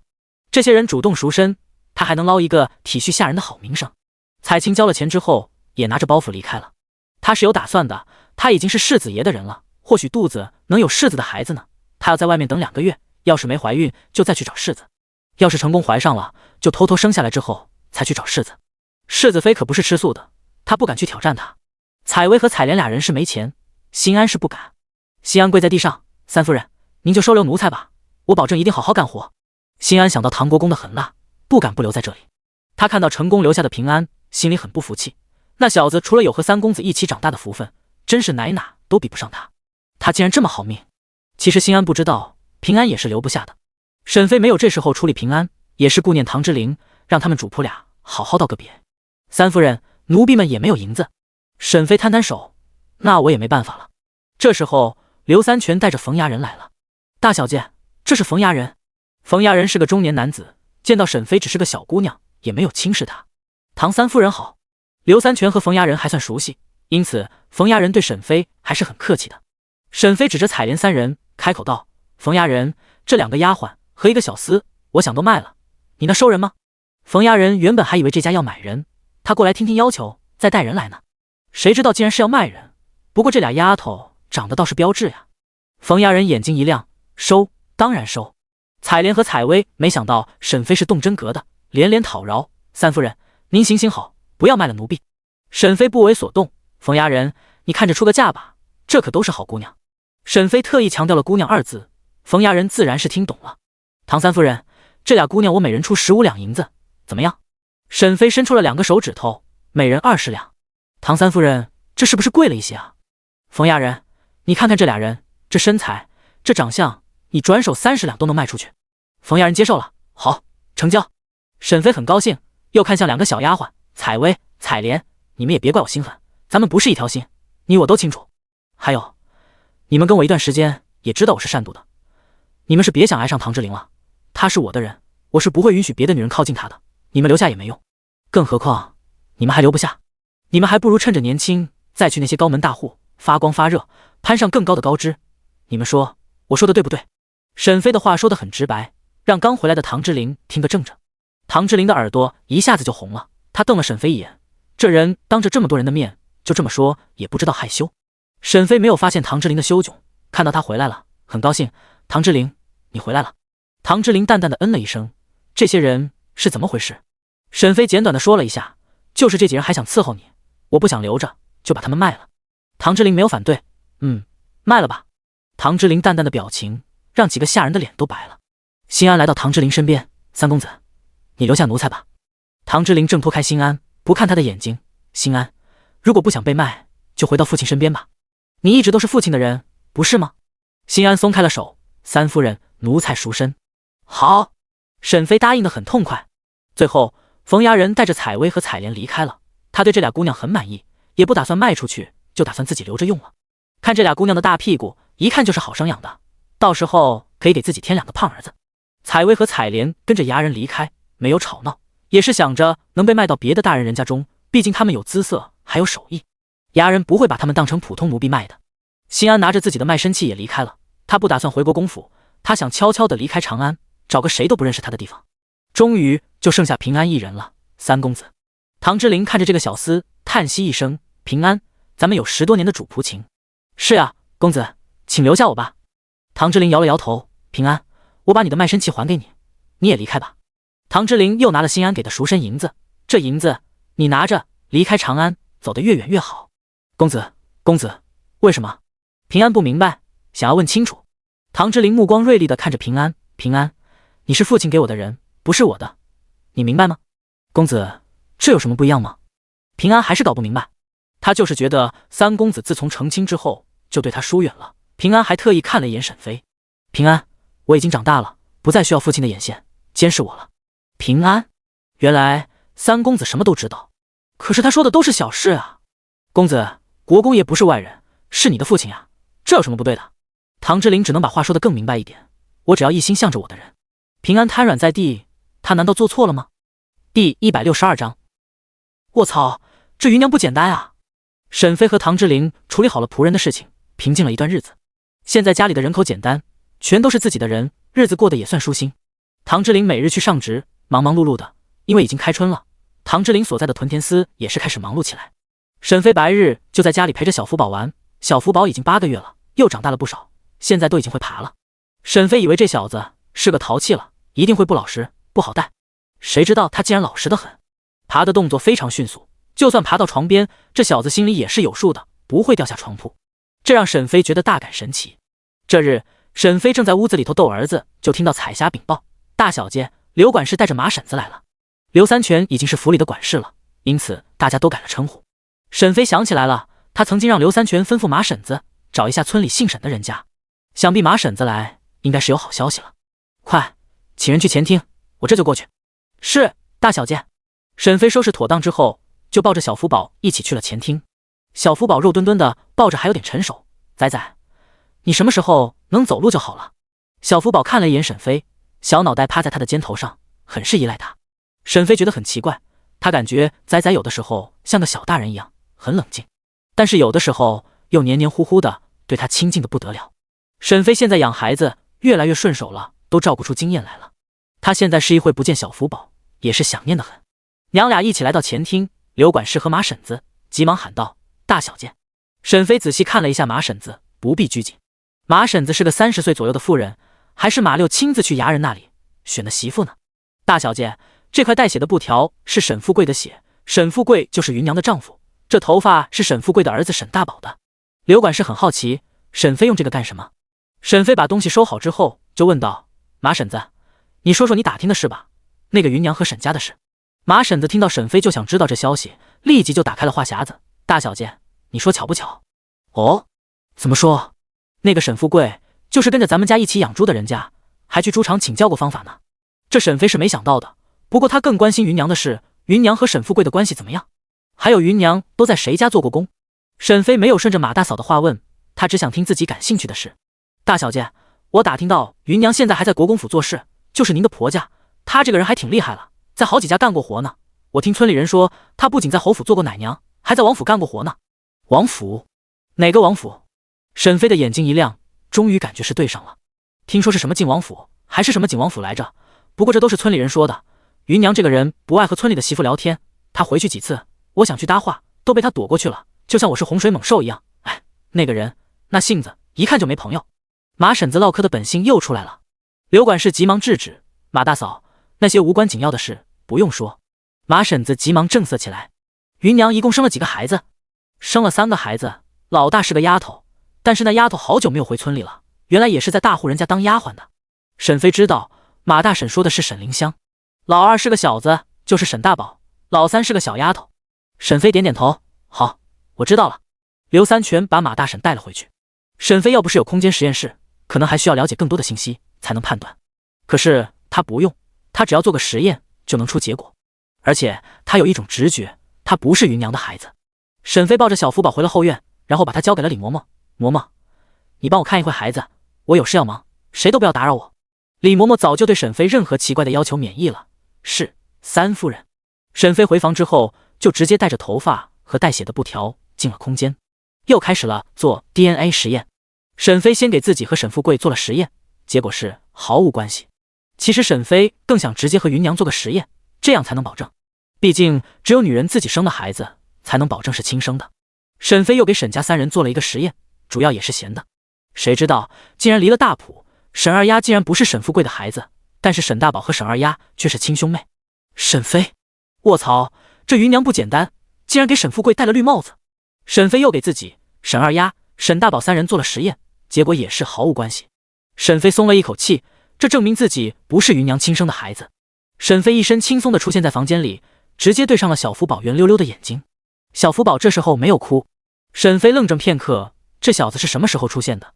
只看到他的小手脏兮兮的，还有膝盖上也是尘土，就知道这小子是自己爬回来的。沈飞，这小子不是很爱干净的吗？干嘛要爬回来？沈飞急忙把小福宝抱起来：“仔仔，你怎么不乖呢？竟然直接在地上爬。”沈飞一边给小福宝拍身上的土，一边抱怨道：“哎，看来以后不能在仔仔面前进空间了，这小子的心眼越来越多了。不过小孩子应该没有记忆。”沈飞不断地安慰自己。小福宝眼也不眨地看着沈飞。这时候李嬷嬷传来喊声：“小少爷不见了，大家一起找一找。”李嬷嬷就去一趟茅房的功夫，回来小少爷就不见了。往日给这孩子自己放在床上，完全不会掉下来的，他自己就知道危险，不往这边来的。沈飞抱着小福宝走了出来：“嬷嬷不必惊慌，小福宝在我这里。”李嬷嬷松了一口气：“我的少爷哟，你这小胳膊小腿的还能自己爬过去？”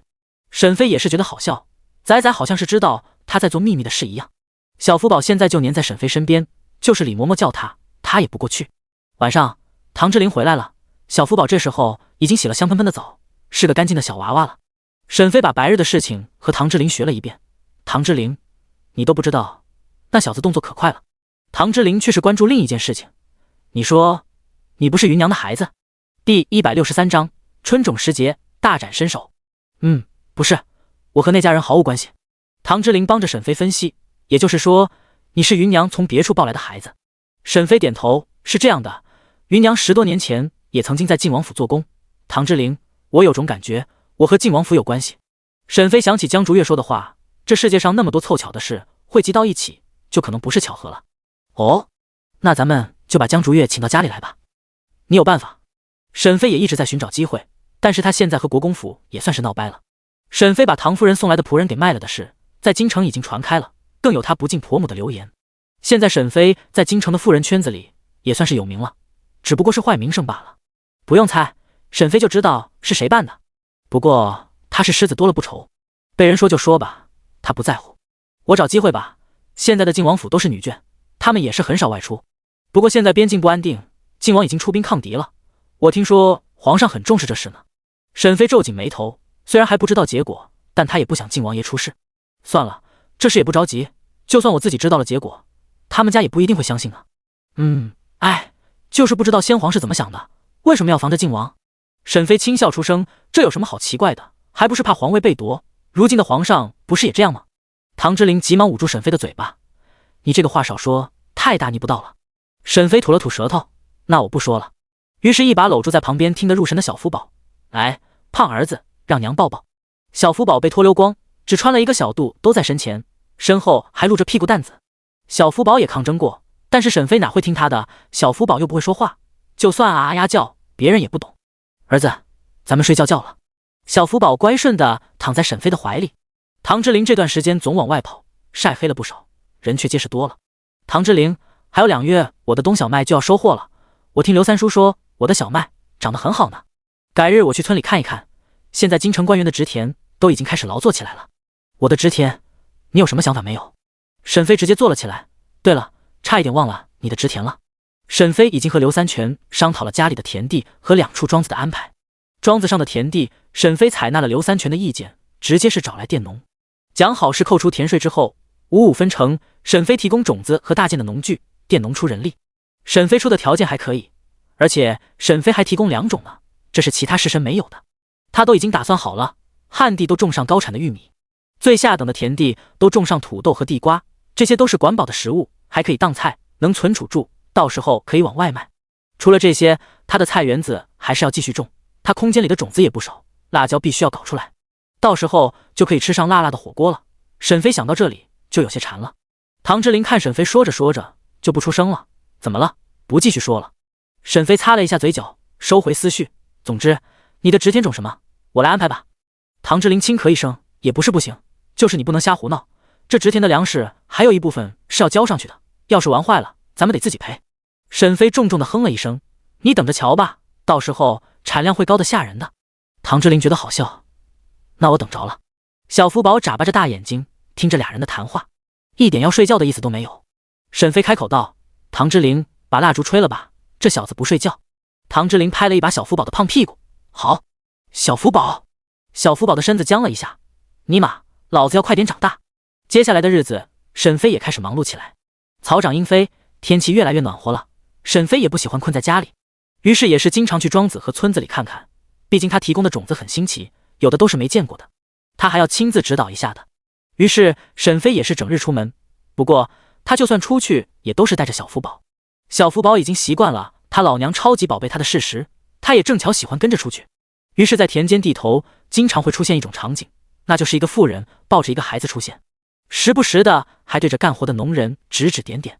沈飞的理论都是看来的，所以有的时候也会出错，因此他的佃农见他的次数多了也不害怕了，有的时候也会反驳他。沈飞也不在意，不害怕和人辩论。这一日，沈飞来到唐之琳的植田，沈飞已经做主，这个旱地也种植玉米，这里干活的人不是他的佃农，而是屯田司的人手。沈飞出现在田地的时候，他们全都呆愣住了。沈飞去讲过制作肥料的课程，这些人是认识他的。屯田司的人之所以聚在这里，也是第一次见到玉米这种东西。唐三夫人，您这种子怎么没有见过？沈飞解释道，这是玉米，是粗粮的一种，产量会比高粱和豆子高，磨碎了可以当主食的。不过没有大米好吃罢了。这时候吃不饱的人都有呢，谁还嫌弃好不好吃呀？唐夫人，不知道你这种子是哪里来的？沈飞只是笑眯眯地看着那人，这种子你们要是想要，可以等到秋天，等玉米产下来之后，种子可以卖给你们。这些人中有人起了心思，有人则是不为所动。好，谢唐三夫人了，到时候可以给再下一些种子。好，没问题。沈飞一家人过得自在，不知道有人是暗中观察他们一家的。唐国公自从知道自己送过去的人转手就被人卖了，还是很生气的，于是监视的就更紧密了。可是几个月下来，啥事都没有，就是唐之灵也没有任何异样，老老实实的上职，也没有往北的送人。唐国公松了一口气的同时，也暗道自己是多心了。那小子的记忆没有恢复，更是啥也不知道。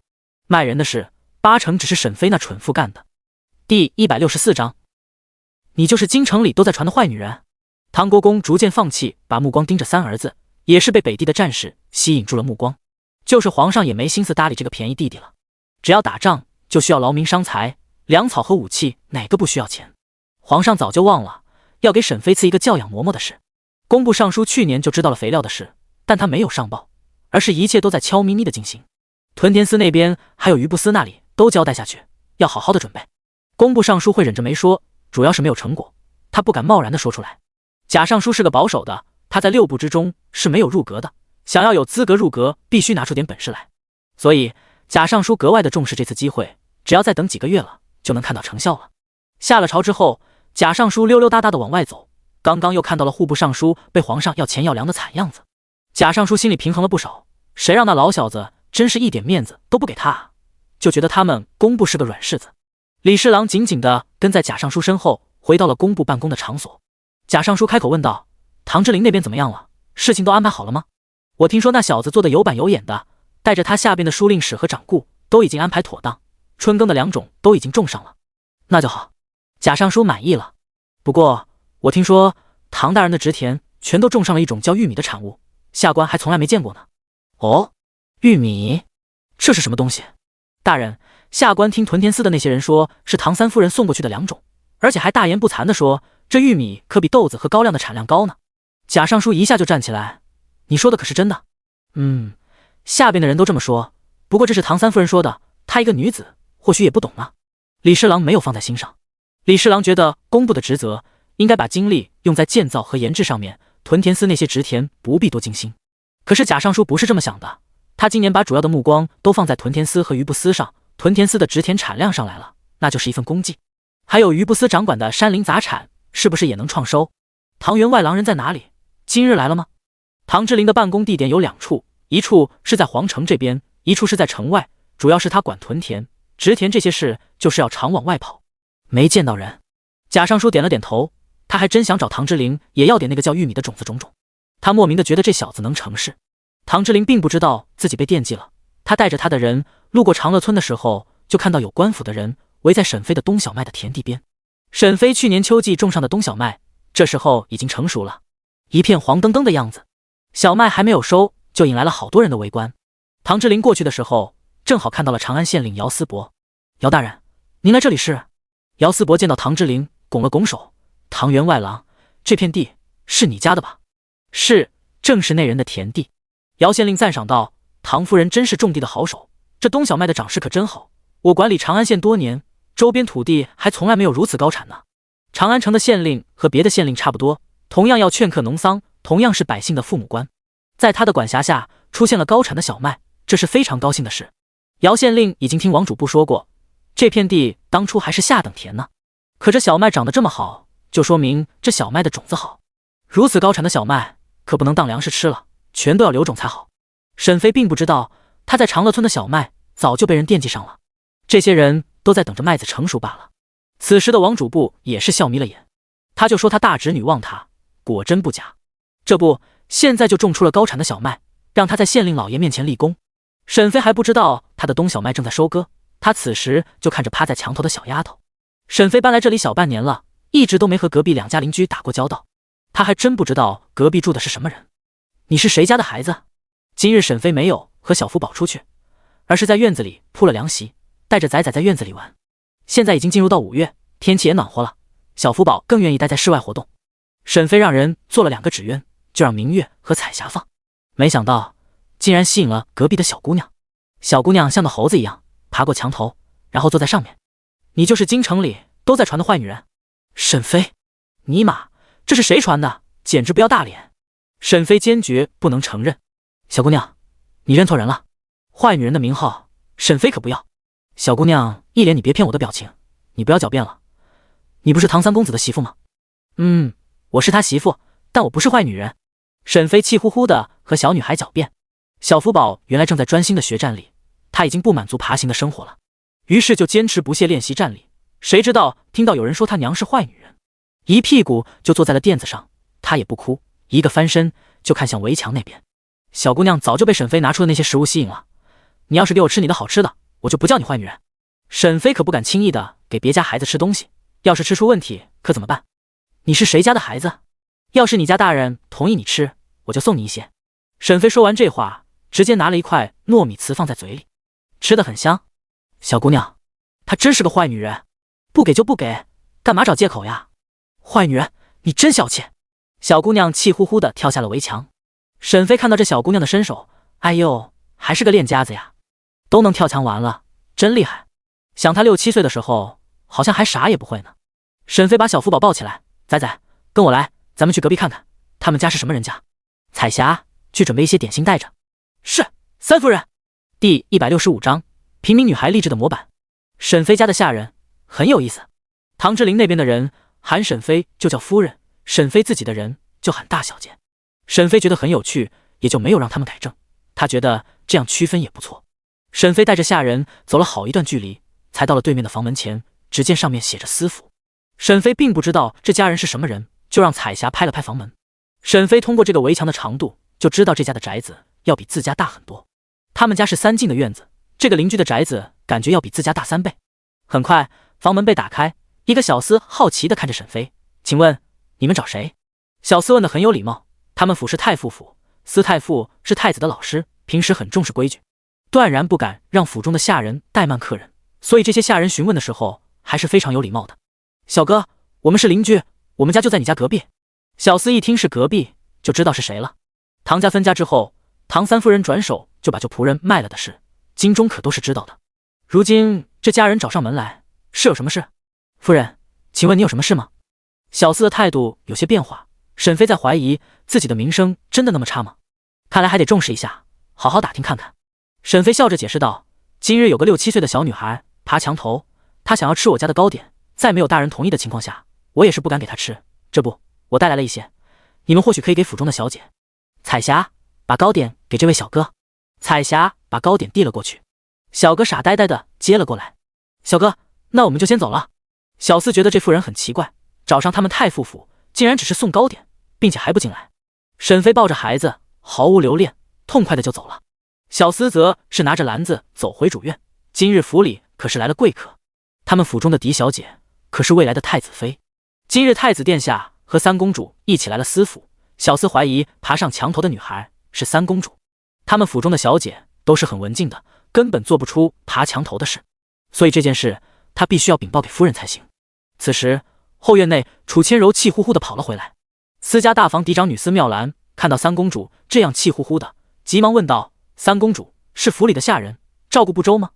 司妙兰现在还不是太子妃，加上三公主是皇后的亲女儿，是太子一母同胞的妹妹，她对三公的耐心要比对家里的妹妹好多了。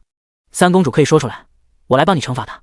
三公主这次和太子出来到司家做客，在司家也听到不少沈飞的事，毕竟沈飞是司家的邻居，加上去年唐之琳娶了沈飞，还有沈飞婚前生子带个拖油瓶进国公府的事，就显得很传奇。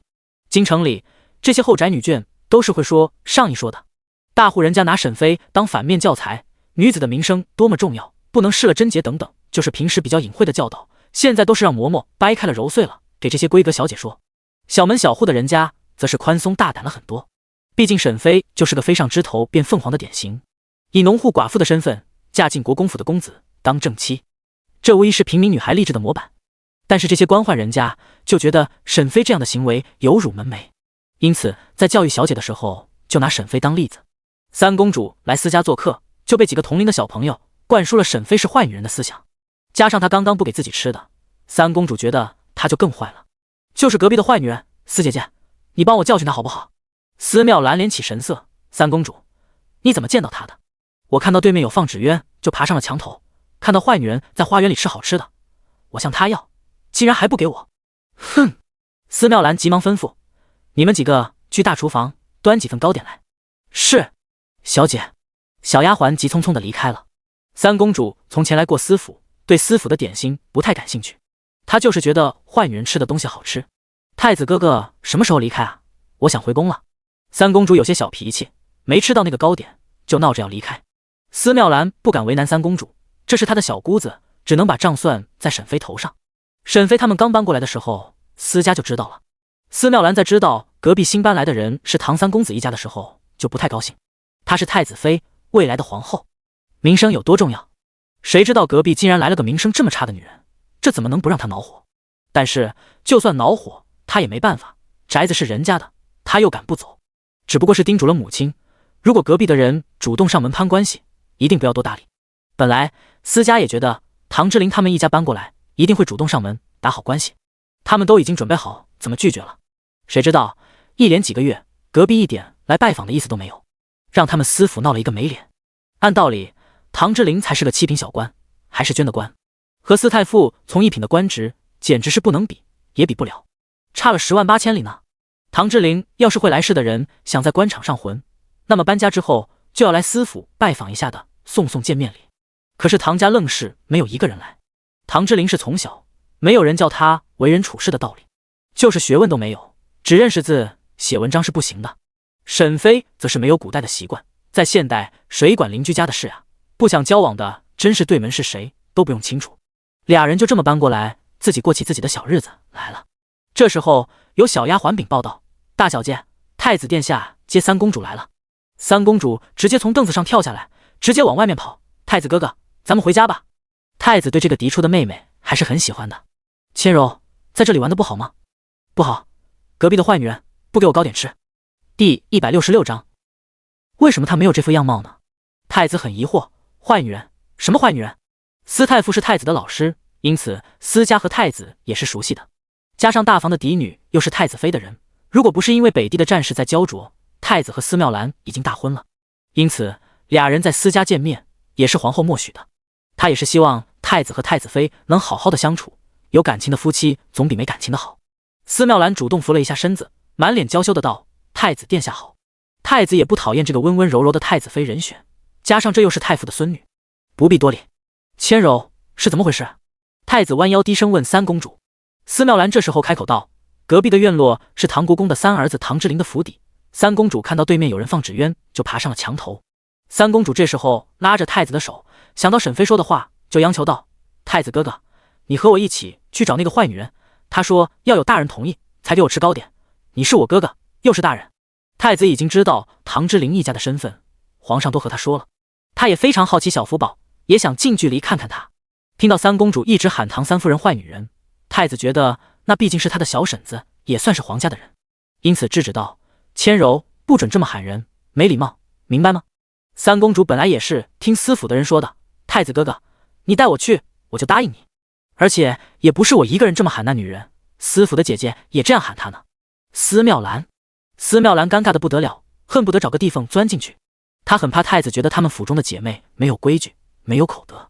慌乱之中反驳道，太子殿下，三公主年纪小，兴许是听错了吧。太子原本没有多在意的，但是司妙兰甩锅的事他不是很满意，因此眸子里也没了暖意。兰妹妹，我们出来也久了，就先离开了。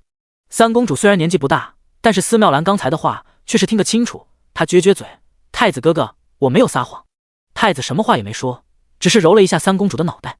司妙兰的脸色僵了僵，她刚才说完那话之后就后悔了。她和太子没有成亲，感情自然是比不上三公主和她的关系。那她这么说，太子又怎么会相信她呢？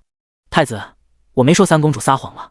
司妙兰努力解释，但太子面色已经冷了下来，语气淡淡的道，妙兰，本宫就先离开了。说完这话，太子就牵着三公主的手一起往外走。司妙兰想着太子前后2次的称呼，脸色一下子就白了。去跟着太子和三公主，看他们是直接回宫了，还是去了别的地方。刚刚三公主说要去隔壁要糕点的事，太子并没有当场反驳。难道太子还会亲自带着三公主过去做客不成？司妙兰的心里很不舒服，她已经听说沈氏的年纪很小，今年也才15岁，和她是一样的年纪呢。既然这女人这么有手腕，会不会不要脸的勾引太子？司妙兰这下坐不住了，她提起裙摆，急忙往司太傅的书房跑去。司太傅见到大孙女脚步匆匆的跑进来，皱了一下眉头：“妙兰，你很快就是太子妃了，怎么能如此没有规矩？祖父还请您派人跟着太子。”妙兰害怕他去了隔壁。你说唐员外郎家，他去那里干什么？司太傅可是官场的老油条，唐之琳他们家刚搬过来的时候，他就把人家打听得清清楚楚了。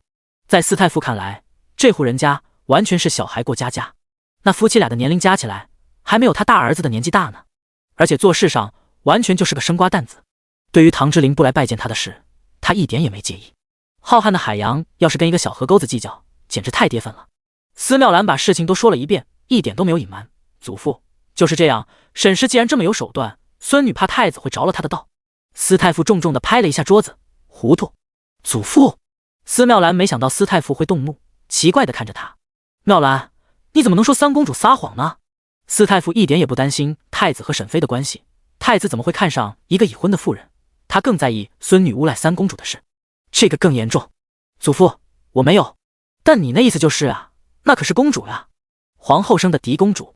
司太傅气得在地上转圈圈：“妙兰，你知道家里为了宣传你的好名声，花了多少心血吗？你怎么还能如此短视？还有后院也要好好的管一管了。你娘是怎么管家的？竟让府中的小姐如此口无遮拦、张口闭口的坏女人，竟然还当着三公主面说。”司太傅也是气得很了，都是一群蠢货。司妙兰刚才就后悔了。祖父，那现在怎么办？司太傅起身：“走吧，咱们亲自出门看看，看看太子在不在隔壁。”是，祖父。于是祖孙俩一起出了书房。唐府开门的小厮看到来人是一名年轻公子和一名小姑娘，还有几名护卫打扮的人。你们找谁？太子想了想：“我是唐之琳的朋友，今日路过他家，就来拜访一下。”小厮听到是老爷的朋友，也不敢阻止了：“稍等，我这就去禀报。”这个小厮是长乐村后买来的人，叫张炳，是刘管事亲自叫过来看门的人。没办法，李军又被调回了猪场，主要是经过大半年，养猪场的猪都很肥了，刘管事害怕丢猪，得找个有功夫的人去镇着。沈妃在听到唐之琳朋友的时候，还是很奇怪的。她来了这么久了，还不知道唐之琳有什么好朋友呢。她也没有自己不方便见外男的思想，直接抱着小福宝就来到了大门口处。打开门之后，就看到了一个年轻的公子。你是唐之琳的朋友？太子没看沈妃，他的目光直接放在小福宝身上，如此近距离看小福宝，太子的心绪波动还是很大的。同样都是皇爷爷的孙子，为什么他没有这副样貌呢？第167章，皇叔的眼光不行。小福宝圆溜溜的眼睛一眨不眨地看着太子，还扬起了小爪子想抓太子的脑袋。沈妃，这小子是怎么回事？干嘛总抓人家的头发？抱歉，孩子太小，什么都喜欢抓。太子看小福宝的眼神很和善，一点责怪的意思都没有，无碍。沈妃想到这人是唐之琳的朋友，也不能一直站在大门外，不请进来也不礼貌。可是这人他又不愿不认识，贸然请进来，又害怕这人图谋不轨，所以一时不知道是不是要把人请进来。唐之琳在上职，不在家，要不然你改日再来找他。沈妃自以为委婉的说法，任谁听了都知道这是在赶人了。三公主不愿意了，她还没吃到糕点呢。你这个坏女人，说话不算话，都说了我家大人同意，就给我糕点吃的。沈妃低头才看到这个小姑娘，哎，你不是隔壁家的小孩吗？你家大人没有给你糕点吗？你才跳下墙头，我就带人给你送过去了，给了门口的一个小厮。三公主看沈妃不是作假的样子，哼，我没吃到。三公主更不满意了，她未来嫂嫂也是个抠门的，竟然想留下来自己吃，也不给她，她以后不喜欢她了。沈妃见她闷闷不乐的样子，喊道：“彩霞，你再去拿一包点心过来。”太子一点拒绝的意思也没有，他也是很好奇，到底是什么东西能让皇妹这么念念不忘。彩霞很快就拿了一包糯米糍过来。沈妃的糯米糍和别人家不一样的点，就是造型奇特，小孩子看了会喜欢的样式。沈妃直接拆开，弯下腰：“小姑娘，你帮我选一块。”三公主很好奇，随意拿了一块，沈妃直接抢了过来，塞到嘴里，几下子就咽下去了。三公主都要气哭了，她从来没有见过如此厚颜无耻的人。你这个坏女人，你都给我了，竟然还抢我手里的，太子哥哥，你看他呀！三公主气急败坏，直接喊出了太子身份。太子，沈飞也惊讶住了，这男人是太子，那他是唐之灵的朋友？好啊，那小子结识了大人物，竟然还不和他说一声。哎，不对，这俩人该不会是骗子吧？沈飞狐疑地看着这俩人。太子正奇怪沈飞为什么抢他妹妹的糕点呢，于是好奇地看向沈飞。沈飞这时候急忙解释，小妹妹，我刚当是抢了一个吃，就是想要告诉你这糕点没毒，可以放心吃，没有别的意思啊。沈飞完全忘了他们一家三口百毒不侵的事实了。你真是太子？沈飞有些怀疑，古代冒充皇家人是不是有重罪？这人胆子不小啊。不等太子回答，沈飞就低头看着这小丫头，她是太子，那你岂不是公主？三公主很得意，我是公主，是皇后生的嫡公主。太子这时候也不隐瞒了，我是大禹朝太子，今日过来也是小妹，想要尝尝你家的糕点，贸然前来打扰了。沈飞这时候就不好再让人站在门口了，但是又害怕这人是骗子，就开口道，你有没有腰牌那东西？我没见过，想长长见识。沈飞抱着小福宝，没看到小福宝竟然翻了一下白眼。太子愣了一下，这女人拉拉杂杂说了一堆，没有让他们进去，这是在怀疑他说谎了。太子真是要被气笑了，于是拿出了自己的腰牌，直接亮了出来。沈飞见到那金黄的腰牌还有东宫的字样，承认了太子的身份。呀，还真是，你们没有骗人，那请进来坐一会吧。太子突然觉得皇叔娶了一个傻媳妇，看来皇叔的眼光不行啊。太子，你的腰牌是金子做的吗？很值钱吧？沈飞继续八卦。太子，皇婶还真是自来熟呀。三公主已经拿起了大熊猫造型的糯米糍吃了起来，她不知道是什么原因，就是觉得这个糕点比皇宫里面好吃。此时她已经率先迈进了院子里。太子见到妹妹进去了，也打算抬脚进去，就听到身后有一道女声，太子殿下。沈飞抱着小福宝向后头看了一眼，就见到前面是一个少女和一个老头，看那样子是隔壁的邻居了。哎呦，是隔壁的邻居吧，赶上了，就一起进来喝杯茶吧。沈飞还真没自己招待过客人，说的话也很直白随意。大禹朝还真没有谁家招待客人是这么招待的。太子突然觉得这个皇婶还挺有意思的。司妙兰赶过来的时候，就看到了沈飞抱着小福宝站在太子身旁，特别是那小崽子，瞅着竟然和太子有2分相像，尤其是那眼睛，好像这3个人才是一家3口一样，真是匪夷所思。司妙兰竟然生出了危机感。太子哥哥，你不是要回宫了吗？质问的语气直接就说出了口，同时还加上了委屈和撒娇。太子没有看司妙兰，而是看向呆愣住的太傅。太子非常理解司太傅的失态，因为当初他第一次见这小孩也是一样震惊。司太傅盯着小福宝的脸，非常震惊，这孩子和先皇如此像，难道是皇家的孩子？可是是谁的呢？皇上的？还是太子的？或是哪个藩王的？一时间太傅的脑袋里冒出了好几个人选。太傅觉得过去查的还是少了，不过此时太子出现在唐府，或许也是想查这孩子的吧。司太傅开口道，那就打扰了，我是司长伯。太子见到沈飞不知道司太傅的官职，就补充道，司太傅是本宫的老师，从一品的官职。沈飞，哇哦，一品大员呀，还能当太子的老师，那是不是很会教学生呀？沈飞想到唐之灵那半吊子的水平，立即谄媚起来，哎呦，您老是太傅呀，那得老有学问了，来来来，到我家坐坐，咱们是邻居，常言道远亲还不如近邻呢，一看您慈眉善目的，就想起了我爷爷。哎，里面请。彩霞，快去上茶水，还有把大厨房准备的糕点都端上来。沈飞一边喊一边请司太傅进门。被冷落的太子，同样不解的司妙兰。第168章。什么？哥哥？沈飞抱着小福宝跟着司太傅，小嘴还在叭叭的不停。司太傅，一看您就是超级有学问的人，还能当太子的老师，那学问一定是大禹朝最厉害的人。小夫人今日有缘见到您的真人，真是三生有幸呀。您是太子的老师，那您就是天下读书人的表率，读书能达到您老这样的程度，您的成就堪比孔孟呀。沈飞抱着孩子极力的吹捧司太傅，而且他夸人从来都很直白，一点隐晦的意思都没有，不管有没有学问的人都能听出来。原本司太傅听了孙女的话，心里多少还有些芥蒂的，觉得沈飞是有心机的妇人。现在看沈飞完全是个单纯的老实人，会说实话的老实人。司太傅被夸赞得很高兴，他如今是太傅，等太子登基了，他就是帝师。而且这小姑娘还把自己和孔子孟子相提并论，司太傅高兴的胡子都一翘一翘的。留在门口的太子和司妙兰直接傻眼了。太子见到沈飞直接把他留在门外，而且对司太傅这么热情，就非常奇怪。他觉得这里面有猫腻，或者皇神有事要求到司太傅身上。太子好奇死了，于是自己也紧跟着追了上去。太子今年也才17岁，年纪不大，也没那么成熟，孩子心性还没有完全褪去。司妙兰这个气啊，他明明是找爷爷来帮忙，一起带走太子的，没想到爷爷竟然跟着人家走了，而且刚刚那高兴的样子和在书房骂他的人简直是判若两人。他就不明白，那女人只是说几句好听话，爷爷就被哄骗了过去，这怎么能行？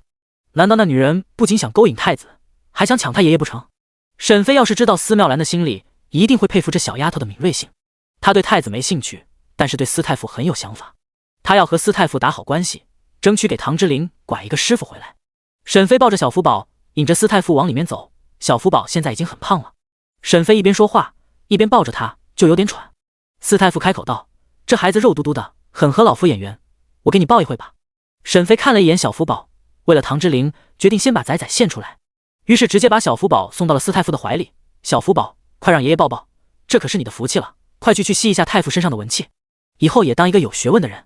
司太傅高兴的哈哈哈大笑，对，文气，皇上有龙气，那他身上就有文气，哈哈哈。小福宝想挣扎，被沈飞偷偷的掐了一下屁股，立刻就老实了。司太傅抱着小福宝，这心里的感受很怪异，他看着小福宝的脸，陷入了沉思。这一张脸，他面对了一辈子，熬死了这个老家伙，如今竟然又见到了。世上的事还真是神奇。司太傅想起他这一辈，一步步的走到如今的地位，和先皇脱不了关系。如今先皇走了，竟然还有个这么香香的小家伙出现。司太傅看着小福宝陷入沉思，小福宝看着近在咫尺的老脸，慢慢的把头扭了过去。哎，不想看，太老太丑了。此时众人已经都被引进府中的会客厅，司太傅抱着小福宝没有说话。沈飞正指挥丫鬟上茶水和点心。太子和司妙兰进来的时候，就看到了抱着孩子的司太傅。司妙兰气炸了，爷爷是怎么回事？这才多大一会功夫呀，爷爷竟然都给那女人看孩子了。司妙兰更觉得沈飞这人有毒了，他爷爷是什么人，哪是谁都能亲近的。爷爷！司妙兰委屈巴巴的喊声，直接把司太傅从思绪中喊醒。司太傅正在想着他和先帝曾经的事，君臣40载，自然是有喜有悲，有忠诚也有猜忌，有意气风发时升官，亦有被贬惩罚之事。官场上起起伏伏，如今他还是成了一品大员，太子的老师。先帝终究是没有熬过他这个老家伙。司妙兰看到今日的司太傅这么反常，快步的走了过去。爷爷，你怎么抱着这孩子？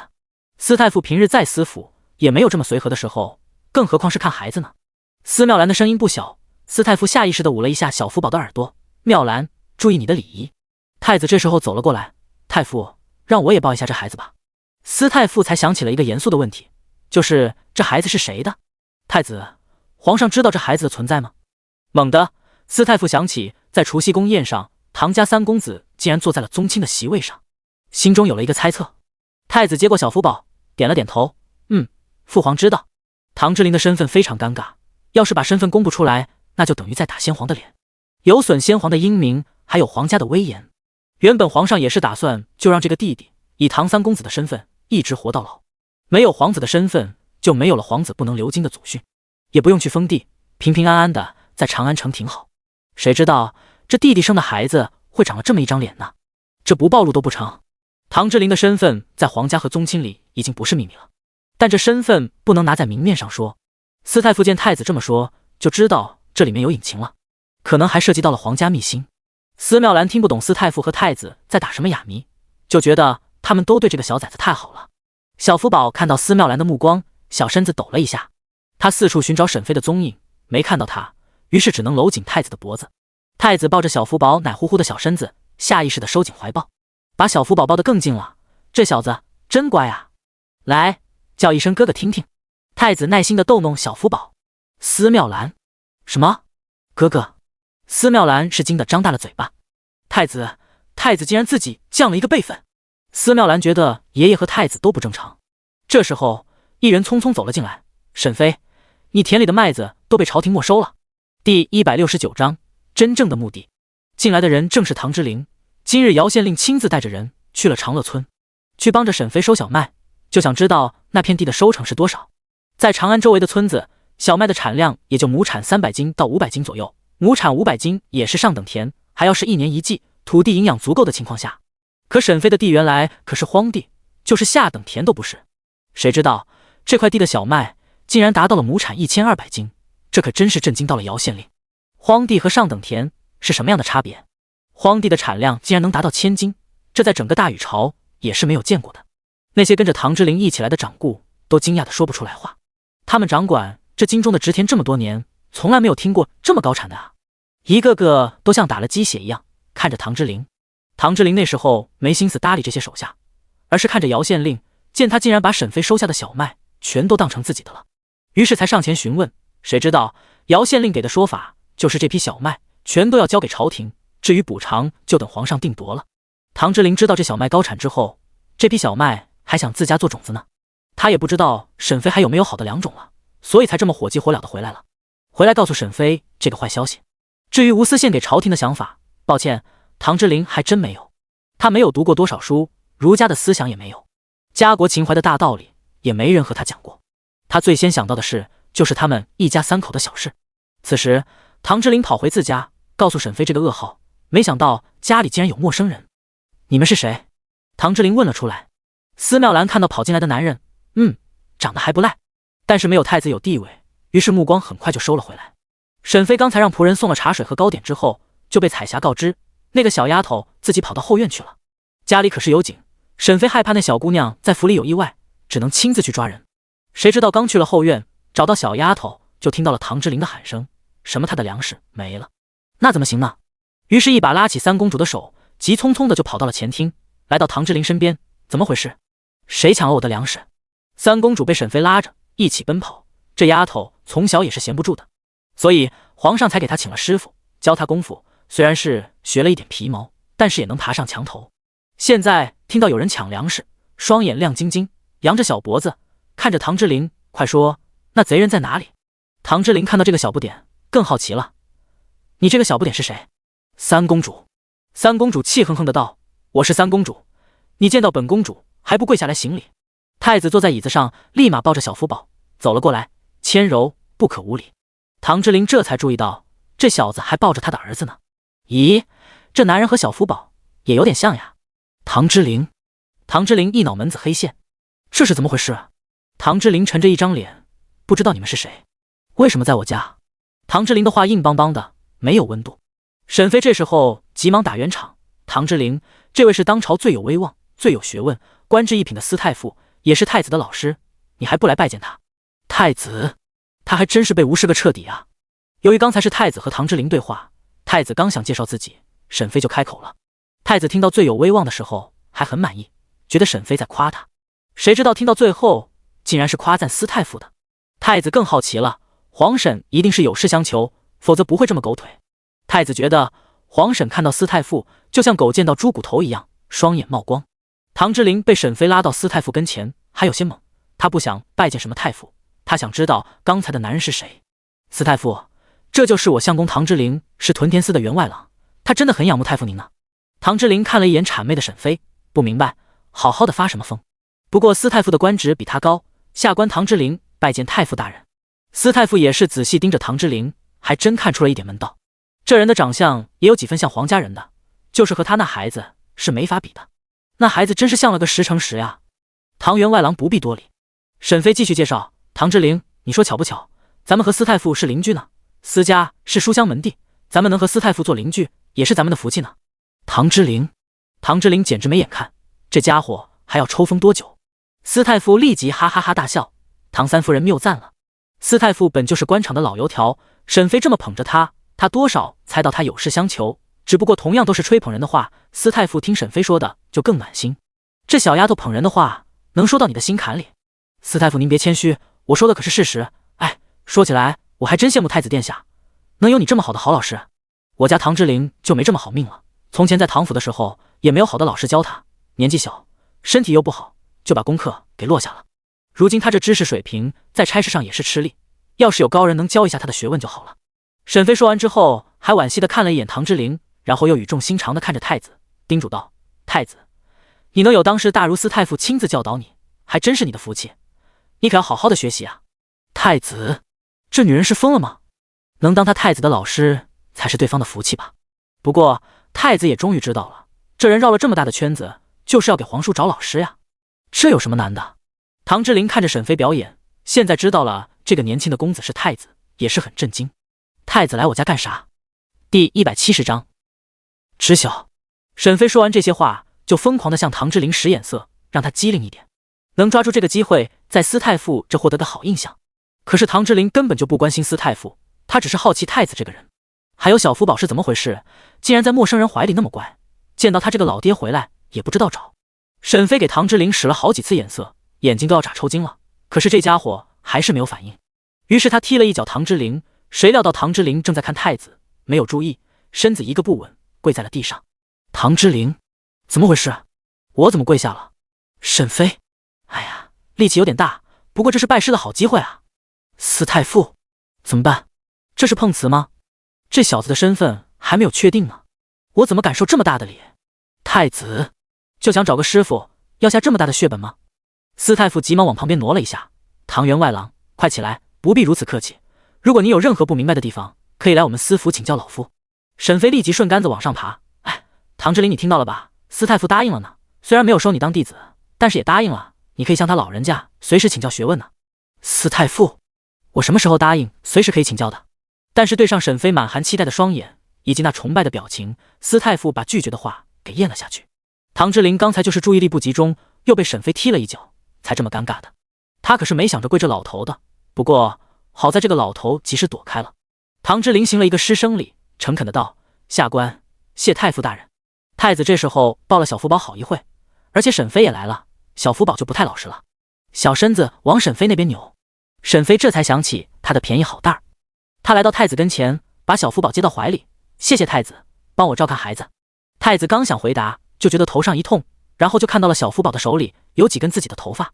沈飞就在心里自责，以后和唐之琳说话不能再当着仔仔的面了，这小子就知道薅人家头发。哎，你这小子！沈飞大急，急忙道歉，太子殿下，非常抱歉，这小子还小，对什么都好奇。沈飞对着小福宝的小手拍了几下，小福宝紧紧地攥着头发不撒手。太子看到小福宝那张脸，把责备的话又咽了回去。唐之琳这时候也想起来，这人是太子未来的储君，小福宝竟然敢薅人家头发，于是走到太子这里，行礼道：下官唐之琳参见太子殿下，还请太子息怒，饶了小儿。太子就疼那么一下子，现在早就不气了，无碍。太子出来也挺久了，就看向司太傅，太傅，我们回吧。司太傅自然也不想多留，就跟着太子往外走。三公主不想离开，但是被拉走了。沈飞和唐之琳急忙走出门口相送，他们家还是自从搬家之后头一次来了这么个大人物呢。两人看着太子和三公主又一起返回了司太傅的府里，也是猜到他们有话要说。沈飞这时候想起来唐之琳说他粮食的事，于是急忙问道：唐之琳，你说我的小麦是怎么回事？唐之琳也想起来了，是长安县令姚思伯，你的小麦能达到亩产1000斤，就被姚县令扣下了，说要上交给朝廷。俩人在门口说话，声音又不小，就是前面走着的司太傅和太子两人都听到了。太子听到亩产1000斤，眸子微动，不行，他要回宫把这件事告诉父皇。太傅，学生就先离开了。司太傅也听到沈飞刚刚的话了，点了点头。司妙兰见到太子头也不回的离开了，走的时候都没有看他一眼，心里很不舒服。他和司太傅一起走回院落，有些抱怨道：爷爷，你干嘛要对沈氏那么友好？司妙兰是看沈飞哪里都不顺眼，自然讨厌自己爷爷对他另眼相待。还有那个唐员外郎，不过是个小官，为什么要答应以后指导他？司妙兰觉得爷爷太多管闲事了，心里很不服气。司太傅见孙女如此小家子气，摇了摇头：哎，当初就是选错了，要是选了老二家的姑娘就好了。妙兰，你将来是太子妃，要大度。爷爷，我怎么不大度了？司妙兰委屈屈巴巴的道。司太傅无奈的摇了摇头：妙兰，那沈氏都是已经成婚的妇人，你和她计较什么？难道她还能把太子抢走不成？你未来可是国母，要有大家风范。祖父可是那沈氏生的孩子，和太子也有几分像呢。司妙兰觉得非常委屈，哎，爷爷怎么就不理解他呢？他心里有了疑团。司太傅看到倔强的孙女，看来他要亲自进宫一趟了，看看皇上是有什么打算。如果留唐之琳一家在长安城，那就要有个身份，否则任谁看了那孩子都会有疑问，反而对皇家的不利。那孩子的事情你不要管，那是皇家的事情，你就当什么也不知道。司太傅说完这话之后，人就匆匆的离开了。司妙兰，什么当不知道？他本来就不知道啊。不过他不知道不要紧，他可以自己查。司妙兰勾起嘴角，她是未来的太子妃，未来的皇后，还是有一些人能用的。此时皇宫里，皇上已经收到了姚县令的折子。姚思伯是长安城的县令，而长安县又是皇城，姚县令和普通的县令可不一样。户部尚书接到姚县令的折子之后，就急忙忙地跑来找皇上了。什么？你说小麦的产量高达亩产1000斤？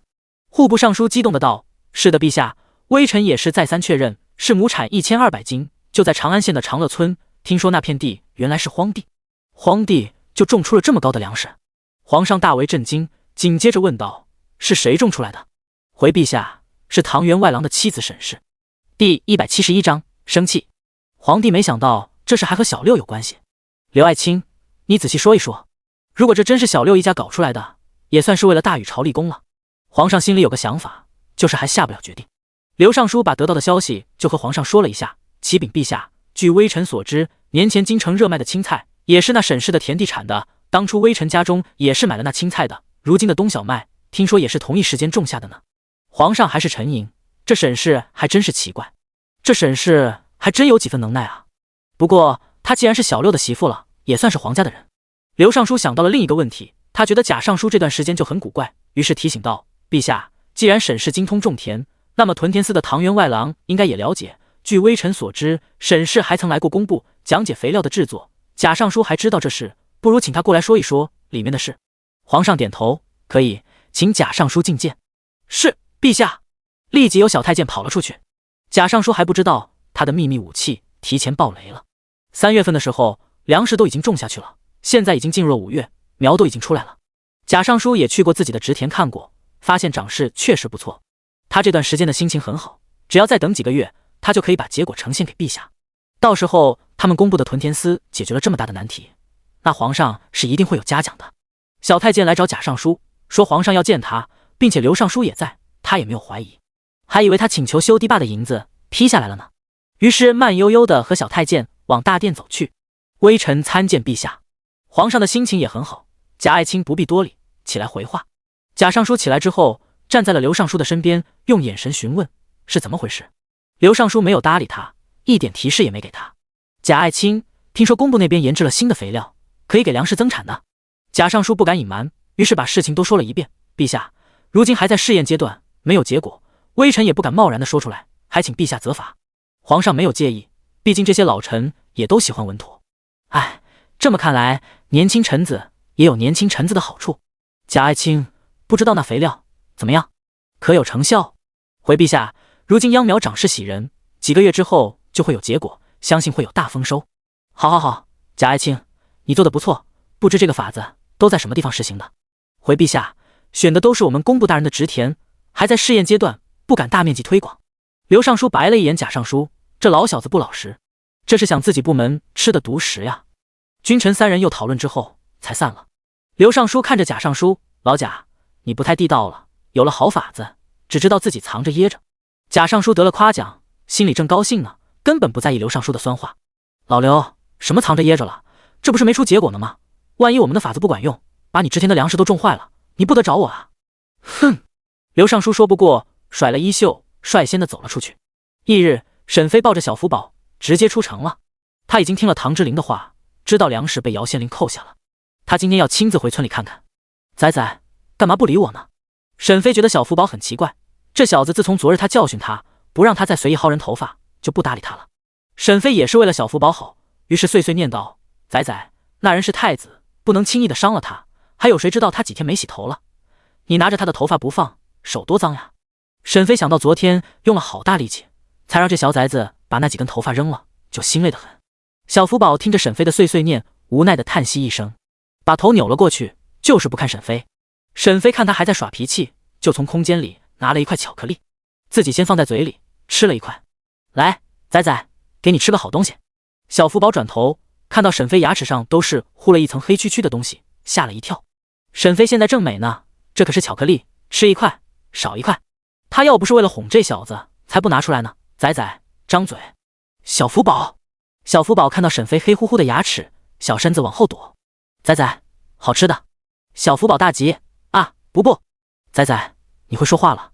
小福宝愣了片刻之后，眼中闪过亮光，来，喊一声娘，来，叫娘。小福宝。小福宝看向窗外，沈飞觉得小福宝生病了，一把把他的小身子抱到了怀里。仔仔，你是不是生病了？摸了一下额头，不热啊。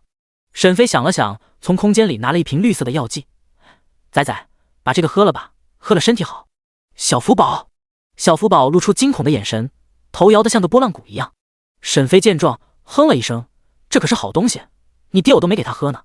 这东西可是很值钱呢，喝了身体好。当初生你的时候，你全身都是紫的，我怀疑是你爹身体有毒，给你也遗传了。要不是喝了我的药剂，你呀，小命都没了。沈飞说完，就自己把盖子打开，滋溜一下就喝了下去。小福宝看了沈飞一眼，把小身子凑了过去，对着沈飞张大嘴巴，啊，吃吃，小嘴发出了单音。沈飞就是害怕仔仔生病了，不敢逗他，于是又拿出了一瓶绿色的药剂，给小福宝喝了下去。小福宝乖巧地窝在沈飞的怀里，想感受身体的变化，可是什么也感觉不出来。沈飞这时候感慨道，这要咱们娘俩都浪费了，要给那些病入膏肓的人才管用呢，见效老快了。第172章，李姑姑生病。沈飞的马车到了长乐村之后，没有回院子，而是直接去了收庄稼的那片地。昨日这里围的人不少，今日就没啥人了。原因无他，昨日姚县令又叫来了一些人，把沈飞这10亩地的小麦全都收走了。明月看着沈飞惊讶的样子，问道，三夫人，咱们去猪场问问吧，马叔应该知道。沈飞点头，他看了一眼空旷的地，在思索，距离下一茬冬小麦的种植之前还有3个月的时间，他还可以种一茬青菜。沈飞已经有了决定，好，咱们去猪场看看。刘管事这几日不在长安城，去看唐之林分家之后的铺子了。那几个庄子原来都是国公府的人打理，现在换人了，需要刘三全亲自去看看。如果生意好就继续经营，如果亏损了就换其他的生意。沈飞的脑袋中法子可是不少呢。在刘三全走之前，沈飞就叮嘱了，不赚钱的生意就都停了，给掌柜的和伙计结算工钱，把铺子收回来。沈飞觉得除了刘三全，还要再提拔出来一个人才行，否则这些下人竟然不知道遇事向他禀报也是不行。沈飞抱着小福宝又上了马车。明月已经学会了赶车，铁牛和刘三全出门了，沈飞出门赶车的人就换上明月了。明月会功夫，沈飞带他出来也安心一些。三人到猪场的时候，老远就听到了猪的哼唧声。这已经是第2茬猪了，这一次刘三全一共抓了100头猪。沈飞到的时候，李军就走了出来。大小姐，您来了。沈飞抱着小福宝回道，李叔，这段时间怎么样？大小姐，猪场和菜地都挺好的，咱们这批青菜再有1个月就能收了。沈飞来到了青菜棚子，这里很多都是绿叶子青菜，至于辣椒和豆角、茄子这些青菜，还不到成熟的时候，还要几个月。但是油麦菜、茼蒿、生菜这些现在已经长得很高了。刘大叔，怎么没见到马大叔？其实种地这些事还真都是马六负责的，李军主要是负责猪场的。马大哥去庄子了，刘管事不在，马大哥这些日子也是到处跑。沈飞很庆幸自己没有一来就发火，还真是人太少了，他的这些仆人还是很尽心的。李大叔，等马大叔回来后告诉他，来府里找我，我有事让他做。好的，大小姐。沈飞最后又看了一圈猪圈，发现猪长得都不错，也很满意。最后，沈飞在离开长乐村的时候，想看看沈玉怎么样了。明月，咱们去一趟沈玉那里，看看他。是，大小姐。此时，沈玉并没有去书院，而是在院子里劈柴。沈飞进来的时候，看到这样的沈玉，有些心疼。沈玉，你怎么没去学堂？沈玉看到沈飞和小福宝来了，急忙跑了过来。沈玉现在已经11岁了，这段时间不仅没长肉，竟然还瘦了不少，个子倒是高了一点点。阿姐，阿姐，你爱看我了？沈飞点头，他摸了一下这小子的脑袋，怎么瘦了？还有，为什么没去上学？是没有钱了吗？沈飞那时候给了沈玉100两银子，不应该这么快就又没了呀。沈玉看了一眼屋里，阿姐，李姑姑病了。病了？什么病？沈玉摇了摇头，是一种怪病，大夫也治不好。沈飞皱起眉头，这里面有什么猫腻吗？走，我进去看看。沈飞进屋之后，就看到了瘦弱的李姑姑，她正躺在床上，脸色蜡黄。看到沈飞来了，就像看到了救世主一样。大小姐，大小姐，你终于来了，终于来了，我的病有救了，有救了，哈哈哈！沈飞，沈飞看到李姑姑这样，感觉这人不太正常，怎么感觉有点疯魔了呢？沈玉，李姑姑这样多久了？沈玉叹息一声，也没多久，就半个月吧。李姑姑病了之后，一直让我去找阿姐，说阿姐可以救他，但是我没有答应他。这一点沈飞清楚，他就在城里，沈玉要是想找他，还是很容易的。阿姐，你抱着孩子累，坐这里吧。沈玉开始给沈飞找椅子，搬动椅子的时候，衣袖滑落，露出了受伤的手臂。沈飞一把拉住沈玉的胳膊，沈玉，这是谁咬的？沈玉的小胳膊上竟然有好几个齿痕，而且看上面红色，当时一定是咬出血了。沈玉急忙把手臂缩了回去。沈飞看了一眼床上的李姑姑，想到沈玉胳膊上的齿痕是成年人的齿痕，那就不是小孩子打架造成的。沈玉，是李姑姑对不对？此时坐在床上的李姑姑有些疯癫的道：快去找大小姐过来，给我神药，我要神药。沈飞的双眼微眯，李姑姑这人还真不能留了。阿姐，李姑姑不是故意的，她是生病了，也不太记得我了，而且她一直让我去找你，我不同意，她才动手的。动手？沈飞没有犹豫，直接掀开了沈玉的上衣，发现上面也有伤痕。沈飞怒火蹭蹭的往上冒，李姑姑怎么敢？沈玉，你先出去。阿姐，你不要为难李姑姑，她生病了，不记得我了。沈飞可没有忘记李姑姑刚刚那一闪而过的笑意。原本他以为这人病了，没有自己的意识了，可刚刚他发现了李姑姑一直有注意他和沈玉的动作。好，我知道了，沈玉，你先出去吧，我和李姑姑单独聊聊。沈玉见沈飞坚持，就走了出去。此时屋中就剩下了沈飞、小福宝还有李姑姑三人了。小福宝一个人坐在椅子上，像个小大人一样。沈飞也是抱累了，才把小福宝单独放着，让他坐着，他自己则是站在一边。李姑姑，说说吧，是怎么回事？李姑姑没有反应，好像是没听见一样。不要装了，我知道你没疯，你伤害沈玉，不就是希望引我过来吗？第173章仇人下毒。李姑姑的眼中有了焦距，不再涣散。她把头转过来，看着沈飞，大小姐还真是聪明，竟然被你发现了。李姑姑的声音阴冷，和过去不一样了。沈飞不明白，才几个月的时间，人的变化怎么会这么多？几个月前，李姑姑还会为了沈玉的安全，不顾她这个主子的安危，事事把沈玉放在心上，如今怎么能这么折磨沈玉？当初她就是看李姑姑对沈玉很好，才放心让两人离开的。现在看来是她想错了。李姑姑满是疤痕的脸上出现了狰狞之色。大小姐，很好奇吗？我会惩罚沈玉，都是因为她，我就要活不下去了。我们被找到了，被找到了。被谁找到了？沈飞追问。李姑姑冷笑一声，当然是我们的仇人，大小姐，我中毒了。我和沈玉一起吃了那带毒的饭菜，可是只有我中毒了，沈玉却好好的。哈哈，他没事，他好好的一点事没有，我却在受着煎熬。我让他去向你求神药，他以为我疯了，就是不肯去。哼，我看那小崽子就是想要扔下我，他想要抛弃我，没门。我知道大小姐是因为我才把沈玉分出来的，那小崽子是想我死了，他就有理由找你去了，所以才不肯向你要那神药。哼，既然他这么冷血，就别怪我不客气了。嘿嘿，我就是要虐待他。哈哈哈！李姑姑说完这些话，有些得意地看着沈飞。沈飞觉得李姑姑是疯了，竟然怀疑起沈玉对他的心。李姑姑，我会把你分出来，完全是你的心大了，想当主子的仆人，我可要不起。要不是沈玉放心不下你，我早就把这孩子接走了。如今你竟然这么对他。李姑姑摸了一下自己的脸，痛恨的道：要不是因为这小崽子，我的脸怎么会毁了？如今我生命垂危，他都不肯向您要神药。说到底，他还是认为你这个假姐姐比我重要吧？你凭什么认为我有了神药就会给你的？你未免把自己看得重了些。沈飞看了脸色蜡黄的李姑姑，既然知道是神药，那你又有什么价值，值得我救你呢？你也不过是我曾经的仆人罢了，比你听话，比你有本事的人，我可以买很多个。沈飞的话又冷又硬，又直又狠。对沈飞而言，李姑姑确实是个无关紧要的人。在沈飞想要考虑把李姑姑纳入家人的范围的时候，李姑姑没有通过沈飞的考验。沈飞直接给了李姑姑的卖身契，已经算是仁至义尽了。李姑姑看到沈飞这么绝情，呵呵笑了出来。大小姐还不知道沈玉的身份吧？如果知道了他的仇人是谁，我想大小姐应该不会在这里说这些风凉话，也会立即躲得远远的。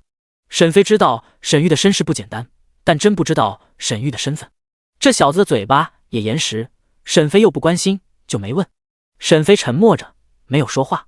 李姑姑见状，哈哈哈大笑出声：大小姐，沈玉的仇人已经知道了我们在京城，我们就是中了毒。那人亲眼看见沈玉和我一起吃下那带毒的饭菜才离开的。沈玉虽然没有中毒，但是那人只要知道沈玉没事，还会找来的。哼，到时候我看大小姐是不是还要留下他。哈哈！李姑姑大笑几声之后，就开始咳嗽，咳嗨嗨。一阵撕心裂肺的咳嗽之后，李姑姑一下子吐出了一口鲜血出来。李姑姑可能是感受到自己活不了多久了，想要挪动身体。大小姐，救我！救我！给我神药！神药！沈飞害怕李姑姑的样子，吓到小福宝，急忙一把把小福宝抱了起来。再看向李姑姑的时候，发现她已经倒在了床上。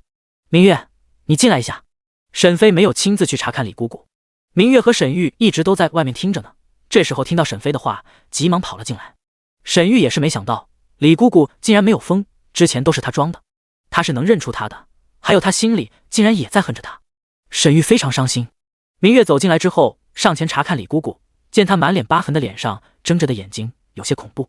明月把手放在李姑姑的鼻息处，回道：大小姐，李姑姑没气了。沈玉听到李姑姑没气了，身子抖了一下。沈飞一手抱着小福宝，一手拦住沈玉。李姑姑中毒了，去了也好，也是解脱。李姑姑也是中毒之后熬了半个月，这期间也是受了折磨，人才这么不正常。沈飞拉着沈玉，沈玉，你去收拾一下，一会跟我一起回家吧。李姑姑的后事，我让李大叔他们安排。沈玉想到李姑姑说的话，他的仇人已经发现他了，还找上门给他们下毒，他连忙拒绝道：阿姐，不行，我不能和你回去，我不去。沈玉的头摇得像个拨浪鼓一样，他虽然很渴望有个家，但是他不能连累姐姐。沈飞一下子就看穿了这小子的打算，我是你姐姐，你这么小不跟着我，你要去哪里？沈玉的眼中蓄满泪水，摇了摇头，不行，阿姐，我不能和你一起，会给你带来危险的。沈飞看了一眼瘦弱的沈玉，你这小子还敢反抗我了？我是你姐姐，你就得听我的话。再说了，你怎么知道我就斗不过你的仇人呢？沈玉诺诺的开口道：阿姐，我的仇人是益州刺史鲍恒，我全家都是因他而死，如今就剩下我一个人了。呜呜呜！益州刺史，这人的官职多高？沈飞还真不知道，回去可以问问唐之灵。沈玉，你不要怕，咱们是在京城，比他大的官我还见过呢，还是能保护你的。沈玉摇了摇头，那些人没找过来的时候，沈玉觉得自己隐姓埋名就行了，或许还可以参加科举。可是现在他知道不行了。阿姐，你不知道益州刺史背后的人是益州王储敬宗。沈飞还真不知道这个益州王储敬宗。沈飞怀里的小福宝听到楚敬宗的时候，小脸的表情一下就沉了下来。第174章，计划诈死。沈飞这时候也知道沈玉的事情不一般，但他并不惧怕，沈玉还是个11岁的孩子，他不能扔下他不管。还有沈飞刚穿来的时候，那时候只有他和小福宝俩人，有了这个弟弟陪着，沈飞觉得安心不少，至少在这个陌生的朝代没那么孤寂。他们一起生活了大半年，沈飞是真的把沈玉当成了自己的弟弟。沈玉，你的名字是我给你取的，你就是我的弟弟，我是不会不管你的，你放心，我自有安排。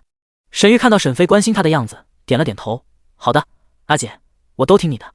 沈玉如今在这世上也没有亲人了，离开沈飞，他也不知道自己能去哪里，或是可以活多久。沈飞见他点头，很开心。不过沈玉的仇人是益州王的人，那也不能就这么明目张胆的和他离开。沈玉，既然你有仇人，咱们就要好好的安排一下。好的，阿姐。沈飞点头之后就喊道：明月，你出来一下。刚刚明月见到沈飞把沈玉拉到一边单独说话，就没有凑过来，现在见主子叫他，就凑了过来。三夫人，有什么安排？沈飞不能把沈玉有仇人的事说给明月听，只是吩咐道：明月，我想让村里的人知道沈玉死了，他和李姑姑一起死在了意外，这个意外就是火灾，你能办到吗？明月沉思，三夫人，那我需要去找一具男孩的尸体才行。好，那让武阳去益州买一具尸体，然后晚上你把这里烧了，然后带沈玉离开，能办到吗？三夫人，沈玉少爷要带回府里吗？沈飞想了想，摇了摇头。沈玉，既然我让你假死，那需要你先去庄子藏一段时间，你愿意吗？沈玉本来就不想连累沈飞的，急忙点头，阿姐，我愿意的，我都听你的。那好，明月，你买一身小女孩的衣服，沈玉去咱们庄子的时候装扮成个小丫鬟。是，三夫人。沈玉，你在庄子里不用多长时间，到时候我会去庄子几次，然后再慢慢带你回府。咱们还没有实力的情况下，先躲着点益州王，这是沈飞目前为止能想到的最好的办法。好，阿姐，就这样安排吧。沈飞点头。沈玉，为了不引起村里人奇怪，我要先离开了，你装作和平时一样，你敢吗？现在李姑姑毕竟是死了，沈飞还真害怕沈玉害怕。沈玉看了一眼屋子，心里还是有些害怕的，但他不想沈飞担心。阿姐，放心，我不害怕。沈飞揉了一下沈玉的脑袋，放心，只要天黑了，明月和武阳就会来，到时候他们会送你去庄子，在庄子里有马大叔和马大哥，他们都在那里，这俩人你都熟悉的。沈玉点头，这些后来的下人，那时候以为他是家里的主子，对他还是很恭敬的。放心吧，阿姐。好。沈飞安排好这一切，抱着小福宝上了马车，明月赶着马车离开了长乐村。长乐村的村民见到有马车离开村子，也没有奇怪，毕竟村里偶尔也是有大户人家的亲戚来的。沈飞抱着小福宝坐在马车里，想着沈玉的事。为了安全起见，他似乎应该再买一些10多岁的小男孩，年纪差不多的小孩在一起，就容易忽视沈玉了。现在他的铺子也不少，似乎可以买一些年轻的小孩子，放在刘管事身边培养着。这个时代，那些有能耐又忠心的仆人，似乎都是从小培养的。沈飞抱着小福宝陷入了沉思。小福宝见沈飞一直在发呆，伸出小胖手摸了一下沈飞的脸。仔仔，怎么了？害怕了吗？刚刚毕竟是见到死人了，还是从活着到死了的过程，沈飞害怕小孩的魂魄受不住。小福宝见到沈飞终于搭理他了，张嘴笑了出来，露出了6颗小米牙。飞，沈飞大喜，仔仔，你会说话了，来叫一声娘，来叫呀。飞，小福宝很坚持，就叫沈飞的名字。沈飞见仔仔一直叫名字，也很无奈，碎碎念道：都怪你爹，每次喊我都连名带姓的叫我，让你小子记住了。沈飞抱着小福宝在胖乎乎的脸颊上左右亲了一下，真是为娘的好大。小福宝见到沈飞这样对他，又高兴的咯咯咯的笑了出来。沈飞到家的时候，唐志玲已经回来了，他听到门外的马车声就跑了出来。你们去了哪里了？我回来好一会了。沈飞抱着小福宝拉住唐志玲，你进来，我有个要紧事和你说一下。唐志玲见到沈飞这么郑重，也严肃几分。好，咱们进去说。两人进了房间之后，沈飞才开口道：唐志玲，我需要你帮忙。唐志玲好奇的看过来，咱们是夫妻，有什么事你说，不用这样。是沈玉的事，沈玉的身份不简单，他有个仇人是益州刺史和益州王，他被仇人找到了，我想帮助沈玉。唐志玲没有犹豫，你想要我怎么做？沈飞把自己的计划说了一遍。沈玉和李姑姑俩人被下了毒，沈玉吃了我给的药剂没事，但是李姑姑已经死了，我想今晚在沈玉家放一把火，让沈玉假死。希望武阳去义庄买一具尸体，当作是沈玉。唐志玲点头，好，你在这个法子不错，我这就叫武阳进来。很快武阳就进来了。三夫人，你有什么安排？武阳，你去义庄买一具尸体，男童11岁的，带去长乐村，在沈玉家放一把火，切记火要在里面烧着了，确保李姑姑和男童的尸体烧着了，火也要足够大，让村民救不了的那种。三夫人放心，属下明白。沈飞这时候直接从空间中拿出了一个针筒，好在古代的袖子都大，武阳还以为沈飞是早就准备好了的。这个你拿着，这里面是毒药，男童要装作是中毒而死的，把这毒药打入男童的尸体里。你放火的时候，明月就可以带沈玉离开了，至于去处，我已经安排好了。沈飞想得非常仔细，他害怕益州王的人会过来查看。是，三夫人。武阳小心地把针筒收好，就怕刺伤自己。第175章太后赏赐。夜里，长乐村一处矮小的房屋突然燃烧起来，等到村民发现的时候，火已经蔓延开来。村长被村民叫醒的时候，还是一脸的懵。王村长也是没想到，那2个外村人住的房子会烧起大火。王村长对于沈玉和李姑姑的身世还是很清楚的，毕竟长安县衙的王主簿是他的族亲，而且王村长也知道沈玉原来是沈飞的仆人，后来又变成弟弟，然后又给他分了出去。王村长想到善变的沈飞，也是头疼的很。他觉得沈飞就是没有定性，想一出是一出的。王村长甚至怀疑沈飞是后来成亲了，觉得要这个弟弟没用，就把这人给撵出来了。王村长披着外衣，看着村里人，行了，把周围的杂草都挪开，保证自家的房子烧不到就行。村长放心吧，我们注意着呢。好，都离这房子远一点吧。村里的妇人有些伤感的道，这么大的火，也不知道李家妹子跑出来没有。这还真没看到，李家妹子已经下不来床了，我估计悬呀。李妹子生病还是重病，活着也是痛苦，死了也就解脱了，可是那男娃子要是没跑出来，真是可惜了。哎，谁说不是呢，也是个可怜的孩子。是啊，我听说李妹子生病之后，就是那孩子照顾着呢，是个有孝心的孩子。村里的妇人七嘴八舌的说着话。王村长虽然觉得这火着的莫名其妙，但他又想不出缘由。沈玉他们住的房子本来就是2间房，也不大，还是茅草房，大火窜起来老高。村民害怕大火串联，所以也是等火小了一些才开始救火。刚才火势太大，众人根本不敢靠前。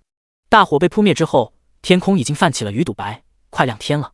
王村长带着几个男人走进屋中，就看到了2具尸体，一具是躺在床上的成年女性，还有一具是个孩童，躺在地上，距离女尸不远的位置。王村长叹息一声，那孩子也没跑出去，也被烧死了。村民有见过沈玉的人摇了摇头，是呀，可惜了。王村长见他大儿子，就吩咐道：你去县衙报案，说一下事情的经过。好的，爹。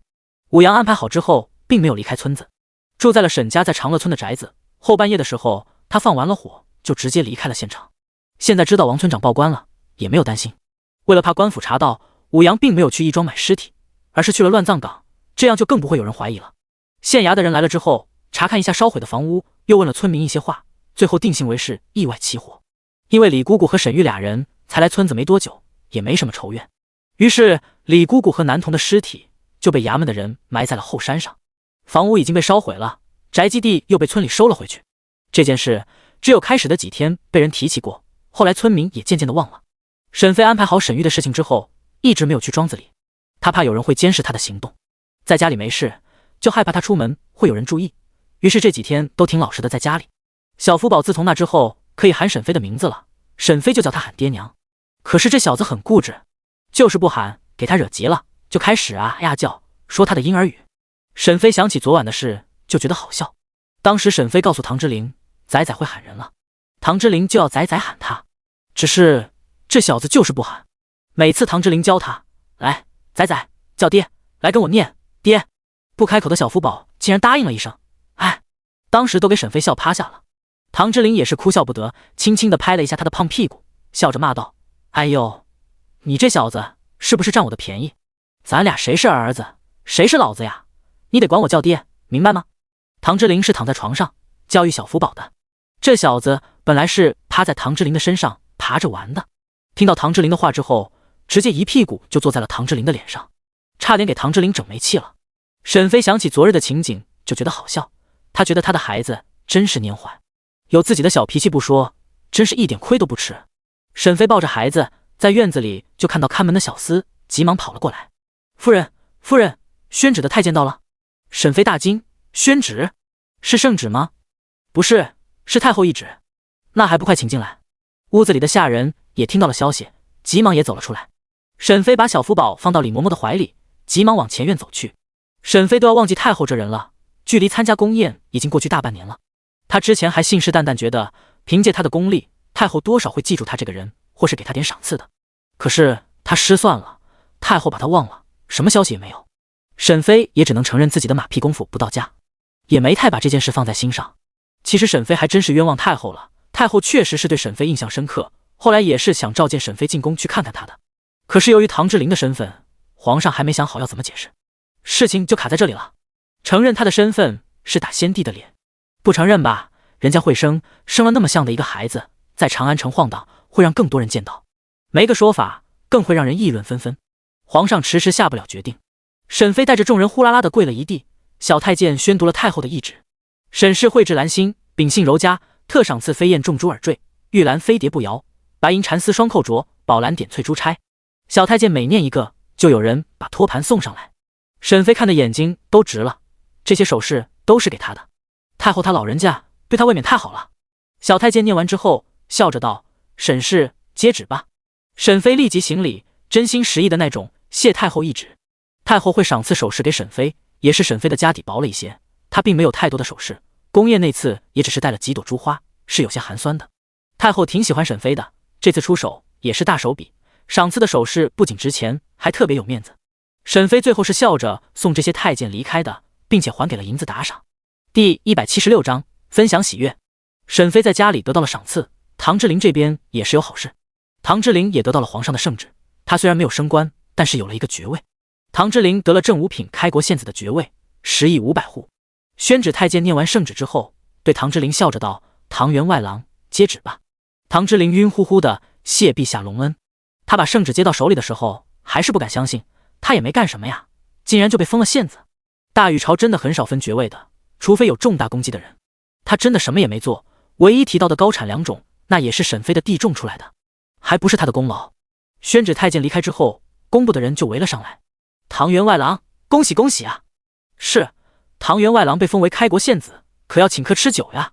唐之琳看到围过来的同僚，朗声道：好，明日下旨，咱们到巨富楼吃一顿。好好，去巨富楼，别明日去了，择日不如撞日。余部司员外郎张俊义起哄道。唐之琳赧然道：“还是明日吧，今日钱不够。”工部的同僚听到唐之琳这么说，都露出善意的哄笑声。张俊义见到唐之琳这么诚实，也接话道：“那好，那就明日吧，到时候唐兄可要多带些银两呀。”好说好说，明日众位敞开着肚子吃。唐之琳上职也有一段时间了，学的也圆滑了不少。如今在工部的屯田司混得还不错，和下边这些书令使和掌柜的关系都挺好。唐之琳谢了众位的道喜，也答应了明日请客，就高兴地回家了。他想快一点和沈飞分享他的喜悦，这份赏赐是他们两人的。唐之琳觉得自己是占了沈飞的便宜，毕竟在种地上都是沈飞安排的。到家的时候，唐之琳下了马车，他走进院子之后，发现家里的下人也是喜气洋洋的。彩霞，你们是有什么好事？彩霞给唐之琳行了一礼之后，禀报道：“公子，今日太后娘娘赏赐了夫人，有好些好东西呢，都放在后院了。”哦，太后也赏赐了沈飞？是的，太后娘娘对夫人是真好。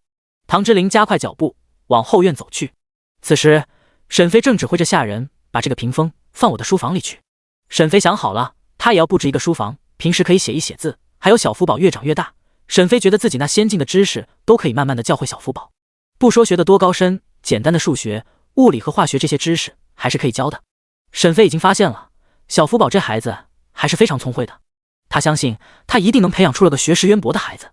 下人听到沈飞的安排，一个个都开始行动。沈飞，你今日都得到了什么赏赐？沈飞看到是唐之琳回来了，就凑了过来。你回来了，我早就等着你呢，你跟我来。沈飞太高兴了，一下子牵住了唐之琳的手。唐之琳嘴角含笑，亦步亦趋的跟在沈飞身后往库房走去。唐之琳，你看看，这些都是太后赏赐我的。唐之琳看到这些东西有些怪异，怎么感觉这像是给女孩子准备的嫁妆呢？不仅有首饰，还有日常能用的小玩意，这些都是吗？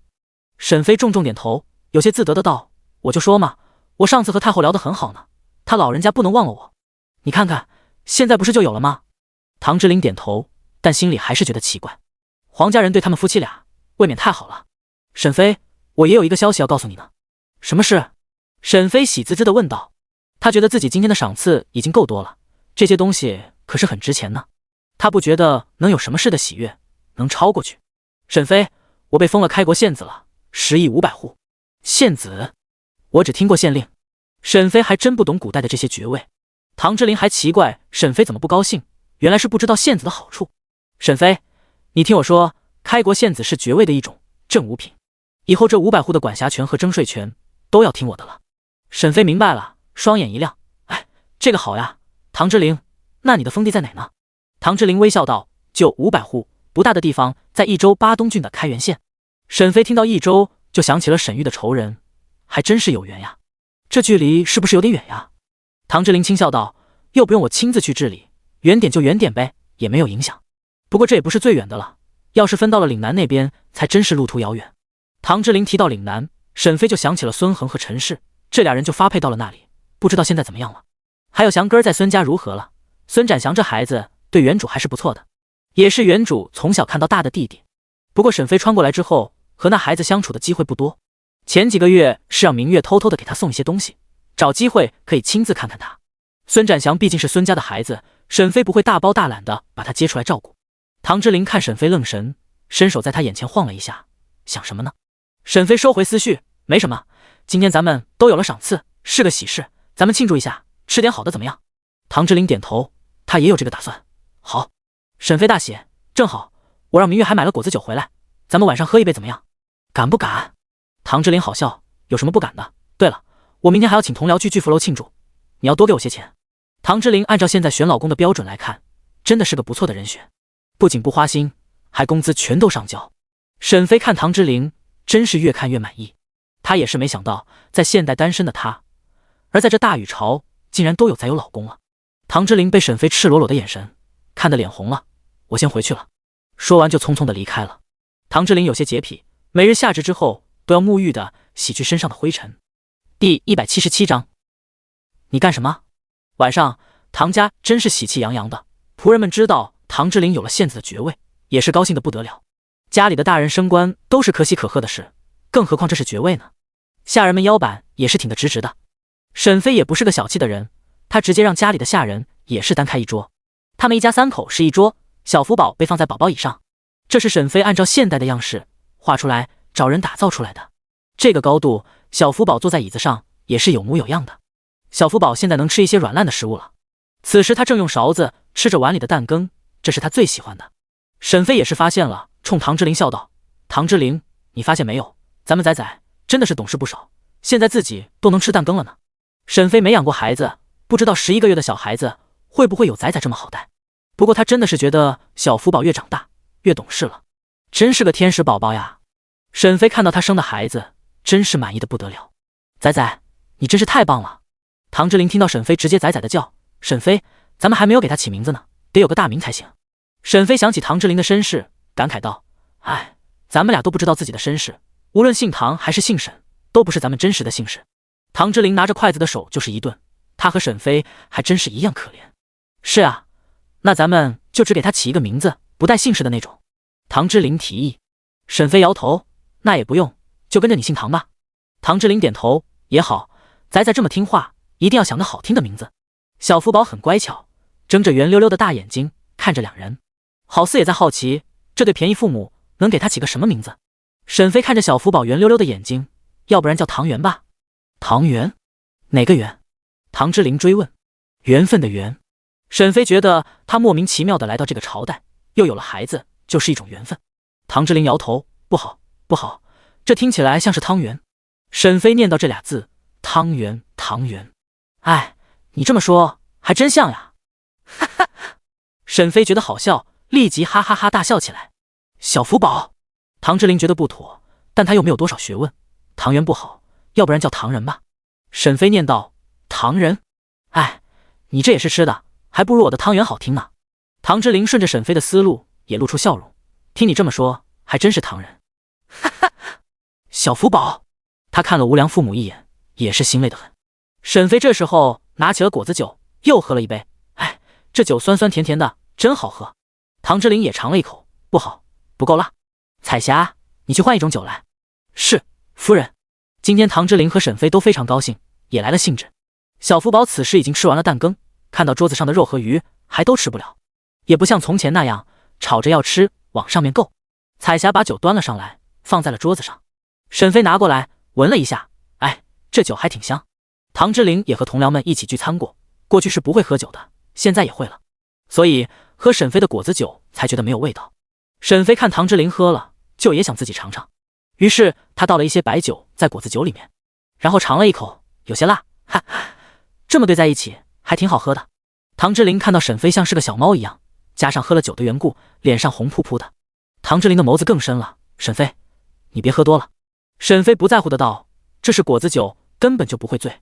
此时小福宝已经困了，见到父母没有管他，就转头一个劲头的看着李嬷嬷。李嬷嬷这些下人早就吃好了，他们也是没想到今日主子的兴致这么高，竟然两人就开始拼酒了。夫人，小福宝我先带下去，哄他睡觉了。沈飞还没有答应，唐之琳点头，好，这小子也熬不住了，哄睡了吧。李嬷嬷看到两个主子也是心累，这一家过得就像是过家家一样。哎，也是，夫人今年也才15岁，公子19岁，家里没个大人，可不是小主子想怎么来就怎么来吗？李嬷嬷离开之后，沈飞和唐之琳又吃了半个时辰，俩人才下桌。沈飞已经脚步虚浮了，唐之琳也没好到哪里，他觉得如果他要是和同僚说他在家和夫人在家畅饮，一定会被人笑话。不过唐之琳很喜欢沈飞的无所顾忌，他脑袋里的想法和京城闺秀的想法都不一样。唐之琳和沈飞成亲之后，觉得每日都很开心，这是和过去不一样的体验。只是他不知道沈飞什么时候能够真正的接纳他。唐之琳想到婚前沈飞提的要求，就摇头失笑。唐之琳扶着沈飞往卧房里面走，沈飞脚步虚浮，整个人都靠在唐之琳的身上。彩霞要过来扶，让唐之琳躲开了，我来就好。唐之琳刚把沈飞扶到床上，沈飞就开始反胃，我要吐了，等一等。唐之琳刚说完，就见到沈飞直接吐在了地上，就是床边都有一些。彩霞，快进来收拾一下。唐之琳原本还有点醉意的，现在也清醒一点。彩霞和方姑姑都进来了，夫人怎么喝了这么多？唐之琳有些尴尬，下次不会让她喝这么多了。李嬷嬷也听到了动静，小福宝已经被她哄睡了，见到屋里沈飞的样子，提议道：公子，小福宝今晚就让老奴带着吧。唐之琳的头也是有点晕乎的，看到沈飞的样子，点头道：好，那嬷嬷就先带着吧。等丫鬟都收拾好了，沈飞经过洗漱一番，也清醒一点，人也变得清明了。唐之琳换上睡衣的时候，看到沈飞正乖巧地坐在床上，唐之琳脱鞋上床，怎么没有躺下？两人成亲之后没有发生什么事，但是也同床睡了好几个月，早就不害羞了。唐之琳好奇地看着沈飞，谁知道沈飞整个人都扑了过来。你干什么？第178章，哦吼，这小子玩得挺野啊。沈飞看到唐之琳之后，只知道嘿嘿傻笑。唐之琳之前看到沈飞乖乖地坐在床上，还以为他酒醒了呢，谁知道这人没清醒呀。沈飞趴在唐之琳身上，看着唐之琳的脸，唐之琳，你长得还挺帅的，在我们那里可以当明星了。唐之琳好看的眉眼皱在一起，明星是什么？沈飞现在哪会给他解释，看着唐之琳的俊脸，低头就啃了一口。唐之琳看到沈飞像是小福宝一样，也是无奈的很。沈飞，你知道你在干什么吗？沈飞迷迷糊糊的，我当然知道。唐之琳的眸子深了，沈飞，这是你主动的，你可不要后悔。沈飞看着唐之琳的脸，嘿嘿傻笑，不后悔。翌日清晨，沈飞迷迷糊糊的醒了过来，头还是很痛。这时候床上只有他一个人。沈飞伸个懒腰，感受到了身体的变化，然后他就发现了，他没穿衣服。沈飞，这是怎么回事？难道他昨晚强迫了唐之琳？沈飞一下子把头藏在了被子里，害羞的不得了。沈飞也不是一点记忆没有的，他记得自己看着唐之琳的俊脸流口水来着，然后后面的事情他就不知道了。沈飞现在万分庆幸唐之琳不在家，要不然他更无地自容。他把自己藏在被子里，把自己卷成了蚕蛹一样。门外传来小声的询问：夫人，您醒了吗？彩霞和明月两人都等在外面好久了，只是今日夫人起得特别晚，往日这个时辰夫人早就醒了。夫人，沈飞还是没有回答，他躺在被子里装死狗，害怕被憋死，给自己在头顶开了一个口。他仔细回想昨晚的事，想知道是不是自己饿虎扑羊，可是想了好久，还是记不起来。沈飞这边在家里害羞，唐之琳那边也是有些尴尬。昨天沈飞对着他的脸啃了一口，在下巴上有个牙印。早上唐之琳起来的时候，看到铜镜中的自己，还吓了一跳。今日上职一定会被别人笑话的。于是今早唐之琳特意在脖子上围了一个布巾，平时收着点下巴还是能藏住的。早上他这个造型，武丹和武阳看到了，虽然很奇怪，也没有追问。唐之琳到了工部，就把自己关在座间，一点出去交际的心思也没有。他最迫切的希望就是晚上吃饭的时候，牙印的痕迹能淡一点。唐之琳摸着下巴上，回想起昨晚，也是觉得好笑。他也是没想到发生了昨晚的事，竟然让他想起了更多。原来他只能记得沈飞的脸，至于两人是怎么见面的，是一点记忆也没有。可是昨晚他记起来一些了，他也是没想到这两次主动的人还都是沈飞。原来在北地的时候，是他把沈飞从胡人的手里救出来的。那时候护卫泽深和泽川两人和胡人缠斗在一起，他是拉着沈飞一起离开的。两人躲了起来，等护卫解决好胡人找他们。唐之琳是相信泽川和泽深的能力的，他们一定会找到他，这也是他放心的拉着沈飞离开的原因。谁知道沈飞那时候的状态很不对，一直喊热不说，还总往他身上靠。正巧他的毒发作，也没了抵抗力，俩人就这么有了小福宝。现在唐之琳想起武阳调查出的结果，感觉沈飞当初应该是遭了算计。可是这人是谁呢？记得沈飞是和他堂妹还有几个少女一起出去了，可是偏偏只有沈飞一个人遇到了胡人，那些姑娘都好好的。唐之琳不相信世上有那么巧合的事。唐之琳想到武阳说过，那个孙梦雪好像是喜欢林雨环，会不会是他动的手呢？唐之琳这次想起的东西不少，除了有关沈飞的事情，记忆里还有一个外族妇人，看那穿衣打扮，一看就不是大禹朝的人。唐之琳非常好奇，这女人是谁？可是他想仔细想一想，又什么也想不起来了。不过他能记起来这么多，也是很开心了。他相信只要慢慢恢复，他一定能把那半年的记忆全都想起来。唐之琳正在沉思，就被一个声音打断了。唐员外郎，你怎么一个人闷在屋子里？来人是余不思的张君义，屯田司是管植田和土地打交道，余不思是管山林的，和屯田司多少有相似的地方，所以俩人平时的关系也好一些。今日见唐之琳从早上来了之后，就猫在屋里不出来，就非常好奇。他心里觉得奇怪，才走了过来。来了之后，就看到这小子开始是傻乐，后来又是皱眉的，看着奇怪得很。唐之琳突然听到声音，吓了一跳，抬头往前看，下巴上的牙印直接就暴露出来。张俊义，哦吼，这小子玩得挺野啊，昨晚一定很激烈，这牙印都上脸了。张俊义的眼神太明显，唐之琳的脸一下子就红了，急忙又把下巴缩了进去。张俊义看到唐之琳的动作，觉得好笑，这小子还真像那万年的神兽。张俊义尴尬的轻咳一声，唐员外郎，你现在还年轻，也要好好的保护身体啊。张俊义好心的提醒了一句，就把唐之琳这小子才开荤年纪小，不知道节制，把身体搞坏了。还有，以后府里的小妾也提醒一下，别在脸上留记号。唐之琳想解释沈妃不是小妾，但又不好意思说出来，这时候的正妻都讲究个端庄娴雅，沈妃这样明显不符合。唐之琳脸都憋红了。张俊义见状主动说道，今日就别吃酒了，约在后日吧，正巧明日休假，到时候你的脸也好了。唐之琳也之前也在为此事犯愁，他是请客的人，突然反悔就害怕同僚多想，但是去吧，被人看到脸上的痕迹，一定会被同僚打去。如今张俊义主动提出，唐之琳就感激道，多谢张兄了。张俊义看到唐之琳面嫩的样子，也知道他在为难什么。好了，这件事我去对同僚说，你就好好的猫着吧，哈哈哈。说到这里，张俊义觉得好笑，又笑了出来。唐之琳，第179章，脸红。张俊义不再继续打趣唐之琳，转身离开了。唐之琳感觉脸上很烫，她用手覆盖在脸上，来给脸降温。哎，不知道沈妃在家里怎么样了，在干什么呢？有没有想她？此时的沈妃确实是起来了，也都穿戴好了。她倒是不想起来，可是小福宝一直站在外面拍门，嘴里还喊着婴儿语。小福宝现在已经可以扶着墙站立了。沈妃穿戴好之后，脸红的走出来，她非常的心虚，就害怕下人知道什么。可是她完全是多虑了，这些下人根本就不关心主子晚上干什么，都是年轻的小夫妻，下人也是不知道俩人成亲都半年多了，昨晚才圆房的。沈妃推门出来，见到地上的小豆丁，弯腰把他抱了起来。仔仔，怎么一早就喊我啊？这时候彩霞问道，夫人，现在用早膳吗？沈妃点头，好，早上就清淡点吧。是，夫人。这一天，沈妃陪着小福宝的时候，都是心不在焉的。她在想要怎么面对唐之琳，就怕晚上见到他尴尬。不过想到这人晚上要出去和同僚聚餐，心里又松快不少。不过让沈妃失望了，在太阳快落山的时候，唐之琳的马车已经到家了。唐之琳还是围着布巾走下马车。这个季节已经快入夏了，也是很热了。唐之琳这个装扮就很古怪。沈妃正拿着拼音的木牌逗弄小福宝，就被告知唐之琳回来了。沈妃，不是出去吃饭了吗？怎么没去？是有什么意外？沈妃正胡思乱想呢，唐之琳走了进来。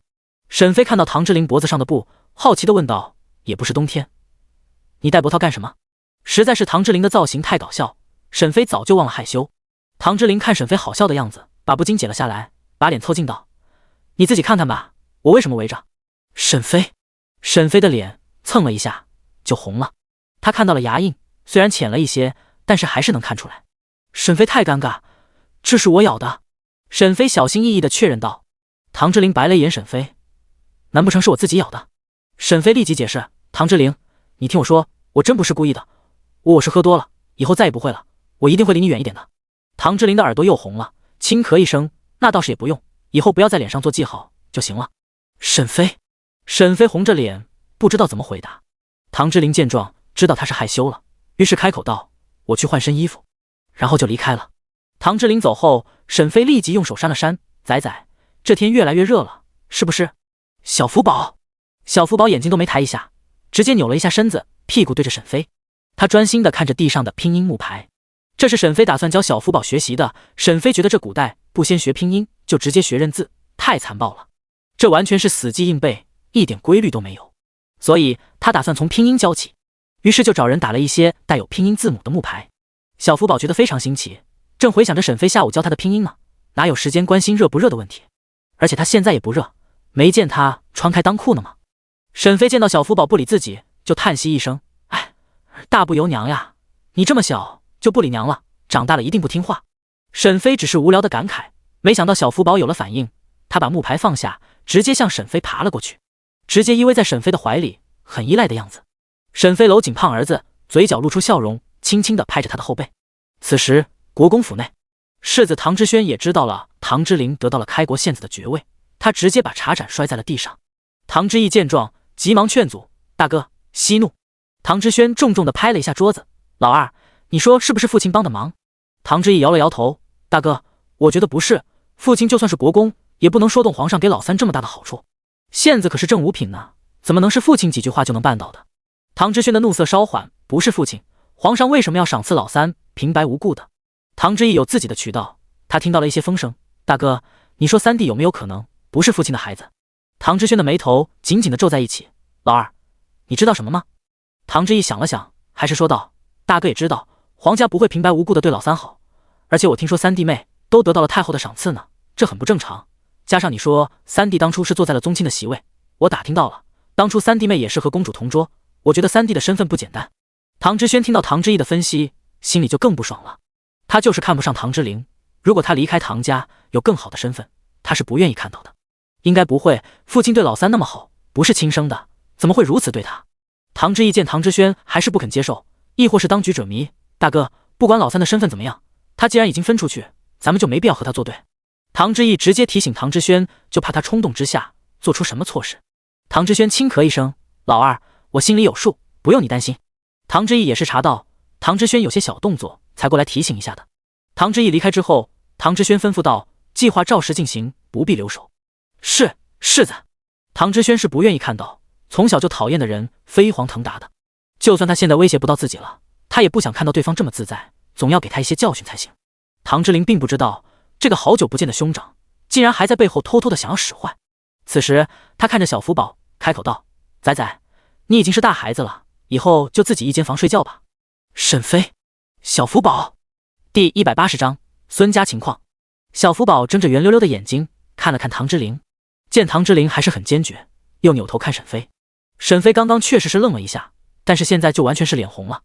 仔仔虽然才是1岁的小孩，但也是个人呀。他现在和唐之灵的关系发生了变化，再和仔仔一起睡就不好意思了。于是沈飞装作很忙的样子，四处看，就是不敢和小福宝对视。小福宝，小福宝叹息一声，沉着小脸，一句话也不说，向李嬷嬷伸出了手。李嬷嬷现在算是看出来是怎么回事了，她走过来把小福宝抱了起来。公子，夫人，福宝少爷，我就抱走了。唐之灵点头，嬷嬷，小福宝就有劳您多照顾了。李嬷嬷抱着孩子走了出去，顺便还把房门关上了。李嬷嬷这时候也是很自责，公子和夫人已经成亲好几个月了，看来是昨晚才有了进一步的关系，他就应该早点把福宝少爷抱走，让俩人有独处的机会。要是那样，说不上夫人肚子里又有孩子了呢。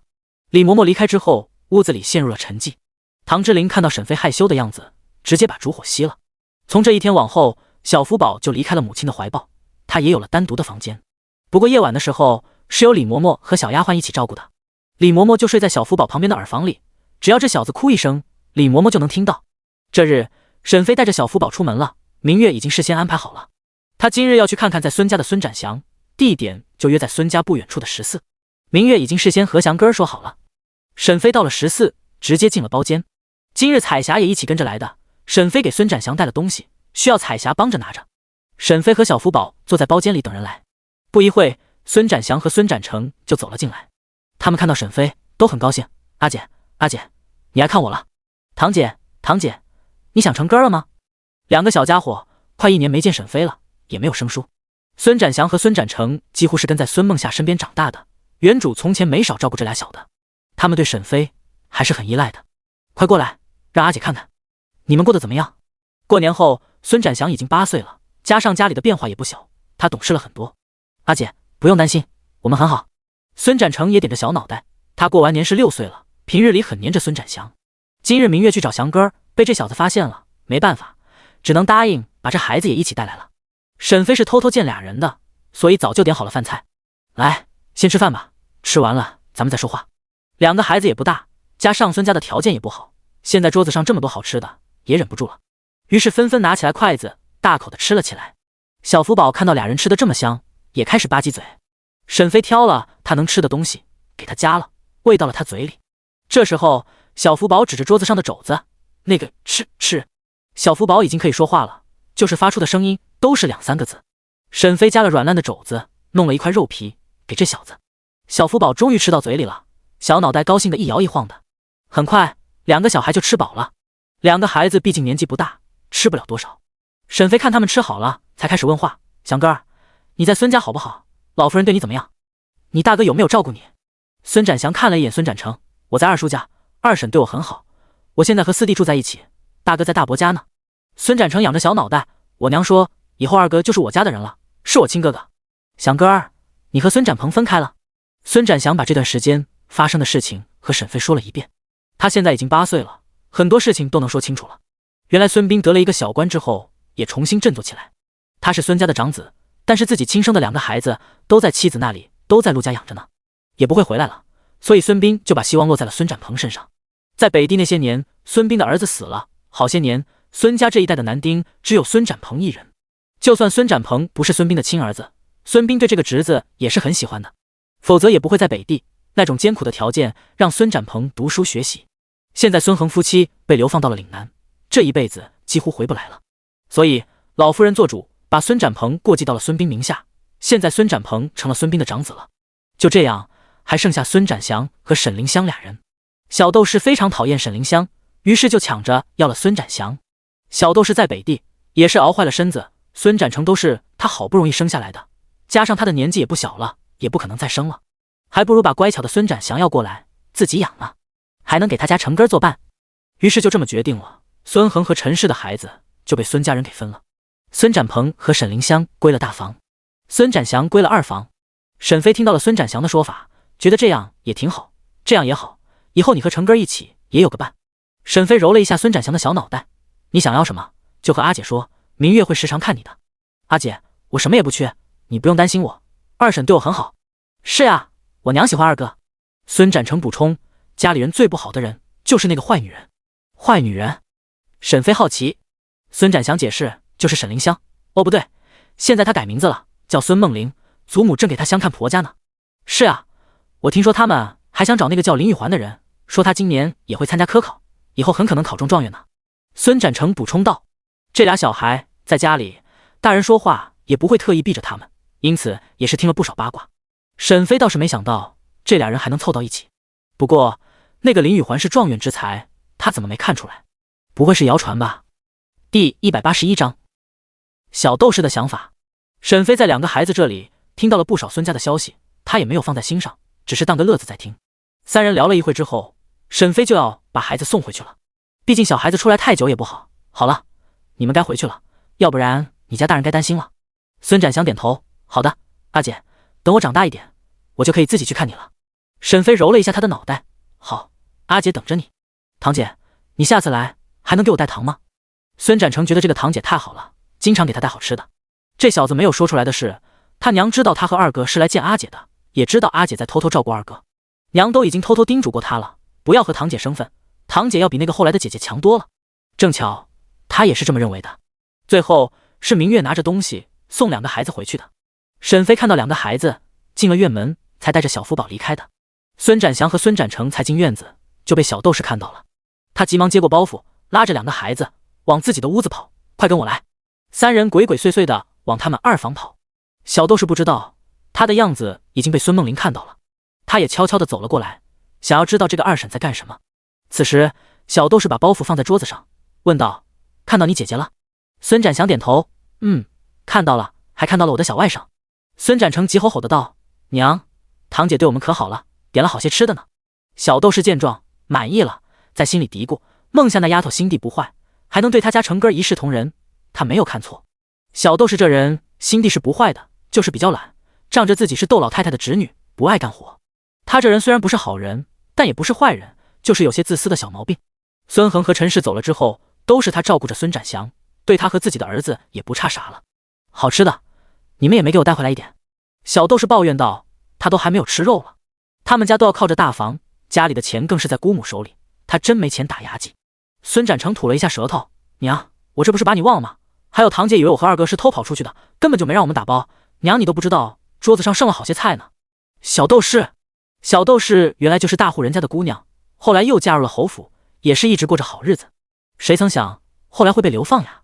好不容易回了京城去找爹娘和哥哥，谁知道爹娘早就去了，大哥也不肯搭理他们家。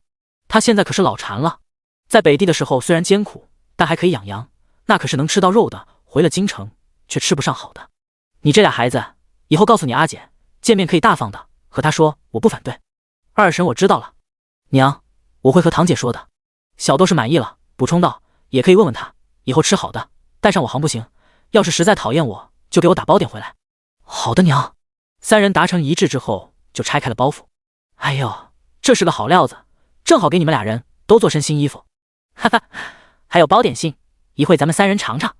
小豆是一边看，嘴里一边嘀咕，也是很开心。你阿姐这人真不错，还想着你们比那一位可强多了，那就是个抠门的家伙。娘，坏女人太抠门。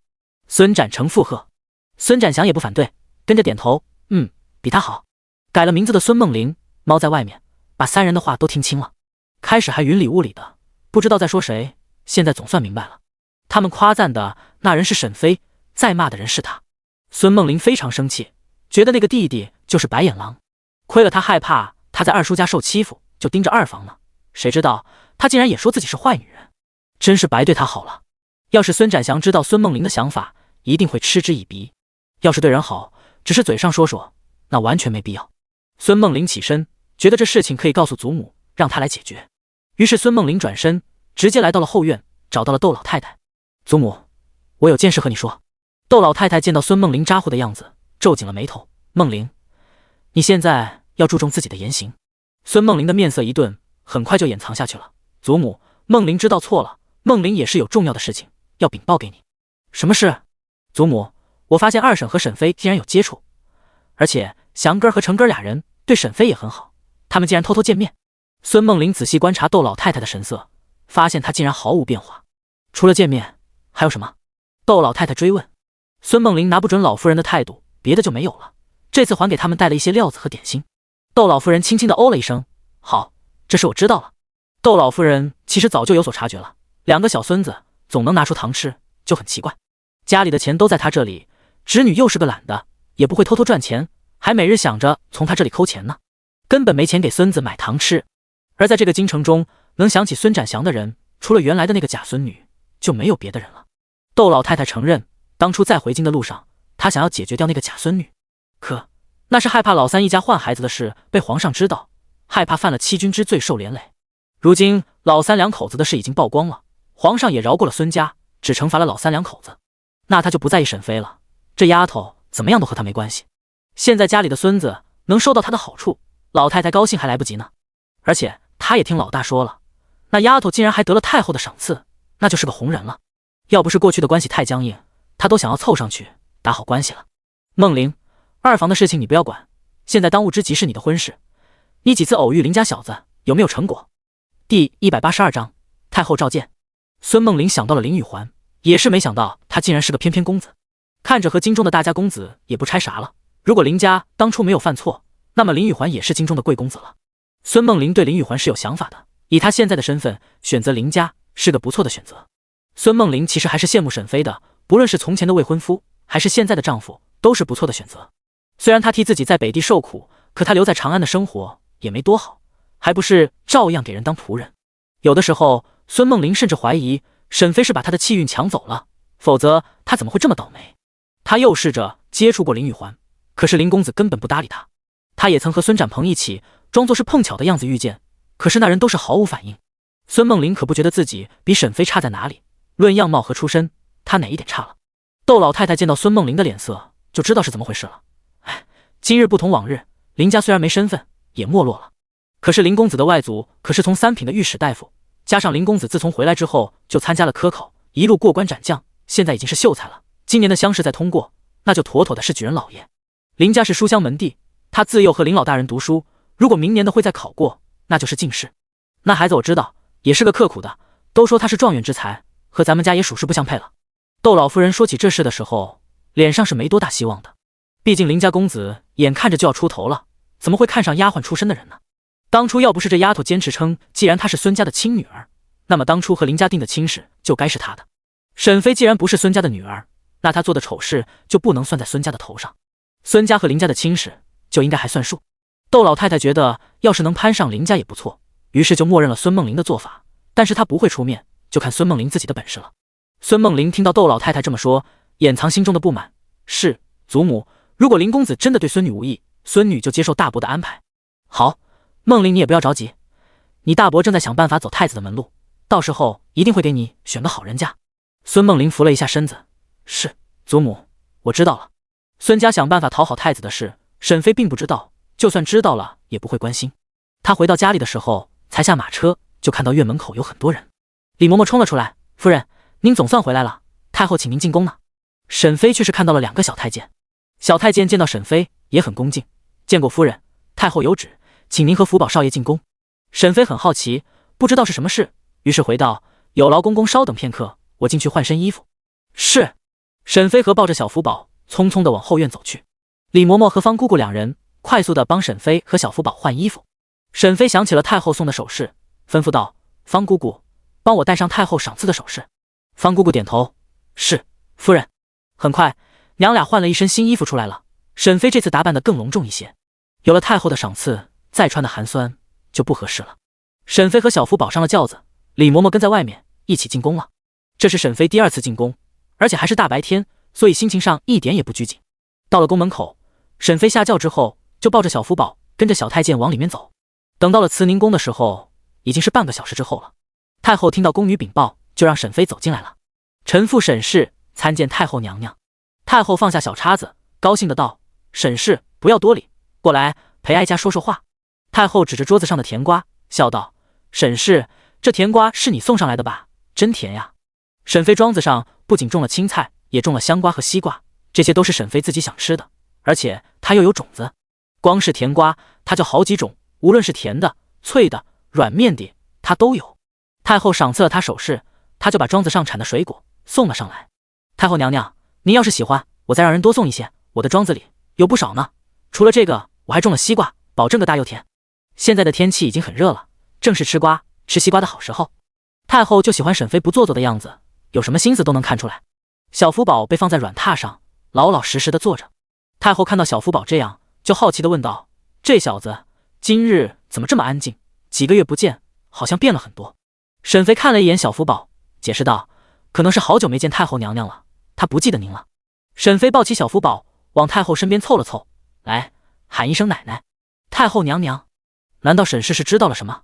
沈妃没有看出太后的惊讶，又哄道：喊人呀，我不是教过你吗？见到年龄大的长辈要喊爷爷奶奶吗？太后这才明白沈妃是什么也不知道。爷爷奶奶的叫法就是普通人家对长辈的称呼，一般大户人家也都会喊祖父祖母的。太后看着小福宝的小脸，开口道：来，让哀家抱抱这孩子。太后对小福宝另眼相看，还真是因为他的长相，看到他能让他想起很多从前的事。太后的年纪大了，很多时候就喜欢回忆起往事。小福宝没有挣扎，乖巧的坐在太后的怀里。太后又打开了话匣子，看到这孩子，哀家就想起了先帝。说起来，先帝小的时候也是个可怜的孩子罢了。沈妃，先帝的事是他可以听的吗？沈妃的内心燃起八卦之火，她双眼亮晶晶的看着太后。太后娘娘，您说说呗。太后见到沈妃感兴趣的样子，也有了兴致。在宫里头，想要找个能好好聊天的人也不容易啊。哀家和先帝是自幼相识，先帝小时候在宫里不是个受宠的皇子，加上他生母早逝，在宫里也是受欺负长大的。太后叹息一声。沈妃看了一眼小福宝，她可不允许别人欺负仔仔，谁要是敢伸手，她一定会剁了对方的爪子。第183章刺杀。沈妃就像听故事一样，听太后絮絮叨叨地讲着先帝的事，因为她也不认识那人，所以代入感不强。总结下来，先帝这童年还挺苦的。先帝是大禹朝的第3任皇帝，楚家先祖打下江山之后，太祖爷没在位几年就去世了。当初继承皇位的人不是太祖爷的嫡子，而是3儿子楚文昭。楚文昭当初继位的时候，朝局还是很动荡的，他也没有多少精力放在后宫中，先帝楚成彦也没有得到太多的关注，加上他生母早逝，在后宫生活的孩子没有母妃的照顾，真的是宫女太监都能欺负两脚。哀家第一次进宫的时候遇见了先帝，他真是还没有我胖呢。太后感慨起来。沈妃接话问道：那后来呢？您和先帝是怎么认识的？一见钟情吗？沈妃八卦兮兮地问道。太后被沈妃问得好笑，没有，哀家那时候才6岁，怎么可能看上先帝？他瘦得像个小鸡仔一样。沈妃是够苦的。哀家的姑姑是容妃，后来因为哀家和先帝熟悉了，姑姑也时常照顾先帝，他的生活才好了一点。沈妃明白了，这先皇8成是抱上了容家的大腿才登上皇位的，要不然仅仅依靠他自己的身份，想要打败其他皇子登上皇位也是很困难的。先帝也算是个有情义的人，也算是个有良心的，最终是把皇位传给了太子，给了他生的儿子，否则还真对不住他们荣家。太后在心里琢磨，这句话没有说出来。太后抿了一口茶，说的太多了，也有些累了。这时候，太后身边的老嬷嬷走了过来：“太后娘娘，到了您休息的时间了。”沈妃立即起身，她刚刚看到太后喝茶的时候，就觉得自己应该带孩子离开了。可这里是皇宫，她不清楚要怎么提出来才不冒犯。好在现在有老嬷嬷解围，于是她回道：“太后娘娘，那我改日再来看你，今日我就带小福宝离开了。”太后又看了一眼小福宝，发现他今日有些低落的样子。太后觉得好笑，这么小的孩子，难道还有情绪不成？一定是他理解错了。沈氏，你要好好的带这孩子，明白吗？沈妃觉得太后的吩咐很奇怪，这是她的仔仔，她自然会好好对他。但她心里质疑，并不会傻了吧唧的表现出来。太后娘娘请放心。沈妃抱着小福宝离开的时候，还带上了太后给小福宝的赏赐，才离开的。太后的年纪大了，就喜欢想起往事，现在能记起来的，似乎都是曾经好的一面了。至于先帝老年的时候做的那些糊涂事，太后选择性的忘记了，记得都是少年时的事，所以她才会这么重视小福宝。看着小福宝这孩子，能让太后的心里没那么空。沈妃抱着孩子坐在软轿里，还是有些迷糊。她知道了很多先帝的事，这是回去可以当八卦和唐之灵说。不过她有些奇怪，太后为什么要和她这个外人说这些事，总觉得是莫名其妙。沈妃并不知道，就是她儿子的小脸勾起了太后的回忆。此时的小福宝依偎在沈妃的怀里，沈妃收紧手臂：“仔仔，就这么喜欢娘亲吗？”沈妃感受到了自家儿子的依赖，对着小福宝的大脑门亲了一口，真是娘的好大。小福宝湿漉漉的眼睛看着沈妃的脸，露出了笑容。沈妃感觉自己的心都快融化了，这小子真是太乖了。然后又在小福宝左右脸颊亲了一下：“仔仔，娘亲保证不会让任何人欺负你的。”沈妃对先帝的事情感触不深，但知道他丧母，没有得到母爱，就是个可怜的孩子。沈妃觉得他也要好好活着，于是拍着小福宝的后背，喃喃自语道：“我自己也得好好活着才行。对了，还有你爹也是，咱们一家都好好的。”小福宝，小福宝笑了，露出几颗小米粒的牙齿，点了点头，然后搂住了沈妃的脖子，小脑袋靠着沈妃的肩头，也学着沈妃的样子，轻轻地拍着她的后背。母子俩这边温情脉脉的，不知道唐之灵这边却是出现了意外。唐之灵看着截住他马车的黑衣人，开口质问道：“你们是什么人？”黑衣人看了一眼唐之灵：“教训你的人。”说完之后，就对着身后挥了挥手。唐之灵仔细咀嚼这几个字：教训而不是杀了，这说明对方是没有想要他的命，但是又看不上他日子过得太顺心。那这人是谁派来的，似乎就知道了。你们是唐之轩派来的人？黑衣人怔愣一下，没有反驳，直接喊道：“动手！”于是几个黑衣人直接就冲了过来。这时候武丹和武阳也动起手来。唐之灵能看出来，这些黑衣人不是唐府的护卫，那些人的身手虽然比不上武丹和武阳，但是也要比这些黑衣人高。很快，黑衣人就看出来自己这边的弱势，于是他看了一眼唐之灵，扔出了一个暗器。唐之灵感觉有东西飞了过来，急忙躲避，但他的速度不快，还是被射到了手臂上。武阳见状，开始下死手，直接解决了两人之后，来到唐之灵身边：“公子，你受伤了。”唐之灵忍着疼痛喊道：“下死手，不留活口。”武丹见状，手上的动作更快，招招毙命的那种。黑衣人见到躺在地上的自己人，损失了不少，加上唐之灵也中了他的暗器，那暗器上他下了毒，这人能不能活都两说。他们也算是完成了任务。撤！剩余的黑衣人不再恋战，紧接着纷纷离开。武丹没有去追，就害怕是调虎离山。“公子，你怎么样？咱们赶快回去，送你去医馆。”唐之灵忍着疼痛：“好。”武丹和武阳把唐之灵扶上马车，然后把击黑衣人的尸体绑在了后车上，打算送到京兆府的衙门里。他们也是没想到，竟然有人的胆子这么大，在长安城外就敢刺杀朝廷命官。第184章，怪哉，毒不扩散。马车飞快地行驶着，武阳驾着马车往德胜医馆去了。德胜医馆在长安城也是很有名的，而且自家主子和德胜医馆的少主还有交情。此时，唐之灵的手臂上有血迹流了出来，而血水的颜色是黑色的。武丹在车里扶着唐之灵，见状大吃一惊：“公子，你中毒了！该死，那暗器有毒！大哥，快点！”武丹太过担心，说话都是吼出来的。在外面赶着马车的武阳更急切了：“让开，有急事，全都让开！”武阳赶着马车，一边赶车，一边让路上的行人退让。由于马车车后还绑着黑衣人，随着马车的行驶也是颠簸起来，看着就很恐怖。于是就有人去报案了，毕竟那些人身上还流着血呢。唐之琳也看到了手臂上的黑血，由于是夏季，她穿的并不厚，因此这个暗器完全是陷入了肉里。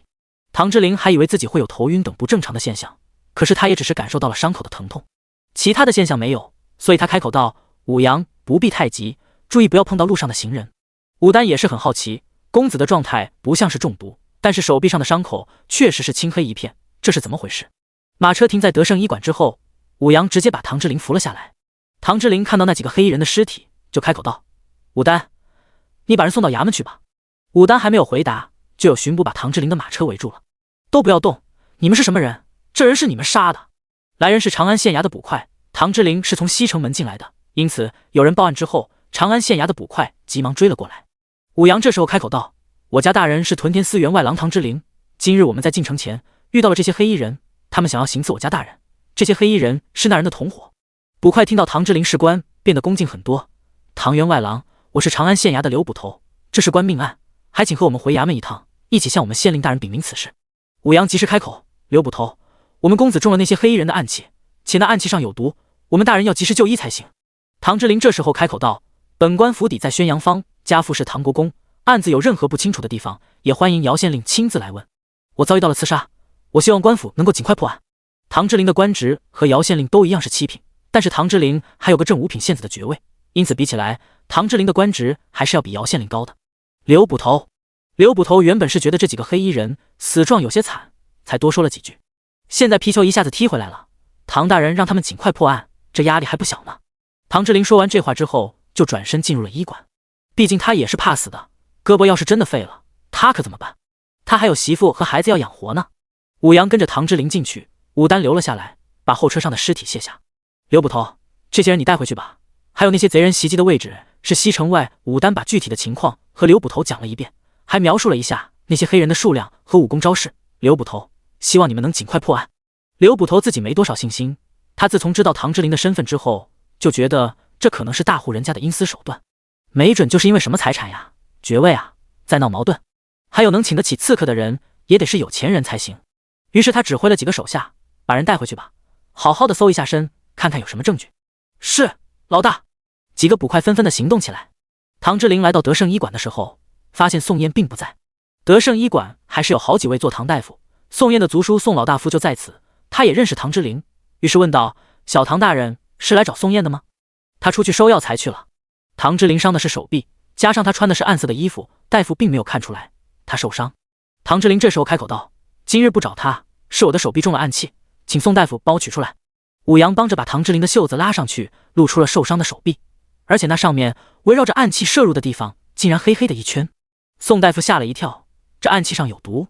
其他大夫听到没有病人的也纷纷凑了过来，帮着宋大夫一起处理伤口。几人都没有开口，这时候要快点把暗器给取出来。唐之琳咬着木牌，那暗器的造型是个尖锐的四角星，取出来的时候上面还挂着肉。唐之琳的脸上都是汗珠，主要是疼的。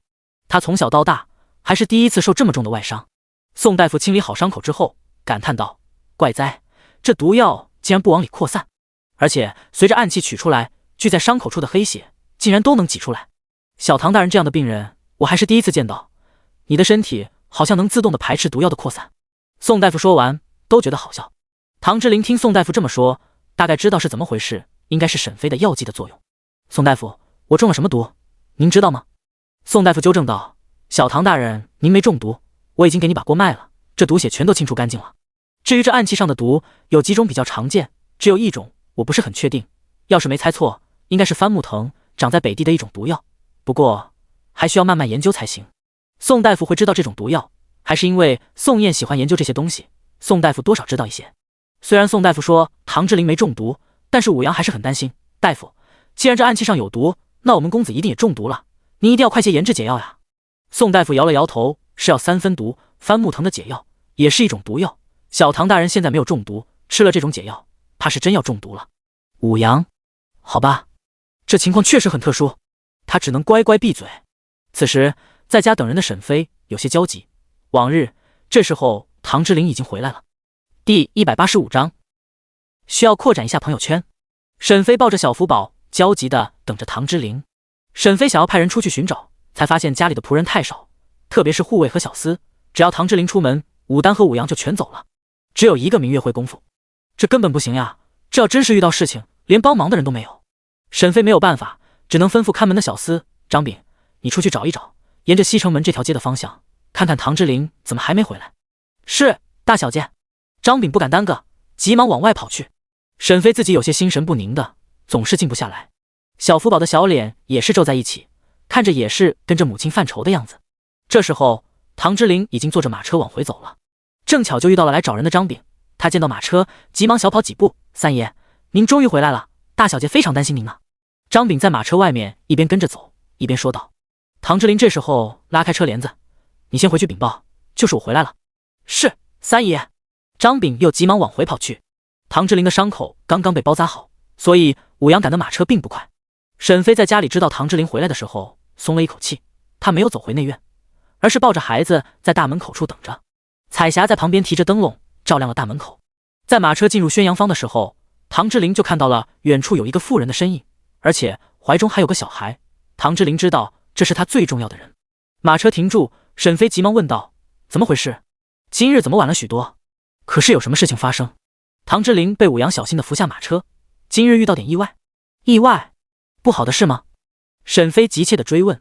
唐之琳身边有2名护卫，而且功夫都不弱，沈飞是不担心的。夫人，公子今日遇到了刺杀。武阳说道。什么？刺杀？沈飞急忙走近，把小福宝一下子就塞到武丹的怀里，然后对着唐之琳一阵摸索。伤到哪里了？严不严重？唐之琳拉着沈飞的手，不严重，咱们进去说。沈飞点头，好，不严重就好。然后就拉住唐之琳的手臂。唐之琳，天色黑，沈飞根本不知道他伤的是手臂。我受伤的就是这个胳膊。沈飞，干嘛不早说？他一下子就把受伤的胳膊放下了。唐之琳，这放的也太突然了。唐之琳觉得绑好的伤口又流血了。咱们进去说吧。武丹抱着小福宝摇了摇头，他真的是同情公子。他刚刚都听到了公子的抽泣声，一定很疼。沈飞带着唐之琳一起回到了内院，进到屋子里，有了光亮，给我看看伤得重不重。李嬷嬷和方姑姑都知道唐之琳受伤了，也急忙跑了过来。他们也都是很担心唐之琳。公子，你遭到刺杀，知道是谁干的吗？是呀，公子，你的手臂怎么样了？这时候，唐之琳手臂上的袖子已经被撩起来了。李嬷嬷见状，急忙说道：“公子，我再给您重新绑一下。”沈飞看到唐之琳的伤口又流血了，也有些自责，刚刚他太毛躁了。他从空间里拿出了一支绿色的药剂，准备给唐之琳喝了。只是现在的人不少，不是很方便。唐之琳见到沈飞站在李嬷嬷身后，还时不时的踮起脚尖，手里还拿着东西，就开口道：“你们先出去吧，我有话和夫人单独说。”李嬷嬷和方姑姑点头，方姑姑抱着小福宝也想出去，谁知道这小子死活不走，留，小福宝也是着急了，说了好几个字。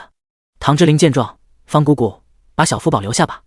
等人都离开之后，沈飞直接凑了上来，把绿色的药剂给唐之琳，来，喝了这个对你的伤有好处。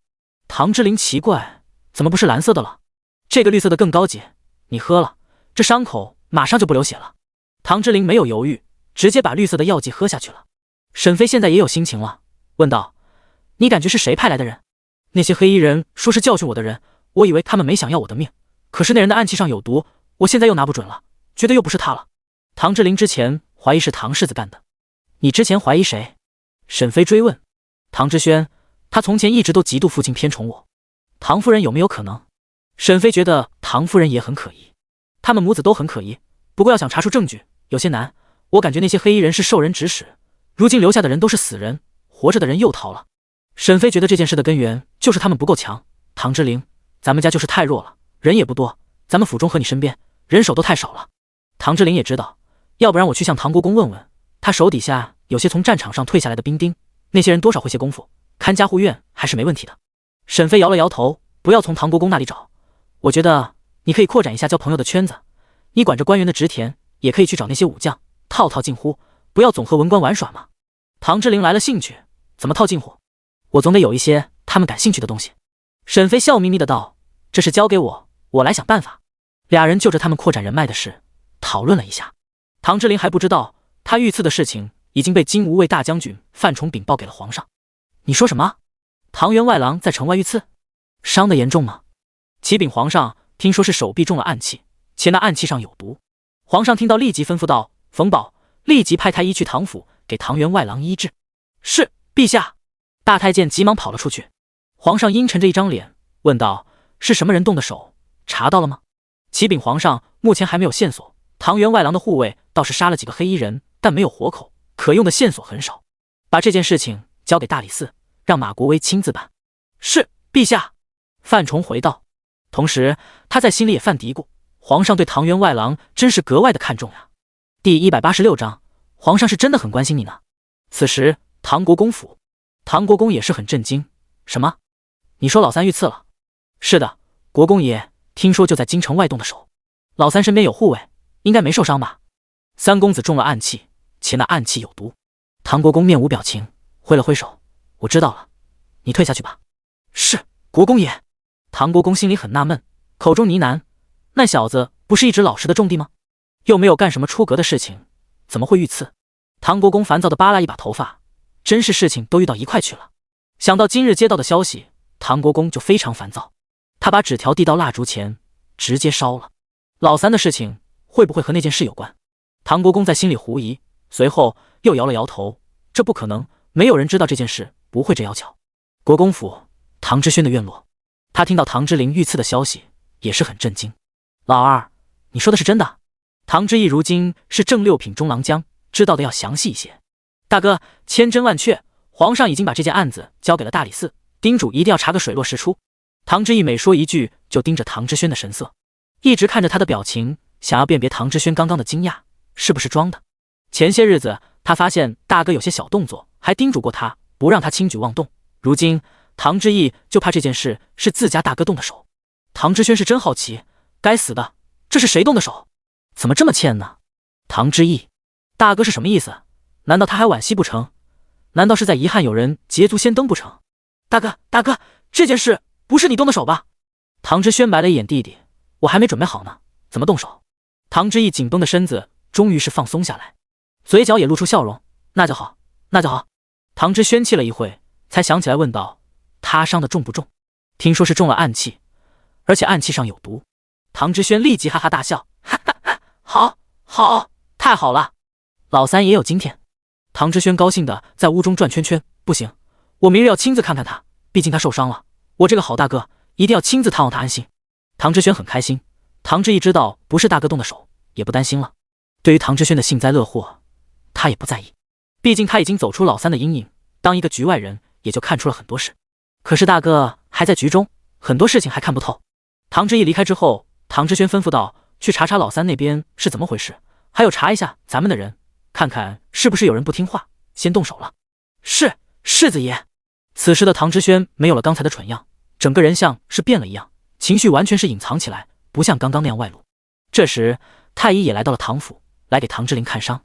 这次不仅有太医，还有大太监冯保一起来的。唐之灵知道有太医前来，还吓了一跳，冯公公，您怎么亲自来了？有失远迎。冯公公对着唐之灵行了一礼，唐员外郎，咱家是奉了皇上的命令，带着徐太医来给您看诊。唐之灵知道宫里只有一位姓徐的太医，那人正是太医院的院判。他整个人都有点晕乎乎的，他受伤，皇上身边的太监亲自来，还有太医院的院判亲自给他看诊，这规格是不是高了？有劳徐院判。徐院判看了一眼坐在竹席上的小福宝，面对唐之灵的时候更加恭敬了。唐员外郎，先让在下看看您的伤口。唐之灵伸出手臂，让徐院判检查。徐院判先是把了一下脉，有些奇怪，这也没病呀，反而是身体很健康。然后他又把唐之灵包着的手臂绷带解开了。李嬷嬷当时想要给他重新包扎，但因为沈妃的原因被唐之灵制止了。后来他又喝了药剂，于是手臂上的绷带就没有换。徐院判看到上面的血迹，确信这是真的受伤了，但是随着包扎的绷带解开，看到里面的伤口竟然都开始愈合了。徐院判，不是说很严重吗？还中了剧毒，又中了暗器的，这是怎么回事？还有这上面红红的一片，不是说几个时辰前受伤的吗？怎么能恢复这么快？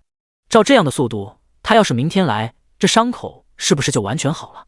徐院判从医这么多年，险些站立不住。冯保也是很惊讶，唐员外郎的身体是不是恢复得太快了？冯保离宫前，皇上还是很急切的，语气中还带着愤怒。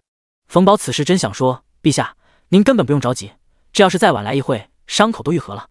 唐之灵见俩人都不说话，也看了过去。这还真有些尴尬，他不知道要怎么解释这怪异的现象。徐院判最先回神，开口问道：“唐员外郎，您是否服用了什么药？”唐之灵摇了摇头，服药倒是没有，但我的伤是德胜医馆的大夫治疗的，他们擦的药还真管用，我也是没想到竟然恢复的这么快，这么好，简直是神药啊！徐院判听到是德胜医馆，夸赞道：“宋家的医术果然了得。”冯宝还是觉得奇怪，宋太医在太医院还真不是出挑的人选，难道宋太医在藏拙？这件事也要禀报给皇上才行。最后，冯宝和徐院判都带着疑惑离开唐府的。唐之灵现在也是感觉神奇，他觉得沈飞这人非常不可思议。不过这么神奇的药剂，以后不能随意拿出来了，要是让人知道他身上有如此厉害的神药，真的会有危险的。沈飞见到大太监和太医离开之后，就走了进来。唐之灵，你有没有发现皇上是真的很关心你呢？第187章，没有珍惜的头发，后悔晚矣。唐之灵也没有反驳，他也觉得奇怪，他只是见过一次皇上，还是在除夕的宫宴上，那日他整个人都是晕乎乎的，也不敢看皇上的神颜。不过太子那小子，他倒是见过，看着有些熟悉。沈飞见唐之灵沉默不语，凑了过来：“你说你是不是皇家的孩子？”唐之灵白了一眼沈飞，想什么呢？沈飞见唐之灵不信，撇了撇嘴，反驳道：“要不然你一个工部的小官吏，竟然能让太医院的院判亲自来，这很不正常呀。”沈飞变身摩尔莫斯飞，摸着下巴在地上来回转悠，同时也天马行空的猜测。突然一个想法出现在脑海里：“唐之灵，你说你会不会是皇上的儿子？”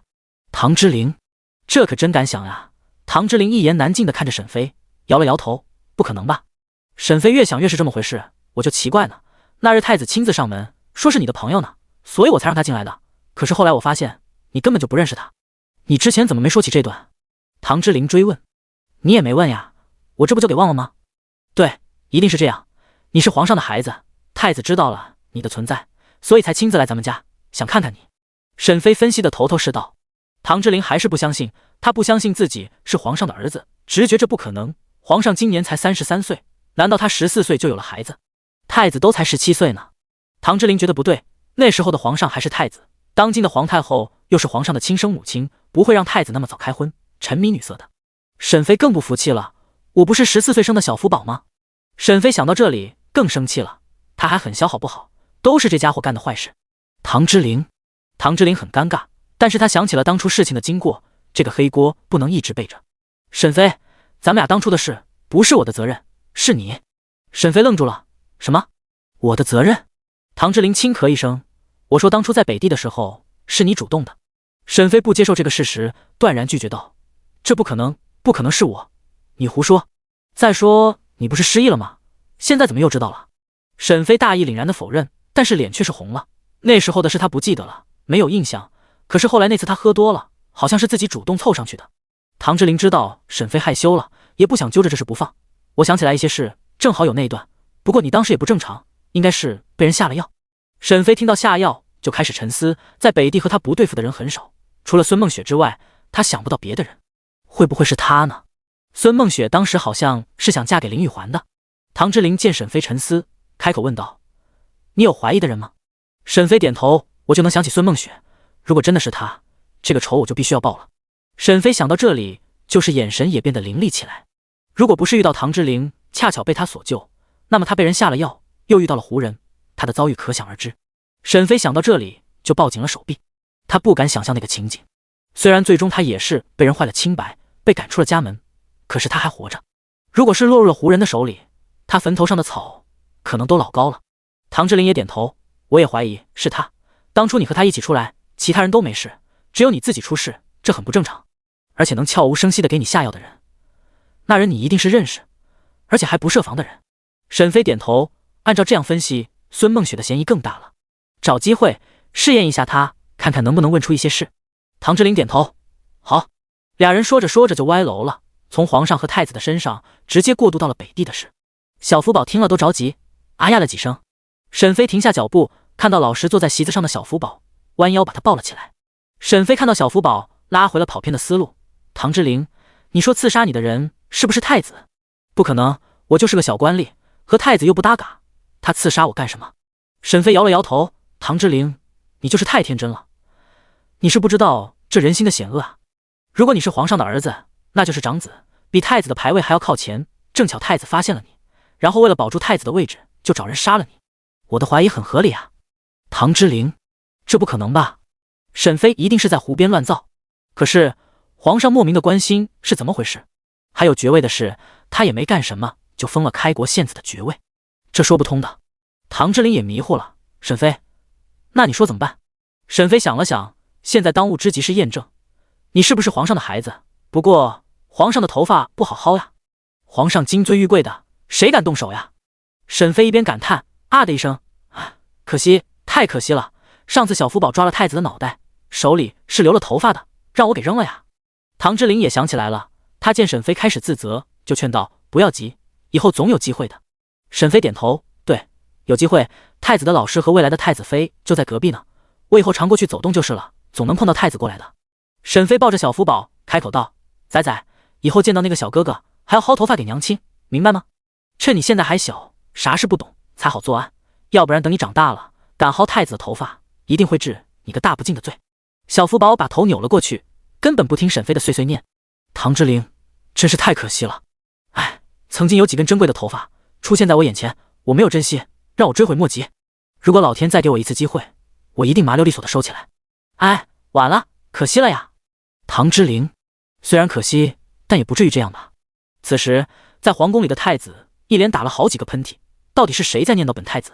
第188章，父子俩都来蹭客，完美。小太监见状急忙上前，太子殿下，您是着凉了吗？可有哪里不是？太子揉了一下鼻子，没事。太子就是耳朵有些热，感觉是谁在念叨他。小太监听太子这么说，也不敢大意，觉得还是找个太医看看好，于是提议道，太子殿下，要不然让太医来给您请个平安脉吧。太子放下手中的笔，看到小太监诚挚的眼神，好吧，那就请个太医来吧。太子也知道这些太监的难处，毕竟他要是生病了，母后也是会惩罚他身边伺候的这些人。为了身边人好，太子觉得偶尔顺从一下也是可以的。是。小太监得到应允，一溜烟的跑了出去。此时皇上宫殿内，他正听着大太监和徐院判的禀报，陛下，唐员外郎的身体没有大碍，朕听说不是中毒了吗？难道已经解毒了？陛下，唐员外郎的体质特殊，加上宋家的解药，唐员外郎的身体已经大好了。皇上好奇了，他怎么不知道小六的体质特殊了？只知道过去这小子的身体病歪歪的，好像是成亲之后身体才好了。体质特殊，怎么看出来的？皇上追问。启禀陛下，微臣给唐员外郎看诊的时候，他手臂的伤已经开始结痂，按照时间推算，他身体的恢复速度要比常人快3倍不止。皇上双眼微眯，小六这是怎么回事？这是天生的还是后天形成的？那他吃了什么变成这样的？皇上脑袋里不断的开始发散，难道小六也吃了神丹不成？不行，这件事还得好好的查一查。好，朕知道了，这事情不要传出去，你知道就好。徐院判点头，是，陛下。徐院判离开之后，皇上对着大太监吩咐道，送几个高手到唐员外郎身边去，除了保护他之外，也把他的一举一动都禀报给朕。是，陛下。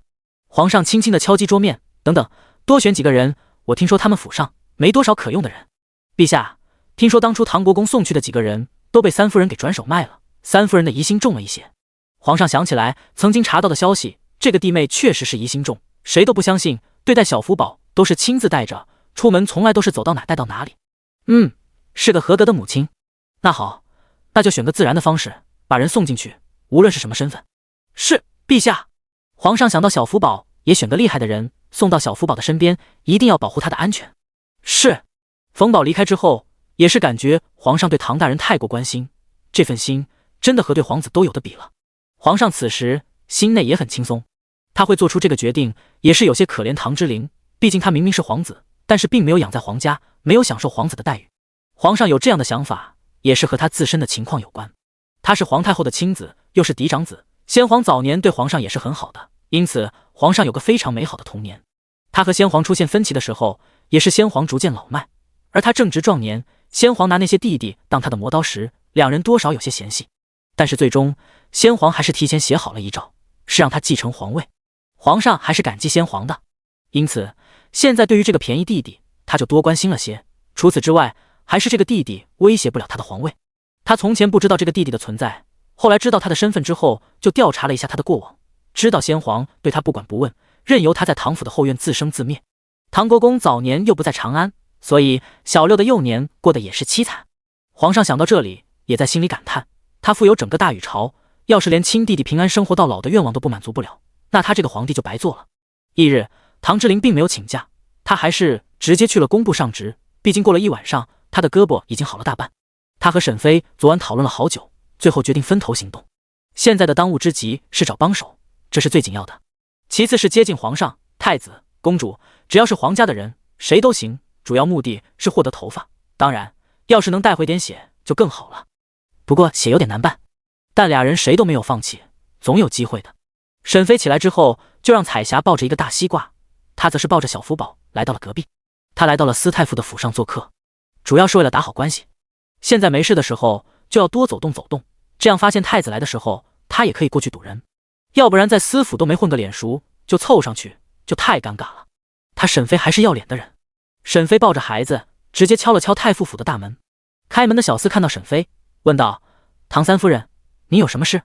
小厮现在已经认识隔壁的女邻居了，就是不知道沈飞的目的。我庄子里的西瓜熟了，正巧天气炎热，我就送上来给司太傅尝尝鲜。沈飞在庄子里种了西瓜和香瓜，现在他在京中的铺子也都有售卖。刘三全已经从洛阳回来了，现在是接手了蔬菜和水果这一摊子的事。铁牛现在也是跟在刘三全身边，毕竟刘三全带着沈飞铺子的银两和账本，出门在外面跑，总得有个人保护着。沈飞为了自己的财产安全，只能把铁牛舍了出去。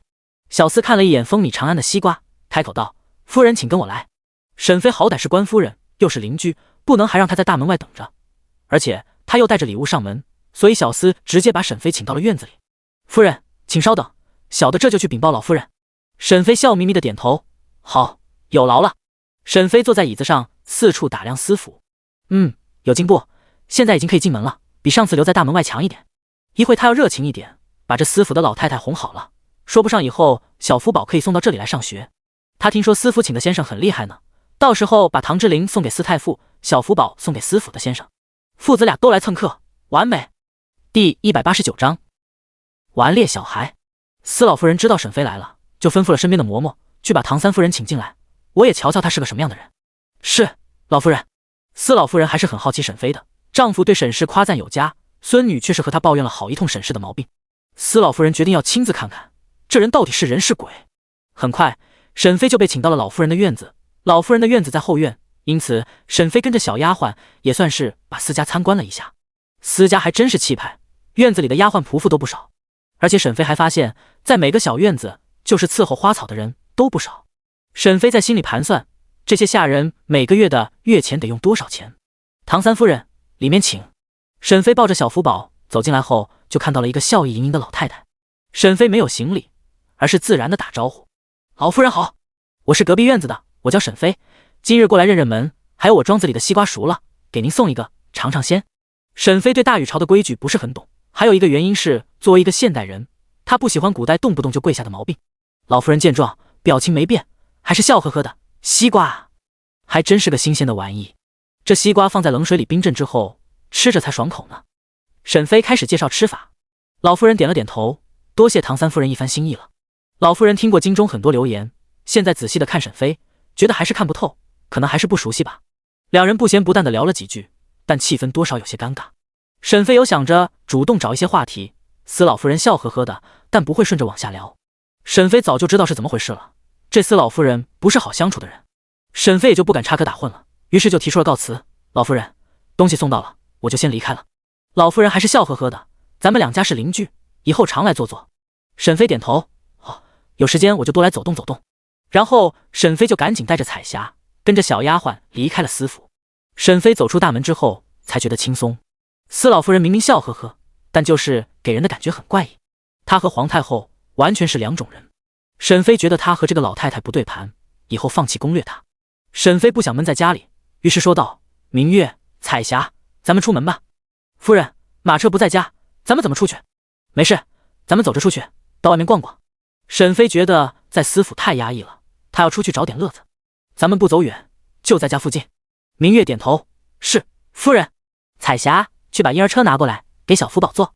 沈飞画了后世婴儿车的样子，让唐之陵拿去工部找里面的匠人打造的。至于婴儿车的轮子，是沈飞从空间实验室里拿的，她直接把里面推车的4个轮子卸下来，安装在婴儿车上了。沈飞换好衣服，小福宝也戴上了遮阳帽，舒服地坐在推车里，跟着沈飞出门了。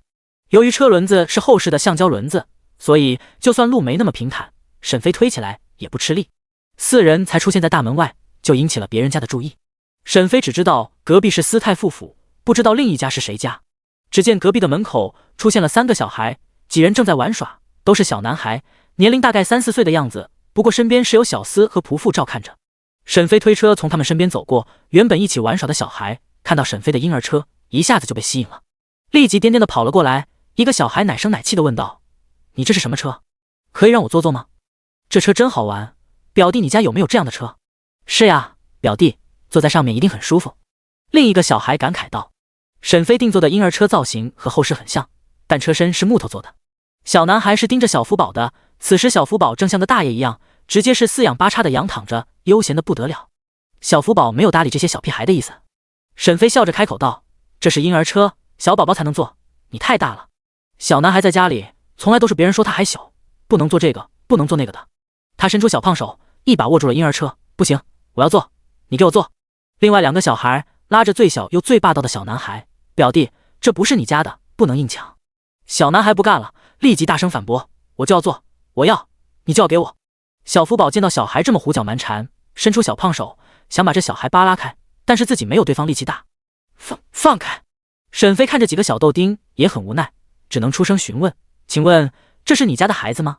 还请抱他离开。”看着孩子的小丫鬟焦急地看向门口，就希望有人出来。“夫人，抱歉，不知道这车子您是在哪里买的？”“这不是外面买的，是自己做的。”小丫鬟听到是这样，急忙追问：“夫人，那这车您能卖给我们吗？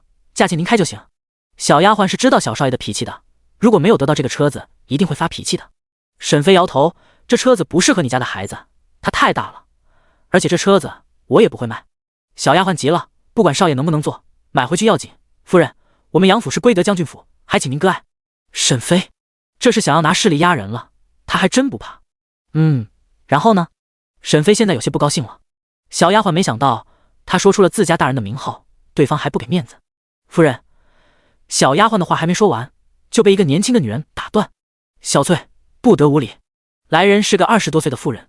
小翠见到年轻夫人，立即行礼：“夫人，少爷看中了这个车子，奴婢想要买下来，这位夫人就是不肯。”小翠的语气中带着不满。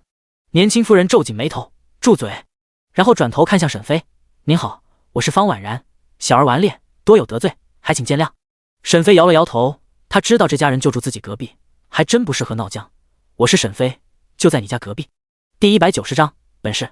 是邻居啊，那还真是巧了，我年纪比你大，就喊你沈妹妹好了。沈飞点头：“那我喊您方姐姐吧。”方婉然笑道：“好，家里的小子被惯坏了，还请沈妹妹别见怪。”沈飞看到地上那个气鼓鼓的小豆丁，他的小手还紧紧握着婴儿车上一副霸道的样子，但是这孩子长得不错，圆乎乎的，看着还有几分可爱。“方姐姐，这车子不适合令公子，如果你们想要，我家里有图纸，你们家可以自己打造一个大一点的。”小男孩已经3岁了，能听懂大人的话了，这时候虽然没有松手，但是已经不和小福宝对视了，扬起脖子看向方婉然。方氏感激道：“多谢沈妹妹，那我就不客气了。”沈飞立即吩咐道：“彩霞，你回去取一下图纸给方姐姐。”“是，夫人。”彩霞急匆匆地跑了回去。沈飞这时候说道：“这个车子我们家是找工部的匠人制作的，他们有经验，方姐姐或许可以去问问。”沈飞已经知道对方是归德将军府，那就是有身份的，应该能有门路。“谢谢，沈妹妹。”很快，彩霞就拿着图纸过来了，递给了方氏。小男孩和他的表哥也被仆人强制的抱了回去。沈飞这才推着小福宝继续往前走。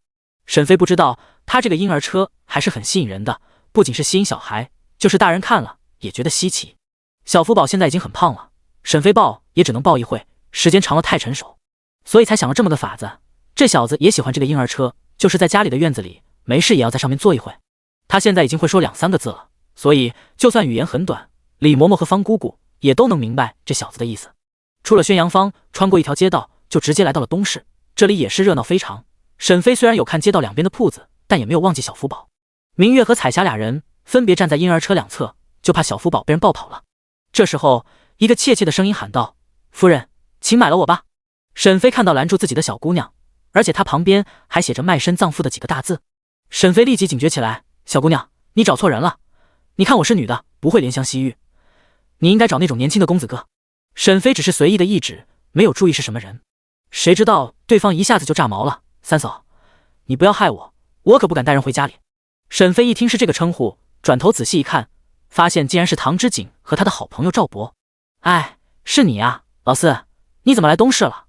唐之景和赵博俩人正在东市的铺子闲逛，就看到了造型奇特的小车，于是就仔细的瞧了瞧。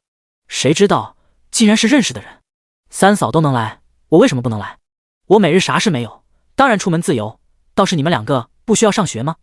唐之景和赵博俩人确实是偷跑出来的。三嫂，你不要告诉父亲母亲好不好？沈飞一言难尽的看着唐之景，他和唐夫人和唐国公都不熟，好吧，不过这不耽误他敲竹杠，让我不告状也行，那就请我吃一顿好的吧。成交。唐之景也很痛快，于是几人一起离开了，把卖身葬父的小姑娘忘到了一边。这时候在一旁装尸体的人也起来了。怎么办？沈氏不上套，咱们怎么和上面交代啊？小姑娘抱怨道。假装尸体的男人开口道：“咱们乔装一下，换个方法。”好。于是俩人收拾的也很利索，起身快速的离开，身影矫健的很。唐之景一边走路一边看着婴儿车：“三嫂，这车真有意思，是谁想的？”沈飞很自豪的指了一下自己：“当然是我，也就只有我这么聪明才能想得到了。”哈哈。沈飞也只是臭屁一下，没想到唐之景会接话。也是，三哥那人脑子不行，一定不是他想出来的。沈飞照着唐之景的脑门就敲了一下，虽然你说的是事实，但是我不爱听哈。唐之景被沈飞这么自然的对待也不反感，嘟囔道：“不说就不说呗。”众人找了一家14，因为有车子的缘故，没有上到2楼，直接在1楼的大厅。众人落座之后，小福宝也不想坐在婴儿车里了，主要是躺在里面只能看到桌底，所以开口喊道：“菲菲，坐。”沈飞直接把小福宝抱起来坐在腿上。唐之景点好餐之后，就看着小福宝：“三嫂，他都已经会说话了。”那当然，这都过去多久了，会说话也很正常吧。赵博还记得第一次见这小孩的时候，那时候还小小的一团呢。哎，这时间过得真快，马上就要乡试了。沈飞看着赵博：“你要参加今年的乡试？”赵博点头：“嗯。”沈飞来了兴致：“那你是秀才还是举人？”他是秀才，我是童生。三嫂，我今年考过了童生试呢。唐之景接话道，语气中还带着自得。沈飞，一个童生还这么骄傲。不过沈飞想起了林雨环，就开口道：“你们听说过林雨环这人吗？”赵博点头：“听过，他是我的同窗。”沈飞，这要巧的吗？这俩人竟然认识。唐之景好奇地望过来：“三嫂，你怎么知道林雨环的？你认识他？”沈飞没有搭理唐之景的聒噪，反而是看向赵博：“他学习好不好？”赵博点头：“好，非常好。他是甲班的学生，夫子对他的希望很大，希望他能得一个暗手回来。”暗手？这口气也太大了点吧。林雨环的祖父当年就是状元，林家人都很会读书，林雨环这一路参加科考都是一次就通过，他现在在京城的名声很大呢。赵博实事求是地说道。沈飞还真不知道这个林雨环竟然还有点本事呢。第191章慌乱。沈飞不是原主，对林雨环一点感觉也没有，打听他也只是想满足自己的好奇心罢了。陈氏的亲闺女不是想要赖上那小子吗？也不知道进度怎么样了，有没有成功。很快小二就把饭菜都端上了桌，沈飞和唐之景几人就吃了起来。沈飞是先喂了小福宝，这小子现在长牙了，还有了自己的偏好，真是喜欢吃哪个就用手指过去。小人不大，胃口好的不得了。14里带这么小的孩子出来的人还真不多，于是来往的客人也都会看上几眼。这时候一个少年身后还跟着2名壮汉出现在隔壁的桌子。沈飞原本没有在意，只是随意的扫了一眼，谁知道这一眼就让他异常错愕。这个少年一定和唐之琳有关系，两人长得很像，脸型和鼻子都像。不熟悉唐之琳的人看不出来，但沈飞每天和唐之琳在一起就能发现了。沈飞眼睛一眨不眨地看着这少年。少年坐下之后，正在左顾右盼，就对上了沈飞的视线。他见到沈飞盯着自己看，还得意地扬了扬下巴。沈飞，这个小子年纪能有多大？少年旁边的2个壮汉见到少年盯着沈飞看，且发现他还抱着孩子，小声说了几句话，不是大禹朝的官话。沈飞距离他们很近，他听到了那个男人的话，本来以为自己听不懂，谁知道他能听明白。不，应该说原主能听明白，毕竟原主4岁的时候就去了北地，那边常年受到鲜卑的侵袭。原主能听懂他们的语言。刚刚那个壮汉说的是：“王子，那夫人您要是喜欢，咱们回去可以抢回去。”沈飞震惊的说不出话来，这人是王子，那唐之灵和他长得这么像，难道唐之灵不是大禹朝的人？沈飞的心里有些慌乱。还有，这少年来大禹朝是想干什么？沈飞开始沉思，都没有及时的给小福宝喂饭。小福宝不愿意了，菲菲，还吃，还吃。唐之景注意到了沈飞的异样，也往那边看过去，就看到了对面的少年。起初他没有注意，现在仔细看起来，竟然有些熟悉。哎，三嫂，你看对面那人怎么有点熟悉？沈飞，真是怕什么来什么。难道唐之景这小子看出问题来了？熟悉什么啊？你认识他啊？唐之景摸着下巴道，冷眼看着，怎么有点像父亲呢？我一定是眼花了。沈飞，卧槽，今天大瓜，像唐国公吗？小福宝也不闹着要吃的了，小眼睛也看了过去，然后就眯起了双眼。沈飞现在非常想薅一根少年的头发，但是对方现在身边有护卫，他也下不了手。沈飞的脑子乱糟糟的，心里也有很多猜想，每一种都很可怕。众人吃完饭之后，沈飞都没有找到机会，他把小福宝放在婴儿车里，然后推着小福宝离开。走之前，沈飞还看了一眼那少年，少年有些得意，对着旁边的随从说道：“纳尔木，你看中原女子也大胆得很呢。刚刚他一直盯着我看。”壮汉纳尔木点头：“是的，王子，我也看到了。这要是在北地，咱们可以把人带回去呢。”另一名壮汉直接开口劝道：“王子，不要节外生枝，咱们已经进了长安城，要格外小心。”少年点头：“我知道，咱们吃完饭就离开。”沈飞已经没有继续闲逛的心思了，他要赶紧把这个消息告诉唐之灵。还有，他需要个高手，最好能试验出那两个壮汉功夫底子的人。沈飞推着婴儿车快步往家里走去。回去的路上，沈飞还遇到几个小意外，都是想要搭上沈飞这条线，让他把人带回家的。可是沈飞心里哪有什么想法，能躲就躲过去了。明月却是看出了一点门道，这些人是有意接近自家夫人的，所以后来就更谨慎了。终于到家之后，沈飞开口道：“明月，你去郊外一趟，看看唐之灵在不在那里，让他快点回来，我有事要说。”“是，夫人。”明月看沈飞这么重视，也不敢耽搁。小福宝见沈飞这样，就爬了过来，眼巴巴地看着沈飞。他能感觉出沈飞的颤抖，于是伸出小手，轻轻地拍了一下沈飞。沈飞看着小福宝，喃喃自语道：“仔仔，咱们家要有大祸了，这可怎么办？”小福宝，沈飞也没想小福宝有什么回答，继续念叨自己的猜测：“要是你爹不是大禹朝的人，咱们家是不是要躲起来了才行？”“对，躲起来。在这之前，咱们家要有所准备才行。无论是粮食还是财宝，我都得收起来。”沈飞说干就干，抱起小福宝，直接往库房走去。李嬷嬷觉得夫人不正常，从外面回来之后就显得很慌乱。“夫人，是发生什么事了吗？”沈飞摇头：“嬷嬷，没事，我进库房一趟，你谁都不要放进来，明白吗？”李嬷嬷点头：“好，夫人。”沈飞直接抱着小福宝走了进去。库房里摆放了他的嫁妆和太后的赏赐。沈飞和唐之灵俩人其实没多少家底，虽然比普通的百姓要富有，但是真的不能和那些高门大户的人家比较。他这点东西在那些人眼里也就是九牛一毛的东西。沈飞直接把小福宝放在地上，让他扶着箱子站着，于是开始收东西。很快，沈飞手挨着的箱子一个个都消失了。小福宝惊讶地张大嘴巴，他这次是亲眼看到的。沈飞收得太投入，直接挨个收。等库房里的东西全都消失之后，他发现了一个大问题：仔仔也不见了。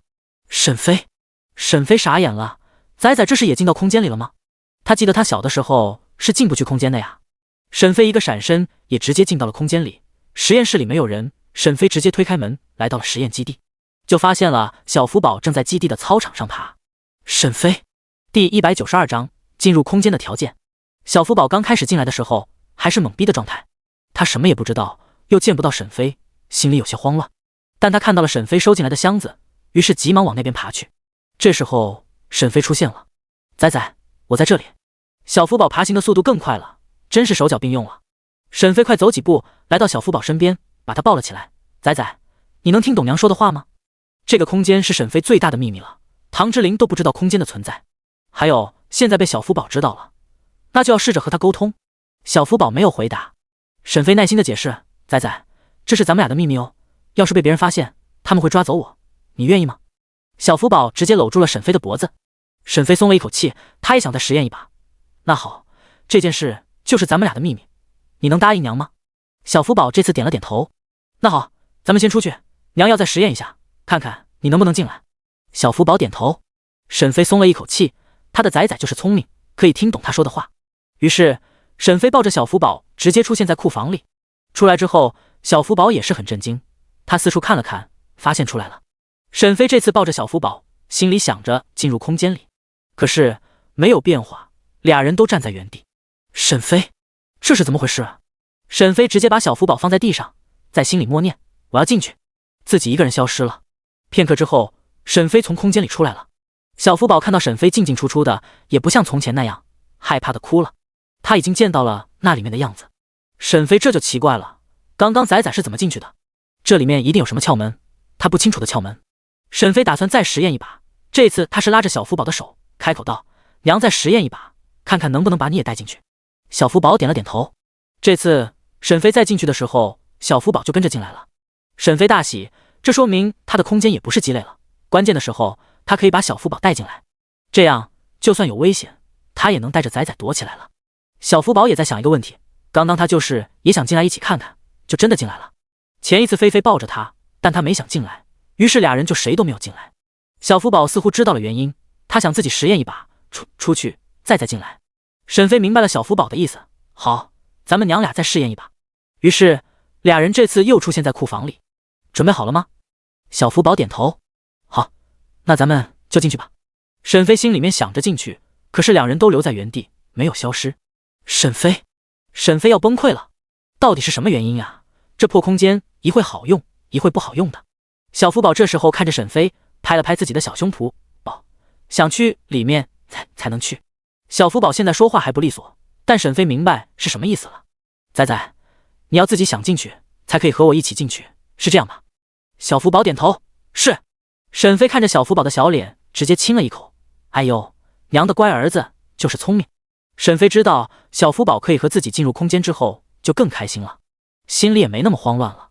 不过自己的秘密要不要告诉唐之灵呢？如果要带他进来，是不是也要他心里想进来才行？直接敲晕了是进不来的吧？沈飞想起还是婴儿的小福宝，那时候就进不来，睡觉的时候更没戏的。这个方法对唐之灵应该也没效，没办法半夜趁他睡着了把他带进来。沈飞打算先解决唐之灵的身世，看情况好坏，再决定要不要让唐之灵进来。沈飞出来的时候脚步都是轻松的，李嬷嬷在外面守着，看到沈飞和小福宝出来，沈飞的心情明显好了，他也是松了一口气。夫人能自己调节就好。不过夫人是不是很久没有换洗了？这脾气不正常，是不是和那个有关？看来还要请一个老大夫看看的好。沈飞并不知道他的事情，李嬷嬷比他自己都上心，都清楚。他现在的心思都是想着唐之灵赶紧回来，还有找人查一下那个少年是谁。此时唐之灵从郊外往回赶，他的车上可不是只有他自己，还有一对兄妹，这是他路过收留的人。唐之灵过去也这样做过，明月和方姑姑就是。如今又有了兄妹俩，哥哥叫乔山，妹妹叫乔雨。乔山、乔雨，你们以后就留在府里做事吧。乔山，你会点拳脚功夫，就留在家里看家护院。乔山，这听起来有点像狗干的活啊。乔雨想要笑，但是憋了回去。乔山憨憨的回道：公子肯收留我们兄妹俩，已经是天大的福气，公子请放心，我一定看好家。唐之灵点头，不再言语。这时候马车突然停下，武阳问道：明月，你怎么来了？是发生什么事了吗？唐之灵直接掀起车帘子，问道：明月，是怎么回事？明月急忙解释：家中无事，就是三夫人出门一趟，回来之后就心神不宁，公子还是快回去吧。武阳，快回府。唐之灵前几日才遇刺，他和沈飞的疑问还没解开，俩人才商定了计划。难道他那边有发现？明月轻巧地坐上马车，武阳扬起鞭子抽在马屁股上，马拉着马车飞快地奔跑着。马车上的乔山和乔雨互相看了一眼，眼中都有了疑惑。下午的时候不是还见过吗？现在能有什么事？乔山和乔雨俩人就是之前乔庄卖身葬父的父女俩，他们都是皇上派来的人，目的就是保护唐之灵和沈飞的。他们也是没想到沈飞的戒心这么重，在看到同僚后来使用的招数都失败之后，他俩立即转移了目标。第193章，福尔摩斯飞上线。1刻钟之后，终于到了唐府。唐之灵快速地跳下马车，往府中走去。明月和武阳两人快速地跟了上去。武丹看着乔家兄妹道：你们和我来，我给你们安排住的地方。谢谢武丹哥。乔雨甜甜的道。武丹看了一眼乔雨，没有说什么，而是点了点头。乔杉拉了一下乔宇，让他注意一点。乔宇耸了耸肩。俩人被送到下人房之后，乔杉才开口道：“乔宇，武丹和武阳都是练家子，恐怕来历也不简单。你在他们面前少说话，别露出破绽。”乔宇白了一眼乔杉：“大哥，这你就不懂了。像我这么大的小姑娘，见到武丹这样的，就是要这样表现，要不然才不正常呢。”乔杉说不过乔宇，总之你要注意点，三夫人没有三公子好忽悠，别咱们前脚进来，后脚就被人轰走了。乔宇重重的哼了一声：“你担心你自己吧，我没事。”此时正院内，唐之琳脚步匆匆的跑了进来：“沈飞，家里发生什么事了？”沈飞和小福宝都在卧室里面，听到唐之琳的声音，急忙走了出来。“唐之琳，你回来了，我有个大发现。”唐之琳拉着沈飞又走回卧室，还把房门给关上了。武阳和明月俩人就守在外面。“什么发现？和咱们家有关系吗？”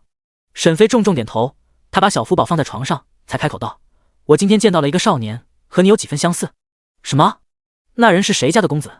唐之琳知道自己不是唐国公的孩子，也是想要知道亲生父母的，不管他们是什么身份，他也想找一下他们。“谁家的不知道，但你知道吗？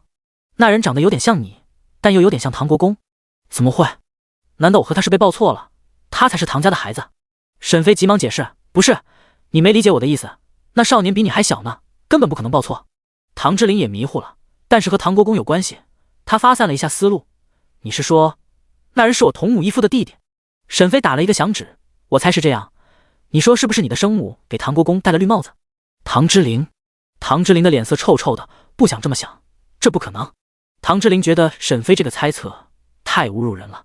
沈飞耸耸肩膀，把唐之琳的头扭了过来了：“你听我分析啊。”唐之琳倔强地看着沈飞：“你说吧，我看你能说出什么话来。”沈飞此时忘了那小子是外族人的事实了，分析道：“首先，你不是唐国公的孩子，但你养在唐家，在唐家当了18年的少爷。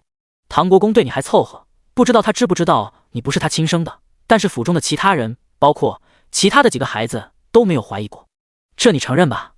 唐之琳闷闷地回了一声：“这就是说明你生母的存在，唐家人是承认的。就算唐国公在北地打仗，但是身边总有人。你要是从外面抱回来的，一定会有风声传到京城，可是没有，唐家没有半点怀疑。这说明你生母本身就是唐国公的小老婆。然后现在这个冒出来的小子长得还像唐国公，那就说明他或许是你生母和唐国公生的孩子。”唐之琳想起自己每次提起北地的时候，唐国公都很紧张，好像不想多谈的样子。还有他记忆中的女人，会不会是他的生母呢？沈飞越想越觉得可能，福尔摩斯飞上线，他摸着下巴思索，现在也不管唐之琳是什么表情了。只不过，唐国公为什么认了你，不认他亲生的孩子呢？这不对劲啊！要是你母亲给唐国公戴了绿帽子，他还知道为什么要养大你，还让你在他眼皮子底下晃荡，是个有血性的男人，都受不了被人戴了绿帽子吧？可是他却是忍了19年，哦不对，18年，最后这1年把你分家出来了。总之，不管怎么说，这都不正常。除非你的亲生父亲，他动不了。唐之琳的瞳孔张大，吃惊地看着沈飞：“你是说皇家的人？”沈飞点头：“很有可能呀。按照时间来算，20年前又出现在北地的皇家人有谁？很好查吧？”唐之琳点头：“如果按照你的推测，那是能查出来。可是，如果不是呢？我的母亲应该不是那样的人。”唐之琳不知道生母是谁，但是心里还是希望她娘是个好娘。哎，你不要这么较真嘛，咱们这不是大胆假设，小心求证吗？反正想想也不犯法。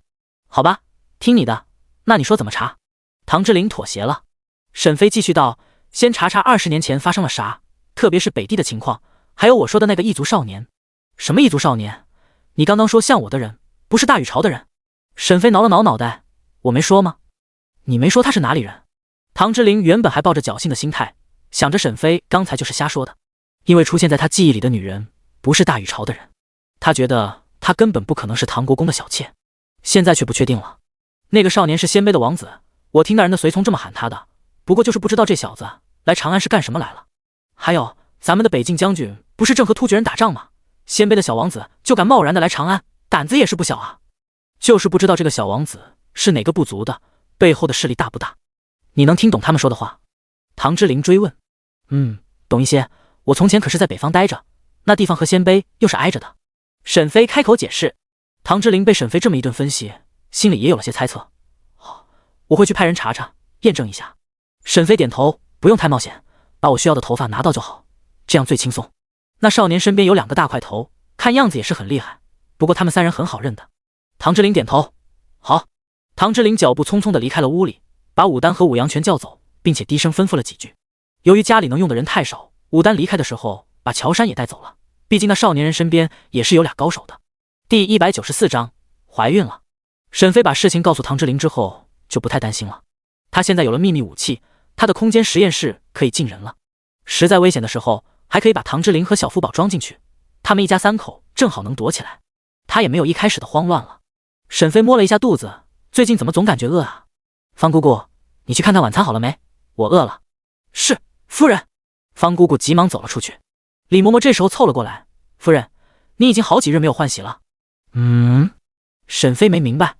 夫人，就是月事。李嬷嬷小声提醒。沈飞终于知道了，李嬷嬷说的是大姨妈。她穿过来就是生孩子，好几个月都没有来了，还是前2个月才来的，她也用不惯这里的月事带，不来才好呢。夫人，你要不要请一个大夫给你把把脉？沈飞，卧槽，李嬷嬷说我这是又有孩子了？不可能吧？沈飞不相信呀。他看了一眼小福宝，不会，他不可能又有崽了，他又不是兔子，还能一窝一窝的生。沈飞急忙摇头，这不可能，不可能。李嬷嬷，这可不是你说不是就不是的。夫人，还是请大夫来看看吧，把握。沈飞有气无力的道，好吧，请人来看看吧。李嬷嬷得到允许，立即脚步匆匆的出去了。沈飞坐在床上愣神，这不可能的，他这才生产完1年呀，怎么可能？身体能恢复吗？终于，沈飞想起了药剂，他喝了1瓶蓝色的，2瓶绿色的，绿色的喝完了，真是身体倍儿棒，年年生都没问题。沈飞欲哭无泪了，他直接趴在床上开始蹬腿。哎呀，怎么办呀？小福宝看着沈飞的样子，他也听到了李嬷嬷和沈飞的话，他直接爬了过去，和沈飞贴贴。沈飞把脑袋从被子里拿出来，看着小福宝，仔仔，你想当哥哥吗？小福宝窝在沈飞的怀里，摇了摇头，不想吧，娘也不想，可是怎么办呢？小福宝往沈飞的怀里拱了拱，靠得更近了。沈飞拍着小福宝热乎乎的小身子，仔仔，放心，就算妈妈有了别的小孩，最爱的人还是小福宝。李嬷嬷脚步匆匆地派人出去找大夫，正巧碰上了才从书房回来的唐之琳，知道是沈飞要请大夫，急忙就进来问了，沈飞，你生病了？沈飞摇头，没病。那李嬷嬷是？沈飞看到罪魁祸首，直接一个抱枕就扔了过去，还不都是你害的？唐之琳一下子把抱枕接住，先别生气，快说啊。李嬷嬷说我可能有了。有了？有啥了？唐之琳很迷糊，说话也不说清楚。还能有啥？有孩子呗。沈飞抱怨道。唐之琳，这可能吗？他看着沈飞平坦的小腹，这里又有他的孩子了，怎么这么神奇呢？唐之琳的脸上露出笑容，这是好事啊，咱们有小福宝就够了呀。沈飞还不太能接受。唐之琳把沈飞和小福宝都搂住，声音闷闷的道，沈飞，咱们俩在这里的亲人都太少了，就算找到了咱们的亲生父母，可是咱们没有一起生活过，缘分也浅，就更别提情分了，只有咱们的孩子才和咱们是一家人，我想要多一些家人。沈飞没有反驳唐之琳的话，轻轻的嗯了一声，我明白。沈飞也知道他和唐之琳都年轻，以后不可能不生孩子，就是没想到这么快。不过他们一家人真是身体好的不得了，就算有孩子也是没问题的。小福宝躺在俩人中间，听到两人就这么快就达成共识，大眼睛眨了眨，他以后再也不是独苗苗了。李嬷嬷的动作很快，1刻钟之后，大夫就来到了府上，最后给沈飞把脉，果然沈飞怀孕了，有了1个多月的身孕。李嬷嬷给了大夫诊费，就把人送走了。这下子府中的下人都知道府上的夫人有了身孕，他们也得到了赏钱。刘三全刚送账本回来，就听到了这个好消息，他给沈飞道喜，恭喜小姐和姑爷。唐之琳也习惯沈飞这边的下人喊他姑爷，他和沈飞本来就是2家组合在一起的，下人怎么叫唐之琳并不在乎。刘三说，咱们京城的铺子生意怎么样？刘三全喜气洋洋的，大小姐，咱们青菜卖得很不错，加上夏季又上新了水果，咱们店铺里的品种也多，长安城内的管事采买都爱去咱们的店里。沈飞这个店铺有点像现代的生鲜超市，这在古代还是头一家。那就好。大小姐，我看了看时间，这都到了8月份，您说的土豆和地瓜是不是能熟了？沈飞一拍脑门，差点把这个忘了，明日咱们一起去庄子里看看，先挖出来看看长大没，要是长大了，就在附近的村子雇佣一些人一起挖土豆。好的，大小姐。刘三全离开之后，唐之琳问道，你说的那个土豆就是能亩产1000斤的农作物？要是肥料足，能达到3000斤。3000斤？有这么高？唐之琳震惊了，上次的小麦换了县子的爵位，这土豆是不是也能换个更大的？他现在马上又有孩子了，还是要继续往上爬才行。就算官职不升，爵位一直往上升也是好的。明天我先去庄子里看看，到时候告诉你。也行，我看看时间吧，要是下午没事，我就自己直接去。行呀，你亲自看看也好，要是能让你升职就更好了。沈飞哈哈大笑。这时候唐之琳开口道：沈飞，工部的那个匠人问我，上次你给他婴儿车的图纸，他能用吗？我看他那样子也是想多造一些给工部创收。哎，你们工部都这么穷了吗？还要自己创收？唐之琳叹息一声，这也是没办法的，现在户部吃紧，北境王又在和突厥交战，银子是哗啦啦的往外流。第195章，乔山显露头角。那今年植田的收成增加了，是不是就是有你的功劳了？唐之琳点头，我管的就是这方面。要是植田的收成增加了，不仅皇上会满意我，就是朝中各个大臣也会感激我的。沈飞点头，那好，等明年就都种上高产的粮食种子。唐之琳轻笑，哪有这么容易？你知道植田有多少吗？种子哪里会够？沈飞摸着下巴沉思，等我2个庄子里的玉米成熟了，都可以当种子，能种好多地呢。到时候朝中谁和你的关系好，你就给谁的植田用这种种子。唐之琳觉得好笑，不过官员植田都是朝廷的人在打理，也没人关注种什么。植田不是自家田产，还是属于国家的，如果你被调职了，那植田也是收回去，根本就没人在乎植田种什么。也不是不行，但是得让人知道你的玉米好才行。放心，现在已经到了8月份，还有2月就能收割了。好，到时候我亲自去看看。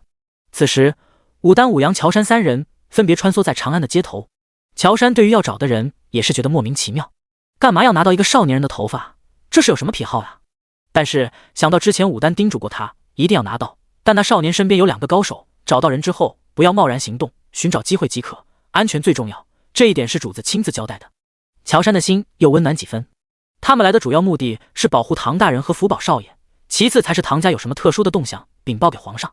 不过乔山过去是暗卫，见不得光的那种，现在可以活在阳光下，乔山还是很感激的，也感激冯公公选中了他。乔山最先查的就是客栈，毕竟那些人又是外地来的，那先找客栈是一定没错的。其实乔山的本事要比武丹和武阳还厉害，毕竟乔山可是为了皇上培养出来的人，那身手和能力要更胜一筹。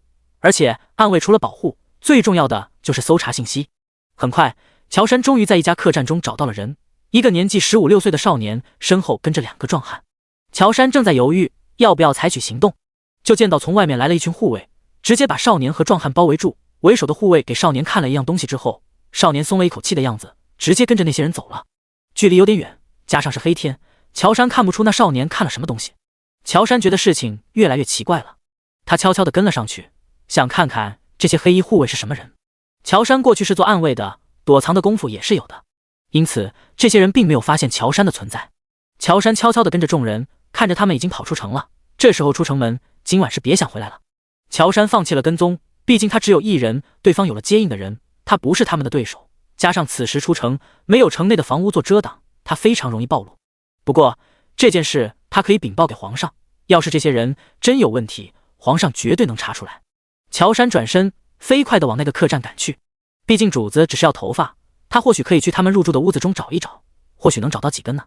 乔山的身法极其的快，拓跋玉3人确实是订了房间办了入住，他们直接匆匆地离开，店里的房间也不会再订给别人，毕竟长安城还是很热闹的，很多人喜欢过夜生活。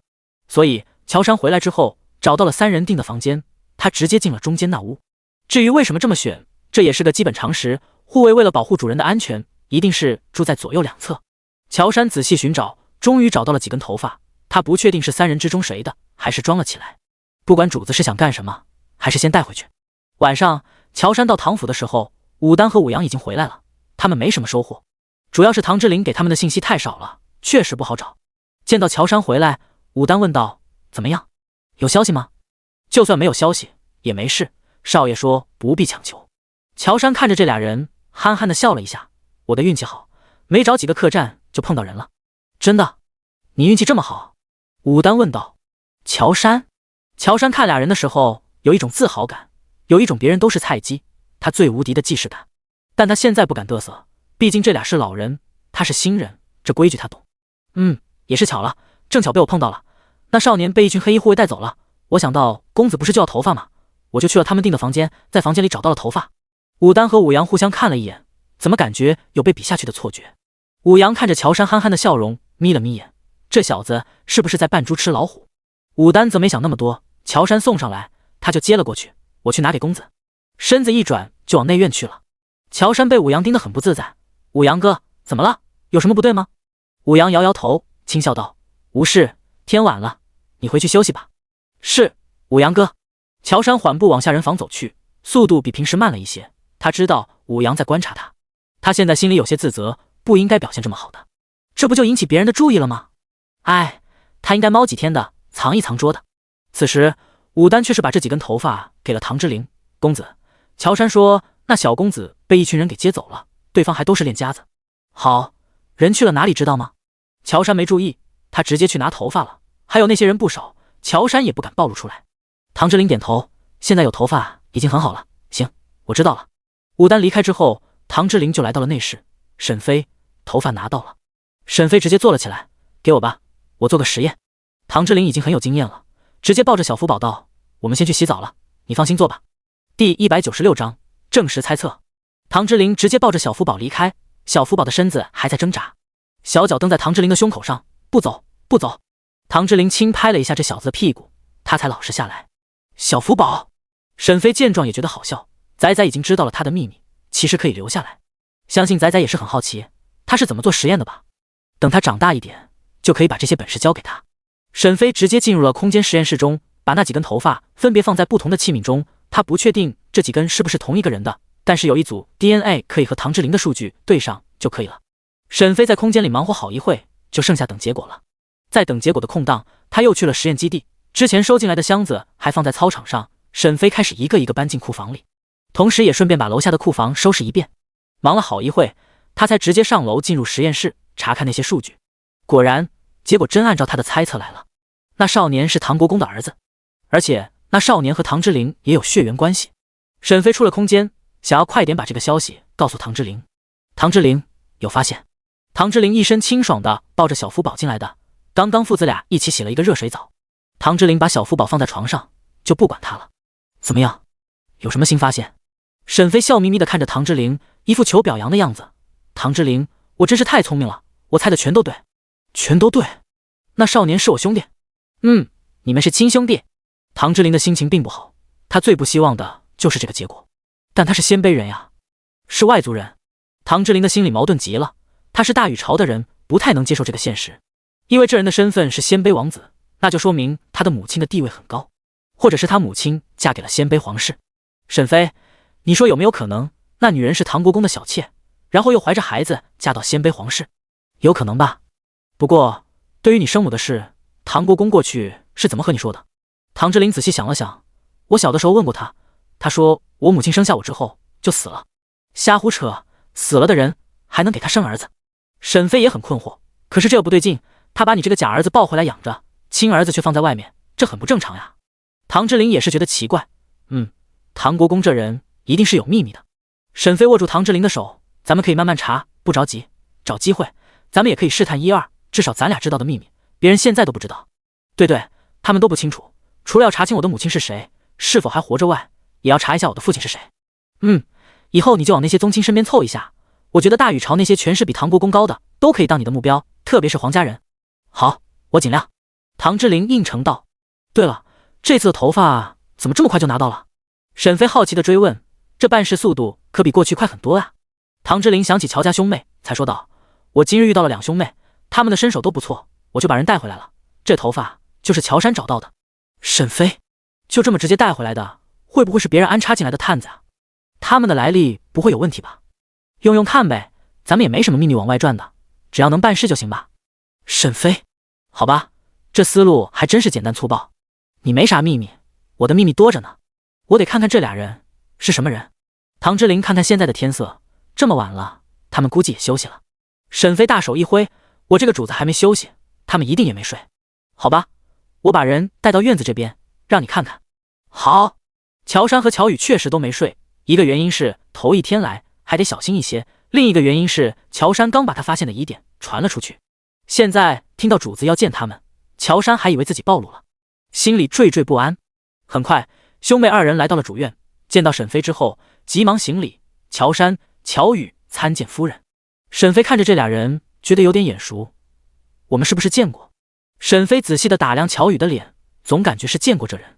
乔宇的头摇得像个拨浪鼓：“夫人，奴婢是第一次见您呢。”沈妃点了点头，继续开口道：“你们是从哪里来的？老家在哪里？都会什么？有什么本事？”沈妃直接来了接连问，开始排查两人的底细。乔杉和乔宇互相看了一眼，乔宇在心里嘀咕：“夫人果真是个难缠的，这心真够细的。”乔宇把早就和乔杉编好的台词说了一遍：“夫人，我们兄妹俩是永州人，家中父母双亡，如今卖身到府上，也是想在长安安稳生活。”“哦，你们是亲兄妹？”沈妃仔细打量两人，没有觉得哪里像了。乔杉开口道：“是的，夫人，我们是亲兄妹。”“那好，你们俩薅2根头发给我。”乔杉、乔宇，这夫人该不会要拿我们的头发做法吧？可是那都是老道士会玩的把戏啊，有什么困难吗？乔杉咬了咬牙，没有。于是他直接拔了1根头发给沈妃。乔宇见状也不犹豫了，也拔了1根头发交了上来。沈妃很满意，说说你们擅长什么吧。夫人，我曾经做过镖师，会一些功夫。沈妃满意了，那你能飞上房顶，让我看看吗？乔杉，这唐三夫人果真是个奇葩。他沉思片刻，还是觉得要展示一点实力。刚刚他见到夫人听说他会功夫的时候，双眼亮了。他也不想着藏拙了，于是身子嗖的一下就飞上了房顶。武丹，这小子竟然还留一手呀！沈妃见到武丹来了，开口道：“武丹，你也飞到房顶和他打一架。”第197章，隔壁少年。沈妃没穿过来的时候，就是个才20岁的小姑娘，被家人保护的也很好，因此也有些小孩心性。还有一个原因是，她想知道乔杉的本事怎么样，武丹到底能不能制服他。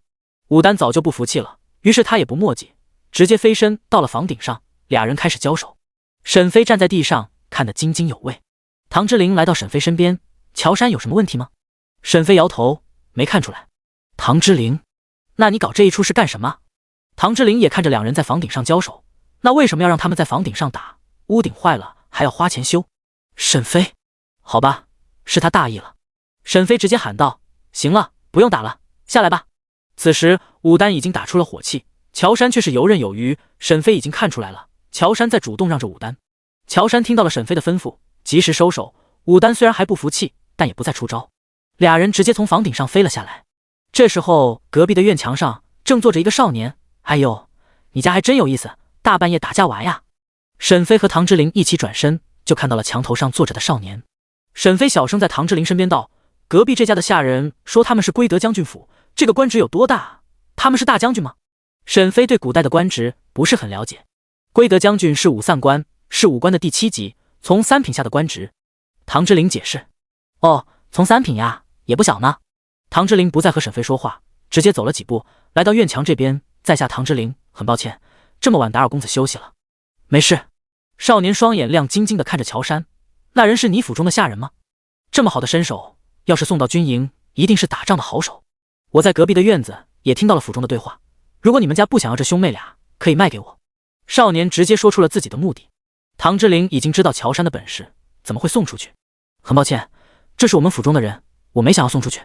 乔杉这时候也来到唐之琳身边表忠心：“公子，我和妹妹都想留在唐府。”少年听到乔杉这么说，拍了一下身上的尘土，喊道：“喂，你要是在唐家待不下去了，可以来我们杨家，我叫杨昭。还有你要是跟着我，我让你当先锋队的小队长。”少年又开始抛出了诱饵。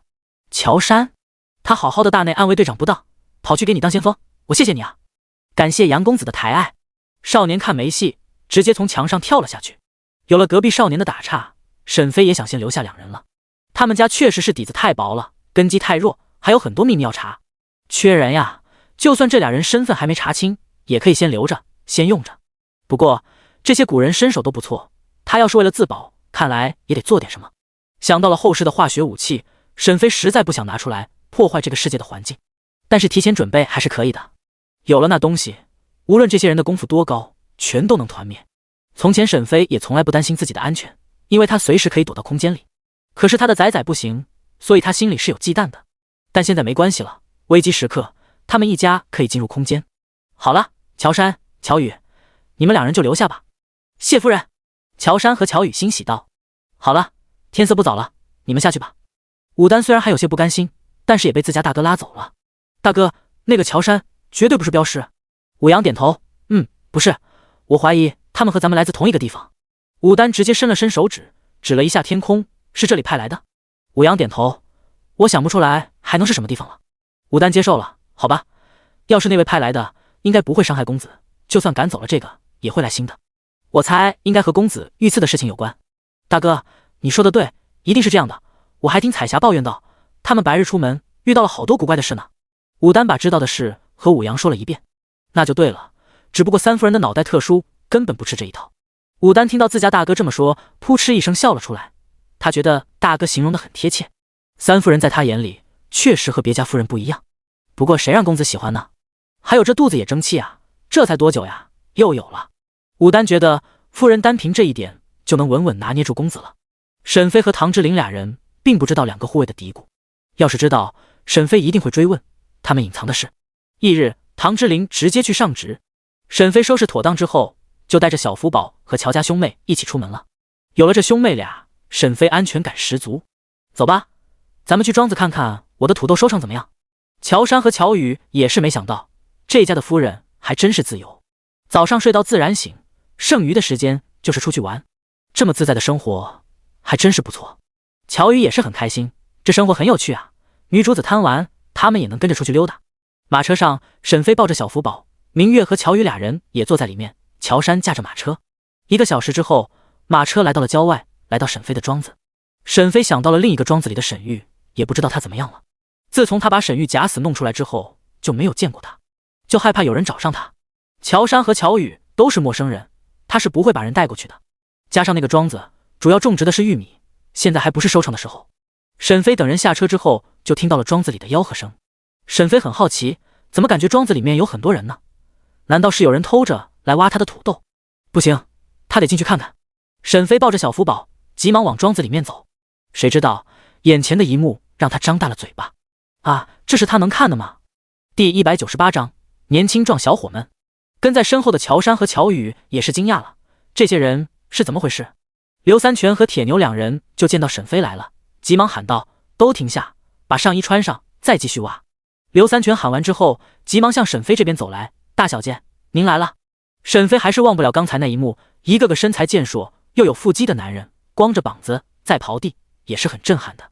这些人要是歪瓜裂枣或者是老头子，沈飞看一眼都觉得辣眼睛。可这些都是身材高大的年轻小伙，又有肌肉，看着还是很养眼的。刘三叔，这些人你是从哪里找来的？沈飞很怀疑，他穿过来大禹巢也有段时间了，这么高产又周正的壮小伙还是很难遇到的，怎么今天突然出现在他的庄子里？刘三全笑呵呵的道：“大小姐，这些人都是我从外面招的，我说咱们福宝斋要用壮劳力，就有这些人报名了。”沈飞觉得事情很奇怪，此时那些干活的人已经把上衣都穿上了，他们从前可没干过刨地的活，加上天气又热，干活没一会就热得不行了，所以就有人把上衣脱了。刘三全也不在意，这里没有女眷，所以这些人只要不耽误干活，穿不穿上衣一点影响也没有。但现在大小姐来了，这人就必须庄重一些。乔杉和乔宇互相看了一眼，乔宇抽抽嘴角想笑，乔杉的脸色臭臭的，他的目光一一扫视那些人，已经穿戴好的那些人都不敢看过来了，手上的动作更麻利了。沈飞感觉这些人怎么好似很怕他一样，难道是害羞了？在场中的3个女人，沈飞在后世还看过更劲爆的呢，看不穿上衣的男人跳舞都有呢，现在这就是小儿科。乔宇早就被训练出来了，所以也没多在意。就是明月很不满意，他刚刚看到自家夫人的眼睛都亮了，不行，夫人是3公子的。刘三叔，以后让干活的人都注意点。刘三全急忙点头，是，明月姑娘，这毕竟关乎自己小姐的名声，以后确实是要注意。他也是没想到大小姐今日会过来，沈飞也就感兴趣那么一下子，现在的注意力都在他的土豆上了。刘三叔收了多少了？刘三全笑眯眯的，大小姐，这土豆真是高产呀，那边1亩地我都算了，亩产有4200斤呢。沈飞不惊讶，毕竟这地已经上了化肥的，加上种子都是后世改良的品种，一个大土豆大了就都1斤多呢。沈飞把小福宝放在地上，让他自己站着，他则是自己蹲下来查看地上的土豆。刘三叔，你们尝过土豆味道吗？刘三全点头，尝过了，这东西吃了还挺抗饿的呢。沈飞点头，这土豆平时可以当菜吃，要是荒年当粮食也是行的。刘三全笑着道：“这土豆要是推广出去，还真能让百姓填饱肚子。不过，大小姐，这土豆没有种子，土豆秧子明明是开花了的，但是没有种子。”沈飞听了哈哈大笑，他拿起一个土豆，解释道：“这就是种子，不过要发芽的时候种下去才行。还有，土豆发芽了就不能吃了，要是吃了会中毒的。”刘三全一听中毒，立即问道：“大小姐，咱们这么多土豆，要怎么存储才能不发芽呀？”沈飞想了想，放在阴凉背阴的地方吧。还有土豆长时间在太阳底下暴晒会变成青色，那样的也不能吃。是，大小姐，我记住了。咱们土豆种了不少，到时候可以拿到咱们福宝斋卖了，当蔬菜卖了。好，刘三全答应的非常痛快。记住，我刚才说的注意事项要写出来，贴一个告示吧。要是买菜的农人想要种植，也可以告诉他们方法。好的，我明白了。沈飞交代完之后，就非常满意的在庄子里的田地上转悠。乔杉最开始听到产量的时候，就惊讶的瞪大眼睛，现在知道这东西还能饱腹，就更欢喜了。这是个大消息，一定要告诉皇上才行。沈飞溜溜达达的来到了玉米地，他直接掰了一穗玉米。玉米还有2个月完全成熟，但真正成熟的玉米是非常坚硬的，而现在的玉米很嫩，是可以吃的，可以烤玉米吃。乔杉，你去掰几穗玉米，咱们中午吃这个。是，大小姐。乔杉的心里也很震惊，这个玉米的他也是头一次听说，虽然他很想问，但还是忍住了，他怕现在的女主子怀疑。刘三全这时候替他问出来了：“大小姐，这玉米现在还不能吃吧？你不是说要过2月才能熟吗？”沈飞解释道：“这玉米可是个好东西呢，完全成熟之后磨成粉和磨成茶都是粮食啊，这东西比高粱米的粗粮好吃多了。现在这种情况也不是没熟，看着这个玉米粒了吧，现在正是新鲜的时候呢。这样吧，多掰一些，放在大锅里烀着，到时候你们也一起尝尝。”好的。中午的时候，唐之琳就带人来了，他也是想知道沈飞庄子上的收成。此时沈飞正带着小福宝在屋中休息。此处庄子是马海夫妻看着，马海媳妇已经有了身孕，现在已经6个月了。沈飞虽然不常来，但是庄子里还是有正房是属于他们的。小福宝此时吃着玉米，沈飞给他的都是那种非常非常嫩的。你过来的还挺早。唐之琳一头是汗的走了进来，发现屋中是一阵凉爽，哎，这屋子还真凉快。沈飞点头，我让人买了芒硝回来，制作了冰，放在屋子里，降暑气。唐之琳，咦，这个法子也可以带到工部去，不知道他们知不知道这个秘密？如果不知道，是不是可以用这个法子创收呀？发什么呆呢？沈飞，你这个制冰的法子可以告诉我吗？当然。沈飞完全不在意，这就是普通的化学原理，方法简单的很。第199章吃醋与腻歪。唐之琳见沈飞这么大方，也很开心。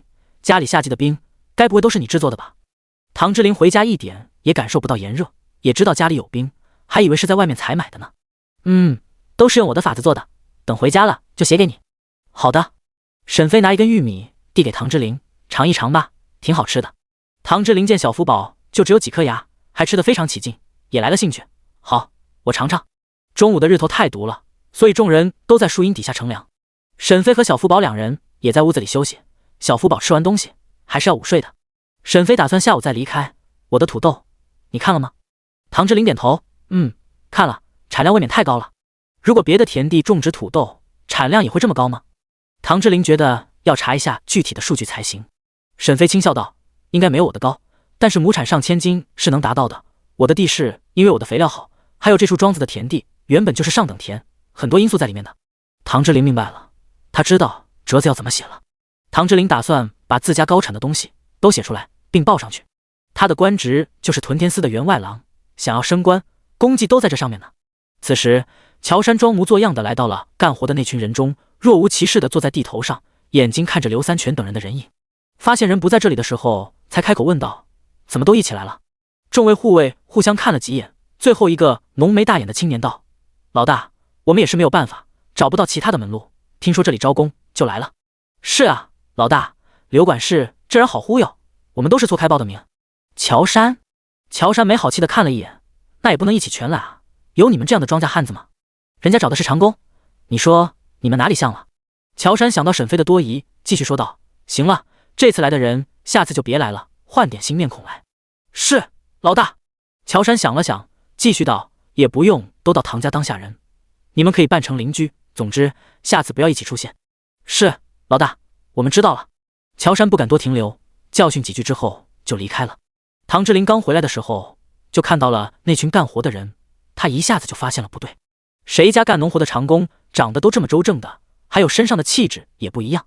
而且他过来的时候，明月就和他打小报告了。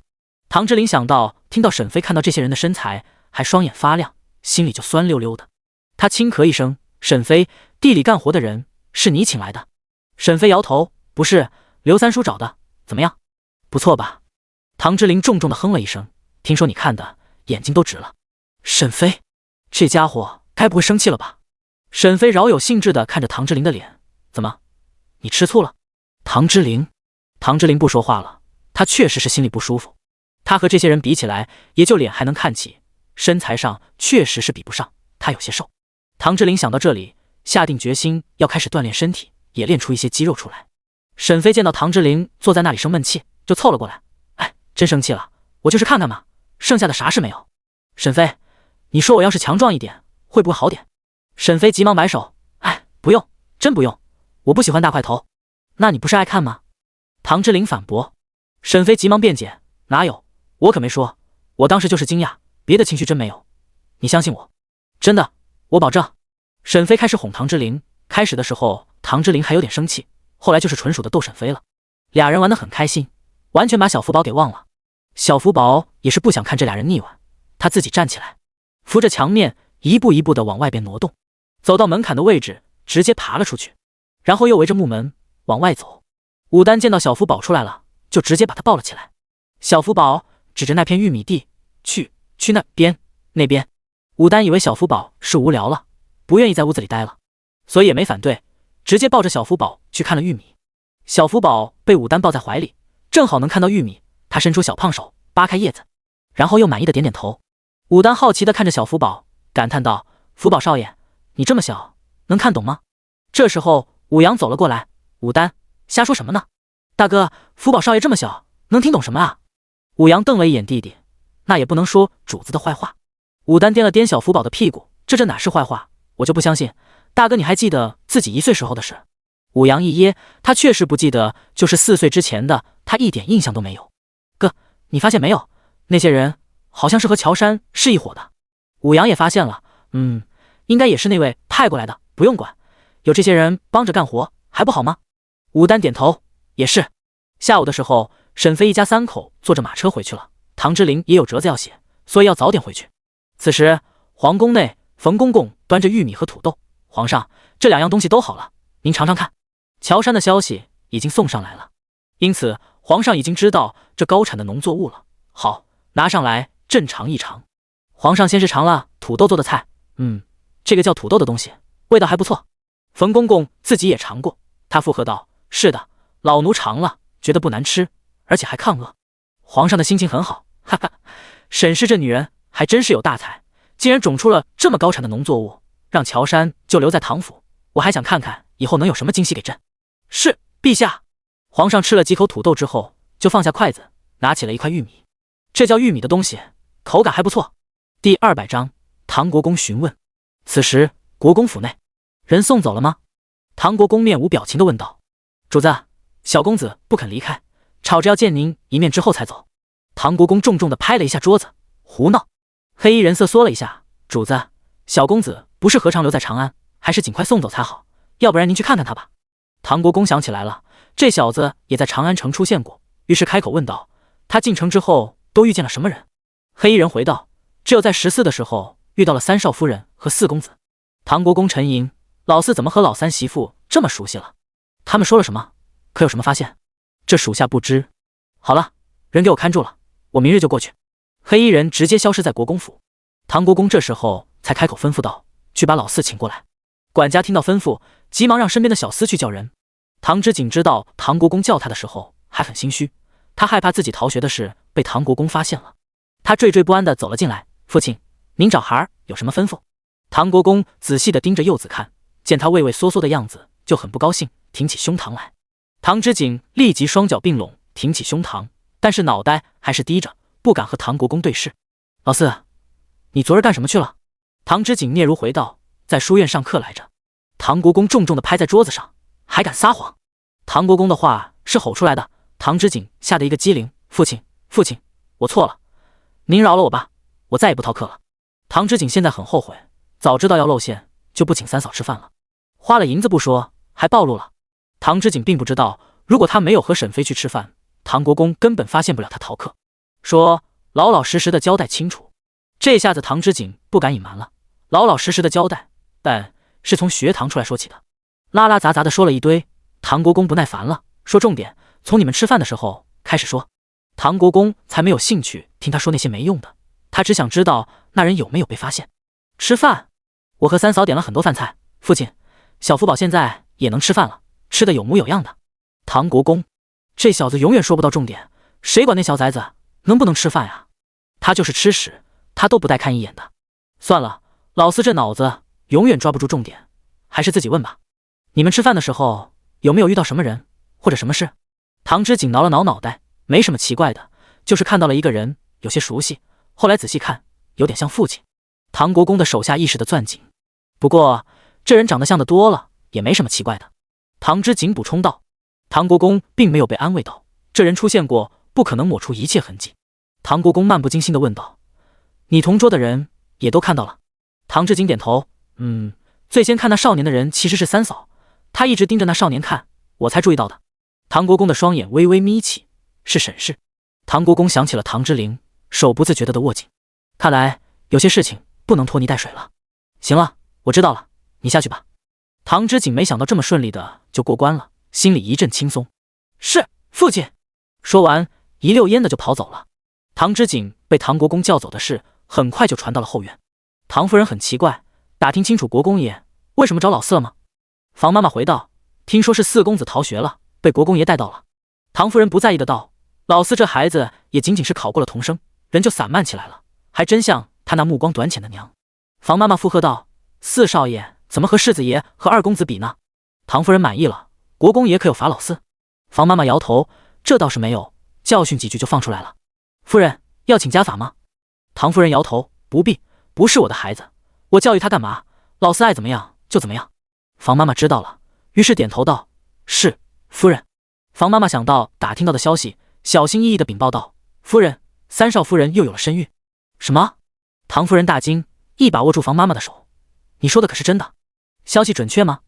房妈妈点头，大夫亲口承认的，有了1个多月的身孕。唐夫人这下子是坐不住了，这可怎么办好？小福宝那小崽子是那女人从外面带来的，不是国公府的种，可是现在肚子里这个，要是生下来，可就是国公爷的亲孙子，是国公府的长孙呀。唐夫人想到长孙，双眼就开始冒火。该死的，那沈氏怎么就这么好命，竟然又有了？老大和老二都是废物，这都多久了，竟然还生不了孩子？饭桶，全都是饭桶！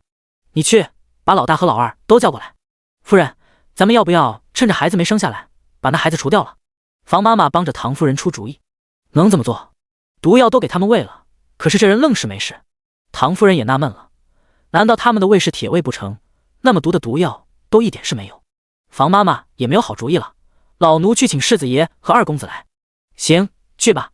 房妈妈离开之后，唐夫人的心情还是很糟糕。这一天天的就没有个可以高兴的事。